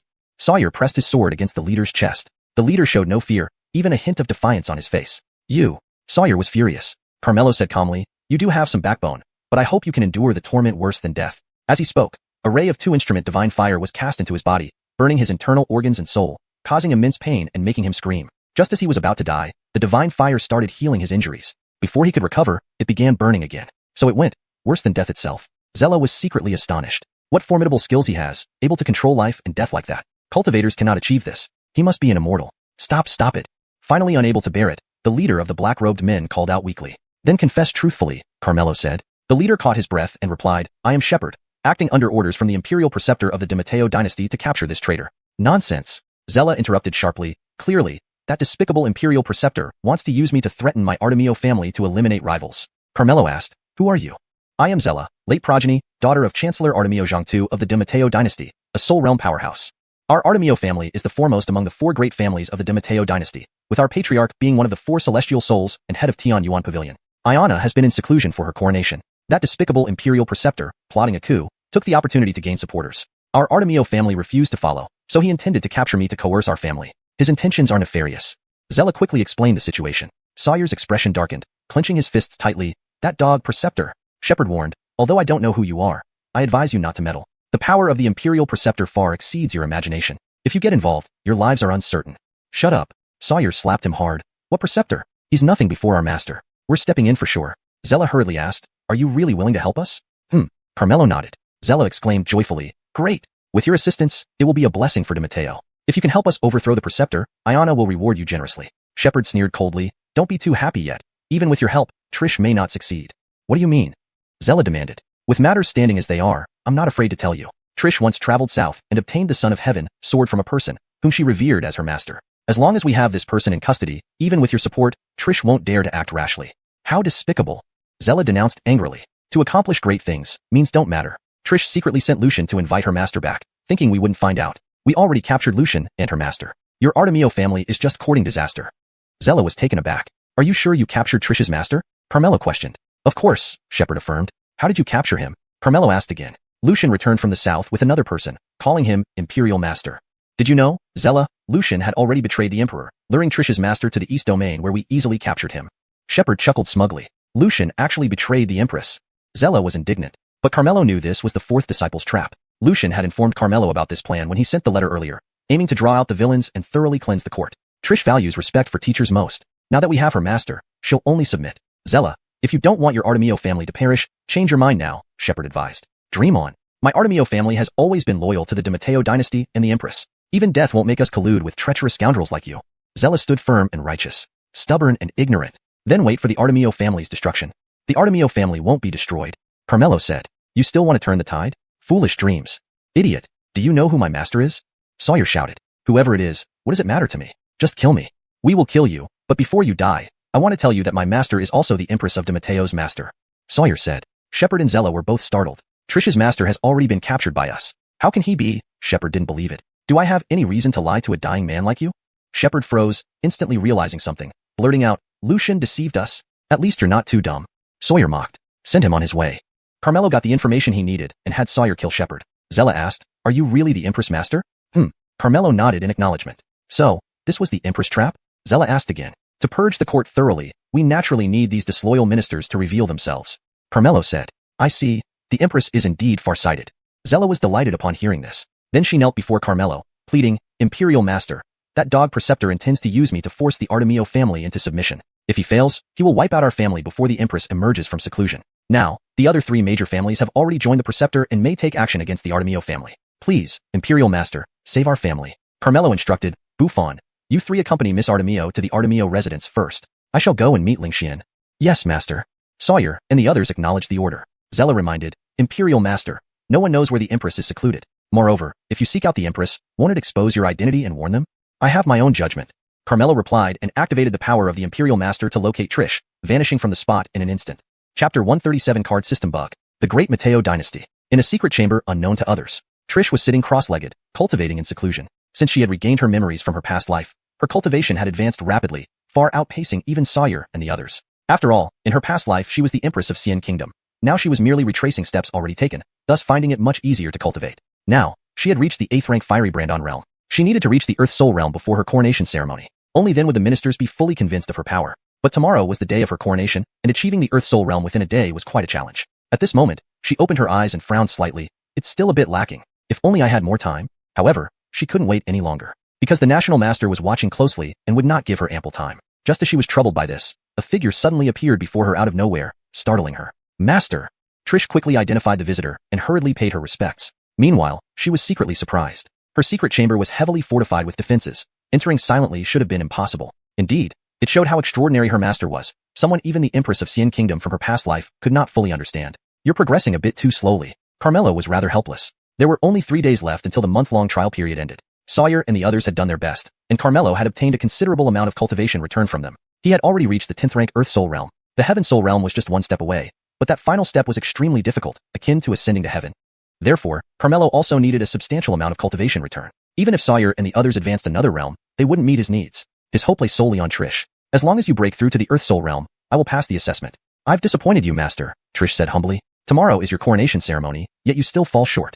Without a successful breakthrough, it will be hard for people to submit to you. Your reign as emperor won't be stable, Carmelo explained. Trish sighed inwardly. She wanted to break through too, but there simply wasn't enough time. But don't lose heart. This time, I've come to help you break through, Carmelo added. Can Master make me break through in 1 day? Trish was startled. Is this possible? Do you doubt me again? Carmelo asked sternly. I dare not.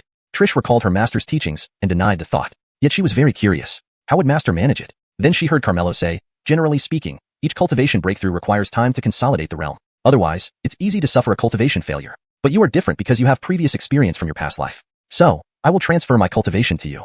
Transfer cultivation? Trish was startled again. Transferring cultivation indeed accelerates the process. However, there were limitations. Firstly, transferring too much at once would destabilize the recipient's realm, easily leading to cultivation failure or even death. But as Master mentioned, with her previous experiences, she needn't worry about this problem as long as the transferred cultivation did not exceed her past realm. Secondly, the cultivator must practice the same Tao. This was like blood transfusion. Only matching types could work together. Otherwise, the received cultivation method would be rejected, leading to severe consequences. And since she cultivated the Tao of the Emperor, only those who practiced the same could transfer cultivation. Master had profound cultivation, but he belonged to a sect without a kingdom and had never become an emperor. He definitely didn't cultivate the Tao of the Emperor. Transferring cultivation rashly would only backfire. This basic knowledge of cultivation, surely Master knew? Therefore, Trish reminded him, Master, thank you for your intention, but you shouldn't cultivate the Tao of the Emperor, right? You're still doubting me, Trish. How can you guess what I am capable of? Carmelo reprimanded. Please forgive me, Master. I know I was wrong. Trish quickly apologized. Then let's get down to business. Drop your guard. The recipient of transferred cultivation must not resist, as that would be disastrous. Trusting Carmelo, Trish took a deep breath and relaxed herself. Master, I'm ready. Carmelo wasted no time. He sat behind Trish, placed his hands on her back, closed his eyes, and started to circulate the Brandon Prime Imperial Technique de Yin Dao Gong while simultaneously transferring his cultivation. The system only specified that Carmelo's personal cultivation didn't count, but it didn't specify that Carmelo couldn't transfer his own cultivation to his disciples. This was exploiting a bug in the system. To complete the assessment, Carmelo had no choice but to do so. In fact, he had no certainty and was deeply afraid that the system might not agree. Ding! Brandondonly, the system's voice rang out in Carmelo's mind. Carmelo's heart tightened. It wouldn't work, would it? The host has found a loophole in the system and helped improve the evaluation mechanism. A cultivation acceleration card is rewarded.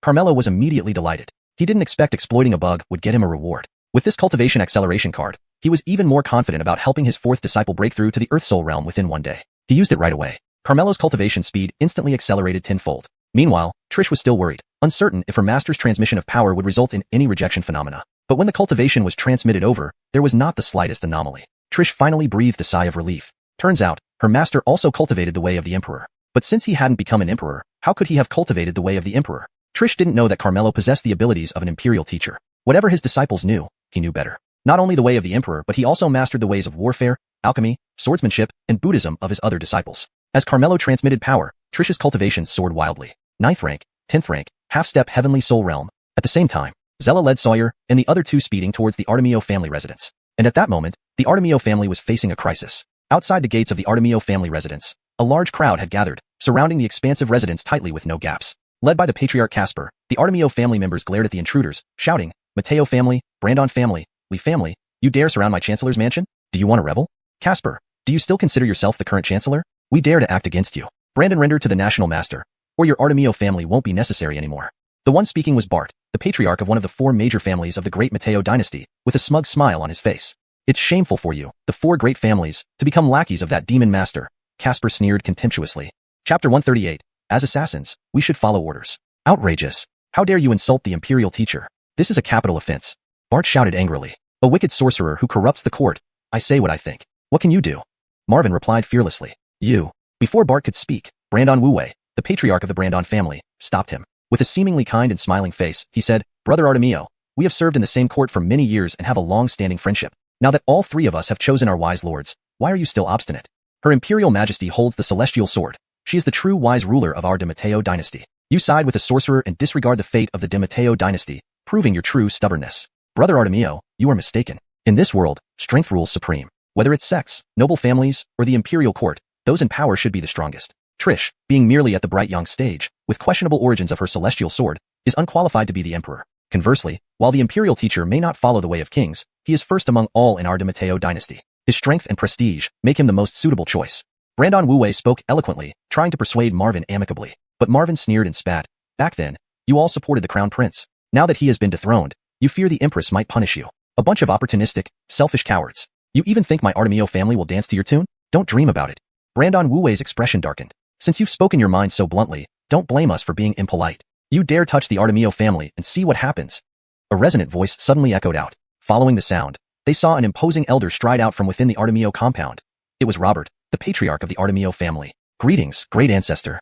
All members of the Artemio family immediately bowed to him. His presence immediately pressured the three great families. The invisible pressure made them feel apprehensive. The Artemio family could remain the premier family of the four major clans in the de Mateo dynasty because of Robert, an unparalleled heaven soul realm expert. He stood calmly, scanning the three families with a piercing gaze that none dared meet. "Do you really think you can act wildly in my Artemio family? Who gave you such audacity?"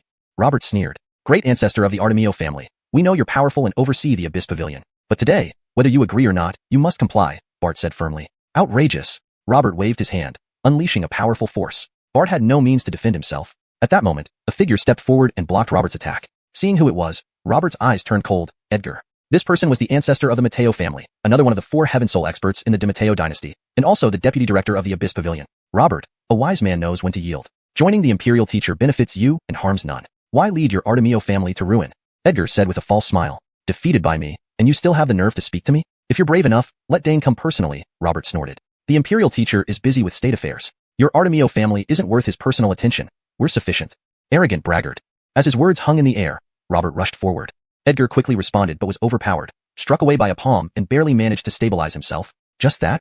Robert sneered lightly. Edgar didn't get angry. Instead, he smiled. "Robert, I know you're formidable, but killing me won't be easy. If I hold you back, do you think your Artemio family can resist the combined forces of the three families? You dare." Robert's gaze turned cold. The Artemio family members all declared their resolve, vowing to die rather than betray the Empress or ally with the others. Good, good, good. Edgar clapped, praising, truly worthy descendants of the Artemio family, full of integrity. What if I told you Zella is in our hands? What did you say? Marvin was startled. Didn't you notice Zella's disappearance? Honestly, we captured her. Remember, Zella possesses a fine divine bone, is a saintess of the Abyss Pavilion, and a close sister to Trish. It would be too bad if anything happened to her, Edgar taunted. Damn you. Touch my daughter and see what happens. Marvin roared. That depends on what you decide.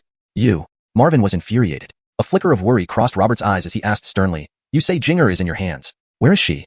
If you pledge allegiance to the Imperial teacher, you'll naturally see her. How do we know you're not lying? Let us see her first and ensure her safety.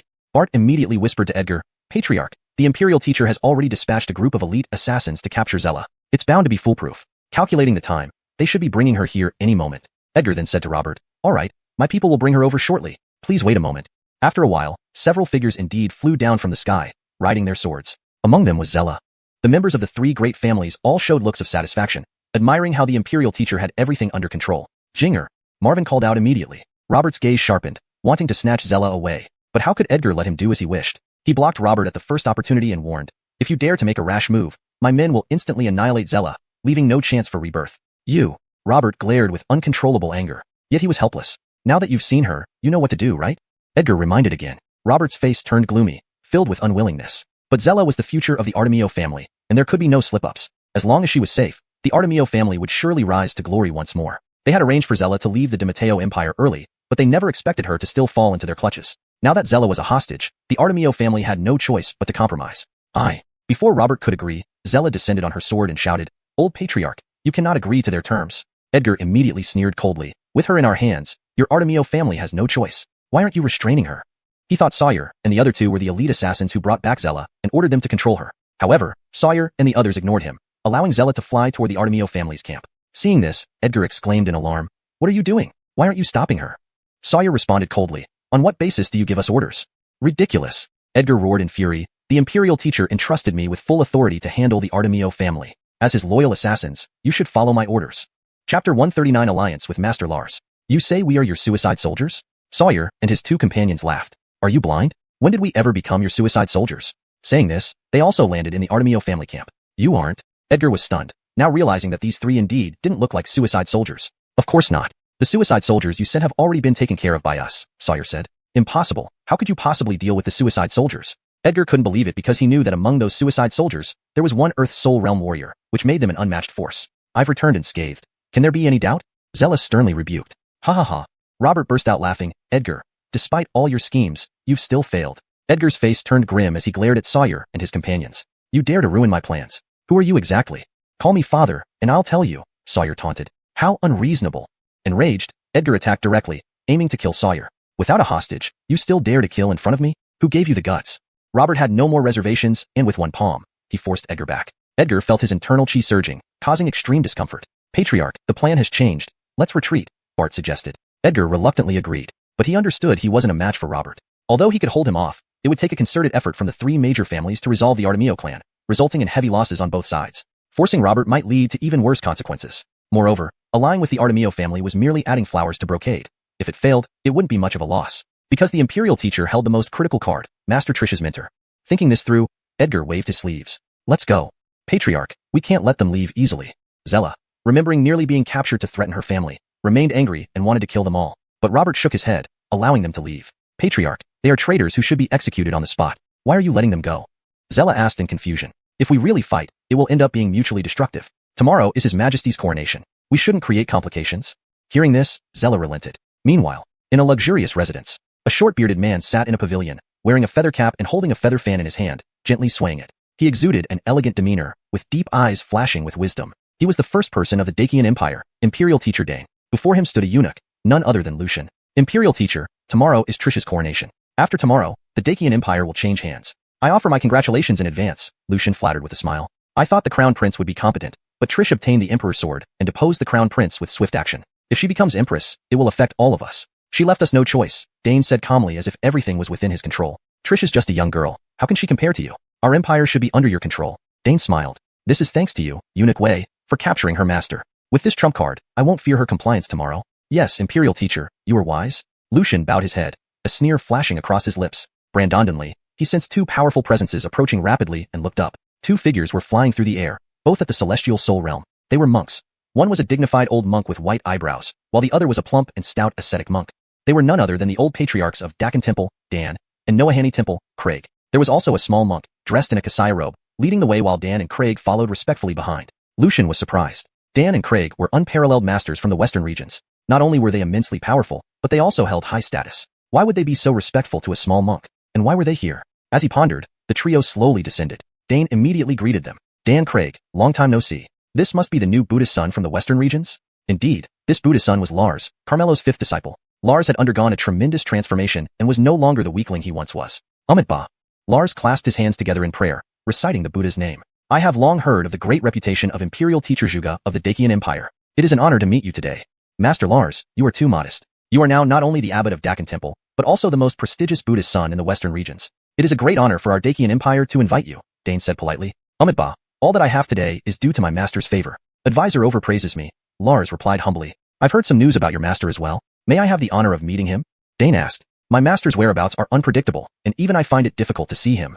That's too bad. Dane couldn't help but feel somewhat disappointed, because he had already found out that this Lars was originally just a worthless disciple of Dakan Temple, not favored by anyone. However, he met a high-level practitioner who helped him become the abbot of Dakan Temple and made him the top Buddhist son in the western regions. Moreover, Dan, the old patriarch of Dakan Temple, followed his orders unquestioningly. Noahani Temple, one of the four great holy sites of the western regions, obeyed Lars under Master Craig's command as well. All these were because of Lars's master behind him. It was rumored that this person was unfathomably deep, and Master Craig successfully broke through to the celestial soul realm with his guidance. If he could get on good terms with this person, there might be substantial benefits. Therefore, it was crucial to cultivate a good relationship with Lars. Advisor invited me here this time to plan for tomorrow's coronation, correct? Lars asked. If Master can assist me in controlling the Dakian Empire, we will be the staunchest allies thereafter. At that time, Master can establish temples in our empire to promote Buddhism and enjoy the offerings from the people of our empire, Dane proposed. To spread Buddhism to the eastern domain is a natural choice I cannot refuse. But may I ask, how confident is Advisor? Lars questioned. Of course, I'm fully confident. Brandon's confidence must mean Advisor has some backing? Dane chuckled. Since we are to be allies, there's no need for me to hide anything from Master. I have captured Trish's mentor. Lars was startled inwardly. The mentor has been captured? Chapter 140. Instantly killing the Heaven Soul Realm. Jethro had come to the Demateo Empire this time, actually upon Carmelo's notification to attend the enthronement ceremony of Fourth Lori. He happened to receive Dane's invitation and agreed to it. He believed that with his master's strength, it was impossible for him to be captured. Dane, this fool, still wanted to curry favor with his master through himself, not knowing he had already been calculated. At this moment, Edgar led the three family patriarchs over. We greet the Imperial Preceptor. Dane asked, have you subdued the Artemio family? Edgar replied, there was an unexpected turn. Our people didn't catch Artemio Jinger. You're saying what? How could you let her escape? I'm not too clear either. She returned to the Artemio family unharmed, so we had to retreat first. A bunch of good-for-nothings. Not even this task can be completed. Dane berated angrily. Edgar lowered his head, not daring to speak anymore. Lucian tried to console. Imperial Preceptor needn't be angry. With our strength, a mere Artemio family is nothing to fear. Dane nodded slightly. His side now had 4 Heaven Soul Realm practitioners, plus himself. Even if the Artemio family insisted on supporting Trish, they wouldn't cause much trouble. Moreover, he had captured her master.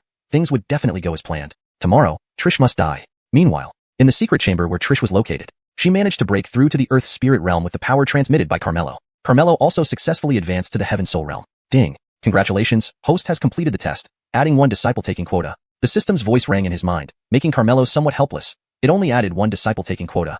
It seemed the requirements for taking disciples were stricter than before. Ding. Congratulations, host receives the test reward, a chance for random drawing. Would the host like to draw now? After some thought, Carmelo decided to keep it for now. Thank you, Master, for transmitting your power. Trish knelt before Carmelo, gratefully bowing. Carmelo said, tomorrow is your enthronement ceremony. Go prepare yourself. Yes, Master. Trish respectfully withdrew. Carmelo activated the authority of the Imperial Teacher and learned Sawyer, and the others were guests at the Artemio family at the moment. Jethro was with Dane. Carmelo pondered for a while, and then appeared before them. His sudden appearance instantly startled Dane and the others. Who dares intrude into the Imperial Preceptor's residence? What great courage! Bart reprimanded and immediately lunged at Carmelo. Carmelo casually pointed, and Bart vanished both in form and spirit. Dane and the others' faces changed. You're asking for death. Edgar raged, wanting to avenge Bart. But Nicholas and Wuxia blocked in front of Carmelo and met Edgar. They did not hold back. Combined, their strength left Edgar no match, and he spat out a mouthful of blood. Dane frowned. What do you mean? Jethro sternly said, disrespecting my master. What do you think it means? He is your master? Dane was stunned upon hearing this. Disciple Jethro pays respects to master. Jethro immediately kowtowed to Carmelo. Nicholas and the monk Wuxia also bowed to Carmelo. Get up. Carmelo waved his hand. Dane laughed nervously, apologizing. Originally, it was a great man. I offended greatly just now, please forgive. Carmelo, expressionless, asked, "You are the Imperial Preceptor of de Mateo?" "Precisely." Dane nodded slightly. He also secretly sized up Carmelo. The person looked ordinary, almost like a commoner. This showed how profound the other party's cultivation was, making him hard to see through. "I heard from my disciple that you wished to meet me. I came in goodwill, but your people offended me. An apology is all you offer." "This, great man, how can you calm down?" Dane asked. "Those who offend me, die." Carmelo coldly stared at Edgar. Edgar angrily said, "You killed my man, yet want me dead, too oppressive. And how about oppressing you?" "You." Dane raised his hand to stop Edgar, smiling to persuade, "Just a misunderstanding just now. Please look at my face, great man." Before he finished, Carmelo interrupted, "What are you, worthy enough for me to give you face?" Dane's smile froze, filled with anger. This guy was too arrogant. But unsure of Carmelo's strength and still needing their help, he forcibly suppressed his rage. Jethro said coldly, "Dane, if you cannot give my master a satisfactory explanation today, there's no need for us to discuss cooperation further." "Master Jethro, please remain calm." Dane glanced at Edgar. "Imperial Preceptor, what will you do?" Edgar warned cautiously. "You offended the great man, as he says, atone with death." Dane chose to abandon Edgar to ingratiate himself with Carmelo. This made him furious. "My Mateo family has been loyal to you, and you want me to die?" Dane said calmly, "Let me repeat, either commit suicide or I will send you on your way." "Ha ha ha." Edgar gave a bitter laugh. "I'm truly blind, actually choosing to swear allegiance to you." Brandondonly his eyes widened, his face twisted with a fierce expression. "Want me dead? Then none of us can have it easy." With that, the aura around him surged wildly. "Oh no. He's going to self-detonate." The patriarchs of the Brandon and Lee families exclaimed in shock, their faces pale. Dane hadn't expected Edgar to be so stubborn, wanting to take everyone down with him. The explosion of an absolute expert at the Heaven Soul realm would naturally be incredibly terrifying. Forget leveling the entire Imperial Preceptor's residence. Whoever was here would meet their end. Even those at the Heaven Soul realm wouldn't escape unscathed. And there wasn't enough time to escape. "Edgar, you're crazy, stop." Dane called out urgently. "Let's all go together." Edgar laughed savagely as his aura rapidly intensified, immediately causing a whirlwind around him. Dane was extremely anxious but could not stop it. Because once a Heaven Soul realm practitioner chose to self-detonate, an invisible barrier would form around them, making it difficult for others to approach. Unless this barrier could be instantly shattered, stopping the self-detonation was impossible. Otherwise, any attack would only get caught up in the detonation. Dane was already a rank 10 Heaven Soul realm practitioner, yet even he couldn't break through this barrier within the same realm instantly. "It's over." The patriarchs of the Brandon and Lee families showed looks of despair. They knew death was inevitable. "All of you die." Edgar roared as he was about to self-detonate. However, Carmelo remained calm and casually waved his hand at him. A mysterious force swept over, disregarding the invisible barrier, and enveloped Edgar. "How is this possible?" Edgar screamed in disbelief, and in the next second, both body and soul vanished. Dane was greatly alarmed. Killing an exploding Heaven Soul realm practitioner in one move. This person's strength was even more terrifying than he had imagined. Fortunately, he made the wise choice. Chapter 141. The coronation ceremony begins. Dane secretly rejoiced and quickly bowed respectfully, saying, "Thank you, great master, for your assistance." Carmelo looked at him, his eyes revealing a trace of unhidden killing intent. Dane was instantly alarmed. Fortunately, Carmelo soon retracted the killing intent. "This fellow cannot die yet." Carmelo warned, "This is the consequence of offending me. I hope you remember this." "I will remember, and I would never dare to offend you, great master." Carmelo's previous killing intent terrified Dane so much that cold sweat had already soaked his back. "Hearing that you plan to rebel during tomorrow's coronation ceremony?" Carmelo asked. "Great master has misunderstood. It's not rebellion. The Great Gon dynasty should have belonged to me from the start. It was just luck for Trish to go south, find a teacher, and receive the Emperor's sword as a gift, which she took advantage of," Dane explained. "In a cultivator nation, the one who obtains the Emperor's sword rules the world. Since she got the Emperor's sword, becoming an emperor is justified. How can what you're planning not be called a rebellion?" Carmelo said. "Well, as you say, great master." Dane dared not contradict and could only follow Carmelo's words. He felt inexplicably nervous and apprehensive, deeply afraid that Carmelo might disapprove of his actions and form a bad impression of him. "You invited my disciple here to help you?" Carmelo asked again. "If I can get assistance from you, great master, that would be perfect. If you want my help, fine."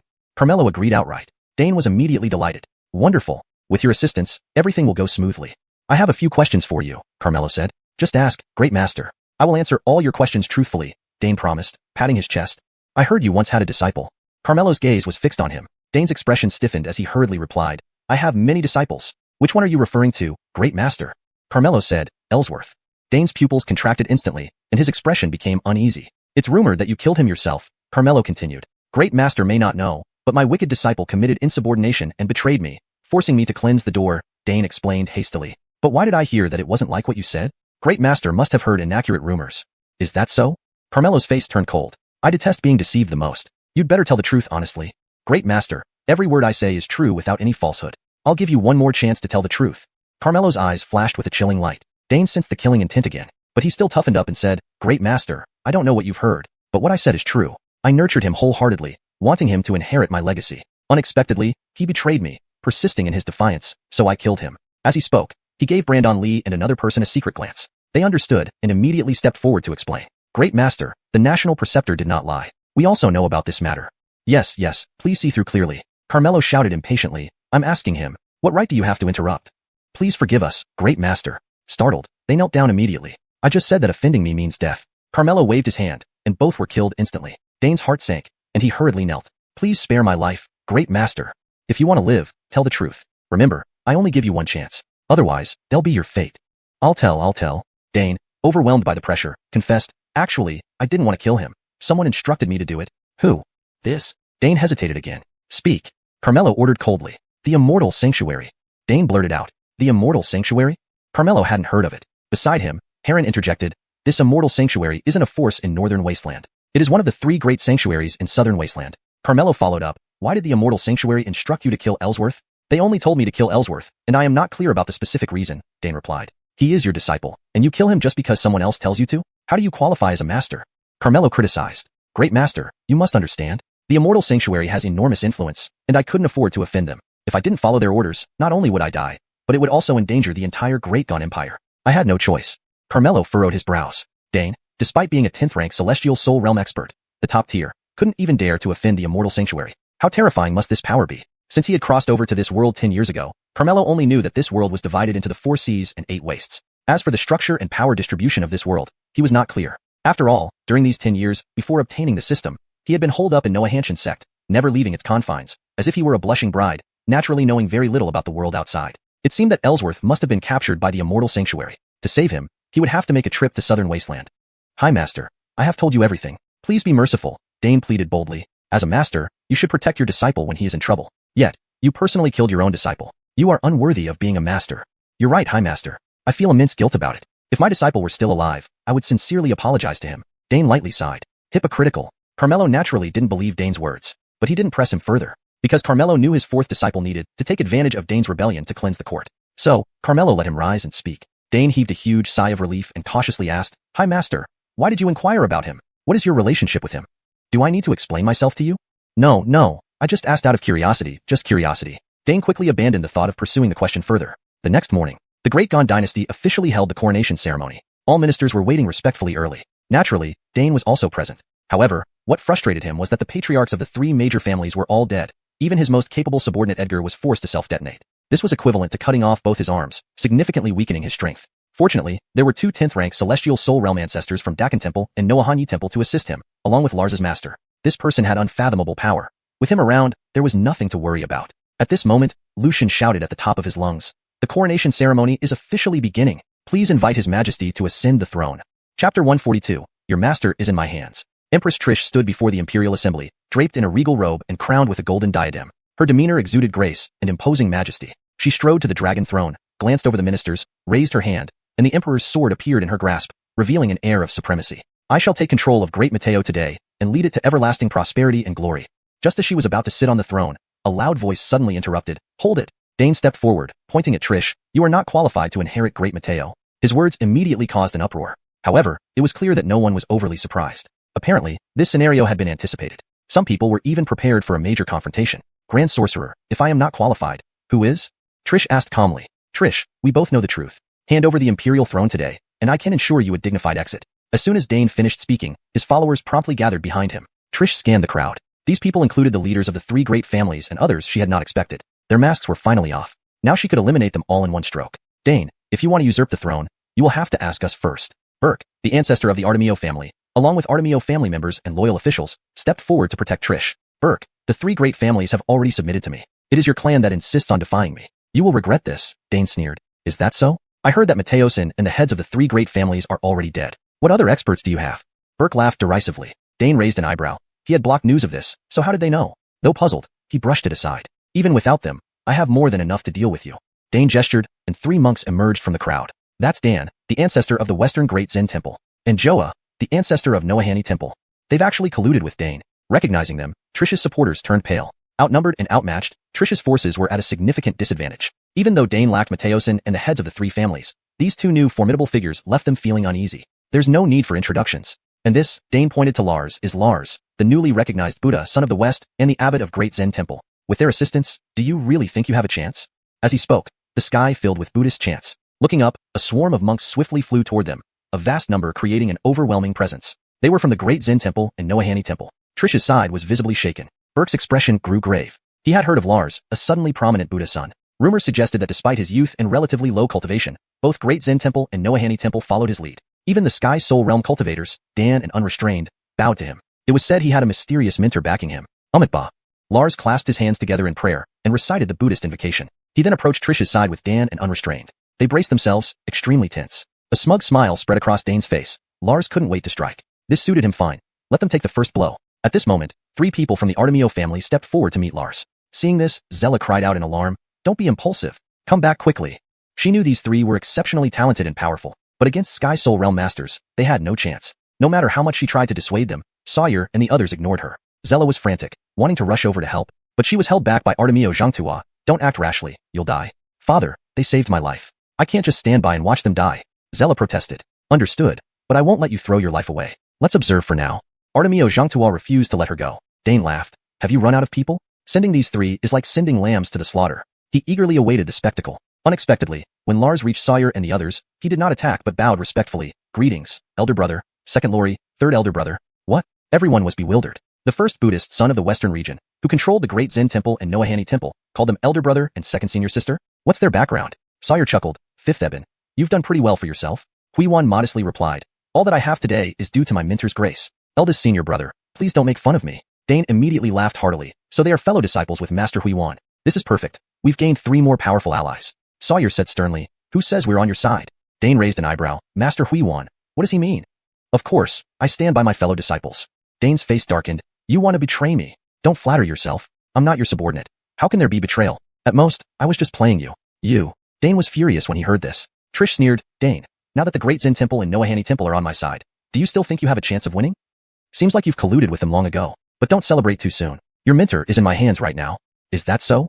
Trish sneered again. "Don't you know? Lucian is my man. You sent him to the southern region to invite your mentor over, but he ended up in my hands." Dane looked at Lucian and ordered, "Bring him out." Lucian then brought out a person who was bruised and battered, looking very disheveled. Dane smirked. "You appointed him as the imperial mentor, so you should respect him greatly. Now he's in my hands. If you dare to make any rash moves, I will kill him immediately."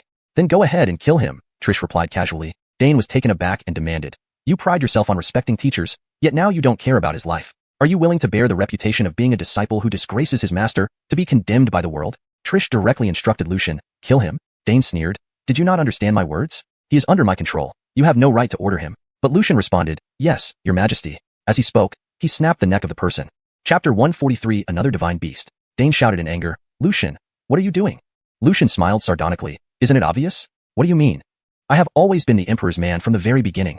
"What did you say?"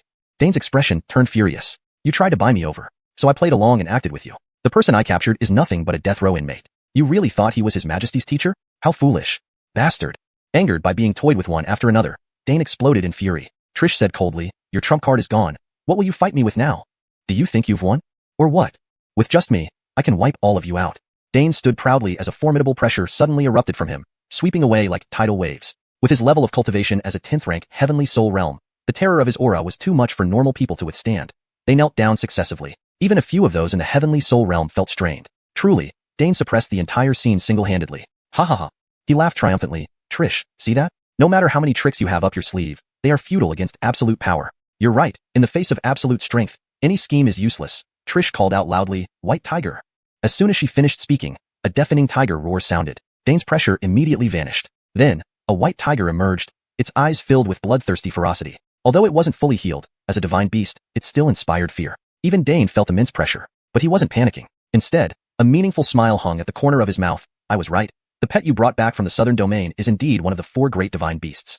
Now that you know, do you still think you can win?" asked Trish. "Since I am rebelling, naturally I'm well prepared. You have a divine beast, do you think I don't?" Dane took out a bead. This bead was about the size of an egg, entirely green and crystalline. There seemed to be something sealed within it. "Come forth."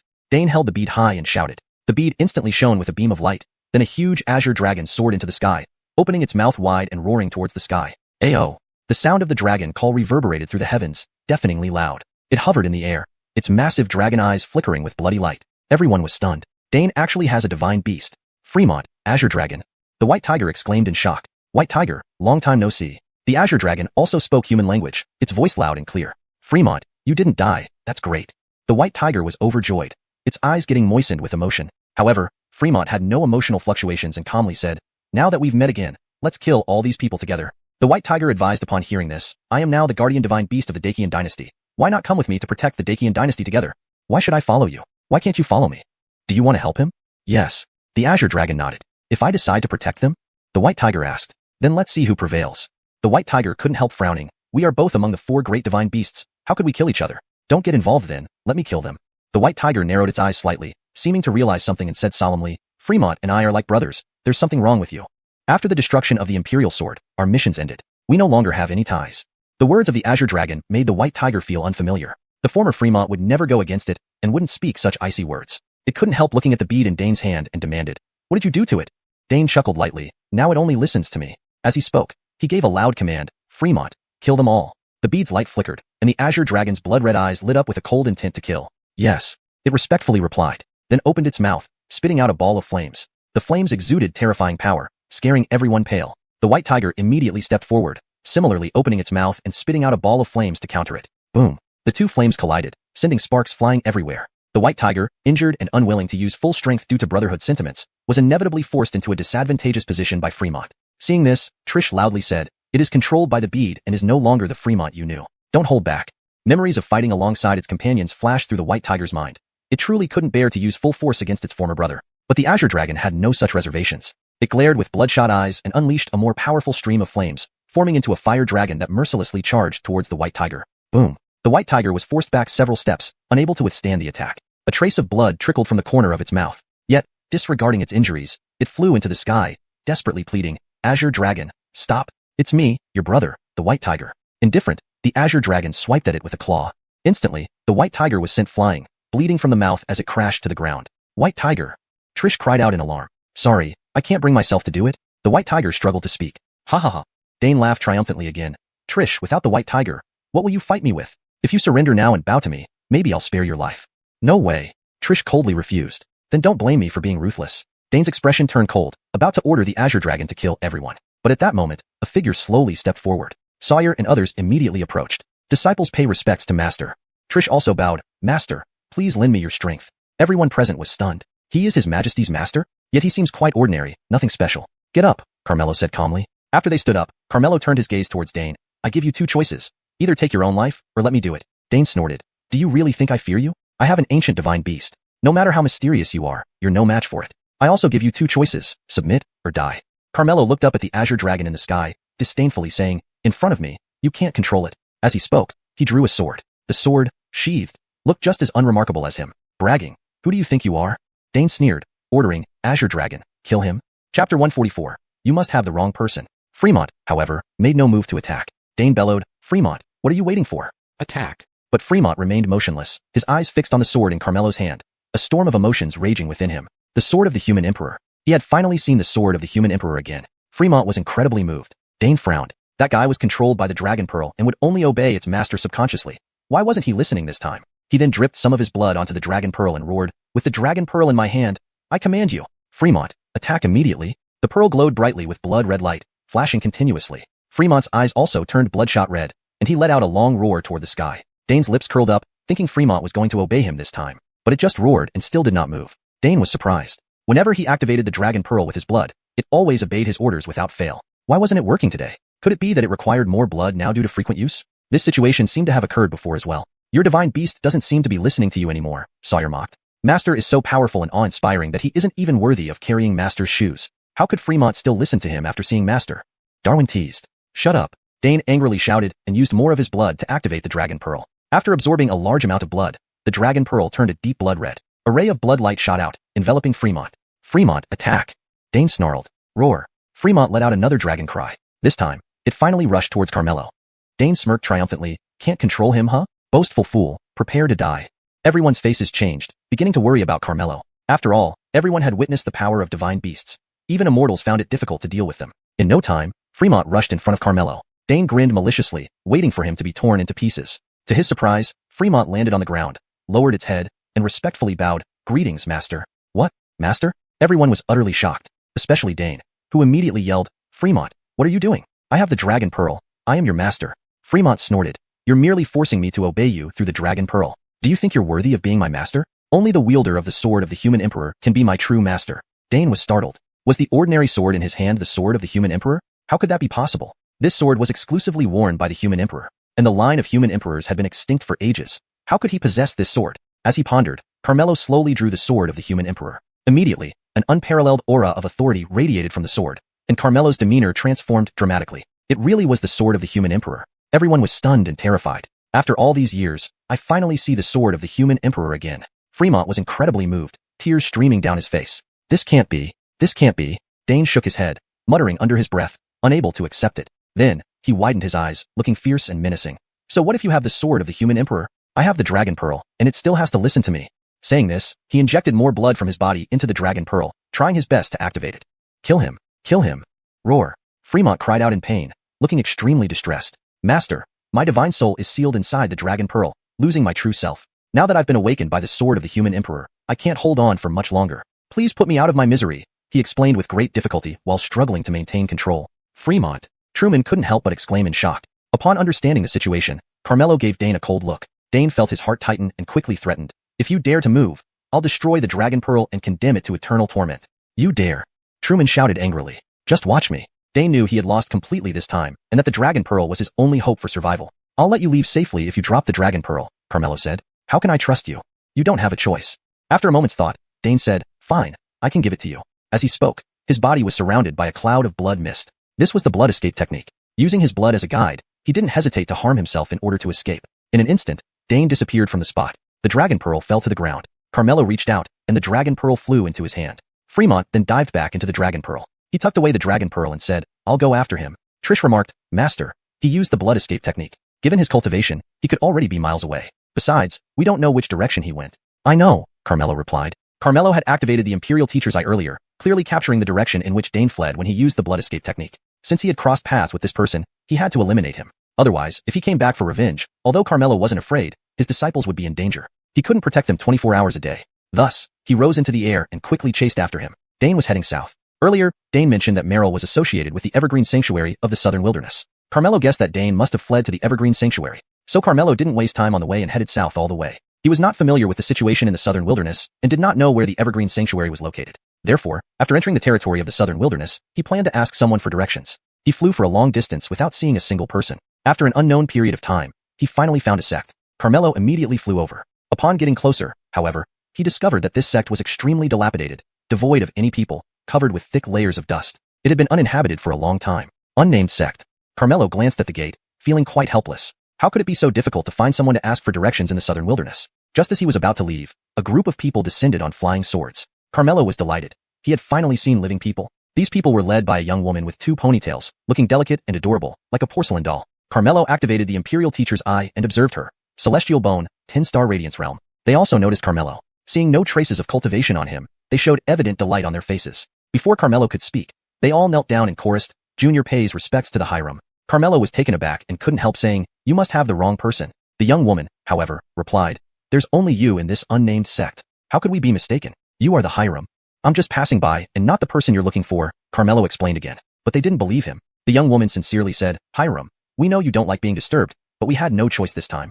Chapter 145. The Fisherwoman gains from the conflict between the clam and the egret. I'll repeat, you have really mistaken me for someone else, Carmelo said. Head of Atian sect, don't deny it. Everyone knows that Atian sect has a single heir per generation and remains shrouded in mystery. Legends tell that each head of Atian sect appears as an ordinary person. You show no signs of cultivation whatsoever, which aligns perfectly with these legends. If not the head of Atian sect, who could you be? Carmelo found himself at a loss between laughter and tears. The misunderstanding had escalated beyond what he could explain clearly. He didn't bother to further explain and asked instead, who are you? I am Yvette, daughter of the Bu family from Lucheng. This time, I've come to seek your assistance, venerable sir. What is it?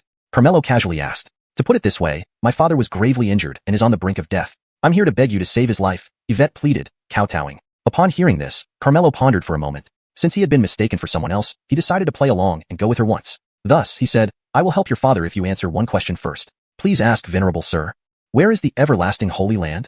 Yvette questioned. Everlasting Holy Land is one of the 3 holy lands of Southern Wilderness, held in high regard. Why would a senior like you inquire about them? Don't concern yourself with that. Tell me the location, and I will help you. Well, Yvette slightly frowned, revealing a troubled expression. Why, are you unwilling to say? Not that. Venerable sir, everlasting Holy Land has always been secretive, with very few knowing its location. However, I once heard my father mention it. He should know, Yvette explained. Very well, lead the way then, Carmelo responded. Pleased by this, Yvette immediately led Carmelo away on a flying sword. On their journey, Carmelo learned from Yvette that the Bu family was one of the three major families in Lucheng. Her father, Bryant, had been severely injured by someone recently and was barely holding on. These three families were constantly vying for the title of the first family in Lucheng, almost to the point of being mortal enemies. If anything happened to Bryant, the Bu family might be swallowed up by the other two major families. Therefore, the news of Bryant's injury was kept strictly confidential within the family while they discreetly sought ways to cure him. They eventually discovered the existence of the Atian sect after extensive inquiries, a low-key yet peculiar sect. There were no other disciples in the sect besides the head, each successive generation using the title of Atian sect head. They were enigmatic, with exceptional skills. As soon as Carmelo arrived at the Bu family residence, he noticed that the entrance was blocked by people. A young man in fine clothing stood at the forefront. Seeing him, Yvette's face darkened. She curtly asked, Landon, why are you here? Little sister Xianxia, I heard the head of the Bu family was injured, so I came to visit him, Landon replied with an insincere smile. My father can't possibly be injured. Don't speak nonsense, Yvette denied. Then call your father out to have a look. How dare you? Yvette snapped, displeased. What right do you have to make my father come out to see you? Our Bu family does not welcome you. Leave immediately. What if I insist on seeing him today? You dare. Yvette's expression turned cold. Landon chuckled. Why such a strong reaction? Could it be that I hit the mark? If you dare to spout nonsense again, don't blame us for our lack of courtesy. As Yvette spoke, members of the Bu family quickly surrounded them, clearly ready to take action. Landon couldn't help but frown. Brandondonly, an annoyed voice rang out. Is this how your Bu family treats guests? Father. Landon greeted the newcomer. This person was Kent, the head of one of Lucheng's three major families, the James family. The Bu family members felt a chill down their spines. He had come in person. Trouble was brewing. I want to see Bryant. Bring him out, Kent ordered sternly. My father went out on some matters, Yvette lied. Then I'll wait inside. No. Yvette hastily stepped forward to block him. Stand aside, Kent glared, releasing an aura that forced Yvette to step back. Just as she was about to fall, a figure emerged to catch her. Father. Yvette's face lit up upon recognizing the new arrival. Bryant cast a cold glance at Kent. Dare your James family run wild in my Bu family territory as if I were dead? Speaking, he also released an aura, pressing directly toward Kent. Kent couldn't help but take a step back, smiling faintly. I just came to check on you. Why get so worked up, brother Bu? Since you've seen him, now leave. Kent frowned, staring straight at Bryant, trying to read something. Finding nothing unusual, he maintained his smile. Since brother Bu isn't welcoming us, we won't disturb you. With that, he left with the rest of the James family members. It wasn't until they had walked far away that Bryant suddenly spat out a mouthful of blood, his body weakening as he fell to the ground. Father. Yvette hurriedly supported his father. Help me inside quickly.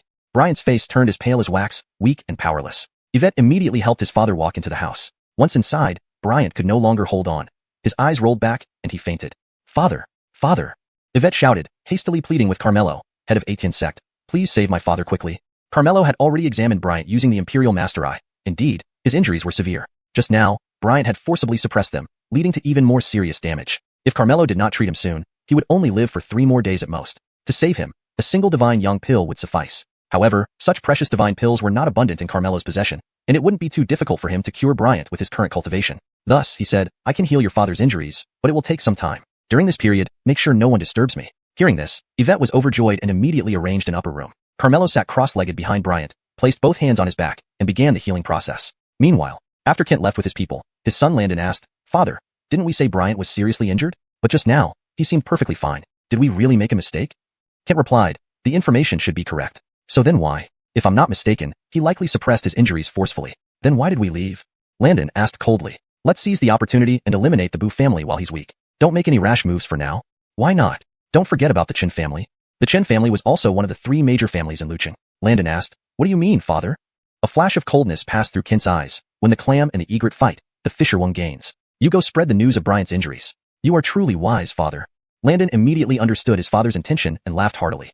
Chapter 146. Act. You keep acting. The Chen family residence. The senior members of the Chen family had gathered together. Among them was a distinguished guest who seemed to bear no signs of cultivation, appearing as an ordinary person. But the members of the Chen family treated him with great courtesy. The patriarch, Silas, thanked him with clasped hands. We owe much to you, Patriarch Etienne, for severely injuring Bryant this time. Patriarch Etienne chuckled.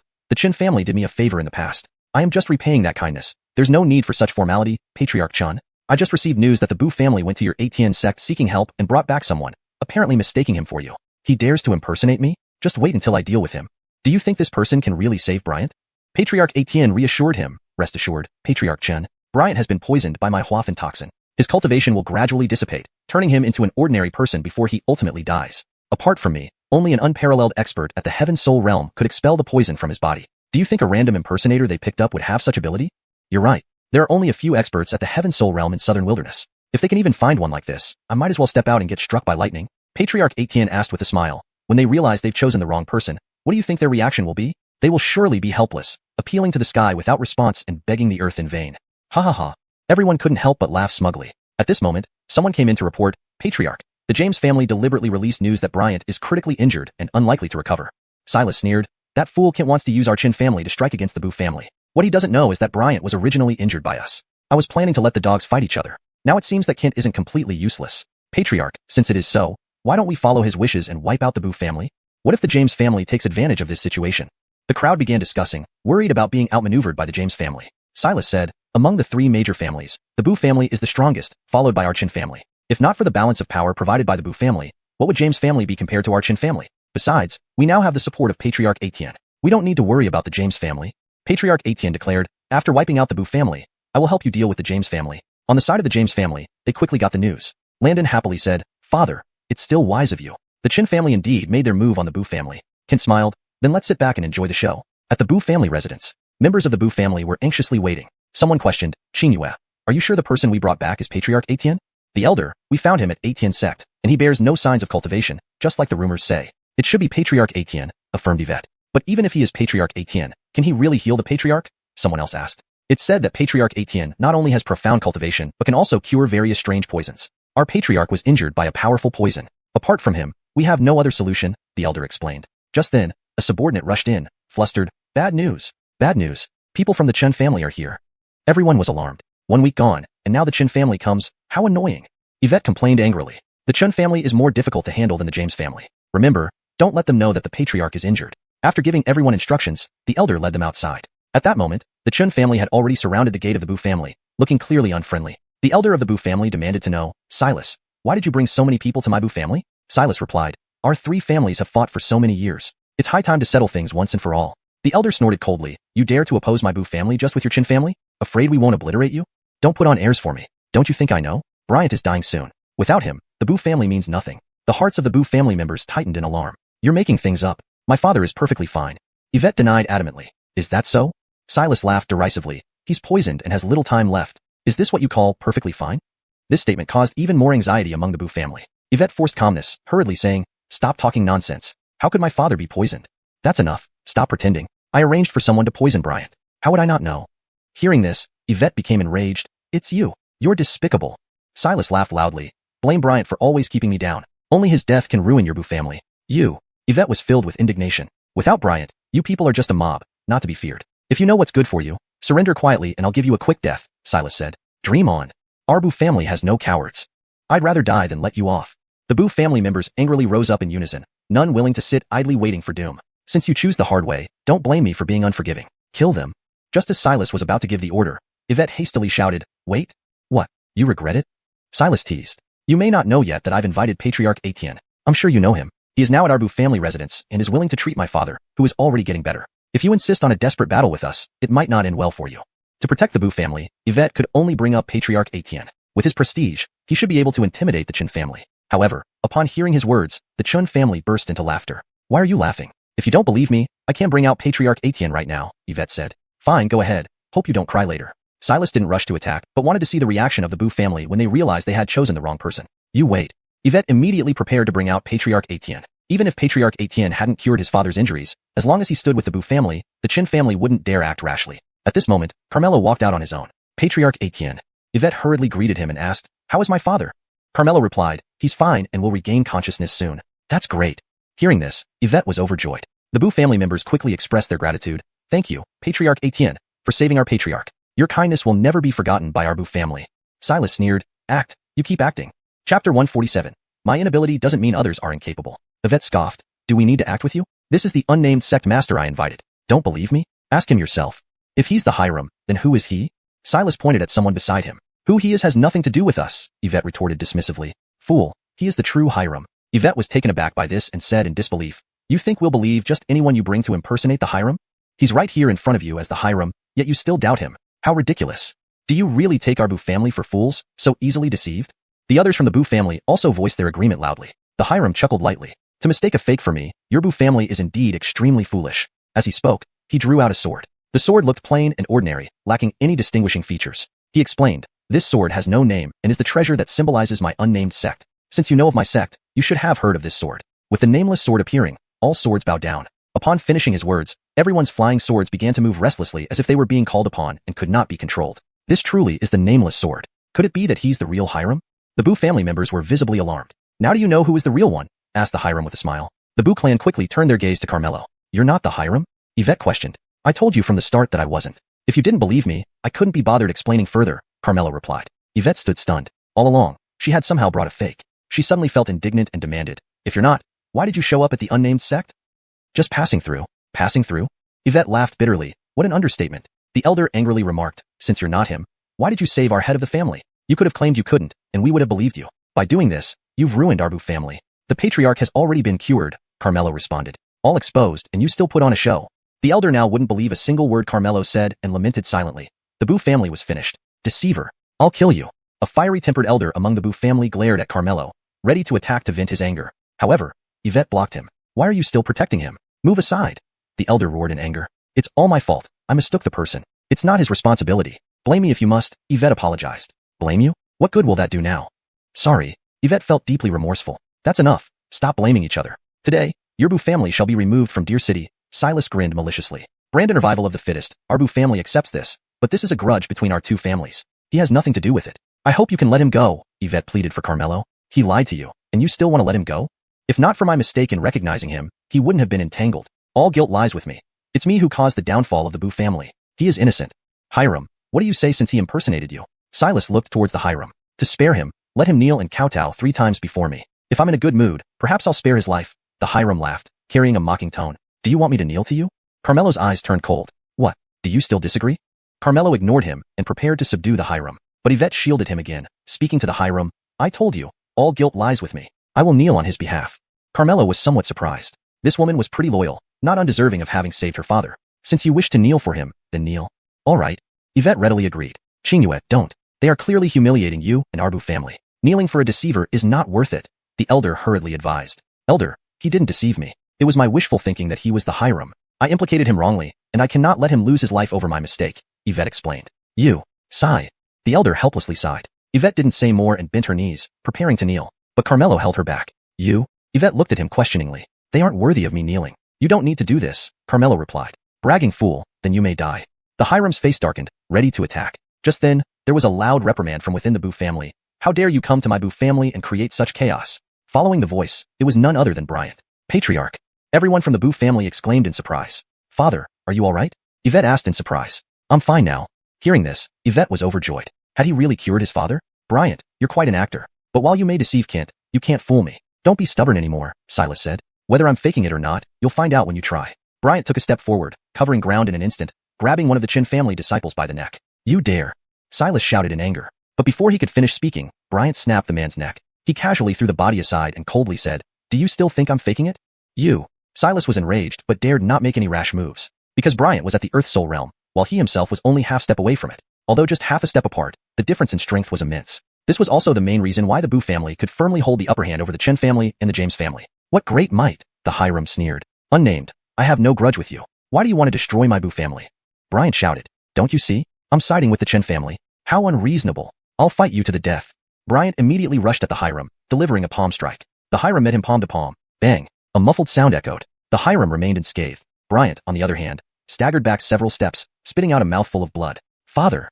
Yvette quickly held him up. "I'm already stronger than you. After your recent recovery, your strength can barely reach 70%. Yet you still think you can kill me? Overestimating yourself," the Hiram said disdainfully. "Bryant, so what if you've recovered? With the Hiram here, your Boo family will surely perish today," Silas said smugly. "Wanting to destroy my Boo family isn't that easy," Bryant huffed. "You're in such a state. What can you possibly do against me? If I can't, it doesn't mean others can't." Bryant walked up to Carmelo and suddenly knelt down, pleading, "Senior, you've seen our situation. Please save us. I'll agree to any conditions." Everyone was stunned. Bryant actually knelt down to a deceiver. Was he mad? Chapter 148. I have already helped. Others might not know Carmelo's capabilities, but Bryant was very well aware. Earlier, while Carmelo was treating him, he had displayed the strength of a celestial soul realm expert and forcefully expelled the poison from his body. "Father, what are you doing?" Yvette asked in confusion. "Daughter, this senior you invited is an unparalleled expert of the celestial soul realm. He saved me. Quickly kneel down to thank him." Whether our Bu family can escape this disaster today depends entirely on him. Bryant's words shocked everyone. Yvette was somewhat dazed. It couldn't be. The person I recognized as an imposter is actually a celestial soul realm powerhouse? Without hesitation, she immediately knelt down. Thank you for saving my father. Please save our Bu family too. Don't just stand there. All of you kneel down. Bryant urged the rest of the Bu family members. Coming back to their senses, everyone knelt down and made their pleas. Carmelo said, since we've met, it's destined. All of you rise. With me here, your Bu family will be safe. Hearing this, Bryant was overjoyed. Thank you, senior. However, Silas mocked. Are you done with your performance? Bryant barked, Silas, speak respectfully and don't offend the senior. He pretended to be the Kirk and was exposed by the real master. Now you're making him pretend to be a celestial soul realm expert, just to scare us into backing off? Bryant, your little tricks mean nothing before me. Silas instantly revealed Bryant's trick. It's you who can't recognize a true dragon when you see one. If Senior weren't at the celestial soul realm, how could he have healed my injury? You forced the suppression of your injuries to scare away Kent. I know everything clearly. I'm not that fool like Kent. The same trick won't work on me. Yvette furrowed her eyebrows. So father was trying to intimidate Silas. No wonder the random person I brought wouldn't be at the celestial soul realm. This Silas was clearly more cunning than Kent and saw through father's scheme easily. Now things were getting tricky. Not only did Yvette think this way, but the entire Bu family also agreed, feeling anxious, unsure of what to do next. At this moment, Carmelo spoke up, arrogant and utterly foolish. Kid, now you're joining in on the act. I'll expose you now, Silas instructed someone. Damon, kill him. Yes. Damon nodded, grinning nastily as he walked towards Carmelo. Yvette panicked. She knew this man was a guest elder of the Chen family, an ultra first-class expert of the blazing Brandon realm. She immediately stepped in front of Carmelo. Run quickly. Wanna run? Impossible. Damon slapped towards Yvette. Though Yvette knew she wasn't a match, she didn't give up and raised her palm to counter, preparing herself for death. Bang. Their palms collided. Yvette thought she would be killed. Unexpectedly, she remained unharmed, while Damon was sent flying, dead on the ground. Yvette was stunned. When did I become so strong? In her confusion, she felt a hand on her back, turning around to find it was this person assisting her. You. Yvette looked at Carmelo in surprise. Knowing you couldn't win but still protected me, your character is commendable. I won't let anything happen to you. Carmelo smiled faintly. How absurd. You're pretending to be weak to surprise us. I'll finish you. Silas showed murderous intent, ready to attack. But the Kirk stopped him. He impersonated me. Let me deal with him personally. Then please go ahead, Kirk. Silas stepped aside. The Kirk stared at Carmelo, retrieving the nameless sword once more. This sword has no name but doesn't strike nameless beings. Since you can kill someone of the blazing Brandon realm with one palm, you must be extraordinary. Tell me your name if you dare. I'll grant you a complete corpse. No Xianxia sect. Carmelo? Carmelo? Very well. I'll remember you. As he spoke, the Kirk unleashed a powerful aura, causing immense pressure on everyone present. 10th rank Earth Spirit Realm. Yvette exclaimed in shock. Brandon's existence was second only to the celestial soul realm. It was rumored that each generation of the unnamed sect's master was incredibly powerful, but she didn't expect him to be this strong. Could he handle it? Yvette couldn't help but worry. I won't say I didn't give you a chance. Reveal your magic weapon, and I'll let you make the first move, the Kirk said arrogantly. Killing you only requires a finger snap. Why would I need a magic weapon? Carmelo extended his index finger. So arrogant. Do you really consider yourself a celestial soul realm expert? Silas couldn't help but scoff. A celestial soul realm expert can also be extinguished with a finger snap. Everyone was speechless. This guy was too cocky. To say he could destroy a celestial soul realm expert with a finger snap, isn't he claiming to be immortal? The Kirk chuckled. You do have some schemes, intentionally saying such things to affect my state of mind. Originally, I was going to spare you a quick death. Now, I've changed my mind. With that, he slowly raised his sword. Brandonly, a strong sword intent emanated from him. Sword cultivator. Everyone was startled. He was actually a sword cultivator. It was said that sword cultivators were unmatched at the same realm. Being at the 10th rank Earth Spirit Realm, only a celestial soul realm expert could defeat him. And even if it were a celestial soul realm expert, it would be impossible to extinguish a sword cultivator with just a finger snap. Receive my sword. The Kirk narrowed his eyes and fiercely slashed his sword. A blinding sword glow flashed, making it impossible to look directly at it. Everyone shifted their gaze, only hearing the deafening sound of it slicing through the air. Even the ground trembled slightly. This was the Kirk utilizing the power of the earth, unleashing his full strength in one slash. Brandon's might would force even a celestial soul realm expert to retreat temporarily. No wonder they were feared, too terrifying. But Carmelo remained unperturbed, merely extending one finger and lightly tapping. The terrifying sword glow was instantly neutralized. What? The Kirk's face changed dramatically. Immediately, he was enveloped by an inexplicable force. Without any struggle, he was completely annihilated. Everyone stared with wide eyes, stunned on the spot. Instant kill. And it really was just a finger snap. This can't be possible. Silas was shocked speechless, stammering in disbelief. Now, it's your turn. Carmelo looked at Silas, who immediately felt his legs go weak. Thud. He knelt down instantly. Others from the Chen family were also overwhelmed by Carmelo's power, kneeling down to beg for mercy. Spare us, senior, spare us. Do you think I'm easy to talk to? Unmoved, Carmelo lifted his hand, and all the Chen family members died. The Bu family couldn't help but take a sharp breath, now looking at Carmelo with involuntary awe. Thank you, senior, for saving our Bu family. Coming back to their senses, the Bu family once again knelt down before Carmelo. Carmelo looked at Bryant. I have already helped. Now I have a question for you, and I hope you will answer truthfully. Chapter 149. Yvette goes to the James family alone. Sir, please ask. I will answer all you want to know. Bryant said respectfully. Where is the Evergreen Holy Land? Carmelo asked. Evergreen Holy Land? Bryant's expression froze slightly. You don't know either? I do know, but what? Sir, although the 3 great holy lands of the southern wilderness have widespread fame, it is extremely difficult to find their locations. They are hidden sects, very secretive and unknown to outsiders. To enter a holy land, one must either be guided by someone, be chosen to become a disciple, or receive an invitation from them.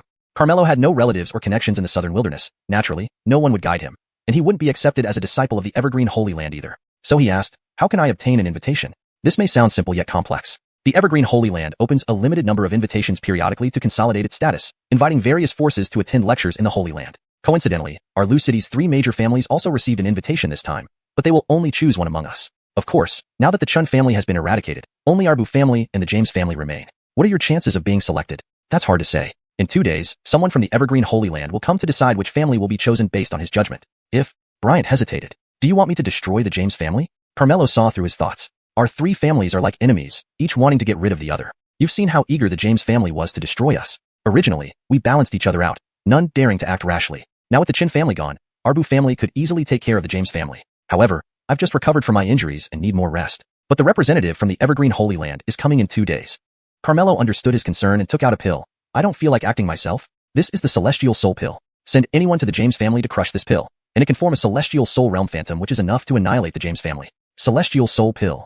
Bryant hesitated, saying unwillingly, Sir, this pill is so precious, using it to destroy just the James family seems wasteful. Carmelo responded indifferently, it's just a Celestial Soul Pill, nothing much. This is nothing? One Celestial Soul Pill represents a Celestial Soul Realm powerhouse, sufficient to become our Bu family's heirloom for generations. But he casually gave it out simply because he didn't feel like moving. Bryant found it incredibly wasteful. What kind of background does this person have? No Xianxia sect? There doesn't seem to be such a sect in any known major or minor sects of the southern wilderness. Looking at the Celestial Soul Pill in his hand, he grew more reluctant and carefully asked, Sir, if our Bu family can destroy the James family within 2 days on our own, could this Celestial Soul Pill? You want it? Carmelo asked. Brandish a valuable pill. I naturally covet it deeply. In that case, I'll give you another one. Carmelo pulled out another Celestial Soul Pill and handed it to him. Bryant was overjoyed. Sir, you really intend to give me this Celestial Soul Pill? It's already yours. Why ask? Thank you, sir. Bryant quickly bowed in gratitude. Everyone else in the Bu family was also overjoyed. Having this Celestial Soul Pill provided additional security for the Bu family. Father, let me go to the James family. Yvette volunteered. All right, I'll leave this matter to you. Be sure to accomplish it without any mishaps, Bryant instructed. Don't worry, father. Yvette assured him, knowing she could easily destroy the James family with this pill in her possession. Immediately afterward, she went to the James family alone with the Celestial Soul Pill. At this moment, the James family had prepared thoroughly, waiting for the Bu and Chun families to weaken each other before making their move. In the main hall, the high-ranking members of the James family gathered together. Bill gloated, that Chin family was easy to manipulate. They fell right into our trap. For years, our James family has been at the bottom, but soon, Lu City will be ours to dominate. Everyone laughed in agreement. Kent stood up, it's about time. Issue the order. Everyone follow me to annihilate the Bu family. Yes. Everyone stood up eagerly. All were ready, impatiently waiting. Brandondonly, someone came to report, Patriarch, Yvette from the Bu family has arrived. Everyone paused in surprise. How many people did she bring? Ken asked. No one, just her alone. Why would she come here alone? Someone questioned. Isn't it obvious? They're overwhelmed and have come specifically to beg the James family for help, someone guessed. This foolish woman still doesn't know all of this was part of our plan. She actually came here to beg for our help. Isn't she just walking into a trap? Landon said with a sneer. James Hong, go kill her, Ken instructed. Father, although this woman is foolish, she is quite appealing to the eye. It's a pity to just kill her like this. Please have her captured alive and let me deal with her, Landon said, revealing a greedy look in his eyes. All right, since you like her, she's yours as a reward. Thank you, father. Pleased, Landon ordered. Bring her in. However, the subordinate replied, Young master, she told us to come out and face our death. What did you say? To come out and face our death? Landon asked in surprise, thinking he might have misheard. Yes, and if we don't come out, she said she will level our entire James family. Nonsense. What does she think she is? Landon roared angrily. The Bu family is fighting with the Chin family, but she comes over and says this. What could it mean? What else could it mean? Obviously, they know their family is about to be wiped out, and she can't handle the shock, so she has gone mad. I'll go see what trick she has up her sleeve. Landon quickly walked outside, and saw Yvette indeed standing there alone. Yvette, your family is almost gone. Yet you dare to come to my James family and make trouble? Are you tired of living? Landon shouted. Who said our family is going to be wiped out? It's your James family that's on the verge of extinction. Don't pretend with me. You don't know, do you? We told the Chun family about your father's serious injury. After both of you are weakened, my James family will dominate. Ha ha ha. Landon laughed arrogantly. Yvette calmly said, you may be disappointed. My father has already been healed, and the Chun family has been destroyed. Now it's your James family's turn. Don't spout nonsense here. I won't waste words with you. Since you've delivered yourself into our hands, don't blame us for not being hospitable. Landon gave an order. Men, capture her, dead or alive. Yes. Several men followed the order and rushed towards Yvette. She coldly smiled. Thinking of taking my life? Don't dream. As she spoke, she took out the celestial soul pill. Chapter 150, The Biased Great Elder. When Landon saw that the pill she took out looked ordinary, he couldn't help but ridicule her. You think you can deal with our James family with just one pill? Yvette smiled and said, you're quite smart. Indeed, one pill is enough to deal with all of you. Don't make a fuss, let's see what trick you're going to play. Attack. Following Landon's order, everyone from the James family immediately rushed towards Yvette. Yvette calmly crushed the heavenly soul pill. An ethereal figure immediately condensed into shape, exuding a terrifying aura. It struck swiftly and easily killed everyone within just a few moves. So powerful. Seeing this, Yvette was overjoyed. It lived up to its reputation as the heavenly soul pill. How is this possible? Yvette, what kind of pill is this? Landon asked in astonishment. Have you heard of the heavenly soul pill? The heavenly soul pill? Bilgwai was greatly shocked. Where did your Boo family get it? You don't need to know that. Anyway, today, just like the Chin family, your James family will be erased from Deer City. You mean the Chin family has already been wiped out by you? Kent exclaimed. Do you really think I came to ask your James family for help? With the heavenly soul pill in hand, wiping out the Chen family was an easy task. Kent was extraordinarily shocked. The development of events was completely beyond his expectation. He hurriedly bowed. Miss Boo, we didn't recognize your true worth before. From now on, our James family is willing to follow your Boo family's lead. Please show mercy.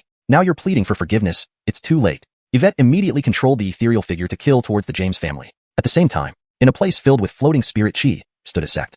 This sect covered a vast area and was built magnificently. Even the mountain gate was more luxurious than Noahanshan sect. The plaque clearly engraved 4 gold-plated big characters, Eternal Holy Land. In a study room of the Holy Land, a dignified man sat there, who was none other than the great elder of Eternal Holy Land, Rex. In front of him stood 2 people, a male and a female, who were his eldest granddaughter Talia and his second grandson Junior, respectively. Rex looked at them and said, the Listening Doctrine Conference is coming soon, and the list of invited guests is basically confirmed. Now there are 2 lists of invitations for you 2 to deliver, one to Noahanshan sect, and one to a family in Deer City. You each choose one. Junior spoke first. Grandpa, I choose Noahanshan sect. Talia frowned. Noahanshan sect was only second to the Holy Land among the divine sections. The person who went to invite must have certain weight. As the eldest granddaughter of the great elder, and the most outstanding senior sister among the younger generation of the Eternal Holy Land, she should go to invite them. She then said, Grandfather, previous generations always chose me to invite Noahanshan sect. Changing it now might not be appropriate. Before Rex could speak, Junior interrupted. What's wrong with that? You're overthinking it. There was no respect for his elder sister in his words. Talia explained. Noahanshan sect is one of the most powerful divine sects outside the 3 major Holy Lands. Besides their patriarch Hugo being at the Celestial Soul Realm, their sect leader also broke through to the Celestial Soul Realm not long ago, making them even more powerful. They deserve more attention. It would be inappropriate if you were sent this time. Junior, annoyed, retorted. Do you mean I don't have enough weight? I'm the senior sister and your elder sister. No matter identity, cultivation level, or generation, I rank higher than you. Do you think I have enough weight, or do you? You. Junior was speechless. Interrupting again, Rex said, enough. Arguing over such trivial matters is unbecoming. Both had no choice but to shut up. Rex looked at his granddaughter and said, sending you is indeed the best choice, but I want to give Wei Chen a chance to train, so let him go. Grandfather. No more words, that's decided. Rex's decision allowed no argument. Junior, pleased, said, then I'll leave the trip to Deer City to my elder sister. Talia was unhappy but helpless. How could she not see that grandfather wanted her brother to build good relations with Noahanshan sect? Because the Listening Doctrine Conference will select an heir from among disciples this time. If judged by strength and methods, she was sure to surpass everyone. But there was one most important condition, that is, to see who can bring the greatest benefit to the Holy Land. Simply put, it was about networking and seeking support. Whoever had the strongest external support had the best chance of becoming the successor. As a force second only to the 3 major Holy Lands, if they could gain the support of Noahanshan sect, the position of successor would be secure. Previously, she always went to invite Noahanshan sect, but now, precisely at this critical moment, her grandfather changed it to her brother. Her grandfather's intentions were clear. No matter how hard she tried or how excellently she performed, her grandfather always seemed to overlook her efforts. Throughout it all, he continually favored her younger brother, not only personally helping him craft divine bones, but also providing him with the best cultivation resources. This time, he didn't even bother pretending. He was openly assisting her brother in forming an alliance with Noahanshan sect. Why? Why was he so partial? Talia felt a profound sense of injustice and frustration, unable to contain her anger. Yanran, you may leave now, Rex dismissed her casually, but Talia suddenly knelt down. What are you doing? Rex asked. Grandfather, I would like to ask you, am I not the most outstanding disciple of the Holy Land? Do I not have the highest prestige among my peers? Have I not contributed the most to the Holy Land? Talia asked firmly. Rex immediately understood her intention and sternly said, don't forget that everything you have achieved today is due to the Holy Land. You have no reason to boast about your accomplishments before me. Yes, everything I have is given by the Holy Land, by you, grandfather. But I am also your granddaughter. Why do you treat us so differently? Insolent. Rex's face showed displeasure. Get out immediately. Grandfather. Out. Rex did not give Talia any chance to plead for herself, glaring at her with cold fury.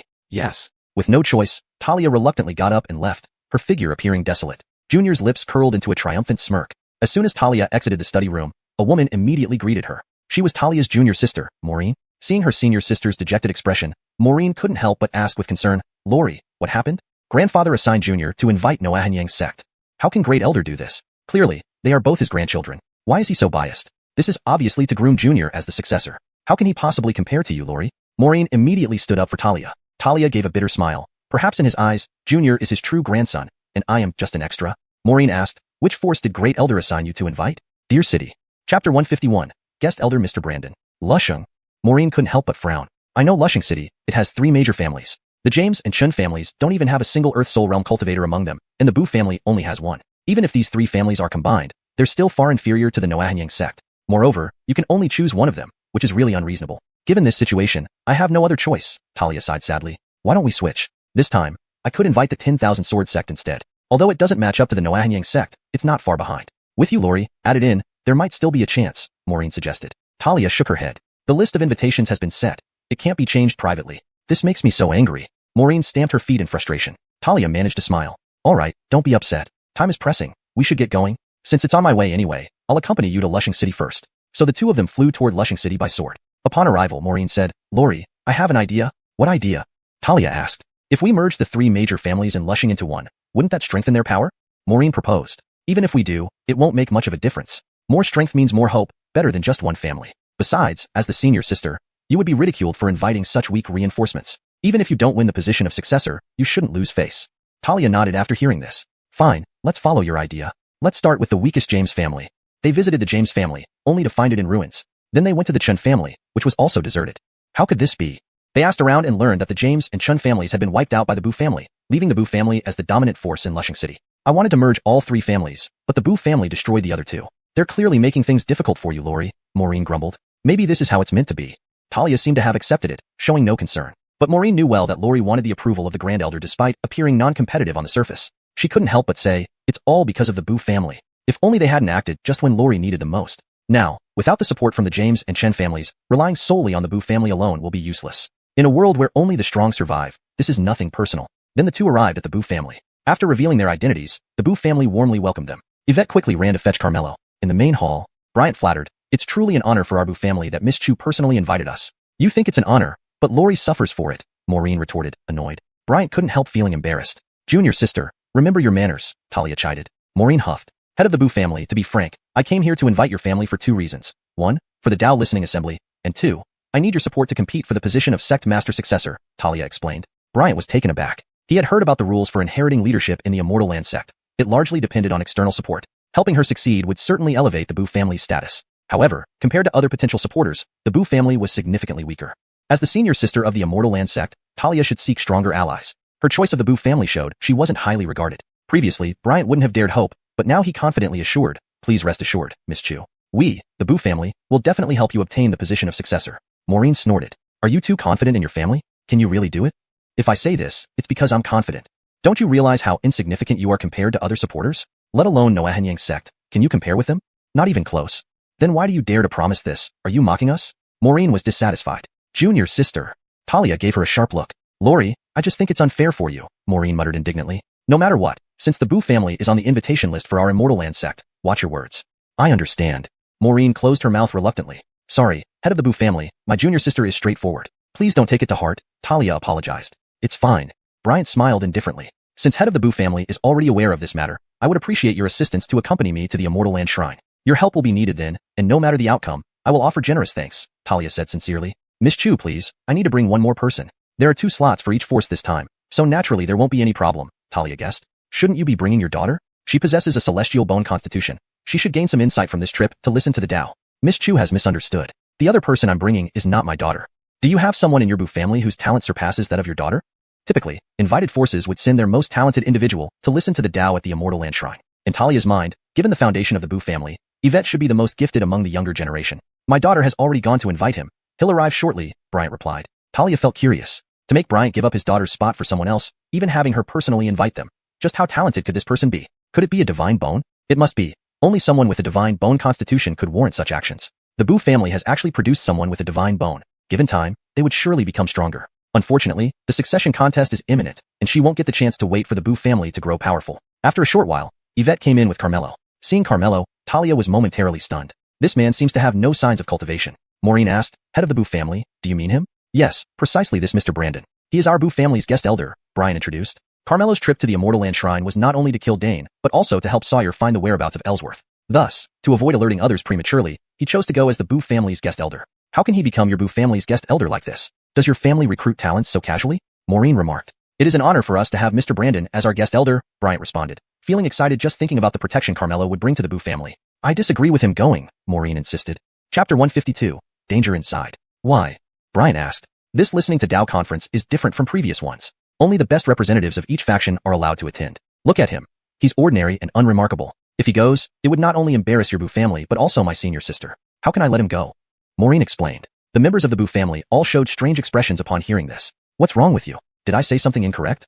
Maureen said unhappily. It wasn't just a mistake. It was completely wrong. Only if Carmelo went would Talia have a chance to become the successor. However, Carmelo had previously instructed them not to reveal his true strength, so no one mentioned it outright. But if they didn't convince this woman today, Carmelo might not be able to go. Therefore, Carmelo asked, what do you want from me to let me go? Maureen replied, on the surface, you don't show any signs of cultivation, but since you became a guest elder of the Bu family, your strength must be considerable. This way, if you can fight my senior sister to a draw, I will agree to let you go. Elder sister, aren't you asking too much of him? Talia was already at the Earth Soul realm and was considered one of the top experts in the entire Southern Wasteland. Even Bryant, the most powerful member of the Bu family, was not her match. How could a guest elder stand a chance against her? Lori, I'm trying to establish your authority. This person shows no respect to you. He surely knows that you inviting the Bu family means you're not favored by the Holy Land and thinks you're easy to bully. Now that the Bu family shares your honor and disgrace, we should make sure they understand this properly, Maureen whispered to Talia after pulling her aside.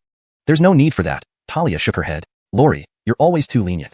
That's why Junior has been riding roughshod over you for years. Now even a guest elder of the Bu family doesn't respect you. If this continues, your reputation in the Holy Land will decline. After a while, she continued, you can give him some slack during the fight, just don't make him lose too badly. Despite Maureen's concerns, Talia still disagreed. As long as my strength is strong enough, why must I use someone else to assert my authority? Don't put him in an awkward position. Lori, that's enough. Let's drop this matter. Seeing Lori's firm attitude, Maureen had to cancel the duel. The Bu family members sighed in relief, fearing that if Carmelo accidentally injured Talia, it would be difficult to resolve. But their reactions made Maureen think they were relieved that Carmelo had escaped a potential disaster. She huffed at Carmelo. Since Lori thinks it's unnecessary, then forget it. Consider yourself lucky. Then, the four of them set off for the 10,000 Sword Sect, which Maureen had invited. At this time, inside the 10,000 Sword Sect, Patriarch Oryx sat on his throne as a disciple reported, Patriarch, Talia and Maureen, along with 2 members of the Bu family, are heading towards our sect. I know, dismissed. Oryx waved him away casually. Seated to his left was a man in black robes, hooded, whose face was obscured, making him look very mysterious. He lowered his head slightly and spoke in a hoarse voice, Patriarch Shun, there's no need for me to explain what needs to be done next, right? Just as Oryx was about to speak, someone walked in quickly and shouted loudly, our 10,000 Sword Sect will not involve ourselves in the internal disputes of the everlasting Holy Land. Grand Elder.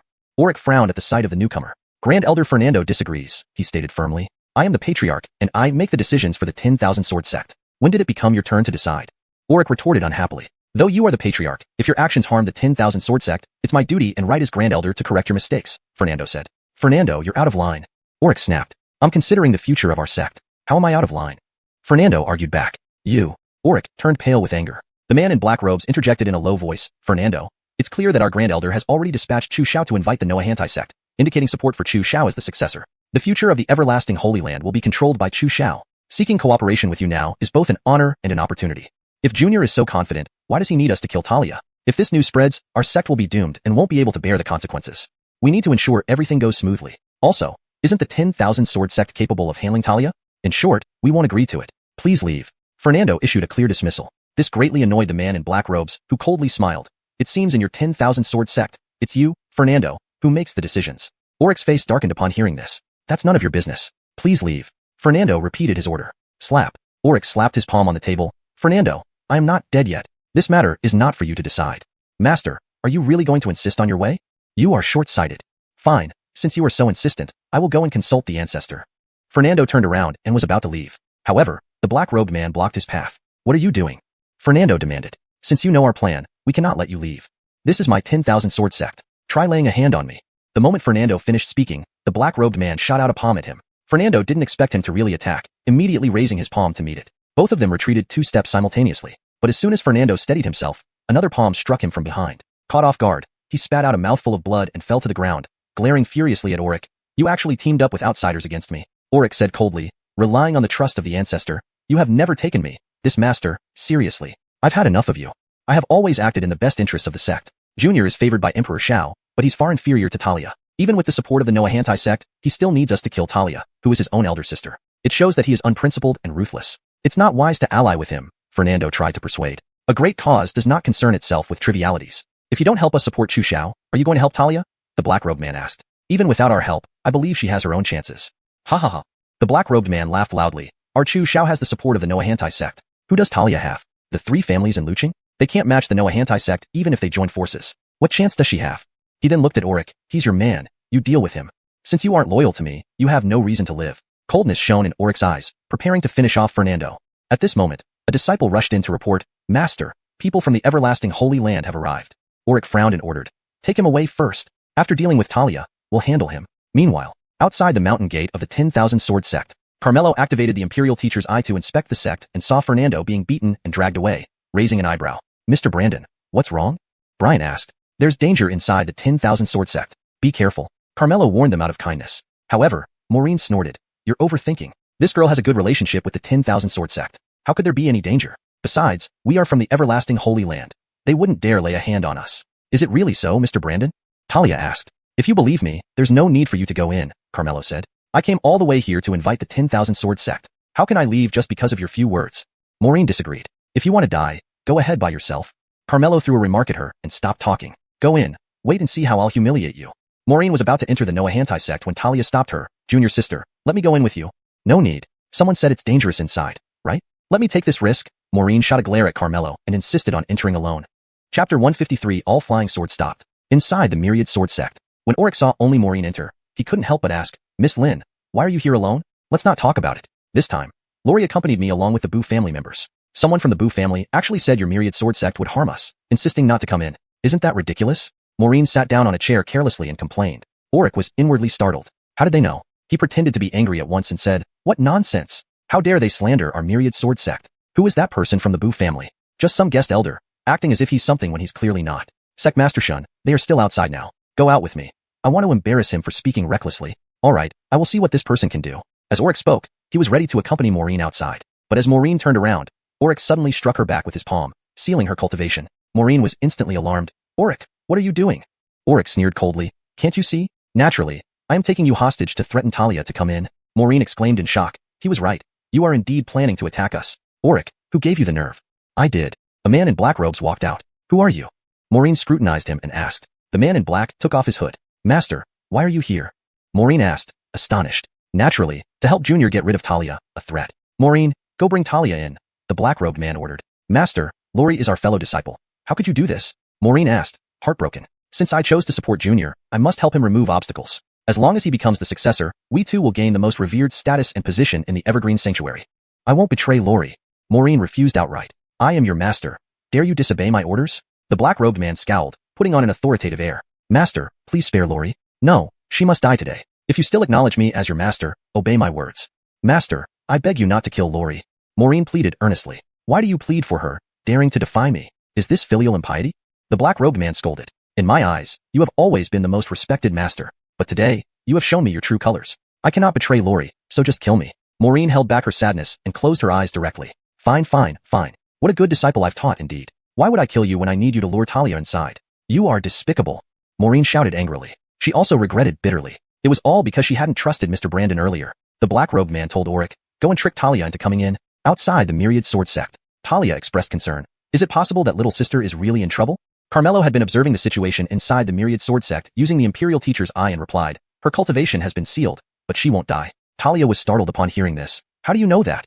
Carmelo replied coolly, I have my ways. Talia looked at Carmelo deeply. This person appeared ordinary, showing no signs of cultivation, yet even Gaylord treated him with utmost respect, indicating that he was far from simple. But could he really investigate the situation within the Myriad Sword sect? Not even she could achieve that. While pondering, Auric suddenly rushed out hurriedly, looking very anxious. Miss Chu, it's bad. Talia hurriedly asked, what happened? Maureen fainted suddenly. You should go in and check on her. Talia was alarmed upon hearing this. But then, she recalled Carmelo's words and began to doubt. How could she faint when she was fine? Talia questioned. I don't know either, there's no time to waste. Please follow me quickly, Auric urged. Talia frowned. If what Mr. Brandon said was true, Auric must be trying to trick her into the Myriad Sword sect, which would be dangerous. But regardless of whether it was true or false, she could not abandon her little sister. Thinking thus, Talia couldn't help but look at Carmelo. Auric noticed and also glanced at Carmelo. This person knew of his plot, but seemed quite ordinary. How did he know? Then let's go in and take a look. Carmelo didn't intend to meddle, but since he still needed Talia to lead him to the Evergreen Sanctuary, he entered the Myriad Sword sect. Upon entering, he saw a man in black robes standing in front of them, while Maureen was kneeling motionlessly beside him. Elder Yin, you're here too, Talia said in surprise. Eldest Lori Run, they want to kill you, Maureen shouted. Since you've come in, don't even think about leaving. As Auric spoke, the Myriad Sword sect disciples surged forward, surrounding the three of them tightly. Elder Yin, how could you collaborate with the Myriad Sword sect to frame me? Aren't you afraid my grandfather will find out and punish you? Talia demanded. If you die, how would Elder Yin know? Luther Khan laughed. Why are you doing this? You're blocking your brother's path. Talia felt a deep sorrow. What a good younger brother. To vie for the position of successor, he wouldn't even spare his own elder sister. What a cruel heart, what malicious means. The one you should kill is me. Xianxia is innocent. She is also your disciple. Don't make things difficult for her. Eldest Lori, I'm sorry, it's my fault that I got you into this. Maureen was filled with guilt. It's fine.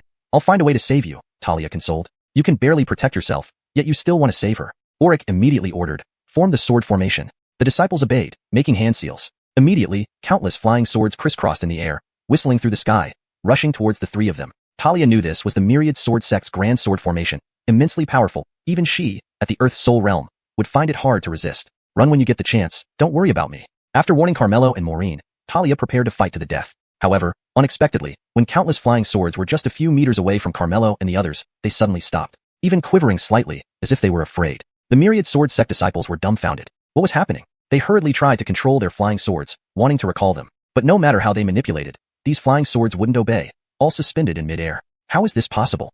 The Myriad Sword sect disciples were baffled. Talia, what trick did you use? Auric shouted. Chapter 154, is our choice. Talia was also baffled. She had used no means to control the swords, and given her capabilities, it would be impossible for her to simultaneously control so many flying swords. What on earth was going on? Only Bryant knew that it must have been Senior Brandon. He noticed an additional sword in Carmelo's hand, which was sheathed and appeared ordinary, much like Senior Brandon himself. But Bryant believed this sword was extraordinary. The Imperial Sword. The Emperor of Swords. All swords encountered it as subjects meeting their sovereign, naturally not daring to act rashly. Auric thought Talia was behind it and turned to look at Augustine. How could Talia be this powerful? Why didn't you say anything? Augustine was also shocked at this moment. He was fully aware of Talia's strength. This shouldn't be possible. I don't know when she gained such power. Augustine felt very depressed. With such abilities, he and Auric together would not stand a chance against her. Talia, you hide your depths well. Augustine frowned deeply, looking grave. Hide what? It wasn't me who did this at all. Talia instinctively looked at Carmelo. When did he get another sword? An ordinary sword? But why was Bryant staring at his sword too? And why did Bryant seem completely unfazed, as if this was normal? Could it be him? It must be him. Seeing his calm and composed demeanor, Talia believed everything was under his control. He was definitely responsible. To control so many swords without lifting a finger, even grandfather couldn't do this. Just how strong is he? Talia dared not imagine, yet felt immensely delighted. But she did not show it on her face. Since he didn't want to reveal his strength, she wouldn't expose him either. If he became displeased, it would be troublesome. After thinking this through, Talia confidently said, release my junior sister now, and I can let bygones be bygones. Otherwise, you'll bear the consequences. Augustine frowned, seemingly calculating something. Auric, however, harumphed.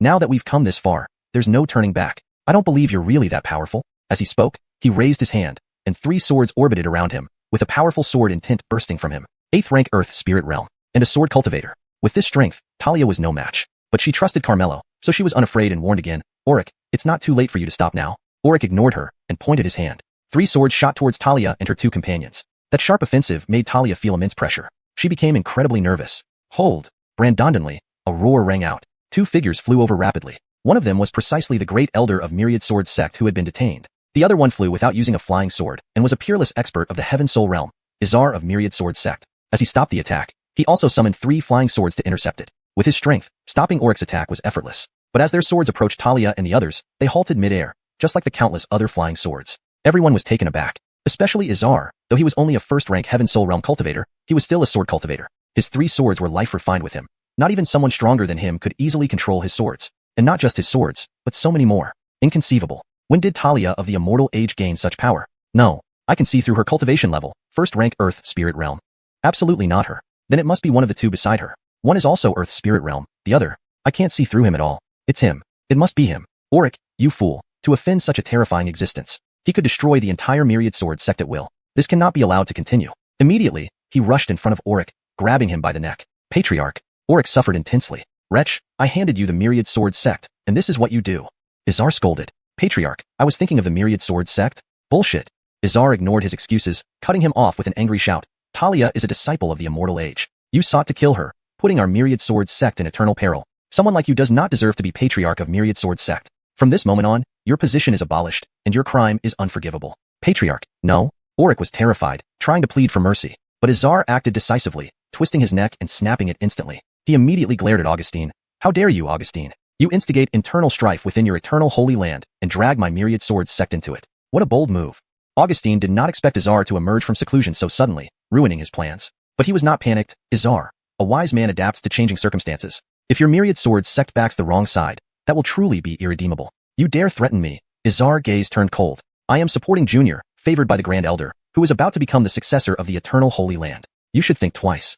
Then let me tell you this. From today onward, my Myriad Sword sect will fully support Talia. The disciples were taken aback by this statement. Augustine frowned deeply. Had Izar gone mad? Everyone knew Talia was out of favor. Almost no one wanted to get close to her. Moreover, the Myriad Sword sect had no particular ties with Talia. Even if they did, openly supporting her would be challenging the Grand Elder. If you've thought this through, know that if the Grand Elder hears of this, your Myriad Sword sect will have no peace, Augustine warned. Zakfang has such an excellent granddaughter, but insists on grooming an incompetent grandson. He's blind and foolish, and I won't follow his lead. Not to mention he's not here now. Even if he were standing before me, I would still support Talia. Izar's stance was unwavering and resolute, because he understood very well how formidable Talia's companion was. With him around, even without the support of the Myriad Sword sect, Talia could still become the successor. This decision was merely to safeguard the Myriad Sword sect. Izar, you have great audacity, daring to disrespect the Grand Elder. Wait until Junior becomes the successor, and you'll regret it. Augustine bellowed. This is our Myriad Sword sect's matter. No need for you to worry. This time you incited Auric, almost implicating my Myriad Sword sect. Now it's your turn. Izar's gaze was icy, emitting a murderous aura. I am an elder of the eternal holy land. Do you dare kill me? Augustine hastily called out. So what if I kill you? Izar immediately rushed over. Augustine was greatly alarmed and threw Maureen as a shield. Chapter 155 Arrival at the Ageless Holy Land. Maureen felt a deep sorrow in her heart, never expecting her master to treat her this way. Fortunately, Immortal Tony stopped immediately, preventing any harm to her. Elena took the opportunity to use Shrinking Earth to Inches, and in a blink, appeared before Talia, snarling, the successor can only be Junior. Don't even think of trying. As he spoke, he suddenly struck out with a palm. He had long cast aside his concerns for life and death, this strike fueled by burning his life force, determined to take Talia down with him. Elena's cultivation was inherently much higher than Talia's. Now, with no regard for consequences and ready to fight recklessly, Talia could not withstand it. But she did not sit idly by and meet her fate. She steeled herself and countered with her own palm strike. Lori! Maureen cried out in worry. Carmelo, seeing the ferocity of Elena's strike, knew that Talia was doomed. He still needed Talia to enter the ageless holy land and couldn't let her die here. So, he quietly extended one finger. Talia thought she was finished, holding on to no hope. Just as their palms were about to clash, an inexplicable force enveloped Elena. What is happening? Elena's face changed dramatically. Before he could comprehend the situation, he perished both physically and spiritually. Everyone watched in shock. They had all genuinely felt how terrifying Elena's strike had been, yet they couldn't believe he died by Talia's hand. She must be incredibly strong. However, Talia knew it wasn't her who killed Elena. It must have been Mr. Brandon. She wanted to thank Carmelo, but since he didn't want to reveal himself, she would keep quiet. Maureen exclaimed, Lori, when did you become so powerful? This? Talia glanced at Carmelo furtively, unsure of how to respond. Fortunately, Maureen quickly added, you did right. Since Elder does not favor you, you should indeed hold back. Talia smiled bitterly in her heart. It wasn't like that at all. Lori, I'm sorry. I didn't expect Master to treat you like this. Please accept my apology on his behalf, Maureen said somberly. He is who he is, and you are who you are. Besides, he has ignored your life to promote Junior, disqualifying him as your master. You needn't apologize for him or be upset because of him. Let it go. Talia comforted her softly. Yes, I know. Maureen nodded slightly, feeling much better. Miss Chu, I apologize for alarming you.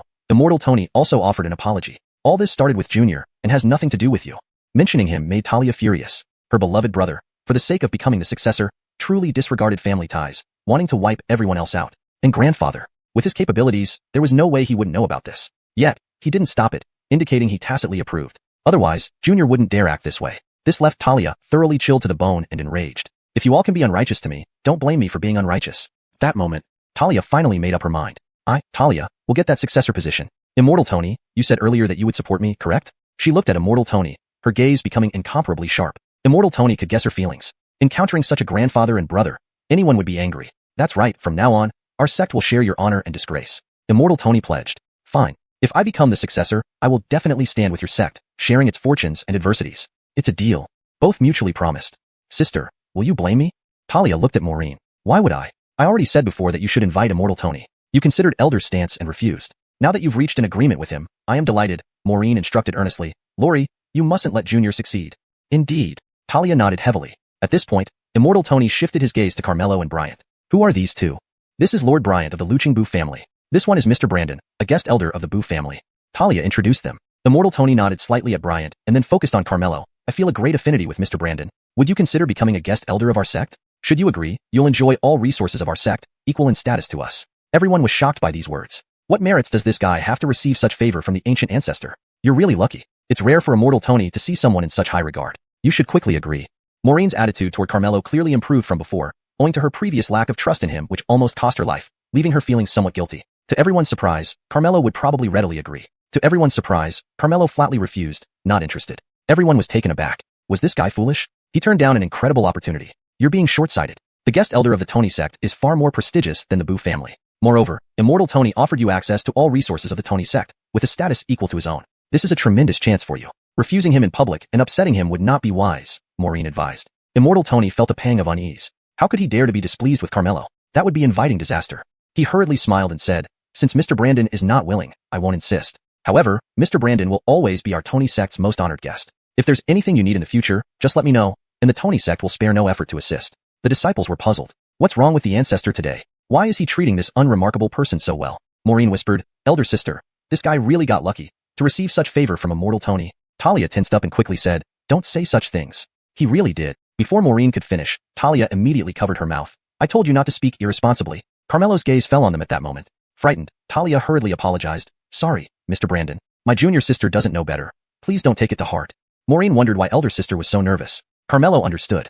After he secretly intervened earlier, Talia must have guessed. But since she didn't reveal it, Carmelo didn't bother explaining. They soon set off together toward the ageless Holy Land, now joined by Immortal Tony and Great Amberly Chong. Finally, they arrived at the entrance to the ageless Holy Land. Before them was a waterfall, behind which only a mountain wall was visible. However, when Talia made hand seals and softly shouted, open, the waterfall parted like a curtain. The once solid mountain wall transformed into an entrance. They flew in, and the scenery around them changed instantly. As far as the eye could see, spiritual energy floated through the air, birds sang, flowers bloomed, and pavilions soared in midair, majestic and mysterious. It was as if they had entered another world. Carmelo knew that certain parallel spaces existed, known as blessed lands, filled with abundant resources and rich spiritual energy. Cultivating here would be twice as effective with half the effort. Therefore, these blessed lands were typically controlled by major powers. And here was the ageless Holy Land. Upon arriving, Carmelo immediately activated the Emperor's Eye. Chapter 156. A terrifying existence beyond the great Luo Immortal. Everything within the Eternity Holy Land immediately came into view. Soon, he spotted Dane. However, what surprised him was that Dane was imprisoned in a secret room, battered and bruised, barely alive. He had gone through so much trouble to escape back here, only to end up as a prisoner. Carmelo naturally didn't care about his life or death. Ben, I finally found you. But his condition wasn't good at all. He needed to rescue him as soon as possible. Thus, Carmelo said, I'd like to walk around by myself. Maureen disagreed, saying, you are an outsider and cannot wander freely in the Holy Land. What if I insist? You. Maureen was about to speak when she was stopped by Talia. She courteously said to Carmelo, Mr. Brandon, please do as you wish, but remember not to forget tomorrow's Dao listening assembly. Carmelo nodded and left on his own. Lori, how could you let him act recklessly? Maureen asked. Don't worry about Mr. Brandon. We've traveled a long way. Let's rest properly first. Talia didn't elaborate further and dismissed Maureen. In the deepest part of the Eternity Holy Land lay the forbidden area. Disciples were not allowed to enter. Therefore, it was desolate with only a solitary courtyard. At this moment, there was someone inside the courtyard. This person had snow-white hair, looked extremely aged, leaned on a cane, and seemed barely hanging on, struggling even to walk. He was the ancestor of the Eternity Holy Land, Elton. Before him, a remnant soul was sealed, which was Ben. The two looked exactly alike. Brother, I finally restored your memories. Can you remember your little brother now? Elton chuckled. Ben's expression was bewildered. After a while, his eyes gradually became clear. He looked at Elton without anger or joy and said, my dear brother, you're still alive. As long as you're still living, how can I leave before you? That's true. Back then, to snatch everything from me, you poisoned me. Later, you crippled my cultivation, sealed my memories, arranged for Dane to take me as a disciple, cultivating me as a medicinal ingredient. When the time was right, you made Dane kill me to extract the eternal blood. But you didn't expect your method was wrong. So you found my remnant soul, brought me here, restored my memory, and want to know the correct way to refine the eternal blood from me. Ben finished speaking with a hint of mockery. You did all this and were still manipulated by me. Aren't you angry? Do you want to disperse my soul completely? But now you can't kill me. How does it feel wanting to do something but can't? Shut up. Elton was furious and shouted coldly. However, he immediately began coughing violently, looking very uncomfortable. Ben smiled at the corner of his mouth. Looks like your lifespan is almost over. You need to take the eternal blood to continue existing. My dear brother, you failed to become an immortal and can only transcend into a scatter immortal. Sadly, Scatter immortals don't have as long a lifespan as immortals. If you can't break through within the limited time, you'll grow old and die. How dare you use my title, Elton? It's laughable. I told you to shut up. Elton was trembling with anger, gnashing his teeth and said, if it weren't for that old man father favoring you and giving all resources to you, would I be inferior to you? You were just lucky. We are twin brothers born from one mother. I believe I have no regrets in my actions, while you scheme everywhere, selfish and self-centered. Father wouldn't entrust you with the secret of eternal blood. Ben huffed lightly. Enough nonsense. Hand over the eternal blood. Elton shouted. Don't waste your effort. Wait for death obediently. Let's keep each other company. Ha ha ha. Ben laughed triumphantly. You. Elton grabbed Ben by the neck tightly. Hurry. Scatter my remnant soul. Make me dissipate entirely. Come on, come on. Ben wore a mocking smile. How dare you? Do you think I won't? Elton's eyes were bloodshot, clearly on the verge of erupting. Do it. Ben squeezed out these words with difficulty. I'll grant your wish. Just as Elton was about to act, a voice suddenly came. Let go of him. Who are you? To dare intrude on the forbidden area, courting death? Elton turned his head and glared at the newcomer. Wasn't it you who killed my disciple to capture Ben?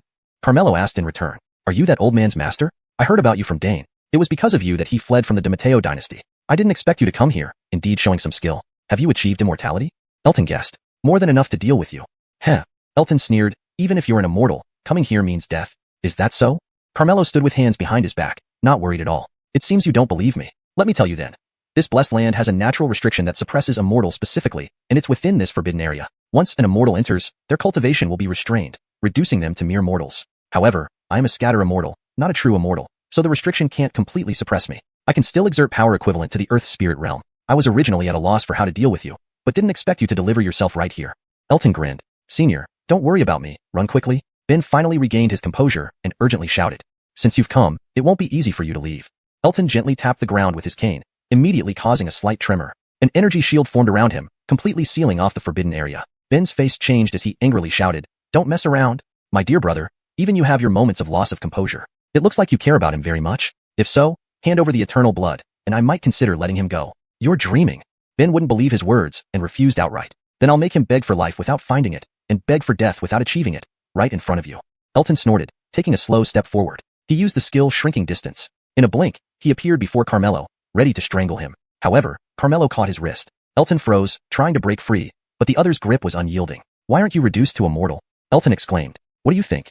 Carmelo stretched out his other hand, grabbing Elton by the neck. Elton was utterly shocked. He wasn't affected at all. Therefore, his cultivation must be beyond the range of suppression by the restriction. But this restriction supposedly restricts even great Luo golden immortals. Could he be? Elton was instantly terrified. He is actually a terrifying existence that transcends great Luo golden immortals. How did such an existence become involved with him? What a disaster. He hurriedly begged for mercy. Senior, spare my life, spare my life.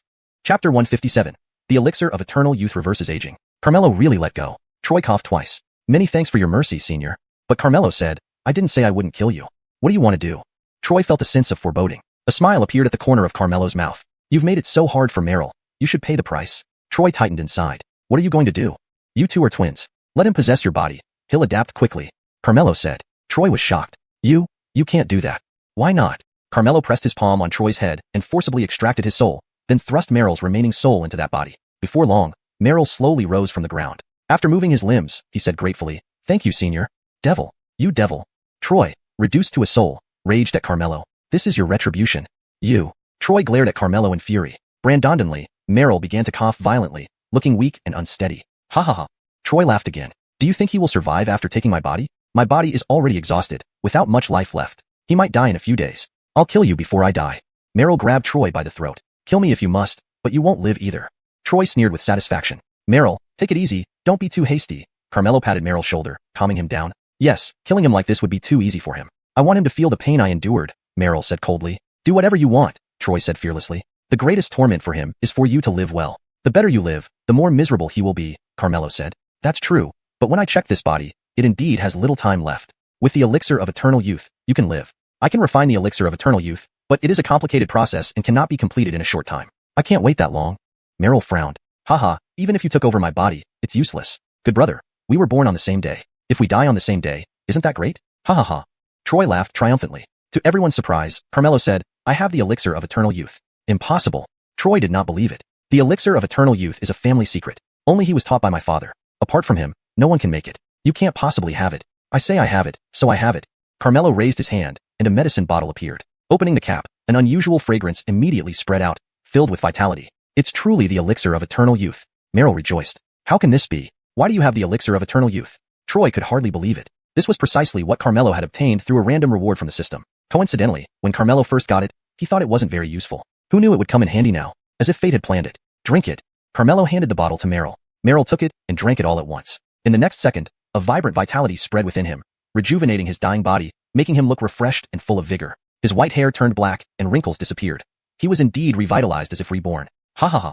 Meryl laughed joyously, overwhelmed with happiness. On the contrary, Troy's face turned ugly, and he cried out desperately, "Give me back my body. It belongs to me. Give it back."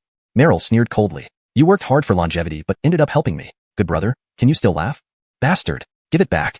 Troy yelled furiously. Meryl grabbed his neck. "I wish I could destroy your soul completely, but Senior is right. Watching me live well will be more painful than killing you directly. I will imprison your soul forever, neither able to live nor die. Kill me, kill me." Troy couldn't accept this cruel reality and only wanted to die. Meryl, of course, wouldn't fulfill his wish and firmly imprisoned his soul, leaving no chance for suicide. Then Meryl suddenly knelt before Carmelo. "Senior, I am sorry for betraying you and causing harm to Goran. You don't need to blame yourself. I have saved him. He's alive?" Meryl was extremely surprised. "I would never joke about my apprentice's life," Carmelo said. "That's wonderful." Meryl was overjoyed and became even more admiring of Carmelo. To be able to revive the dead, Senior's skills were truly unimaginable. "By the way, Senior, how did you find this place?" Meryl changed the subject. Carmelo recounted what had happened. Meryl's expression darkened. "After my brother replaced me, he didn't care about running the Troy Holy Land. The people under him have become increasingly unruly. We'll see how I deal with Xiao from Chu at tomorrow's Dao listening assembly. Let's worry about tomorrow's matters tomorrow. Now, I need to go settle accounts with Dane," Carmelo said. "This man, following my brother's orders, took me as his disciple and then killed me. If it weren't for my good fortune, I wouldn't be here today. But after doing so much for my brother, he was still imprisoned by him. He deserved it." Meryl felt indignant. "I'll handle him. You've just taken over this body. You should adapt to it first," Carmelo said. Meryl took out a token and handed it to Carmelo. "Senior, this is the Immortal Longevity token. Holding this token is like seeing me. With it, you can avoid many troubles." Carmelo took the token and turned to leave the restricted area. Before long, he arrived at the secret chamber where Dane was imprisoned. Just as he was about to enter, someone behind him called out, "Why are you here? This is a critical secret chamber. You can't wander around casually. If you're caught, your life will be in danger. Quickly come with me." Maureen tried to pull Carmelo away, but at that moment, someone from inside the secret chamber walked out and immediately shouted, "Stop." Maureen muttered, "This is bad." Turning back, she smiled nervously. "Elder Yang, it's me." Elder Yang frowned. "Maureen, don't you know this is a critical secret chamber? Why did you come here? And who is he?" "This?" Maureen hesitated. "He was invited by Master to attend tomorrow's Dao listening assembly and got lost. We're leaving now, right away." But Elder Yang shouted, "Stop." Chapter 158. Poor Dane. Maureen felt a tightening in her heart. "Elder Yang, is there anything else? An outsider dared to intrude into this restricted chamber. If we let him leave today, where would be the dignity of our immortal longevity sanctuary?" "Elder Yang, he really didn't mean to, I can assure you."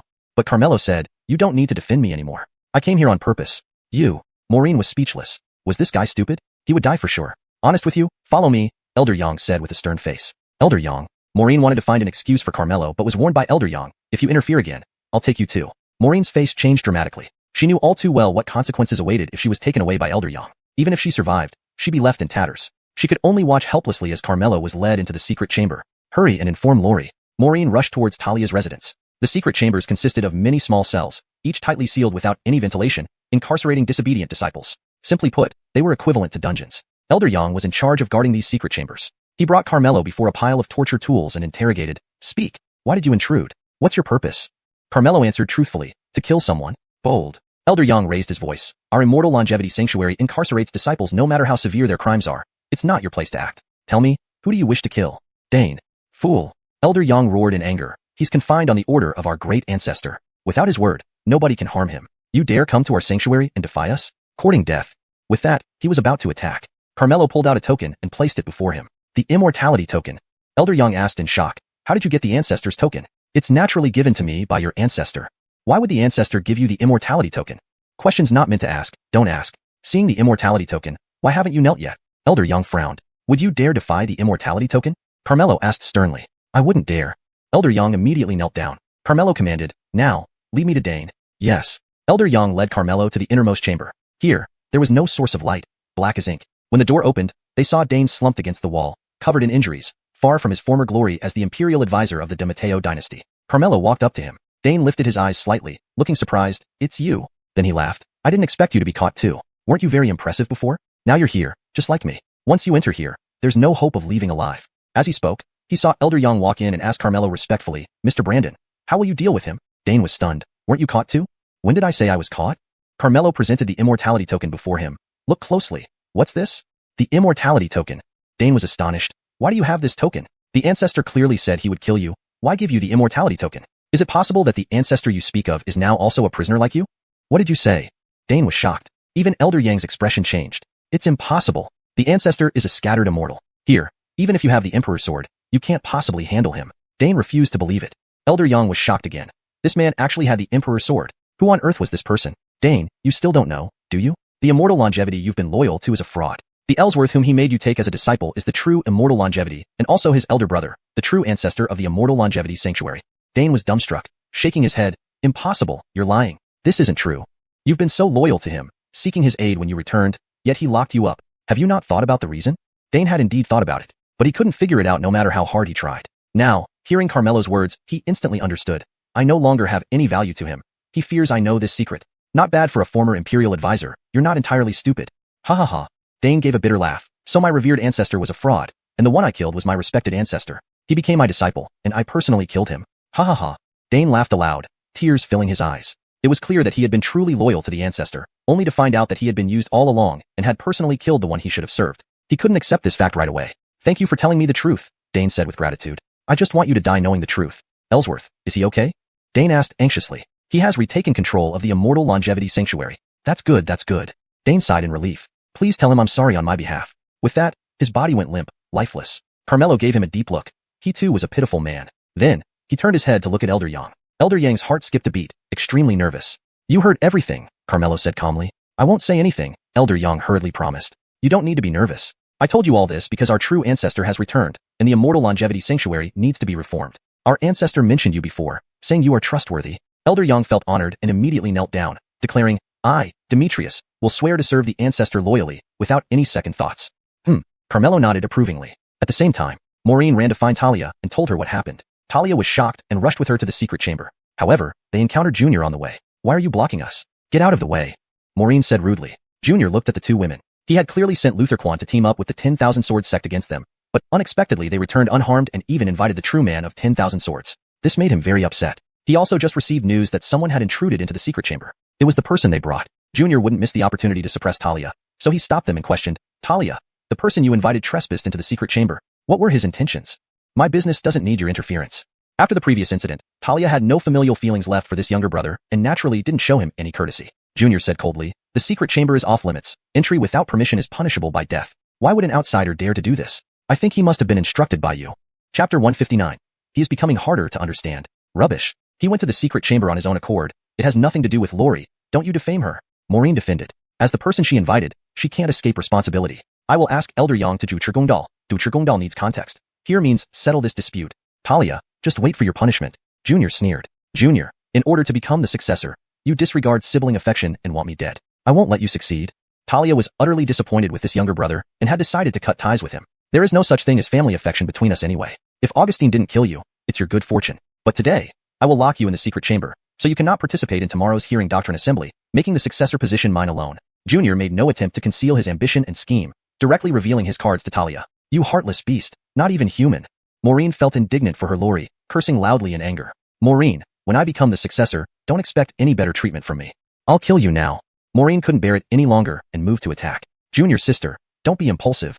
Talia hurriedly stopped her. Lori, this creature is too wicked. Thinking of how Master had sacrificed himself without regard for master-disciple ties for this very person, Maureen felt furious. Maureen, if you dare lay a finger on me, I'll make sure you regret it. Junior deliberately provoked her. Do you think I won't? Enraged, Maureen raised her sword, ready to fight. At that moment, Demetrius timely arrived, asking, what are you doing? Elder Yang, you came at the right time. I believe you've caught the person who broke into the secret chamber? He was invited by Talia. I suspect he acted under her orders, aiming to harm our holy land. Please arrest and interrogate her immediately, Junior reported. Elder Yang, he's talking nonsense. It has nothing to do with Lori. Please see clearly, Maureen hurriedly said. Elder Yang, Maureen covers up for Talia. She's likely an accomplice and should be arrested and punished along with them. Junior, you're shameless. Infuriated, Maureen pointed at him and yelled. Elder Yang, see how angry she is because I spoke the truth. She was about to kill me, clearly out of guilt. Severe punishment is necessary. Maureen couldn't find words to refute Junior, overwhelmed by anger. Seizing the opportunity, Junior incited, Elder Yang, she is speechless. Why wait? Arrest both of them. Bring them. Demetrius called two disciples over. Talia and Maureen's heart sank. If they were taken away, they would miss tomorrow's hearing doctrine assembly and have no chance to turn things around. Beside them, Junior showed a smug smile, thinking he had the upper hand. Unexpectedly, Demetrius turned his attention to him. Arrest him? Yes, Elder. The two disciples immediately seized Junior. He was stunned. The two women were equally confused. Elder Yang, why are you arresting me? They're the ones who committed the offense, Junior protested. He's the one, Demetrius sternly replied. Why am I being arrested when they're the ones who caused trouble? Junior was bewildered, wondering if Demetrius had lost his mind. Lying and framing fellow disciples, isn't that wrong? Demetrius questioned. They invited someone who broke into the secret chamber. Didn't you catch him? I'm just stating facts. How is that lying? Who says Mr. Brandon trespassed? Just then, Carmelo slowly emerged from the secret chamber. All present froze. Mr. Brandon, I apologize for causing you trouble. Demetrius apologized politely. The three were dumbstruck. Not only did Elder Yang not punish Carmelo for entering the secret chamber, but he also treated him so courteously. What happened? Talia immediately realized that Elder Yang must have witnessed Mr. Brandon's strength. Given his prowess, Elder Yang naturally dared not offend him. You accused me of trespassing into your secret chamber and wanted to punish me, correct? Carmelo coldly looked at Junior. The secret chamber is a restricted area. How can outsiders enter casually? Elder Yang, will you protect him? Just after finishing, Demetrius suddenly slapped Junior. You dare hit me? Junior was almost exploding with rage, his face extremely ugly. Mr. Brandon is a distinguished guest we invited to our immortal land. Whether he comes to my secret chamber or even the forbidden zone, it's none of your business. Out of respect for the elder, I won't make things difficult for you. Now, get out. Demetrius loudly reprimanded. Fine, you'll regret this. Brandon pressing his fury, Junior turned and quickly left. Mr. Brandon, please make yourself at home. Demetrius also returned to the secret chamber. Maureen couldn't help but curiously examined Carmelo and asked in a stern tone, spill it. What's your relationship with Elder Yang? Why does he protect you so much? As he said, I am the distinguished guest of your immortal land. Not just him, even your ancestor would show utmost respect to me, Carmelo replied honestly. But Maureen didn't believe it and hurriedly lowered her voice, saying, don't talk nonsense. If this word gets to the ears of the ancestor, you're dead for sure. Carmelo did not explain any further and left on his own. Lori, why do I find him harder to understand? He doesn't seem as simple as he looks, Maureen speculated. The outcome of tomorrow's hearing doctrine assembly and whether I can become the successor all depend on him. Depend on him? Lori, aren't you overestimating him? We'll see about that tomorrow. At the same time, after suffering a loss, Junior came to find Rex with a huff. Grandfather, you must stand up for me. Rex glanced at him indifferently and reproved, tomorrow, you will be the successor. You still act so rashly. How can you uphold your dignity? Grandfather, it's all Talia's fault. Junior quickly recounted what happened. Demetrius actually treated an outsider like this. It seems he has chosen to side with Talia. Rex frowned. Is Demetrius out of his mind? Everyone knows grandfather supports me. Choosing Talia is asking for death. She managed to avoid Augustine's attack, invited Master Brecken, and now won over Demetrius. I underestimated her. Rex scolded while maintaining a serious expression. If you had half of your sister's abilities, I wouldn't have to worry so much about you. Junior lowered his head, not daring to speak. But no matter how hard she tries, she can't change tomorrow's result. You may leave now. Yes. As soon as Junior left, a black figure appeared out of nowhere in front of Rex. Chapter 160, The Listening to Tao Conference. This person was none other than the patriarch of Noahanyang sect, Immortal Noahanyang. When Rex saw him, he immediately stood up and paid his respects. Greetings, senior brother. Immortal Noahanyang had a stern look on his face and said, 不满道，当初我就说楚嫣然是个隐患，让你早点把她解决了，你不肯。现在他要跟你孙子争夺继承人，若让他当上了，肯定不会受我们摆布。我们这么多年的计划将功亏一篑，你担待得起吗？ I also didn't expect that Augustine would fail. It was my underestimation of her. But please rest assured, senior brother, the only somewhat troublesome person by her side is Alfredo. The others are not worth fearing and can't stir up any trouble. Fear not the general case, but the exception. It's best you don't underestimate her too much. Please rest assured, senior brother. You know the situation in the ageless Holy Land well enough. Artemio Chungha was killed by our joint effort, leaving the position of sect master vacant. The longevity immortal is near the end of his lifespan and doesn't meddle in worldly affairs, nor dare to leave the forbidden area. The ageless Holy Land is now almost under my control, just waiting for Stanley to become the successor and smoothly take the position of sect master so I can legitimately take charge of the ageless Holy Land. By then, once the longevity immortal dies, our Noahanyang sect will be able to take its place. Rex spoke confidently, as if everything was within his grasp. It had better be as you say. If anything goes wrong, I will hold you accountable. Yes. Rex bowed slightly in agreement. Immortal Noahanyang then vanished from sight. They did not know that Carmelo had activated the Imperial Teacher's Eye, observing their every move. He didn't expect Rex to be an undercover agent sent by the Noahanyang sect. No wonder he favored his grandson so much. It was because Junior was easy to control. Looks like there will be quite a show tomorrow. The corner of Carmelo's mouth twitched into a smile, eagerly anticipating the upcoming Listening to Tao conference. The next day, at the square of the ageless Holy Land. Today was the grand event of the Listening to Tao conference. Not only all disciples of the ageless Holy Land were present, but many Tao companions from other forces were invited as well. Standing on the platform, Rex scanned the crowd and loudly declared, not long ago, the sect master was harmed by evildoers and unfortunately passed away. As the saying goes, a country cannot go a day without a ruler, and neither can our Holy Land go a day without a master. Therefore, this time at the Listening to Tao conference, we will select a successor to inherit the position of sect master. According to the rules of the Holy Land, the successor must not only have a certain level of strength, but also have good relationships with others. Only then can they lead our Holy Land to eternal prosperity and glory. He paused and continued. Everyone has the opportunity to participate in this election. If you believe you are qualified, please come forward. I will. Junior was the first to step onto the platform. All the disciples knew that Junior was the personal grandson of Elder One, deeply favored, virtually predetermined as the successor. Anyone who went up to challenge him now would stand no chance of winning, and it would offend him. Given his character, he would definitely settle scores later. Thus, everyone chose to remain silent. Junior smiled faintly, quite satisfied with their reactions. But at that moment, a voice broke the silence. I will compete with him.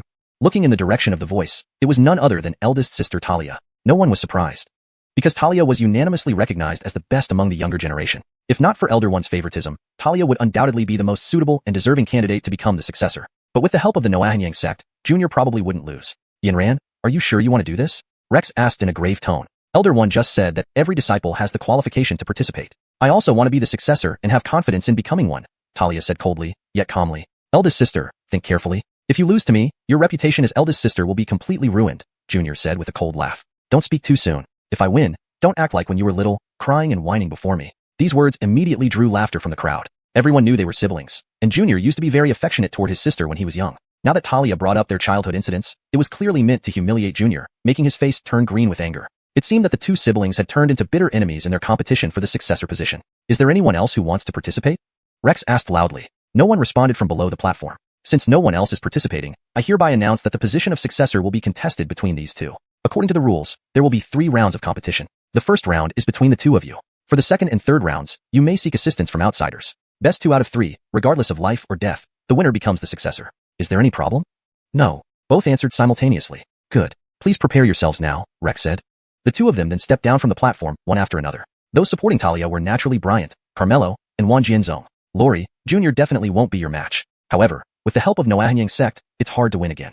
This time, it all depends on Master Wanjian, Maureen analyzed. The ones Noahanyang sect sent this time are Immortal Noahanyang and Chance. Immortal Noahanyang's strength is unfathomable. I am definitely not his match. As for Chance, when he became the sect master, I once fought with him and could only end up even. Master Wanjian shook his head. What should we do? Are we hopeless? Maureen was quite depressed. That's not necessarily the case. Talia looked at Carmelo and bowed slightly. Mr. Brandon, please help me. Lori, you want him to enter the arena? Wouldn't that mean a sure loss? Maureen was speechless, wondering what Lori was thinking. Little sister, don't be impolite to Mr. Brandon, Talia reproached. Maureen pouted, unconvinced. Don't worry. With me here, victory is guaranteed, Carmelo assured. With Mr. Brandon's words, I feel relieved. Talia was delighted and her confidence greatly increased. On Junior's side, they were also discussing who would step up. 2 seniors, Talia will definitely have Wang Jianzong participate. You should have no problem, right? Junior asked. Even I'm unsure if I can beat Master Wanjian. How can he be a match for our ancestor? Rest assured, we are bound to win, said Chance, the leader of Noahanyang sect, confidently, completely disregarding the opponent. Master Wanjian, leave it to me. With that, Immortal Noahanyang closed his eyes to meditate. Soon, the competition began. Talia and Junior came back up again. Talia drew her sword and stared coldly at Junior. From childhood till now, you've never been as good as me. If not for grandfather's favoritism, you wouldn't even have the qualification to stand here. As she spoke, she pointed the sword at Junior. Starting from today, our sibling relationship ends. I'll show you that even with grandfather's favoritism, I can still crush you. With that, she charged at him with her sword. Unexpectedly, Junior shouted loudly, I concede. Chapter 161. Am I that perverted? Everyone was speechless. He admitted defeat before the fight even started. Was he that cowardly? But they also understood that Junior was no match for Talia to begin with, so conceding outright was better than getting thrashed. Shameless. Talia sneered. Junior did not feel the least bit ashamed and chuckled. I admit I can't beat you, but don't forget it's best 2 out of 3. I'm sure I'll win the next 2 rounds.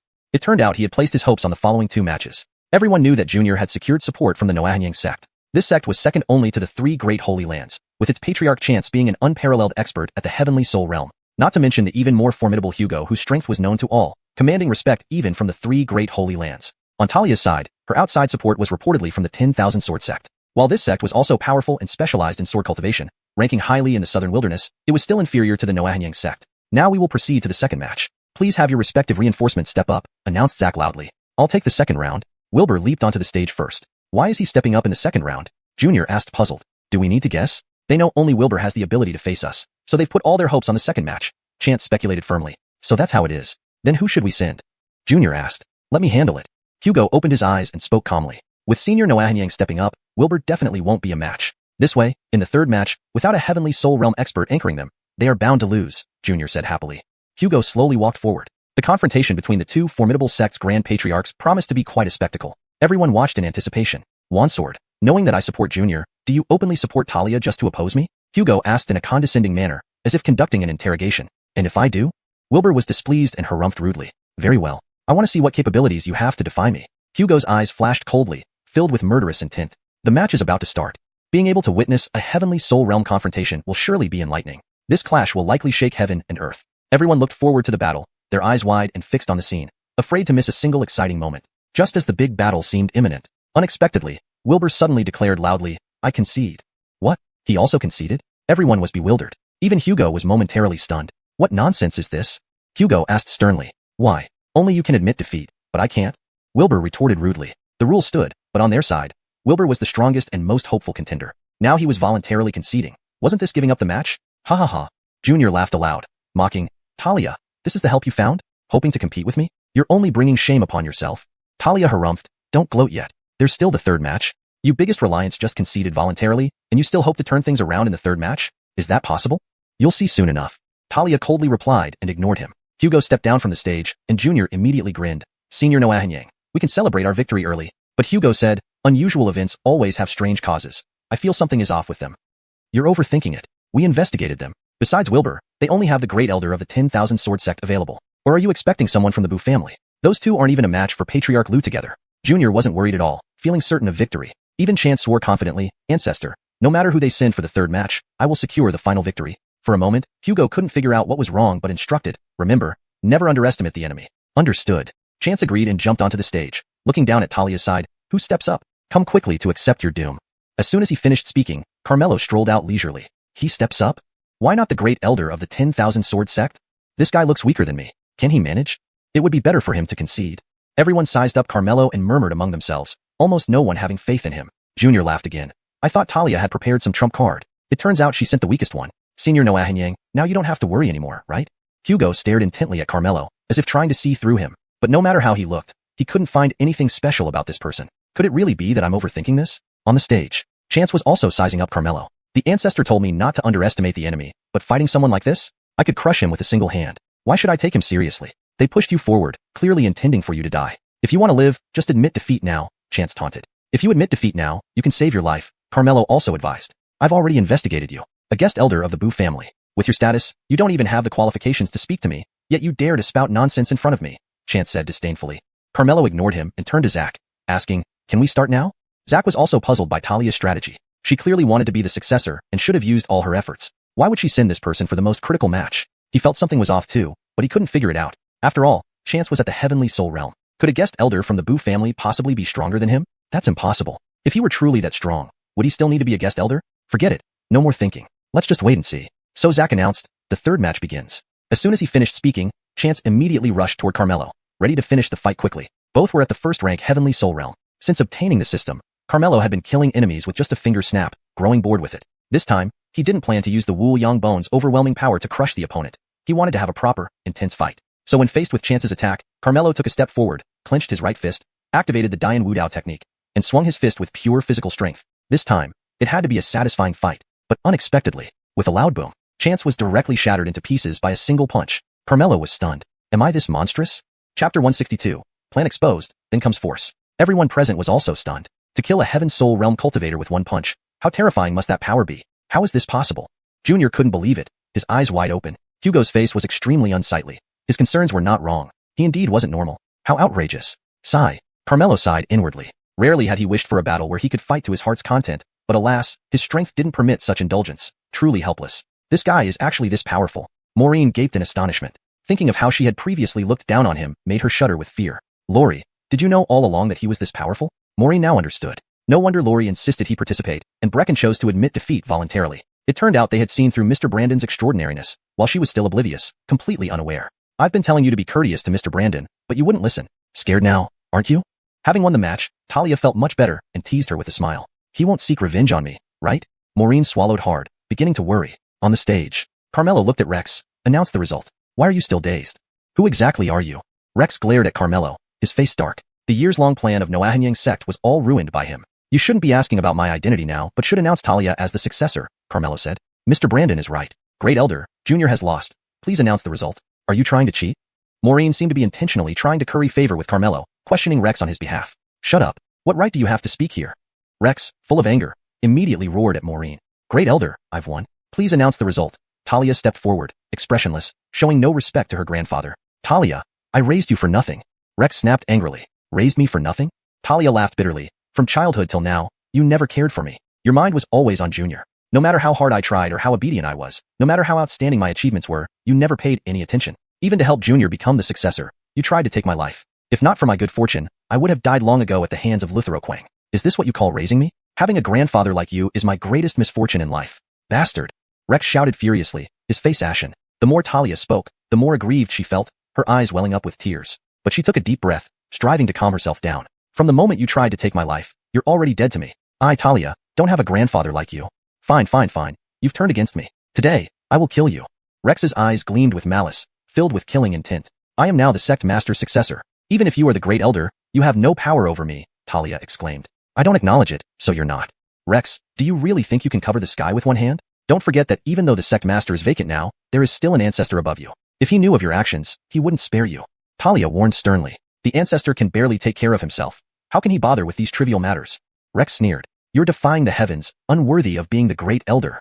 Talia reprimanded. You forced me into this. Rex, having nothing left to lose, announced loudly, now, I declare as the great elder, Talia has committed insubordination, stripping her of her succession rights. Junior will take over. Who opposes? The disciples exchanged glances, grumbling internally but afraid to act due to the great elder's authority. Rex smug said, you see, even if you win, what does it matter? As long as I'm here, you won't succeed. You're too oppressive. Talia was enraged, yet powerless. After all, Rex was the great elder, his word final in Bulaosheng sect. Was this the end for her? Just when Talia felt hopeless, Carmelo stepped forward. Rex, abusing your position as the great elder, ignoring the sect rules, suppressing others, and being unfit for your position, I hereby declare your removal as the great elder. Ha ha ha. Rex laughed out loud. Who do you think you are? What right do you have to remove me? With this enough or not? Carmelo took out the eternal token, holding it high. Eternal token. Indeed, the eternal token. All the disciples were greatly surprised. The eternal token is here, akin to the ancestor's presence. Bow quickly. Carmelo bellowed. Greetings, ancestor. Demetrius knelt first. Talia and Maureen glanced at each other, following suit shortly after. Seeing this, the other disciples also kneeled one by one. Rex, are you refusing to kneel? Do you not respect the ancestor? Carmelo asked sternly. The ancestor has long been out of worldly affairs. He would not give you the eternal token. This must be fake, Rex questioned. The eternal token bears the mark of your ancestor. Whether it's real or fake, you know best in your heart, Carmelo said calmly. Rex frowned deeply, unable to refute immediately. Carmelo immediately added, now I declare in the name of the ancestor. Talia has won the competition and is appointed as the successor of the sect. Rex is unfit for his position. Remove him from the position of great elder and imprison him in the secret chamber. Thank you, ancestor. Talia was overjoyed, finally achieving her goal. Rex growled. You think you can imprison me? Dream on. Carmelo's expression darkened. Do you dare to defy the eternal token? I am not a member of the Bulaosheng sect. How can I defy it? Upon hearing this, all disciples were startled. Only Carmelo was not surprised at all. Your fox's tail can no longer be hidden, second ancestor of Noahanyang sect. What? The great elder is from Noahanyang sect? How? How could this be possible? The disciples gasped in shock, finding it hard to believe. You knew it all along, Rex asked in a low voice. Not only do I know your identity, but I also understand your intentions. By supporting Junior, you aim to control Bulaosheng sect so that your Noahanyang sect could seize this blessed land and replace us. The disciples were astonished. Talia suddenly understood everything. No wonder he never liked her. It turned out he didn't even consider her as a granddaughter, and Junior was merely a tool for him. Brandonporting Junior was only because he was easy to control. How ruthless. Noahanyang sect dares to plot against our Bulaosheng sect. How audacious. You will not leave here alive today. Demetrius roared angrily. The disciples immediately braced themselves. However, Hugo was unafraid. We originally intended to take over your Bulaosheng sect peacefully, but since an accident occurred, we can only resort to force. Chapter 163. Please, Senior, come and give a lecture. Just the two of you dare to cause trouble on our everlasting Holy Land territory? Immortal Henrik, you're far too arrogant. Demetrius sneered with disdain. The disciples also scoffed at them. Who said it's just us two? Immortal Henrik had barely finished speaking when some of the disciples of the everlasting Holy Land suddenly turned against their former comrades. Senior brother, you actually betrayed the everlasting Holy Land. Eben, put down your sword quickly. I'm your senior sister. Disciple, you? Chaos erupted on the scene, and the situation became unclear. Zack said smugly, do you really think I was a grand elder for nothing all these years? They are all my Henrik sect disciples who infiltrated the everlasting Holy Land under my arrangements, just waiting to replace you. You are so treacherous. Talia condemned angrily. The only thing I regret is that such an outstanding granddaughter as you can't be used by me and has to be eliminated. To be your granddaughter is my disgrace. Thinking about this now made Talia feel ashamed. She had actually been his granddaughter. In order to replace our everlasting Holy Land and gain this blessed land, you've planned deeply. If I'm not mistaken, the death of our leader is also related to you, Demetrius said coldly. That's right, Artemio Chungha was killed by us. Only in this way could Stanley take over smoothly and gradually take your place. Our originally flawless plan eventually failed. Zack stared at Carmelo hatefully. When the disciples of the everlasting Holy Land learned the truth about the leader's death, they were indignant and angrily shouted, vowing to avenge their leader. Zack laughed coldly. Do you still expect revenge? Unless the immortal everlasting himself comes. But he can hardly care about your life or death now. Today, it's uncertain who will win. The people from the everlasting Holy Land felt disheartened. Indeed, with immortal Henrik and Zack here, even though they outnumbered, they couldn't do anything to them. If a real fight happened, they might not get a good outcome. However, at this moment, a thunderous voice echoed throughout the blessed land. Who says I am busy caring for myself? Looking in the direction of the voice, everyone saw a figure approaching through the air, exuding divine power that caused tremendous pressure. Patriarch. Great. The Patriarch has come. The Patriarch looks like he's rejuvenated. All the disciples were overjoyed. In contrast, everyone from the Henrik sect showed surprise. Zack couldn't believe it. How is this possible? He was clearly nearing the end of his lifespan. How did he become young again? Zack, you have great guts. Heavenly Ancestor glared at Zack, emitting a vast divine power pressing down on him. Zack struggled to resist and was forcefully pressed to his knees. His knees hit the ground with a sharp cracking sound, causing unbearable pain. He was shocked. Despite being at the 10th rank Heaven Soul Realm, he was completely powerless against Heavenly Ancestor, who had merely failed to become an immortal and became a dispersed immortal. The difference between a deity and immortal was so huge. And you. Heavenly Ancestor then shifted his gaze to immortal Henrik. The same divine power swept towards him. Henrik instantly exerted all his strength to resist. The momentum he released contained a hint of immortality. Half-step human immortal realm. Henrik, you've surprised me a bit, Heavenly Ancestor said mockingly. Henrik, struggling against his pressure, trembled violently, glaring but unable to speak. He thought he had one foot in the realm of deities, and Heavenly Ancestor was just a failed deity. He didn't expect to be completely helpless in front of him. Kneel down. Heavenly Ancestor's divine power surged dramatically as he gave a light command. Bang! Henrik couldn't hold back any longer, and his knees slammed into the ground, cracking the surface and leaving him bloody and in agony. Everyone was stunned by Heavenly Ancestor's power, especially the Henrik sect disciples. Witnessing both Grand Elders humiliated, they were terrified. Now, since your Grand Elders are kneeling, shouldn't you all follow suit? Heavenly Ancestor said coldly, scaring the Henrik sect disciples into involuntary kneeling. Hear my order. Heavenly Ancestor commanded. We're here, Master. The disciples responded together. The Henrik sect has dared to challenge our holy land. Kill. At Heavenly Ancestor's command, the disciples immediately began slaying. Under his divine power, the Henrik sect disciples could neither move nor resist, awaiting their inevitable death. For a time, screams of agony filled the air. Talia, holding her sword, approached Zack, placing it at his throat. Zack, did you ever imagine you'd have this day? Zack looked up at her, unwilling to admit, I regret not dealing with you earlier, which led to today's mistake. You only have eyes for the Henrik sect, not a bit of family affection. Since so, let me send you on your way. With that, Talia slashed across Zack's neck with her sword. Then, she turned her gaze towards Junior.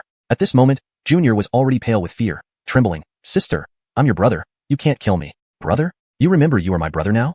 Talia said coldly, when you sent Augustine to kill me, did you think I was your sister? For all these years, have you ever treated me as your sister? Sister, I'm wrong. I was also used by grandfather. It has nothing to do with me. Please let me go. I promise, no, I swear. I will be a good brother from now on and listen to everything you say. I really don't want to die, Junior pleaded with tears in his eyes. But Talia's heart had been thoroughly hurt by this grandfather-grandson duo. She remained unmoved and said coldly, you're not worthy. With that, she raised her hand and brought down her sword. As Junior fell, all the Henrik sect disciples were killed. Henrik Jeanren watched all this, realizing the situation was hopeless. He gave a bitter laugh. Victory or defeat, it's fate. Ha ha ha. His laughter suddenly stopped as he too fell down. Demetrius came to Heavenly Ancestor and reported, Old Ancestor, we've dealt with all the people from the Henrik sect. Heavenly Ancestor instructed, dispose of the bodies. Yes. Demetrius immediately led the disciples to clean up the corpses. After they finished, Heavenly Ancestor began speaking. The Henrik sect has plotted for a long time, almost succeeding. This incident warns us not to underestimate anyone just because we are disciples of the Holy Land. We will follow your teachings, Old Ancestor. All the disciples responded in unison. Heavenly Ancestor continued, I hereby announce Talia as the new sect leader, and Demetrius as the Grand Elder. I hope you remember this lesson and avoid repeating such mistakes. Thank you, Old Ancestor. Disciples will remember your teachings. Both agreed. This is the Listening Dao Assembly, and many Dao friends have come. Now that the matter with the Henrik sect is resolved, the Listening Dao Assembly should continue as planned. Everyone rejoiced at these words from Heavenly Ancestor. Originally, Zack was supposed to give the sermon, but now that the old ancestor of the Holy Land was here, it would naturally be him who would lecture. This was a dispersed immortal. Listening to his sermon would surely benefit them greatly. So everyone was filled with anticipation. However, unexpectedly, Heavenly Ancestor walked up to Carmelo, slightly bowed, and respectfully said, Senior, could you please honor us by giving a lecture? Chapter 164, Forced to Become a Master. Everyone was taken aback. The ancestor of the Holy Land asked him to expound doctrines and respectfully addressed him as senior? Did they mishear that? Lori, is Mr. Brandon more powerful than the ancestor? Maureen asked in surprise. Seems so. Talia only knew that Carmelo was very powerful, but never expected that even the ancestor would show such respect to him. Judging by their relationship, they seemed to have known each other for a long time. When he took out the ageless order earlier, She had thought it was because he had won the favor of the ancestor. But now it seemed the ancestor was using the ageless order to court him. You want me to expound doctrines? Carmelo looked at Ellsworth, his eyebrows slightly raised. I sincerely ask you to help this junior, given your distinguished status. Ellsworth bowed with sincerity. Carmelo naturally understood his intentions. The ageless Holy Land strength had significantly diminished after this disaster. As one of the three major Holy Lands, although its position was revered, there were many who coveted its status. Today it was Henrik's sect. Tomorrow it could be any other sect. Without sufficient strength, it would be easily replaced. Ellsworth merely wanted him to help enhance the abilities of his disciples to consolidate the ageless Holy Land's position in Nanhuan. All right. Carmelo agreed. Thank you, Senior. Ellsworth was delighted and said to all the disciples, listen up, this is Senior Brandon. You seeing him is just like seeing me. Anyone who dares to disrespect Senior Brandon will face severe punishment. Now Senior Brandon will begin to expound doctrines. This is your honor, concentrate and don't miss this great opportunity. Yes, Ancestor. All the disciples agreed and sat down cross-legged. Carmelo also sat on the podium, glanced at everyone, and said, let's start then. Everyone was curious about what abilities this person possessed that made the ancestor respect him so much. As soon as Carmelo started the Emperor Teacher Dojo, his demeanor changed immediately. The moment he opened his mouth, people sensed something extraordinary. His words were like pearls, profoundly enlightening. Brecken was the first to understand, his face showing shock. It was the profound truth of the great Tao. No wonder the immortal honored him as senior. Only a great sage could elucidate such profound and mysterious truths of the great Tao. Lori, what he talks about is so mystical. Although I seem to understand some parts, my cultivation has noticeably improved, Maureen said with both shock and joy. This is the profound truth of the great Tao. You must listen carefully, it will benefit you greatly. Talia was also shocked. Carmelo's abilities refreshed her understanding again. How strong is he, being able to explain the profound truths of the great Tao? Maureen was quite curious. I don't know how strong he is, but he's beyond our imagination. Don't offend him in the future. If you really make him unhappy, not only will you suffer, but even our ageless Holy Land might be affected, Talia reminded her earnestly. I know, Lori. Maureen stared straight at Carmelo on the podium. She found him extraordinarily charismatic at this moment, handsome, and possessing unfathomable skills. Involuntarily, Maureen was entranced. Talia noticed her distraction, frowned, and warned her, little sister, Mr. Brandon is someone we cannot reach. Don't entertain improper thoughts. Maureen snapped back to reality, her face blushing. Lori, I didn't. Her mind was written all over her face. Talia seriously said, don't daydream anymore, focus on listening. Oh. Maureen reluctantly responded. Everyone was immersed in Carmelo's profound truths of the great Tao, gaining insights. Some even broke through their cultivation levels, overjoyed. Even Ellsworth touched upon the barrier of breakthrough, and finally ascended to the rank of a second-grade dispersed immortal. After an unknown amount of time, Carmelo finished speaking, and everyone knelt, filled with admiration and reverence for him. This speech surely elevated the ageless Holy Land to a new level. Carmelo became even more esteemed in their hearts. He ended his journey here and prepared to leave. Senior, are you returning to Noahanshan sect? Ellsworth asked. I want to wander around. Carmelo wasn't in a hurry to return to the sect as he intended to recruit his sixth disciple. Regarding his other 5 disciples, Carmelo already understood their situations through the power of the Emperor Teacher. Trish successfully ascended to the throne and took full control of the Great Gon dynasty. Jethro returned to Dachen Temple to continue studying Buddhism. Sawyer went to train alone. Darwin emulated him, embarking on his own sword path. Only Sierra returned to Noahanshan sect, taking care of home and researching alchemy. Each disciple had their own goals, leaving Carmelo nothing to worry about. Thus, bidding farewell to Ellsworth, Carmelo arrived at Jinhua City. This city was larger than Wendan City and was also a large-scale cultivation city. Carmelo accepted disciples based entirely on his whim and had no specific requirements. So after arriving here, he did not have a clear target and instead wandered around leisurely. Brandondonly, someone came flying on a sword, landing before him, exclaiming joyfully, Master, I've finally found you. Carmelo was a bit dazed. Had she mistaken him for someone else? Carmelo sized up the other party, who was a beautiful-looking woman. She was at the 10th grade Bright Moon realm. Moreover, her physique was very special. She had an innate toxic body, a poison cultivator. Apart from bone roots, a cultivator's talent also depended on their physique. Some people might have average bone roots but possessed a special physique, allowing them to shine brightly on the path of cultivation as well. Just like this woman in front of him. Although her bones were only mystic level, she had an innate toxic body, enabling her to cultivate through poison. Her talent was no less impressive than those with divine bones. Brandon's rare talent immediately piqued Carmelo's interest. However, being a poison cultivator meant dealing with poisons all her life, usually implying a ruthless nature. It was unknown what kind of character this woman had. Master, you must save your disciple. The woman clung to Carmelo, displaying a pitiful demeanor. Just as Carmelo was about to speak, several figures quickly landed in front of him, clearly pursuing this poison cultivator. The woman immediately hid behind Carmelo. Master, it's them who bullied me. The woman pointed at the few people in front, whispering, please help me put on a show, and I'll be very grateful. Only then did Carmelo understand that she was using him as a shield. You're her master? The opposing side consisted of 3 people, led by a tall man. He was at the 3rd grade Fiery Brandon realm. Carmelo asked, what grudge do you have against her? The tall man said, your disciple stole our Luo Yin grass from us. Make her return it, or don't blame us for being impolite. The woman immediately countered. It was clearly me who found the Luo Yin grass first. You are turning it around unjustly. Have you any shame left? The one who claims it is mine, it belongs to me. Do you know who we are? I am an elder of the 100 Poisons sect, which is affiliated with the 9 Holy Land. Offending us means offending the Nine in Holy Land. Can you afford the consequences? The tall man roared. The woman snorted. Do you know who my master is? Chapter 165. That person came calling. Listen up, all of you. Freya stood with a proud demeanor and introduced confidently, my master is the savior of the Evergreen Holy Land. Even their elder, Immortal Evergreen, treats my master with great respect as an honored guest. They have promised that seeing my master is like seeing the elder, and they must not be offended. The three people were taken aback by this statement. Carmelo couldn't help but laugh. It seemed she had guessed right. Don't brag. He's obviously ordinary, without any signs of cultivation. How can he possibly be a distinguished guest of the Evergreen Holy Land? The tall man clearly didn't believe her. Freya showed a look of disdain. Idiot, that's because my master is low-key and hides his true strength. People like you wouldn't be able to see through him. The tall man, seeing her so confident, wasn't sure what to think anymore. His two disciples also began to believe her somewhat. One of them whispered, Jackson, if it's true as she says, we can't afford to offend her. Jackson thought for a moment and questioned, you can't just talk. What proof do you have of your master's identity? This is easy, go ask the Evergreen Holy Land. Do you think I'm stupid? If you're lying, I'll get caught. Unless you can provide proof now, otherwise, watch how I deal with you. Jackson drew his sword, a threatening expression on his face. Seeing this, Freya felt a bit panicked. How was she supposed to prove it? Just when she thought she was about to be exposed, Carmelo suddenly took out a token. This is the Evergreen token. This token represents Immortal Evergreen. If you still dare to doubt me, I don't mind having Immortal Evergreen come personally to verify my identity. Jackson's face changed. He no longer dared to doubt and hurriedly apologized. Sorry, I should not have failed to recognize greatness. Please don't hold this against us. Still want the Yama grass? Carmelo asked. No. Jackson waved his hands hastily. Then why don't you scram? Carmelo's cold shout made the three of them immediately run off. Freya laughed. These three fools, so easily frightened. You did well, even more convincing than me. Carmelo smiled gently. Do you think I'm pretending? Or what? I made it up casually. Could you really be a distinguished guest of the Evergreen Holy Land? What are the chances? Maybe I am? Stop joking around. You're really into it. Freya clearly didn't believe it. She took out a silver needle and handed it to Carmelo. Thanks earlier. This is the gift I promised you. It's called Blood Poison Needle. Anyone hit by this needle will have their cultivation sealed and be unable to move. However, the higher one's cultivation, the less effective it becomes. Keep it for self-defense. Thanks. Carmelo accepted it without hesitation. My name is Freya. I belong to no sect or school, just an independent cultivator. And you?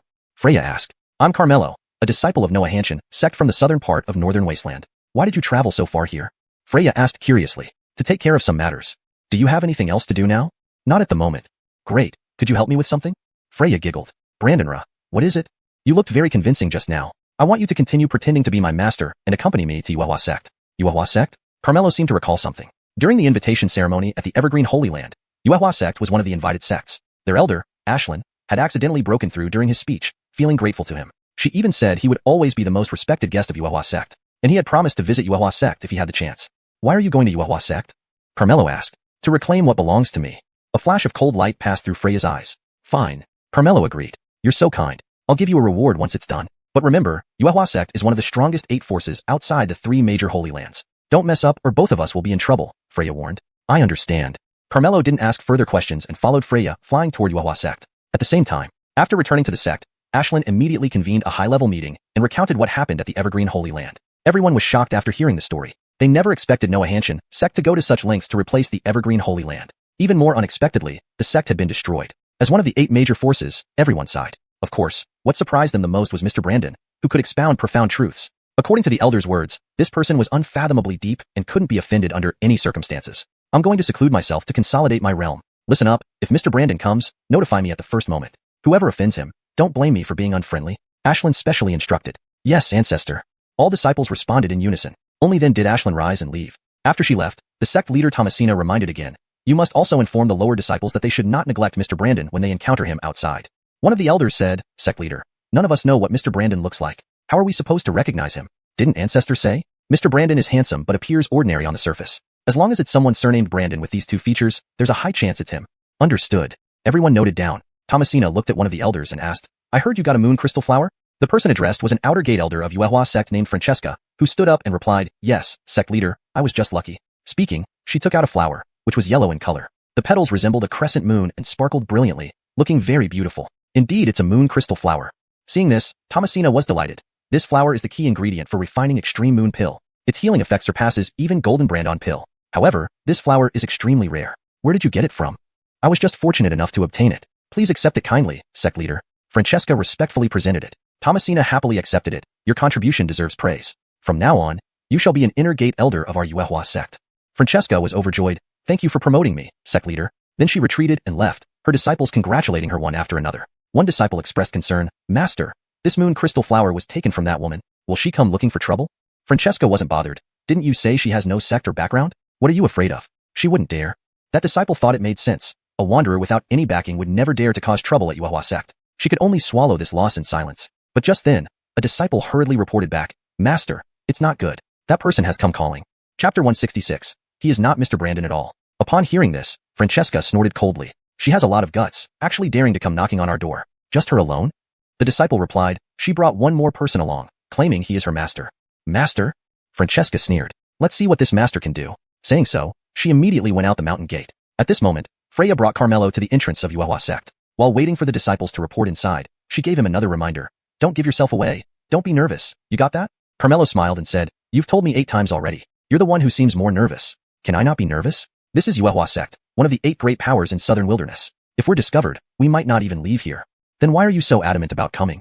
They took something of mine which is very important to me. No matter what, I have to get it back. Just as they were talking, Francesca came out with some people. Here they are. Follow what I've instructed, Freya whispered, making sure to straighten up. Who dares make trouble at my Yuehua sect? Francesca immediately put on a stern demeanor and shouted. The moon crystal flower you stole from me. Did you forget that too quickly? Freya asked sternly. So it's you. You certainly have courage to dare show your face. Believe it or not, you might not return alive if you come here. Is this how you Yuehua sect use power to bully others? So what if we bullied you? Francesca appeared very arrogant. Do you really think I'm an easy target? With my master here, if you don't return the moon crystal flower, he will flatten your Yuehua sect, Freya also threatened. What big words. As one of the 8 major forces, except for the 3 Holy Lands, no one has this ability. Francesca teased sarcastically, is your master even stronger than the Holy Land? You won't believe it when I say, but my master is a guest of honor at the everlasting Holy Land, and even a mortal of everlasting calls him senior. Hearing this, Francesca was shocked. Could he be? She carefully scrutinized Carmelo. He was very handsome yet very ordinary, 2 characteristics exactly matching Mr. Brandon's features. Francesca hastily asked, what's your master's surname? Listen well, my master's surname is Brandon. Brandonly feeling uneasy, Francesca couldn't believe it could be this coincidental. She held down her fright and probed. Indeed, I heard that the everlasting Holy Land has an honored guest, who also shares a close relationship with Henrik sect. Are you aware of this? So there really is a guest of honor at the Holy Land? Freya felt delighted. It seemed like a blind cat catching a dead mouse. She guessed correctly. That made things much easier. So she instantly acknowledged, you're right. My master has extensive acquaintanceships, naturally maintaining close private relations with the Henrik sect. Carmelo shook his head secretly beside her. She had been tricked. Brandon enough. Francesca let out a sigh of relief and laughed. Fool. The Henrik sect has been destroyed by the everlasting Holy Land, and this was due to that person. You didn't know this information yet dared to impersonate him, utterly reckless. Exposed. Freya panicked inside, but she maintained a composed appearance. Who says I didn't know? I was just joking with you, and you believed it. You're still pretending after being exposed, Francesca ordered directly without saying more. Seize them. Damn it. Freya cursed silently, threw out an object from her hand. When the item hit the ground, it immediately erupted into a thick smoke cloud which blocked everyone's sight and had a paralyzing effect. All disciples of Yuehua sect were immediately paralyzed and could not move for a moment. Run. Freya grabbed Carmelo and wanted to flee. However, behind Francesca, an illusory sun shadow appeared and she struck a palm forward, dispersing the smoke. Jumping up swiftly, she intercepted their path. Trying to run? No way. Freya realized she couldn't escape and argued indignantly. You took something from me, and all I want is to get it back. What's wrong with that? You're not wrong, but you lack strength and background. In this world of might makes right. I have the backing of Yuehua sect while you can only rely on someone impersonating as your master. Since you're inferior in both skill and resources, you should have acted cautiously. Coming here is looking for death. Francesca's words stabbed Freya like needles, making her feel humiliated. But Freya knew she spoke the truth. This time, she acted impulsively and indeed shouldn't have come. Though resigned to her fate, Freya didn't want to drag Carmelo along, and pleaded, he's not involved in this, let him go. Want to impersonate a guest of honor from the everlasting Holy Land and hope to escape? Impossible. Francesca refused outright. With furrowed brows, Freya apologized apologetically. Sorry, I've gotten you into trouble. Carmelo chuckled. You're thinking of me even in such a difficult moment. Your character is not bad. Freya was speechless. This wasn't the time to talk about character. Don't worry. With me here, nothing will happen to you, Carmelo promised. Boy, you still want to act? Francesca sneered coldly. If you bring Ashlyn out, you'll know if I'm acting or not, Carmelo said. How dare you? The name of our ancestor can't be called by you so casually. Francesca raised her palm and struck out. The power of her attack under the scorching Brandon realm instantly made Freya turn pale with shock. She thought they would have to give up their lives here today, but unexpectedly, Carmelo just waved his hand casually. Francesca's attack was immediately neutralized, and she flew backward. Puff. She landed on the ground, spitting out a mouthful of blood. Carmelo didn't strike to kill. Killing her like this would be too easy for her. Master! The disciples around her cried out in alarm. Freya stared wide-eyed at Carmelo in surprise. You're so powerful. Did I ever say I wasn't? Carmelo asked with a smile. Freya blinked. He had never said he wasn't powerful. It was just her assumption that he was ordinary. Don't you run? Francesca struggled to get up, leaving threats while enduring the pain as she fled back into the sect. Freya immediately pulled on Carmelo. We should leave quickly. There's no need. Let's wait for her to call more people out. Are you crazy? Even if you are powerful, can you be more powerful than the entire Yuehua sect? A wise man does not seek unnecessary trouble. Don't show off. Let's go, Freya advised. Don't you want to reclaim what belongs to you?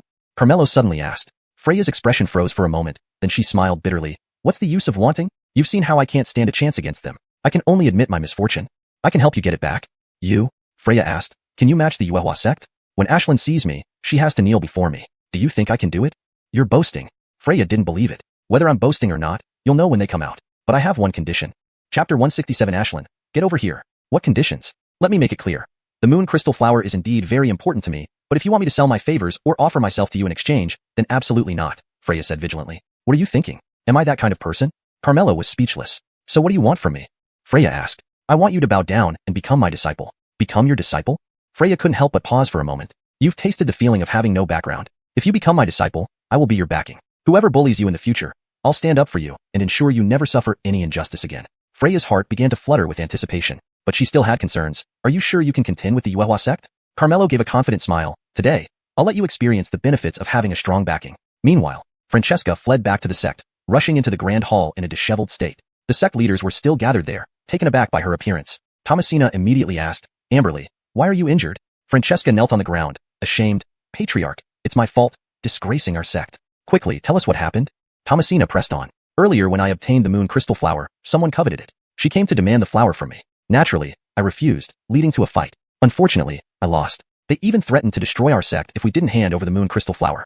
How audacious. Who are these people? To dare come to the Yuehua sect and act so wildly, they must have tired of living. They cannot be let off easily. Hearing this, everyone present grew furious. Thomasina's face turned grim as she coldly asked, Do you know who they are? They are just two wandering cultivators. In order to get the moon crystal flower, they pretended to be Mr. Brandon, but I saw through their ruse. They got angry and attacked me. Now they are probably still outside. Please seek justice for us. Francesca pleaded with a wrong look on her face. Let's go. Follow me out. Thomasina rose suddenly and led everyone outside the mountain gate. Seeing this display of force, including the patriarch herself, Freya couldn't help but feel intimidated. Can you really handle them?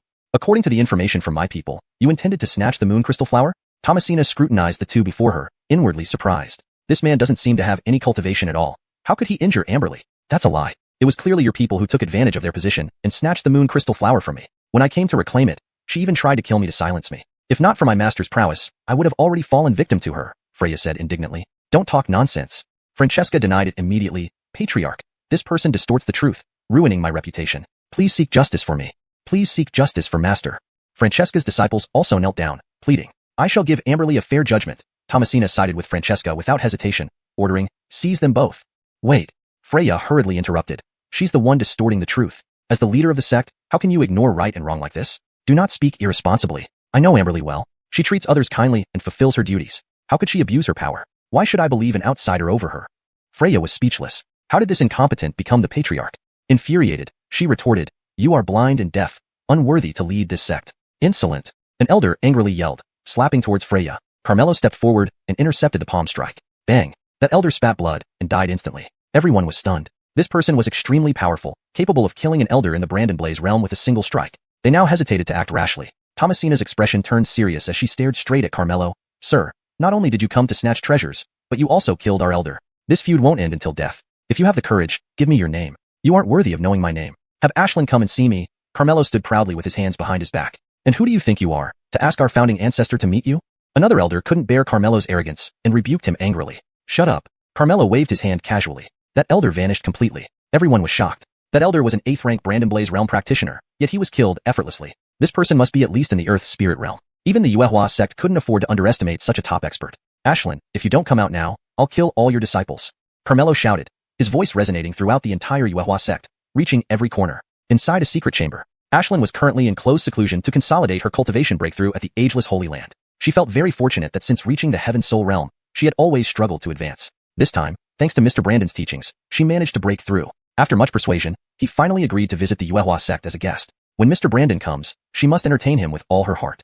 No matter what conditions it takes, she must build a relationship with him. If she can receive protection from Mr. Brandon, even the 3 major holy lands of Southern Wasteland would be nothing to fear. But she didn't know when Mr. Brandon would come. Just then, Ashlyn heard someone calling her name. It was Mr. Brandon. He had arrived. Ashlyn was overjoyed and immediately stopped her seclusion, opening her eyes. But the next moment, She heard Carmelo's cold warning, clearly laced with anger. Ashlin's joy turned to shock instantly, her expression changing drastically. Hadn't she given instructions? How did she still anger Mr. Brandon? Damn it. Ashlyn was extremely anxious. She smashed the secret chamber door open and rushed madly toward the mountain gate. Outside the mountain gate, seeing Carmelo's disrespect to the ancestor, Thomasina was enraged and couldn't tolerate it any longer. She immediately snapped, "No matter who you are, how dare you offend our ancestor? Today, you won't leave alive. Attack him." At her command, the disciples immediately surrounded Carmelo. "Stop!" A frantic shout echoed like thunder in the air, startling all the disciples. "Ancestor!"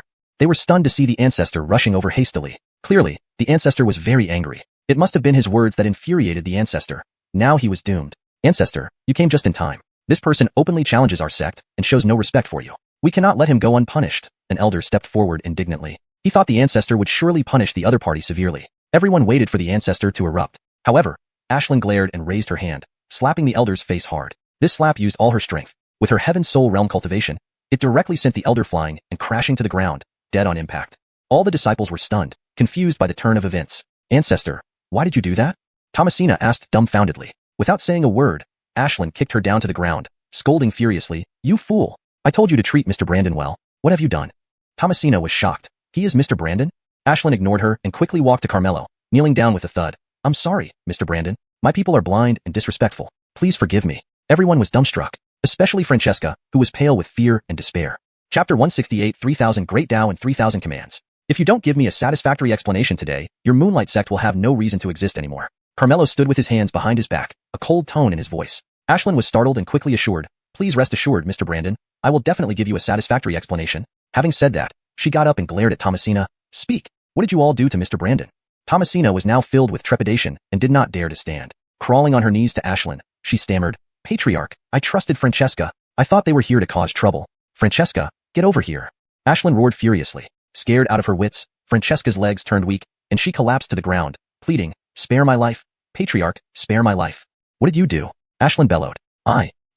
Francesca stuttered, too afraid to answer. "It was Freya who recounted. She snatched my moon crystal flower. When I came to demand it back, she not only refused but also tried to kill us to cover her tracks. The head of your sect listened to her false accusations and wanted to destroy us without investigating the matter. Your Moonlight sect's bullying behavior is truly despicable." After learning the truth, Ashlyn's face darkened. "Return the moon crystal flower to her." I gave the flower to the Patriarch," Francesca replied meekly. Thomasina immediately took out the moon crystal flower. Freya snatched it away, overjoyed. Finally, it was back. "Patriarch, I truly didn't know this moon crystal flower was stolen by Francesca. Please understand." Thomasina defended herself. Hearing this, Freya couldn't help but retort, "You still dare to plead your case? Clearly, you coveted my moon crystal flower and refused to accept the truth. If you used your brain, you'd realize we wouldn't risk offending your Moonlight sect unless she had taken it. Now, when you see the consequences, you try to pin all the blame on others. With a selfish and irresponsible leader like you, the Moonlight sect is doomed. Thomasina, how could you betray my trust like this, causing such a disaster? What punishment do you deserve?" Ashlyn was livid.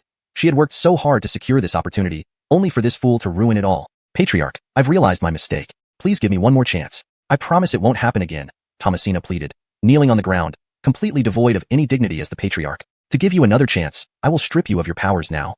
Ashlyn slapped her palm down, stripping Thomasina of her cultivation. Thomasina fell to the ground, utterly hopeless. Ashlyn then shifted her gaze to Francesca. Seeing what happened to her leader, Francesca was terrified. "Patriarch, please spare my life. All this chaos is because of you. You are beyond redemption." Ashlyn struck again, ending Francesca's life. She then ordered, "Francesca committed a capital offense, and her disciples cannot be excused. Execute them all." The disciples turned pale, bowing their heads and pleading for mercy. Ashlyn, however, showed no mercy, ordering them all killed. Once done, Ashlyn knelt before Carmelo again, nervously asking, "Mr. Brandon, do you find this explanation satisfactory?" "You should ask her." Carmelo pointed to Freya. "If she forgives you, I'll let it go. If she doesn't, I'll wipe out your entire sect." Upon hearing this, Ashlyn hurriedly knelt before Freya, begging, "My lady, this time, our Moonlight sect wronged you. I apologize. This Moonlight Order token is my emblem of authority. Take it, and everyone in the Moonlight sect will follow your orders. You can take anything you want from our properties. Please show mercy and let us off this time." Freya had never imagined that the esteemed Patriarch of the Moonlight sect, an unparalleled expert in the Heaven Soul realm, would kneel and apologize to her. It was indeed great to have a powerful backer. Taking the token, she put on an air of superiority. "Given your sincerity, I'll let this pass. But please discipline your disciples better in the future and don't repeat the same mistakes. This will never happen again." "Thank you for your generosity." Ashlyn breathed a sigh of relief. Carmelo smiled and asked, "How does it feel to have a backing?" "One word, amazing. Would you like to keep feeling this way?" Freya understood his meaning and was grateful for everything he had done for her. So she knelt down and respectfully bowed. Disciple Freya pays respect to master. Ding. Congratulations, host has received a 6th disciple, obtaining the Grandmaster's gift, Heavenly Poison Classic. A system notification rang in Carmelo's mind. He lifted his hand, pulled out the Heavenly Poison Classic, and handed it to Freya. Since you've acknowledged me as your master, I, as your teacher, will give you this token of respect. Freya received it with joy, her eyes shining as she looked at the ancient and simple book. It is said that in ancient times, Poison Honorable One tasted all poisons in the world and wrote the Heavenly Poison Classic, which is a great treasure for poison cultivators like us. It's rumored that whoever obtains this classic can become the next Poison Honorable One. Master, are you really going to give me such a precious scripture? Carmelo smiled and said, since you are a poison cultivator, who else should receive this scripture if not you? How did Master know I am a poison cultivator? Not only do I know you're a poison cultivator, but also an extremely rare innate poison body. Those with such a body are destined to be Heaven's poison masters. This poison classic suits no one better than you. But Master, don't you know that Heaven's poison masters bring misfortune? Whoever stays with me will suffer bad luck. Aren't you afraid of being dragged down by me? Thinking of her own constitution, Freya felt distressed. Because of her innate poison body, she had been abandoned without mercy back then. For so many years, she had been destitute and alone. Seeing her sad expression, Carmelo comforted her. Since I have taken you as my disciple, I won't worry about these things. Remember, from now on, you are my disciple, and I am your backing. Anyone who dares to say you bring misfortune will not be led off by me. Master, you are so kind. Touched beyond measure, Freya's eyes welled up with tears. Carmelo was slightly stunned. Silly girl, why are you crying? Choked with sobs, Freya said, Master is the first person to care about me. If they were as understanding as Master, I wouldn't have been cast out. They didn't have the good fortune. From now on, I'll be your family, and my sect will be your home. There, no one will despise you. Thank you, Master. Freya gratefully kowtowed in gratitude. Ding. Disciple Freya's loyalty has reached 100%. Cultivation doubled, returned to 3,200 times. Ding. Congratulations, host has obtained a random doubled reward. Poison Honorable Ordered. Carmelo raised an eyebrow. This was the 3rd honorable order he had obtained. As the saying goes, there are 3,000 great paths and 3,000 orders. Each honorable one holds one order. If he could collect them all, wouldn't he be the king of 3,000 honorable ones? King of honorable ones? The thought was exhilarating. But this goal seemed too distant for now, and Carmelo didn't dare to think much about it yet. At this moment, the system sounded again. Ding. Chapter 169, that is my cave heaven. Ding. The host's quota for taking in disciples is full. To increase the quota, you need to create your own cave heaven. This time it wasn't about improving his cultivation, but this task did coincide with his desires. Ever since Carmelo visited the evergreen Holy Land, he had conceived the idea of wanting to build his own cave heaven. However, these cave heavens were already very rare. Take the Northern Wasteland for example. It didn't even have one single cave heaven. Thus, the overall strength of the Northern Wasteland was far inferior to other places. And there were only 3 cave heavens found in Southern Wasteland so far, each occupied by the 3 great holy lands. Moreover, looking across all the 4 seas and 8 wastes, the good cave heavens were almost all owned by major forces. It wouldn't be easy to take one from them. Besides, Carmelo didn't want a second-hand cave heaven either. How could he find one? Just as Carmelo was worrying, the system voice sounded again. Ding. This system has formed a cave heaven for the host and has successfully bound it. Please proceed to activate it soon. Hearing this, Carmelo rejoiced and instantly sensed the direction of that cave heaven. It was located in Southern Wasteland. Report. Before long, a disciple of the Moon Splendor sect hurriedly came flying on his sword. Why are you in such a panic? Ashlyn asked. Your Excellency, a cave heaven has appeared in Southern Wasteland, and all major forces have rushed to seize it. The disciple knelt down to report. Everyone was taken aback upon hearing this. Your Excellency, cave heavens are standard configurations for holy lands. If we can obtain one, our Moon Splendor sect will surely rise powerfully, an elder said happily. But someone immediately threw cold water on this. This news has spread, and many forces will rush to grab it. Perhaps the 3 great holy lands will also participate. With our current strength, we may not stand much of a chance. Why don't we try? The elder was unconvinced. Other disciples were also eager to give it a shot. After all, a cave heaven was too important for any force. Moon Splendor sect was at least one of the 8 major powers in Southern Wasteland. They still had some chance. Please let the sect leader decide. All disciples looked expectantly at Ashlyn. To everyone's surprise, Ashlyn looked at Carmelo. Mr. Brandon, a cave heaven has appeared in Southern Wasteland. I wonder if Mr. Brandon is interested? You want me to help you? Carmelo saw through Ashlyn's intentions right away. Mr. Brandon should know the importance of cave heavens. If you can help us succeed, my sect will follow Mr. Brandon without question. Ashlyn knelt down with a sincere attitude. Seeing this, the disciples realized that only someone like Mr. Brandon could help the Moon Splendor sect obtain the cave heaven. They also knelt down to ask Carmelo for help. Carmelo responded unexpectedly. Why do you cultivate? Ashlyn couldn't understand why Carmelo would ask this kind of question now, but still answered truthfully. Our generation cultivates naturally to become stronger, struggle against fate, and escape the constraints of the universe. So you want to seize the cave heaven because you just want to become stronger, right? Carmelo asked. That's true. Ashlyn replied without hesitation. In that case, I will give you an opportunity. Carmelo said. Please enlighten us, Mr. Brandon. Your Moon Splendor sect joins under me as a branch called Moon Hall. My disciple will be the hall master, and you follow her orders. In this way, we are family, and I'll allow you into the cave heaven. Ashlyn was stunned. How about it? Carmelo asked. Ashlyn frowned deeply. Moon Splendor sect was built by her hands, and it took considerable effort to achieve today's status. If she agreed, it would mean handing over the entire sect, leaving no Moon Splendor sect in the world. But if she didn't agree, Carmelo certainly wouldn't help her. She might even offend him. This man was unfathomable. If they followed him, not only would they gain a powerful support, but they could also get great benefits. Furthermore, Moon Splendor sect wouldn't really disappear. It would merely change names under his rule. After quickly weighing the pros and cons, Ashlyn made her decision. Alright, from this moment on, my Moon Splendor sect swears allegiance to Mr. Brandon until death. As soon as she spoke, the disciples dared not disobey and echoed together. We swear allegiance to Mr. Brandon until death. Carmelo nodded approvingly and announced loudly, I hereby announce that the Moon Splendor sect will rename itself to Moon Hall, becoming a branch of Xianxia sect. My disciple, Xianxia, shall be the Hall Master, and Ashlyn, the Deputy Hall Master. Ashlyn led the disciples tactfully, greeting Xianxia, greetings, Hall Master. Xianxia felt like she was dreaming. It seemed too unreal. You don't have to be so formal. She wasn't used to this identity yet and seemed at a loss. Disciple, you need to adapt to your new role as soon as possible and don't tarnish my reputation, Carmelo said. Master, I'm afraid I can't live up to the expectations. Freya was used to being alone. Now suddenly being elevated to such a high position, she felt uneasy inside. With me backing you, you have nothing to fear. Do whatever you want. Everything will be handled by me. Master. Freya's eyes welled up with tears again. Carmelo, somewhat impatiently, said, you need to change this habit of crying at the drop of a hat. As the Hall Master, you need to maintain some dignity and not let the subordinates mock you. I understand, Master. Freya sniffed and nodded emphatically.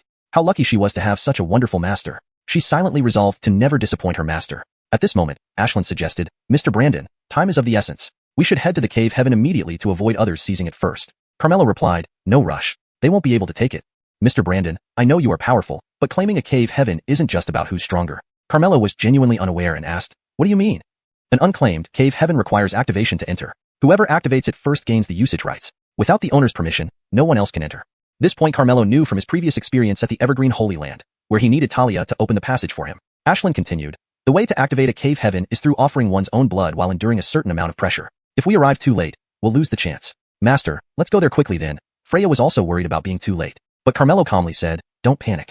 This cave heaven is already mine. It was specially created by the system and bound to him, so how could anyone else snatch it? It's already yours, Master? Freya was taken aback. Mr. Brandon, are you mistaken? The cave heaven has just been discovered and hasn't even been activated yet. How can it belong to you? Ashlyn asked in confusion. Chapter 170. If I say you can, then you can. I believe in Master. If he says it's his, it must be his, right? Master. Freya giggled. You're a good disciple who understands me. Let's go. We're heading there now. Carmelo led the people of the Wuxia sect, flying leisurely towards the direction of the blessed land within the cave. On the way, they encountered two groups of people. Among one group were people Carmelo recognized. It was Jackson, who had previously tried to snatch the Luo Yin grass from Freya. They were presumably the troops of the 100 Poison sect. Ashlyn quickly introduced to Carmelo, Mr. Brandon, that group is from the Nanyue sect, another one of the 8 major forces, closely associated with the 9 In Holy Land. The leader is Nanyue sect's ancestor, Anise. The other group is the 100 Poison sect, whose patriarch is called the Glover, an affiliated sect of the 9 In Holy Land. Master, that old dog Wu from the 100 Poisons sect once tried to snatch my Luo Yin grass. We cannot let them off. Now that Freya had found support, she felt more emboldened. Meeting her enemies again, she naturally wanted retribution. Do as you wish. Remember one thing. Whatever happens, I'll take responsibility for it. Carmelo's words warmed Freya's heart. Beside her, Ashlyn couldn't help but secretly admire the fact that she could have Mr. Brandon as her master. It truly was a stroke of luck in her life. The opposite side also noticed the presence of the Wuxia sect. Jackson immediately reported to the Glover, ancestor. It's that woman who snatched the Luo Yin grass. I almost succeeded, but then I ran into her master, who claimed to be a guest of the ageless Holy Land, which is why I didn't succeed. The Glover was a sinister-looking old man who narrowed his eyes and stared straight at Freya. Fool! If her master really was a guest of the ageless Holy Land, he would definitely be incredibly powerful. Would he just let you go if you dared to bully his disciple? You've been deceived. Jackson hung his head and said, disciple realized this afterward. Please calm down, ancestor. While they were talking, Freya, along with her people from the Wuxia Hall, blocked their path and yelled, Old dog Wu, we meet again. Today I want to settle accounts with you. Hearing this, Jackson was enraged. Last time you tricked me, and I didn't come after you. Now you even come to me willingly? Watch me flay your skin off. Ridiculous. Ashlyn raised her voice sharply, waving her hand. An invisible force immediately enveloped Jackson, pulling him forward and clutching his neck. The Glover hurriedly shouted, Ashlyn, our 100 Poison sect and your Wuxia sect never interfered with each other. Quickly release him. Ashlyn corrected, you're mistaken. The Wuxia sect no longer exists. I'm now the Deputy Hallmaster of Wuxia Hall, and this is our Hallmaster. If your men dare to offend our Hallmaster, what can you do if I kill him? The Glover was taken aback by her words. Has she gone mad? Giving up being the patriarch of a sect and making her own sect into a subordinate? Moreover, the other party's cultivation is far inferior to hers. Isn't she foolish? Brandondonly, the Glover recalled something and asked, didn't she tell you that her master is a guest of the ageless Holy Land? Since you know that, you should understand that she's someone you can't provoke. You've been deceived. They are frauds, deceiving Jackson like this before. Jackson quickly chimed in, I can testify. They are complete frauds. You fell for it. Shut up. Do you think I'm as foolish as you? It's true. I swear. If they aren't frauds, may I die a miserable death immediately. Freya smiled upon hearing this. Since he has sworn an oath, let's fulfill his wish. Fine. Ashlin's gaze turned cold, filled with murderous intent. Jackson was utterly frustrated. She was the patriarch of a sect. How could she be so stupid? Snap. Ashlyn directly snapped Jackson's neck. You. The Glover was furious. Hallmaster, how should we deal with them? Ashlyn casually threw away the corpse and asked Freya. Make them kneel and apologize to me, Freya said. Did you hear that? Kneel and apologize to our Hallmaster. Ashlyn shouted at the disciples of the 100 Poison sect. Ashlyn, you've overstepped. The Glover was so angry that his face turned ashen, his facial muscles twitching involuntarily. To offend our Hallmaster and not be exterminated is already leniency. Once again, kneel and apologize, Ashlyn said coldly. At this moment, a mocking voice came from nowhere. Ashlyn, I never knew you were capable of bullying the weak. Turning toward the sound, they saw the Nanyue sect's troops flying over under the lead of Anise. Anise, are you going to meddle? Ashlyn retorted rudely. The 100 Poison sect is an affiliated sect of the 9 Holy Land. Are you not afraid that the 9 Holy Land will punish you for bullying them? Anise countered. I almost forgot. Your Nanyue sect is also a lackey of the 9 Holy Land. You should be the top lackey, right? Ashlyn, have you had enough? Anise shouted angrily. Brother Nan, now that she has become a guest of the ageless Holy Land, naturally she won't look at us in the same way. The Glover mocked. Ha, a guest of the ageless Holy Land sounds impressive, but who knows if it's true or false. If it's false, someone's face will be completely lost. Anise had just heard their conversation and joined the Glover in mocking Ashlyn. Blabbering about frauds all the time. Did I cheat your father or mother? I warn you, don't meddle where you're not wanted, or else you'll end up kneeling and apologizing to me too. Freya felt confident and fearless, even facing Anise, as she lashed out harshly. How dare you? I'll kill you this liar right now. Anise was infuriated and moved to strike. Ashlyn immediately blocked his path. Dare to touch our Hallmaster and see what happens. Being fooled by a little girl, I've never seen such a stupid woman. Today, I must kill her, and if you dare to stop me, don't blame me for being rude. Anise roared angrily. Ashlyn knew Anise's strength and wasn't a match for him. Normally, she wouldn't confront him directly, but now with Carmelo backing her up, she felt fully supported. She coldly snorted. What do I have to fear? With that, she rushed forward first. Overestimating yourself? Anise sneered and engaged in battle. The clash between two Heavenly Soul Realm experts was intense. For a moment, thunderous noises filled the air, and storms raged, stunning everyone present. However, Ashlyn was indeed inferior to Anise and was overpowered everywhere. Finally, unable to resist, she was thrown back by a palm, bleeding from the corner of her mouth. Anise taunted, Ashlyn, you are already injured, so why hasn't the guest of the ageless Holy Land come to help you? The Glover added with a smile, just a fraud. I think they were scared stiff and dared not show up. Ha ha ha. The two threw back their heads in laughter. Their disciples also joined in the mockery. Freya said angrily, Master, they are too bullying. Please teach them a lesson. Carmelo stepped forward then. Opponents sized up Carmelo, finding more reason to laugh. I thought the guest of the ageless Holy Land would be some powerful figure, but it turns out to be so ordinary. Ashlyn, to be cheated by such a person, your intelligence impresses me. Anise berated without restraint. You'll regret it soon enough. Ashlyn humphed and apologized to Carmelo. Sorry, Mr. Brandon, I failed you and embarrassed you. It's fine. Carmelo waved his hand. Master, they are so infuriating. Please stand up for your disciple, Freya pleaded. Looking Weichik, appearing wronged and coquettish. Carmelo smiled gently. To deal with them, I don't need to move. It's more satisfying if you handle them yourself. Freya paused, whispering, Master, you're joking. I'm no match for them. Whatever I say you can. Here. Carmelo took out a bottle and handed it to Freya. Chapter 171. Only to make friends, not enemies. Master, what is this? Freya asked. It contains 10 Heavenly Soul pills. Just crush it to summon the Heavenly Soul Realm, Carmelo explained. Doesn't that mean we have 10 experts of the Heavenly Soul Realm? Freya's eyes lit up instantly. Beside her, Ashlyn couldn't help but swallow hard. Mr. Brandon actually has so many Heavenly Soul pills. Being his disciple must be awesome. Go and show off all you want. Carmelo waved his hand. Brandon thing. Freya took the bottle and immediately started to act tough. Listen up. Now I'm giving you a chance to live. If you kneel down now, kowtow, and apologize, I will forget about the past. Otherwise, whether it's the 100 Toxins sect or your Southern U sect, this young lady will wipe you all out. Pretending? Do you think we're as naive as Ashlyn? The elder of 100 Toxins sneered. Don't waste time with them. Let's join forces and end this quickly. Anise had already lost his patience. All right.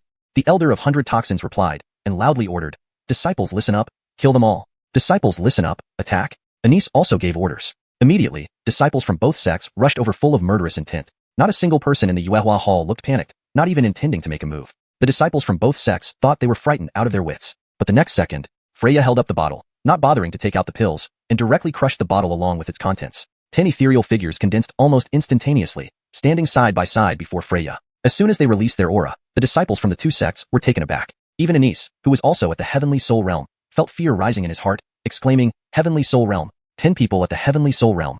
How could this be possible? Every disciple from both sects changed color. Quick run. The elder of 100 Toxins shouted in terror, turning to flee. 10 Heavenly Souls Realm. How can they fight that? Kill for me. Freya pointed her hand, and the 10 ethereal figures simultaneously rushed out. They moved through the crowd like entering a place with no one in it. taking lives as easily as slicing vegetables, screams of agony echoing continuously. There are some trying to escape on that side. Number 1, go intercept them. Number 2, number 3, you two head over there. Number 4 to number 8, spread out, don't stay together. Number 9, number 10, you two stay back. Kill, just keep killing. Freya kept directing the 10 heavenly soul realm figures, looking incredibly excited. With tens of thousands of combined disciples from the two sects, they were wiped out in a short while, unable to escape. Don't. At this moment, the elder of 100 toxins called out despairingly. It was seen that he was caught by 2 heavenly soul figures, one grabbing his hand, another his leg, tearing him apart violently, an unbearable sight. The Yuehua Hall disciples' skin crawled. It was simply too brutal. However, it felt exhilarating. They wished they could experience the feeling of commanding 10 people at the heavenly soul realm too. Surely it would be great. Just look at the excitement on the hall master's face. Before long, the disciples of the two sects were nearly all killed. Anis, under the assault of 2 heavenly soul figures, was severely injured. Seeing bodies strewn all over the ground, he was enraged to the extreme. You demon! Anis pointed at Freya, his eyes red with anger and bloodshot veins bulging. Freya snorted. I originally only wanted to settle accounts with the 100 toxin sect, make them kowtow, and apologize. But you insisted on provoking us. If I didn't kill you, wouldn't I let you down? Puff. Enraged, Anis spat blood and fell down. To be dead just from being angry? So boring. Freya curled her lips disdainfully. The disciples exchanged looks. The hall master's mouth was more venomous than her poisonous body. Absolutely heart-wrenching. Only after all disciples from the two sects were completely killed did Freya heave a sigh. Tired me out, shouting my throat dry. Then she excitedly ran to Carmelo. Master, these heavenly soul pills are really useful. Do you have more? Give some more to the disciples, please. The disciples were speechless. Are you treating heavenly soul pills like cabbage? Using 10 of them to kill the disciples of the two sects was already outrageous. Probably Mr. Brandon would feel distressed too. Who knew that Carmelo then took out an even bigger bottle and handed it to Freya. There are 20 here, just use them. Your master has plenty here. No need to feel distressed. No way. They really are like cabbages. The disciples were stunned. What a good master. Why isn't he mine? They envied immensely. All right, let's continue on our journey, Carmelo said. Master, what should we do with these 10 heavenly soul figures? Freya asked. In a little while, they will dissipate on their own. Ignore them and leave them here, Carmelo said indifferently. Throw away 10 heavenly soul figures. What extravagance. The disciples didn't know what to say. Not long after they left, 2 people passed by this place and were shocked to see the hellish scene. It was them who did it. The 2 immediately noticed 10 ghostly figures standing there motionless. They are at the heavenly soul realm, 10 of them. These are the phantom figures condensed by heavenly soul pills. Who could possibly have so many heavenly soul pills at once? The victims were the Southern U sect and the 100 toxin sect. With their strength, they wouldn't need 10 heavenly soul pills. So the person definitely has even more heavenly soul pills. 1 heavenly soul pill is already extremely precious. How could someone have so many? Where did they get them from? Whichever way, it's best not to offend such a person. They were 2 women. One was stunningly beautiful, the other ethereally charming. The 2 were the ancient ancestor Alexandra and her attendant Alexia from the Nine-Shade Holy Land. Ancestor, the 100 toxin sect is our affiliated sect, and the Southern U sect has always been friendly with us. Now both of their sects have been destroyed, and the opponent clearly doesn't take us, the Nine-Shade Holy Land, seriously. Should we just let this slide? Alexia was very unhappy, feeling that the sanctity's authority had been challenged. Our sanctity's authority cannot be violated, but it depends on the situation. If the opponent can bring out dozens of heavenly soul pills at once, could our sanctity hold back? Besides, if the opponent can casually use 10, they might have hundreds more, then even I would have to flee. Hundreds of heavenly soul pills? Impossible. Alexia didn't believe it, thinking heavenly soul pills were as common as cabbage. Better safe than sorry. Always better to be cautious. Don't forget, Immortal Land has sent news saying there is a sage who can speak the great truths. Now suddenly there's someone who can bring out 10 heavenly soul pills. It could very well be that sage. Brandon's in existence. We dare not offend. Alexandra guessed. This coincidental? At this moment, a slight movement came from among the corpses. The 2 immediately went over. They saw Anis barely alive, still clinging to a thread of life. Alexia immediately asked, who did this? Anis struggled to squeeze out a sentence. The guest from Immortal Land? The honored guest from Immortal Land? Alexia hurriedly asked. Yes. Anis finally squeezed out one last word before dying completely. You were right, ancestor, Alexia frowned. We should only make friends, not enemies with this person. Alexandra concluded, suddenly urging, he must also be here for the hidden paradise. Hurry up, we can't let our people collide with him. Saying this, the 2 rushed away quickly. Carmelo and his group finally arrived at their destination. This was a valley filled with birdsong and flowers, beautiful scenery. In the middle of the valley stood a large stone about 10 meters high, quite conspicuous. By now, many forces had gathered, all looking at the boulder without daring to step forward rashly. Because this large rock was the key to opening the hidden paradise. Carmelo could sense its connection to himself. Brandondonly, a representative of one force stood up and said, we were the first to arrive. Logically, we should be allowed to try first. Chapter 172.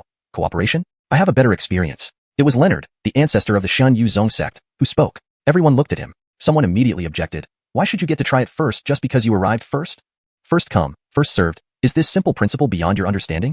Who's talking about first come, first served? As cultivators of our generation, we compete based on strength. I say, whoever is stronger should try it first. Do you think you're stronger than me? Leonard's gaze immediately turned cold. You won't know until we fight. the other party challenged. Very well, then let's see who's better. Leonard cracked his knuckles, making a series of popping sounds. He was tall and muscular, with explosive muscles that seemed to contain boundless power. The opponent struck first. Using a technique to close distance instantly, he appeared in front of Leonard in an instant. Zing! With a sharp sound of a sword, the opponent's sword was already pressing against Leonard's chest, his face involuntarily revealing a hint of joy. He won. But to his surprise, Leonard's muscles were incredibly hard, and the sharp sword couldn't penetrate. Just this? Leonard sneered. The opponent refused to give up and tried to thrust again with all his might. This time, Leonard clenched his fist and shouted, shaking the sword into two pieces with his bare hands. What? The opponent's face turned pale with shock. It's my turn now. Leonard glared with his large eyes and threw a punch. Bang! A dull thud, and the opponent was sent flying backward, dead on the spot. A single punch killed a dopey eye realm cultivator. Everyone present was stunned by his incredible strength. The Shinyu Zone cultivates the body for extraordinary defense. Seeing it today, it's truly well-deserved. A laugh suddenly sounded. Looking closely, it was a handsome man holding a folding fan, gently waving it, exuding elegance. Ernan, do you also want to fight me?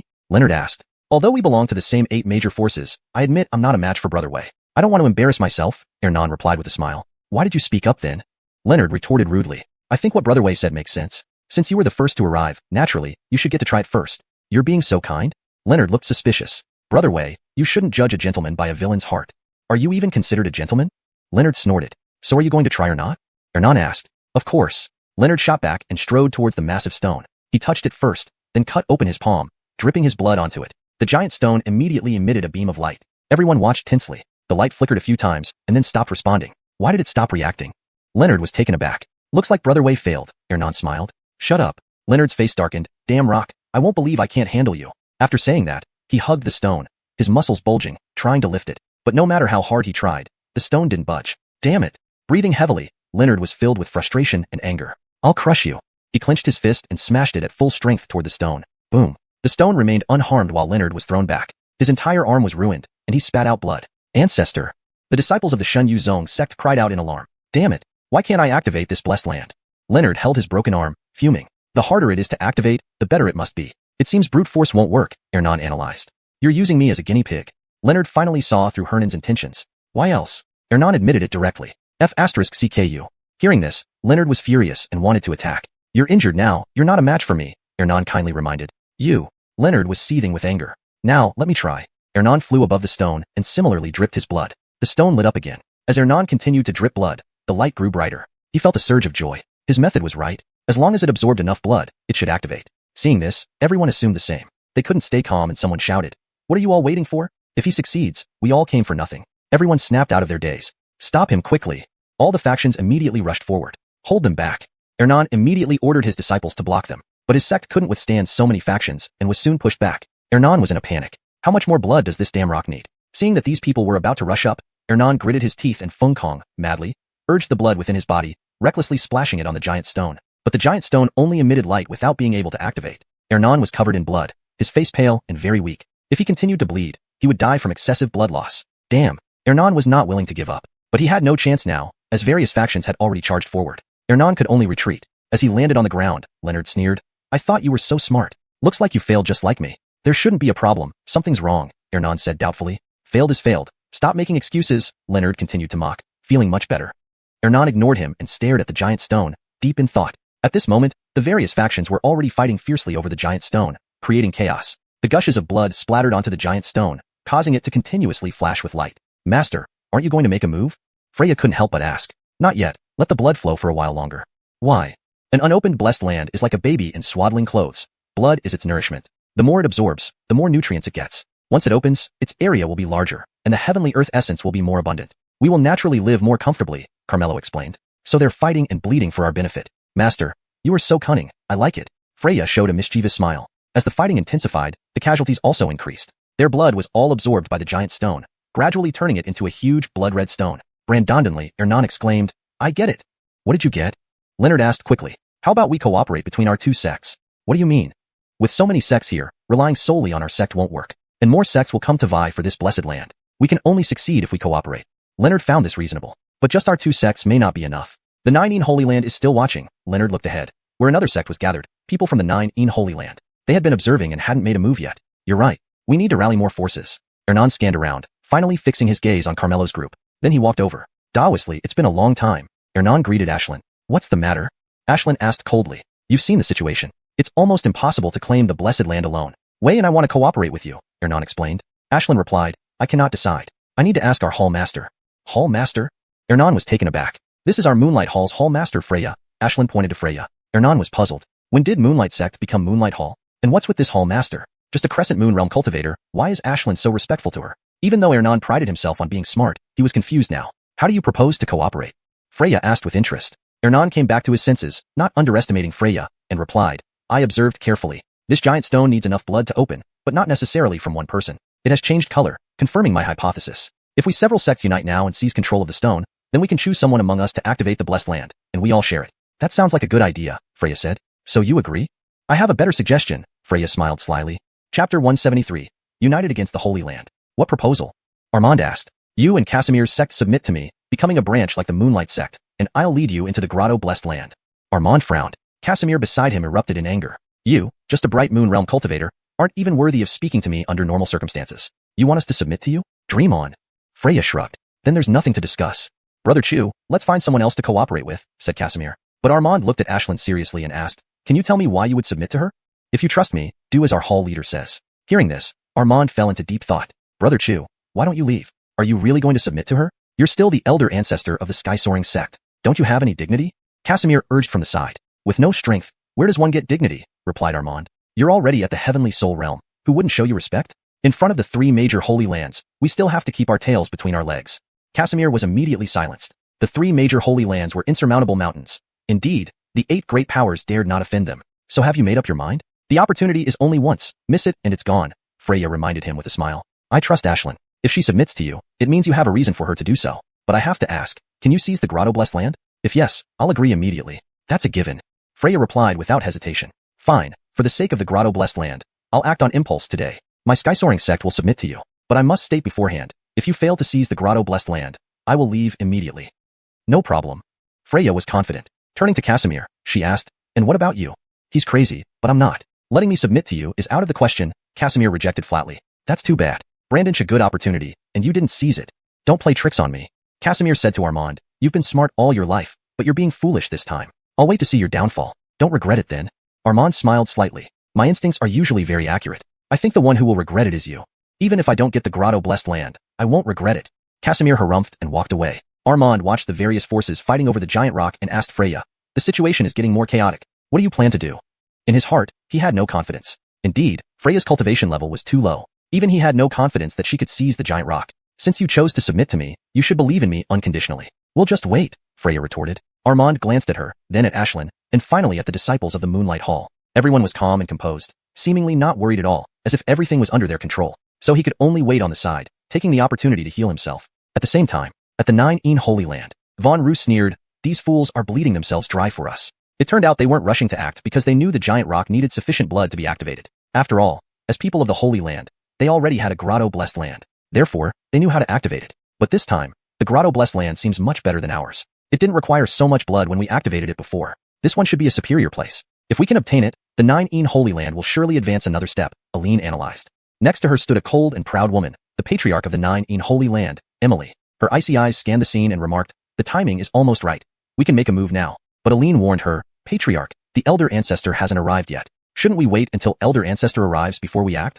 Elder Ancestor has no idea when he'll come. If we miss this opportunity and let others beat us to it, can you afford the consequences? Emily scolded sternly. But whoever opens the Grotto Blessed Land will be its master. Acting preemptively, if Elder Ancestor blames us, we might. Are you accusing me of overstepping my authority? Emily's gaze turned cold. I didn't mean that. Aline wanted to explain but was interrupted by Emily. Aline, I know your concerns, but delays cause problems. The other two Holy Lands people haven't arrived yet. If they come, seizing it won't be as easy. Besides, I am the Patriarch of the Holy Land, and have the authority to handle all matters. Even if Elder Ancestor comes, he definitely won't blame us. With that said, Aline didn't dare to add more words and replied, I will follow the Patriarch's arrangements. Only then did Emily show a satisfied expression. She immediately gave orders. Move. She took the lead, leading her disciples into battle. Oh no, the Nine Een Holy Land has made its move. Upon seeing this, all forces present turned pale. The might of a holy land was deeply rooted in the southern wilderness, not to be offended. Therefore, some forces wisely withdrew from the contest. But most forces were unwilling to give up and chose to confront the Nine Een Holy Land for the sake of the Grotto Blessed Land. However, they were no match, and being disorganized like a bag of loose sand, they were beaten back by the Nine Een Holy Land one after another. Kato suddenly stepped forward at this moment. Everyone, with our current strength, we can never seize the Grotto Blessed Land. If we want to stand against the Nine Holy Land, we must join forces. There are so many of us. If we unite, the Nine Holy Land won't have an easy time. After we drive them off, we can enter the Grotto Blessed Land together, and they cannot do anything about it. This mirrored Armin's plan. This guy learns pretty fast, Armand chuckled. Seeing your way is right. Rather than fighting each other and ultimately benefiting them, let's work together and fight them. I agree to share the Grotto Blessed Land. I agree too. We Hayo sect will join as well. Kato's proposal quickly received responses from various forces. Immediately, they collectively targeted the Nine Holy Land. Emily coldly rebuked, daring to oppose the Nine Holy Land. Have you thought through the consequences? You already have a Grotto Blessed Land. Why not give us a chance? Cato countered. Do you even deserve it? Emily showed disdain. Then don't blame us. We're determined to seize this Grotto Blessed Land today, Cato declared resolutely. Other forces also expressed their support. Emily still spoke with contempt. You really think your ragtag group can challenge the Nine Holy Land? Cato fearlessly replied, how will we know unless we try? Just as tensions rose, a voice suddenly interrupted, looks like I'm not too late. Chapter 174 Testing Armin's Sincerity. Following the sound, another force arrived in grand fashion. These people appeared to be quite genteel and scholarly, giving off a refined aura that seemed somewhat frail. However, upon seeing them, everyone's expression changed. Because they were from the Book Fragrance Holy Land, one of the three major holy lands of the southern wasteland. The leading man had a face like polished jade, looking very cultivated. This person was Terence, the patriarch of the Book Fragrance Holy Land. He scanned around, his gaze landing on Charmaine, and a faint smile curved at the corner of his mouth. Patriarch Artemio, it seems things haven't gone well for you. Just a group of ragtag individuals, Charmaine said disdainfully. Too many ants can kill an elephant, let alone so many experts. Even if you win, you'll have to pay a hefty price. So what? Are you going to join in? Terence continued smiling and said, I've come all this way naturally to gain this new blessed land, but I don't want to fight. Harmony is always best. What do you really want? Charmaine asked impatiently. Look, the current situation is your Nine Holy Land on one side, my Book Fragrance Holy Land on another, and all these other forces on a third side. No one can easily achieve their goal with such a tripartite standoff. But if our two holy lands unite, wouldn't that make it much simpler? You want to ally with me? Charmaine showed a hint of surprise. If they can unite, why can't we? Afterward, we will share this blessed land together. How about that? Charmaine quickly thought it over and soon nodded. Agreed. Hee. Patriarch Artemio is indeed a straightforward person. May our cooperation be pleasant, Terence said, clasping his hands together. Now, everyone from the various forces felt the situation was becoming thorny. 119 Holy Land was already hard enough to deal with. Now, with the addition of the Book Fragrance Holy Land, how could they compete? Everyone, you've heard us. With our two holy lands united, you cannot match us. Give up now, and I assure no harm will come to you. I prefer peace above all else. Bloodshed is unpleasant, and being eradicated would be even worse, wouldn't you agree? Though Terence spoke amicably, his words carried a threatening undertone. The various forces began to hesitate, but Cato encouraged them, don't be afraid. If we work together, there's still a chance. Do you wish to give up just like this? While that's true, but with two great holy lands united, we have no chance of victory. We shouldn't die in vain. Yes, Elder Wei, perhaps it's best we give up. I am willing to withdraw. Seeing the unfavorable trend, these forces chose to retreat one after another. This infuriated Cato. You cowards. Terence watched him and laughed. They've all withdrawn. Does your divine control sect still wish to struggle futilely? Cato felt deeply unwilling, but with things as they were, he had no choice. Finally, gritting his teeth, he said, I withdraw. Terence smiled contentedly. That's right, fighting is no good. Freya saw this and pouted unhappily. Well, now there's nothing interesting to watch. Beside her, Armand was speechless. At a time like this, she was still thinking about entertainment. He couldn't help feeling regretful. Had he known, he should have allied with the other forces earlier. Perhaps they would have already opened the Blessed Land. Now with the two holy lands united, there was virtually no chance. It's fine. The blood absorption is almost complete. Whether they fight or not doesn't matter. Carmelo's words caught Armin's attention. Who was this guy? Why was he speaking? Seeing Carmelo was unremarkable, he thought he might be an ordinary disciple. But Freya called out, Master, can we open the Blessed Land now? Master? This person was Master Hall's master? Armand froze, sizing up Carmelo again. There was nothing extraordinary about him. It can be open now, Carmelo nodded. That's wonderful. I've been waiting for so long. Freya said happily. Mr. Brandon, what should we do? Ashlyn asked respectfully. Even Ashlyn treated him with respect. Could he be the hidden powerhouse behind the scenes? Armand was alarmed. I need some time. Please help me hold them off, Carmelo said. This isn't difficult. Freya took out a bottle given by Carmelo, which contained 20 Heaven Soul pills. Not only could they hold off the two holy lands, they could obliterate them. But Carmelo said to Armand, though you have submitted to us, I need to see your sincerity. Armand asked, you want me to help hold off the two holy lands? If you're scared, you can leave now. Armand frowned. Clearly, the other party was testing his loyalty. If he could indeed open the Blessed Land, agreeing wouldn't hurt. If he failed, he would face the combined assault of the two holy lands, with predictable consequences. This was a gamble with his own and even his entire sect's fate. Should he agree, or withdraw now? Armin's mind wrestled intensely, ultimately glancing at Ashlyn and gritting his teeth to promise, all right, I'll help you hold them off. Carmelo smiled slightly, don't let me down. With that, he walked forward. After Terence had handled all the forces, he was discussing with Charmaine how to share the Blessed Land. At this moment, suddenly, a group of people approached the giant stone. It was the Yuehua sect and the Lingtian sect. Everyone was stunned. What do they want? They are trying to seize the Blessed Land? Just the two of them against the two great holy lands? Are they courting death? Everyone was puzzled. Had Ashlyn and Armand lost their minds? Kato also showed a look of confusion. Armand submitting to a little girl was one thing, but now joining forces against them. Wasn't he crazy? Halt! Charmaine called out sharply. Carmelo ignored it and left a sentence, leave it to you. He walked straight to the giant stone. Courting death. Charmaine's eyes turned cold. Terrence chuckled lightly. There are indeed those who fear no death. The two immediately charged over, but they were blocked by Ashlyn and Armand. Leave now or die. A chilling killing intent erupted from Charmaine. Patriarch Artemio, why so hot-headed? Peace is always best, isn't that right, Patriarch Shin? Armand laughed heartily. Long have I heard of your cleverness, Armand. Now it seems exaggerated. All those others didn't dare oppose us just now. You two jumping out now is courting death. If you want peace, don't think about seizing the blessed land. The corner of Terrence's mouth curved in a smile, but the killing intent in his eyes was unmasked. So when you talk about peace, you mean following your will. Otherwise, it must end in bloodshed, right? Since you know, step aside. You're a hypocrite. For that comment alone, you must die. Terrence put away his insincere smile and drew out a magical artifact. Chapter 175. He is indeed Mr. Brandon. The magical artifact was a brush. Seeing this, someone immediately cried out in shock, heaven-shocking brush. This was the treasure that upheld the book Fragrance Holy Land. In reality, it was an immortal artifact, but it was damaged, making its power inferior to a true immortal artifact. Yet it was still far superior to ordinary magical artifacts. Armand's expression involuntarily turned grim. His strength was originally not on par with Terrence, and now he had taken out the heaven-shocking brush, clearly intending to put him in mortal danger. If he fled now, he might still be in time. But there were Ling Tian sect disciples behind him. If he escaped, they would suffer instead. Moreover, since he had made his choice, how could he go back on his word? Armand, today is your day of death. Terrence seemed like a different person, his face dark, eyes gleaming with ferocity. As he raised the brush, the sky and wind immediately changed dramatically, as if the heavens and earth were truly shocked by this brush. Armand's mind raced. Fighting was no longer an option, so he had to stall for time. He shouted loudly, hold it. Now you're afraid? It's too late. Terrence had no intention of letting Armand off. Just as he was about to strike down with the heaven-shocking brush, Armand urgently yelled, do you know you're courting disaster? What do you mean? Terrence hesitated. Armand secretly breathed a sigh of relief and pointed at Carmelo. Do you know who he is? At that moment, Carmelo stood before a giant rock, placing his palm on it. Instantly, he sensed an immense expanse of heaven and earth. Compared to the grotto bliss of the ageless Holy Land, this realm was many times larger. What Carmelo needed to do now was open the gate to this realm.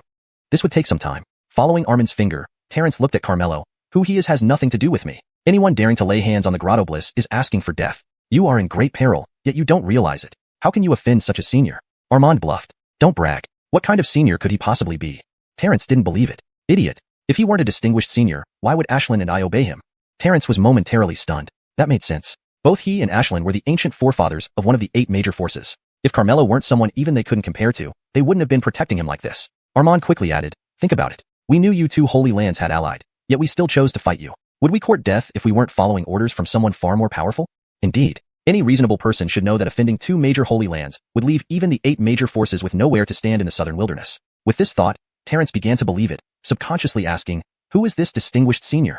Mission accomplished. Armand felt elated inwardly but kept a calm exterior. The senior likes to keep a low profile. Without his permission, I cannot reveal his identity. Now that he has set his eyes on this grotto bliss, I advise you all to abandon your intentions. Provoking him will bring consequences you cannot bear. Terrence frowned. Emily beside him harumphed. What distinguished senior? It sounds like you're just stalling for time. Armand was startled. She had seen through him. He quickly signaled Ashlyn to play along. Ashlyn almost laughed. To buy time, Armand had cited a supposed senior, but little did he know that Mr. Brandon himself was that distinguished senior. She spoke truthfully, Zhengzhu and Artemio. Armand isn't lying. We only want what's best for you and your 9 in Holy Land. So please heed our advice and avoid unnecessary calamity. You two are colluding. Naturally you'll speak up for him. How can I make you believe me? Armand asked. Tell us his identity first. Identity? I don't know what his identity is. Armand rapidly pondered, preparing to fabricate something. But then Terrence suddenly remembered something, blurting out, could he be that Mr. Brandon?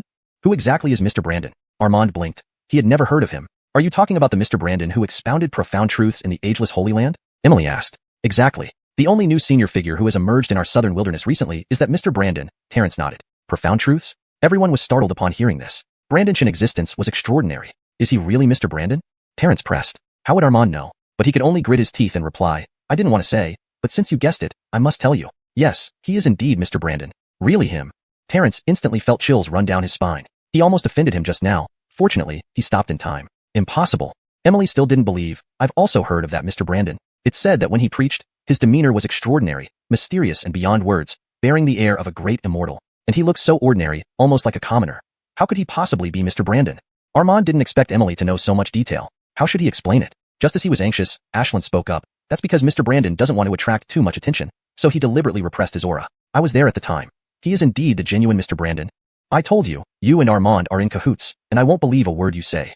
Terence advised, I think they don't seem to be lying. You believe them? They're definitely frauds. Terence hesitated. This made Emily very angry. Since you choose to believe them, fine. Our cooperation ends here. When I grab the grotto bliss later, your book Fragrance Holy Land won't get a single drop. Terence replied irritably, as you wish. He had his own considerations. If the other party really was Mr. Brandon, now was the time to withdraw to preserve himself. If not, after Emily and them fought until both were weakened, he could reap the benefits. Either way, he wouldn't lose out. Emily said coldly, you can fool others, but not me. I warn you for the last time. Scram now? Freya couldn't stand it anymore and retorted, why are you so annoying? We've explained it to you so much. What do you want? What right do you have to talk to me like this?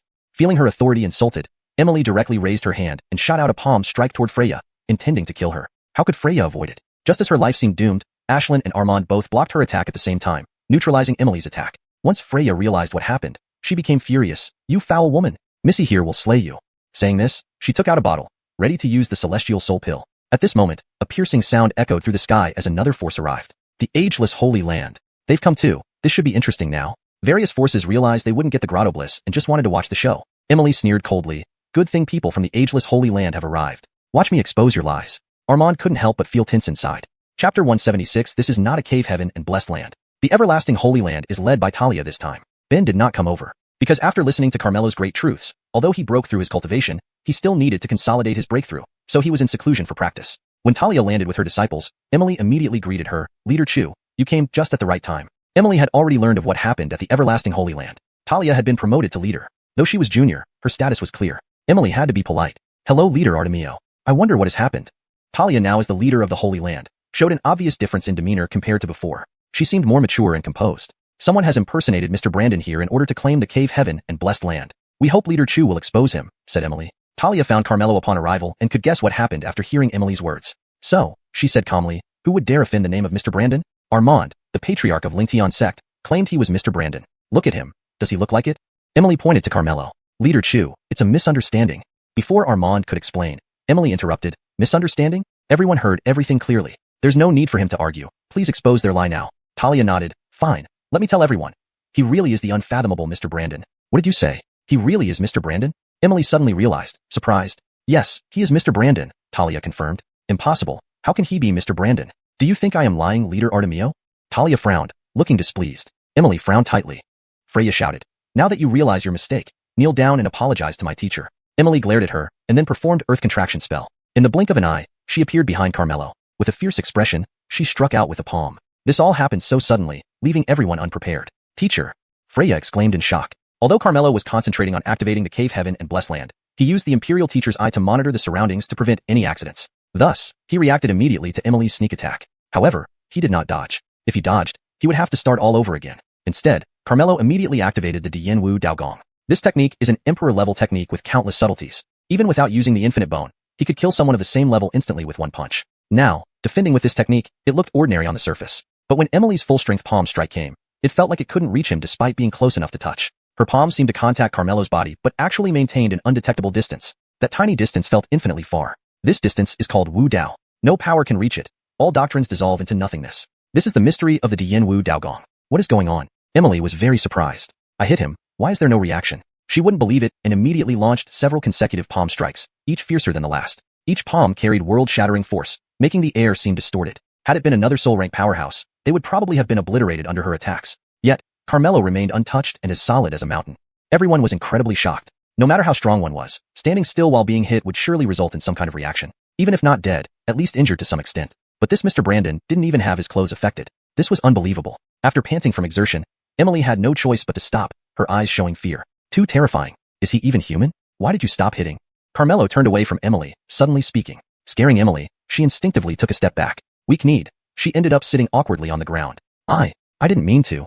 Realizing how terrifying this Mr. Brandon was, her face turned pale as she hastily explained. Her explanation was paler than her own face. Not intentional, huh? Carmelo's voice was calm, without any emotional fluctuations. But he was extremely angry inside. If not for opening the cave heaven and blessed land requiring his concentration, he would have dismembered Emily long ago. Realizing something, Emily immediately got up and tried to slip away. Don't let her escape, Freya called out. Armand and Ashlyn immediately rushed over, trying to stop Emily, but it was a step too late. Emily vanished from the spot in an instant. Darn, she got away. Freya was quite displeased. At this moment, the massive rock suddenly shone brightly and started shaking violently. Immediately after, the 10-meter-high boulder compressed and compressed again, ultimately transforming into a token. The Cave Heaven token. This was the key to the Cave Heaven and Blessed Land, small and exquisite. Finally, it was done. Carmelo sized up the token and exhaled deeply. Everyone, seeing him acquire the Cave Heaven and Blessed Land, couldn't help but feel envious. But who could compete with such formidable strength? It was meant to be his. Carmelo raised the token and gave a light shout. Open! The space before their eyes suddenly distorted, gradually revealing an entrance. This entrance was grandiose, as if connecting heaven and earth. Why is this entrance different from ours at the Book Fragrance Holy Land? Generally, entrances to Cave Heavens and Blessed Lands are opened based on physical scenes. How did this one open directly through space? This reminded Carmelo of how Talia had once opened the entrance to the everlasting Holy Land through a mountainside. Terrence suddenly thought of something, a look of extreme surprise on his face. Ordinary Cave Heavens and Blessed Lands can't possibly have entrances open through space. This Cave Heaven. He stopped mid-sentence, seemingly unable to believe it. Master, what kind of Cave Heaven and Blessed Land is this? A disciple asked curiously right away. It's not a Cave Heaven and Blessed Land, Terrence said solemnly. If it's not a Cave Heaven and Blessed Land, then what is it? Everyone looked puzzled. I get it, Armand suddenly shouted. You startled me for no reason, Freya said unhappily. Sorry, I got too excited and lost control of my emotions, Armand apologized. Quick, what do you know? Freya, whose curiosity was piqued, quickly asked. I once read a book that mentioned Cave Heavens and Blessed Lands, which are classified by quality. Depending on their size and the richness of spirit energy, they are divided into 4 grades: inferior, medium, superior, and supreme. However, regardless of the grade, there are always fixed entrances that must be opened through some real-world scenery. Armand glanced at the entrance before them. But this entrance doesn't rely on any real-world scenery. It directly connects to heaven and earth. It cannot be called a Cave Heaven and Blessed Land, but rather a divine land. Chapter 177, Entering the Immortal Land. What's wrong with Master? Immortal Land. Everyone was taken aback. That was a place of immortals, where cultivation could be many times faster than in a Cave Heaven or Blessed Land. Moreover, the chance of becoming an immortal would also be much higher. Cave Heavens and Blessed Lands were already rare, but immortal lands could be counted on one hand. Looking across the 4 seas and 8 wastes, there were only a few immortal lands. Whenever a new immortal land opened, it would always spark fierce contention. Once obtained, becoming an immortal would be as certain as nails hammered into wood. It would also mean the birth and rise of an immortal faction. If they could settle in an immortal land, they could not only gain protection, but their cultivation would progress rapidly, soaring to new heights. Everyone looked at Carmelo, all thinking of pledging allegiance. Just then, 2 figures suddenly flew over quickly. They were the elder ancestor Alexandra from the 9-een Holy Land and her maid. Congratulations to Sir Brandon for opening the immortal land. Our 9-een Holy Land wishes to pledge allegiance to Sir Brandon. We ask Sir Brandon to grant us this favor. Everyone was stunned upon hearing this. Even a Holy Land wanted to pledge allegiance to Sir Brandon, but it made sense. How could a Cave Heaven or Blessed Land compare to an immortal land? Besides, Alexandra was a wandering immortal, and even with the help of a Cave Heaven or Blessed Land, breaking through would be extremely difficult. Alexandra understood her situation clearly. She had been a 3rd-grade wandering immortal for quite some time, her appearance gradually aging while her cultivation showed no sign of advancing. This left her anxious and worried. Now seeing the immortal land, she saw hope for breakthrough. Even if it meant subjugating her holy land to Carmelo, it would be worth it. But Carmelo said coldly, your sect leader just attacked me, trying to kill me. You still want to settle in the immortal land? Hearing this, Alexandra was stunned and immediately looked at Von Rue. Aline recounted what happened. Alexandra frowned immediately. It was exactly what she feared would happen. She quickly bent down and apologized. I'm sorry, Sir Brandon. My people acted recklessly. From now on, Artemio Mayen will no longer belong to our 9-een Holy Land. I will capture her and let you deal with her. As an apology, we will fully assist you in developing the immortal land. After opening the immortal land, it still needed to be developed. The manpower and resources required were enormous. The system asked Carmelo to develop a Cave Heaven or Blessed Land to increase his quota for taking in disciples, but now it had directly given him an immortal land. This project was too much for Carmelo alone. Since the 9-een Holy Land wanted to help, Carmelo naturally had no reason to refuse. Alexandra sighed in relief, fearing that Sir Brandon might not give her the chance. Talia thought for a moment and said, Sir Brandon, our Eternal Holy Land is also willing to help develop the immortal land. Carmelo had done a great deed for the Eternal Holy Land, and Talia had always wanted to repay him. Now she finally had the chance. Carmelo agreed readily. Terrence couldn't fall behind, so he hurriedly offered to help as well. But Carmelo said, you can help if you first kneel down and apologize to my people. Pointing at Armand, he added, Terrence just threatened to kill him. He had seen it all, and he had also seen Armand's sincerity. Terrence was stunned. To make a proud Holy Land patriarch kneel publicly before someone would damage not only his dignity, but also the Book Fragrance Holy Land's reputation. If news got out, Terrence's authority would be undermined. Sir Brandon, isn't this too much to ask? Terrence, proud as a Holy Land patriarch, found it hard to kneel. Not kneeling is fine. I don't mind changing your Holy Land's patriarch, Carmelo said coldly. You're too ruthless. Someone from the Book Fragrance Holy Land immediately stood up. Other disciples glared angrily, indignant. Carmelo's gaze turned cold, and he waved his hand. That person instantly ceased to exist both physically and spiritually. Anyone who offends me will meet the same fate. Carmelo glared at them, appearing very domineering. The people of the Book Fragrance Holy Land were immediately intimidated and dared not act rashly. I'll give you 3 breaths to consider. Carmelo stared coldly at Terrence, instilling fear in him. Fine, I'll kneel.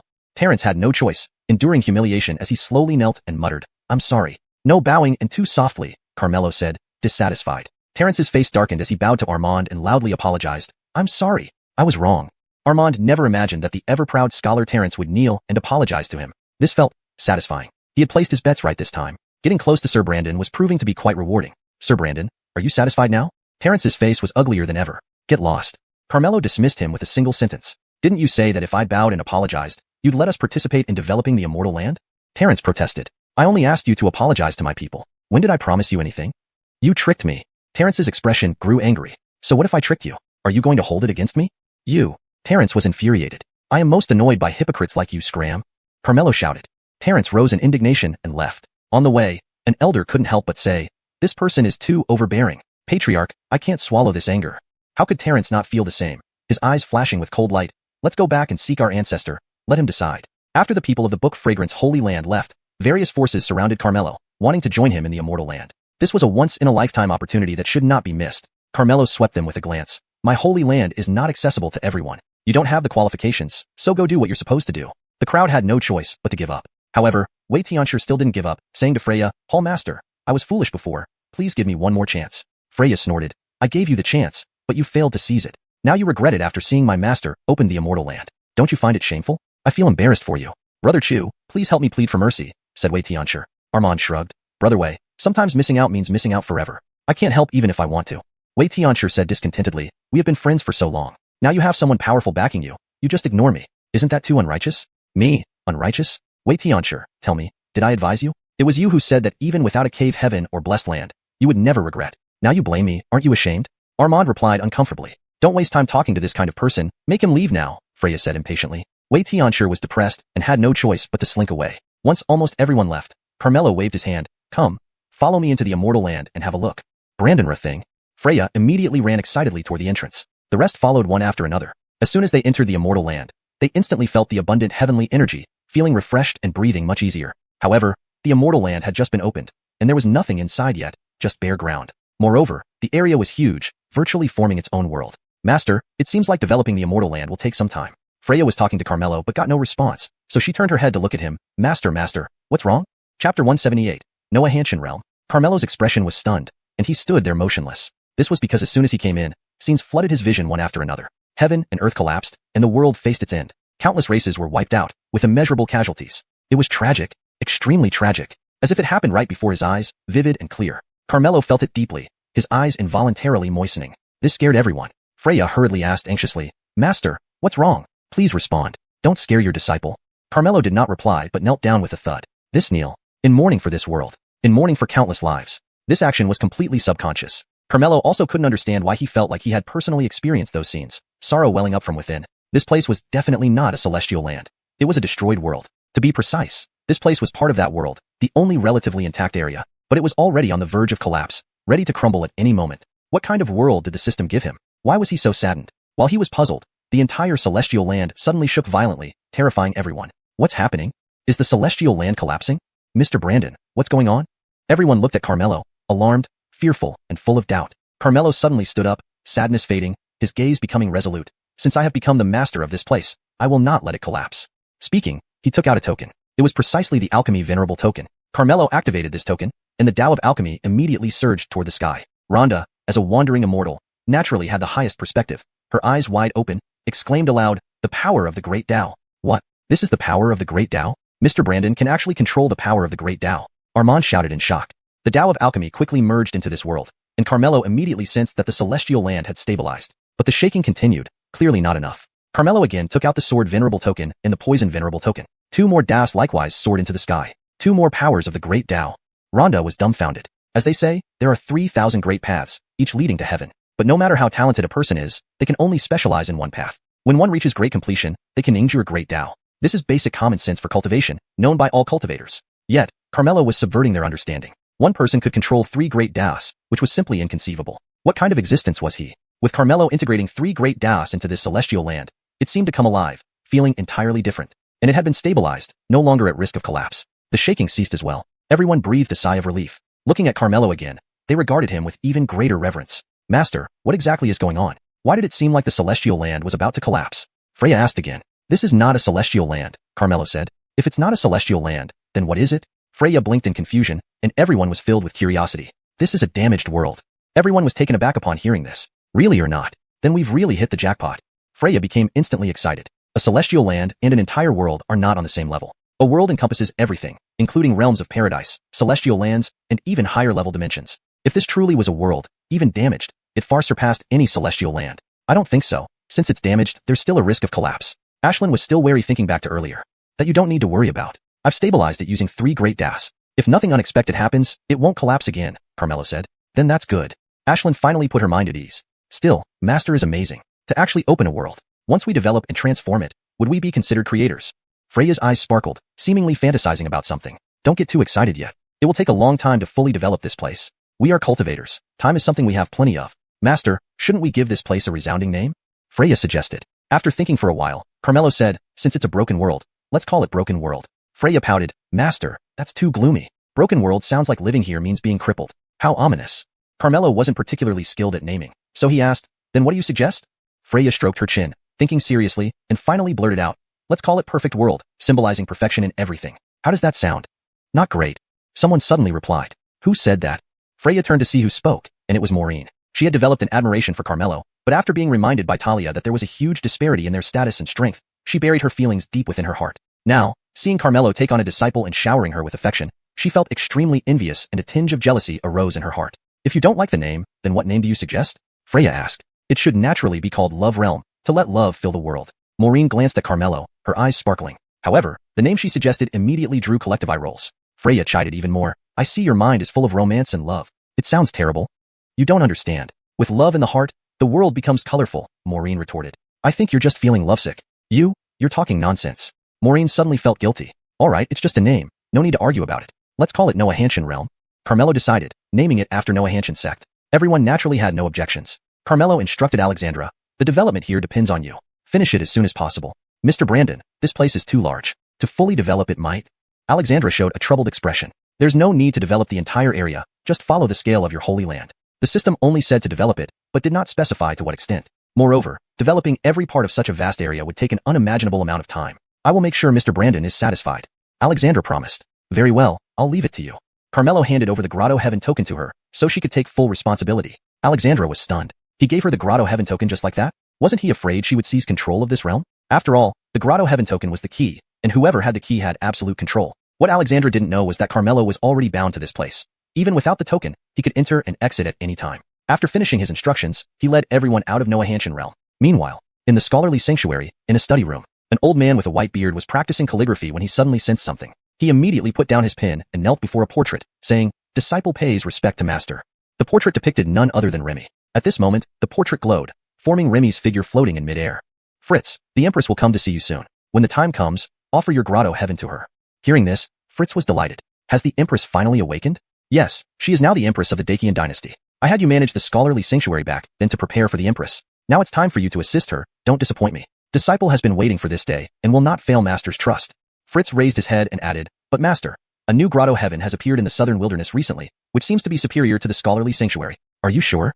Remy hurriedly asked. Disciple is sure. I have already sent people there. If everything goes as planned, it will belong to us, and we can offer it to the Empress. If so, you will have done a great service. Serving the Empress is the honor of the disciple. Fritz seemed very humble. You have my gratitude. Remy nodded in satisfaction. At this moment, there were sudden knocks on the study door. Chapter 179 Trish steps into the southern wasteland. Ancestor. Disciple has something to report. Outside the door came the urgent voice of Terrence. Fritz's face lit up with joy. Master, it's Wanshu. He's back. He must have obtained the Grotto Heavenly Land. Remy also smiled. You indeed didn't disappoint me. Let him in. I should meet your disciples and their descendants. Fritz was overjoyed. This move by Master signified his recognition of his efforts over the years. His lineage was destined to rise. Yes, Master. Fritz hurriedly got up and quickly opened the door. Disciple pays respects to Ancestor, Terrence said as he bowed. Wanshu, come in quickly, the Great Ancestor wants to see you. The Great Ancestor wants to see me? Hearing this, Terrence was momentarily stunned, but then could not contain his delight. He had long heard that his ancestor had an extraordinary master, a great immortal being who was once a royal advisor in a certain celestial kingdom, not only unmatched in power but also possessing the art of divination. He had always wanted to meet this legendary great ancestor, and now his wish was finally going to be fulfilled. With an excited heart, Terrence walked into the study and immediately knelt down upon seeing the floating figure in midair. Your disciple Terrence pays respects to great ancestor. Remy scrutinized him and nodded slightly. A divine bone posture, at the 4th rank celestial soul realm. You are quite good, you may rise. Thank you, great ancestor. Terence was delighted to receive the great ancestor's approval. According to what Dongji says, a new grotto heavenly land appeared in the southern wasteland, and he sent you to claim it. Did you succeed? Remy asked. Great ancestor, your disciple was just about to report on this matter. Unfortunately, the grotto heavenly land was snatched away by someone else, Terence said apologetically. Snatched away? Remy raised an eyebrow. What happened?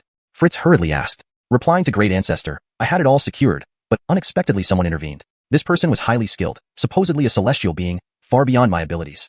A celestial being intervened? Remy was taken aback. That's not all. It turns out that what appeared was not a grotto heavenly land, but a celestial land. Celestial land. Remy was astonished. Indeed, a new celestial land appears in the 4 seas and 8 wastelands. No wonder a celestial being would intervene. Terence continued, initially, I wanted to befriend him and help build the celestial land, but this person was extremely arrogant, even making me kneel publicly to his people. Moreover, he looked down upon us, the fragrant scholarly sanctuary, and even threatened. He deliberately paused here. What did he say? Remy immediately asked. He said our fragrant scholarly sanctuary offended him, and after he deals with the celestial land, he will make us vanish from the southern wasteland, Terence replied. How dare he? Upon hearing this, Fritz immediately flew into a rage. Did he really say that? Remy's face turned cold. Absolutely true. How dare your disciple lie to great ancestor? Terence spoke firmly, seemingly truthful. Fritz believed him right away and bowed. Master, whoever dares to offend the fragrant scholarly sanctuary cannot be spared. Please take charge, great ancestor. Remy smiled slightly. Now it makes sense. Confused, Fritz asked, what do you mean, master? I helped Empress calculate a celestial fortune. Her journey to the southern wasteland is bound to bring great opportunities. Now it seems her opportunity lies in this celestial land. You mean this celestial land is definitely ours? Besides this fortune, there shouldn't be anything else. But the opponent is a celestial being, and Empress's current cultivation hasn't fully recovered. How can we deal with it?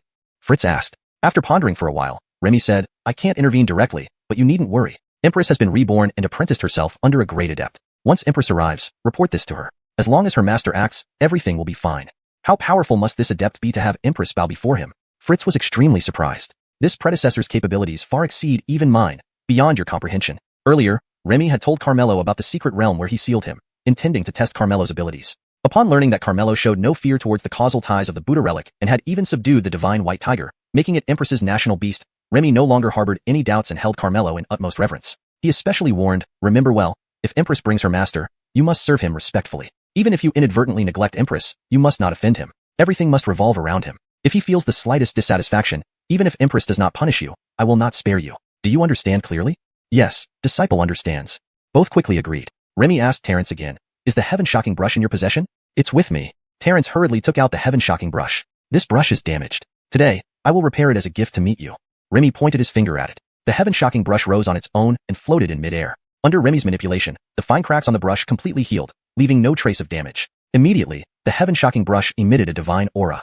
Remy waved his hand, and the heaven-shocking brush fell back into Terence's hands. Only immortals can use immortal artifacts, but with your cultivation, you can barely unleash some of its power. With this brush, you will be invincible within your realm unless the opponent has an immortal artifact. Thank you, great ancestor, for your blessing. Terence was delighted and bowed gratefully. After giving some more instructions, Remy's figure gradually dissipated. The two stood up. Terence said excitedly, great ancestor, with this brush, our fragrant scholarly sanctuary will surely become the top in the southern wasteland, unshakable by anyone. Fritz said sarcastically, look at your ambition.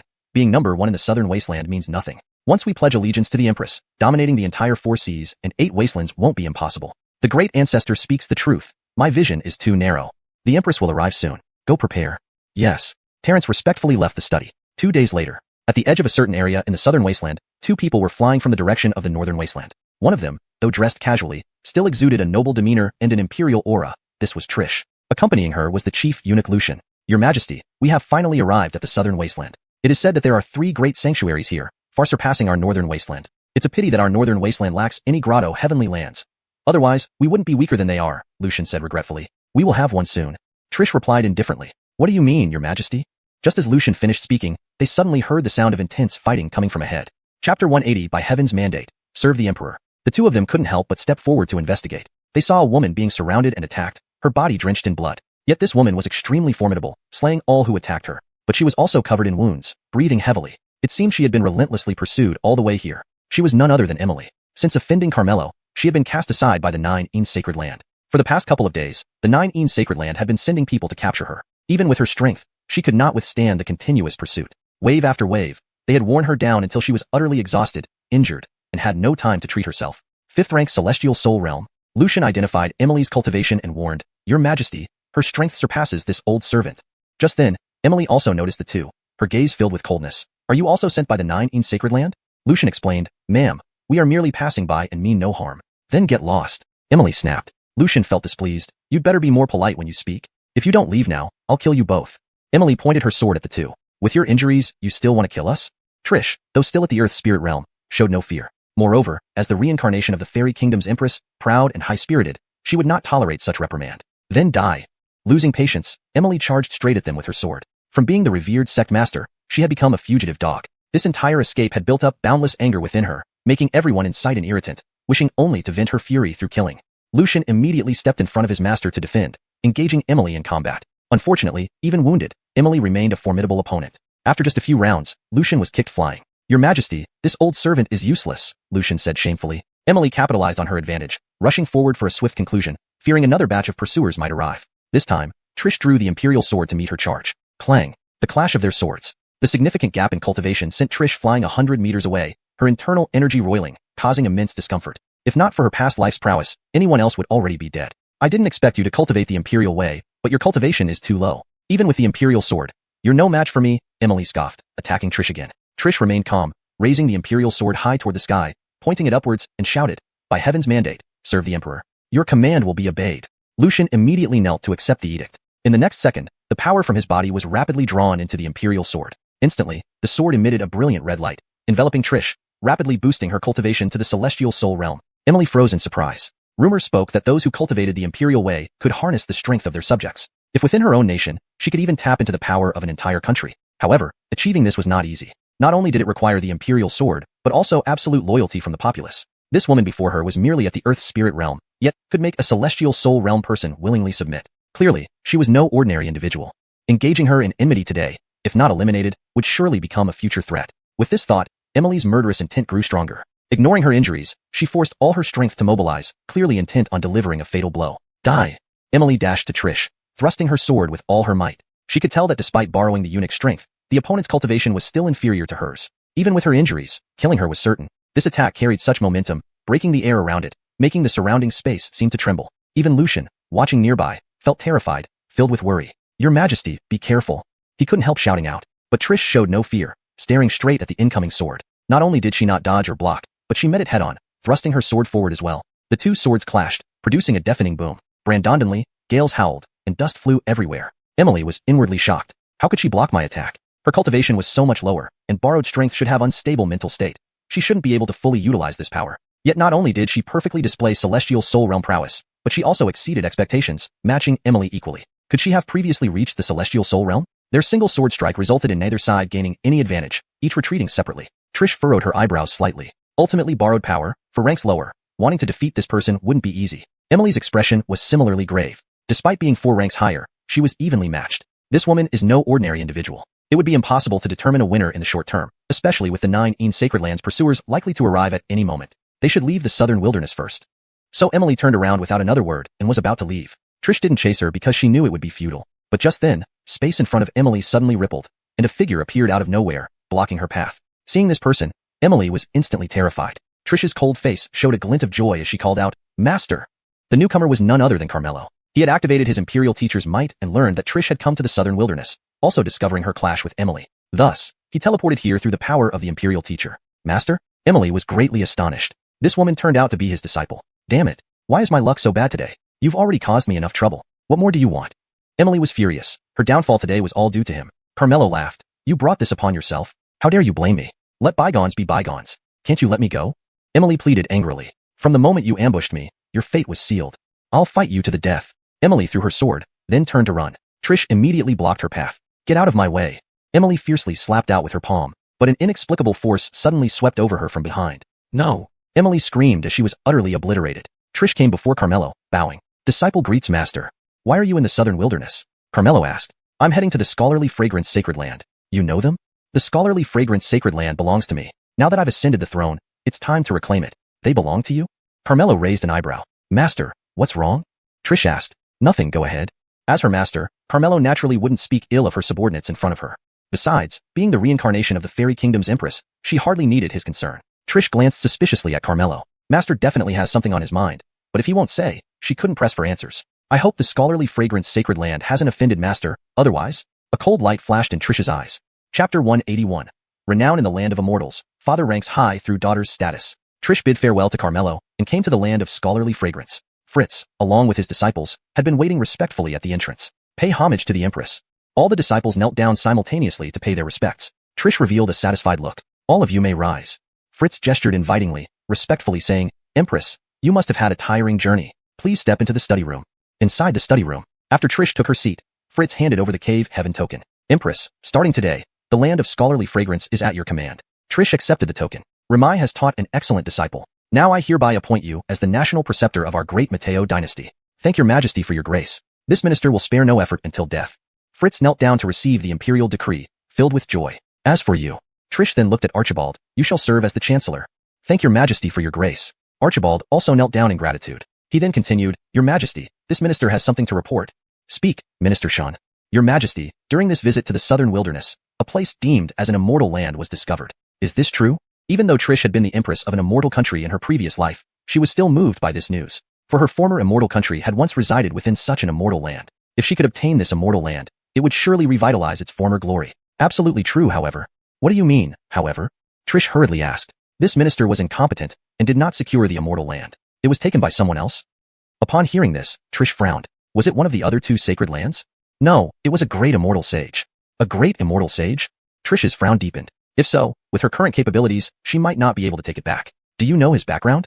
Trish asked. All this minister knows is that he surnames Brandon. Everyone calls him Mr. Brandon. He only recently emerged, but his strength is unfathomable. Previously, he delivered teachings at the Evergreen Sacred Land, expounding profound principles. Mr. Brandon? Profound principles? Trish's heart stirred. Could it be Master? Do you know what features he has? Trish quickly asked. He looks handsome, appearing like an ordinary person, Archibald replied. It must be Master. There's no doubt about it, it must be him. Trish felt certain in her heart. But since Master had dealings with the land of scholarly fragrance, why hadn't he mentioned it when she brought it up? Just as she pondered this, Archibald spoke up, Your Majesty, this man not only seized the immortal land but was also arrogant and condescending, showing complete disregard for us. He publicly humiliated this minister and treated the land of scholarly fragrance with disdain, which is utterly intolerable. So, he offended Master. No wonder Master wouldn't mention it. With Master's character, he definitely thought it beneath him to talk about such things to a mere disciple. Master was giving her face and not putting her in an awkward position. Yet, the more Carmelo acted like this, the more guilty Trish felt. She revered Carmelo as a deity, and now her minister had disrespected her most respected master. Not only should he die, but she could not absolve herself of blame. Why did he humiliate you? Trish asked calmly. At that time, I intended to seize the immortal land, and there was a conflict with his people. He made me kneel and kowtow to apologize, openly humiliating me. He even declared that he would destroy the land of scholarly fragrance, opposing your majesty, and thus, this person must be eliminated. Archibald said angrily.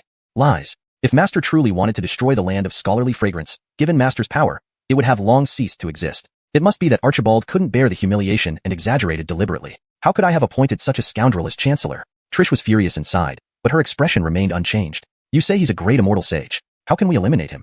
According to our ancestors, the great Mateo dynasty has an imperial tutor, who is also your majesty's master. If he intervenes, he will surely eliminate this person. Do you want me to ask Master to eliminate himself? Trish couldn't help but laugh inwardly. What a fool, trying to get me killed. It seems I must give an account to Master. She then said, When I came here, I saw Master, and he is in the southern wilderness. Hearing this, Archibald rejoiced. That's wonderful. Please, your majesty, invite the imperial tutor to help kill this person and reclaim the immortal land. Upon hearing this, a flicker of coldness flashed across Trish's eyes. She asked, Do you know where this person is? He has enlisted the 9 Sacred Land and the Evergreen Sacred Land to help build the immortal land. He hasn't come out these past 2 days. In my opinion, after we kill him, we can take over these 2 sacred lands as well to strengthen our great Mateo dynasty, Archibald suggested. What do you think? Trish turned to Fritz. If we can subdue these 2 sacred lands, we can rule over the southern wilderness and incorporate it into the territory of the great Mateo dynasty, ensuring a powerful rise to dominate the 4 seas and 8 desolations, Fritz agreed. In that case, gather the troops and set out with me. Your majesty's order. Both responded in agreement. Archibald inwardly sneered, daring to make me kneel in public. I will avenge myself 100-fold and make you regret it.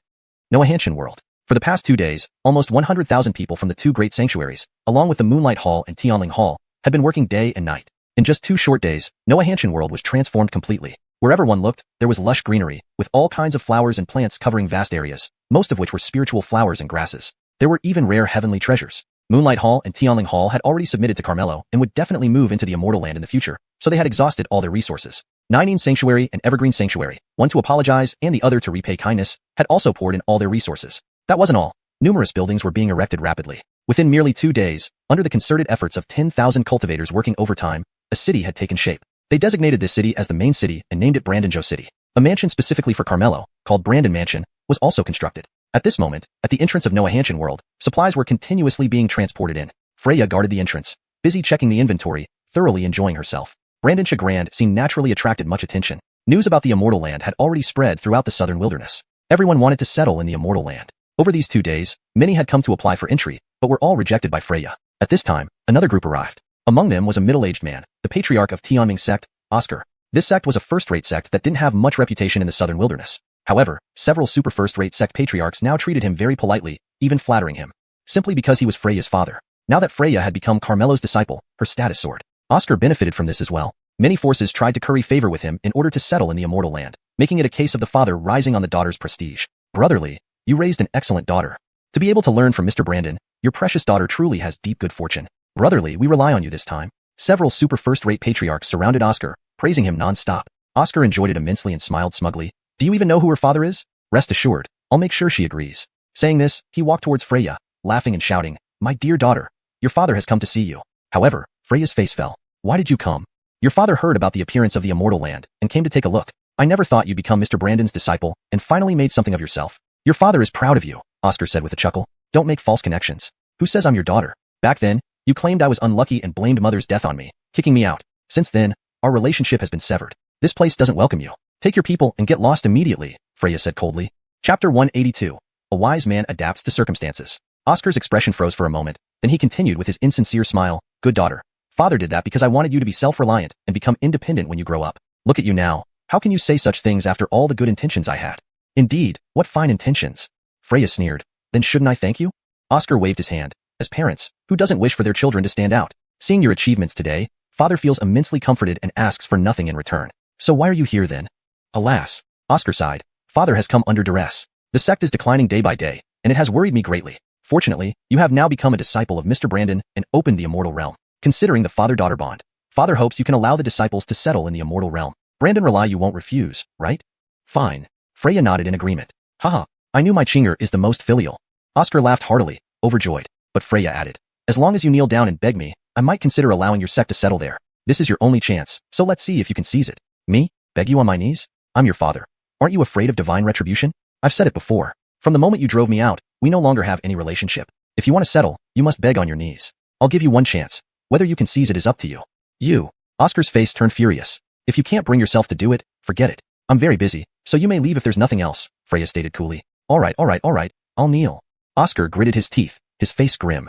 Then hurry up and don't waste time, Freya urged. Hearing this, Oscar suppressed his anger and knelt before Freya in front of everyone. Satisfied now? Oscar, you've come to this day. Back then, to secure your position as the patriarch, you believed those slanders about me being a born poison carrier, fearing it would affect you. If not for mother pleading for mercy and sacrificing her life to save mine, I would have died by your hands long ago. I told you. One day I'd make you kneel and beg. The memory of her mother's tragic death was still vivid in her mind. Freya could never forgive him. Now that I've knelt, can I enter the Immortal Realm? Oscar asked darkly. Yes, you may enter. Freya pointed to the entrance. Delighted, Oscar gestured. Let's move into the Immortal Realm. His disciples were also excited. Entering the Immortal Realm would greatly benefit their cultivation and provide protection. However, just as they were about to enter, they were stopped by Ashlyn. Why are you stopping us? Oscar demanded irritably. No one can enter without Master Brandon's permission, Ashlyn sternly replied. My daughter is Master Brandon's beloved disciple, and she has agreed. Do you dare stop me, risking her telling Master Brandon? Oscar relied on his connection to Freya, disregarding Ashlyn. Try entering and see what happens. Ashlyn immediately drew her sword, pointing it at Oscar. The disciples of Yuehua Hall also drew their swords, glaring angrily. Startled, Oscar hurriedly turned to Freya. Daughter, didn't you agree? Freya shrugged. I did agree, but they haven't, and there's nothing I can do. You're playing me. Only now do you realize it? Rebellious daughter. Oscar cursed furiously. Slap him. At Freya's command, Ashlyn slapped him. Smack. The loud slap nearly knocked Oscar off his feet. Speak insolently to the Hall Master again, and I'll cut off your head. Ashlyn warned, causing Oscar to shudder. Brandondonly, a voice came from behind. Ashlyn, what impressive authority you have. Turning around, they saw a group approaching menacingly. It was the bookish Holy Land. Terrence, why have you come?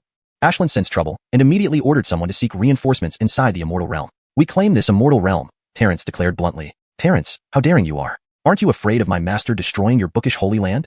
Freya called out. In the past, I wouldn't dare offend Master Brandon, but times have changed. Now, our bookish Holy Land is allied with the DeMatteo Empire. And this, he gestured to Trish, is our empress. Freya was taken aback. She is my fourth senior sister? Freya had already learned from Carmelo that she had 5 senior brothers and sisters, each of them extraordinary. She hadn't expected that the bookish Holy Land was under the control of her fourth senior sister. Knowing well that the immortal realm belonged to Master Brandon, why would she still dare to bring people here to seize it? I'm not afraid to tell you, His Majesty's master is the imperial teacher of the Demateo Empire and also a great immortal, more than capable of dealing with that so-called Mr. Brandon. Terrence's words shocked everyone. Freya, however, wanted to laugh. The master of the fourth senior sister is my master. What a fool. It seemed the fourth senior sister was deliberately setting this up. She would just watch and see how things unfold. With that thought in mind, Freya deliberately put on a look of surprise. Is what you say true? Is her master really that powerful? Of course, our imperial teacher is coming right away. If you're smart, you join our Demateo dynasty now while there's still time. Terrence raised his head arrogantly. Oscar's eyes lit up as he immediately stepped forward, bowing his head. Our heavenly Echo sect is willing to join the Demateo dynasty. Pay our respects to Empress. Trish showed a flash of disdain in her eyes, but did not respond. It was Terrence who laughed heartily. It's wise of your heavenly Echo sect to know when to adapt. Once we get the immortal realm, you'll surely have a share. Thank you, Master Xian. Oscar was overjoyed, looking at Freya smugly. Rebellious daughter, your good days are numbered. I should thank you for not agreeing earlier, or I wouldn't have this opportunity. You're asking for death, Freya said. As Master Xian said, His Majesty's master can easily handle your master. Without absolute certainty, they wouldn't come in such a grand manner. I've always said you're a curse. You've only just been accepted as a disciple, and now your master will be destroyed because of you.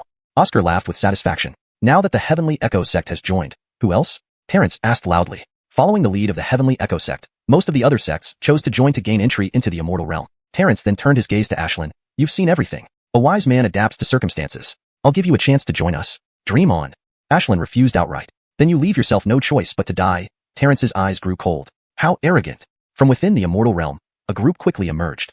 Chapter 183, the first phase completed. The immortal elder of the ageless Holy Land, Alexandra of the Nine-Een Holy Land, and Armand of the Ling Heaven, all led their respective forces and followed Carmelo out from within the Noahan Tian realm. That show of force immediately overshadowed the Book Fragrance Holy Land. But those from the Book Fragrance Holy Land were utterly unafraid. Fritz even provoked, Alexandra, immortal elder, haven't seen you both in so long. Have you two become lackeys? Fritz, you're still eating shit. Your mouth is so foul, said the immortal elder rudely. How dare you speak to our patriarch like this? Terrence shouted. What are you? Is it your place to speak here? The immortal elder lectured. Just a loose immortal. Do you think I'm afraid of you? In the motion of Terrence's hand, he retrieved the sky-shaking brush, immediately emitting a powerful pressure that enveloped the entire area. A Shenjing weapon. This is the Book Fragrance Holy Land's main treasure. Wasn't it broken? How did it get repaired? Everyone was astounded. Even the immortal elder frowned. Speaking of power alone, he could easily overpower Terrence, but if he had the repaired sky-shaking brush in hand, it wouldn't be so easy to handle him. However, he was not afraid either, scoffing with contempt. Is your reliance just this brush? The sky-shaking brush is enough to deal with you. However, our target today is him. Terrence pointed his brush at Carmelo. When Carmelo saw Trish, he understood her intentions. This was bringing people over to make amends. Do you want to confront me? Just with this brush? Carmelo asked coolly. I know you're a great immortal with unfathomable cultivation. I'm not afraid to tell you that we, the Book Fragrance Holy Land, are a power of the Dacian dynasty. This is our empress. She has a master whose strength is supreme. To kill you would be as simple as crushing an ant, said Terrence proudly. Really? Where is this person? You're eager to find death, aren't you? Today, it will be you who dies. Terrence sneered. Do you really think you're invincible and no one can subdue you? As he spoke, he cupped his hands towards Trish. Your Majesty, this is Mr. Brandon. Please summon the Imperial Teacher and punish him on the spot. Trish said calmly, my master is already here. The Imperial Teacher is here? Hearing this, Terrence was delighted and immediately looked around. Everyone also searched, but found no formidable figures. Your Majesty, where is the Imperial Teacher? Terrence asked. Trish didn't answer him but walked straight toward Carmelo. Everyone was puzzled by this scene. What was she going to do? Was she going to fight Mr. Brandon? To everyone's surprise, Trish knelt respectfully before Carmelo and bowed. Disciple Trish pays respects to Master. Please forgive me, Master. Everyone was stunned, especially those from the Book Fragrance Holy Land, who were greatly shocked. He was the Empress Master? Terrence's heart dropped. Carmelo looked down at Trish. There's no need for this. My disciples offended you, Master. It's my fault for failing to discipline them properly. I should be punished. Now I bring them to you for your judgment, Trish said with her head lowered. Your Majesty, you can't treat me like this, Terrence cried. You offended my master. By law, the entire Book Fragrance Holy Land should be implicated. If you kneel and beg forgiveness now, I will plead with Master for leniency on behalf of the others. No, I don't accept this. Terrence immediately refused. Fritz pleaded for him too. Your Majesty, Wanshu didn't know he was your master. Ignorance is no crime. Please let him off this time. Earlier, when he offended my master, Master only asked him to apologize. But he held a grudge and intentionally slandered before me, trying to use me to eliminate Master. Brandon's treachery cannot be tolerated. I will not allow anyone to offend my master. Whoever they are, they must die. Trish's gaze was icy, harboring a killing intent. Upon hearing this, Fritz sighed inwardly, speechless. Terrence, why haven't you come to beg my master's forgiveness? Trish raised her voice and shouted. But Terrence steeled his heart, revealing a ferocious expression. Since I'm dead anyway, don't blame me for taking you with me. Saying this, he raised the sky-shaking brush, unleashing an immortal power. The sky instantly changed colors, creating a scene of tumult. Stop! Fritz urgently called out. Unfortunately, Terence had lost all reason and yelled fiercely, Die! The sky-shaking brush fell abruptly. The moment the brush struck, heaven shook, wind rose, clouds gathered, rumbling thunderously, deafening. A terrifying force erupted from the sky-shaking brush, startling almost everyone present. This was the power of an immortal weapon, truly terrifying. Fritz became extremely worried. Given the Empress' current cultivation level, she couldn't possibly withstand it. At this critical moment, he instinctively rushed in front of Trish, using his body to intercept the devastating stroke. Boom! The blow struck Fritz fiercely. Even as a loose immortal, he could hardly endure it and spat out a mouthful of blood, suffering severe injuries. Ancestor! The crowd from the Book Fragrance Holy Land exclaimed in shock. Why did you protect her when she tried to kill me for her master? Terence screamed hysterically. She is the sovereign, and we are her subjects. When the sovereign commands the subject's death, the subject must die. Fritz endured the pain and advised, Wan Shu, don't make another mistake. What do you mean by sovereign and subject? I only know that if she wants me dead, I will rebel against her. Terence didn't possess Fritz's blind loyalty and was now determined to go all out, once again raising the sky-shaking brush. This time, Trish also drew the Imperial Sword and sternly declared, The Imperial Sword is here, traitor Terence, execute yourself and atone for your sins. If you command me to commit suicide, my life depends on myself, not. Before Terence could finish his sentence, his body suddenly became unresponsive, unable to bring down the raised sky-shaking brush. What's happening? His face turned pale with fear. The entire Book Fragrance Holy Land has already been registered under the Dakian Empire. Before the Imperial Sword, if I command you to die, you must die. No. Before Terence could say more, the sky-shaking brush fell upon him. With a loud thud, he perished with resentment. Everyone was shocked. This was the way of an emperor, such a domineering method. Terence has been punished. You others can be spared from death, but not from punishment. From now on, assist my master in creating an immortal domain, Trish coldly ordered. Seeing Terence's fate, the disciples of the Book Fragrance Holy Land dared not defy her and hurriedly accepted the order. Carmelo did not object. With the Book Fragrance Holy Land joining, the progress increased significantly. As a result, in less than a month, the Noahan Tian realm was transformed, filled with vitality everywhere, and Brandon City was finally completed. Although building one city in the vast Noahan Tian realm was far from enough, the system voice suddenly sounded. Ding! Congratulations, host, for completing the first phase of the Noahan Tian realm, adding one disciple slot. Indeed, as he had guessed, there was no need to complete everything. But the system voice sounded again. Ding! Chapter 184. The person influencing the Western Wasteland. Ding! Initiate Phase 2 of the construction project. Tame a divine beast to guard the realm, and gain another opportunity to take on an apprentice. Tame a divine beast? Carmelo raised an eyebrow. Isn't this just asking me to raise a divine beast as a guard? Carmelo immediately thought of the white tiger. However, it is now the imperial divine beast of the great Mateo dynasty, already given to his disciple, so it's clearly not suitable. And there was that azure dragon before. It was sealed within the dragon pearl. Although it broke free from the seal with the help of the white tiger, like the white tiger, it is recuperating in the great Mateo dynasty, also becoming the imperial divine beast of the great Mateo dynasty, definitely not suitable either. But apart from them, where could he find a divine beast? Even if he found one, taming it would be extremely difficult. One had to know that the previous white tiger only submitted to him because of the human sovereign sword, unless he himself became a beast trainer, cultivating the path of beast training. Thinking of this, Carmelo immediately had an idea. He called someone over to ask. Now that the first phase of the Noahanshan Realm project was completed, the Moonlight Hall and Lingtian Hall naturally moved in. Also, the Ageless Holy Land and the Ninine Holy Land. Carmelo agreed to let them move in considering they helped wholeheartedly. As for the Scholarly Fragrance Holy Land, that was a power of the Great Mateo dynasty. Trish moved its grotto paradise to the Great Mateo. With the grotto permit, entrances and exits can be changed at any time. Trish did not plan to move into the Noahanshan realm for the moment, as she cultivated the path of emperors and needed to expand territories and wage wars. The Noahanshan realm had just opened. Moving in now wouldn't be appropriate. At this moment, Carmelo looked at Ben and others, asking, Do you know if there are any beast trainers in the southern wilderness? Beast trainers? They exchanged glances. Mr. Brandon, why do you need a beast trainer? Ben asked. I want to take on an apprentice. If he took a beast trainer as an apprentice, he could use the ability of an imperial teacher to become a beast trainer, thus having a chance to tame divine beasts. As far as I know, no one in the southern wilderness cultivates the path of beast training. Ben replied after some thought. I do know where there are beast trainers, said Lily. Where? Carmelo asked. I once trained in the western wasteland. There are many demon cultivators and fierce beasts there, so most cultivators basically train in the path of beast training. Mr. Brandon, if you want to take on a beast trainer as an apprentice, you should go to the western wasteland. Hearing this, Carmelo took note. Immediately after, he set off for the western wasteland. In the western wasteland, fierce beasts roamed everywhere. As soon as Carmelo stepped into the territory, he encountered an 8th grade fierce beast, equivalent to the celestial soul realm. A fierce beast of this level was also very rare in the western wasteland. An average person meeting it would only admit bad luck. However, encountering Carmelo, it was the fierce beast that was unfortunate. It was huge, with rows of sharp spines on its back, emitting a cold gleam like swords. Upon seeing Carmelo, it revealed a fierce gaze, opening its blood-red mouth and letting out a roar as if challenging him. Carmelo realized he had inadvertently entered its territory. Don't be nervous, I'll leave immediately. Just as he was about to fly away, the fierce beast's body shook, releasing a wave of sword intent. Its spines shot out like unsheathed swords. Carmelo was somewhat surprised. This fierce beast actually knew the way of the sword. Its spines acted like flying swords, leaving trails under its control, crisscrossing and shooting straight towards him. Carmelo neither dodged nor avoided, allowing these spines to reach right before him. From afar, it seemed he was hit by the spines, but there was an imperceptible gap. That gap was Wu Dao, the unpath, which could never be reached. The fierce beast widened its eyes, looking puzzled. Wicked creature, I didn't wish to fight, but it's your own fault.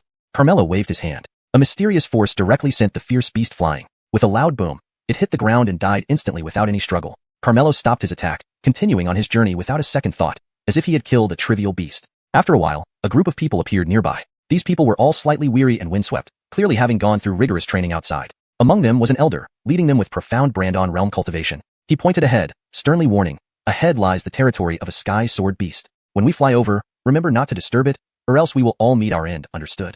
Yes, Clint.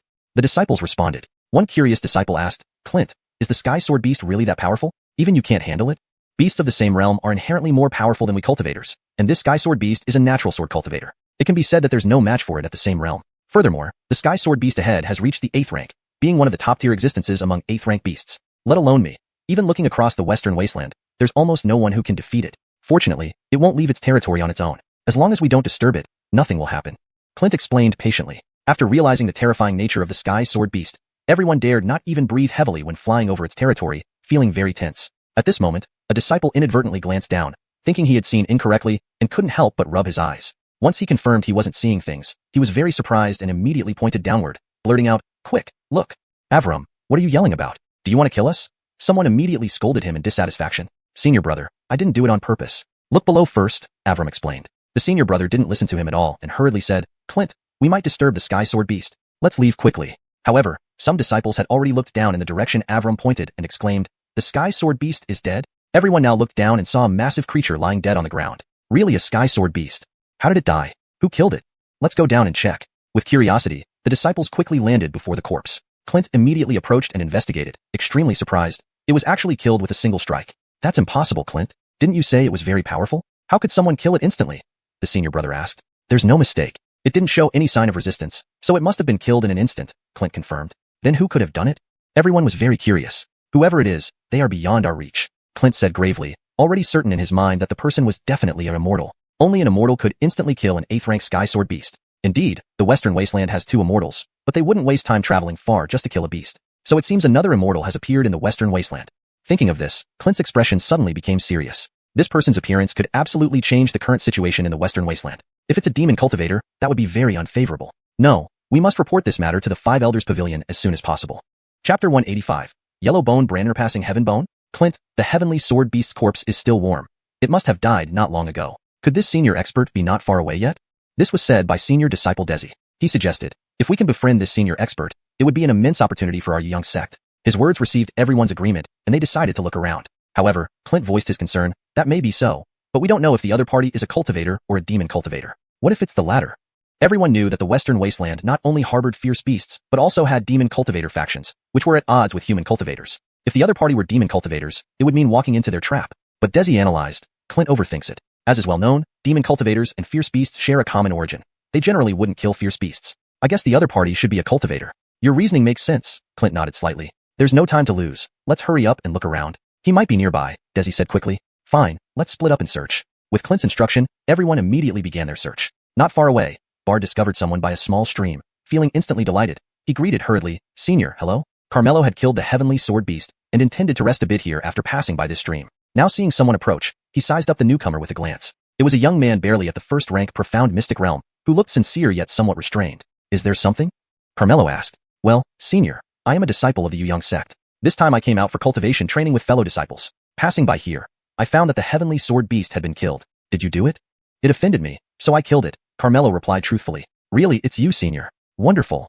Bard exclaimed joyously, Senior, please wait a moment. I'll bring the elder brothers and sisters to meet you right away. Then he ran off in a rush. Carmelo had originally planned to continue on his way, but reconsidered since he was unfamiliar with the Western Wasteland. It might be good to inquire from people, so he waited on the spot. Meanwhile, Bard ran back excitedly shouting, Clint, I found him, the senior. Really?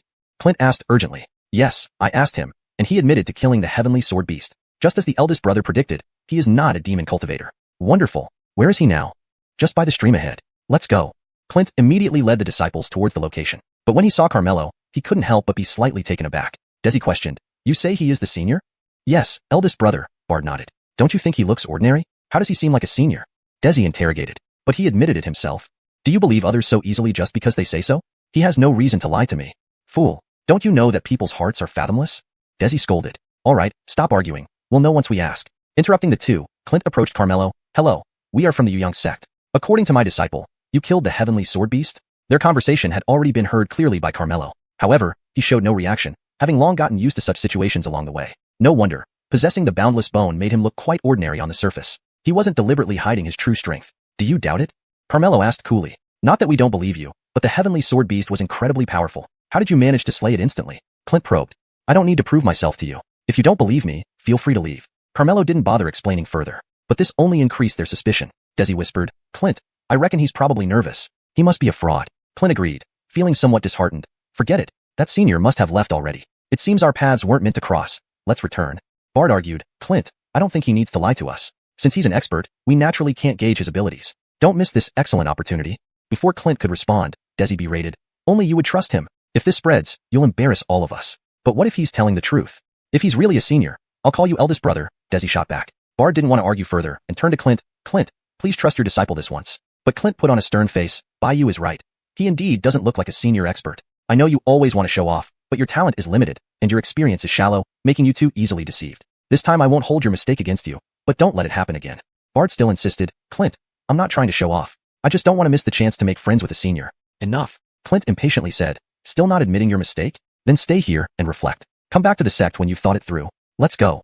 Clint led his disciples away on their flying swords. Alone and sad, Bard murmured. Why won't they believe me? Because you are of low status and little influence, Carmelo replied. Bard smiled bitterly. Indeed.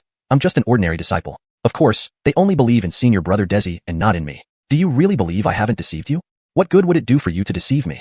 Carmelo chuckled softly. You understand such simple truths, yet they don't. In my opinion, they aren't even as good as you. Senior, you flatter me. How can I compare to senior brother Desi? He has heavenly bone, making him the pride of the sect, respected and admired by all. And what am I? Just trash with yellow bone. Bard laughed self-deprecatingly. Don't undervalue yourself. The road ahead is long. Who knows, you might soon surpass her, Carmelo comforted. Yellow bone surpassing heavenly bone? Senior, do you think that's possible? Nothing is impossible with me, Carmelo asked. Are you cultivating the path of beast mastery? Most cultivators in the Western Wasteland practice this path. Unfortunately, my talent is mediocre, and I have yet to tame a single fierce beast. Bard felt dejected. I can't help you undergo a complete transformation. If you can seize the opportunity. You're serious? Bard became excited. Since you choose to trust me, I will give you a great fortune. Hearing this, Bard knelt down with a thud. If you can truly transform me, I'll do anything you ask. I want you to be my disciple. Be your disciple? Bard hesitated, then shook his head. Chapter 186. Good people are exploited, gentle horses are ridden. Are you unwilling? Carmelo asked. Although I also wish to have a master as powerful as senior, I was raised by my sect since childhood. They nurtured me and their grace is as heavy as a mountain. I can't casually change my allegiance. Please understand, senior, Avram said with a bow. Not only did Carmelo not get angry, he nodded in approval. Knowing gratitude and repaying kindness shows good character. If you had immediately agreed, I would instead reconsider. As long as senior does not blame me. Since we met, there must be fate. Here, take this heavenly soul pill. Crush it when you are in danger. It can save your life. Carmelo handed the heavenly soul pill to Avram. Heavenly soul pill. Avram was startled. Senior, this is too precious. I can't accept it. Just a heavenly soul pill. Keep it. Once I give something away, I never take it back. Seeing his insistence, Avram could only reluctantly accept it. He was very surprised internally. For senior to casually give away such a valuable pill, just who is he? Go back now, Carmelo dismissed him. Then Junior will take my leave. Avram turned to leave. Carmelo, however, quietly followed him. This time coming to the Western Wastelands, he intended to recruit a beastmaster as a disciple. It doesn't matter whether one's talent is good or poor, what matters is good character. Avram suited his criteria perfectly, so he didn't want to miss out on him. When Avram returned to the sect, Desi blocked his path. Clint wanted you to reflect seriously. How come you're back so soon? Big brother, I'm really not lying, Avram insisted. You ungrateful Avram, still not regretting your actions? Seems like you need a lesson before you realize your mistake. Desi ordered, seize him. Two disciples immediately grabbed Avram's arms. Avram hurriedly called out, I'm telling the truth, I have evidence. What evidence do you have? Senior gave me a heavenly soul pill. If you don't believe me, I'll show you. Desi sternly said, do you know how precious heavenly soul pills are? Even if he were a senior expert, why would he give you such a valuable item if you're unrelated? I'm not lying, the heavenly soul pill is right here. Hearing this, Desi motioned, and a disciple searched Avram, indeed finding a white pill. Big brother, look. The disciple handed the pill to Desi. This is the heavenly soul pill you mentioned? Desi had never seen a heavenly soul pill, and seeing this pill without any spiritual aura, doubt appeared on his face. Senior clearly told me so. It can't be fake, Avram said. If he says so, it's true. Avram, how can you still be so naive? I believe in Senior. He wouldn't deceive me. Avram was steadfast. This is obviously just an ordinary pill. It seems you fabricated it to cover up being deceived. Brandish audacity. Today you'll receive your lesson. Desi ordered again. Beat him. Several disciples immediately surrounded Avram, kicking and punching him. Avram curled up on the ground, feeling waves of pain, feeling deeply wronged, being honest and upright. Why am I always bullied? Just because I lack talent, should I deserve ridicule, contempt, and abuse? I've already shown great restraint. Why won't they let me be? At this moment, outside the Jade Brandon sect, somewhere, Carmelo activated the Imperial Teacher's Eye, witnessing Avram's plight. Yet he did not intervene, choosing to watch silently. Good people are exploited, gentle horses are ridden. Your excessive tolerance doesn't make them see your kindness. Instead, they think you're weak and push harder. I see potential in your character, but my disciple cannot be a coward. If you choose to remain a meek person to be trodden upon, you don't deserve to be my disciple. I hope you don't disappoint me. Carmelo continued watching as Avram was beaten mercilessly, covered in bruises and cuts. Do you admit your wrongdoing? Desi stood over Avram, stepping on his bloodied face. His superior posture exuded disdain and contempt. Avram gritted his teeth and squeezed out a sentence. I did nothing wrong. Even if you beat me to death, I won't admit. Do you think I dare not? You're just a useless trash. Nobody will mourn for you if you die. Desi released his foot and coldly ordered, beat him. If he dies, it's on me. The disciples bared cruel grins. But at that moment, Avram's eyes flashed with fierce resolve, suddenly grabbing Desi's leg and biting down hard. That bite seemed to use all his strength, causing Desi to yell in pain. Quick, pull him off. Pull him off. Several disciples hurriedly pulled Avram away. However, Desi shrieked in pain, his voice piercing. Avram's mouth was filled with blood, and he spat out a piece of fabric and flesh. I won't let you off easy if you want me dead. At this moment, Avram seemed like a completely different person. His eyes gleamed fiercely, and his expression was Jungning, glaring at Desi. I will grind your bones to dust. Desi, furious, grabbed Avram by the neck, lifting him into the air. Avram seemed to have accepted his fate. Not only did he show no fear, but he even forced a smile. This is my first time retaliating. It feels so refreshing, huh? Die for me. Desi gritted his teeth, ready to strangle Avram to death. But at that moment, several people suddenly appeared. What are you doing? It was none other than Yu Yangzong's patriarch, Algernon. Greetings, patriarch. The disciples quickly bowed. Desi also released Avram and reported, Patriarch, Avram committed serious mistakes and refused to repent. I merely enforced the rules. But he not only didn't admit his faults, he even bit me. Please handle it, patriarch. Algernon looked at Avram indifferently. I've heard from Clint about your actions. Why haven't you repented? Avram struggled to kneel, catching his breath. Patriarch, everything I said is true. That man was indeed a senior expert who gave me a heavenly soul pill. An ordinary person wouldn't just casually give such a precious pill, would they? Algernon was surprised and asked urgently, show it to me. It has already been taken by senior brother Duan. Algernon immediately turned to Desi. Where's the heavenly soul pill? Patriarch, don't listen to his lies. What he gave me isn't a heavenly soul pill. Look, Desi produced a pill, but it wasn't the heavenly soul pill. Avram immediately pointed out, that's not what I gave you. You switched it. Nonsense. What you gave me was clearly this one, and they can all testify for me. Desi gave the disciples a meaningful glance. Chapter 187. Where did the heavenly soul pill come from? Eldest brother is right. Avram did indeed produce this pill. We all saw it with our own eyes. It's Avram who is lying. Several people immediately came forward to testify. Jamie crushed the pill, but nothing happened. He then sternly shouted at Avram, Avram, how dare you? Grandmaster, your disciple is wronged. With witnesses and evidence present, you still want to argue? Grandmaster, eldest brother switched the pills. They are all his people, helping him falsely accuse me. The real heavenly soul pill is on eldest brother. If you search him, it will prove my innocence. Avram, you're disgracing me.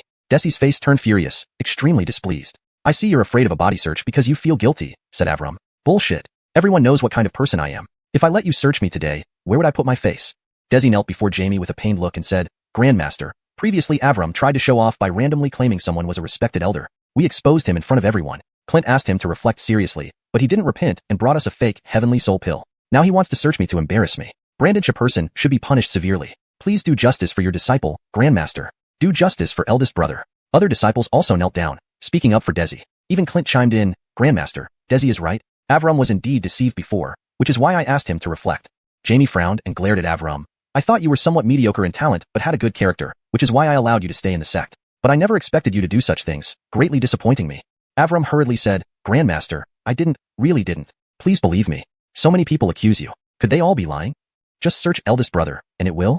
Enough. Jamie interrupted Avram, full of lies, no remorse. My Yu Yang sect doesn't have a disciple like you. Starting today, you are expelled from the sect. Leave now. A smile flickered on Desi's lips. So you still think you can fight me? Don't delude yourself. Grandmaster. Don't call me Grandmaster anymore. You don't deserve it. Get out. Jamie waved impatiently. Avram felt an unbearable bitterness inside. His eyes red as he said, back then, you found me wandering alone, destitute and helpless, and took me into the sect. Without you, I might already be dead on the street. Today, since you insist on expelling me, I have nothing more to say. Allow me to call you Grandmaster one last time, and bow 3 times to repay your kindness. He respectfully bowed 3 times. Then he struggled to rise despite his battered body. I'm leaving. Turning, just as he was about to leave. But suddenly, a disciple rushed over to report, Grandmaster, big trouble, the Heavenly Demon Alliance has attacked. Everyone was startled. Old man Yuyang, come out here to die. A loud, arrogant shout echoed through Yuyang's sect, making every corner vibrate, sending the disciples into a panic. Outside the gate of Yuyang's sect, a crowd gathered. But these weren't ordinary people. Each emitted a demonic aura, some even had beast-like features, looking fierce and bloodthirsty, clearly transformed demon cultivators. Carmelo naturally noticed them. This was the first time he saw demon cultivators besides his 9 koi fish and Alton. No need to sugarcoat it. His stars looked much better after transformation than these fellows, who looked repulsive, especially the leader, who had a horse-like face, like a shoe horn. He continued shouting outside, Old man Yuyang, if you don't come out, I'll tear down your sect. As he spoke, he slapped the mountain gate. With a loud boom, the gate collapsed into ruins. Hatcher, you go too far. Jamie quickly led the disciples out. Avram was among them. Now that the sect faced a powerful enemy, every disciple felt tense, and Jamie naturally had no mind for Avram's expulsion. Old man Yuyang, you finally showed up, Hatcher grinned, uglier than crying. Why are you here? Jamie coldly asked. What else? We demon cultivators, and you human cultivators are enemies. Today we come on behalf of the Heavenly Demon Alliance to wipe out your entire sect. Ambitious. Jamie snorted. Although my Yuyang sect isn't a major school, you're not capable enough to destroy us. Really? Hatcher smiled eerily. Immediately after, 10 figures appeared in the blink of an eye behind him, shrinking the earth to an inch. They were all Earth Soul Realm cultivators. The Yuyang sect disciples immediately changed their expressions. Even Jamie felt a sinking feeling in his heart, sensing helplessness, because their Yuyang sect only had one Earth Soul Realm cultivator, himself. Although he did tame a 7th stage ferocious beast, which could count as another Earth Soul Realm, the other side, including Hatcher, numbered 11. With such a huge disparity in strength, how could they possibly fight? Today, Yuyang sect was likely to face great calamity. Now do you think you can be exterminated? Hatcher sneered, his smile uglier than crying. Don't get cocky. This is our cultivator's territory. You dare to come to my sect and cause trouble openly. Soon someone will come to deal with you. What you say is true, so I plan to finish this quickly. Hatcher waved his hand. Attack. The 10 Earth Soul Realm cultivators and their disciples immediately rushed forward. Their overwhelming momentum scared the Yuyang sect disciples into deep despair and helplessness. Avram suddenly shouted at Desi, quickly use the Heavenly Soul Pill. At this moment, Desi no longer exuded the earlier arrogance. Like the other disciples, his face was full of terror. Even Avram's shout couldn't elicit any response from him, as if he was completely frightened. What are you still hesitating for? Do you want to watch the sect be destroyed? Quickly take out the Heavenly Soul Pill. Avram yelled urgently. Desi finally came to his senses and subconsciously took out the Heavenly Soul Pill and crushed it. In an instant, a phantom appeared before everyone. The aura it emitted immediately startled all the demon cultivators, who stopped in their tracks. Brandish a terrifying aura. It's the Heaven Soul Realm condensed by the Heavenly Soul Pill. How could they have the Heavenly Soul Pill? Hatcher's expression immediately changed, clearly caught off guard. On the Yuyang sect side, there was immense relief. Now they wouldn't die. Desi also wasn't afraid anymore. Relying on the Heaven Soul Realm support, he immediately started boasting. You were so arrogant just now. Why are you too scared to even fart now? Hatcher asked sternly. Where did you get this Heavenly Soul Pill? Chapter 188. Those who bully you must pay the price. Everyone looked at Desi with confusion. He couldn't help but feel guilty, not expecting Avram to actually produce the Heavenly Soul Pill. If he claimed it was his, the sect leader would surely investigate. No way was he admitting it. So, Desi forced a calm demeanor and snorted. Is it necessary for me to tell you how I got it? For you all to come and provoke in my Yuyang sect, let's see how I deal with you. Attack. On his command, the shadow figure charged forward. Run quickly. Hatcher shouted anxiously. In front of a Heaven Soul Realm cultivator, they had no means to fight back. Therefore, everyone fled for their lives. However, many demon cultivators still died under that shadow figure's hands, especially those 10 Earth Spirit realms. More than half died protecting Hatcher. Thankfully, he finally escaped with injuries. After the demon alliance was repelled, the shadow returned to Desi's side. The disciples gathered around, curiously inspecting him. This Heavenly Soul Pill is indeed miraculous. Eldest brother, we owe much to you this time. Otherwise, we would have perished. Eldest brother is magnificent. From now on, you are my idol. Everyone praised Desi enthusiastically. His vanity was greatly satisfied as he stood up straighter, feeling proud. As the eldest brother, defending the sect is my duty. But then, an inharmonious voice sounded. This Heavenly Soul Pill doesn't belong to you. Looking in the direction of the voice, it was none other than Avram, filled with indignation. Don't be deceived by him. This Heavenly Soul Pill belongs to me. He stole it from me. He's a complete fraud. The disciples were stunned upon hearing this. Desi, shouldn't you give us an explanation? Paul frowned, revealing a hint of anger. It was clear he sensed something amiss. Desi remained composed, calmly explaining, Sect leader, this Heavenly Soul Pill does indeed belong to me. I found it accidentally during a secluded realm expedition outside. They saw it too and can vouch for me.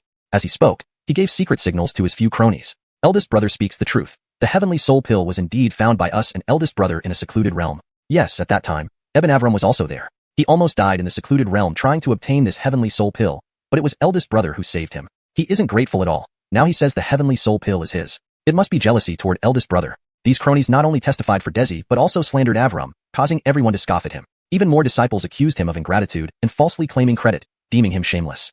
No, it's not like that. They are framing me. Avram tried to explain vigorously, but nobody believed him, considering his low status and insignificant words. Foolish fellow, I nearly fell for your deception just now. Clint, strip him of his cultivation and throw him out.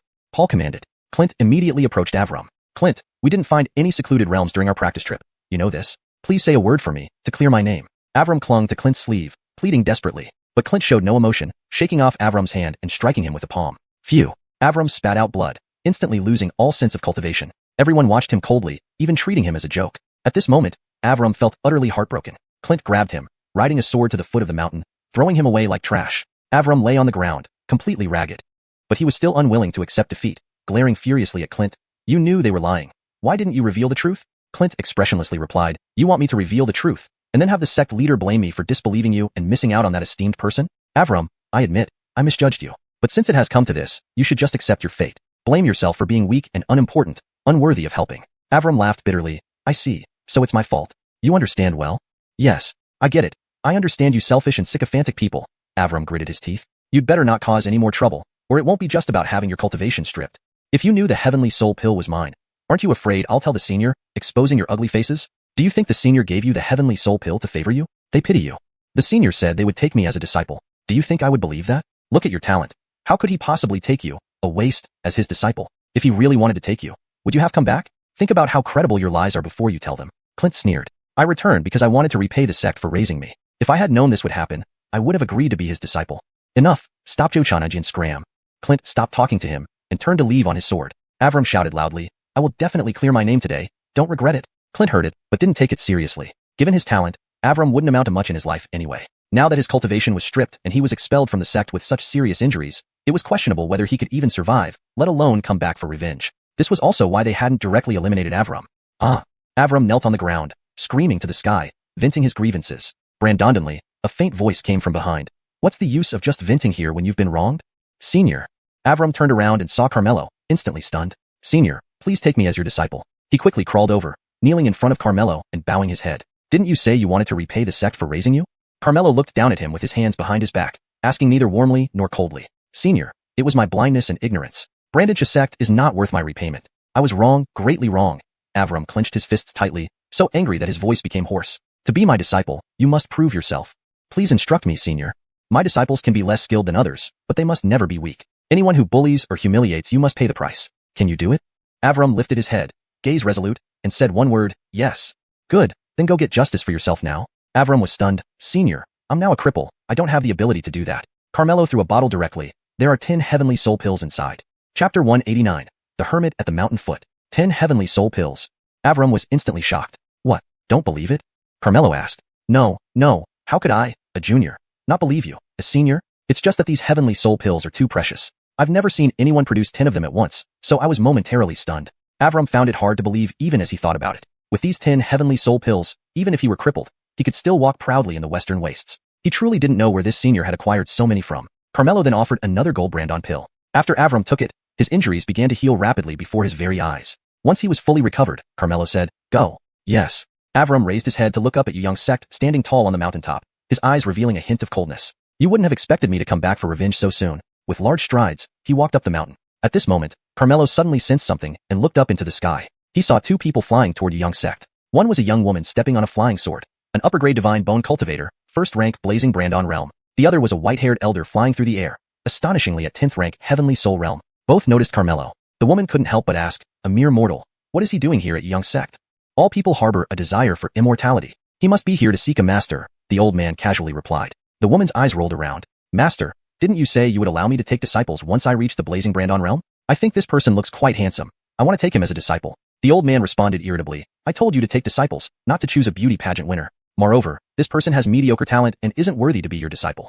Master, did you forget that I have a celestial marrow pill? I can completely transform him. Do you really want to take him as a disciple? Yeah.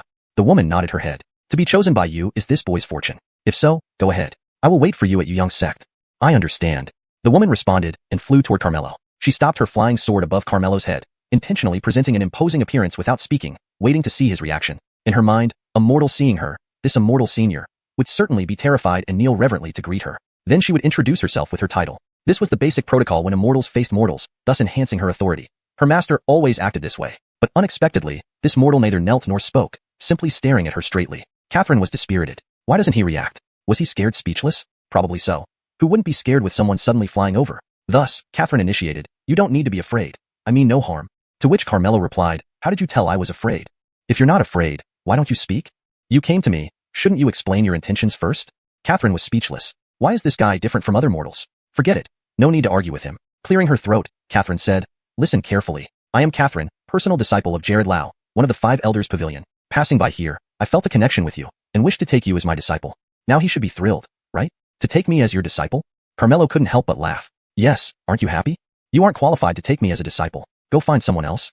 Carmelo dismissed her. Catherine was immediately displeased. "How am I not qualified? By status, everyone in the Western Waste would show respect to me. By cultivation, I'm a top-tier expert in the Blazing Brandon realm. So many aspire to be my disciple, and yet you disdain me.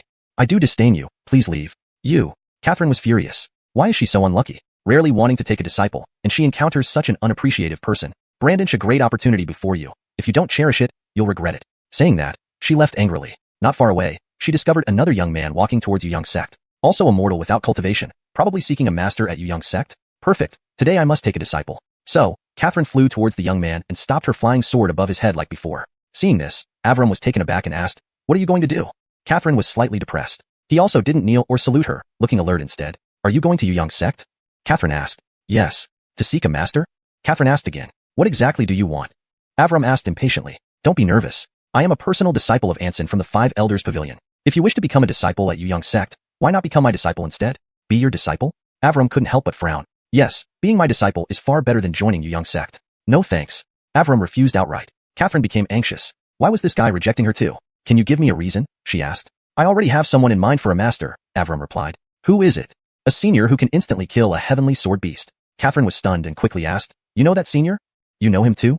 The news came from Xianxia sect that they encountered a senior high-level cultivator, so my master and I rushed over to understand the situation. Catherine couldn't wait to ask, "Tell me, where's that senior?" "He was just at the foot of the mountain." "The foot of the mountain?" Catherine was puzzled. How did she not see anyone? So she asked, "Are you sure he was at the foot of the mountain?" "Yes." Hearing this, Catherine hastily flew back to the foot of the mountain. Carmelo saw her return and couldn't help but frown slightly. "Why are you back?" "I want to ask you if you've seen a high-level cultivator." "What kind of cultivator?" "Just a very powerful person," replied Catherine. "Other than me, there's no one else here. The high-level cultivator you're referring to might be me." "You must be joking. This is important. If you can provide useful clues, I won't treat you poorly," Catherine said seriously. "If you don't believe me, then forget it." Carmelo didn't want to explain further. "Not telling? Fine. I'll find him myself." Just as Catherine was about to search around the foot of the mountain, a black figure suddenly emerged out of nowhere. The figure was masked, making it impossible to see his face, but it was certain that it was a man. "Are you the senior cultivator?" Catherine hurriedly asked. "So what if I am, and so what if I'm not?" The voice was raspy, filled with mystery. "Senior, I am a disciple of Anson from the 5 Elders Pavilion. I seek you because I have something very important to discuss with you." "What is it?" the figure asked.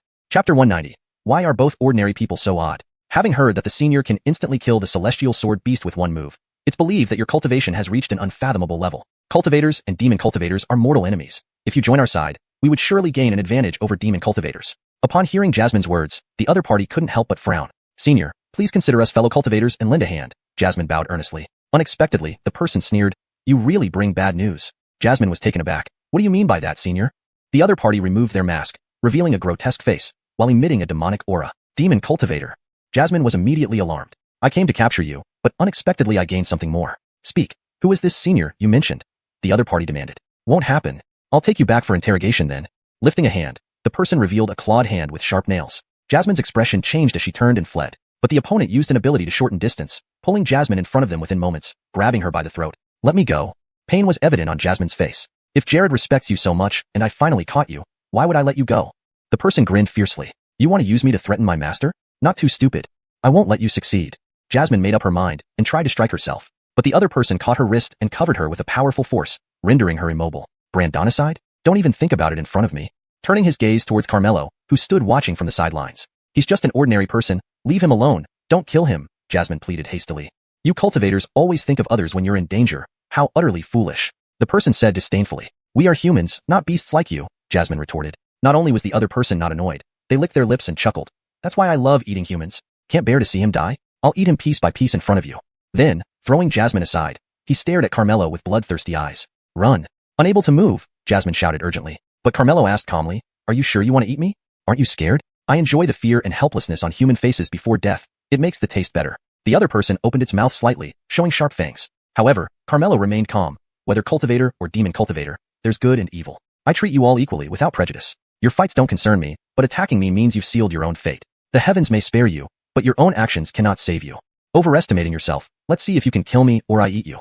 Saying that, he lunged at Carmelo. Unable to bear the sight of someone being eaten, Jasmine closed her eyes. But after waiting for a while, no sound was heard, and the binding on her disappeared. Opening her eyes, she found no trace of either of them. How did they vanish? Jasmine was puzzled. Could it be that the demon cultivator left with someone? No, he wanted to capture me.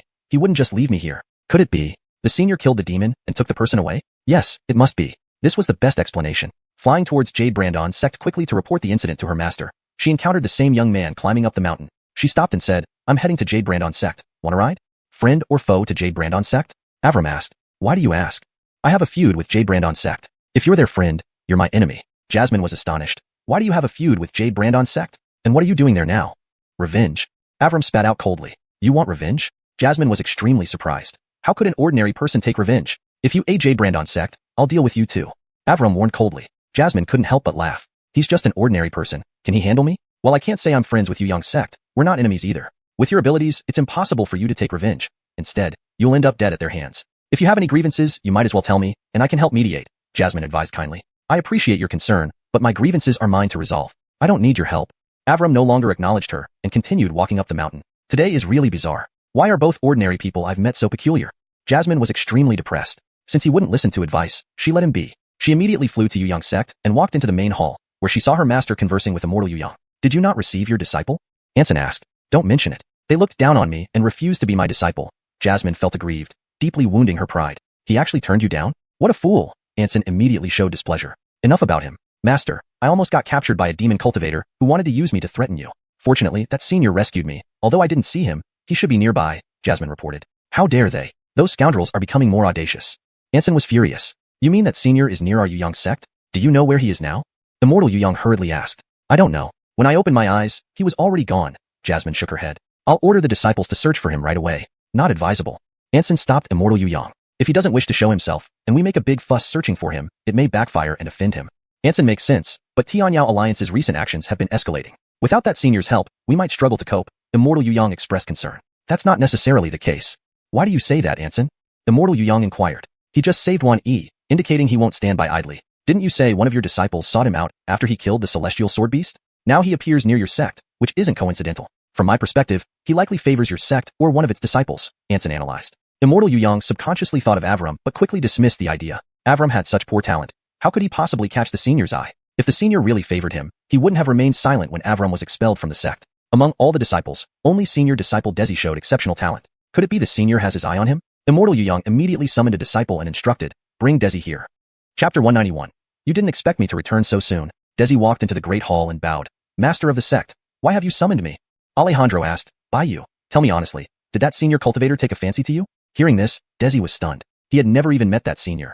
How could he have taken a fancy to him? Why would the master think so? He couldn't help but glance at Anson. Could it be they said something that led the master to misinterpret things? The one the senior should have noticed should be Avram. If he confessed the truth, he would surely be punished by the master. And if the master brought Avram back, his own life would be in jeopardy. Under no circumstances should he let the master know now. Avram had already been expelled from the sect and stripped of his cultivation. With his injuries, he wouldn't live much longer. It would be better to go along with the master's guess and admit it himself. After a quick deliberation, Desi suddenly knelt down. Master, I am sorry. Please forgive me. Why are you doing this? Alejandro asked. In fact, the heavenly soul pill was given by that senior. Desi deliberately spoke hesitantly. Explain yourself clearly. What happened? Alejandro immediately demanded. Previously, I did meet that senior who admired me greatly. He gave me a heavenly soul pill. Desi lowered his head and began to fabricate, but he is low profile and dislikes being disturbed, so he specially instructed me not to reveal his identity. Naturally, I dared not disobey him and thus didn't admit it before. It was not intentional. Please forgive me. Upon hearing this, Alejandro not only did not blame him but personally helped him up. Fortunately, you have gained the senior's favor. Without your heavenly soul pill, our sect would not have survived this ordeal. You have done nothing wrong. Instead, you have contributed significantly to our sect. How can I blame you? Desi felt relieved inside, glad to have fooled the master. Ha ha ha. Anson laughed heartily. Alejandro has raised an excellent disciple. Alejandro also smiled proudly. Don't mention it. Bayu deserves credit for his own efforts. Anson looked at Desi and grew more fond of him, then suddenly had an idea. Your disciple is a fine talent. Does he have any interest in taking a Dao companion? Saying this, he glanced at Jasmine. Desi was overjoyed. If he could form a Dao companion bond with Anson's disciple, his status would certainly rise dramatically. More importantly, he would gain access to the resources of the Five Elders Pavilion. Rising to prominence would be just around the corner. I naturally have this wish, but it depends on her willingness, Desi replied, looking at Jasmine with anticipation. Jasmine became embarrassed instantly, yet she understood that this person, having gained the favor of the senior cultivator, would undoubtedly achieve greatness in the future. Her master's intention was to curry favor with that senior through her. On a personal level, it was for her future prospects. On a larger scale, it was to prepare for the confrontation against the Heavenly Demon Alliance. Therefore, Jasmine did not resist. Since forming a Dao companion bond with such a talented young man would be her honor, she lowered her head and said shyly, I will leave it to my master's decision. What do you think? Anson looked at Desi. Naturally, he nodded repeatedly. Thank you, Miss Xia. Of course, I am 1,000 times willing. Ha ha ha. Anson stood up laughing. Alejandro, from now on, we will be family. Indeed, indeed.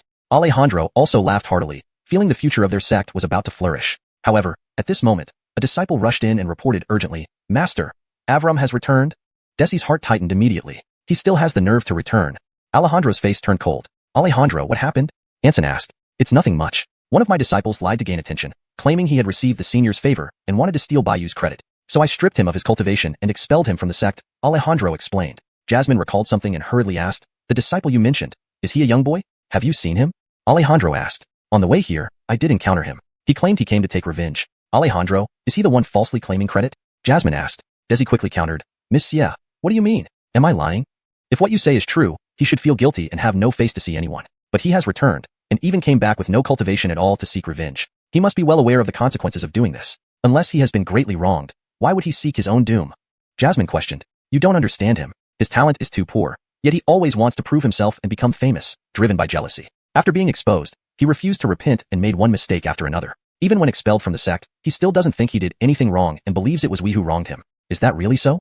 Jasmine was still somewhat doubtful. Every word I said is true. Other disciples within the sect can vouch for me. Desi declared firmly. What Desi said is indeed true. Alejandro corroborated. Master, expelling him from the sect was already an act of kindness, but he doesn't appreciate it and refuses to repent. Allow me to go out and deal with him on the spot. Desi had thought Avram would die outside and didn't expect him to dare return. He mustn't let Avram ruin his plans. You go handle it. Alejandro waved his hand. I'll go too. Jasmine said. Miss Xia, there's no need for you to come along since it's our sect's internal affair. Moreover, that boy is extremely detestable. It's best not to let him offend you.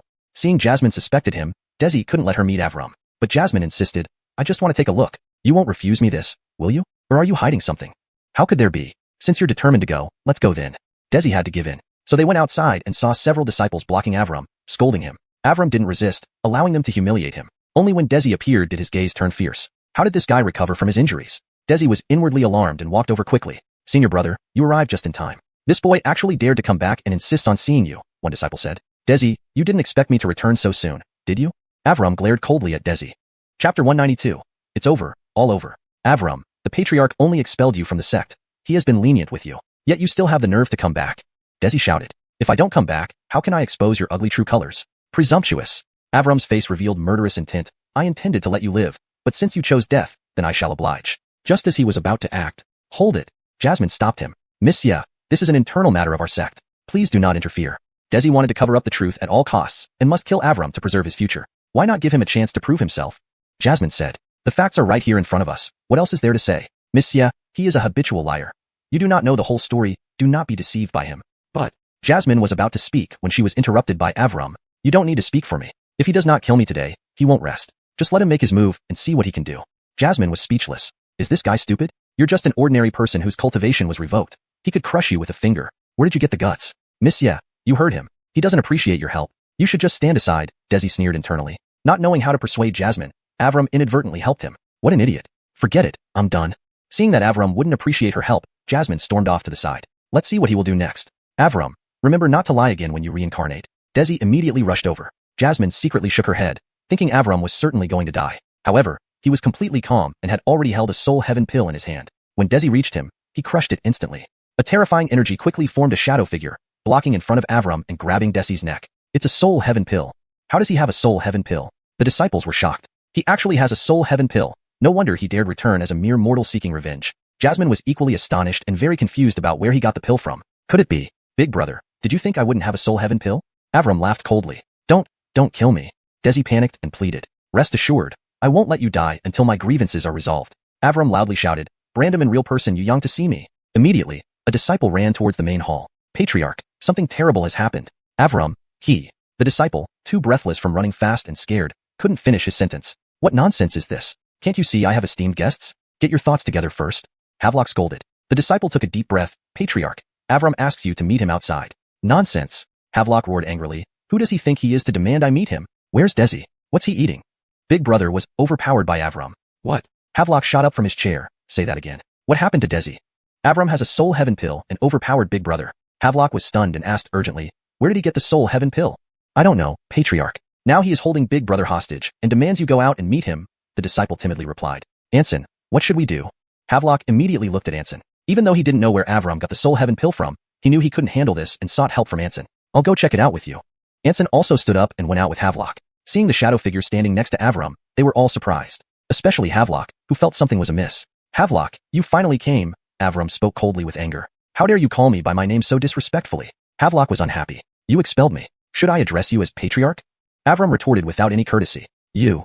Havelock was furious, but suppressed his anger due to the soul heaven pill. Tell me, where did you get this soul heaven pill? You should ask Desi where his previous soul heaven pill came from. He told me it was given by an elder. Do you believe him? Or what? Without hesitation, Avram turned his eyes to Desi. Now tell everyone, whose soul heaven pill was it really? It was given by the elder. Desi was well aware that if he admitted it belonged to Avram, he would be utterly ruined. Even in death, he could not let his reputation be tarnished and become an object of scorn. Still refusing to tell the truth, huh? Fine. Avram ordered. Break one of his arms. Snap. A crisp sound. The shadow figure directly twisted off Desi's right arm. The pain made him scream immediately. You can refuse to speak, but I will make you wish for death, Avram said coldly. You are so cruel. Desi gritted his teeth in anger. Compared to what you did to me, am I being cruel? Avram impatiently asked. Are you going to confess, or not? Desi hesitated. Break another arm. Avram gave the order again. No, don't. Snap. The shadow figure showed no mercy, ignoring Desi's pleading, and instantly twisted off his other arm as well. The ear-piercing scream sent shivers down everyone's spines. Avram threatened. If you still don't speak, I'll continue breaking your legs. After all 4 limbs are gone, I'll break your 5th limb too. Desi's heart quaked. Everyone exchanged glances. Was this still the previously obedient, honest, and straightforward Avram? I'll talk. Desi finally capitulated, unable to endure such inhuman torment any longer. Loudly tell everyone who was truly chosen by the elder. Avram demanded sternly. It was you. You were the one chosen. The heavenly soul pill was taken from you. It was all my fault. Upon hearing these words, all the disciples were shocked. So the eldest brother was the liar. He was always so honest and dutiful. How could he have done something like this? We've wronged Avram. What a disgrace to be the eldest brother, framing Avram for personal gain. The disciples immediately glared at Desi, berating him. Anson also frowned and said, Jamie, you've raised a fine disciple, one who even dares to lie to me.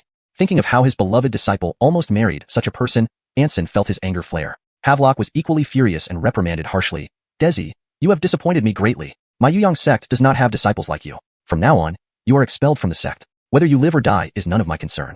It was over. All over. Desi fell into despair instantly. Chapter 193. No more ties with Yuyang sect. Desi, even you have come to this day. Avram sneered. I've already cleared your name, so, let me go. Desi pleaded for mercy again. Let you go? Did you ever let me go? Avram said with deep resentment. All these years, you bullied and humiliated me. I tolerated you everywhere, but you just kept pushing me further, always looking for trouble. Do you really think honest people are easy to bully? I was wrong. I'm an idiot. I'm not human. Consider me as a fart. Just let me go. I promise. I'll never show up in front of you again. Desi begged bitterly. Avram laughed, brandish a familiar scene. Once I also knelt on the ground, like a dog begging for mercy from you, wishing you wouldn't bully me anymore. Now it's your turn. How does it feel? I really know I was wrong. Desi regretted immensely. He should have killed him earlier. Knowing wrong means admitting it. Didn't you always mock me as useless? Today, I'll dig out your proud celestial bone and let you taste what it's like to become useless. No, don't. Desi showed signs of terror. Move. At Avram's command, the ethereal figure reached directly into Desi's body and brutally pulled out his root bones. Ah! Desi immediately screamed hysterically. The pain of having bones dug out is unbearable for ordinary people. Desi couldn't bear it. His head tilted to one side, and he lost his life. Everyone gasped in horror. How cruel. The Avram before them seemed like a completely different person. Indeed, forcing an honest person to extremes has unimaginable consequences. Now it's your turn. Avram shifted his gaze to several disciples. They were Desi's lackeys who helped him bully Avram and slander him, making them equally guilty. They immediately shivered and quickly knelt down. Wu Eben, it wasn't our fault. It was senior brother who ordered us to do it. We had no choice. Yes, we never agreed with senior brother bullying you. But he was senior brother. We didn't dare defy him. We were actually against it in our hearts. They pushed all the responsibility onto Desi. Avram calmly said, all right, I'll give you a chance to live. They were elated at hearing this. But then Avram continued, I'll dig out your root bones. If you can survive, I'll spare your lives. They were greatly alarmed. Even their senior brother couldn't endure such pain. How could they possibly survive? This was clearly a death sentence. Move. Avram ordered again, and the ethereal figure rushed forward. It grabbed the first one and, without hesitation, dug out his root bones, killing him on the spot. Then came the second, The disciples watched in shock, unable to bear the sight. One of them, Clint, revealed a look of terror, drenched in cold sweat and pale as a sheet, seemingly seeing his own fate. Judging by Avram's demeanor today, he clearly wouldn't spare anyone who had bullied him. Was he next? Clint considered fleeing, but seeing the ethereal figure executing the other disciples, his eyes flashed with a fierce light. Better to fight than to beg for survival. With that thought, he suddenly erupted and lunged at Avram. This sudden move caught everyone off guard. The ethereal figure wasn't beside Avram, which likely spelled his doom. But Avram had been prepared.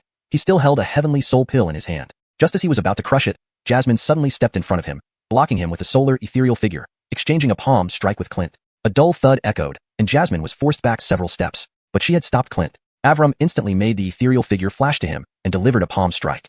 Pooh! Clint spat blood and fell to the ground. The ethereal figure stomped on him, immobilizing him. Clint, I haven't come for you yet, and you jump out on your own, so don't blame me for being rude.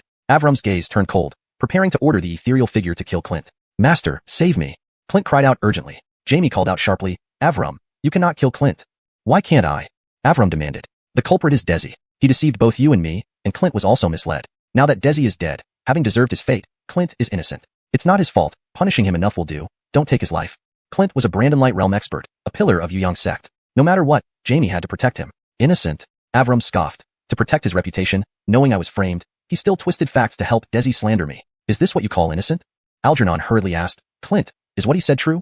I was also confused for a moment, but now I know I was wrong. Please save me, Patriarch. Algernon scolded. How could you do such a thing? Now you still want to plead for him? Avram asked coldly. This? Algernon had no words to answer. Kill. Avram gave a cold order. The ethereal figure stomped on Clint's chest, crushing it and causing him to die from spitting blood. Having avenged himself, Avram finally felt relieved. Algernon sighed. Child, these years have been hard on you, and I too have made mistakes. Now I declare that you return to Yu sect as the chief senior disciple, and I will personally teach you. From now on, you will not suffer any more injustice. Being personally taught by the sect leader was an honor beyond imagination. If things went well, Avram was likely to become the next leader of Yu sect. All disciples envied him immensely. If this were before, Avram would have been thrilled. But now he was indifferent, even replying coldly, From the moment you expelled me, I never thought of coming back. Before, I was misled by Desi, and I was wrong. I apologize to you. Don't hold a grudge. Come back. Yu sect is your home. Why wouldn't you come home? The sect leader lowered his status and apologized in public to his disciple, showing his sincerity. But Avram knew that he was just a nobody. The reason Algernon did this was because of the senior figure behind him. He was insignificant in Algernon's eyes. Avram spared Yu sect only because Algernon once took him in. Otherwise, he would have wiped out the entire sect for revenge. I won't go back with you. From now on, I have nothing to do with Yu sect. Avram turned to leave after saying this. Hold it. Algernon stopped him. What else? Avram asked indifferently. Don't forget that I took you in. Without me, would you be where you are today? Algernon said sternly. So what? I won't force you to come back if you don't wish to, but you must agree to one condition, to clear all debts between us. Avram frowned. Although he saw through Algernon, he indeed owed him a debt of gratitude. Only by repaying it could he part ways with Yu sect without guilt. This was his principle. So he asked, what condition? Chapter 194 The Plan of the Heavenly Demon Alliance. This condition is, as Albin spoke, he gradually approached Avram. Avram waited for him to state the condition. But when Albin came close, he suddenly pointed a finger at Avram, immediately paralyzing him. What are you doing? Avram roared angrily. Everyone was taken aback as well. Albin grabbed Avram's hand and forced it open. To everyone's surprise, there lay a heavenly soul pill. You indeed have more tricks up your sleeve. Everyone was very astonished that he still had a heavenly soul pill. That senior treated you really well, giving you 3 heavenly soul pills one after another. But giving such precious pills to someone like you who is practically useless, it's just a waste. Albin snatched the pill away. You know these were given by a senior, yet you dare to snatch them away? Aren't you afraid of facing his punishment? Avram said indignantly. Albin chuckled lightly. Isn't it simple? Anson is also present today. If that senior really comes looking, I'll say Anson coveted your heavenly soul pills, killed you out of greed. Naturally, the senior will find trouble with the 5 Elders Pavilion. Upon hearing this, Anson instantly turned grim. Albin, what do you mean by that? Didn't you understand that? It's quite literally what it sounds like. Bastard. Anson reprimanded. Are you losing your mind? Do you know the consequences of your actions? Of course I know. I precisely want to let him have ill feelings toward your 5 Elders Pavilion. Have you gone mad? Anson roared in anger. The disciples of the Yu sect were also bewildered about why their sect leader did this. Albin sneered coldly. Weren't you planning to lure him against the Heavenly Demon Alliance? If he turns into your enemy, you will be busy defending yourselves. Then how can you fight against the Heavenly Demon Alliance? You actually colluded with the Heavenly Demon Alliance. Anson immediately understood Albin's intentions, and his expression darkened. You misunderstood. I didn't collude with the Heavenly Demon Alliance. Just then, Albin transformed into someone else. It became apparent he had a waxen face, exuding a demonic aura. Morris, it's you. Anson's expression changed, knowing this person was extremely adept at disguise, cunning, and unpredictable. Old Jared, long time no see. Morris showed an evil smile. What happened to the real Albin? Anson interrogated. Oh, him? Naturally, I slowly tortured him to death. Morris boasted proudly. The Yang sect disciples were greatly shocked and filled with anger upon hearing this. Avram was also highly surprised. No wonder the sect master recently seemed different from before. It turned out to be a demon cultivator impersonating him. Was it you who deliberately lured me here? Anson guessed. Yes, I let Hatcher attack the Yang sect intentionally to lure you over.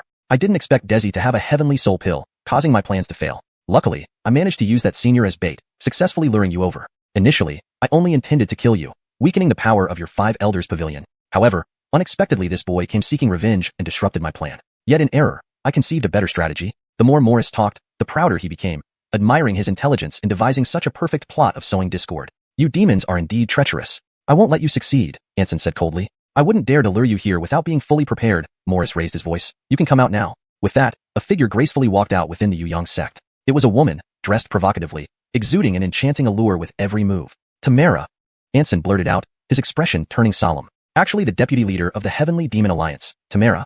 It's rumored she has already reached half-step immortal realm, stronger than even the 5 elders. This is bad. The disciples murmured among themselves, all showing worried expressions. Greetings, deputy leader. Morris respectfully bowed. You've worked hard, demon lord, Tamara said warmly. Sweeping away a potential threat for our Heavenly Demon Alliance is worth any effort. Between words, Morris viewed Anson as fish on a chopping board, ripe for killing. You too want my life, but it won't be so easy, Anson grunted. Old Jared, with me and deputy leader working together, plus this heavenly soul pill in my hand, do you think killing you would be difficult? Morris asked smilingly. Anson frowned, realizing he might not escape this predicament. The heavenly soul pill belongs to me. Give it back.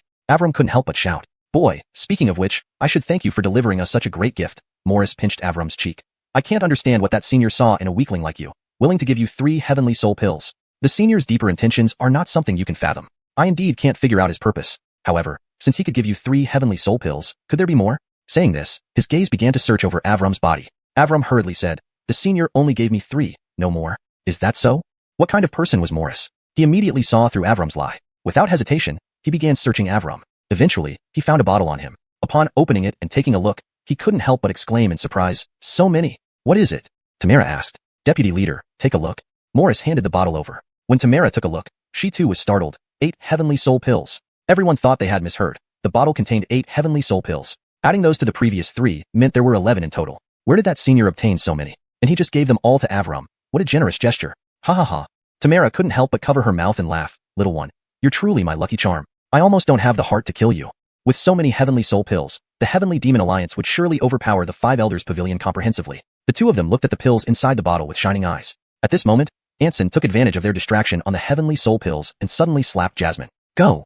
A beam of light enveloped Jasmine, instantly transporting her away. Don't let her escape, Tamara quickly said. Morris immediately wanted to chase after her, but was stopped by Anson, who attacked him. Tamara also moved to intercept his attack. I'll handle this here. Without saying another word, Morris quickly pursued her. Anson tried to stop him but was held back by Tamara. All he could do was watch as Morris left. He was anxious but helpless. Adriel, whether you can escape this calamity depends on your fate. At this time, Jasmine, enveloped by the light, landed at the foot of the mountain in a blink. As the light dissipated, she hurriedly retrieved her flying sword. Just as she prepared to flee from the area, she suddenly saw a figure appear before her. It was Carmelo. Chapter 195. It's time to take on disciples. Jasmine was taken aback. Hadn't he been taken away by that senior? Why is he still here? There was no time to think further, and she immediately went over to pull Carmelo. It's dangerous here. Hurry, come with me. Carmelo hadn't expected that at this moment she would still care about him. He hadn't come all this way for nothing, saving her life. No need to run, Carmelo said. I don't have time to explain. If we don't run now, it will be too late. While I'm around, nothing bad will happen. Jasmine was speechless. Who do you think you are? Do you know what's going on? She didn't want to waste any more words and prepared to forcibly take Carmelo away. But at this moment, the voice of the Alby suddenly rang out. Where are you going, beauty? As he spoke, he quickly descended, blocking their path. Jasmine's heart sank. Now it's over. There's still another mortal here, looking quite handsome. Could he be your lover? The Alby didn't rush into action but teased instead. Speak properly. What nonsense are you spouting? Jasmine retorted angrily. Old Jared has a fine disciple, indeed a beautiful one. How about surrendering to me? Perhaps I'll spare your life. The Alby revealed a greedy smirk. I'd rather die than go with you. Disgusting. Jasmine cursed. That's not up to you. I'll take you back to enjoy. When I'm bored with you, I'll let my men have a taste as well. The Alby grinned wider, getting increasingly excited. Thinking of what could happen, Jasmine shuddered with fear. Rather than enduring that, she'd rather end it all now. She put the sword to her own neck. I won't let you succeed. Saying so, she prepared to end her own life. The Alby hadn't expected this woman to be so resolute and couldn't stop her in time. Brandondonly, Carmelo grabbed Jasmine's wrist. What are you doing? Let go. Before Jasmine finished shouting, the Alby had already reacted, snapping his fingers. Jasmine was instantly immobilized, unable to move. Ha ha ha. The Alby laughed. You did well. Furious, Jasmine yelled, you evil beast. I should have left you alone. Beauty, don't blame him. He did it for your own good. Look at how beautiful you are. Wouldn't it be a pity if you died like this? The ALB chuckled and walked toward her. Jasmine was terrified, her voice trembling. Stay away. Of course, the ALB ignored her, walking faster. His greedy gaze was unmasked. Thinking of her impending fate, Jasmine felt utter despair, nearly in tears. But then, Carmelo stepped forward, blocking her from view. Jasmine was taken aback. Boy, what do you want? The ALB asked. I'll protect her. Upon hearing this, the ALB burst out laughing. You're just a mortal, and you dare to protect her? Considering what you did for me earlier, I'll give you a chance to live. Since your face is even handsomer than mine and I don't like it, disfigure yourself, and I'll spare your life. Your face disgusts me too. Dig out your eyes, cut off your nose and ears, and cut out your tongue. Then, I won't kill you. Carmelo responded with even nastier words. You're really asking for death? The ALB's eyes turned cold, and he struck out. No.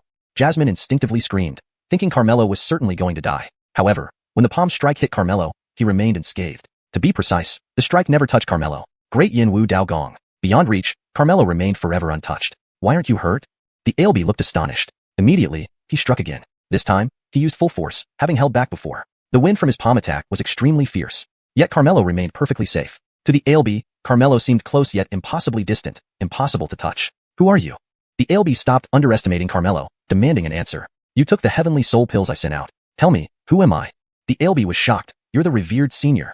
These heavenly soul pills were meant to test potential disciples, but you destroyed them. You wanted to use me against the 5 elders pavilion. You truly deserve to die. Carmelo pointed a finger. Instantly, the ALB felt a mysterious force strike him forcefully, causing him to spew blood and fall to the ground. Carmelo coldly gazed down at him, drew a sword, and swung several times. In a flash, the ALB's eyes were gouged out, his nose and ears cut off, and a piece of flesh spat out, his tongue. The ALB wanted to scream but couldn't, suffering greatly. This is what you get for messing with me. Carmelo stabbed the ALB through the chest with his sword, then shook off the blood, and turned to look at Jasmine. At this moment, Jasmine was utterly shocked, never imagining that he was the venerated senior expert. No wonder he had been disdainful when she wanted to take him as a disciple. It turns out I made a fool of myself. Senior, I apologize for my rudeness earlier. Please forgive me. Jasmine knelt down hurriedly, filled with trepidation. Considering you tried to save me just now, I won't hold it against you. You may rise. Carmelo said. Thank you, Senior. Jasmine sighed in relief, but didn't get up, instead beseeching, Senior, please save my master. It's time to take on disciples. Let's go. Carmelo soared into the air, taking Jasmine with him and flying toward the mountain. At this time, outside the Jade Brandon sect, Jared Lau was engaged in fierce combat with Tamara. Jared Lau summoned a ferocious beast, pitch black like a panther, an 8th stage black wind beast, equivalent to a heavenly soul realm expert. However, it still fell short compared to the heavenly sword beast. As a beast tamer, Jared Lau practiced this path which allowed him to fight alongside his tamed beast, effectively doubling his strength. If they cooperated well, their combined power would exceed the sum of 2 individuals. This was the greatest advantage of a beast tamer. Although Jared Lau's cultivation was inferior to Tamara's, with the help of the black wind beast, he managed to hold his ground against her. This annoyed Tamara, who knew she had to finish Jared Lau quickly before any unforeseen circumstances arose, especially if the senior expert were to find out. She crushed a heavenly soul pill and formed a shadow figure. This changed the battle into a 2-on-2, giving Tamara the upper hand, gradually forcing Jared Lau back. Especially the shadow figure, which was stronger than Jared Lau. It felt no emotions, pain, or fear, attacking recklessly without concern for its own safety. Jared Lau soon couldn't keep up and was slapped away by Tamara. Pooh. Spitting blood, he suffered serious injuries. The black wind beast was also wounded by the shadow figure, falling before Jared Lau. These heavenly soul pills are truly effective. Jared, old man, you can't win. Why not end it yourself and save some dignity? Tamara laughed. It seems I can't escape death today. Jared Lau felt helpless, slowly raising his right hand. But at this moment, Jasmine's anxious voice called out, Master, don't. Chapter 196, The Boundless 10,000 Beasts Scroll. Adriel. Old Jared's expression changed. Why did you come back? Jasmine quickly landed in front of him. Disciple has come to save Master. Nonsense. Leave now. Old Jared didn't believe that Jasmine could save him. She would only be throwing her life away. Truly a deep master-disciple relationship. Since you've returned, don't think you can leave, Tamara sneered. Don't be so pleased with yourself. Look at who I've brought. Jasmine looked at Carmelo. Everyone's attention was on Jasmine. None knew when Carmelo had arrived. Following her gaze, they saw nothing extraordinary about Carmelo, even assuming he was just an ordinary mortal. Why would Jasmine risk her life bringing back a mortal? Senior. Bard called out in surprise. Senior? Everyone was taken aback upon hearing this. He was the senior expert? Impossible. That senior could instantly kill a heavenly sword beast, at least at the immortal level. Yet there was no trace of immortal power around him. Who are you? Tamara sized up Carmelo, wary. Carmelo ignored her and walked straight towards Bard. Daring to ignore me? Tamara felt annoyed but didn't act rashly. Carmelo soon reached Bard. Bard said shamefully, Senior, sorry, this junior has let you down. Carmelo shook his head slightly. I tested your nature, not your strength. No need for self-blame. As he spoke, he waved his hand, freeing Bard. Thank you, Senior. Bard expressed gratitude. Now, will you accept me as your teacher? Carmelo asked. This junior is willing. This time, Bard did not hesitate, immediately kneeling down. Disciple pays respects to master. Ding. Congratulations, host received the 7th disciple, gaining the master's gift, the boundless 10,000 beast scroll. The system voice sounded. Carmelo flipped his hand, revealing a scroll. This is my gift for your becoming a disciple. From now on, you're my 7th disciple. Carmelo handed over the scroll. Thank you, master. Bard accepted it with both hands. Open it and see, Carmelo said. Bard complied, slowly unrolling the scroll. Before him appeared a landscape painting, beautiful and grand. But that was all. Everyone thought Carmelo would give something precious, yet it was just an ordinary landscape painting. Is he really that senior expert? They began to doubt, wondering if Bard had mistaken someone else. But Bard stared at the painting, sensing something unusual. Though the painting contained no fierce beasts, Bard saw them everywhere. In the streams, mountains, sky, and rivers, seemingly countless. Strangely, he felt connected to these beasts, as if communicating mentally. Moreover, he gained new insights into beast taming, feeling like he could command not just one beast, but rule all beasts, none daring to disobey. Just as he was astonished, the boundless 10,000 beast scroll emitted light, shooting upward, manifesting countless beast silhouettes. Some were as large as mountains, others tiny as dust, some fierce and bloodthirsty, others gentle and adorable. All bowed neatly on the ground, paying homage to Bard. Everyone was dumbfounded. Beasts paying homage. This must be the boundless 10,000 beast scroll. Indeed, only this scroll can make beasts pay homage, accepting its owner. Rumors say this scroll is our beast tamer's greatest treasure. Whoever possesses it can command the countless beasts within, becoming their ruler. How generous, giving such a precious treasure as a greeting gift to Bard. I wish I could be his disciple too. Bard sure got lucky. As fellow beast tamers, everyone envied Bard. It confirmed that this seemingly ordinary man was indeed the senior expert. Otherwise, who could have such extravagance? Ding. Congratulations, host obtained a random doubled return. The beast sovereign order. Another sovereign order. Carmelo raised an eyebrow. 7 disciples, 4 sovereign orders. Collecting 3,000 orders was a long road ahead. Ding. Disciple Bard's loyalty reaches 100%. Cultivation return increases to 6,400 times. Carmelo's cultivation growth surged like a rocket, reaching 5th rank Celestial Soul Realm now. With the increase to 6,400 times cultivation return, the speed clearly accelerated. Master, such a valuable treasure. This disciple feels unworthy. Upon knowing it was the boundless 10,000 beast scroll, Bard felt undeserving. After all, he had just become a disciple. Carmelo patiently explained to his new disciple, now that you are my disciple, whatever I give you, you should accept. Yes, master. Bard was deeply moved. Since he was adopted by the Yuyang sect, due to his poor talent, he had endured ridicule and bullying. This was the first time someone treated him so kindly. Carmelo continued, a beast tamer cultivates the way of taming beasts, which does not require a high demand for bone structure. Now that you have the boundless 10,000 beast scroll, you are not inferior to your senior disciples. However, my disciples cannot only possess yellow bones. Bard immediately felt inferior upon hearing this. Indeed, with such poor talent, he would disgrace his master. He thought Carmelo was disappointed in him. But the next moment, Carmelo took out a spirit pill. Take this. Whoa, a divine marrow pill. This is about to completely transform Bard's body, changing his fate. His luck is too good. Everyone's envy almost turned into red eyes, wondering if the senior was still accepting disciples. Thank you, master, for bestowing the pill. Bard was overjoyed. With the divine marrow pill, he could also possess divine bones and would no longer be ridiculed as trash. He quickly swallowed the pill, and soon a series of bone-cracking sounds erupted from his body. After a while, the bone-cracking sounds ceased. A golden light shone on Bard's body. Although it did not contain a sacred aura, it had reached the superior level of divine bones. Thank you, master, for giving me a second chance. Bard was moved as he bowed to Carmelo, causing another wave of envy and even jealousy among the crowd. Stand aside for now, let me handle things for you. Carmelo turned to look at Tamara. She shivered in fear, immediately kneeling down. Please forgive me, senior. Stealing my disciple's heavenly soul pill and trying to kill him, do you think I will let you off? Carmelo's gaze was icy cold as he waved his hand. Tamara screamed, dying on the spot. But the next second, Tamara suddenly came back to life and vanished in a blink. Carmelo was somewhat surprised. She could revive after death. Senior, this demon is a 9 lives cat demon with 9 lives. Each time it dies, it revives at its birthplace, Jared Lau explained. I was careless. Do you know where her birthplace is?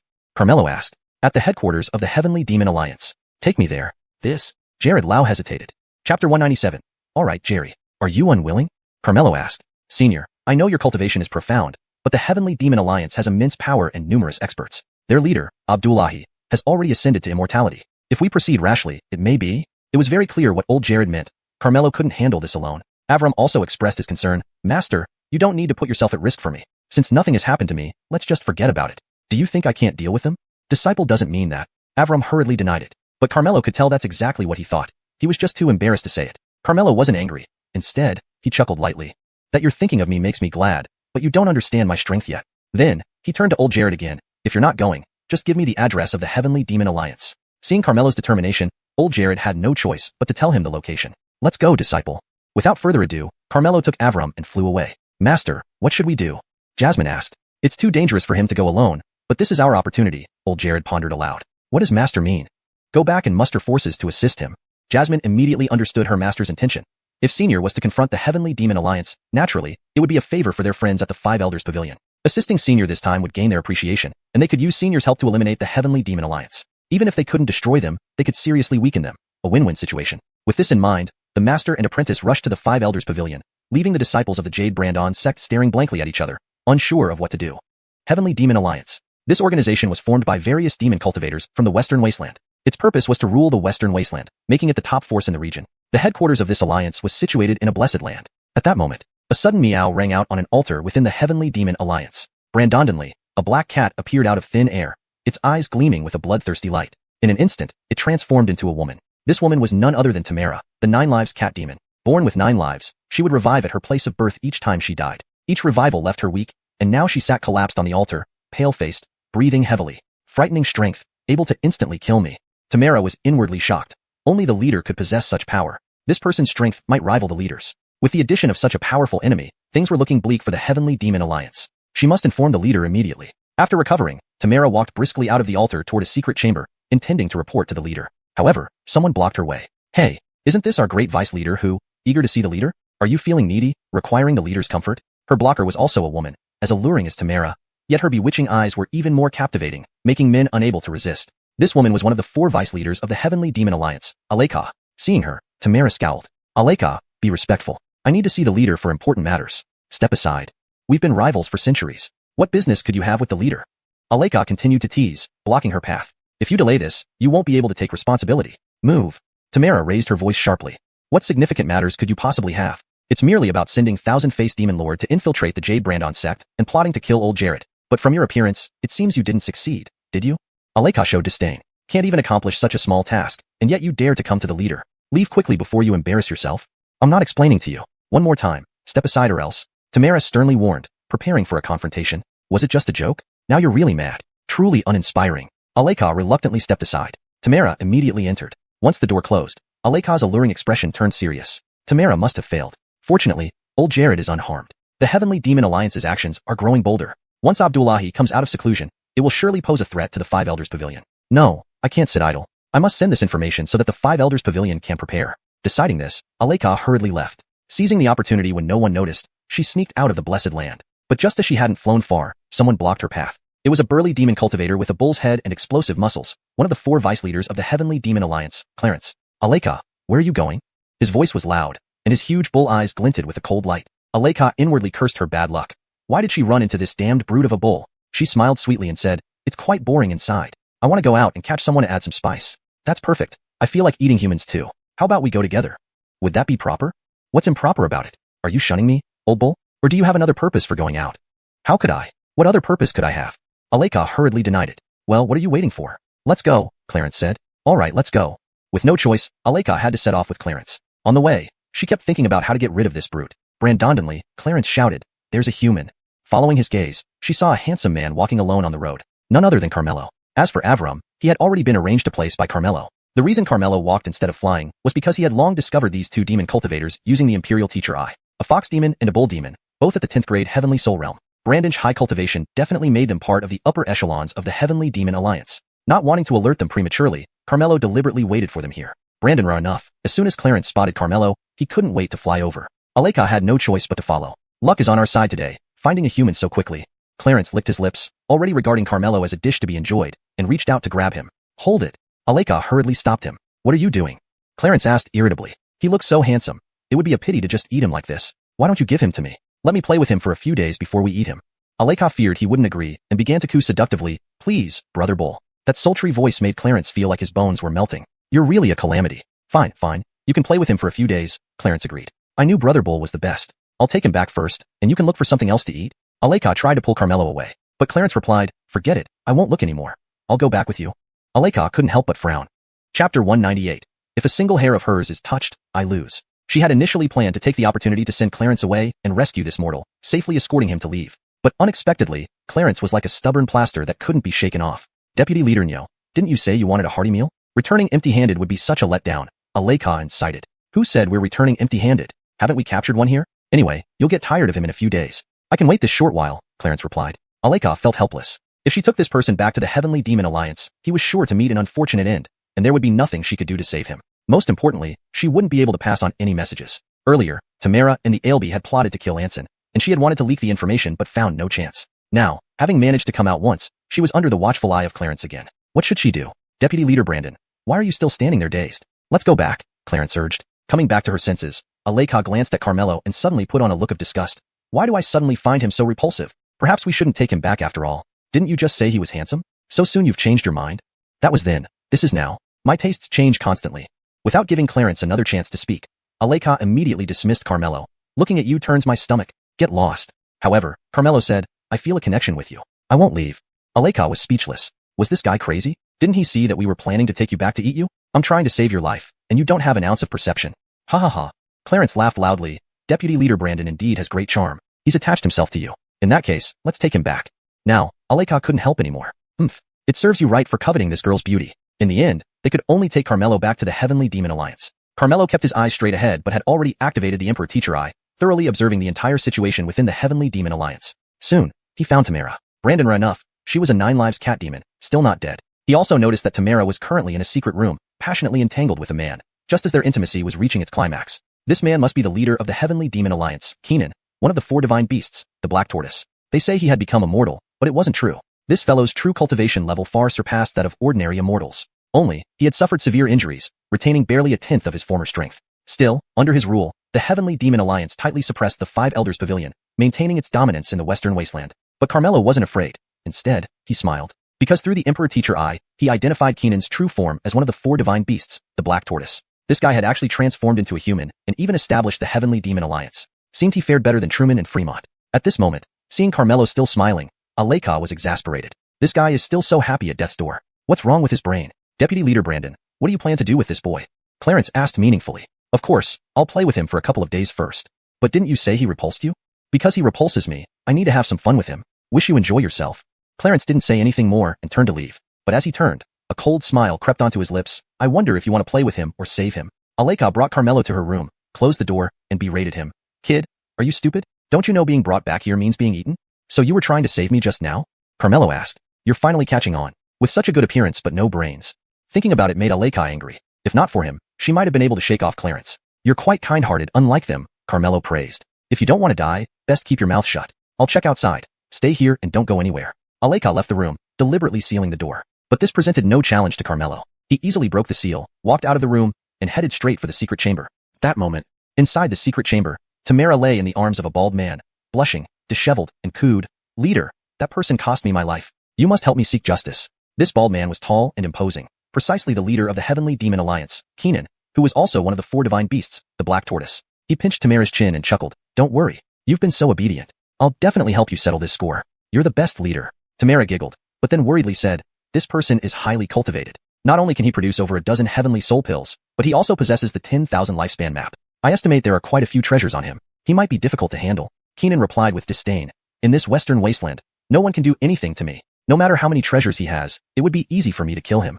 As one of the 4 divine beasts, the Black Tortoise, how could he not deal with a mere immortal? Even if his injuries hadn't healed, he could still easily manage. We shouldn't delay. Let's go to Xianxia immediately to settle this score before he escapes, Tamara urged impatiently. But just as she finished speaking, the door of the secret chamber was shattered by a single palm strike. No need for you to look for me. I've come. Carmelo strode in. Tamara's face changed. He had actually tracked them down to the Heavenly Demon Alliance. Who are you? Keenan asked. Leader, it's him. He ruined my plan and killed one of my lives. Tamara pointed at Carmelo, her anger barely contained. How did you get in here? Keenan was puzzled. The Heavenly Demon Alliance was within a sacred land. Ordinary people couldn't enter. Even if someone managed to break in, they wouldn't be able to arrive here silently. You don't need to know how I got in. All you need to know is that I want all 9 of her lives, Carmelo declared arrogantly. What a big mouth.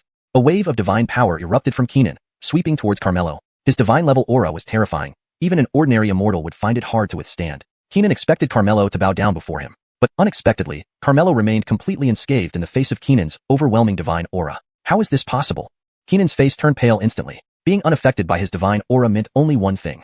Carmelo's cultivation was above his. But why would such a powerful being appear in the Western Wasteland? Who are you really? Keenan asked sternly. I'll tell you after I kill her. Carmelo raised his hand and directed an inexplicable force towards Tamara. Dare to kill in front of me? Think again.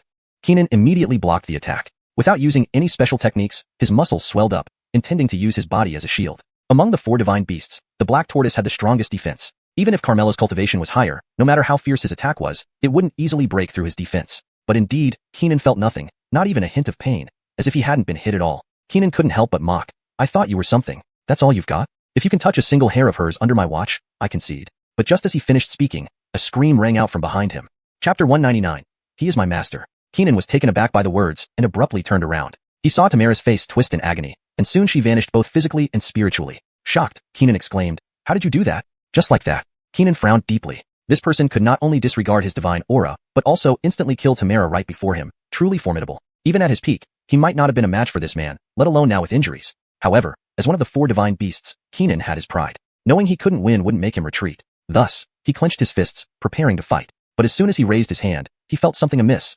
Instinctively, he dared not strike. What's going on? Keenan was greatly puzzled, as if an invisible restraint was forcibly constraining him. What have you done? Keenan demanded. To dare shout at me? Kneel and speak, Carmelo ordered. Let me kneel for you? You must be dreaming. Apart from the human emperor whom he once followed, Keenan had never knelt for anyone else. But as soon as he finished speaking, Carmelo took out the sword of the human emperor. Thud. Keenan immediately fell to his knees involuntarily. The sword of the human emperor. He was extremely agitated yet enlightened. So he had been chosen by the sword of the human emperor. No wonder he couldn't harm this man. Who are you? Why do you have the sword of the human emperor? Keenan hastily asked. You only need to know that with the sword of the human emperor in my possession, I am your master. You have no right to question me, Clay. Keenan was stunned. You know my true form? Carmelo coldly said, if I didn't know you were Clay, I would have killed you long ago. Keenan frowned deeply. What are you waiting for? Brand it to me, Carmelo commanded coldly. Under the solemnity of the sword of the human emperor, Keenan didn't hesitate. He bowed respectfully to Carmelo. Clay pays respects to my master. Satisfied, Carmelo asked calmly, do you object if I kill the 9-tailed cat demon? I dare not. Go and take care of her. Carmelo knew Tamara must have revived again. Yes. Clay quickly left the secret room. By the time he reached the altar, Tamara had just recovered her strength. Seeing the leader come to her personally, she was overjoyed. Only the leader could solve the problem so quickly. She hurried to Clay, choking back tears. Leader, I've lost another life. Killing him was too merciful. Clay looked at her intently. Then what do you want? Tamara said hatefully, he killed me twice. I want him to suffer far worse than death to avenge myself. But since you've already killed him, there's nothing to be done. Clay suddenly asked, how long have you been with me? Why do you ask that now? Clay continued on his own. I remember when we first met, you were just an ordinary cat demon. I said if you served me well, I would help you become a 9-tailed cat demon. I founded the Heavenly Demon Alliance without intending to oppose cultivators. It was you who incited me to rule the Western Wilderness. Over the years, you've been expanding your influence and constantly opposing the 5 Elders Pavilion. I've turned a blind eye. Even. At this point, Clay's eyes grew sharp. For all these years, I've mostly been in seclusion healing. I rarely interfered in the affairs of the Heavenly Demon Alliance. To gain Zahir's support and consolidate your power, you even went so far as to submit yourself to him. Tamara was startled, quickly denying, Leader, I haven't. Clay raised a hand to stop her. No need to lie. I already knew everything. The reason I haven't acted is because my injuries weren't fully healed. Acting against you two would give the 5 Elders Pavilion a chance. I plan to settle accounts after recovery. But now, you've offended someone you shouldn't have. It's time to end your path. Tamara's face changed dramatically as she fell to her knees. Leader, I admit my mistakes and promise it won't happen again. Please don't kill me. Clay bent down and pinched her cheek. This beautiful face of yours indeed makes me hesitant. But now, it's not I who will kill you, but someone who commands me to take your life. Tamara couldn't believe it. You are the leader of the Heavenly Demon Alliance. Who can command you? My master. Naturally. Master? Tamara was shocked. She never knew he had a master. For him to have a master, that person must be terrifyingly powerful. I don't believe you. You must be lying. There is no master. You promised me that no matter what I did wrong, you wouldn't kill me. Now you're just making up an excuse to kill me. You are breaking your promise and aren't trustworthy. Tamara shrieked hysterically. If it weren't for that promise back then, do you think you could have lived until today? Clay grabbed Tamara by the neck. Let me tell you, if I really want to kill you, I wouldn't need any excuses. Tamara struggled to ask, who is your master? Clay countered, tell me, in the Western Wilderness, who is someone you offended but couldn't afford to offend? Tamara immediately thought of Carmelo and widened her eyes. He is your master? Master ordered me to kill you, so you must die. Snap. Clay twisted Tamara's neck. The next moment, she revived again on the altar. She instantly knelt and begged for mercy. Don't kill me. Please spare me. Clay ignored her and killed her again. Meanwhile, Aleka returned to the room and was stunned to find Carmelo gone. She had clearly sealed the door. How did he get out? As she was puzzled, footsteps sounded outside the room, and someone pushed the door open. Vice Leader Nyo, why are you here? Aleka asked. Clarence glanced around the room and demanded, where's that kid? Why are you looking for him? I'm asking you, where's that kid? Clarence narrowed his eyes and shouted louder. Clarence, why are you shouting? Aleka retorted irritably. Did you let him go? Which of my eyes saw me letting him go? Aleka shot back. He was left with you, and now he's gone. If not because of you letting him go, who else? Did you eat him, or something? Brandonra, I ate him. So what? At this point, you're still lying. Aleka, don't think I don't know that you've already defected to the 5 Elders Pavilion. Aleka was startled, denying emphatically, stop talking nonsense. How could I do such a thing? Don't slander me. Am I slandering you? Fine. Then dare you come with me to confront the leader? Chapter 200, no need to test. He is not an ordinary person. Aleka was taken aback by the words. If she were to go with him to meet the leader, it would be impossible to explain clearly and would likely expose her. Where did that troublemaker run off to? He has doomed her. Come with me. Clarence reached out to grab Aleka. Aleka wouldn't just sit there and wait for doom. She immediately dodged. Clarence, what are you doing? We're both vice leaders. You have no right to touch me. Aleka called out. The more you resist, the guiltier you appear. Today, no matter what, I will reveal your true colors. Clarence lunged at Aleka again. Just as Aleka was about to resist, a subordinate rushed over and reported, Vice Leader Nyo, we found him. Where? Clarence asked hastily. Someone saw him enter the leader's secret chamber where he's meditating. Aleka was alarmed inside. She had told him not to cause trouble. Why would he go there? So, Aleka, you want to harm our leader? Clarence accused immediately. Don't talk nonsense. When have I ever tried to harm the leader? Then tell me why that boy went to find the leader? I think he's your man, deliberately brought back to assassinate the leader. Bullshit. Aleka hurriedly explained. I don't even know him, let alone how could an ordinary person harm the leader. We will know the truth when we get there. Aleka hesitated slightly upon hearing this. What? You dare not go? Clarence pressed. Go, I will. With things having developed this far, Aleka had no choice but to go and investigate. On the way, she kept thinking of strategies but had none better than dealing with it as it came. If her identity was really exposed, she'd only fight them all. Soon, they arrived at the secret chamber and found the main door damaged, with only that young man inside, but no sign of the leader. Where is our leader? What did you do to him? Clarence pointed at Carmelo and questioned loudly. Carmelo calmly replied, I ordered him to kill the 9 lives cat demon. Nonsense. Who do you think you are? Why would the leader follow your command? Watch how I deal with you. Without further ado, Clarence was about to attack Carmelo. Aleka felt very helpless. This boy truly caused trouble for her. Yet, she didn't leave him to die and stood in front of Clarence. We haven't clarified the situation yet. Don't act rashly. Aleka, you still protect him, yet you say you're not on the same side? Clarence exclaimed. I said we need to clarify first. This is the leader's closed-door meditation chamber. For him to intrude without permission, it's a capital offense. If you stop me again, you're his accomplice. Clarence said coldly, step aside. Aleka frowned deeply. If she backed down, this boy would surely die. But if she insisted on protecting him, her identity might be exposed. Aleka knew the severity. However, watching someone die right before her eyes was something she couldn't bear. Finally, she resolved, the leader's whereabouts are unknown now. We should decide after finding the leader. If so, then don't blame me for being impolite. Clarence no longer spoke, delivering a punch that showed a phantom of a bull charging toward Aleka. Aleka received the blow directly, stumbling several steps back before stabilizing herself. Her insides churned uncomfortably. This buffalo indeed had immense strength. Aleka felt her hand was almost broken. Clarence struck again. This time Aleka didn't confront him directly but made seals with both hands, casting a red light around Clarence, immobilizing him instantly. Let's go. Aleka pulled Carmelo, trying to flee. To her surprise, Carmelo refused. My business isn't finished yet. I won't leave. Aleka was infuriated. She risked her life saving him, yet he refused to leave. Was he crazy? Taking advantage of this delay, Clarence broke free from the restraint and roared, Damn fox, I'm going to finish you off. Speaking of which, he took up his stance, preparing to unleash a powerful move. But then, outside the secret chamber, came a sudden stern voice, Stop. Leader. Clarence instinctively withdrew his assault. Greetings, leader. They bowed immediately. What are you doing? Clay asked sternly. Leader, you came just in time. Aleka has joined the 5 Elders Pavilion. She's their spy, Clarence replied. Really? Clay looked at Aleka. Is that so? Leader, he falsely accuses me. It's not true. Aleka denied immediately. Vice Leader Nyo, do you have evidence? Clay asked. He's the best proof. Clarence pointed at Carmelo. Clay raised an eyebrow. What about him? He colluded with Aleka secretly, planning to assassinate you, Clarence explained. You say he intended to assassinate me? Yes. Clarence explained. I've long suspected Aleka's identity and secretly tested her. I deliberately had someone capture a few mortals and present them to her, but she secretly released them all. That made me suspicious. This time, she brought this boy here to attempt to assassinate the leader. This is enough proof that Aleka is a spy. You are slandering me with falsehoods. Aleka protested. Leader, please don't listen to his nonsense. How could I ever send anyone to assassinate you? It's clear he's framing me. You still want to deny it.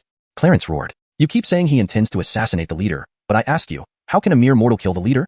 Aleka questioned. Whether he's mortal or not, we will know after a test. Clarence clenched his fists, preparing to attack Carmelo. Clay didn't want him to offend the master and immediately interjected. No need to test. He is not an ordinary person. Ha ha ha. Clarence laughed out loud. Didn't you hear that, Aleka? What do you have to say now? Aleka was depressed. How could she explain this? Leader, Aleka colluded with this person to harm you. Evidence is solid. Please make a decision, Clarence suggested respectfully. How do you suggest I deal with them? Clay asked calmly. We should arrest them and interrogate harshly to see if we can get any useful information. A glint of cruelty flashed in Clarence's eyes. Harsh interrogation? Clay nodded as if agreeing. Indeed, we should thoroughly question them. Aleka felt a chill in her heart. The leader believed Clarence and was now suspicious of her. If she were arrested and tortured, it would be worse than death. There was no other way. She would have to fight them. She secretly gathered her strength, ready to break out at any moment. But Clarence seemed to have noticed her intentions and coldly smiled.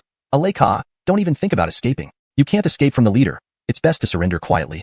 Damn, she had been seen through. No matter what, she had to fight first. With that thought, Aleka's nails suddenly grew long, just as she was about to act. But at that moment, Clay moved first.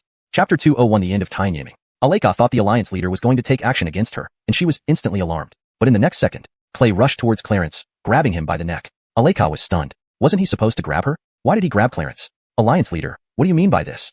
Clarence exclaimed in surprise. Of course, it's to torture you for information. Clay lifted Clarence high and slammed him to the ground with a bang. Bang. The force was so strong that the ground cracked, and the secret chamber trembled. Clarence spat out a mouthful of blood from the impact, feeling dazed and enduring intense pain, grievously injured. Everyone else was dumbfounded. Has the Alliance leader mistaken the person? Alliance leader, Aleka is the spy. Why are you hitting me?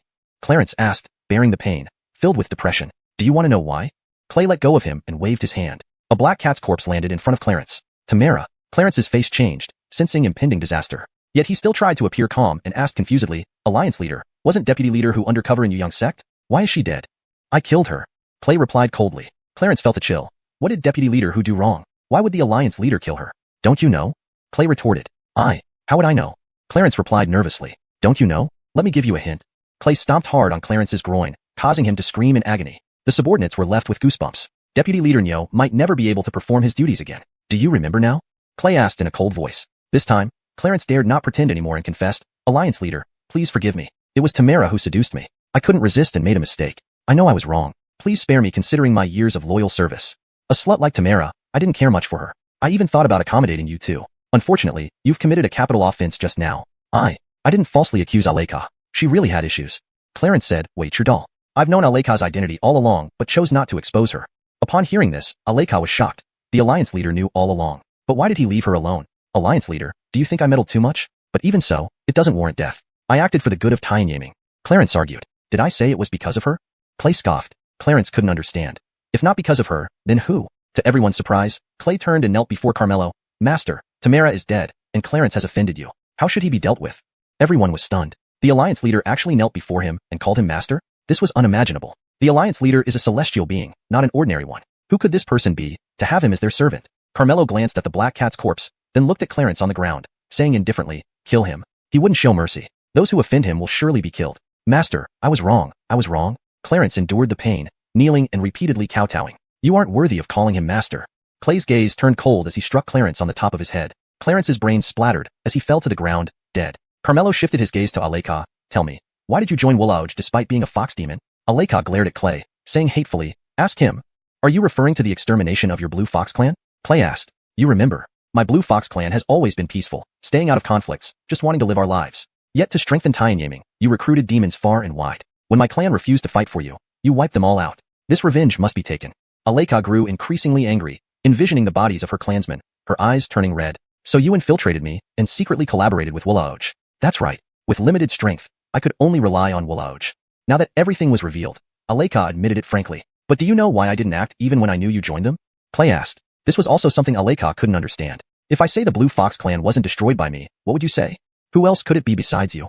Aleka didn't believe it. If I recall correctly, the day the Blue Fox clan was exterminated, you weren't there, escaping the disaster. When you returned, you only saw corpses but no killers, correct? Clay asked. That doesn't prove you weren't the murderer. Only a few people could have wiped out my Blue Fox clan in one night, and you were one of them. You just said I was one of them. There is another person who could do it. Aleka seemed to think of something and shook her head. Impossible. It couldn't be him.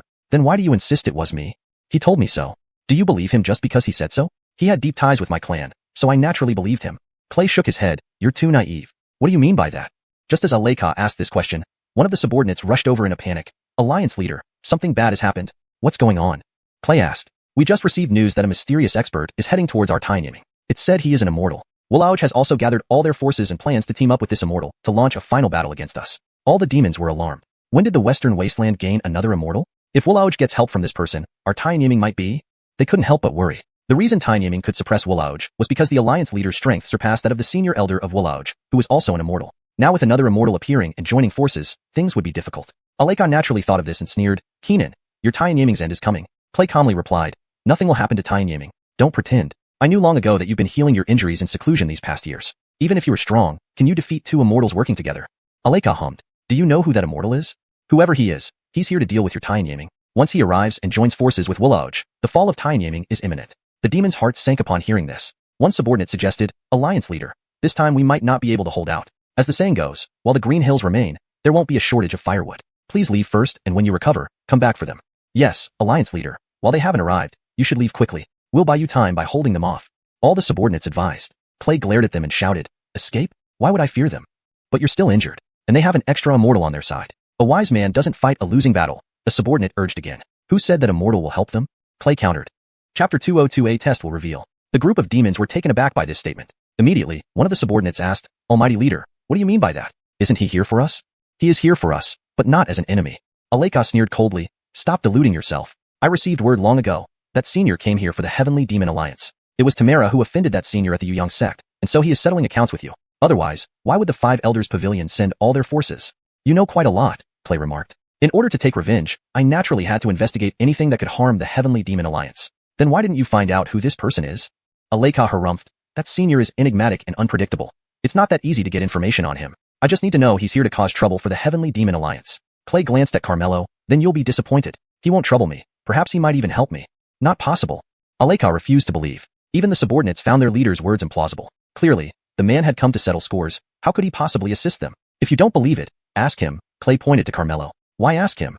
Clay introduced solemnly. My master, whom you all speak of as the immortal. Why would he join forces with outsiders to fight against me? Everyone was momentarily stunned. This is impossible. How can he be that senior? Aleka shook her head, unwilling to believe. I came to the Heavenly Demon Alliance to settle accounts with Tamara. Now that she's dead, my purpose is fulfilled. As for the Heavenly Demon Alliance, I originally intended to give the 5 Elders Pavilion a hand, but since this happens to be my servant's territory, I have no reason to act further, Carmelo explained. The Heavenly Demon Alliance has committed countless wrongdoings. Are you aiding the evildoers? Aleka exclaimed. How should I explain?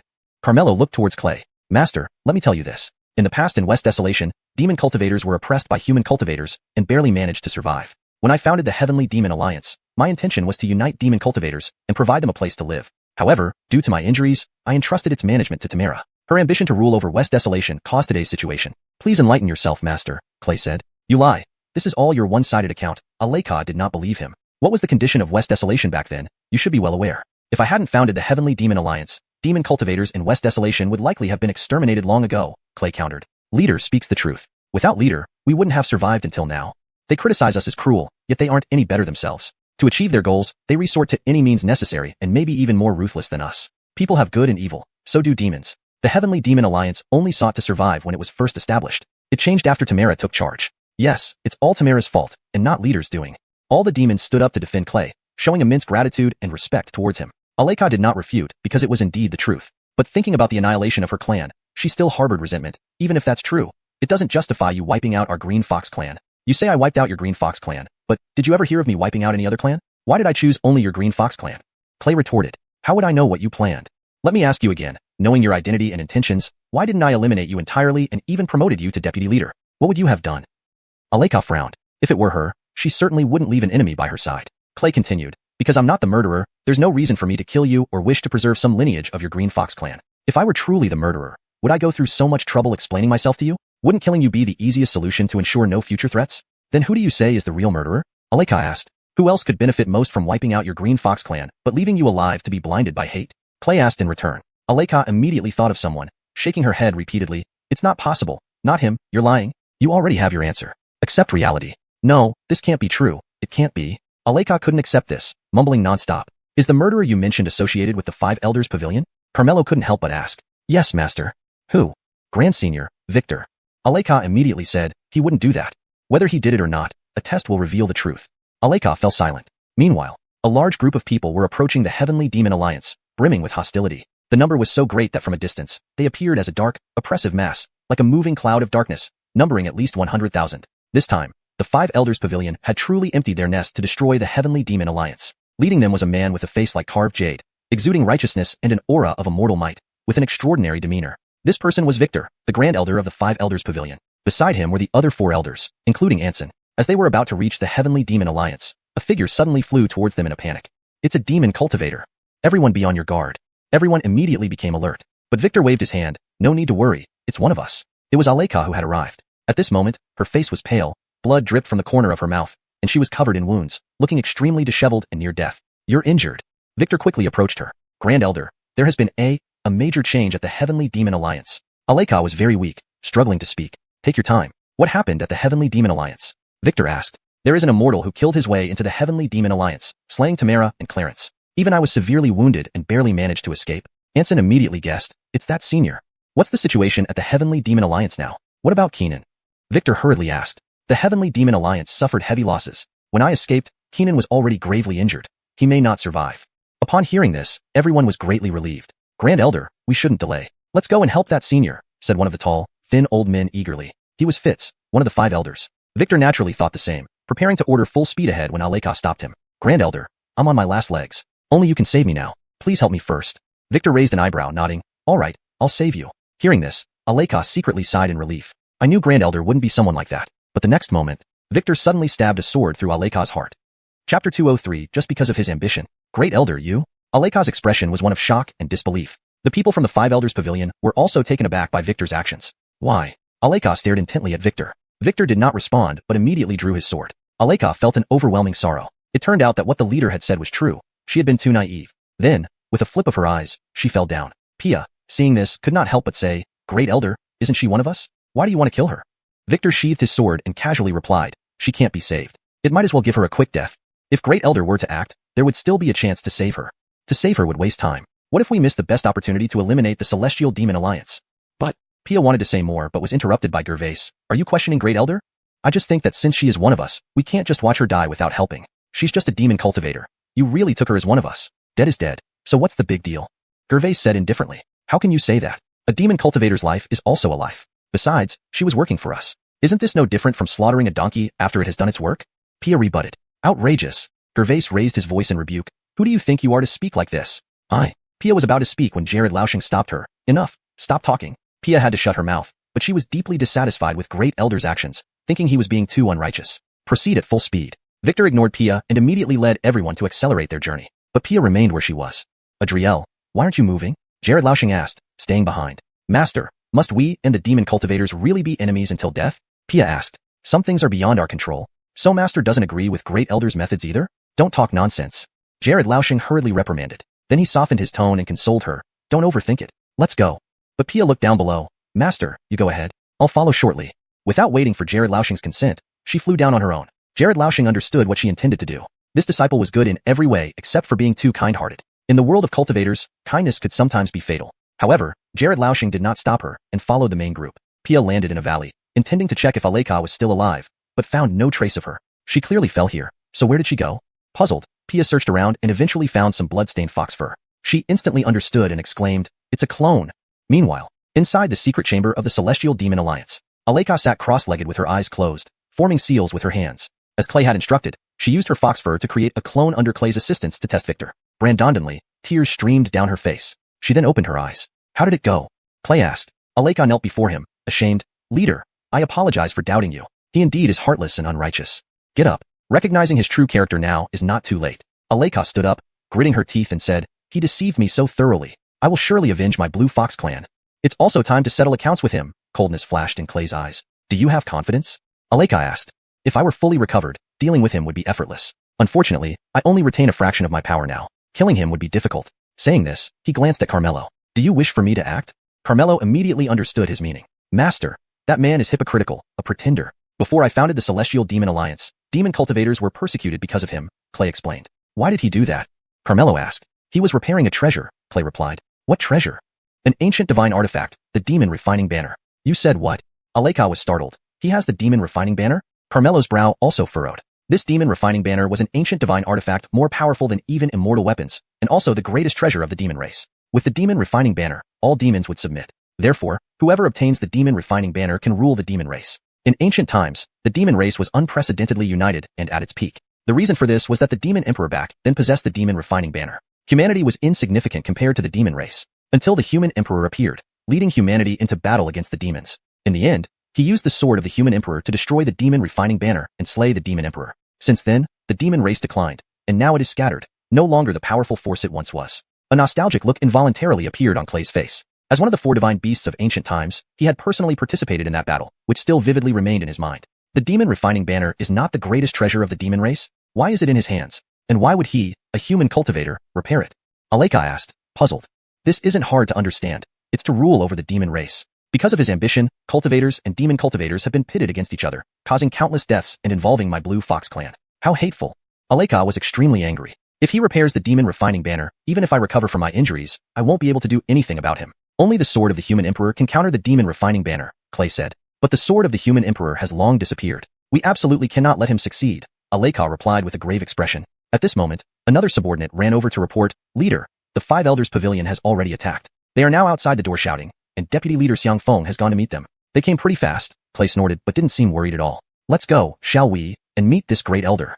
Carmelo led the way out of the secret chamber. The others followed closely behind. At this time, at the entrance of the Heavenly Demon Alliance's blessed land, 10,000 troops from the 5 Elders Pavilion were approaching menacingly. Facing them was another group of demon cultivators. Leading them was a demon cultivator with an elephant's head and a human body, the 4th deputy leader of the Heavenly Demon Alliance, Yates. You dare to cause trouble in our Heavenly Demon Alliance? Don't you think you're asking for death? Yates shouted, shaking his long trunk. Yates, your Heavenly Demon Alliance is facing great disaster. What are you pretending for? Gervais sneered. With just you 5 Elders Pavilion? You losers still have the nerve to talk? Yates mocked. Are you really ignorant, or just pretending? A powerful senior is wreaking havoc in your Heavenly Demon Alliance. Not only did he kill Tamara and Clarence, even Yao Tianshang couldn't match him. Instead of protecting your leader, you're wasting time here. Don't bullshit me. Do you think I'm that easy to fool? Yates didn't believe it, but one of his subordinates told him, Deputy Leader Xiang, what he says is true. Tamara and Clarence are indeed dead. Damn, Brandon's big event happened, and no one informed me? Yates immediately shouted. Chapter 204, Calling for Reinforcements. Ha ha ha. Callan seized the opportunity to mock, even we knew it. You were still in the dark. As a deputy leader, don't you think it's embarrassing? Yates frowned deeply. I'll tell you more. Aleka is also dead. Now, among the 4 deputy leaders, only you are left. The Heavenly Demon Alliance is doomed today. Brandon render now, and maybe you can die whole, Callan yelled. Brandon render my ass. Even if I'm the last one standing, I will never bow to you all. If you dare, come and fight me. Yates stood firm, displaying unparalleled bravery. Do you think I'm afraid of you? Callan was undeterred, stepping out boldly. Just you? Not enough even as practice. Send another. Yates looked down on Callan completely. One against you is plenty, said Callan as he raised his hand. A beam of light appeared in his palm. In a flash, a fearsome beast emerged before him. It was an 8th stage beast of the mountains, a rending mountain beast. This monstrous creature towered dozens of meters high, giving off immense pressure akin to a mountain peak. Under Yu's control, the beast lifted its gigantic hoof like an overhanging sky pressing down and stomped fiercely toward Yates. Boom. The ground shook violently from the impact. Callan laughed aloud. Thought you were something? Couldn't even withstand one stomp. However, just as he finished speaking, an elephant trunk rapidly elongated from under the rending mountain beast's foot, wrapping around its leg like a python. An elephant roar followed. Get lost. The trunk hurled the beast away. The huge body flew towards Callan, striking terror in his heart. He hastily summoned all his strength and pushed out with both palms. But he was thrown back instantly and crashed into the ground, spitting out a mouthful of blood, gravely injured. Ha ha ha. Yates laughed smugly. Just trash. Who else dares? His laughter hadn't faded when a figure suddenly appeared before him and struck out a palm casually but infused with celestial power. It was Victor who made the move. Yates immediately felt the breath of death, his face paling. I'm done for. Facing a celestial being, he had no way to defend himself. As Victor was about to kill Yates, another figure flashed into view and slapped out a palm. Bang! Both palms collided, shaking the space around them. Victor was repelled back 10 meters before stabilizing, his hand throbbing slightly and trembling. Dorian! Seeing the newcomer, Victor was surprised. Didn't Aleka say he was severely wounded and dying? Why does he look perfectly fine? While he was puzzling, Aleka also walked out from her blessed land. She didn't die? Victor was even more shocked. You've seen no progress after such a long time, Nohanwu mocked arrogantly. Why are you both unharmed? Victor asked sternly. To expose your true colors to Aleka. Victor furrowed his brows. You tricked me. Exactly that. Humph. So what? Today your Heavenly Demon Alliance is doomed, Victor shouted. Let the expert appear and slay this demon with me. He's right here. Nohanwu pointed at Carmelo. He's the master that Jared Lau mentioned? He doesn't look like it. Victor glanced at Carmelo, then turned back to look at Anson. Great Chamberlain, he is indeed the predecessor, confirmed Anson as he asked Carmelo. Predecessor, why are you with the Heavenly Demon Alliance? The Heavenly Demon Alliance is my force now, Carmelo replied. Anson was taken aback. Predecessor has subdued the Heavenly Demon Alliance? Yes. Carmelo nodded. Everyone was astounded. This isn't how it should go. Aren't they supposed to eradicate the Heavenly Demon Alliance? How did he end up subduing it? For someone with Dorian's pride, would he willingly submit to another? Then, very cooperatively, Nohanwu bowed respectfully to Carmelo. From now on, our Heavenly Demon Alliance will follow your command, waiting for orders. Everyone was stunned. The venerable leader of the prestigious Heavenly Demon Alliance had become his servant. It wasn't just a matter of power. At their level, each person was proud and arrogant. To be a servant was shameful. Besides, Dorian not only had strong personal abilities, but also united the scattered demon cultivators into the first-rate force of West Wilderness. This demonstrated that he was a capable and resourceful leader. People like him would often rather die than yield. But now, his respectful attitude completely went against his usual character. I still underestimated the predecessor's methods. It's hard to imagine, Anson sighed, and he showed even more reverence for Carmelo. Carmelo scanned the crowd and loudly announced, I now declare that Tamara, the ringleader of the Heavenly Demon Alliance, has been subdued. The Heavenly Demon Alliance has been thoroughly reformed and will no longer oppose the Five Elders Pavilion nor do evil. If you give me face, then go back. We just arrived, and now he's asking us to leave? Everyone looked at each other in confusion. Anson took the lead in responding, I believe that under the leadership of the predecessor, the Heavenly Demon Alliance will be very different. Of course we'll give face to the predecessor. With his words, naturally, there was no objection from those below. After all, their strength was obvious. They had no choice but to agree. Unexpectedly, Victor frowned and glared at Anson with dissatisfaction. When did the Five Elders Pavilion become your decision to make? Great Chamberlain, I didn't mean it like that. If peace can be achieved, why not? The Five Elders Pavilion and the Heavenly Demon Alliance can never coexist peacefully. Victor's attitude was very firm. Great Chamberlain. Anson wanted to persuade him but was cut off by Victor. The Five Elders Pavilion is my decision. If you overstep your bounds again, don't blame me for being rude. Hearing this, Anson couldn't help but frown. Victor, are you determined to fight the Heavenly Demon Alliance to the death? No Hanwu asked gravely. The Five Elders Pavilion and the Heavenly Demon Alliance have accumulated resentment for many years. How can everything be resolved by a single word? Impossible, Victor humphed. What do you intend to do? Since I'm here, I won't rest until I destroy the Heavenly Demon Alliance. No Hanwu sneered coldly. You were never a match for me. Now I have our master as well. Do you think you stand a chance? So what? Do you think I came without any preparations? Victor suddenly shouted, please appear. As soon as he spoke, two figures appeared in the air, one male and one female, both radiating an aura of celestial power. However, this celestial power was not very pure, as they were two rogue immortals. Seeing them, Carmelo couldn't help but feel a bit surprised. Let me introduce them to you. These two are the venerable elders of the West Wilderness Immortal Land, the Immortal of Longevity, and the Elder of the Nine Yin Sanctuary, Yin Wu Jiao. With their assistance, even if we can't do anything to you, we can delay you long enough for my people to destroy the Heavenly Demon Alliance. Victor was incredibly confident, as if everything was under his control. Chapter 205, Seeking Mr. Brandon's Assistance. The faces of the demons changed. The reason why the Heavenly Demon Alliance could firmly rank first in the Western Wasteland was because of the existence of its leader, and with the help of the four vice leaders beneath. But now, two of the four vice leaders were dead, greatly reducing their strength. If the Alliance leader was detained, the Heavenly Demon Alliance might very likely be brought to its knees. Even Clay's face darkened. Although Carmelo had the sword of human sovereign, he did not know Carmelo's true strength and was worried that he couldn't handle it. Look, how despicable you are. We have our own grievances in the Western Wasteland, yet you invite outsiders for help. Shameless. Aleka couldn't help but exclaim. The process doesn't matter. What matters is the result. The Heavenly Demon Alliance will inevitably fall today. Aleka was extremely angry. Great Elder, there's no need to waste words on them. Destroy the Heavenly Demon Alliance now, Gustavo said impatiently. Great Elder, the senior has already said that the Heavenly Demon Alliance would fully rectify itself. I think there's no need to fight anymore. Please reconsider, Anson advised. Once the fight started, even if the Five Elders Pavilion won, countless people would die or be injured. This was a result he did not wish to see. But Luke did not listen and waved his hand. With a bang, Anson was knocked away, landing heavily on the ground, gravely injured. Everyone was momentarily stunned. You all listen up. This battle today is unavoidable. Anyone who dares to defy my orders will have the same end as him, Luke loudly warned. None of the disciples dared to oppose and remained silent. Still, some felt aggrieved by Great Elder's actions, thinking it too extreme. Anson endured his pain and stood up, respectfully saying, the initial purpose of establishing the Five Elders Pavilion was to unite the Western Wasteland and bring peace to it. There's no need for this fight, yet you stubbornly insist, disregarding everyone's lives. You're unfit to be Great Elder. Insolence. How dare you speak to your superior like this? Gustavo shouted. I'm just speaking based on facts. We've always lived in peace with demon cultivators. Since his arrival, he forcibly united various forces, established the Five Elders Pavilion, and began oppressing demon cultivators. I opposed it from the start. Now we could return to the past, yet he insists on eliminating everyone. Why? I believe he has ulterior motives, willing to sacrifice us for his personal gains. Anson expressed years of pent-up dissatisfaction publicly. Many agreed with his words. Indeed, things only became this way after the Great Elder appeared. Yet, everyone knew but dared not speak more. After all, the Great Elder's strength was indisputable. Defying him equated to courting death. Luke's expression turned cold, revealing a hint of killing intent. He raised his hand and struck towards Anson. Anson knew he couldn't withstand it and didn't dodge either, shouting before death, "Don't delude yourselves anymore. Wake up." As his voice echoed, Luke's attack descended. "Master!" Just then, Catherine arrived, exclaiming in shock. Seeing Anson about to die at Luke's hands, a figure suddenly flashed forward to block the attack for him. Anson was surprised, never expecting the leader of the Heavenly Demon Alliance to save him. "Luke, you claim righteousness, yet you kill even your own people. Is this your so-called justice?" Clay ridiculed. He was spreading false statements to undermine morale. "From my perspective, he's your spy planted within the Five Elders Pavilion, intentionally sowing discord. Brandon's intentions deserve death," Luke said coldly. "Bullshit. My master has always been loyal to the Five Elders Pavilion. Now he merely spoke the truth, and you label him a spy. My master is right. You don't deserve to be the Great Elder of the Five Elders Pavilion," Catherine retorted angrily.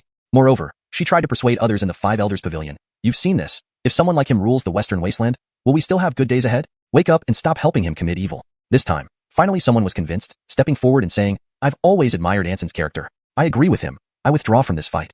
This person was one of the Five Elders, Emerson, who was originally a close friend of Anson and had a strong objection to the Great Elder's actions. "I also withdraw."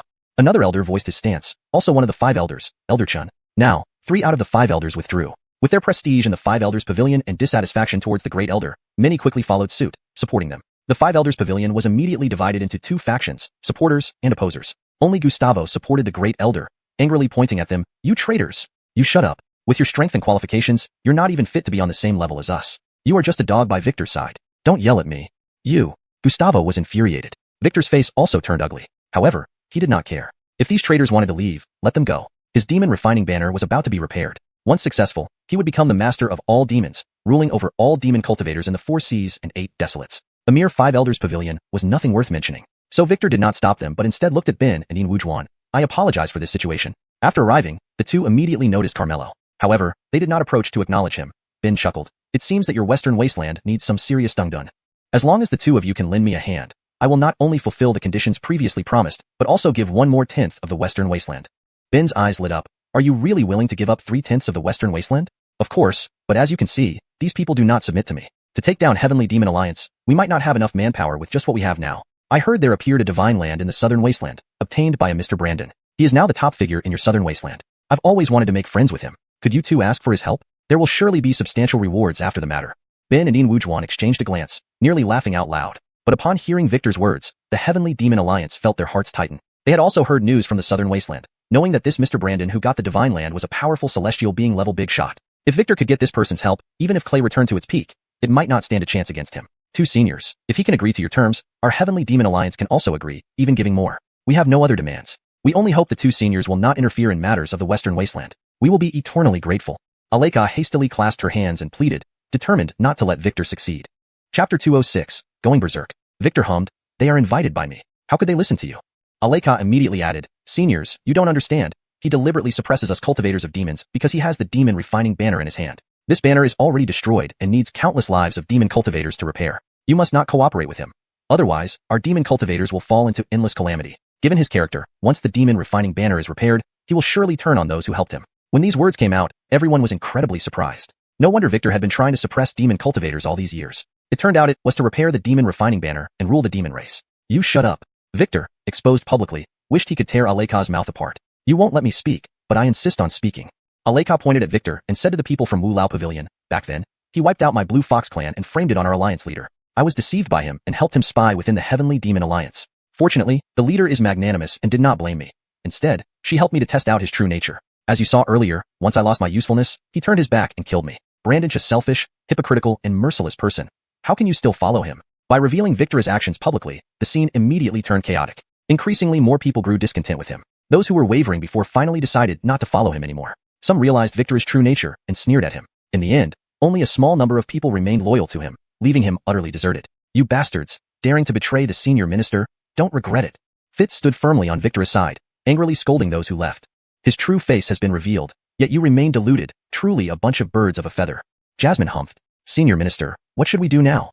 Fitz asked quietly. Indeed, this situation took Victor by surprise, but he was not panicked. To him, these people were just an unruly crowd, and their departure meant little. As long as he could repair the demon refining banner, all problems would be resolved. Therefore, he needed the support of Nanhuang now. So he promised Ellsworth and Alexandra, "Seniors, if you can bring Master Brandon here to help me, after accomplishing this, I am willing to give up the entire Western Wasteland without breaking my promise." The entire Western Wasteland? Everyone was shocked upon hearing this. He really didn't hold back. "Your offer is indeed tempting," Ellsworth smiled slightly. "So you agree?" Victor also smiled, confident that no one could resist such an offer. Just a measly Western Wasteland. Why would he care? What he wanted was the entire realm of demons across the 4 seas and 8 wastes. "Don't be too pleased yet. Whether Master Brandon agrees or not isn't up to us," Ellsworth remarked. "As long as you bring him here, I can persuade him. Then ask him yourself, he's here on site." "He's already here?" Everyone immediately looked around, starting to search. Victor scanned the crowd loudly. "Master Brandon, you have heard my offer. What do you think?" Aleka immediately responded, "Master Brandon, don't trust him. Please don't agree." Victor then continued, "Master Brandon, you have ruled over Nanhuang. If you can occupy the Western Wasteland as well, possessing 2 wastelands, no one currently in the 4 seas and 8 wastes can match you. At that time, you will undoubtedly be the foremost individual. I believe you have no reason to refuse." Everyone tensed up, fearing Master Brandon would agree. But the offer was indeed enticing. Anyone ambitious would find it hard to resist. Just as everyone waited for Master Brandon's reply, a voice suddenly rang out, "I think your offer isn't impressive at all." Following the sound, it was Carmelo. "Master Brandon hasn't made up his mind, so why do you interfere?" Victor scolded, thoroughly hating Carmelo. If it weren't for his defection, he wouldn't be in such a disadvantage. "Ridiculous!" Ellsworth shouted instantly. "What do you mean?" Victor was puzzled. Open your eyes and look clearly. He is Master Brandon. You say what? He is Master Brandon? Victor was stunned. Ellsworth and Alexandra both approached Carmelo, bowing in reverence. We greet Master Brandon. Carmelo waved a hand. No need for formalities. Everyone was dumbfounded. They never expected that he was Master Brandon of Nanhuang. Ha ha ha. Clay laughed aloud. Victor, didn't expect this, right? Now don't you feel like a mere clown? More than a clown, a fool. Yates's remark elicited laughter and mockery from the demons present. When had Victor ever suffered such humiliation, nearly bursting with anger? Just one step away. Years of planning, all for naught, and to be toyed with like a monkey. This sudden realization caused Victor to erupt in a fury. I will kill you all. As he spoke, his aura flared wildly, shrouded in murderous intent. Clay scoffed disdainfully. Now that no one can help you, you still dare to shout threats? Let me deal with you. He charged forward and punched directly at Victor. In his rage, Victor's eyes were bloodshot, behaving like a madman as he screamed and met Clay's punch head-on. Bang! Victor was no match and was sent flying dozens of meters away. Even I can defeat you, and yet you think you can kill us? Who gave you the audacity? Clay squeezed his fist mockingly. Leader, stop talking, or you'll make him burst a vein, Yates teased. Ha ha ha. Everyone laughed again, now watching Victor like they would a clown, devoid of the previous anxiety. Each jeer that reached Victor's ears only further enraged him, pushing him into a complete breakdown. His eyes turned a deep blood red, and a chilling, bone-numbing aura enveloped him. He's losing control. Jared Lau exclaimed in alarm. I will kill all of you. Kill all of you. Victor's head twitched repeatedly, muttering unintelligibly, appearing to have lost his sanity, with nothing but the desire to kill. Clay sneered. What a small mind, to lose control over this. Aya! Victor let out a long, piercing cry, his power surging continuously. He actually broke through several realms consecutively. Some say those who lose control completely become utterly berserk, greatly increasing their strength. This is happening to him. This is not good. The crowd rained in their laughter, their expressions turning serious. I will kill you. Blood-red eyes glinted ominously, staring straight at Clay. In the next second, Victor moved. In an instant, he appeared before Clay, gripping his fist tightly, infused with overwhelming malice, and slammed it down forcefully. Clay knew the immense power behind this punch, far surpassing what it used to be. Thus, he didn't dare to underestimate it, immediately sinking his body. A light flared around him, forming the shadow of a turtle that encased him within. The punch came. Boom. Chapter 207 The Demon Refining Banner. Clay is renowned for his defense. Even though he is injured and cannot unleash his full strength, his defensive power still cannot be underestimated. However, Ridge's strength after being possessed by madness was incredibly astonishing. This punch seemed to shake heaven and earth. The hard tortoise-shaped shadow actually trembled violently, the sound of cracks spreading rapidly outwards. Bang! The tortoise-shaped shadow instantly shattered. Clay was also sent flying backward, barely stabilizing himself. A trickle of blood flowed from the corner of his mouth. Everyone was greatly shocked. Kill you, Ridge muttered, then immediately smashed over again. Damn it. It was the first time Clay had suffered a defeat at the hands of Ridge, igniting his anger. He swore loudly, swung his fist, and rushed forward. He put all his effort into this punch, the fist transforming into a huge, tortoise-shaped shadow, colliding suddenly. Boom. The shadow shattered once more. But this time, Clay took the upper hand, forcing Ridge back. However, with his prior injuries and now expending all his might in this punch, he couldn't help but aggravate his wounds, spitting out a mouthful of blood. Meanwhile, Ridge showed no sign of pain, acting as if nothing happened, shaking his head repeatedly, muttering, kill you all, kill you all. While speaking, he raised his hand. Randomly, a black banner appeared in Ridge's hand. Blood-red runes were painted on the flag, emitting a terrifying aura. Only a corner of the banner was missing, making it incomplete. The Demon Refining Banner. He really has the Demon Refining Banner. Everyone's faces changed. If the Demon Refining Banner is broken, why did he take it out? Someone asked in confusion. Just as everyone was puzzled, Ridge suddenly raised the Demon Refining Banner and aimed it at his own heart, jabbing fiercely with the pole. Everyone froze. He is using himself to dedicate the flag. Is he crazy? He lost control and is now driven solely by the instinct to kill. The broken Demon Refining Banner shouldn't have much power. As they discussed, the Demon Refining Banner started glowing with a bloody light. Ridge pulled it out and threw it into the sky. Everyone looked up, curious about what he intended to do. The Demon Refining Banner floated in the sky, its bloody glow intensifying, quickly turning the entire sky red, an eerie sight. Then, the bloody light enveloped everyone, as if the whole world turned blood red. People were confused. This should not be harmful. But the next second, they felt intense stinging pain on their bodies, as if a force was slowly eroding them. No good. He's trying to refine us all, Clay shouted. Finally realizing the danger, everyone was filled with horror. Escape quickly. Get out of the range of the Demon Refining Banner. Someone immediately tried to flee using a flying sword. But when he reached the edge of the bloody light, it was as if he had hit a wall, bouncing him back. Not only him, but everyone else met the same fate. No matter what method they used, they could not escape. Even Clay was helpless. Soon, the stinging pain grew more intense, and those with lower cultivation levels began to decay. Quick, kill him. Killing him should stop it. Yes, let's attack together and kill him. To save their lives, everyone attacked Ridge. Ridge was already severely injured and could not withstand such an onslaught. But protected by the Demon Refining Banner, no matter how many people attacked, they could not hurt him at all. In his dying moments, Ridge seemed to regain lucidity. He grinned. You're wasting your efforts. The Demon Refining Banner is an ancient divine artifact, the greatest treasure of the demon race. Even damaged, it can't be destroyed by you.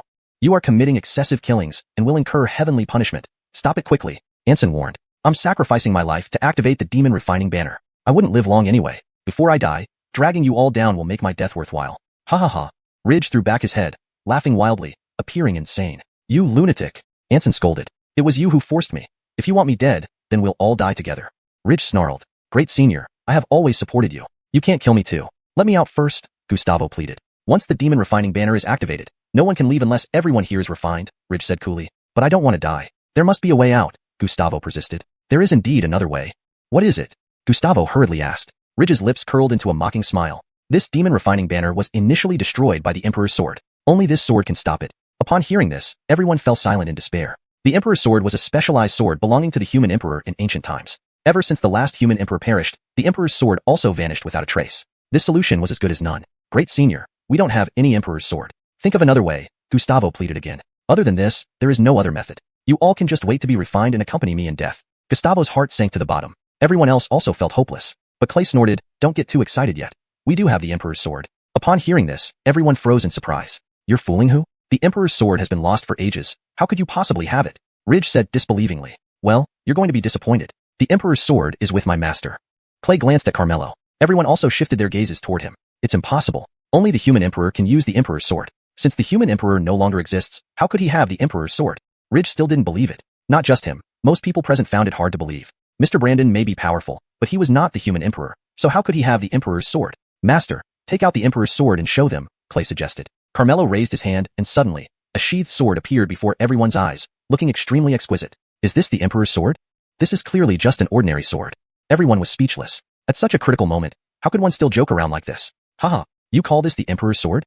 Ridge laughed mockingly, but just as he finished speaking, a sharp ringing sound came from the sword. Everyone watched as Carmelo drew the Emperor's sword. On one side of the blade were carved mountains and rivers, on the other side were flowers and trees, as if representing the whole universe. Moreover, once unsheathed, an incomparable majesty immediately radiated from the sword, instantly evoking reverence in everyone's hearts. This is truly the Emperor's sword? The majesty, only the Emperor's sword can emit such aura. It must be it. It really is the Emperor's sword. First came shock, then overwhelming joy. They were saved. How could he possess the Emperor's sword? Ridge stood dumbfounded.